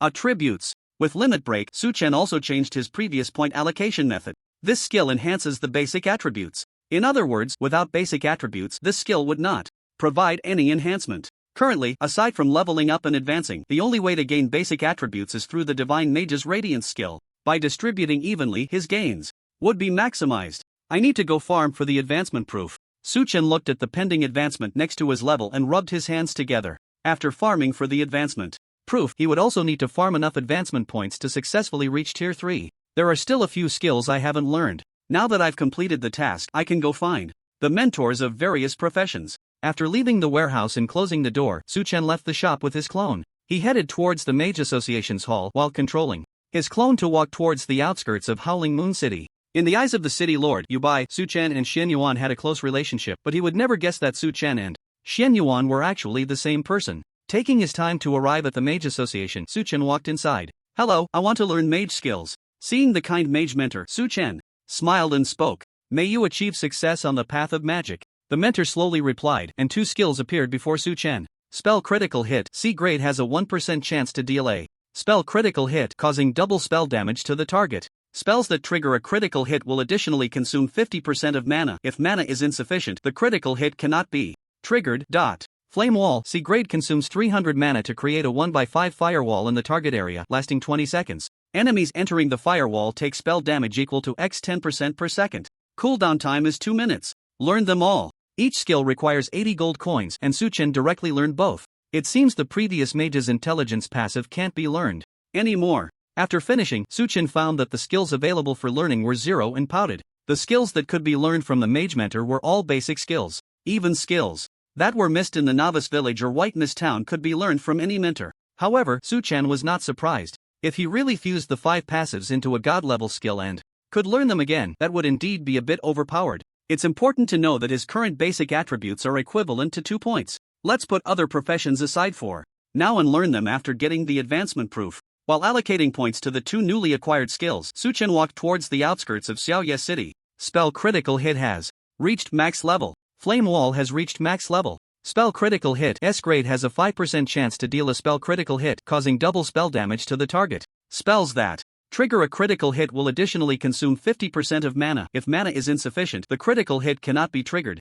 Flame wall S grade consumes 800 mana to create a 2x10 fire wall in the target area, lasting 30 seconds. Enemies entering the firewall take spell damage equal to x 50% per second. Cooldown time is 1 minute. After reaching max level, the effects of these 2 skills made Su Chen nod in satisfaction. On the top floor of the Lord's mansion, there is a platform here. Standing in this place allows one to overlook most of Xiaoye City. Bai stood here, his eyes shimmering with a faint blue light. 2 figures were imprinted in his gaze. Su Chen and Xian Yuan. These 2 guys really teamed up, huh? This is indeed a hassle. The monsters have respawned. In the dim cave, after activating his magical vision, Su Chen discovered that most of the monsters on the outskirts had respawned. Dismiss clone. He cancelled his phantom clone and walked deeper into the cave. Shadow escape. As the skill activated, he instantly transformed into a shadow. This powerful stealth ability was undetectable even by those shadow monsters. Su Chen ignored the minor monsters and sprinted towards the depths of the cave. Along the way, he encountered some respawn elite monsters, but he chose to ignore them, his mind solely focused on that dungeon. With the dual enhancement of Shadow Escape and Blink, he quickly reached the innermost part of the cave. There were no monsters here, and the previous Shadow Monster boss didn't seem like it would respawn either. Taking out the key made from the fragments of the secret realm, Su Chen arrived at the magma area. A wave of intense heat washed over him. Do you want to open the secret realm dungeon, lava cave? Number of entrants allowed, 50. Open. A strong white light surged from the secret realm key, and a portal appeared immediately. Without hesitation, Su Chen stepped through the portal. It's so hot. The next moment, the temperature around him suddenly rose by several degrees. This place feels like a volcanic cave. Su Chen quickly surveyed his surroundings, whispering softly. Looking around, the ground was riddled with cracks, with magma flowing between them, glowing red. Eagle eye. Su Chen gazed into the distance. Inside the cave, there were almost entirely magma pools surrounding him. Many life forms resembling fire elements wandered back and forth in those magma pools. Su Chen furrowed his brow, deep in thought. The outskirts of the cave were manageable, with plenty of places to stand, but the deeper he went, the larger the magma pools became. This meant he would likely have to fight those fire elemental creatures in the magma pools. What would happen if I stepped into this magma pool? Would I melt instantly? Or just lose health? Su Chen looked at the crack not far ahead. Mana. Shield. Activating the shield skill, Su Chen walked over and slowly placed his foot on it.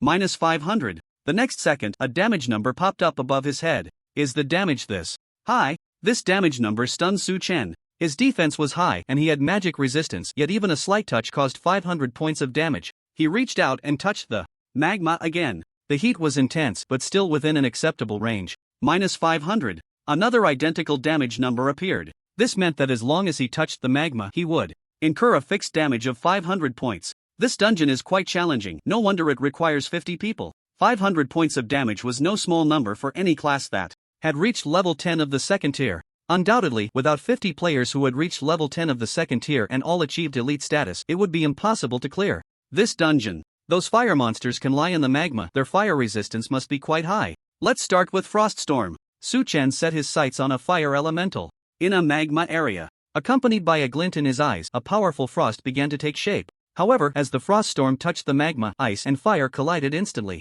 The sound of evaporating water filled the air. Yet, with Su Chen's current spell attack, the Froststorm he released, even reduced by environmental factors, still dealt considerable damage to the fire elements in the magma. After taking damage, those fire elements floated up from the magma and headed towards Su Chen. This design is pretty cool. Su Chen now clearly saw the appearance of those fire elements. 2 meters tall, like a burning flame, with limbs resembling those of a human, formed from fire. When they approached about 100 meters away from Su Chen, these fire elements raised their hands. Are they conjuring fireballs? A fireball slowly took shape in their hands and flew towards Su Chen. Minus 1003. A damage number quickly popped up above Su Chen's head. That's a bit high for damage. Su Chen was slightly surprised after seeing this number. His current spell defense was very high, along with spell resistance. Even so, the damage caused by these fire elements still reached 4 digits, which was indeed quite impressive. Su Chen took a few steps forward and saw the attributes of those fire elements. Fire Mage Elite Level 2nd Tier 10th Level Health 10064/40,000 Spell Attack 2000 Physical Defense 800 Spell Defense 1200 skills. Fire resistance fireball technique. From the attributes, it was clear that these fire mages were spell-type monsters. Although the frost storm he cast earlier was reduced by 50% due to environmental factors, it still dealt nearly 30,000 damage. Let's do it again. Su Chen used frost storm once more. Minus 3,742. Minus 1,117. Minus 5,613. Different damage numbers popped up above the heads of those fire mages. Each jump of damage from Frost Storm independently triggered mana surges and spell critical hits. Facing more than 20 fire mages, the probability of critical hits was indeed quite high. You have killed a fire mage. Gained 1 point of intelligence through the radiance of the mage. As the damage from the second storm jumped a few times, the fire mages on the field fell one after another. Killing high-level elites is different. Su Chen looked and saw that the radiance of the mage had triggered a total of 5 times. With the boost from the limit-breaking enhancement, he had gained 10 points of intelligence in such a short time. This dungeon can't be seen through even with eagle eye. The monsters inside are too spread out, making it impossible to play in a flow. Of course, for Su Chen's monster farming efficiency, these more than 20 monsters felt like nothing at all. Let's see what dropped. Without hesitation, Su Chen quickly walked towards the corpse of the flame demon. You have obtained a flame demon core. You have obtained a flame demon core. You have obtained the blueprint, demon flame robe. Several prompts popped up in succession. The drops from the flame demon weren't particularly rich. However, that blueprint caught Su Chen's attention. Demon flame robe, 100 second order magic pattern fabric, 10 second order rune threads, 5 flame essence, 5 second order magic crystals, attributes, intelligence plus 100, spirit plus 100, final damage from fire attribute skills plus 5%, set effect, fire attribute skill mana cost reduced by 10%, damage increased by 10%, second order mage set? Su Chen smiled. Finally, he could replace his sheepskin set. Although the second order mage set was more suitable for fire mages, the attribute bonuses were clearly higher than the sheepskin set. This set of equipment only had 3 pieces, a robe, pants, and a hat. Compared to the 5 pieces of the sheepskin set, this 3-piece set was much more comfortable, allowing for more flexibility in gear combinations. What is this flame essence? However, there was one material that Su Chen had never seen before. This dungeon should drop it, no need to rush. But Su Chen wasn't anxious, he was already in the dungeon, so why worry about not getting the materials? He looked at those flame demon cores. Flame demon core contains powerful flame magic. The description was simple and straightforward, which made Su Chen's eyes light up. He looked at the bottom of his inventory and took out the Ashen Mage's gem. Mastering Tai said that fire attribute items can activate this gem. I wonder if these demon cores will work? For this lava cave dungeon, Su Chen was most concerned about whether he could activate the gem. However, he was a bit confused about how to operate it. There were no hints on the gem. Let's try placing it on top. Mastering Tai was already gone, and Su Chen had no one to ask, so he could only try it himself. He placed a flame demon core on the Ashen Mage's gem. No reaction? The gem showed no response. Is the method of activation wrong? Su Chen frowned.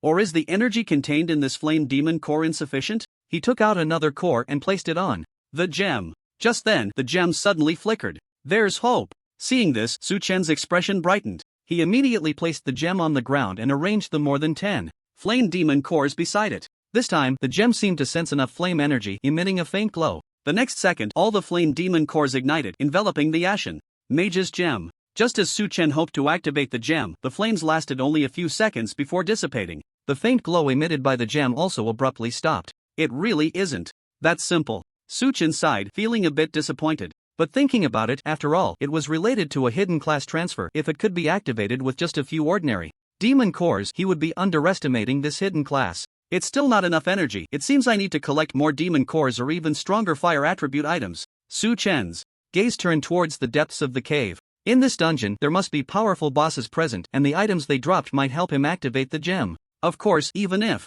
he couldn't activate it in one run, he could always farm a few more times. There are still footholds in those magma pools. Let's slowly push across. A glint flashed in his eyes, and Su Chen instantly arrived on a rock in the magma pool. His arrival immediately gave the aimless fire demons around him a target. These were all ranged monsters, and many of them, being close, directly unleashed fireballs at Su Chen. Holy Light Shield. Su Chen began another shield skill, completely unfazed. Crow Storm. Black energy manifested around the magma, transforming into one crow after another. These crows had a clear purpose, eroding all the fire demons within range. But that wasn't all. A coldness appeared in Su Chen's eyes. Frost Storm. With 2 AoE skills unleashed simultaneously, combined with the passive effect of mana surging and the boost from spell crits, the stack damage was something those frail fire demons could not withstand. You have killed a fire demon. You have killed a fire demon. gained 1 point of intelligence from the radiance of the mage. Su Chen began to rampantly farm in this magma area. In the Da Hung group building, Su Shiji was reviewing the information in his hands. The people on it had different appearances, looks, and ages, but they all shared the same name, Su Chen. After gathering the strength of most people, he had collected quite a bit of information about Su Chen. That guy should be quite young. Anyone over 30 is excluded. As for the rest, I have a way to find you. Su Shiji revealed a confident smile. His method was simple, even somewhat crude. As long as he sent someone to the places where Su Chen lived and installed hidden cameras, it would suffice. Whoever spent the most time in the game could potentially be that Mage Su. Once the identity of Mage Su was confirmed, with Su's capabilities, there were 1,000 ways to deal with Su Chen. No matter how strong Mage Su was in the game, he certainly wouldn't reach that level of power in reality. After all, the vast majority of people couldn't even fully cast a fireball in real life. I'll make you understand the consequences of offending me. How severe it will be.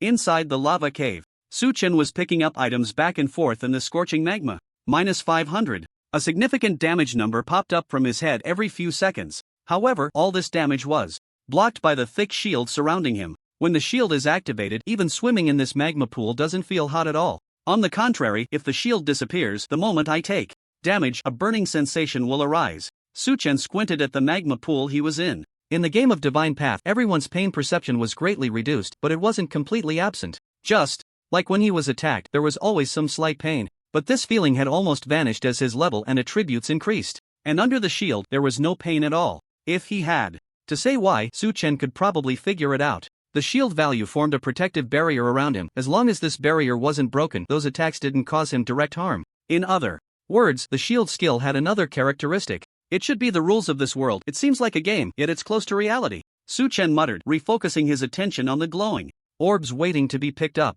You have obtained a flame magic core. You have obtained a flame staff.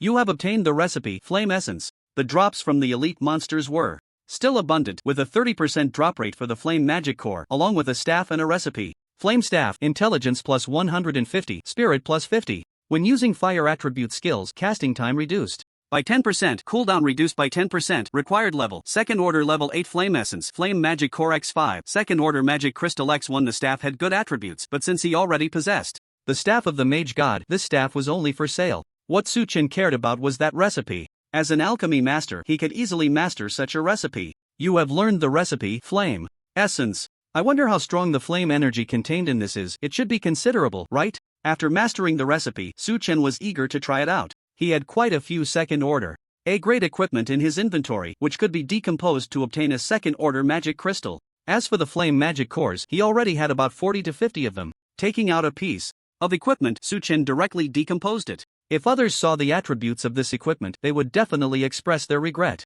Such a godly item was actually being decomposed. You have obtained a second order magic crystal. But for Su Chen, this equipment was just a magic crystal. Do you want to refine 5 flame magic cores and 1 second order magic crystal into flame essence? Yes. As the alchemy skill activated, a dazzling white light emerged from Su Chen's palm. After a while, a crystal emitting a faint red glow appeared in his hand. You have obtained flame essence. Looking at this flame essence, Su Chen was troubled. Making the magic flame robe required 5 flame essences. The flame magic cores weren't a problem, but the key was the second order magic crystals. To create the magic flame robe, he needed 10 second order magic crystals. Not to mention there were 2 more pieces of the set afterward. I don't even know how many fire attribute items are needed to activate the Ashen Mage's gem. Better not waste it for now. Suppressing the urge to use the Ashen gem to absorb the flame essence, Su Chen continued to explore deeper into the cave. Blink. He blinked back and forth in the magma pool, attracting the surrounding flame magic while moving forward. Is that a rocky area over there?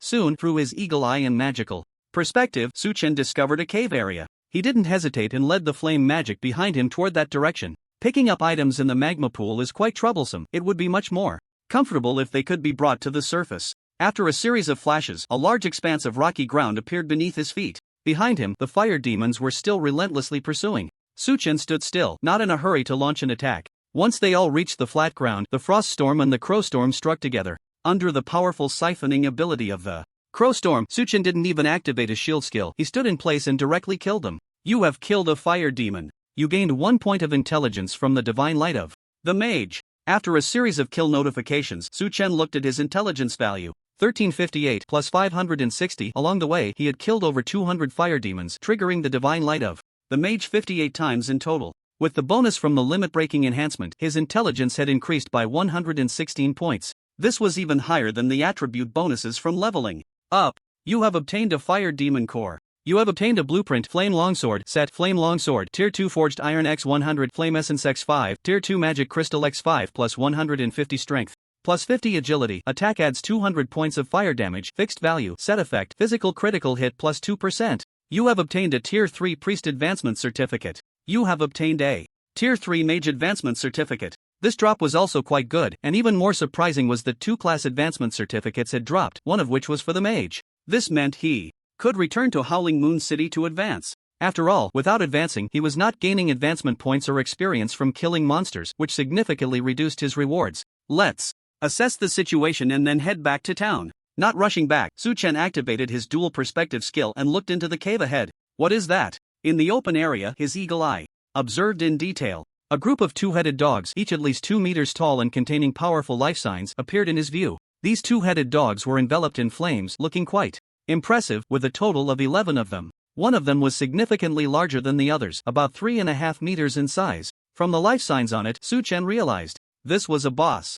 The appearance of the boss made Su-Chen change his mind. According to the progress of the dungeon, after finishing the run, he would need a cooldown period before he could continue. Returning to Xiaoye City and then rushing back to fight the boss would waste too much time. After thinking it over, Su-Chen decided to defeat this boss before going back to level up. Summon Skeleton. He summoned a skeleton minion and changed into a set of ranged agility gear. Transform into Xian Yuan, Phantom Clone. After summoning the clone, Su-Chen switched back to his mage outfit. With the boost from his gear, the clone's ranged attack reached over 2,000 points. Unfortunately, the clone couldn't use skills. Otherwise, with his all S-rank ranged skills, the clone's output would definitely be high. Can't use active skills, but it should trigger passives, right? Then I should go look for passive skills that enhance archer output. There are always more solutions than difficulties, and Su-Chen had previously planned to find passive output skills for archers. However, other players' levels were too low now, and there were none in the auction house. But he still had 2 archer skills he hadn't learned, so there should be a passive skill among them. I'll deal with that later. First, I need to handle the boss. He walked towards the boss's location, observing the terrain around him. The open cave area had at least 700 or 800 meters of kite distance. Starting with Frost Storm combined with Crow Storm to AoE the small monsters plus the skeleton minion and clone to distract the small two-headed dogs, he could focus all his efforts on killing the boss. Mana Shield. Energy Awakening. He started with 2 skills and began waiting for his mana to recover. The Energy Awakening skill was linked to his mental value and the recovery speed was not slow. However, his current mana was indeed a bit terrifying. If other mages saw his mana nearing 60,000, they would definitely exclaim, "Hacker!" Frost Storm. Thunderbolt. He cast a storm to cover the boss and all the small monsters followed by a bolt of lightning. Not far away, Su-Chen clearly saw damage numbers popping up over the heads of the two-headed dogs. The difference was that when the frost from Frost Storm hit their bodies, the flames enveloping them almost instantly negated the frost's effect. In other words, these two-headed dogs were completely unaffected by the slow effect.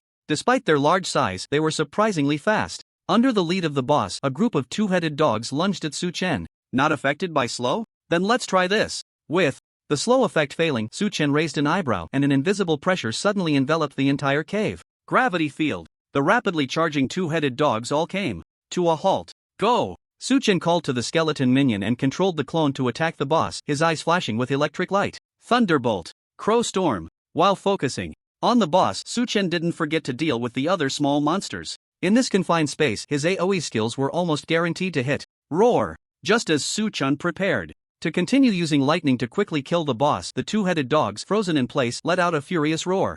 This roar carried a sonic attack and Su-Chen immediately felt a bit dizzy. You have been affected by the flame two-headed dog's roar impact effect, silenced for 5 seconds. A prompt popped up right after. It even silences? Su-Chen's pupils suddenly dilated and his expression darkened. For a mage, silence was undoubtedly fatal. And it wasn't over yet. The flame dog boss raised its massive forepaw and stomped heavily on the ground. Boom! The ground was struck by this tremendous impact and cracked open. A considerable amount of magma surged up through these fissures, precisely hitting Su-Chen, the skeleton minion, and the clone. Nearly 3,000 damage numbers popped up above Su-Chen and the clone's heads. The skeleton minion lost over 7,000 health points directly. However, the skeleton minion's health was still within a safe range. As for Su-Chen himself, he was completely unperturbed. With a shield in place, the Flamehound boss couldn't do anything to him. Moreover, the crow storm he had released earlier was still continuously siphoning health as long as the boss couldn't take him down. In an instant, Su Chen's health would almost instantly be restored. The control time of the gravity field was still ongoing, and the Flamehound boss had evidently exhausted all its ranged attack methods. Dealing with melee is still a huge advantage. Su Chen stood in place, silently waiting for the 5 seconds of silence to pass. Frost Storm, Crow, Storm, Gravity Field. Once the time was up, Su Chen replenished his AoE damage skills and then added another gravity field. He looked at the Flamehound boss. This guy had a staggering 160,000 health points but only 2,000 points of magic defense and only fire resistance. After Su Chen's previous rounds of attacks, the boss's health was nearly depleted. If it weren't for that 5 seconds of silence, it would have already been a corpse. Holy Light Strike. Minus 97,640. Minus 29,292. You have killed the Flame Hellhound boss. Gained 1 point of intelligence through the radiance of the mage. In the final blow, Su Chen used the highest damage Holy Light skill available. What he didn't expect was that this strike not only triggered a spell critical hit but also a spell surge. Seeing those two extremely exaggerated damage numbers, even Su Chen couldn't help but shout out, "Holy crap!" A Holy Light Strike directly dealt nearly 130,000 damage. If I were to say this out loud, even with the title of the God of Magic, I doubt anyone would believe me. Of course, the reason the Holy Light Strike could cause such exaggerated damage was due to the enhancement from the limit-breaking boost. My current mental and intelligence values are extremely high, and against a boss of the same level, I could still manage a one-on-one fight even without activating the bloodline of the God of Magic. This is evident from the fact that the Flamehound boss couldn't escape my gravity field. The absolute advantage in attributes is my capital to fight against everything. You have killed the elite Flamehound. You gained 1 point of intelligence through the glory of the God of Magic. On the battlefield, under the attacks of the skeleton warriors and their clones, the remaining elite Flamehounds fell one after another. The attributes of the skeleton warriors are linked to Su Chen's attribute level. They are now fully capable of standing on their own. If I sent a skeleton minion to White Mist Town, I bet Su Shiji and his gang wouldn't be able to handle it, right? Looking at the tall figures of the 4 minions, Su Chen clicked his tongue in amazement. However, he was busy with his advancement and had no time to return to White Mist Town. Approaching the corpse of the boss, Su Chen rubbed his hands together. You have obtained the Flame Core. You have obtained the Archer Advancement Certificate. You have obtained the Claw of the Flamehound. You have obtained the Flame Boots. A total of 4 items. What Su Chen cared about the most was that Flame Core. Flame Core, this is an item containing powerful fire energy. Good stuff. With this, he could ignore the other 2 pieces of equipment. Can this thing grant attributes to the staff of the God of Magic? Su Chen suddenly thought of something. Picking up the Flame Core, he tried it out. Would you like to grant an attribute? Attribute granted. Fire damage plus 10%. Great. He had quite a few fire skills, so this attribute would definitely be useful. Besides, attributes could be replaced later, so he could use it for now. Wait. But then he reconsidered and gave up. The current primary goal was still to activate the Ash Gem. Come on, let's see the effect. Taking out the Ash Gem, Su Chen placed the Flame Core on top of it. This time, the Ash Gem glowed again, clearly sensing the powerful fire energy from the Flame Core. The Flame Core ignited under the influence of the Ash Gem. Su Chen stood by, carefully observing the changes in the Ash Gem. This time, the Flame Core burned for several dozen seconds before the flame slowly dissipated. This gem has a temperature now? Su Chen picked up the Ash Gem and quickly noticed the difference. He had previously tried those ordinary flame cores, but at that time, the Ash Gem, scorched by the flames, felt completely cold to the touch. Now, while it wasn't hot, it definitely had a bit of warmth. Alright, as long as I use this item stack next, I refuse to believe I can't activate you. With the Ash Gem showing changes, Su Chen smiled slightly, feeling more confident. He picked up the drops from another 10 small monsters. His bag filled with quite a few items, 2 of which were usable. Flame Boots, a grade plus 80 Spirit plus 50 Constitution. Trait, Heat Resistance, Rock Fire Gloves, a grade plus 80 Intelligence plus 30 Constitution spell hit plus 1%. Compared to the sheepskin set, these 2 pieces of equipment had greater attribute bonuses. Especially the trait of the boots. Wearing them, he should be unharmed while standing in a magma pool. I'll wait until the flame set is made before switching. However, for the 10% spell attack bonus from the 5-piece sheepskin set, Su Chen temporarily decided not to change equipment. He had only obtained 1 blueprint for the Mage Flame set and needed a large number of second-tier magic crystals. Clearly, he wouldn't be able to farm them without running a few more dungeons. Su Chen had already decided to leave. But just as he was about to leave, he suddenly noticed a flame rune appearing in the spot where the Flamehound boss had just been guarding. What is this? Su Chen raised an eyebrow and cautiously walked over. Using 100 magic cores can summon the phantom of the Flame King. Note, the Flame King is extremely powerful and can only be summoned once every 5 days. A prompt popped up when he touched the flame rune. A hidden boss? Su Chen fell into deep thought. The Phantom of the Flame King, just hearing about it sounds like a very formidable boss, not to mention the reminder that followed. The fire attribute items dropped by this guy would definitely be more powerful than that piece of flame magic core. Originally, he intended to collect a large number of flame magic cores to gradually activate the Ash Gem, but now it seems that directly challenging this Phantom of the Flame King would yield greater rewards. That's it for today. I'll head back to the city to rest and start grinding dungeons like crazy tomorrow. HF City. During this off-peak travel season, the number of flights has significantly decreased, and there are very few people on the planes. After some flights arrived, a few people disembarked, seemingly having no connection with each other, yet communicating through their headphones. Orders have been issued. All individuals named Su Chen must be investigated. And one more thing, everyone must act with caution. Soon, the same voice echoed in their headphones. It's just one Su Chen. Do we really need to mobilize all of us? This seems a bit excessive, doesn't it? Exactly, I thought the mission was cancelled, and I could finally have some time to level up. Two complaining voices were heard. You all need to be careful. Doug and his team were completely wiped out, which indicates that your opponents in HF City are not easy to deal with. That voice issued a warning. TCH, don't compare us to those useless people like Doug. A disdainful voice replied, its tone sharp, we will complete the task, but you better deliver what we want. Before the other side could respond, several people in the airport simultaneously took off their headphones. Their eyes all contained the same thing: confidence. In the city of Xiaoye, Su Chen was clearing out the package area. Most of the second-tier equipment in the safe had been taken out by him. There were about 100 pieces of A-grade equipment. In terms of value, each of these pieces was worth at least 1,000 gold coins. Some high-attribute weapons could even sell for several thousand or even tens of thousands of gold coins.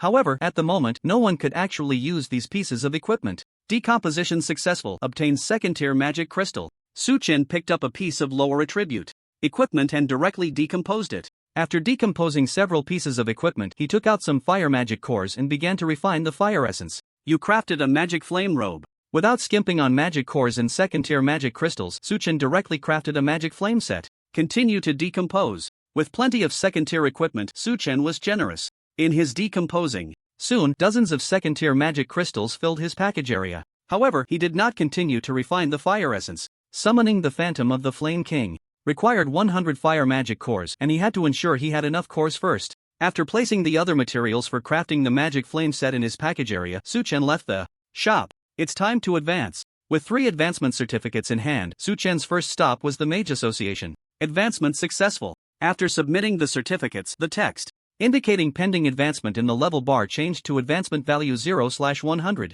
Su Chen maintained a calm expression and headed to the Priest Association. Adventurer, may the holy light always guide your path.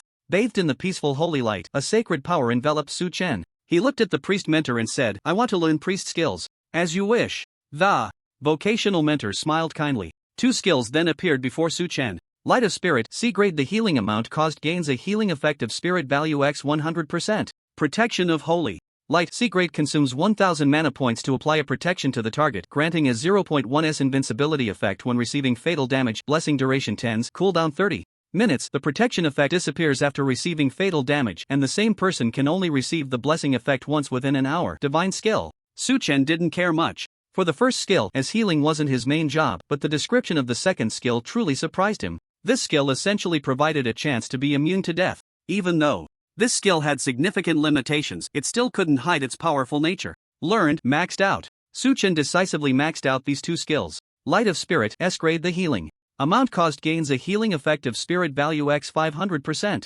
Protection of Holy Light, S-grade, consumes 2000 mana points to apply a protection to the target, granting a 1s invincibility effect when receiving fatal damage. Blessing duration 10s, cooldown 20 minutes. The blessing effect disappears after receiving fatal damage, and the same person can only receive the blessing effect once within an hour. With his currently high spirit value, the amount of health restored with a single heal could be described as exaggerated. As long as the opponent couldn't kill him instantly, his health could be fully restored in an instant. And once the Holy Light Blessing skill was used, it could definitely turn the tide. However, with my strength, it's probably going to be hard to use this skill. Su Chen chuckled and headed towards the Archer Association. Time was already getting late. After advancing and learning 2 new skills, he would need to log off soon. Arriving at the hall of the Archer Association, an experienced hunter provided Su Chen with some guidance. Soon, 2 new skills for archers also appeared before his eyes. Hunter Focus, C-level. Each of your attacks has a 5% chance to deal additional damage equal to agility x 100%, not reduced by physical defense. Pet Taming, Profession U.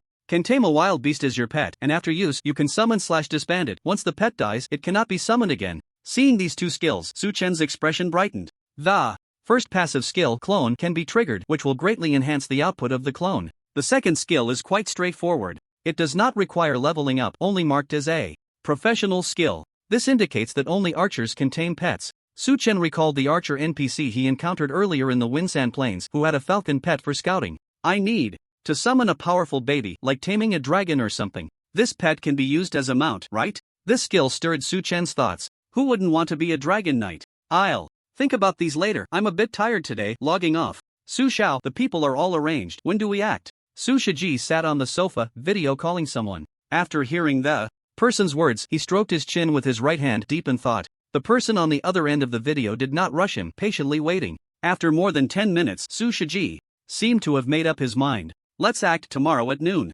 Remember, those arranged people must not alert the enemy. If the installation fails, do not force it. We must not let anyone catch on. He was very cautious, emphasizing repeatedly. Don't worry, I know what to do. The person on the other end assured him. Hearing this, Su Shiji nodded in satisfaction and continued.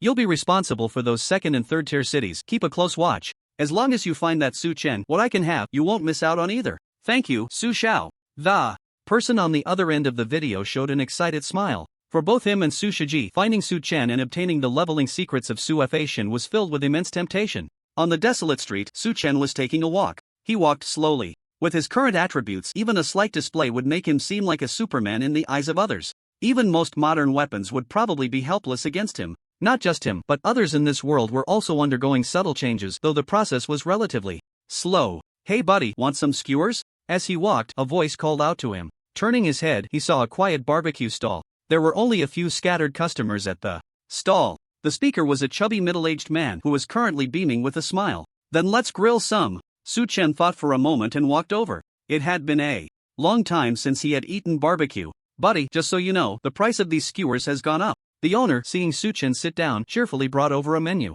Su Chen nodded slightly and began to look at the menu. So expensive? He was shocked when he saw the prices. Ordinary meats were basically priced at hundreds per skewer, and even cheap vegetables cost dozens. A meal of barbecue would easily cost over 1,000. In such an ordinary third-tier city, these prices were simply outrageous. There's no choice. This is the market now. Everyone has gone to play games. The owner added, noticing Su Chen's expression. Then give me a few meat skewers and throw in some vegetables. For Su Chen, who was wealthy, spending on a barbecue was still within his means. After all, even a meal in the game Shin 2 would cost him several gold coins. These days, it's tough to do business. Everyone's gone to the games. I heard that if you eat and drink in that game, you don't need to eat in reality anymore. I don't know if that's true. The owner chatted with Su Chen while grilling the skewers. Who knows? Su Chen replied ambiguously, more aware than anyone else. Anyway, I've given up on that dream of becoming a god. People have to survive, and relying on that game is just too hard. I earn more now than I did after half a day of killing monsters.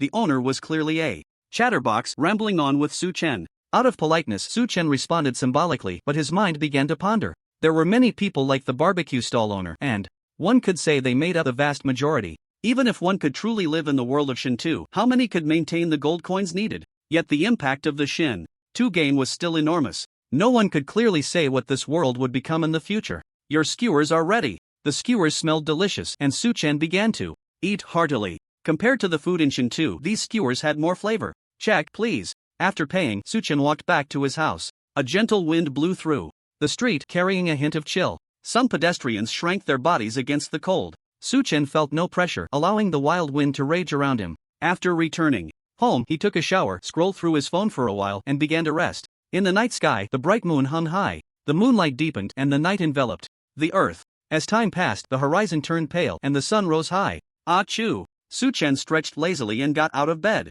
A good night's sleep kept him full of energy. Today's goal is to farm dungeons for materials, craft a demon flame set, and then fight the shadow of the Flame King. A brand new day. Su Chen was full of motivation.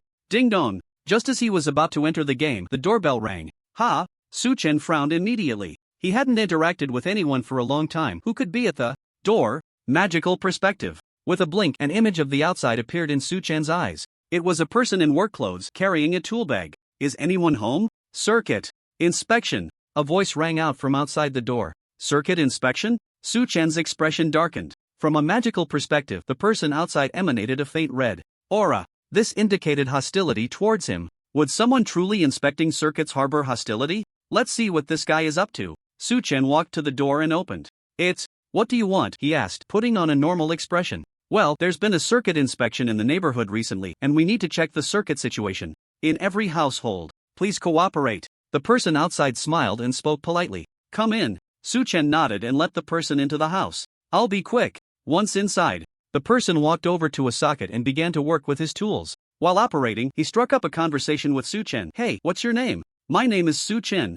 Su-chen replied with a slight smile. Su-chen? The person showed a surprised expression upon hearing this. You can't be that Su-F-Asian, right? Su-chen's smile widened. As he responded, how could the Su-F-Asian live in such a rundown neighborhood? It's just a coincidence of the same name. Upon hearing this, the person also displayed an expression of agreement. That makes sense. After a bit more work, the person pressed the socket back in place, stood up, and said to Su-chen, I've checked, and your circuit is fine, so I'll be leaving now. Thanks for your hard work, I won't see you off. Su-chen replied. The person quickly tidied up his tools and left the room. Su-chen closed the door, his gaze lingering on the person's retreating figure. Others might not notice, but he could see it clearly. That guy had just installed a miniature probe in the socket. With the position of that probe, it should be able to cover the entire hall. In other words, the other party wants to monitor my actions. Has this guy discovered me? Combining what he just said, Su-chen narrowed his eyes, a surge of killing intent rising within him. Let's see what tricks you want to play. Putting on a nonchalant expression, Su-chen walked into the bathroom.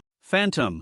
Clone. As the skill activated, a person identical to Su-chen appeared in the bathroom. In the next second, Su-chen's main body directly vanished and appeared on the rooftop of a nearby building. Eagle Eye. Activating his vision skill, he firmly grasped the movements of the maintenance worker. Meanwhile, he controlled the clone to walk into the hall and lie down on the sofa. From that surveillance angle, it looked just like a disheveled young man taking a nap. Su-chen didn't pay attention to the situation at home, focusing entirely on the maintenance worker. Blink. With dual perspectives and blinking, Su-chen closely followed the man to a location. It was a hotel. In this third-tier city, it could definitely be considered the most upscale. The maintenance worker took the elevator directly to the luxurious suite on the top floor. Su-chen observed the situation in that room through his magical perspective and directly blinked inside. There were two people inside, chatting in the living room of the suite. Done so quickly, a voice rang out. That guy had no defenses at all. Whatever I said went. I doubt he's the person we're looking for. The other voice followed, which was the maintenance workers. I don't think so either. The other voice laughed. As soon as you left, that guy just lay down on the sofa and fell asleep. If he were that mage god, he'd probably be gaming all day. Who says otherwise? But the task given by young Master Su, we have to keep an eye on. The maintenance worker's voice was also quite helpless. Young Master Su? Su-chen, hiding in the bedroom, heard their conversation clearly. Su Shiji? It was easy to guess who was most likely that young Master Su. Is that guy casting a wide net? Su-chen quickly understood Su Shiji's purpose for installing surveillance in his home. There were too many people with the same name as him, and Su Shiji couldn't be sure who the mage god Su was. Surveillance was undoubtedly a good method. His current identity had not been exposed. If I take out these two guys, Su Shiji will probably guess my identity. With a thought, Su-chen left the hotel. He retracted his killing intent and spared the two people in the hotel. They were just small fry. The real target was still Su Shiji. Since you want to find me, I'll deliver myself to your door. With a cold gaze, Su-chen's tolerance for Su Shiji had reached its limit. The headquarters of Da Heng Group was in Huadu. It would take 5 hours by high-speed train to get from his location to Huadu. That was too long. Su-chen set his sights on a plane. His third-tier city had an airport with flights to Huadu. He didn't hesitate, avoiding all surveillance, and headed to the airport. Compared to trains, there were more hiding spots on planes. Scanning the entire aircraft with his magical perspective, Su-chen directly went to the tail of the cabin. The plane still has to wait a while before taking off. It will take at least 3 to 4 hours to reach Huadu. While waiting for the plane to take off, Su-chen turned his other consciousness to the clone. There was one thing he was quite worried about. If he was too far from the clone, would it suddenly disappear? To be safe, Su-chen prepared to control the clone to return to the bedroom. The surveillance could only see the situation in the hall and could not see his bedroom. Time passed little by little, and the plane began to take off. When it reached an altitude of 10,000 meters, Su-chen's attention was entirely on his clone. The distance grew greater, yet the clone showed no signs of disappearing. It seemed that as long as his consciousness remained with the clone, no matter where he went, the clone would not vanish. If I enter the game, will the clone still be there? The time on the plane was quite dull, and Su-chen suddenly had a thought. If he entered the Divine Path game, could he still maintain contact with the clone in reality? Would he be able to create another clone in the Divine Path game? As soon as this thought emerged, he felt an urge to try it out. Forget it, I still need to keep a low profile. But to disguise his identity, Su-chen suppressed this idea. Trying again later would yield the same result. The plane was getting closer to the airport in Huadu, and Su-chen controlled the clone to get up from the sofa, rubbing its eyes as it walked into the bedroom. From the perspective of the surveillance, everything appeared normal. After the clone entered the bedroom, Su-chen paid it no mind. Avoiding all surveillance to reach the place where Su Shiji was located in Huadu was not an easy task. He had to stay focused. Of course, Su-chen could wait until nightfall to act. With the skill of shadow escape, he could silently go anywhere at night. But he did not wait. Dealing with Su Shiji was a minor issue. Running dungeons was the main event. On the other side, the two people in the hotel watched the surveillance footage and began to complain. This guy sleeps way too much, right? He sleeps on the sofa and then goes to sleep in the room? Forget it, I won't watch anymore. You keep an eye on it, who knows when he'll come out. The two stopped watching the surveillance and started playing on their phones. Ding, ding, ding. After a while, one person's phone rang. He quickly switched to speakerphone. How's the surveillance on your end? A rough voice asked. Don't mention it, this guy is just a deadbeat, not at all like that Su Fa's hen, the technician replied. The person on the other end was not surprised by this result and casually instructed, keep an eye on him for 2 days. If he's not the one, then you can change your target. Got it, the two answered in unison. They had no idea that the person under surveillance had already arrived 1,000 miles away in Huadu. Is this the place? Underneath a tall building, Su-chen, wearing a black baseball cap that shaded his eyes, scanned the area. However, through his magical perspective, everything inside the building was clearly captured. The spacious building had very few people. Is Su Shiji not here? Su-chen looked around the entire building but did not find any trace of Su Shiji. I actually forgot about that. He pouted, realizing the situation. At this time, Su Shiji should be leveling up in the game. In that case, we'll just have to wait until tonight to act. Su-chen was not in a hurry. He walked to a secluded spot and used Blink to enter the building. This was a storage room, which rarely had anyone visiting even on normal days. What should I do now? With Su Shiji absent, Su-chen was at a loss. Previously, he could have directly entered the Divine Path game and dealt with Su Shiji later in the evening without wasting any time. However, now, his avatar at home, 1,000 miles away, was still under surveillance. Su-chen's only concern was that once he entered the game, his avatar might disappear. If that happened, he wouldn't be able to return in a short time, and if he didn't appear on camera for too long, it could raise suspicions. Actually, there's no need to worry too much. After all, as long as I take down Su Shiji, the chances of me being suspected will greatly decrease. After careful consideration, Su-chen made a plan. He couldn't just waste time in this place. Shifting his consciousness to his avatar, Su-chen controlled it to walk into the hall.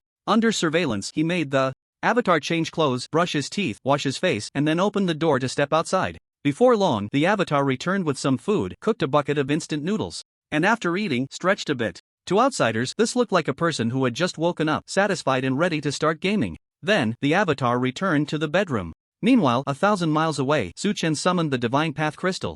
Enter the game. As he immersed his consciousness into the crystal, he also maintained the awareness left on the avatar. A flash of light surrounded his body, and he entered the Divine Path game. Not gone? Upon entering the game, Su-chen was surprised to find that he still maintained contact with his avatar. Although the connection was extremely weak, he could clearly tell that the avatar was still in the bedroom. I can't control the avatar anymore. However, under some kind of barrier, even though the avatar was still there, Su-chen could not control its every move. He looked at the skill bar. The phantom avatar was still active.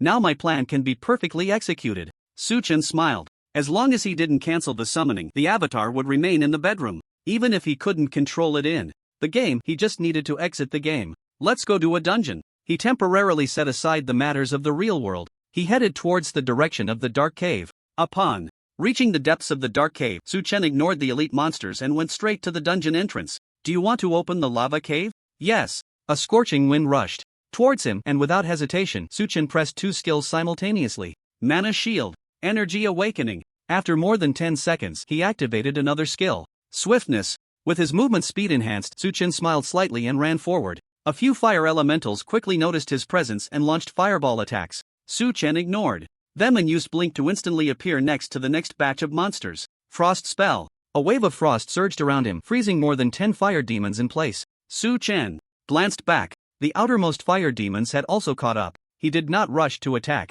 After mastering the terrain of the entire dungeon, it was certainly most efficient to clear it in one go. Blink. Arriving at the magma pool area, Su-chen directly faced the burning damage and pressed forward. Frost Spell. His method of drawing aggro was quite simple. As he approached the fire demons, he used the frost spell to attract their hatred while also freezing all these ranged monsters in place. After all, they were all ranged monsters. And with their attack range being considerable, once hundreds of fire demons attacked together, Su Chen would still feel the pressure of drawing aggro. Should I clear the boss in one go to? Pulling a large group of monsters behind him, Su Chen entered the deepest rock cave. There stood 11 fiery two-headed hounds. The fire demons behind had not caught up yet, which made Su Chen's mind race. Better not, that guy has a silence skill, can't take the risk. After careful consideration, Su Chen dismissed the idea. If the fire demons were melee monsters, even if he got silenced by the boss, he would have absolute confidence in clearing it together with the boss. But ranged monsters were a different story. Let's start clearing. Su Chen's attention turned to the approaching fire demons. Froststorm paved the way, and Crowstorm filled in the damage. Under the damage of these two large area of effect skills, the fire demons walked the path to death. One by one, they fell in the wake of the area damage. You killed a fire demon. You killed a fire demon.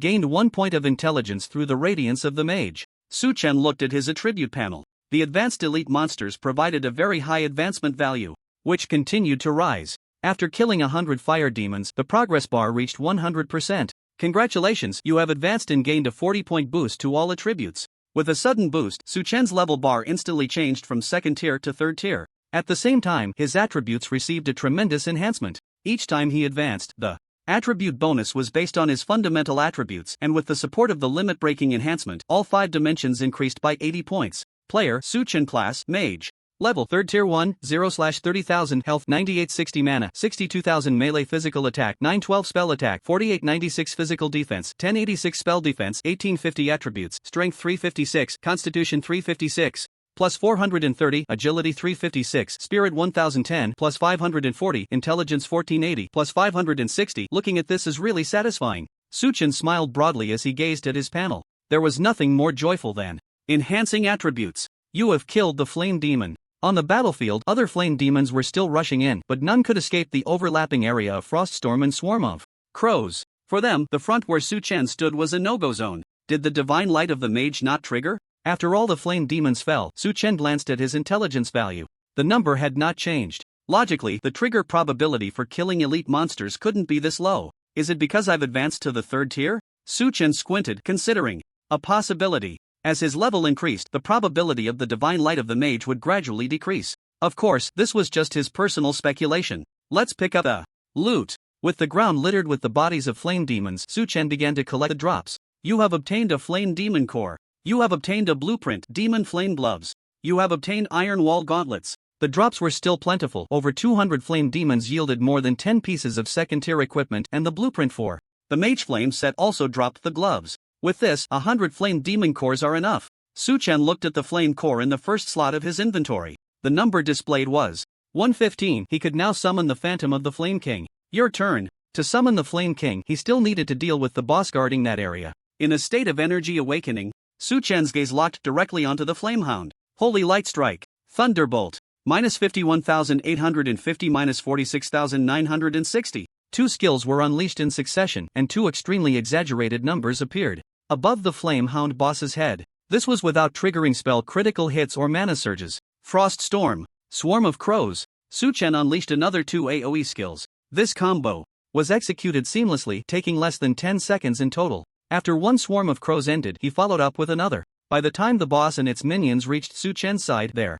health was already nearly depleted. Freeze. Su Chen finished with a freezing spell, controlling the situation while also dealing damage. You have killed the flame two-headed hound. Boss. You gained 1 point of intelligence through the divine light of the mage. The kill notification appeared. Only the boss's death triggered the divine light of the mage, and this boss did not grant Su Chen any experience. So, the 3rd tier is a significant change. Su Chen murmured softly. He wasn't concerned about the experience issue and instead looked at the mage's staff in his hand. The growth value was 0. This staff reached the 3rd tier before him, but after he killed a large number of second-tier monsters, it hadn't gained even a bit of growth value, which made Su Chen aware. You have obtained a Flame Fire Core. You have obtained a Warrior Advancement Proof. You have obtained the Blueprint Flame Hat. You have obtained the Assassin Advancement Certificate. After picking up the drops, everything Su Chen needed came out. With the materials in his bag, he could directly craft a flame set without summoning the Flame King. And with 2 advancement certificates, all 5 major professions could be fully advanced.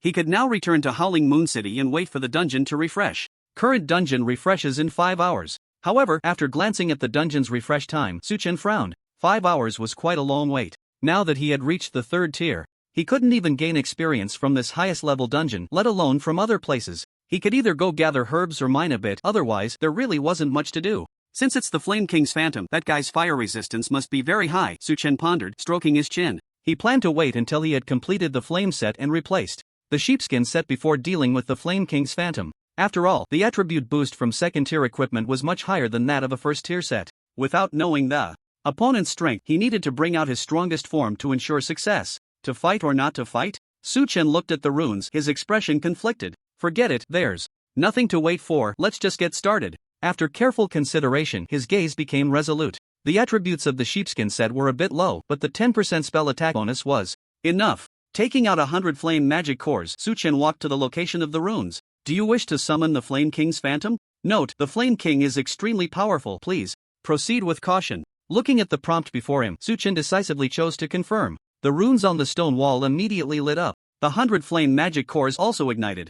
After several seconds, a massive phantom emerged from the flames. Who is it that has awakened me? A voice rang out. At the same time, an option popped up in front of Suchen. The Flame King's phantom has been summoned for the first time. Player triggers hidden quest. Flame King's servant, accept the Flame King's gift, bear his mark, and gain powerful flame power.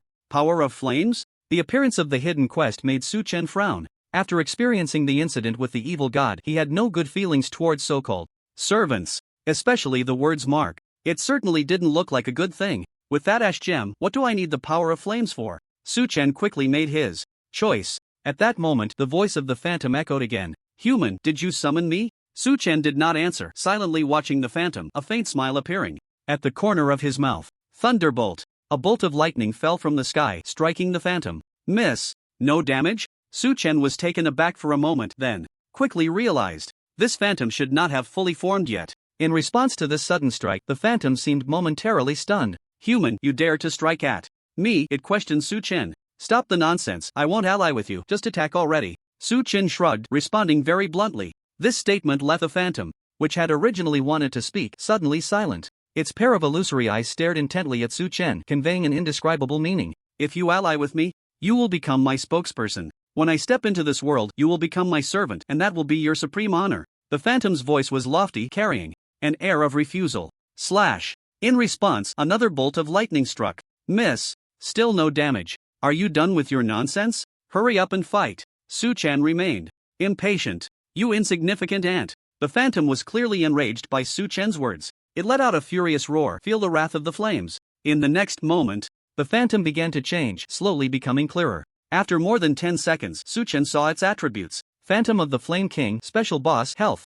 300,000/300,000 spell attack, 4,000 physical defense, 4,000 spell defense, 4,000 spell resistance, 50% flame resistance, 80% skills, flame fire, flame burst, hellfire C. Incredible! Even Suchen, who had seen many bosses, couldn't help but exclaim upon seeing the phantom's attributes. This guy's attributes probably surpassed those of some low-level third-tier bosses. Even if there were 50 elite players here, facing this boss would only lead to death. Unless all 50 players were equipped with a full set of second-tier gear and at least one S-level output skill, they would have no chance of fighting back. And, witness my power. The phantom still maintained its lofty demeanor. As its voice rang out, a flame shot towards Suchen. -2,767. A damage number popped up above Suchen's head. Not bad, a skill with 8,000 points of damage. Suchen calculated that this flame's base damage was about 8,000 points. For any warrior at this stage, they would probably just be instantly killed. But for him, this hit was nothing. Holy Light Strike. Suchen countered with a skill. -24,825. The phantom had 50% spell resistance, and Suchen's strongest strike only dealt over 20,000 points of damage. But compared to the boss's damage, he seemed more like the boss. You damned guy. This hit made the phantom roar in anger. Again. The boss's address for Suchen had changed from ant to guy. I will give you one more chance. Ally with me, and you will gain unparalleled power. The phantom once again extended an olive branch to Suchen. Thunderbolt. The thunder rumbled and the lightning descended. -44,980. This time, another damage number popped up, exceeding the Holy Light Strike by 20,000. Critical hit. Suchen's face lit up at the sight. If this could keep happening, the Flame King might not even be able to break his magical shield before he took him down. You brought this upon yourself. This strike also enraged the phantom. Its illusory hands came together. A powerful flame energy began to gather. Seconds later, a massive fireball took shape in its hands. Clearly, the boss was planning to unleash a big move. Defensive stance. Su Chen did not hesitate and activated his defensive skill. This skill could reduce 30% of spell damage lasting for 30 seconds. Minus 3,197. A significant damage number appeared above Su Chen's head. How is this possible? But upon seeing that number, the phantom shouted in surprise. This was its highest single target damage skill aimed at instantly killing Su Chen. Nothing is impossible. Thunderbolt. Su Chen smiled faintly, standing firm in place. For the next 30 seconds he was somewhat worried whether the boss could break his magical shield. White Mist Town. Su Shiji was leading a team in monster hunting. Young Master Jia, most of our people have been deployed and are eliminating targets. Among them, a few suspects seem to be fine, one person said while hunting monsters. They had seen Su the Law God, but with his appearance adjusted, he looked quite different from reality, only vaguely recognizable. As long as there was any resemblance, they were key targets for monitoring. Even if they seem fine, keep an eye on them. That guy is not simple, he might have already noticed the surveillance is a ruse. Su Shiji smiled, seemingly unhurried. As he launched his attack, a first-tier monster fell. With the experience gained, Su Shiji looked satisfied. I just want to put pressure on that guy and make him jump out. You humble little bug, feel the wrath of the flames. Deep within the lava cave, an angry roar erupted. The shadow of the Flame King wielded a massive fireball flying towards Su Chen's head. Minus 3,197. It was the same damage number as before. In a defensive stance for 30 seconds, Su Chen was the tankiest player in the entire game. Thunderbolt. With ample shield value, Su Chen cast his lightning attack leisurely. Under the powerful output, the shadow of the flames was rapidly losing health. Human, you are disrespecting me. As the pressure of health increased, the Flame King roared incessantly. But no matter how furious he was, his strongest strike could only take away over 3,000 health points from Su Chen. At his frequency, he hadn't even taken away half of Su Chen's shield value. TCH. Hearing the shadow's words, Su Chen scoffed. He didn't even regard that so-called evil god, let alone this Flame King who might not even be a god. This is the final blow. A strong killing intent surged in his eyes, and the lightning flickered continuously. Thunder. Lightning. Minus 44,980. Minus 13,494. Two damage numbers appeared simultaneously. The damage from this final blow totaled nearly 60,000. The shadow's health was completely emptied with this strike. You have killed the shadow of the Flame King. Gained 1 point of intelligence through the radiance of the mage. 2 notifications appeared, and Su Chen raised an eyebrow. No experience? Given the power of the shadow of the Flame King, it should have provided experience. Just as Su Chen was puzzled, the shadow with dwindling health did not disappear immediately. It resembled a flame slowly extinguishing. Human, this is just a remnant of my consciousness, not even 1/10,000th of my power. Even if I had only 1,000th of my strength, crushing you would be as easy as squashing an ant. The shadow spoke again. You can still talk? Su Chen was intrigued. When the day of my descent comes, I will make you understand the consequences of opposing me. The shadow left a final remark, its flames beginning to flicker until they dissipated. A burning crystal fell to the ground. Su Chen's expression brightened, and he quickly stepped forward to pick up the crystal. Heart of Flames. This is a crystal with extremely strong firepower, with a wide range of uses. Such a powerful boss, and it only dropped this one thing? Su Chen was surprised that, aside from this crystal, the shadow dropped nothing else. He was at a loss for words. Holding the Heart of Flames, he attempted to grant new attributes to the mage's staff. Would you like to grant an attribute? The attribute is fire damage increased by 30%. So powerful? Seeing that attribute, Su Chen's eyes widened. A 30% increase was definitely an exaggerated number. This was enough to demonstrate the strength of this crystal. I'm a bit reluctant. Su Chen's expression became conflicted. He had quite a few fire skills, and if he granted this attribute, the damage output of his fire skills would increase significantly. But if he fed this to the Ash Gem, whether it could be activated was still uncertain. What should he choose? Player Su Chen has achieved the stage goal. The game of Shinto will launch the first nationwide event. Player Su Chen has achieved the stage goal. The game of Shinto will launch the first nationwide event. Just as Su Chen was in a dilemma, a scrolling announcement appeared. This announcement was very eye-catching, and any player in the Shinto game would be immediately drawn to it. At the same time, every player in the game also received a prompt. Will you participate in this event? Note: there are no penalties for death during the event, and the rewards are abundant. After carefully reading the prompt, everyone's choice was unanimous.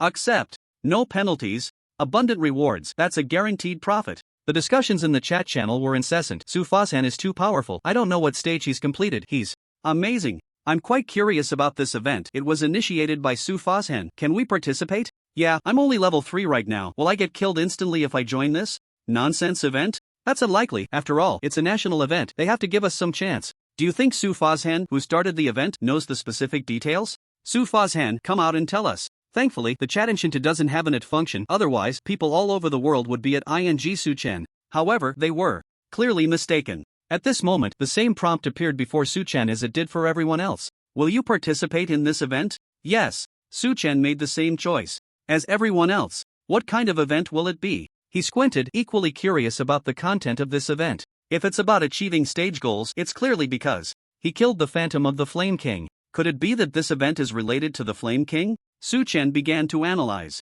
If this event is indeed related to the Phantom of the Flame King, that would be great. At the very least, he could obtain more fire attribute items. Let's activate the Ash Gem first. With that thought, Suchen took out the Ash Gem. He placed the Heart of Flame and the Ash Gem on the ground, standing by patiently waiting. Guided by the Ash Gem, the Heart of Flame quickly ignited. The flames enveloped the Ash Gem, and unlike the previous times, this time the flames were clearly more brilliant. It was under this intense firelight that a glow emerged from the Ash Gem.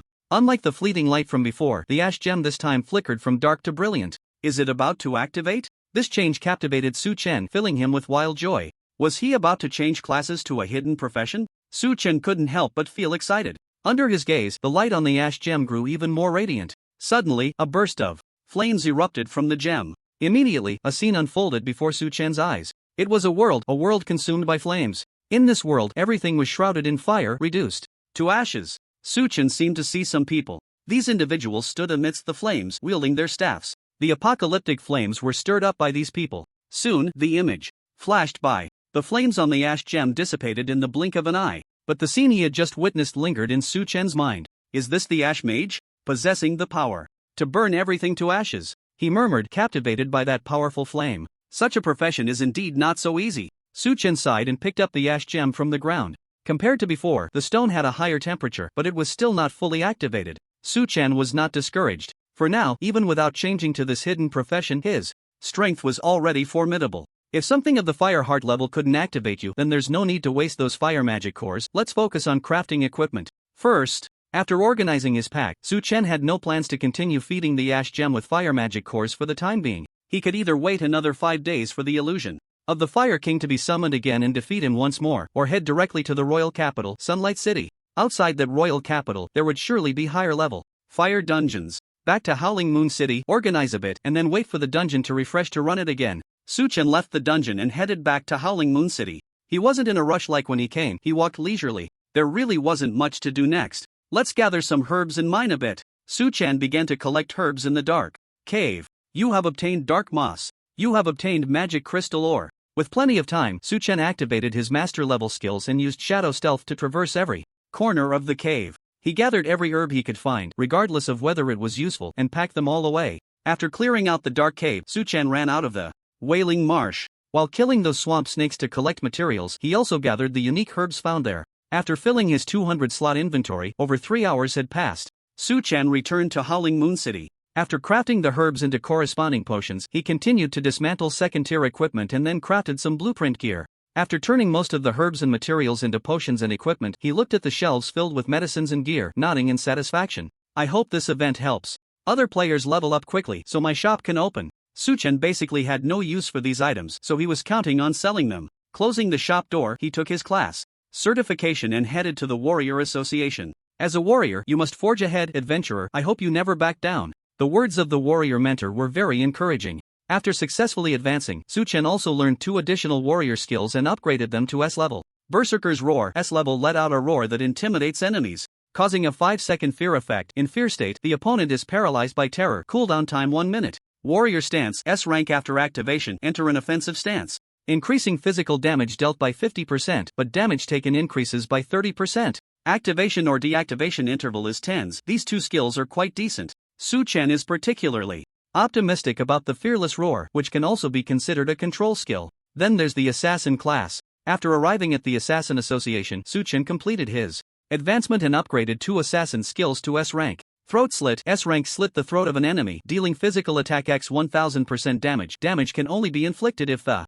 throat area is attacked. Cooldown time 30s. Frenzied Dance. S rank. After activation, your attacks will deal physical attack x 200% splash damage to all enemies within 10 meters around you, lasting 30s. Cooldown time 3 minutes. Not bad. 1 high damage skill, 1 melee AoE skill. Overall it's quite good. Moreover, his warrior skills can be used in conjunction with the assassin skills. If my physical attack were a bit higher, I could try melee group farming. Su Chen's playful spirit was ignited. Looking at the time, the lava cave dungeon was about to refresh. No need to rush to farm the dungeon, there's still one more thing to do. Su Chen did not head towards the cave but stood still and logged out of the game. The surrounding scene flickered and he returned to that storage room. With a thought, Su Chen connected his consciousness with his clone. Soon, the connection was re-established. Under Su Chen's control, the clone walked towards the hall outside. This was naturally captured by the external surveillance. Su Chen controlled the clone, leisurely starting to cook. No matter how you looked at it, this seemed like an ordinary person who had just finished a game and was preparing to eat and rest. With his powerful mental strength, Su Chen was multitasking. His main body, while activating the magical perspective, continued to scan the entire building. Before long, a familiar figure appeared in his line of sight. Found you. Su Shiji was clearly a flamboyant person. Coupled with the reputation of the Daheng group, he often made headlines. It wasn't hard to recognize this guy. Is he going home? Through the magical perspective, Su Chen saw Su Shiji taking the elevator down to the basement, accompanied by two subordinates. Don't act yet. Su Chen thought for a moment and decided against taking action in this place. It was already evening and more people were filling the building. If he forced a confrontation, it would surely cause quite a stir. It's getting dark. As night approached, Su Chen's gaze turned colder. Daheng Group parking lot. Young Master Su, that Su Chen is making waves again. A tall, muscular man stood next to Su Shiji, seemingly his bodyguard. Don't rush, once we find him, the spotlight will be ours. Su Shiji smiled faintly, his eyes seemingly dreaming of a bright future. Exactly, that Su Chen can be tough in the game, but here, young Master Su is the real deal. Another, seemingly weaker person gave Su Shiji a thumbs up. You need to tone it down. Su Shiji clearly enjoyed the flattery, his face beaming with a smile. Young Master Su, I'm just speaking the truth. In my opinion, that Su Chen has just found a bug in the game. He's definitely a loser in reality. Not even worthy of shining your shoes. The younger brother continued to flatter him. Ha, ha, ha. This made Su Shiji unable to hold back his laughter. The three quickly arrived at a car. It was a luxurious business vehicle with a small golden figure on the front. The younger brother hurried to the back seat and opened the door for Su Shiji. Su Shiji strode in and settled down. The younger brother closed the door, moved to the driver's seat, while the bodyguard took the passenger seat. Young Master Su, are we going straight home today? Or are we going out to eat? The younger brother asked after starting the car. I'm not very hungry, let's go home first. Later, I want them to report to me. It would be best to find that Su Chen before the event starts. Su Shiji rubbed his eyes and lay back in the rear seat. Playing the game for a long time was exhausting and he looked quite tired. On the way, the younger brother drove steadily, taking Su Shiji to his residence. It was a very upscale community. Pick me up at 9 tomorrow, you two can go back now. After getting out of the car, Su Shiji said to the younger brother and the bodyguard. The two nodded and drove away. Su Shiji entered the elevator alone, pressed the button for his floor and arrived at a luxurious flat. He took off his clothes and walked to the wine cabinet in the kitchen. Inside were various red wines. Su Shiji picked one, skillfully opened it and poured it into a glass. Sitting on the luxurious and comfortable leather sofa, he took out his phone and dialed a number. Young Master Su. A respectful voice came through once the call connected. Su Shiji took a sip of wine and said lightly, how's the investigation going? So far, there are a few that seem problematic. They didn't appear on the surveillance footage for long. And a few have left the house. The others show no abnormalities, not like the targets we are looking for, the voice reported. Focus on those with significant suspicion. As for those without, keep an eye on them for another day and change all the targets. Su Shiji shook the wine glass in his hand and said, understood. The voice immediately replied. With that, Su Shiji had no further instructions and hung up the phone. He sat on the sofa, leisurely enjoying the red wine in his hand. Whoosh, whoosh. At that moment, a gust of wind blew in. Su Shiji raised his eyebrows and shivered.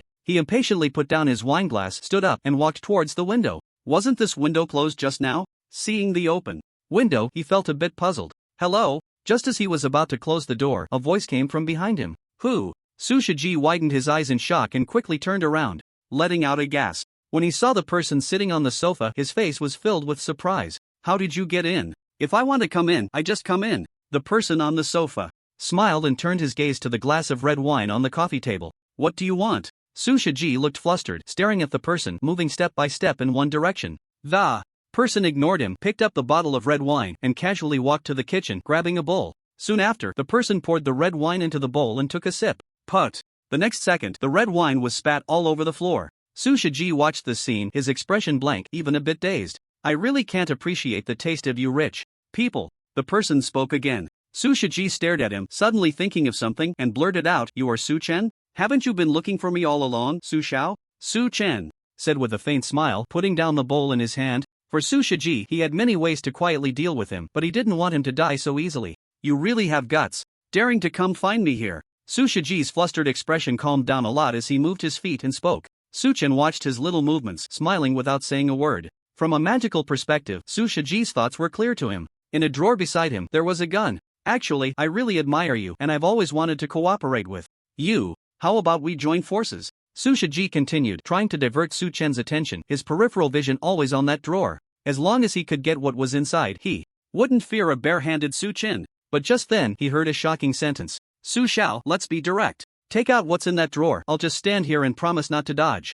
"What do you mean?" Su Shiji blurted out instinctively. His mind was a bit slow to catch up. How did Su Chen know there was something in the drawer? This is not scientific. But he quickly took action, striding to the drawer and pulling out the gun inside. He cocked it and aimed it at Su Chen, his gaze sharp. "Do you really think I wouldn't dare to kill you?" With the gun in hand, Su Shiji's confidence grew a bit. Could a mere mortal withstand a bullet? But to Su Shiji's surprise, Su Chen, who was being aimed at, showed no sign of fear on his face. It was as if he was holding a toy gun. Su Shiji couldn't help but weigh the gun in his hand. It was heavy, definitely real. "To be honest, we don't need to be enemies. If you're willing to join forces with me, we will become the rulers of the future." He spoke again, his confidence waning considerably. Su Chen listened to these words, still wearing that faint smile. It would actually be quite simple to take down Su Shiji. The reason he hadn't acted yet was another. He wanted to withstand a bullet. "Magic shield," he silently chanted, using this skill for the first time in reality. The next moment, a strange sensation surged in his heart.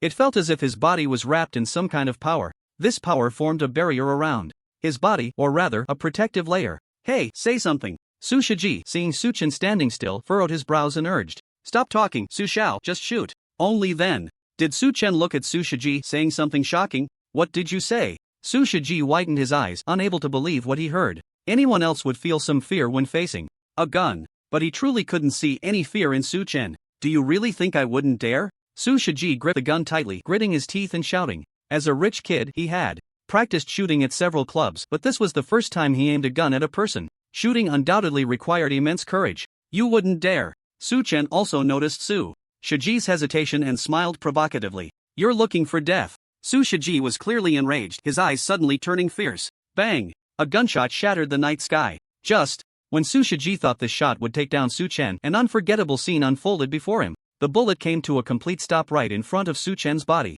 The bullet was still spinning but could not break through that invisible barrier. How is this possible? Su Shiji let out a roar. Everything before him completely overturned his understanding. Su Chen's disregard for the bullet could no longer be described by common sense. Bang! Bang! He pulled the trigger again. Several bullets came one after another, but they all stopped in front of Su Chen. Clang! Losing momentum, the bullets fell to the ground, making a crisp sound. "This can't." Su Shiji's expression was filled with terror. He wanted to say something, but found his mouth couldn't move. Not just his mouth, his body couldn't move either. An invisible force held him firmly in place. His eyes stared fixedly at Su Chen as if asking, "What exactly did you do?" Responding to him was Su Chen's devilish smile. Then, under Su Shiji's gaze, a flame erupted in Su Chen's hand. Su Shiji's expression grew even more terrified, his eyes darting around, desperately trying to struggle. But facing the powerful gravitational field, he couldn't escape at all. "Thank you for helping me verify some things," Su Chen's voice rang out. Su Shiji knew very well that the seemingly friendly tone was, in fact, the death knell. "Goodbye, young Master Su." At the Daheng group, in an office, a man who somewhat resembled Su Shiji but was considerably older wore a frown. He was Su Shiji's older brother, Su Shixiang, the heir of the Daheng group. The reason for his frown was also because of Su Shiji. The Daheng group had transferred all its assets into Shinto, and each of the brothers held a portion of the financial power. Whoever achieved greater success in Shinto would become the next head of the Su family. Previously, he had been far ahead of Su Shiji, but who would have thought that his younger brother would surpass him? Naturally, Su Shixiang was unwilling to accept the loss of his position as head. Ding! Ding! Ding! At that moment, his phone rang. Su Shixiang glanced at the caller ID, raising an eyebrow. He recognized the caller as one of Su Shiji's subordinates. But why was this guy suddenly calling him? Su Shixiang impatiently answered the call. "Young master, it's bad news. The second young master is in trouble." The next second, a hurried voice came through, sounding as if the caller was about to cry. Su Shixiang's expression changed, and he quickly asked, "What happened?"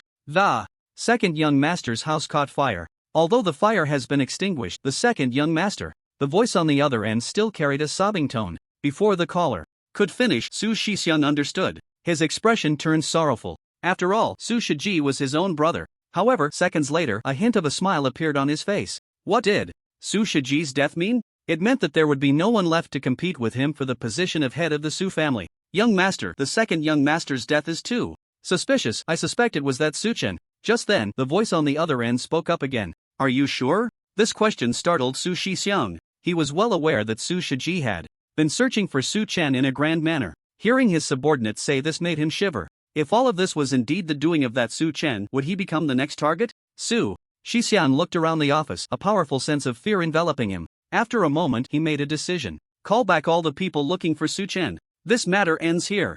A true man never looks back at an explosion. Su Chen strolled through the streets of Huadu with the blazing firelight reflected behind him. A crowd of people rushed toward that direction, seemingly eager to see what had happened. Compared to their hurried footsteps, Su Chen walked slowly, appearing somewhat out of place. But he didn't care.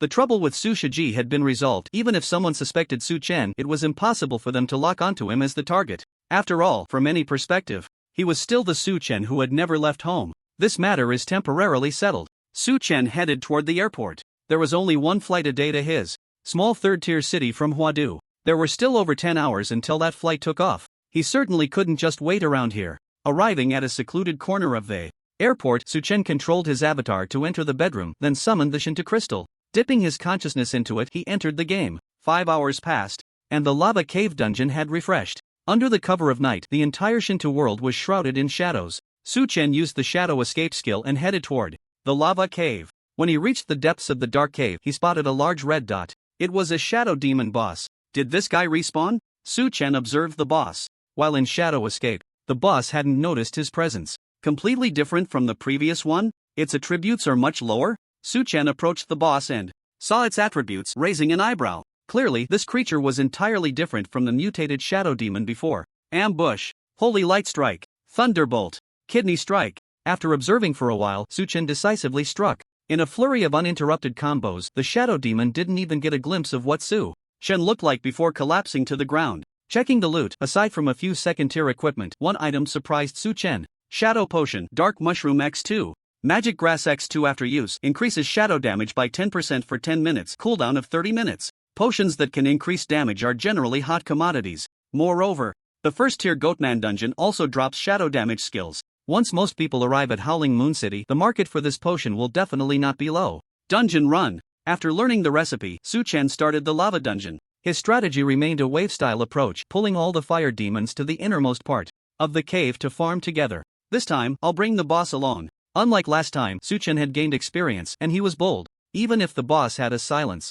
skill, he planned to farm it together. Holy Light Shield. Instead of directly activating the mana shield, Su Chen put up a Holy Light Shield. When pulling monsters, it was inevitable to be hit by the fire demon's attacks. With this shield, it greatly increased his margin for error. Swift, Blink, Frostbolt. Su Chen still used the old method to pull monsters, leading the fire demons in batches toward the innermost area. Occasionally, some nearby fireballs struck him, all of which were absorbed by the Holy Light Shield. Soon, Su Chen reached the innermost area. Come on, he whispered softly, a frost glimmering in his eyes. The next second, a fierce blizzard swept up around him. Holy Light Strike, Thunderbolt. Using the same output combo, Su Chen first unleashed a set on the boss, then released a swarm of crows centered around himself. With ample mana, he began to lay down a frost path toward the other side. On the other side, a gravity field was used to keep the boss and its minions in place. From a safe distance, the boss fell to the ground without using any skills. Deep within the vast cave, the ground was littered with drops. You have obtained the Flame Magic Core. You have obtained the Blueprint Magic Flame Armor. Su Chen continuously picked up items, filling his inventory to the brim. You have refined the Flame Essence. You have refined the Flame Essence. You have crafted the Magic Flame Robe. You have crafted the Magic Flame Hat. Finally completed the set. After crafting a full set of Magic Flame Gear, Su Chen replaced his sheepskin armor with the prepared equipment. Magic Flame Robe, Intelligence plus 100, Spirit plus 100, Final Damage. From Fire Attribute Skills plus 5%, Set Effect, Fire Attribute Skill Mana Cost reduced by 10%, Damage increased by 10%, Magic Flame Leggings, Spirit plus 80, Constitution plus 30. Mana Recovery Speed plus 10%, Magic Flame Hat, Intelligence plus 80, Spirit plus 30, Spell Hit Rate plus 1%, Flame Boots, a Grade plus 80, Spirit plus 50, Constitution, Trait, Heat Resistance. Lava Fire Gloves, a grade plus 80 intelligence plus 30 constitution, spell hit rate plus 1% after equipping these 5 pieces of gear. Su-chan's attributes received a significant boost once again. Player, Su-chan Profession, Mage level, Tier 3, Level 1, 0/30,000, Health, 10160 Mana, 69200 Melee Physical Attack, 912 Spell Attack, 4776 Physical Defense, 1016 Spell Defense, 1930 Attributes, Strength 356, Constitution 356, plus 460, Agility 356, Spirit 1010, plus 720, Intelligence 1481, plus 690. How much should I sell the sheepskin set for? Su-chan looked at the 5 pieces of sheepskin armor he had discarded. The value of this set of equipment was absolutely considered godly at this stage. If we talk about selling a single piece, the price is basically around 3 to 4,000 gold coins. But if we bundle these 5 pieces together, I'm afraid there would be people willing to pay 50,000 gold coins. Can those guys really come up with that much money? Su-chan looked at his inventory. Killing monsters also drops gold coins, although not in large amounts, but after this period of accumulation, the gold coins in his inventory had reached 300,000. For an individual, this is definitely an extremely exaggerated number, even an unimaginable one. But with the vast player base, this amount of gold really isn't much. As players level up, the levels of the monsters they kill also increase, and the amount of gold obtained grows exponentially. Since the game started, the price of gold coins has already dropped to 1/10 of what it was at the beginning. Those who bought equipment first have gained greater profits due to the advantages of their gear. Su-chan was not aware of any of this. He hadn't paid attention to the gold market, focusing solely on leveling up by killing monsters. Let's shout it out for sale. Su-chan opened the chat channel. He posted the attributes of the leather armor set. Selling a first-tier set, highest bidder wins, no lowballers. Due to his special title, as soon as he spoke, he immediately attracted attention. What the hell? A first-tier set? This equipment is a bit overpowered. Wow, is this a divine item? 10% spell attack bonus? You're selling this gear? As expected of Su-chan, he must have swapped for an even better set. That's why he's selling this one. I'll offer 10,000. 10,000? I'll double that, 20,000. Su-chan, can you reveal some information about the new event? Various comments flooded the chat channel. A simple sentence from Su-chan stirred countless players. At the same time, his private messages exploded. Just the price of tens of thousands had countless messages. It was clear that the value of this set of equipment had driven many players into a frenzy. Continue filtering messages, list the top 10 prices. Su-chan continued to sift through the messages, and soon only 10 remained. Hello, I'm Li Xiao. We've traded before. I can offer 40,000 gold coins for this set. The first message seemed to be from an acquaintance. Li Xiao? Su-chan rubbed his chin, recalling the name. After all, he was ranked 3rd on the leaderboard. That's too low. Su-chan ignored the subsequent messages and replied to Li Xiao. How much do you want to sell it for? Li Xiao replied instantly. 10,000 per piece, 50,000 total. Su-chan directly raised the price by 10,000. Li Xiao fell silent for a moment. Su-chan wasn't anxious and patiently waited. As the 3rd on the leaderboard, Li Xiao's financial resources were certainly substantial. Deal, but you'll have to wait a bit, I need to gather the gold coins. A few minutes later, Li Xiao replied. No problem. Su-chan responded readily. By the way, there's something I'd like to ask. After a while, Li Xiao sent another message. Su-chan thought for a moment and understood what the other party wanted to ask. Regarding the event, I don't know anything either, just like you, I'm just a starter. He sent the message first to respond. Got it. Li Xiao replied straightforwardly. While waiting for Li Xiao to gather the gold coins, Su-chan took advantage of the night and used Shadow Escape to gather herbs in the dark cave. After several dozen minutes, Li Xiao directly sent over 50,000 gold coins. Big spender. With 50,000 gold coins in hand, Su-chan was momentarily stunned. The other party really wasn't afraid of him defaulting. Without hesitation, Su-chan sent the leather armor set to Li Xiao. By the way, you should have quite a few high-tier potions, right? Can you sell me some? The price is negotiable. Transaction completed, Li Xiao inquired again. The potions are available, but they are all stored in the warehouse. With the deal at hand, Su-chan certainly wouldn't refuse. Then let's add each other as friends, and you can contact me later? Li Xiao took the opportunity to send a friend request. Su-chan chose to accept it but did not continue the conversation. Under the night sky, in his shadowy state, he comfortably collected resources. After gathering everything from the dark cave, he ran to the Wailing Marsh to collect some more, effortlessly taking down the newly spawned Marsh Giant Serpent boss. Back in Howling Moon City, Su-chan crafted some potions and then sent a private message to Li Xiao. He sent over the potions one by one, and in the end, Li Xiao spent 5,400 gold coins to purchase a considerable amount of 200 bottles of potions. Su-chan set the price at 30 gold coins per bottle and gave Li Xiao a 10% discount. After finishing all this, Su logged out of the game. Late at night, the airport was very quiet. Su Chen found a secluded corner and closed his eyes to rest. The sky soon brightened. The large airport slowly began to have planes landing and taking off. Su Chen quickly found his flight and slipped into the cargo hold. Several hours later, he returned to his bedroom. Release summon. He dispelled the summon of his clone and used magical vision to look at the probe hidden in the socket. Is it turned off? The red dot that had been lit on the probe was no longer glowing. Clearly, the probe was in a shut-off state.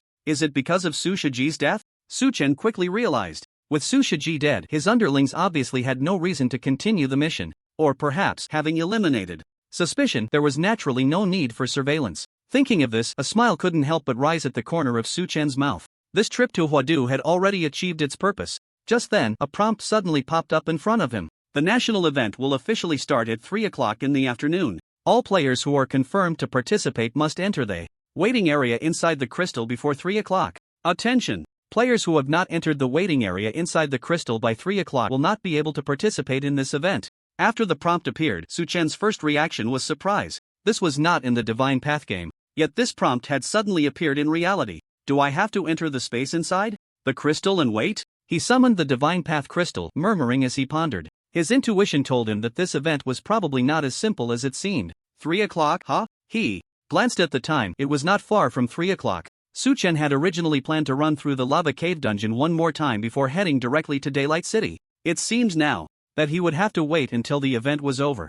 He picked up his phone and scrolled through the trending news. Most of the hot topics were related to him. Something about Su Faishan, as the initiator of the event, should already know the specifics of the activity. There was also talk that this nationwide event was actually planned by Su Faishan. Seeing how seriously people were discussing it, Su Chen really wanted to reply, "I won't take the blame for this." As he continued browsing, Su Chen came across a news article. Su Shiji, the deputy general manager of Daheng Group, died in a fire. He smiled slightly and clicked in. The article stated that Su Shiji had drunk a large amount of alcohol last night, leading to intoxication and a cigarette, but accidentally ignited the carpet, causing the fire. Was it covered up? This surprised Su Chen a bit. When he took action, he hadn't fabricated any accident scene, so it shouldn't have ended up like this. The people handling this matter at Daheng Group are quite clever. Su Chen quickly figured it out. For the time being, there shouldn't be any trouble coming his way. He continued scrolling through the trending news, waiting for 3 o'clock to arrive. SZ City, Bay 1 Community.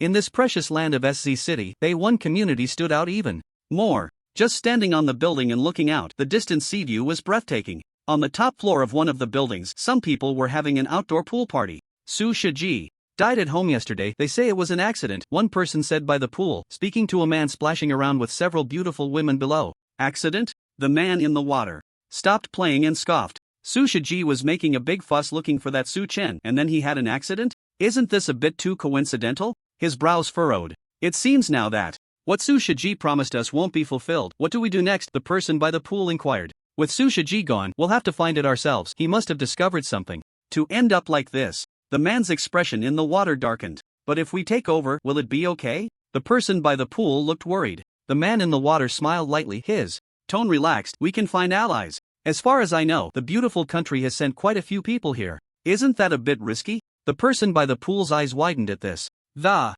man in the water wore a meaningful expression. That Su Chen isn't so easy to deal with. The mantis stalks the cicada, unaware of the oriole behind. Time ticked by. People in different parts of the world were anxiously watching the clock's hands move. In the continental region where Huagua was located, even though some places had time differences, the start time of the event was the same. It's almost 3 o'clock. Su Chen looked at the numbers on the timetable and summoned the Divine Path crystal. With a flash of white light, he arrived in the space inside the crystal, not continuing into the game. There were still a few minutes until 3 o'clock. Everyone participating in this event was anxiously waiting. Finally, the second hand completed its last circle. The event has started. All participants please pass through the portal. With the appearance of an announcement, a portal emerged within the space of the Divine Path crystal. Su Chen looked at the door, raising an eyebrow. Boldness comes with skill. He strode through the portal. In the next moment, a scene of shattered ruins appeared around him. Where is this? He surveyed his surroundings, revealing a look of surprise. This place did not seem like a game world. What the heck? Where is this place? It looks like some city. Goodness, this place is way too modern. Look at that building in the distance. It must have at least 100 floors. Exactly. What kind of event is this? It's completely different from the Divine Path game. Just as Su Chen was puzzled, a cacophony of voices began to rise. In the area he was in, a large number of players started to appear one after another. Within seconds, at least 10,000 people had arrived in this shattered ruin. This is not right. Did we get the wrong location? Where exactly is this? What is the content of this event? Who knows? Let's wait for the announcement. The discussions continued. Almost everyone doubted whether they had come to the wrong scene. The modern scene before them bore no difference from reality. Eagle Eye Su Chen stood among the crowd, silently activating his perspective skill. This is a highly technological modern city? It's somewhat like Magic City, but with differences. After observing for a while, Su Chen narrowed his eyes. No matter how he looked at it, this place was completely out of place with the Divine Path game.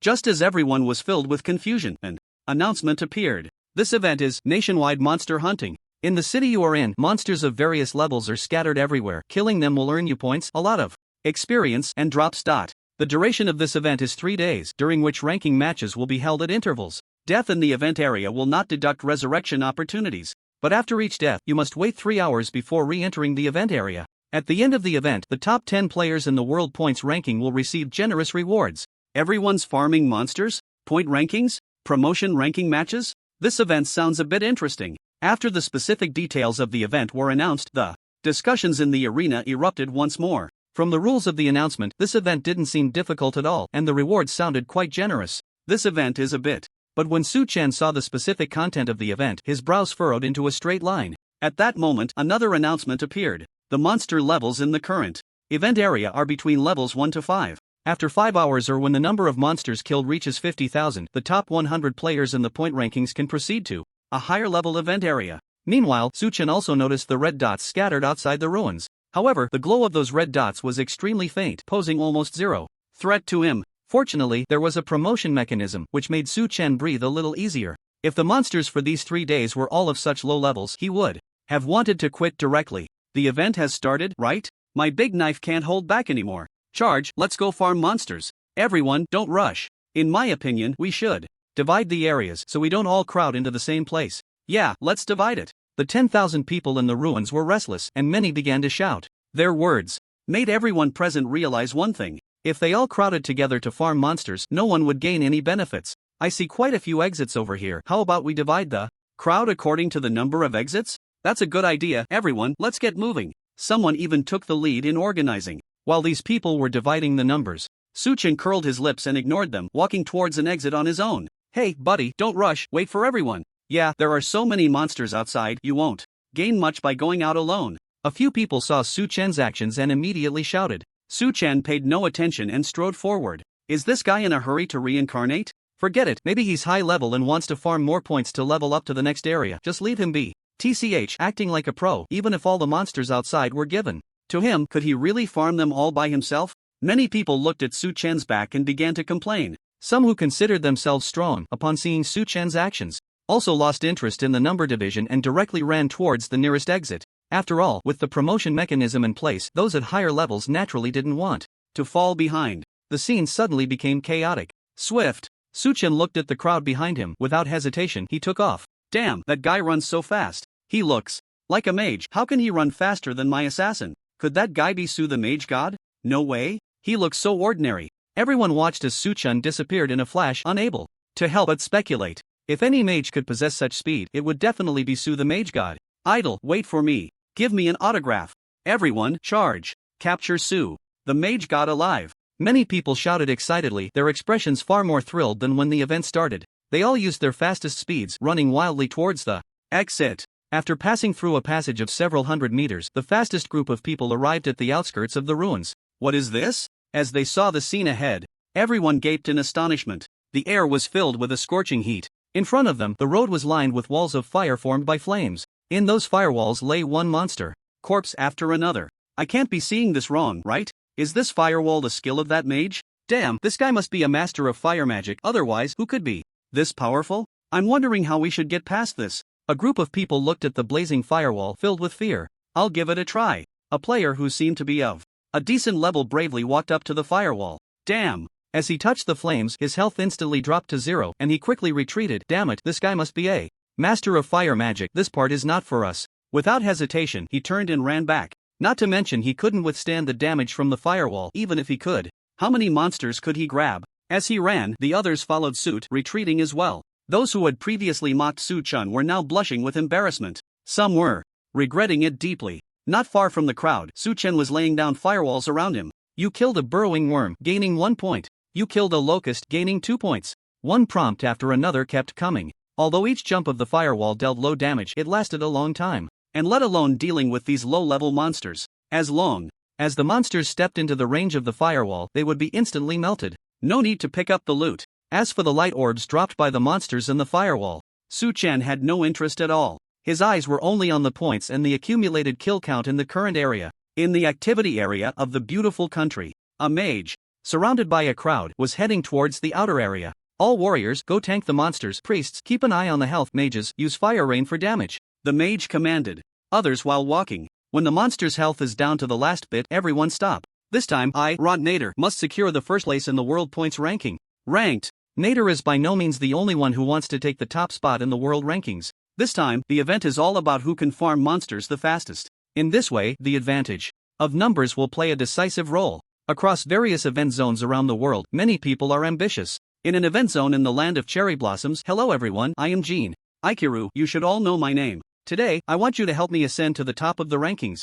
Jean Ikiru shouted loudly. In this event zone, he has quite a few subordinates. As long as you are willing to help Mr. Jean Ikiru, he will definitely reward you handsomely. Those people began to shout along with him. Soon, Jean Ikiru gathered many high-level players. Looking at these people, a confident smile appeared on his face. Promotion mechanism? I hope to encounter those experts from Huagua that way. Thinking of this, his gaze darkened and a strong wave of jealousy surged up. It would be best to run into that Su Chen. Of course, Jean Ikiru was not blindly confident. He opened the chat channel and sent private messages to some people. Organize manpower, spare no effort to recruit every player in the top 100 of each event zone, gather the most helpers. Jean Ikiru believed that under such a promotion mechanism, his team would grow even stronger. By that time, what would the god of law matter? Even as an ant, as long as the numbers are sufficient, we can take down an elephant. Jean Ikiru was not alone, many others shared his thoughts. These people were actively recruiting high-level players in the event zone. Some opposing forces even shook hands at this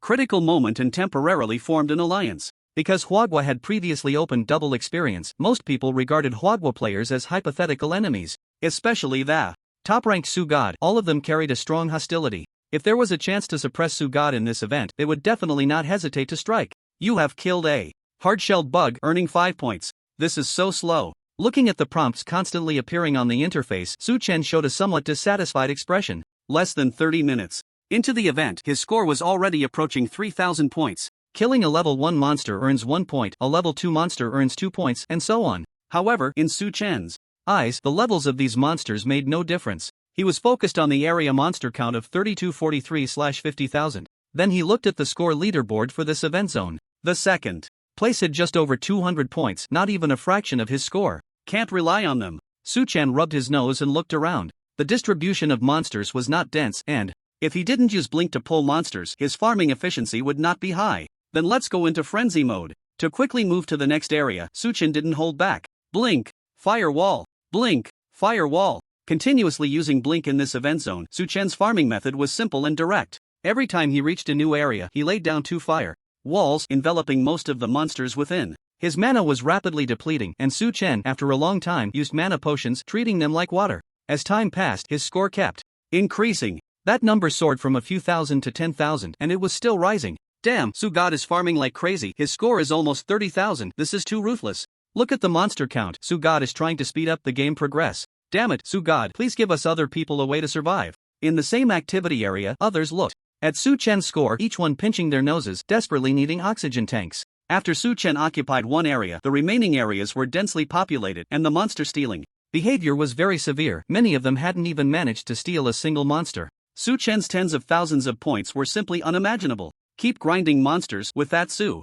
Chen around. The first round will end quickly, and we must ensure we are in the top 100. That guy is just too ruthless. Look at the high-level monster area over there. It's filled with firewalls. How did he manage that? In the area, many high-level players who had reached the first tier were also complaining. Originally, with their level advantage, getting into the top 100 was not a difficult task, but now it was hard to say. There weren't many monsters left for them. Whoever steals the monsters can level up. If it really doesn't work, then let's take out the other people in this area. I think we can take action against other players in this event, right? Soon, these high-level players thought of a solution. Dying in the event wouldn't deduct their resurrection count, so they could completely take action against others. Let's do it. A team of high-level players set an example and ruthlessly attack the low-level players in the area. Killing players can also earn points? After taking action, they were surprised to discover something. Depending on the level of the player they killed, they could earn corresponding points. Of course, this behavior undoubtedly stirred up outrage among the player community.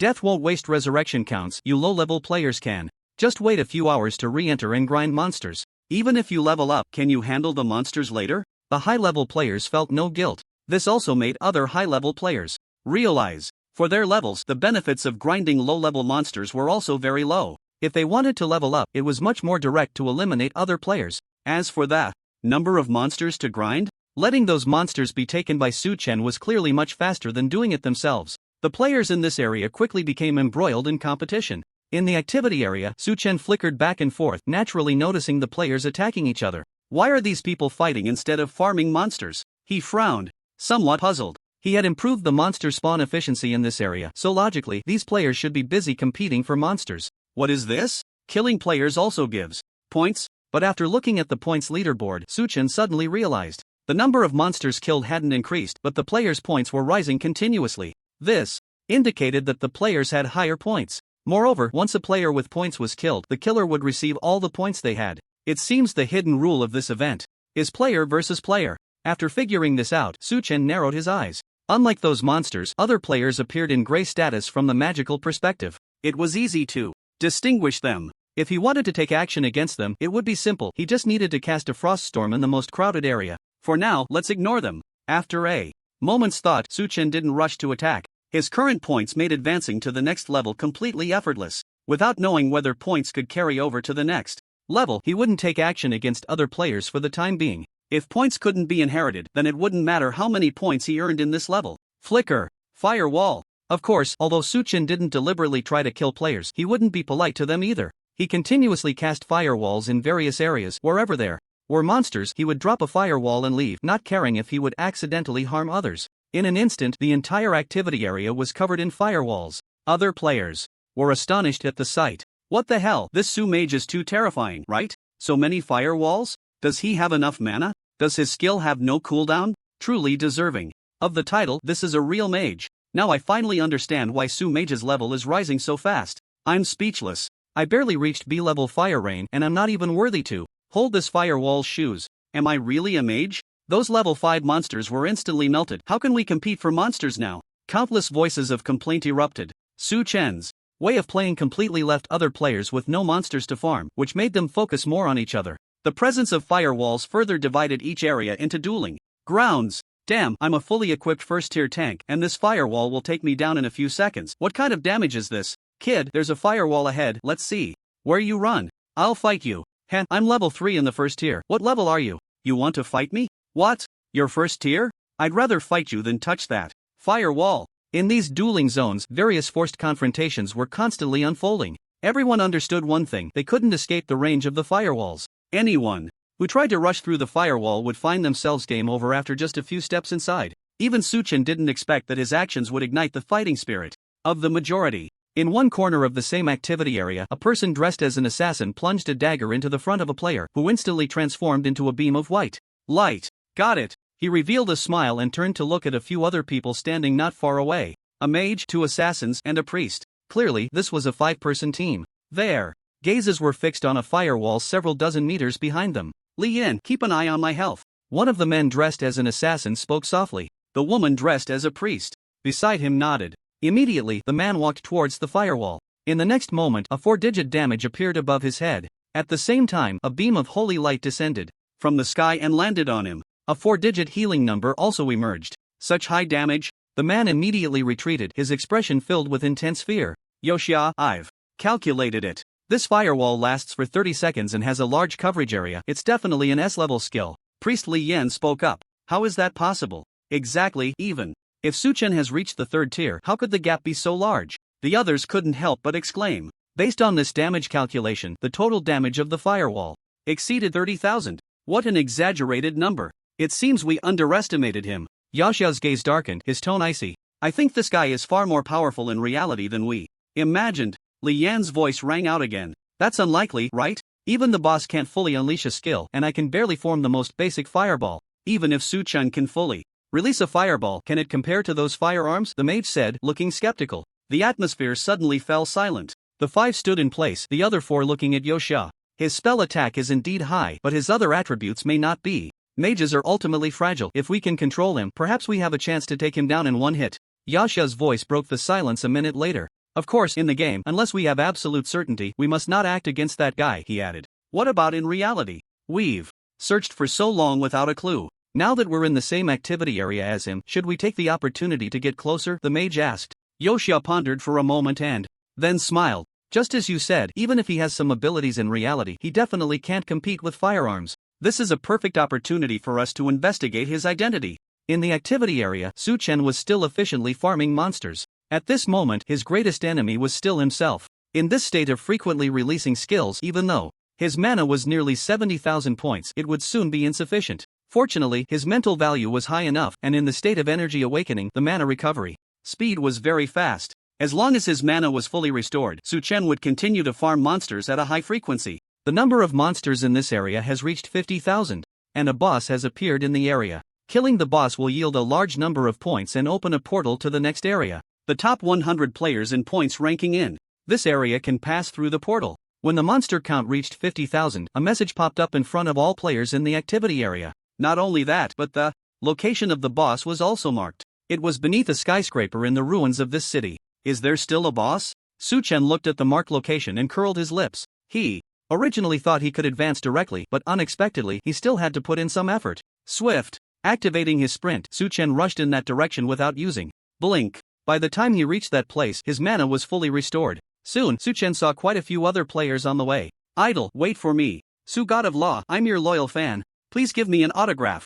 Brother Su, I want to marry you. I promise I look just as beautiful in real life as in the game. God of Law, please take me with you. I'm willing to be your most loyal little brother. Those people went wild upon seeing Su Chen. Many shouted loudly, their expressions excited, and many female players even threw away their modesty, shouting crazily. In their eyes, the richly rewarding boss was nothing compared to Su Chen. If the God of Law took a liking to them, they would be one person below, a billion above. Is it really this crazy? Su Chen looked at those burly men and various beautiful women whose true appearances he couldn't discern, feeling a bit overwhelmed. Firewall. He released a firewall along the path ahead and directly blinked past it. Honey, wait for me. Idol, don't run, we won't eat you. Damn it, this cursed firewall. As expected of my husband, this firewall has ignited the fire in my heart. A group of people was stopped by the firewall, not daring to take a step forward. Those who had managed to last in this area until now mostly had high levels and were not weak, and they had teams among themselves. But even so, a firewall was like a chasm to them. Just then, someone suddenly charged into the firewall. Who is this? So brave? Damn, isn't he just asking for death? You don't have to chase stars like this, be a bit rational. The others outside the fire wall couldn't help but discuss. But just when everyone thought he would be melted by the firewall, 2 healing numbers popped up above his head. His speed was fast, and after withstanding the firewall's damage for a few seconds, he successfully passed through. He actually got through? This guy is a bit brave, and his speed is fast enough. A firewall that even mages can't blink through, and a melee fighter actually got past it. Who is this person? Seeing that he passed through the firewall, the discussions on the field grew louder. For them, anyone who could pass through this firewall was definitely a master. On the other side of the firewall, Su Chen did not stop. 30 seconds was enough to create a distance between himself and the others. Su, God of Law, wait a moment. Suddenly, a voice came from behind. Su Chen turned back and raised an eyebrow. The other party was dressed in leather armor, holding a dagger, clearly an assassin. Although the range of the firewall was not wide, the fact that an assassin could pass through it with his own spell attack was enough to show that his strength was considerable. Of course, this strength was relative to other players. In front of Su Chen, this guy was destined to be killed in an instant. Su Chen ignored his shouting and turned to continue running wildly. Su Mage, I'm the one who traded with you before. The one who blackened you online is the one I dealt with. At this moment, the other party's voice rang out again. It's you? Su Chen stopped and added another firewall behind the assassin. It's truly an honor that Su Mage remembers me. The assassin looked at Su Chen with a tone of admiration. Let me introduce myself. My name is Yu Xiao. Su Chen nodded slightly, his tone very indifferent. What do you want? Yu Xiao took a deep breath and spoke quickly. I have a few teammates, all quite strong, and we want to team up with you. After all, in this promotion mechanism, having more helpers is not a bad thing for you. In his view, Su Mage should not refuse such a proposal. I refuse. To his surprise, Su Chen didn't even think and directly rejected him. Why? Our levels are high, we won't hold you back, and we can help you deal with the boss. Yu Zhao's expression was astonished as he spoke repeatedly. Help me? Su Chen smiled disdainfully. Upon hearing this, blink. The next second, Su Chen executed a long-distance teleportation, disappearing right before Yu Zhao's eyes. You dare to look down on me? Yu Zhao's gaze darkened. He clenched his fists, his eyes filled with intense anger. It was the anger of being underestimated. As a strong person, he could not stand being looked down upon. And it had been many years since anyone had underestimated him. Even if you are a mage, so what? In the same level, you may not be my opponent. I will make you pay for this. Su Chen did not know that his actions had angered Yu Zhao. Even if he did, he wouldn't care. After a flicker, he had already arrived at the base of the building marked as the boss location. There appeared a tall insect beast, which looked like a level 5 boss. As Su Chen approached, it took the initiative to attack. Charge! The boss swung its sharp horns and charged fiercely at Su Chen. Su Chen did not stop. Instead, he charged towards the boss at an extremely fast speed. Just as they were about to collide, an energy ring surged from Su Chen's body. Ring of Resistance. You have killed the guarding boss and earned 10,000 points. With just one skill, Su Chen instantly killed the boss. As the notification popped up, a teleportation portal appeared. In the underground location of the building, Su Chen did not hesitate and dashed into the portal. The next second, he returned to the space inside the Divine Path crystal. Why am I here? Su Chen squinted, feeling a bit confused. Shouldn't he have leveled up? At that moment, another announcement appeared before him. Congratulations, player, for entering the next round early. Please wait patiently, the rewards for the first round have been distributed. Immediately, a treasure chest appeared in this internal space. The chest was encrusted with diamonds, and it was clear that there were good things inside. Is this my reward for the first round? Su Chen looked at the sparkling diamonds, feeling a sense of anticipation. He had basically killed all 50,000 monsters in the first round himself, and although he hadn't paid attention when he came out, his points were at least over 100,000. I hope I get a skill. Su Chen walked up to the diamond chest, rubbing his hands together. He was really not interested in equipment anymore. What attracted him the most now was skills. He reached out and opened the chest before him. Inside were several items. A skill book, 2 diamonds, and a piece of equipment. Here comes the skill. Su Chen ignored the other items and immediately picked up the skill book. Verdant Growth. S-Class consumes 1000 mana to summon a patch of vines within a radius of 500 meters, randomly restraining enemies in the area and dealing spell damage x 300%, restraining for 3 seconds, casting time 5 seconds, cooldown time 5 minutes. What a good item! This skill made Su Chen beam with joy. He had actually rolled an S-Class skill. Level it up. After learning it, Su Chen upgraded Verdant Growth to SSS class. Although the mana cost increased to 3000, the range expanded to 2000 meters. Moreover, the damage increased to spell damage x 1000% and the control effect became 5 seconds. High output AoE skill with a strong control effect. Su Chen summarized the advantages of this skill. It dealt damage more directly than Froststorm and could achieve the control effect of Gravity Field. The only downside was that it consumed too much mana. With the enhancement of the bloodline of the Mage God, he could expend 9000 mana to deliver a random strike over 6000 meters. That scene would indeed match the name of this skill. If I can earn 100,000 points in every round, does that mean I can get an S-Class skill in every round? Su Chen suddenly became excited about this event. If he could obtain more powerful skills, it would motivate him to grind those low-level monsters. He continued to look at the other items.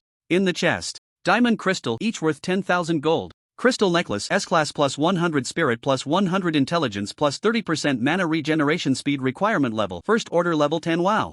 This equipment is great. 20,000 gold coins are not important to Su Chen, but that piece of equipment made him very satisfied. Although it was only a first-tier item, its attributes surpassed most second-tier equipment, especially the mana regeneration speed, which greatly enhanced his capabilities. Equip it. Su Chen replaced the Goatman Priest's necklace with this item. What should I do next? The next round will start in 2 hours. Players can move freely, but please be sure to return to this space before it starts. The announcement seemed to have heard Su Chen's question and provided an answer. Su Chen was taken aback and couldn't help but start thinking. This event was clearly not taking place in the Divine Path game. The city ruins he had just arrived at might represent some kind of significance. Could it be that the city truly exists in the real world? Su Chen suddenly thought of a possibility. This event might be a kind of warning. The monsters scattered throughout that city might really come to the reality he lived in one day. By then, wouldn't his world also turn into ruins like that city? So to travel to other worlds, one must use this space as a springboard? The more he thought about it, the more chilling it felt. Compared to other players, he had already touched upon some kind of rule. I can't think about it anymore. Taking a deep breath, Su Chen pulled his thoughts back. Even though he was already quite strong, it was still far from enough to grasp that so-called rule. There's still plenty of time. Let's run a lava cave dungeon. With 2 hours left, Suchen didn't plan to be idle. The lava dungeon had pretty good rewards. Plus, finding something to do could also help avoid his wandering thoughts. Just as Suchen was heading to the lava cave dungeon, other activity areas were still engaged in monster slaying. Battles. Charge. We must clear this. Don't steal my monsters. Damn, how dare you attack me? Has everyone noticed? Killing players can earn you all their points. Everyone was full of energy and had discovered the hidden rules of this event.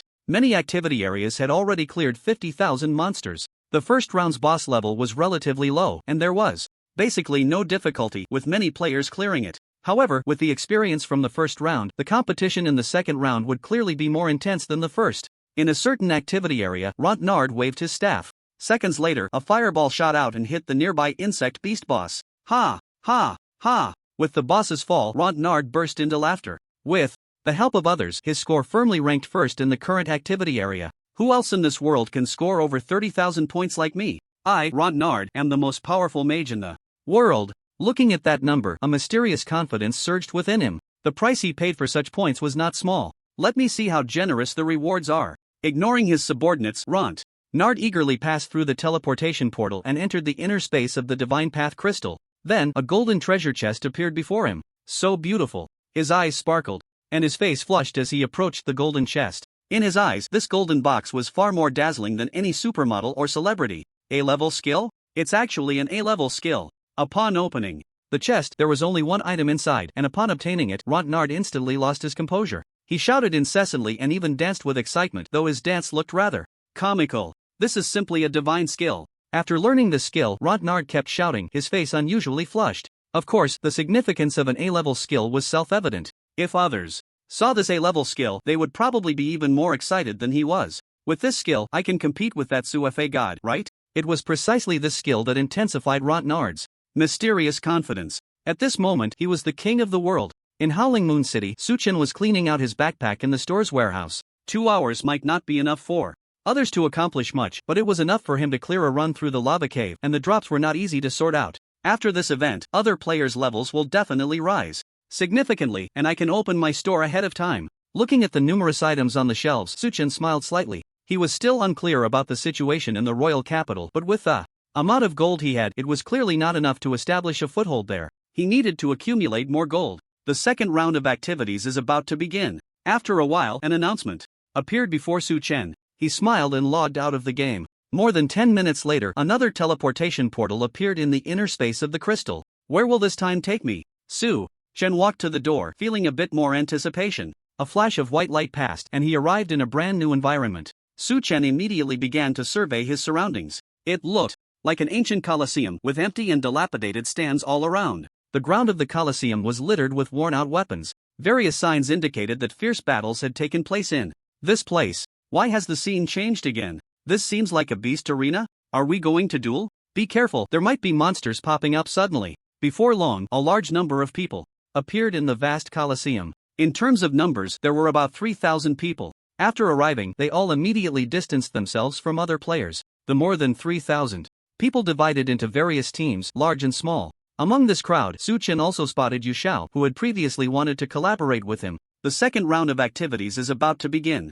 In 8 hours, or when the number of monsters defeated reaches 100,000, the top 100 players in the points ranking will enter the next area. Friendly reminder, the experience points of monsters in this area have increased. With the announcement appearing, all the players in the arena were momentarily stunned. Many squinted their eyes and thought, the level of monsters in the second round would definitely not be low, and with the increase in experience points, their gains from defeating monsters would clearly be greater than in the first round. As a result, it seemed there was no longer a need for competition among players. Or rather, there was no need for it at the very beginning of the second round. Everyone, as you can see, I suggest we all farm monsters peacefully this round? Someone shouted in the arena.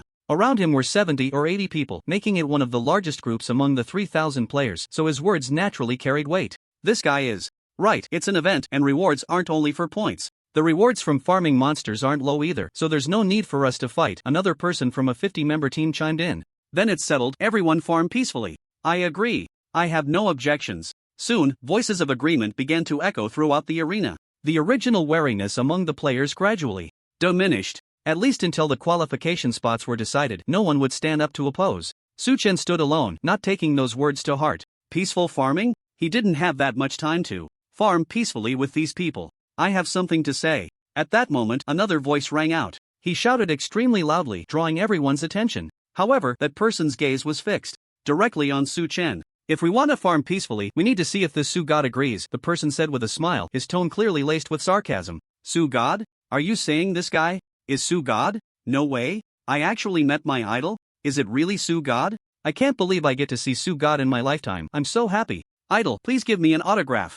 Upon hearing this, the others turned to Su Chen, their eyes filled with fervor. Many players lost their rationality and rushed straight towards Su Chen. What that person said no longer mattered. In most people's eyes, only Su Chen remained. Just being able to join Su God's team would be enough to make them rise to prominence. Su God, I heard you formed a guild. Are you recruiting? Idol, I want to follow you. What you say is always the truth. Su Chen, YYDS. From now on, if Su God tells me to go east, I will never go west. A perfectly good event had suddenly turned into a scene of frenzied idol worship. I'll be damned. Looking at the surging crowd, Su Chen frowned. He finally understood what it meant to be a fervent fan. Blink. Before these people could get close, he blinked and appeared on the stands above the arena. Idol, don't run away. We just want an autograph.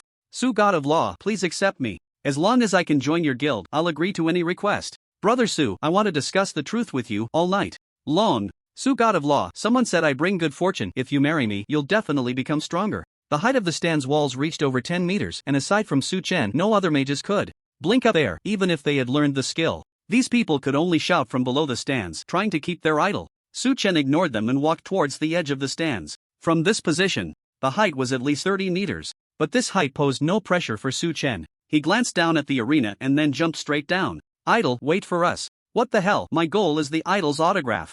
It seems you can't get autographs in this game, right? Why do you want one? What do you know? As long as the idol traces his name on my back with his hand, I'll be satisfied. Seeing this, a group of fervent fans immediately ran towards the exit in Su Chen's direction. Of course, there were still many people in the arena who remained rational. Most were part of larger teams, but there were also smaller squads. In one 5-person team, a man wore a gloomy expression. This man was Yu Xiao. He was the one who had something to say earlier. His original plan was to expose Su Chen's actions in the first round, putting the God of Law in opposition to everyone. No matter how powerful the God of Law was, could he take on 3,000 people? Each person with a skill could easily take out hundreds of Su Gods of Law, right? However, what Yu Xiao didn't expect was that the influence of the God of Law was simply too great. Just a name alone made his plan fall apart. Especially the glance Su Chen shot him before leaving. Everyone, this Su God of Law is not easy to deal with. In the first round, he crazily farmed monsters, giving no chance to other players. With a tumor like him around, it's really too hard for us to farm and level up.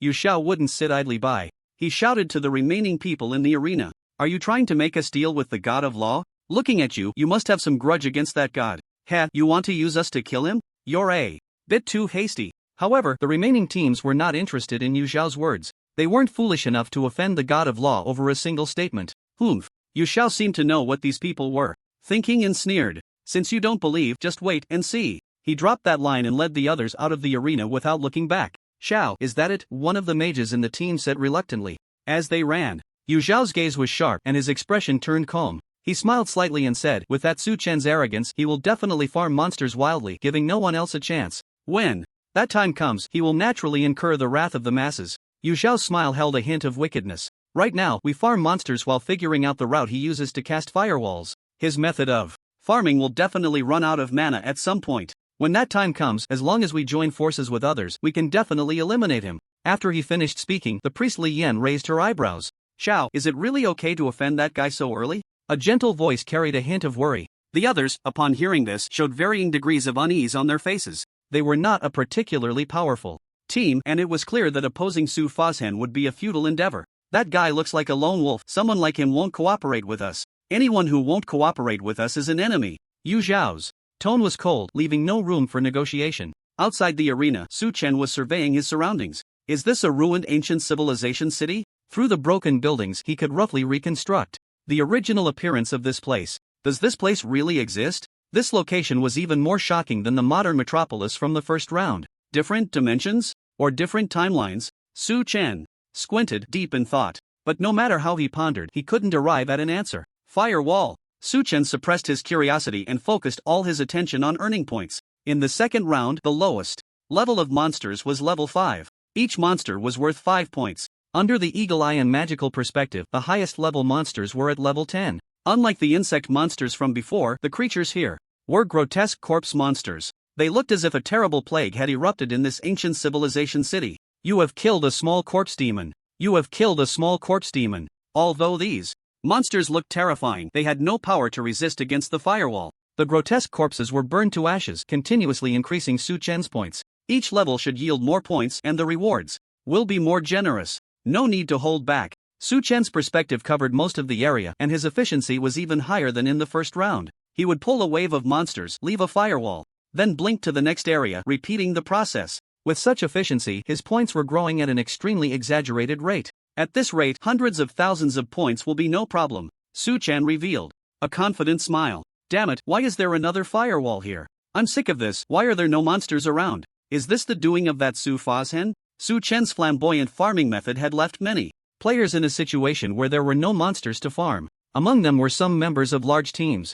These people had grouped up to advance, naturally wanting to continue progressing in the second round. After all, the rewards for advancing were not low. Now I understand what that guy meant earlier. This Su Fazhen is too arrogant, isn't he? He clearly doesn't regard us other players. We must make him stop farming monsters. Many people turned their ire towards Su Chen. Let's talk first. If we can't reach an agreement, then we'll unite with other players to eliminate this Fazhen. In the heated atmosphere, the leaders of the teams also expressed their opinions. Su Fazhen could eat meat, but he should at least let them have a sip of soup, right? If he didn't even give them a sip of soup, they would have no choice but to slay the god. Su Chen was standing deep within the activity area. This area was mostly filled with level 10 monsters, which were relatively scattered. A frost storm clearly couldn't clear them all. Su Chen looked at the skill he had just acquired. Verdant growth. A vibrant life appeared in his eyes. With the enhancement of the God of Magic bloodline, the range of the skill was expanded threefold. In this ruined city, life surged forth from the ground and walls.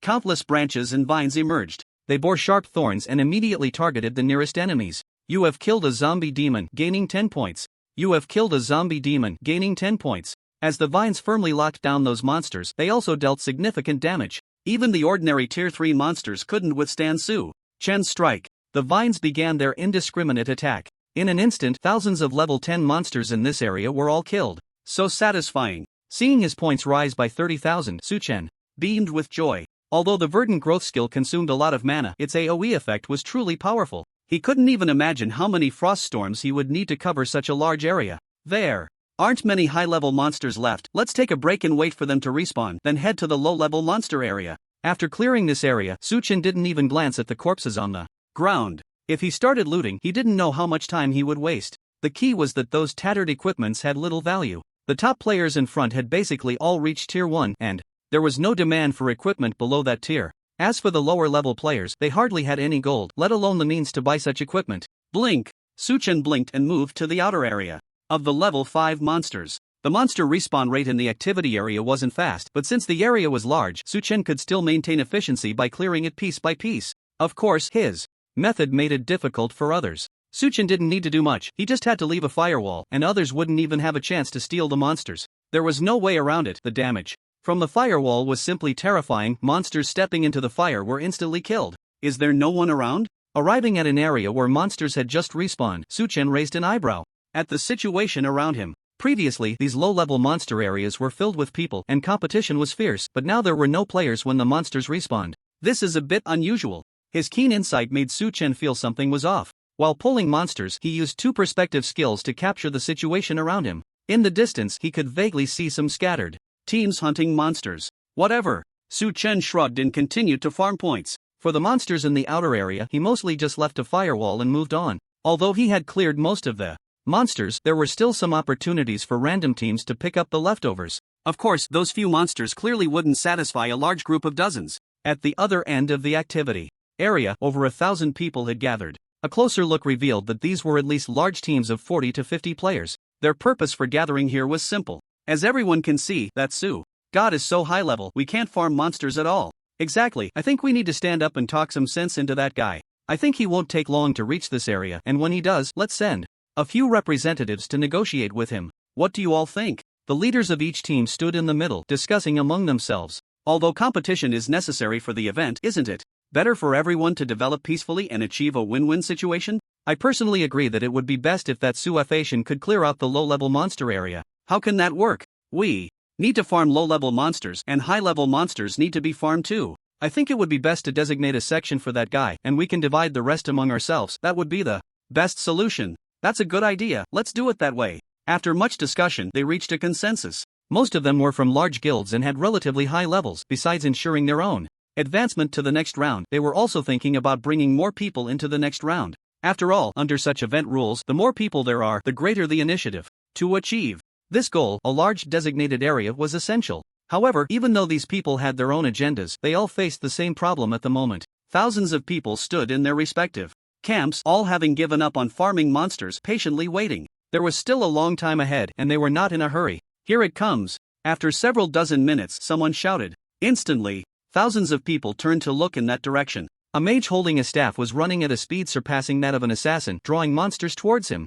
As a wall of fire appeared, those monsters were all burned to ashes. However, compared to that wall of fire, the human wall formed by thousands of people was clearly more spectacular. Suafation, can you chat with us for a bit? A loud-voiced person shouted. Yeah, let's have a chat. Following that, thousands of people shouted in unison. This scene would have startled anyone else, but for Suchen, these thousands of people were less intimidating than 1,000 monsters. Not much blue left, so let's chat for a while. Looking at his nearly depleted mana bar, Suchen stopped. Then, more than 10 people stepped out from the crowd of thousands.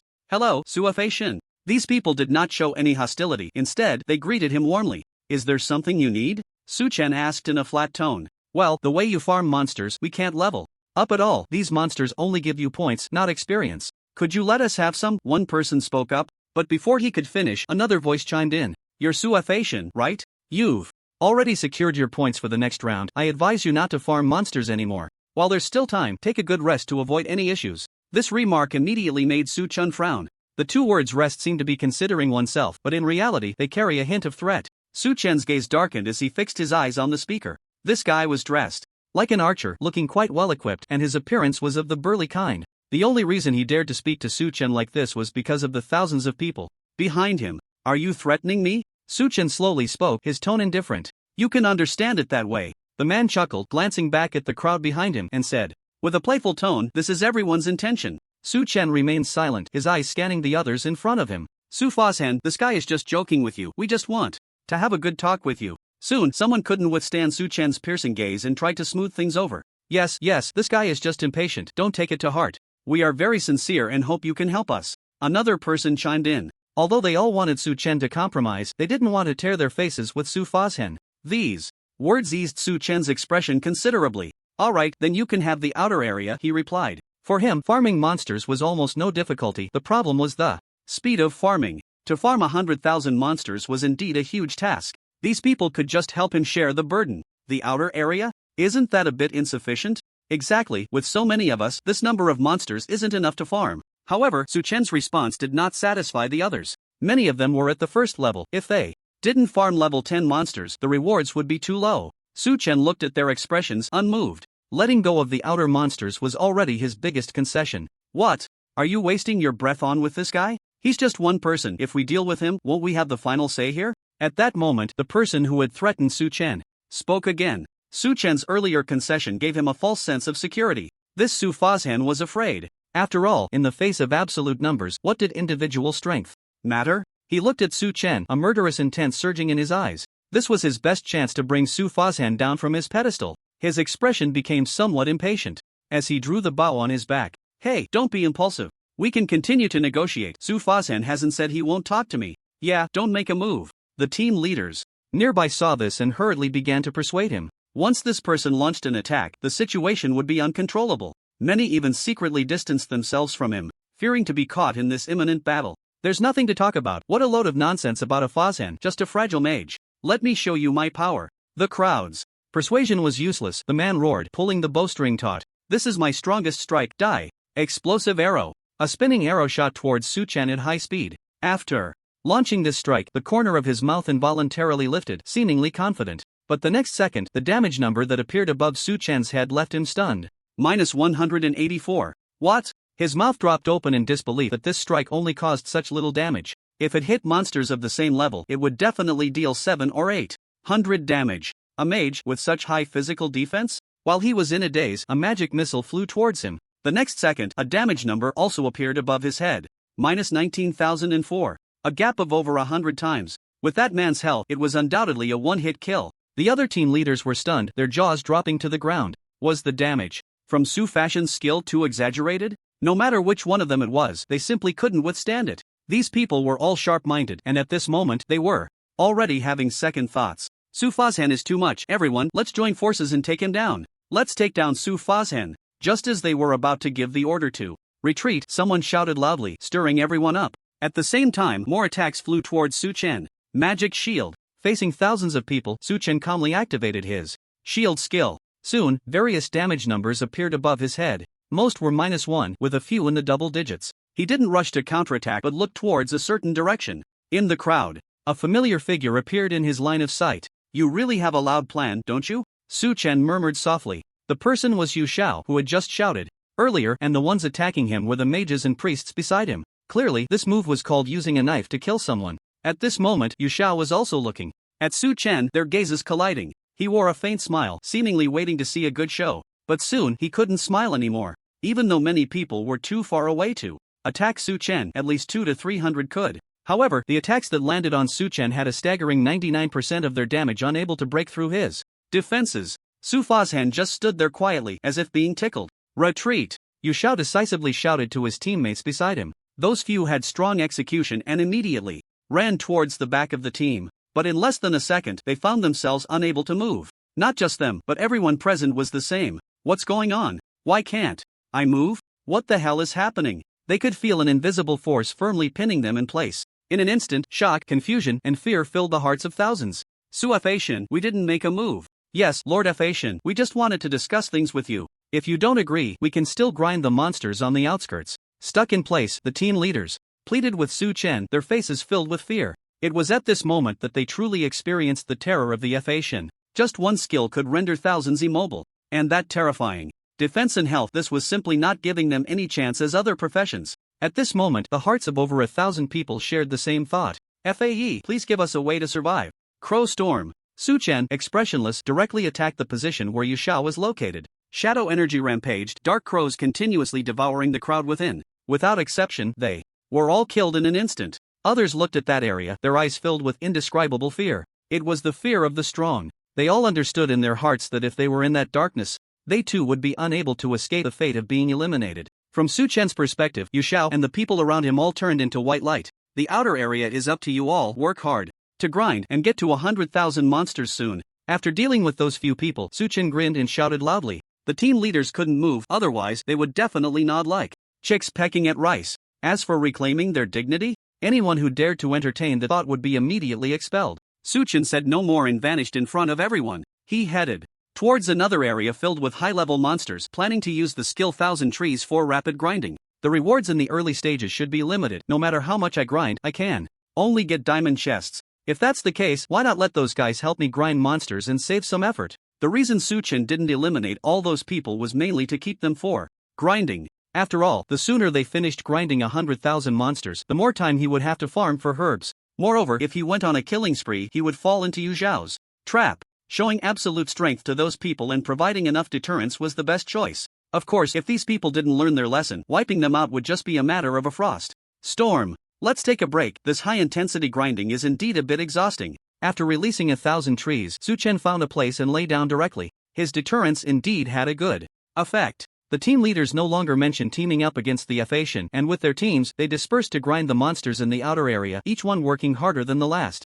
They really didn't dare to approach the high-level monster area anymore. If they wanted to advance to the next round, they could only grind hard. It was in this fierce competitive environment that some teams even tore off their masks and started fighting each other. In the face of profit, so-called peaceful competition simply did not exist. Inside the Shin-2 Crystal's internal space, you have been eliminated. A new round of monster grinding activities will start in 3 hours. Do you wish to continue participating? An announcement appeared in front of Yu Xiao. Su Chen. He gritted his teeth, tightly clenched his fists, his eyes filled with an extremely intense killing intent. As a killer, his killing intent was enough to make anyone feel terrified. He confirmed his participation in the next round and exited the game. Xiao. Back in reality, a woman stood beside him, her expression serious. Do you understand? Yu Xiao grabbed the woman's shoulders, his eyes wide open. The woman did not answer but nodded vigorously. For me, this is a disgrace. I won't let anyone who brings me shame go unpunished. Yu Zhao's expression seemed somewhat deranged as he gripped the woman's shoulders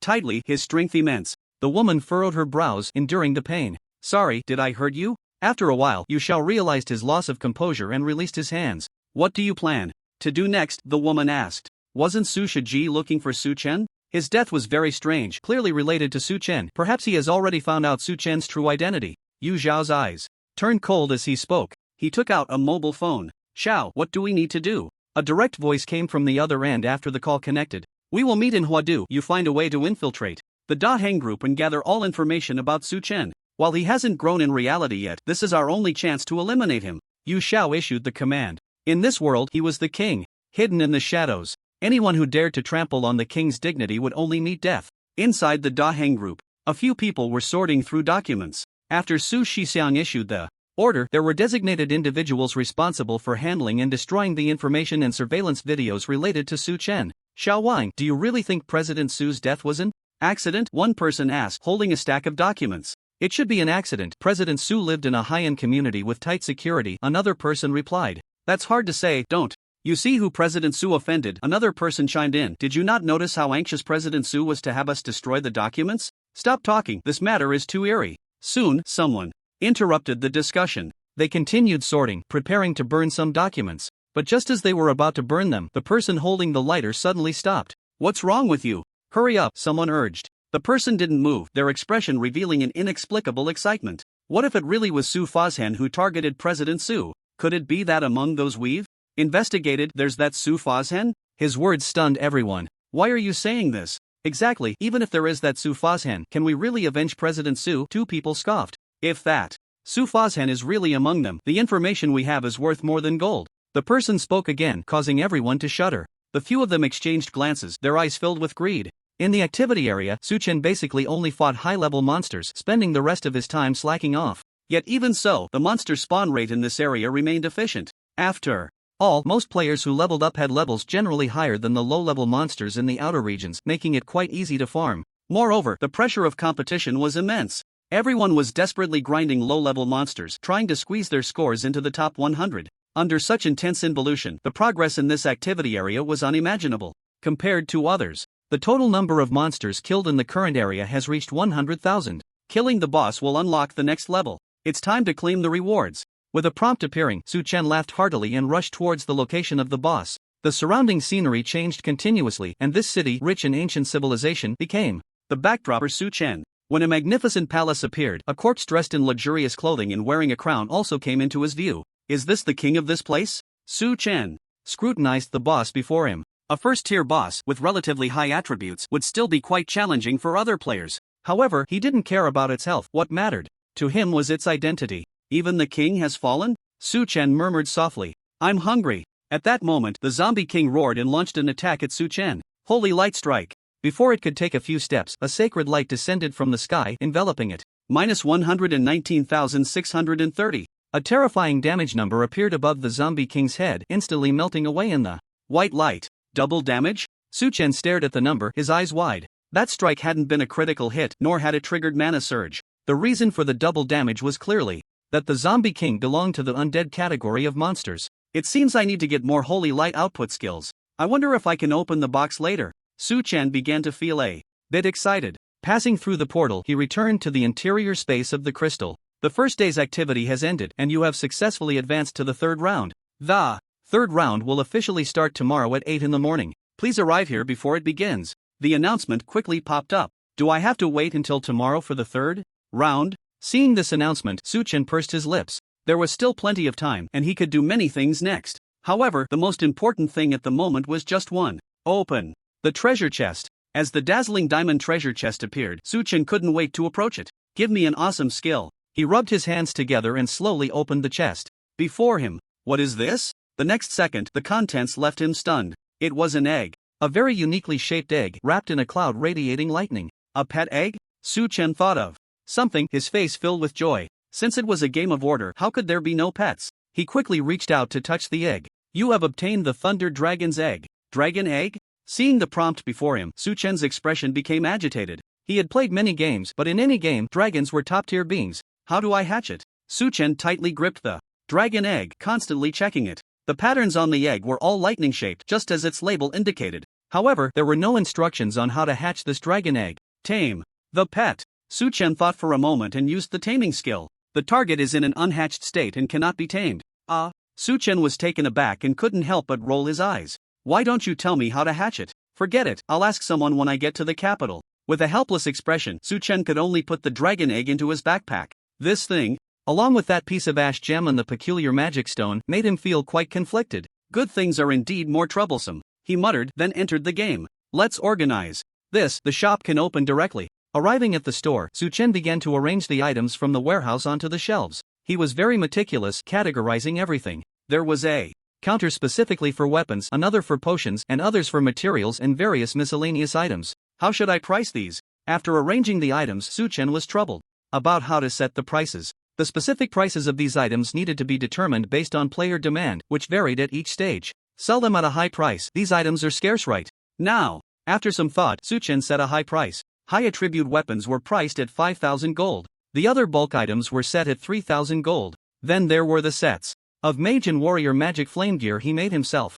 Each set was directly priced at 100,000 gold. If someone saw this price, they would definitely curse Su-chen as a profiteer. But when they saw the attributes of the magic flame sets, they might change their tune, a conscientious merchant. After all, the attributes of this second-tier equipment were truly top-notch. Self-service purchase mode, no need for staff, just restock when there's no inventory, which saves a lot on auction house fees. Su-chen set up the purchasing method. A very trendy unmanned shopping mode, where you could buy the selected items just by paying the corresponding price. The gold would automatically be deposited into the store's warehouse. Of course, this method still had some drawbacks. For example, the fixed prices might deter many buyers. Let's do it this way for now. Later, I'll hire a profiteer to help me run the store. However, Su-chen couldn't stay here all the time, so for now, this was the plan. Let's give it a name. The shop was officially opening, and Su-chen looked at the sign outside. Let's call it Su-chen Easy Purchase. In the pitch-black night, a thin layer of mist enveloped the sky above Huadu. Those familiar with the area knew that this was called smog. Fortunately, during this time, the flow of people had significantly decreased and the long-lost moon appeared in the sky over Huadu. A person was driving towards a remote suburban area. Behind the car was a pile of documents. Turn left at the upcoming intersection. The voice of the navigation system sounded, and the person turned the steering wheel to the left. Soon, a factory building appeared ahead. Beep! The person honked the horn. After a while, the door of the factory opened. The person took a deep breath and drove the car inside. Once parked, someone walked over.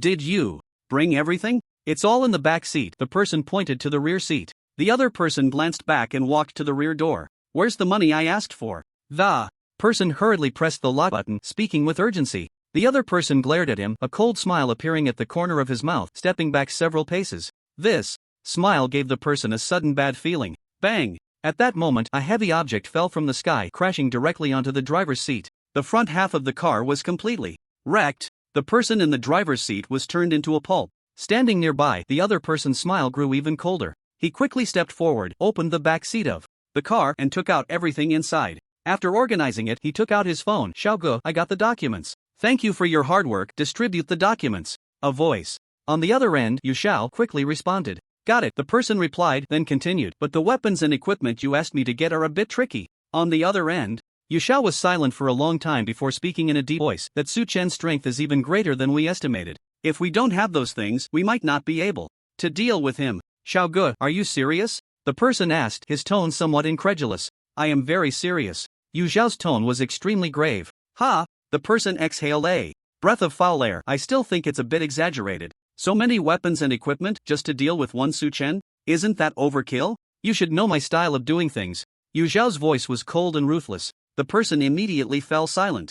Under the bleak, cold wind, the busy tone sounded on the phone. In the real world, Su-chen was lying on the sofa playing with his phone. He was reading a post that explained the specific rules of this event. Being eliminated once did not mean being out of the game. After each elimination, as long as 3 hours passed, one could continue the event, but they had to start from the first round to advance. This rule made most people exclaim in admiration. This way, many lower-level players could take advantage of this event to level up without worries. It feels like this event is raising the levels of other players. Su-chen squinted at the post. Rather than saying it was a nationwide monster hunting event, it was more like a nationwide leveling up event. After all, this event was initiated by him. This is a good thing. As everyone's level progresses, my items will sell better. Su-chen did not delve into the deeper meaning behind this and continued to look at other posts. Soon, a hot post caught his attention. The title was "The Gap Between the World's #1 Mage and Us." He raised an eyebrow and clicked in. After reading for a while, he furrowed his brow and squinted. The content of the post discussed his powerful performance in the event area and analyzed his attributes in various aspects. It also said that he had mastered at least 3 S-level skills. However, Suchen did not care about these. Since he had revealed his strength, he was not afraid of others speculating. What concerned him was the rhythm set by the post. The other party accused him of rampantly farming monsters in the event area, leaving no space for other players to level up. They also said that he was unworthy of his position. Despite his powerful abilities, he was a person of low character, wantonly slaughtering other players in the event area. Is this what they call jealousy? Suchen scoffed at this. The poster clearly wanted to stir up trouble. He glanced at the replies below the post. Is what the poster said true? This Suchen is too hateful. If that's the case, I suggest we make this guy come out and apologize. Don't listen to the poster's nonsense. I was in that event area too. It was clearly others trying to deal with Suefation, and Suefation was just defending himself. The one above must be sent by Suefation to clean up the mess, right? The one above is an idiot. Does Suefation need to clean up? Don't forget this event was organized by Suefation. He can play however he wants. Who are you keyboard warriors to criticize? Even though some were deliberately stirring the pot, the general sentiment was still leaning in his favor. Overall, although this post caused some waves, the impact was not significant. After experiencing a few previous public opinion storms, the onlookers had clearly become more discerning. Once a person becomes too famous, all sorts of troubles will inevitably follow. Suchen couldn't help but sigh. This is the path that the strong must go through. He put down his phone and walked to the window. The night sky was dotted with stars. Under the starlight, that mysterious universe was rich and colorful. No one could see it, including Suchen. In the distant horizon, a law of order was beginning to take shape. It looked as if an invisible barrier was being constantly torn apart and filled. The next day, Suchen got up early. He first went to clear the lava cave dungeon, gathering a large amount of herbs and ores before returning to the internal space of the crystal. The third round of activities is about to begin. After the announcement appeared, Suchen wasted no time and used the portal to enter the world of the third round of activities. The rules for this round are as follows. In the world you are in, there are various levels of monsters and bosses. Killing them will grant you a large amount of experience rewards as well as points. The leaderboard will synchronize with the world points, and only the top 10,000 players in the world points ranking can advance to the final round. This round of activities will last for 24 hours, and players can exit the third round activity area at any time, with points retained. After a series of rule introductions, Suchen understood the gist. This round was still about monster hunting, but the competition was much fiercer than in the previous rounds. How many people are there in the world? Even if not everyone participated, there are still billions. To become one of the top 10,000 among billions, that's one in hundreds of thousands. As for the world points leaderboard, can Xian Yuan also make the list? Chen looked at the leaderboard and a thought emerged. Could he use the identity of Xian Yuan to earn 2 rewards? He looked around. It seemed to be the modern city from before. He was in a remote alley. There were no other people nearby. It appeared that all players in this round had been assigned to various corners of the city. Given the size of this city, accommodating tens of millions was not difficult, so players should not be too densely packed. This meant that this round limited those who grouped together to farm monsters, and the competition was about individual monster hunting ability. Transform into Xian Yuan. Suchen decisively transformed into Xian Yuan. Wearing the agility set and picking up his bow, he quickly ran towards the street where monsters appeared. Monsters soon appeared on the street. Humanoid creatures with red eyes, looking even scarier than zombies. Upon seeing Suchen, they rushed over immediately. In terms of speed, these guys were several times faster than the zombies in movies. Suchen didn't hold back against these creatures and directly drew his bow. You killed a bloodthirsty corpse, earning 10 points. You killed a nightmarish corpse, earning 50 points. These monsters were all first tier, including both regular and elite monsters. Suchen used a direct shot, killing them all with a single arrow. Once the monsters gathered in large numbers, he would directly use the archer's AoE skill to clear them all. On the world leaderboard, Xuanyuan's name quickly rose to the first position. The leaderboard only displayed the top 100 names, and to make the list, at least 1,000 points were needed. In each activity area, there was no one else like Suchen who could kill a monster in an instant. When Xuanyuan's points reached 10,000, the name in second place still hadn't appeared. This score is already quite high. Suchen didn't pay attention to the situation on the leaderboard. He glanced at Xuanyuan's points and transformed back. Fireball. He casually selected a target and sent a fireball flying. You earned 10 points. Current ranking 158,789,778. It really works. Seeing his ranking, Suchen smiled. The ranking of Xian Yuan was separate from that of Su Chen. This meant he could completely bring both identities into the finals. If he could earn rewards for both rankings, that would be double the joy. First, let's farm with Xian Yuan. Su Chen transformed back into Xian Yuan. Compared to Xian Yuan, the identity of Su Fazhen was clearly faster for farming. As long as he brushes a little, he can reach heights that others cannot. Su Chen was unaware that Xuan Yuan's ranking had caused a huge stir in the chat channel. What's going on? Why isn't Su the Law God on the list? With his strength, he could definitely surpass Xian Yuan. Does anyone have Su the Law God's friend? Can we ask if the Law God overslept and missed this round of activities? I feel like that's possible. Not to mention who brushes faster between Xian Yuan and Su the Law God. Su the Law God can't possibly not be on the list yet, right? I think Su the Law God must have gone to level up. First, after a while he'll come to brush again. The third round of activities is still quite free. Hard to say, maybe your Su the Law God really did oversleep. So what if he overslept? Even if Su the Law God starts from the first round again, he can definitely advance, unlike you, who can barely make it into the top 100 million in the world rankings. The chat channel was buzzing with discussions. Many Xian Yuan fans even shouted the slogan Xian Yuan #1. There were even archers and mages arguing about whether the archer's solo ability was stronger or the mage's solo ability was stronger. Amidst these discussions, other names gradually appeared on the world leaderboard. Unsurprisingly, those ranked high were mostly players from Huagua. Among them were several well-known names. Li Xiao was ranked second. His equipment was very luxurious, and he had plenty of potions, definitely the first mage after Su Chen. Most of those ranked behind him were also mages. However, among these mages, one name stood out. I actually ranked 78th. Lanked. Nade looked at his world ranking, his voice low. He continued to scan upwards and suddenly burst into laughter. That Su Chen isn't here?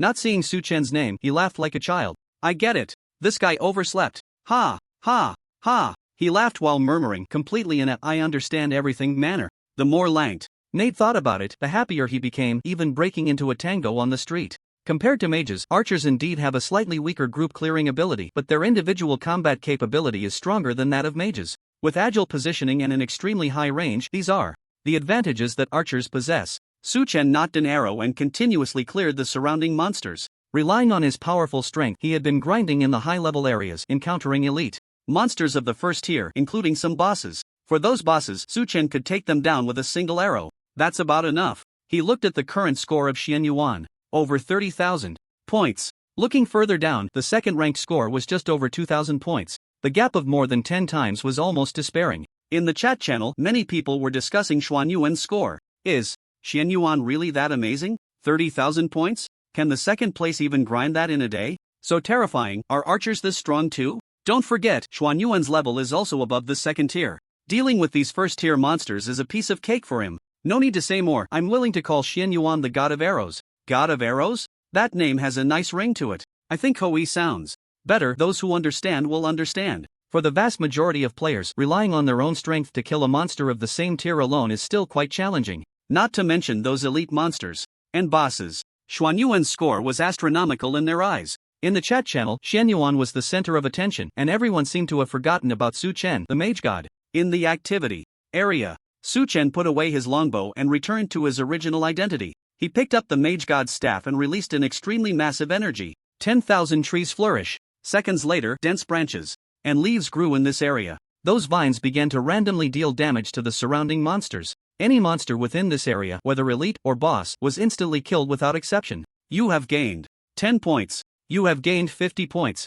You have gained 1,000 points. Watching his score rise rapidly, Su Chen did not stop there. He used a long-distance blink to arrive in another area. 10,000 trees flourish. Another large-scale AoE was unleashed, and Su Chen patiently waited in place. Although this skill strikes randomly, the frequency is indeed high, with nearly 80% of the monsters being completely dealt with. At this moment, the first position on the leaderboard changed hands. Su Chen had reached 50,000 points with just 2 skills. That should do it. Seeing this score, Su Chen smiled with satisfaction. Even if he stopped now, no one would be able to surpass him in the first and second ranks. Return. Su Chen exited the activity area. Enter game. Arriving in the world of the Divine Path game, he went to the shop's warehouse, putting some needed items into his inventory, while most of the rest were placed on the shelves. Time to set off. With plenty of time left, Su Chen planned to reach the capital before the second round of activities ended. Unlike before when he walked, a huge magical airship was docked at a lookout tower on the southern wall of Xiaoye City. From the outside, it looked like a ship with white magical stones embedded around the hull and some rotating blades at the bottom. Hello, adventurer. The airship to the capital will depart in 10 minutes, with a total journey of 3 hours. The ticket costs 100 gold coins. There was a ticket booth below the airship. Su Chen spent 100 gold coins, took the ticket, and boarded the lookout tower. The magical airship was large. There were many NPCs on board, including some carrying goods. Hello there. Su Chen greeted the NPCs with enthusiasm. After all, it was on the way, and building a good relationship with the NPCs might lead to some quests. Hello, adventurer. Some NPCs responded to Su Chen's greeting, but none offered any tasks. There were also a few NPCs who looked at Su Chen with indifference. No tasks, then forget it. Su Chen pouted and walked towards the interior of the airship with his ticket in hand. 3 hours is neither long nor short. He found his seat, sat down, and immediately lay back. Soon, a sensation of rising enveloped him. Through the window beside him, Su Chen looked down at the ground, much lower than an airplane. After a rough estimate, the airship was only about 300 to 400 meters above the ground. This height allowed Su Chen to rest at ease.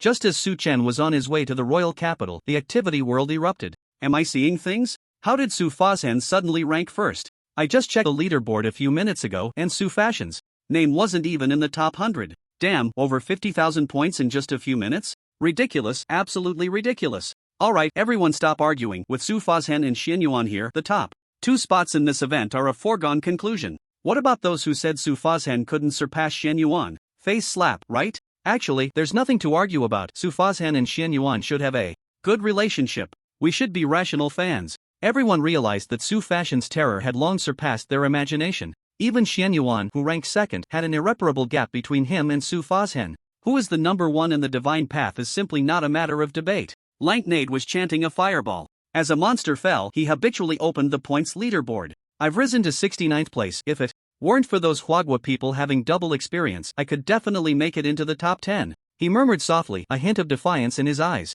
Continuing to look up the rankings, he still couldn't find that familiar name, and his mouth involuntarily curled up. But soon, his smile froze. How is this possible? This is absolutely impossible. Unbelievable roars erupted. In Xiaoye City, on the high platform of the Lord's mansion, Yu Bai gazed at the airship heading towards the royal capital, his eyes filled with depth. Su Chen's departure was both a good thing and not a good thing for him. As the lord of a city, his status in Xiaoye City was self-evident. Even among the people in the royal capital, few could give him orders. Even if Su Chen revealed his secret without evidence, no one could judge him. It was just that his situation would be more troublesome. This is my warning to you. He smiled and whispered softly. Enjoy yourself.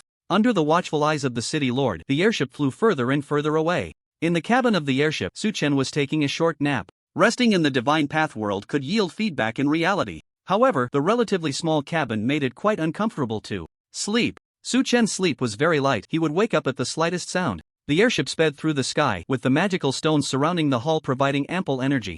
Coupled with the guards scattered throughout the airship, this trip to the royal capital seemed very safe. Time passed second by second, and the airship had long since left the territory of Howling Moon City. Below appeared a vast expanse of dense forest. Upon reaching this place, the guards on the airship became tense. They stood by the cannons carved with runes, ready for action. Not good. Suddenly, a voice rang out from the center of the airship. It was the pilot of the magical airship. What happened? A guard immediately ran over. A large number of monsters are approaching. The pilot's expression was serious as he focused on the exploration device on the ship. This device was similar to Su Chen's magical perspective, displaying a dense cluster of red dots. So many monsters moving together. What on earth is going on? The guard stared at the red dots, speechless in shock. Every day, airships would depart from Howling Moon City to the royal capital, and occasionally there would be monster attacks on airships, but they were usually just scattered monsters. They hadn't encountered an attack of this scale in a long time. Notify everyone to prepare. The guard decisively issued the command.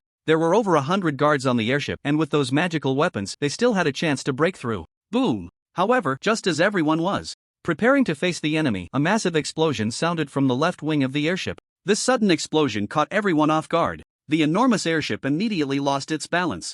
God, what on earth is happening? Ah, help! Emergency landing, urgent emergency landing. Everyone hold on tight, prepare for impact. Countless voices intertwined as the ordinary NPC passengers continuously shouted in panic, while the surrounding guards urged them to stay calm. Yet even so, during the descent under gravity, everyone's faces on the airship turned pale. Of course, there was one exception among them. In the cabin, Su Chen looked through the glass at the ground, getting closer, his gaze sharp. Is that guy behind this? He whispered as he looked towards Howling Moon City. The magical airship traveled to the royal capital every day, and just after he boarded, this airship encountered an accident. Could this be a coincidence? Clearly not. If anyone in Howling Moon City wanted to deal with him, the only person Su Chen could think of was that lord of the city. So this guy wants to give me a warning. After a brief contemplation, Su Chen understood the intention of the lord of Howling Moon City. Players were different from NPCs. When a player died, they didn't truly die. The NPCs were aware of this. Even if Moon White caused him to die in the airship accident, it wouldn't stop him from going to the royal capital. Don't want me to reveal your true identity? I won't fall for that. Having grasped a key point, Su Chen let out a cold laugh. The dignified lord of Howling Moon City was a monster. Even if he went to the royal capital and proclaimed it loudly, no one would believe him. However, there would definitely be some hidden quest waiting for him regarding Moon White's identity. Taking a deep breath, Su Chen temporarily set aside these thoughts. The current crisis had not yet been resolved. 30 meters to go. 20 meters. He stared at the distance between the airship and the ground, his entire being unusually calm. 10 meters. Flicker. A burst of magical energy flashed in the cabin, and Su Chen instantly appeared on a large tree 100 meters away from the airship. Boom! The airship crashed to the ground, and a tremendous explosion echoed throughout the forest. Su Chen looked towards that location, activating both his magical vision and eagle eye. The explosion's damage caused many NPCs to die on the spot. The remaining NPCs emitted very weak life signs. What a grand scheme! Su Chen felt no pity for the NPCs' deaths. What concerned him was the methods of the Lord of Howling Moon. In his line of sight, a large number of monsters were rushing towards the site of the airship's crash. They don't plan to leave a single survivor. It must be said that the Lord of Howling Moon was indeed ruthless, tampering with the magical airship and sending a large number of monsters to eliminate everyone. With no witnesses, even if an investigation were to take place later, it would likely be deemed just an incident of monsters attacking the airship. It's a pity that no matter how many calculations you make, you still overlooked one thing. The corners of Su Chen's mouth lifted, his face radiating confidence. In his magical vision, the life signs of those monsters were not strong. This also meant that with his own strength, he could completely wipe out those monsters. As long as there were survivors left on the airship, they could report what had happened here to the royal capital. By that time, NPCs would surely demand a thorough investigation into the cause of the airship's accident and who had sent those monsters. As long as he guided the investigation towards the Lord of Howling Moon, he could firmly grasp the initiative. A definite hidden quest, and the final boss of the quest is a lord. This task's rewards can't be bad. Su Chen would not let this opportunity slip by. After all, he considered himself a veteran player. When it came to dealing with NPCs, he dared to say that if he wasn't the best, no other player would claim to be. No need to rush into action. Wait until the situation becomes critical before striking. By that time, those NPCs will need me, and won't the quest come to me? With a faint smile on his face, Su Chen stood on the tree, using his dual vision skills to take in the situation over by the airship. Now it was just a matter of waiting. Help me, I'm trapped. Someone come, I can't control my health. Wah, wah, wah. Damn it, I paid a hefty price for this. What a broken airship. At the crash site of the airship, various cries of despair and curses echoed continuously. Many of them were eating and singing, while others were sleeping soundly, and then the airship exploded. You guys must take responsibility. Many people vented their anger at the guards. Everyone, please remain calm. We will definitely investigate this matter thoroughly. The leading guard was very responsible. You run fast, quickly report the situation here to the capital, let them send someone for rescue. He first looked at a guard dressed like an assassin and said sternly, "Understood." The person immediately took action. The leading guard took a deep breath and continued to give orders to the other surviving guards. First, save the people, get everyone out. These people were all wearing hard armor, so the impact they suffered wasn't too severe. With their help, many people were rescued. Throughout the process, the leading guard's expression remained grim. The explosion of the airship was just the beginning. A large number of monsters were waiting for them next. Check which magic cannons on the airship are still usable. Form a defensive formation. No matter what, we must hold on until rescue arrives. He nervously commanded the situation. Woo! After a while, a wolf howl sounded. Prepare to face the enemy. At this moment, the NPCs around the wreckage of the airship were all on edge. Woo! Another wolf howl echoed. From the surrounding dense forest, one wolf-like monster after another sprang out. It's the Gale Wolf. A guard couldn't help but shout. Use the magic cannons to drive them back. The leading guard gritted his teeth and aimed a magic cannon at the pack of wolves in front. Bang! Magic runes surged, and a massive magic missile shot towards the wolf pack. Upon reaching its target, the missile exploded, causing considerable AoE damage. However, those Gale Wolves were clearly not ordinary monsters. The magic cannon's attack couldn't kill them instantly. Woo! At the same time, all the Gale Wolves launched their attack at the command of a howl. Some shield-bearing guards immediately stepped in front. The NPCs dressed as mages and archers began their attacks. However, their output couldn't withstand the onslaught of the wolf pack. Soon, the wolves charged in front of the NPCs, relentlessly tearing at them with their sharp fangs. Group heal. Healing. Spell. Some priests began to heal others. Yet, facing the massive number of wolves, the healing was like a drop in the bucket. Is there anyone who can save me? Why, this route has always been safe. How could there be so many monsters? I don't want to die. Run. The defense line was quickly torn apart, and the NPCs began to flee in all directions. But, in their injured state, their running speed was clearly no match for the Gale Wolves. Don't run, we can't let the defense line collapse. Come back, running leads to death. The leading guard shouted desperately. No one paid him any mind. Even some guards gave up the fight and started to flee. The sharp fangs were like the scythe of death. The leading guard lowered his head. He had been standing at the front fighting against the wolf pack, and his health was nearly depleted. The situation was dire, and he prepared himself for a noble death. A Gale wolf, just as he wished, opened its bloody maw and lunged for his neck. Roar! A low growl echoed, and the stench surged into the guard's nostrils, but something unexpected happened. He was not dead. Raising his head, he saw the Gale wolf in front of him staring intently, its sharp fangs mere inches away. What's going on? The guard could sense the bloodthirsty killing intent of the Gale wolf, yet he couldn't understand why the beast had stopped. What is this? When he looked elsewhere, he couldn't help but widen his eyes. It wasn't just the Gale wolf in front of him, all the Gale wolves in the area were frozen in place. Counterattack. Although he didn't know what was happening, the guard raised his weapon and attacked the Gale wolf before him. Fire rain spell. At that moment, a rain of flames fell from the sky, striking a group of Gale wolves. Those Gale wolves also fell to the ground. The guard also saw the person who had cast the fire rain. It was the adventurer from the airship. Adventurer, are these guys controlled by your skill? The guard quickly thought of something, and a glimmer of hope emerged from his despair. It's me. Su-chen nodded in response. Great. I hope you can help us. Once we reach the royal capital, I will report your achievements truthfully, and you will receive a generous reward. The leading guard spoke again. The next moment, a quest appeared before Su-chen. Do you accept the quest? Escape the predicament? Help the surviving NPCs from the airship escape the pursuit of monsters. Of course I accept. Su-chen had been waiting for this quest and took it without hesitation. Strong healing spell. Immediately, Su-chen raised his hand and released a beam of holy light towards the guard. What are you doing? The guard's health instantly recovered significantly, and his face was filled with disbelief. A mage actually healed him? And this healing nearly filled his health bar? If the fleeing priests knew about this, they would probably want to dig a hole and hide. However, this also filled the guard with hope. Adventurer, you cover their retreat with me. Hearing the guard's words, Su-chen merely smiled slightly and did not rush to act. For him, these NPCs were more of a hindrance. He looked at the guard, his tone calm yet full of confidence. You should escape too. Leave this to me. Are you serious? The guard was unaware of Su-chen's intentions, his expression somewhat bewildered. There were hundreds of Gale wolves in this area, far more than a single adventurer could handle. Although he didn't know how Su-chen had managed to control these Gale wolves, they would surely have a moment when the control was lifted. I'll stay and help you. The guard gritted his teeth and did not run away. If you don't leave, then I will. Su-chen shrugged, instead adopting a posture as if he was ready to flee. Then it's up to you. The captain of the guards was at a loss. At this point, he could only place all his hopes on this adventurer. Su-chen said nothing, watching as the captain of the guards left. These NPCs had no idea that Su-chen was currently strenuously controlling the gravitational field. It was indeed easy to control all the enemies in a certain area, but to control the Gale wolves while ensuring that the other NPCs were unaffected required some effort. Finally, Tier 3 monsters have spawned. It's starting. Once all the NPCs had left, Su-chen had no more worries. Frost Storm. With the monsters clustered together, he chose the storm.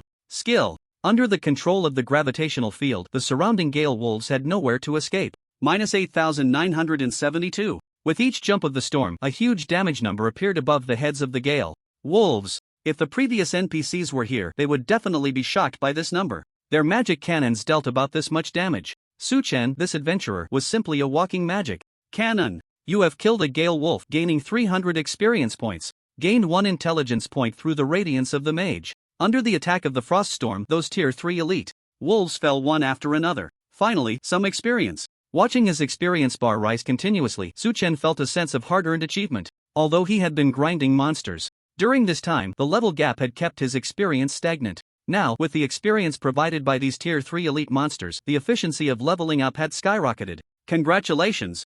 You leveled up, gaining 40 distributable attribute points and 50 skill points. As one Gale wolf after another fell, Su-chen's level also rose to Tier 3, Level 2. You have killed a Gale wolf, gaining 200 experience points. This wasn't over. The experience from these elite monsters was rich, and with their large numbers, Su Chen's experience bar continued to rise. When the duration of the frost storm ended, another notification sounded. Congratulations, you leveled up, gaining 40 distributable attribute points and 50 skill points. Leveled up twice, not bad. Su Chen's level had risen to tier 3, level 3, but his expression remained calm. What a pity, no boss level monsters. He pouted and began to collect the drops from the Gale Wolves. You have obtained a Gale Dagger. You have obtained a Gale Robe. You have obtained the skill Gale Step. You have obtained tier 3 Fur. The drops from the tier 3 elite monsters were very generous. The attributes of those tier 3 equipment were quite good, but what surprised Su Chen was a skill. Gale Step, a grade increases movement speed by 30% and attack speed by 30% for 10 seconds after use. The next attack deals an additional physical damage of X 100%, cooldown 3 minutes. This was a physical skill. Compared to the Swift skill, this one could significantly increase attack speed. Max it out. Su Chen decisively learned this skill and upgraded it to S grade. The skill's effect increased to 50% and the additional damage reached 150%. This skill is quite good when combined with stealth. After glancing at his skills, Su Chen pursed his lips. Many skills seemed mediocre on their own, but when paired together, they could be quite powerful. The problem was that he had too many skills and most of them had no opportunity for use. What a hassle. Su Chen scratched his head at this. If anyone else had heard him mumbling this, they would definitely roll their eyes. Who wouldn't want such a worry? 80 points in attributes, each adding 20 points. Su Chen closed the skill interface and opened the attribute interface. Every attribute, except intelligence, increased by 20 points. With the enhancement of the super limit boost, the 4 attributes, aside from intelligence, all increased by 40 points. Player, Su Chen. Profession, Mage. Level, Tier 3 Level 3, 1100/40,000 Health, 10560 Mana, 72800 Melee Physical Attack, 992 Spell Attack, 4974 Physical Defense, 1056 Spell Defense, 1970 Attributes, Strength 396, Constitution 396, plus 460, Agility 396, Spirit 1050, plus 770, Intelligence 1521, plus 740. Every time he saw his attributes increase, it filled Su Chen with boundless confidence. Whether in the game of Divine Path or in reality, powerful attributes were always the foundation of his existence. He looked towards the direction where the NPCs had fled. That was the original route of the airship. Heading towards that direction would lead to the location of the royal capital. Locking onto the previous guard, Su Chen activated the newly acquired Gale Step skill while also using Swift. With both skills activated, he felt as if he had taken flight. A few minutes later, he caught up with the guard. Adventurer, did you hold them off? The guard, seeing Su Chen, quickly looked back towards the previous direction, searching for the whereabouts of the Gale Wolves.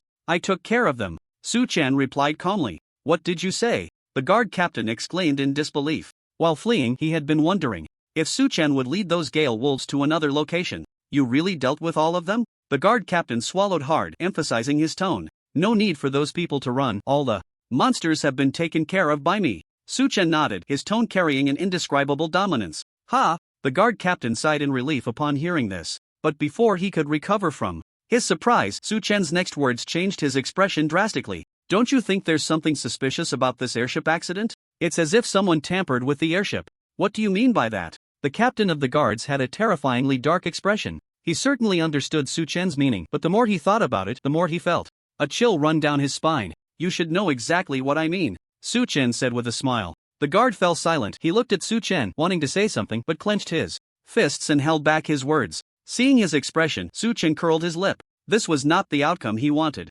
Don't you think there are insiders among the monsters in Xiaoye City? After saying this, Su Chen fixed his gaze on the guard, observing his reaction. How is that possible? In the next moment, the guard let out an incredulous roar. The ones who could tamper with the airship were all his friends. How could they possibly side with the monsters? Nothing is impossible. Didn't something similar happen in Xiaoye City before? Su Chen spoke again, guiding the guard before him. Are you talking about the incident where the monsters stole Lord Simon's body? The guard quickly recalled, his expression growing more serious. Su Chen smiled without speaking, silently waiting. Having brought the conversation to this point, the task should be set in motion. Huff! The guard remained silent for a long time, taking a deep breath and exhaling heavily. He looked at Su Chen, his eyes filled with a plea. Adventurer, I hope you can help me investigate this matter and seek justice for my fallen friends. Then, a task appeared before Su Chen. Do you accept the task? Investigate the cause of the airship crash? I will get to the bottom of this. Su Chen smiled slightly and gladly accepted the task. With Su Chen's assurance, the guard nodded and took out something from his body. This is my guard token. If you find out anything, please take this token to Lord Chenlu in the royal capital. His expression was extremely serious. I understand. Su Chen extended his hand and took the token. The guard gave Su Chen a look that said it was all up to him, then turned to search for the fleeing NPCs watching his back. Su Chen did not follow. Those Gale Wolves had already been dealt with by him, and these people would be safe for the time being. At this moment, what he needed to do was return to the site of the airship crash and look for some clues. Blink! With a thought, Su Chen teleported to the ground, and the massive wreckage of the airship appeared before him. Unlike those online games, finding the cause of the airship crash did not come with immediate hints. Upon arrival, magical perspective. Su Chen activated his magical perspective, carefully examining the wreckage of the airship. Before long, something caught Su Chen's attention. He raised an eyebrow and walked over to that spot. With his powerful strength, he turned over the wreckage, revealing a half-destroyed crystal before him. There's a special magical energy on it. Is this what caused the airship to explode? Su Chen held the broken crystal and examined it closely. Among the wreckage of the entire airship, only this object had magical energy. However, he did not recognize what this object was. I'll keep it for now. He placed the crystal into his inventory and continued to observe the wreckage of the airship.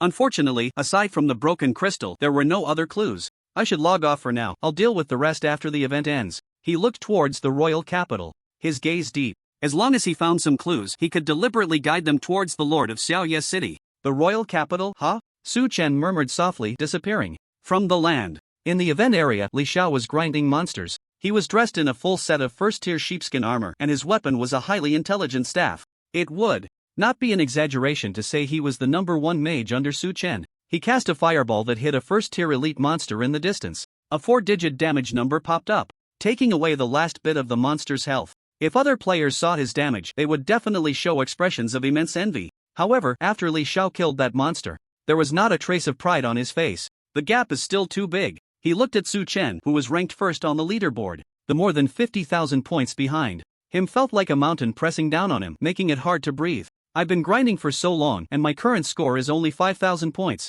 As a fellow mage, why does this guy have such exaggerated numbers? Li Xiao murmured repeatedly, his tone filled with a sense of pale helplessness. After obtaining that set of sheepskin armor, he had always fantasized about catching up to the footsteps of the mage god Su. Now it seemed that all of this was just a wishful thinking. On the leaderboard, 80% of the top 100 were players from Huagua. With a large population base, Huagua already had a certain advantage, and with the double experience brought by Su Chen earlier, the overall strength of Huagua was suddenly elevated. This dominance on the leaderboard naturally aroused the jealousy of other players. Of course, in the hearts of these people, there was only one greatest enemy: Su Chen. Even the second-ranked Xian Yuan was ignored by them. It's all this guy's fault. Without him, our gap would never be so big. That damn Su Chen, why is he so strong? Did he discover a bug in this game? No matter what, we must find out this guy's secret. The strong players from various countries inevitably focused their attention on Su Chen. It was this hostility that allowed them to reach a tacit understanding among themselves.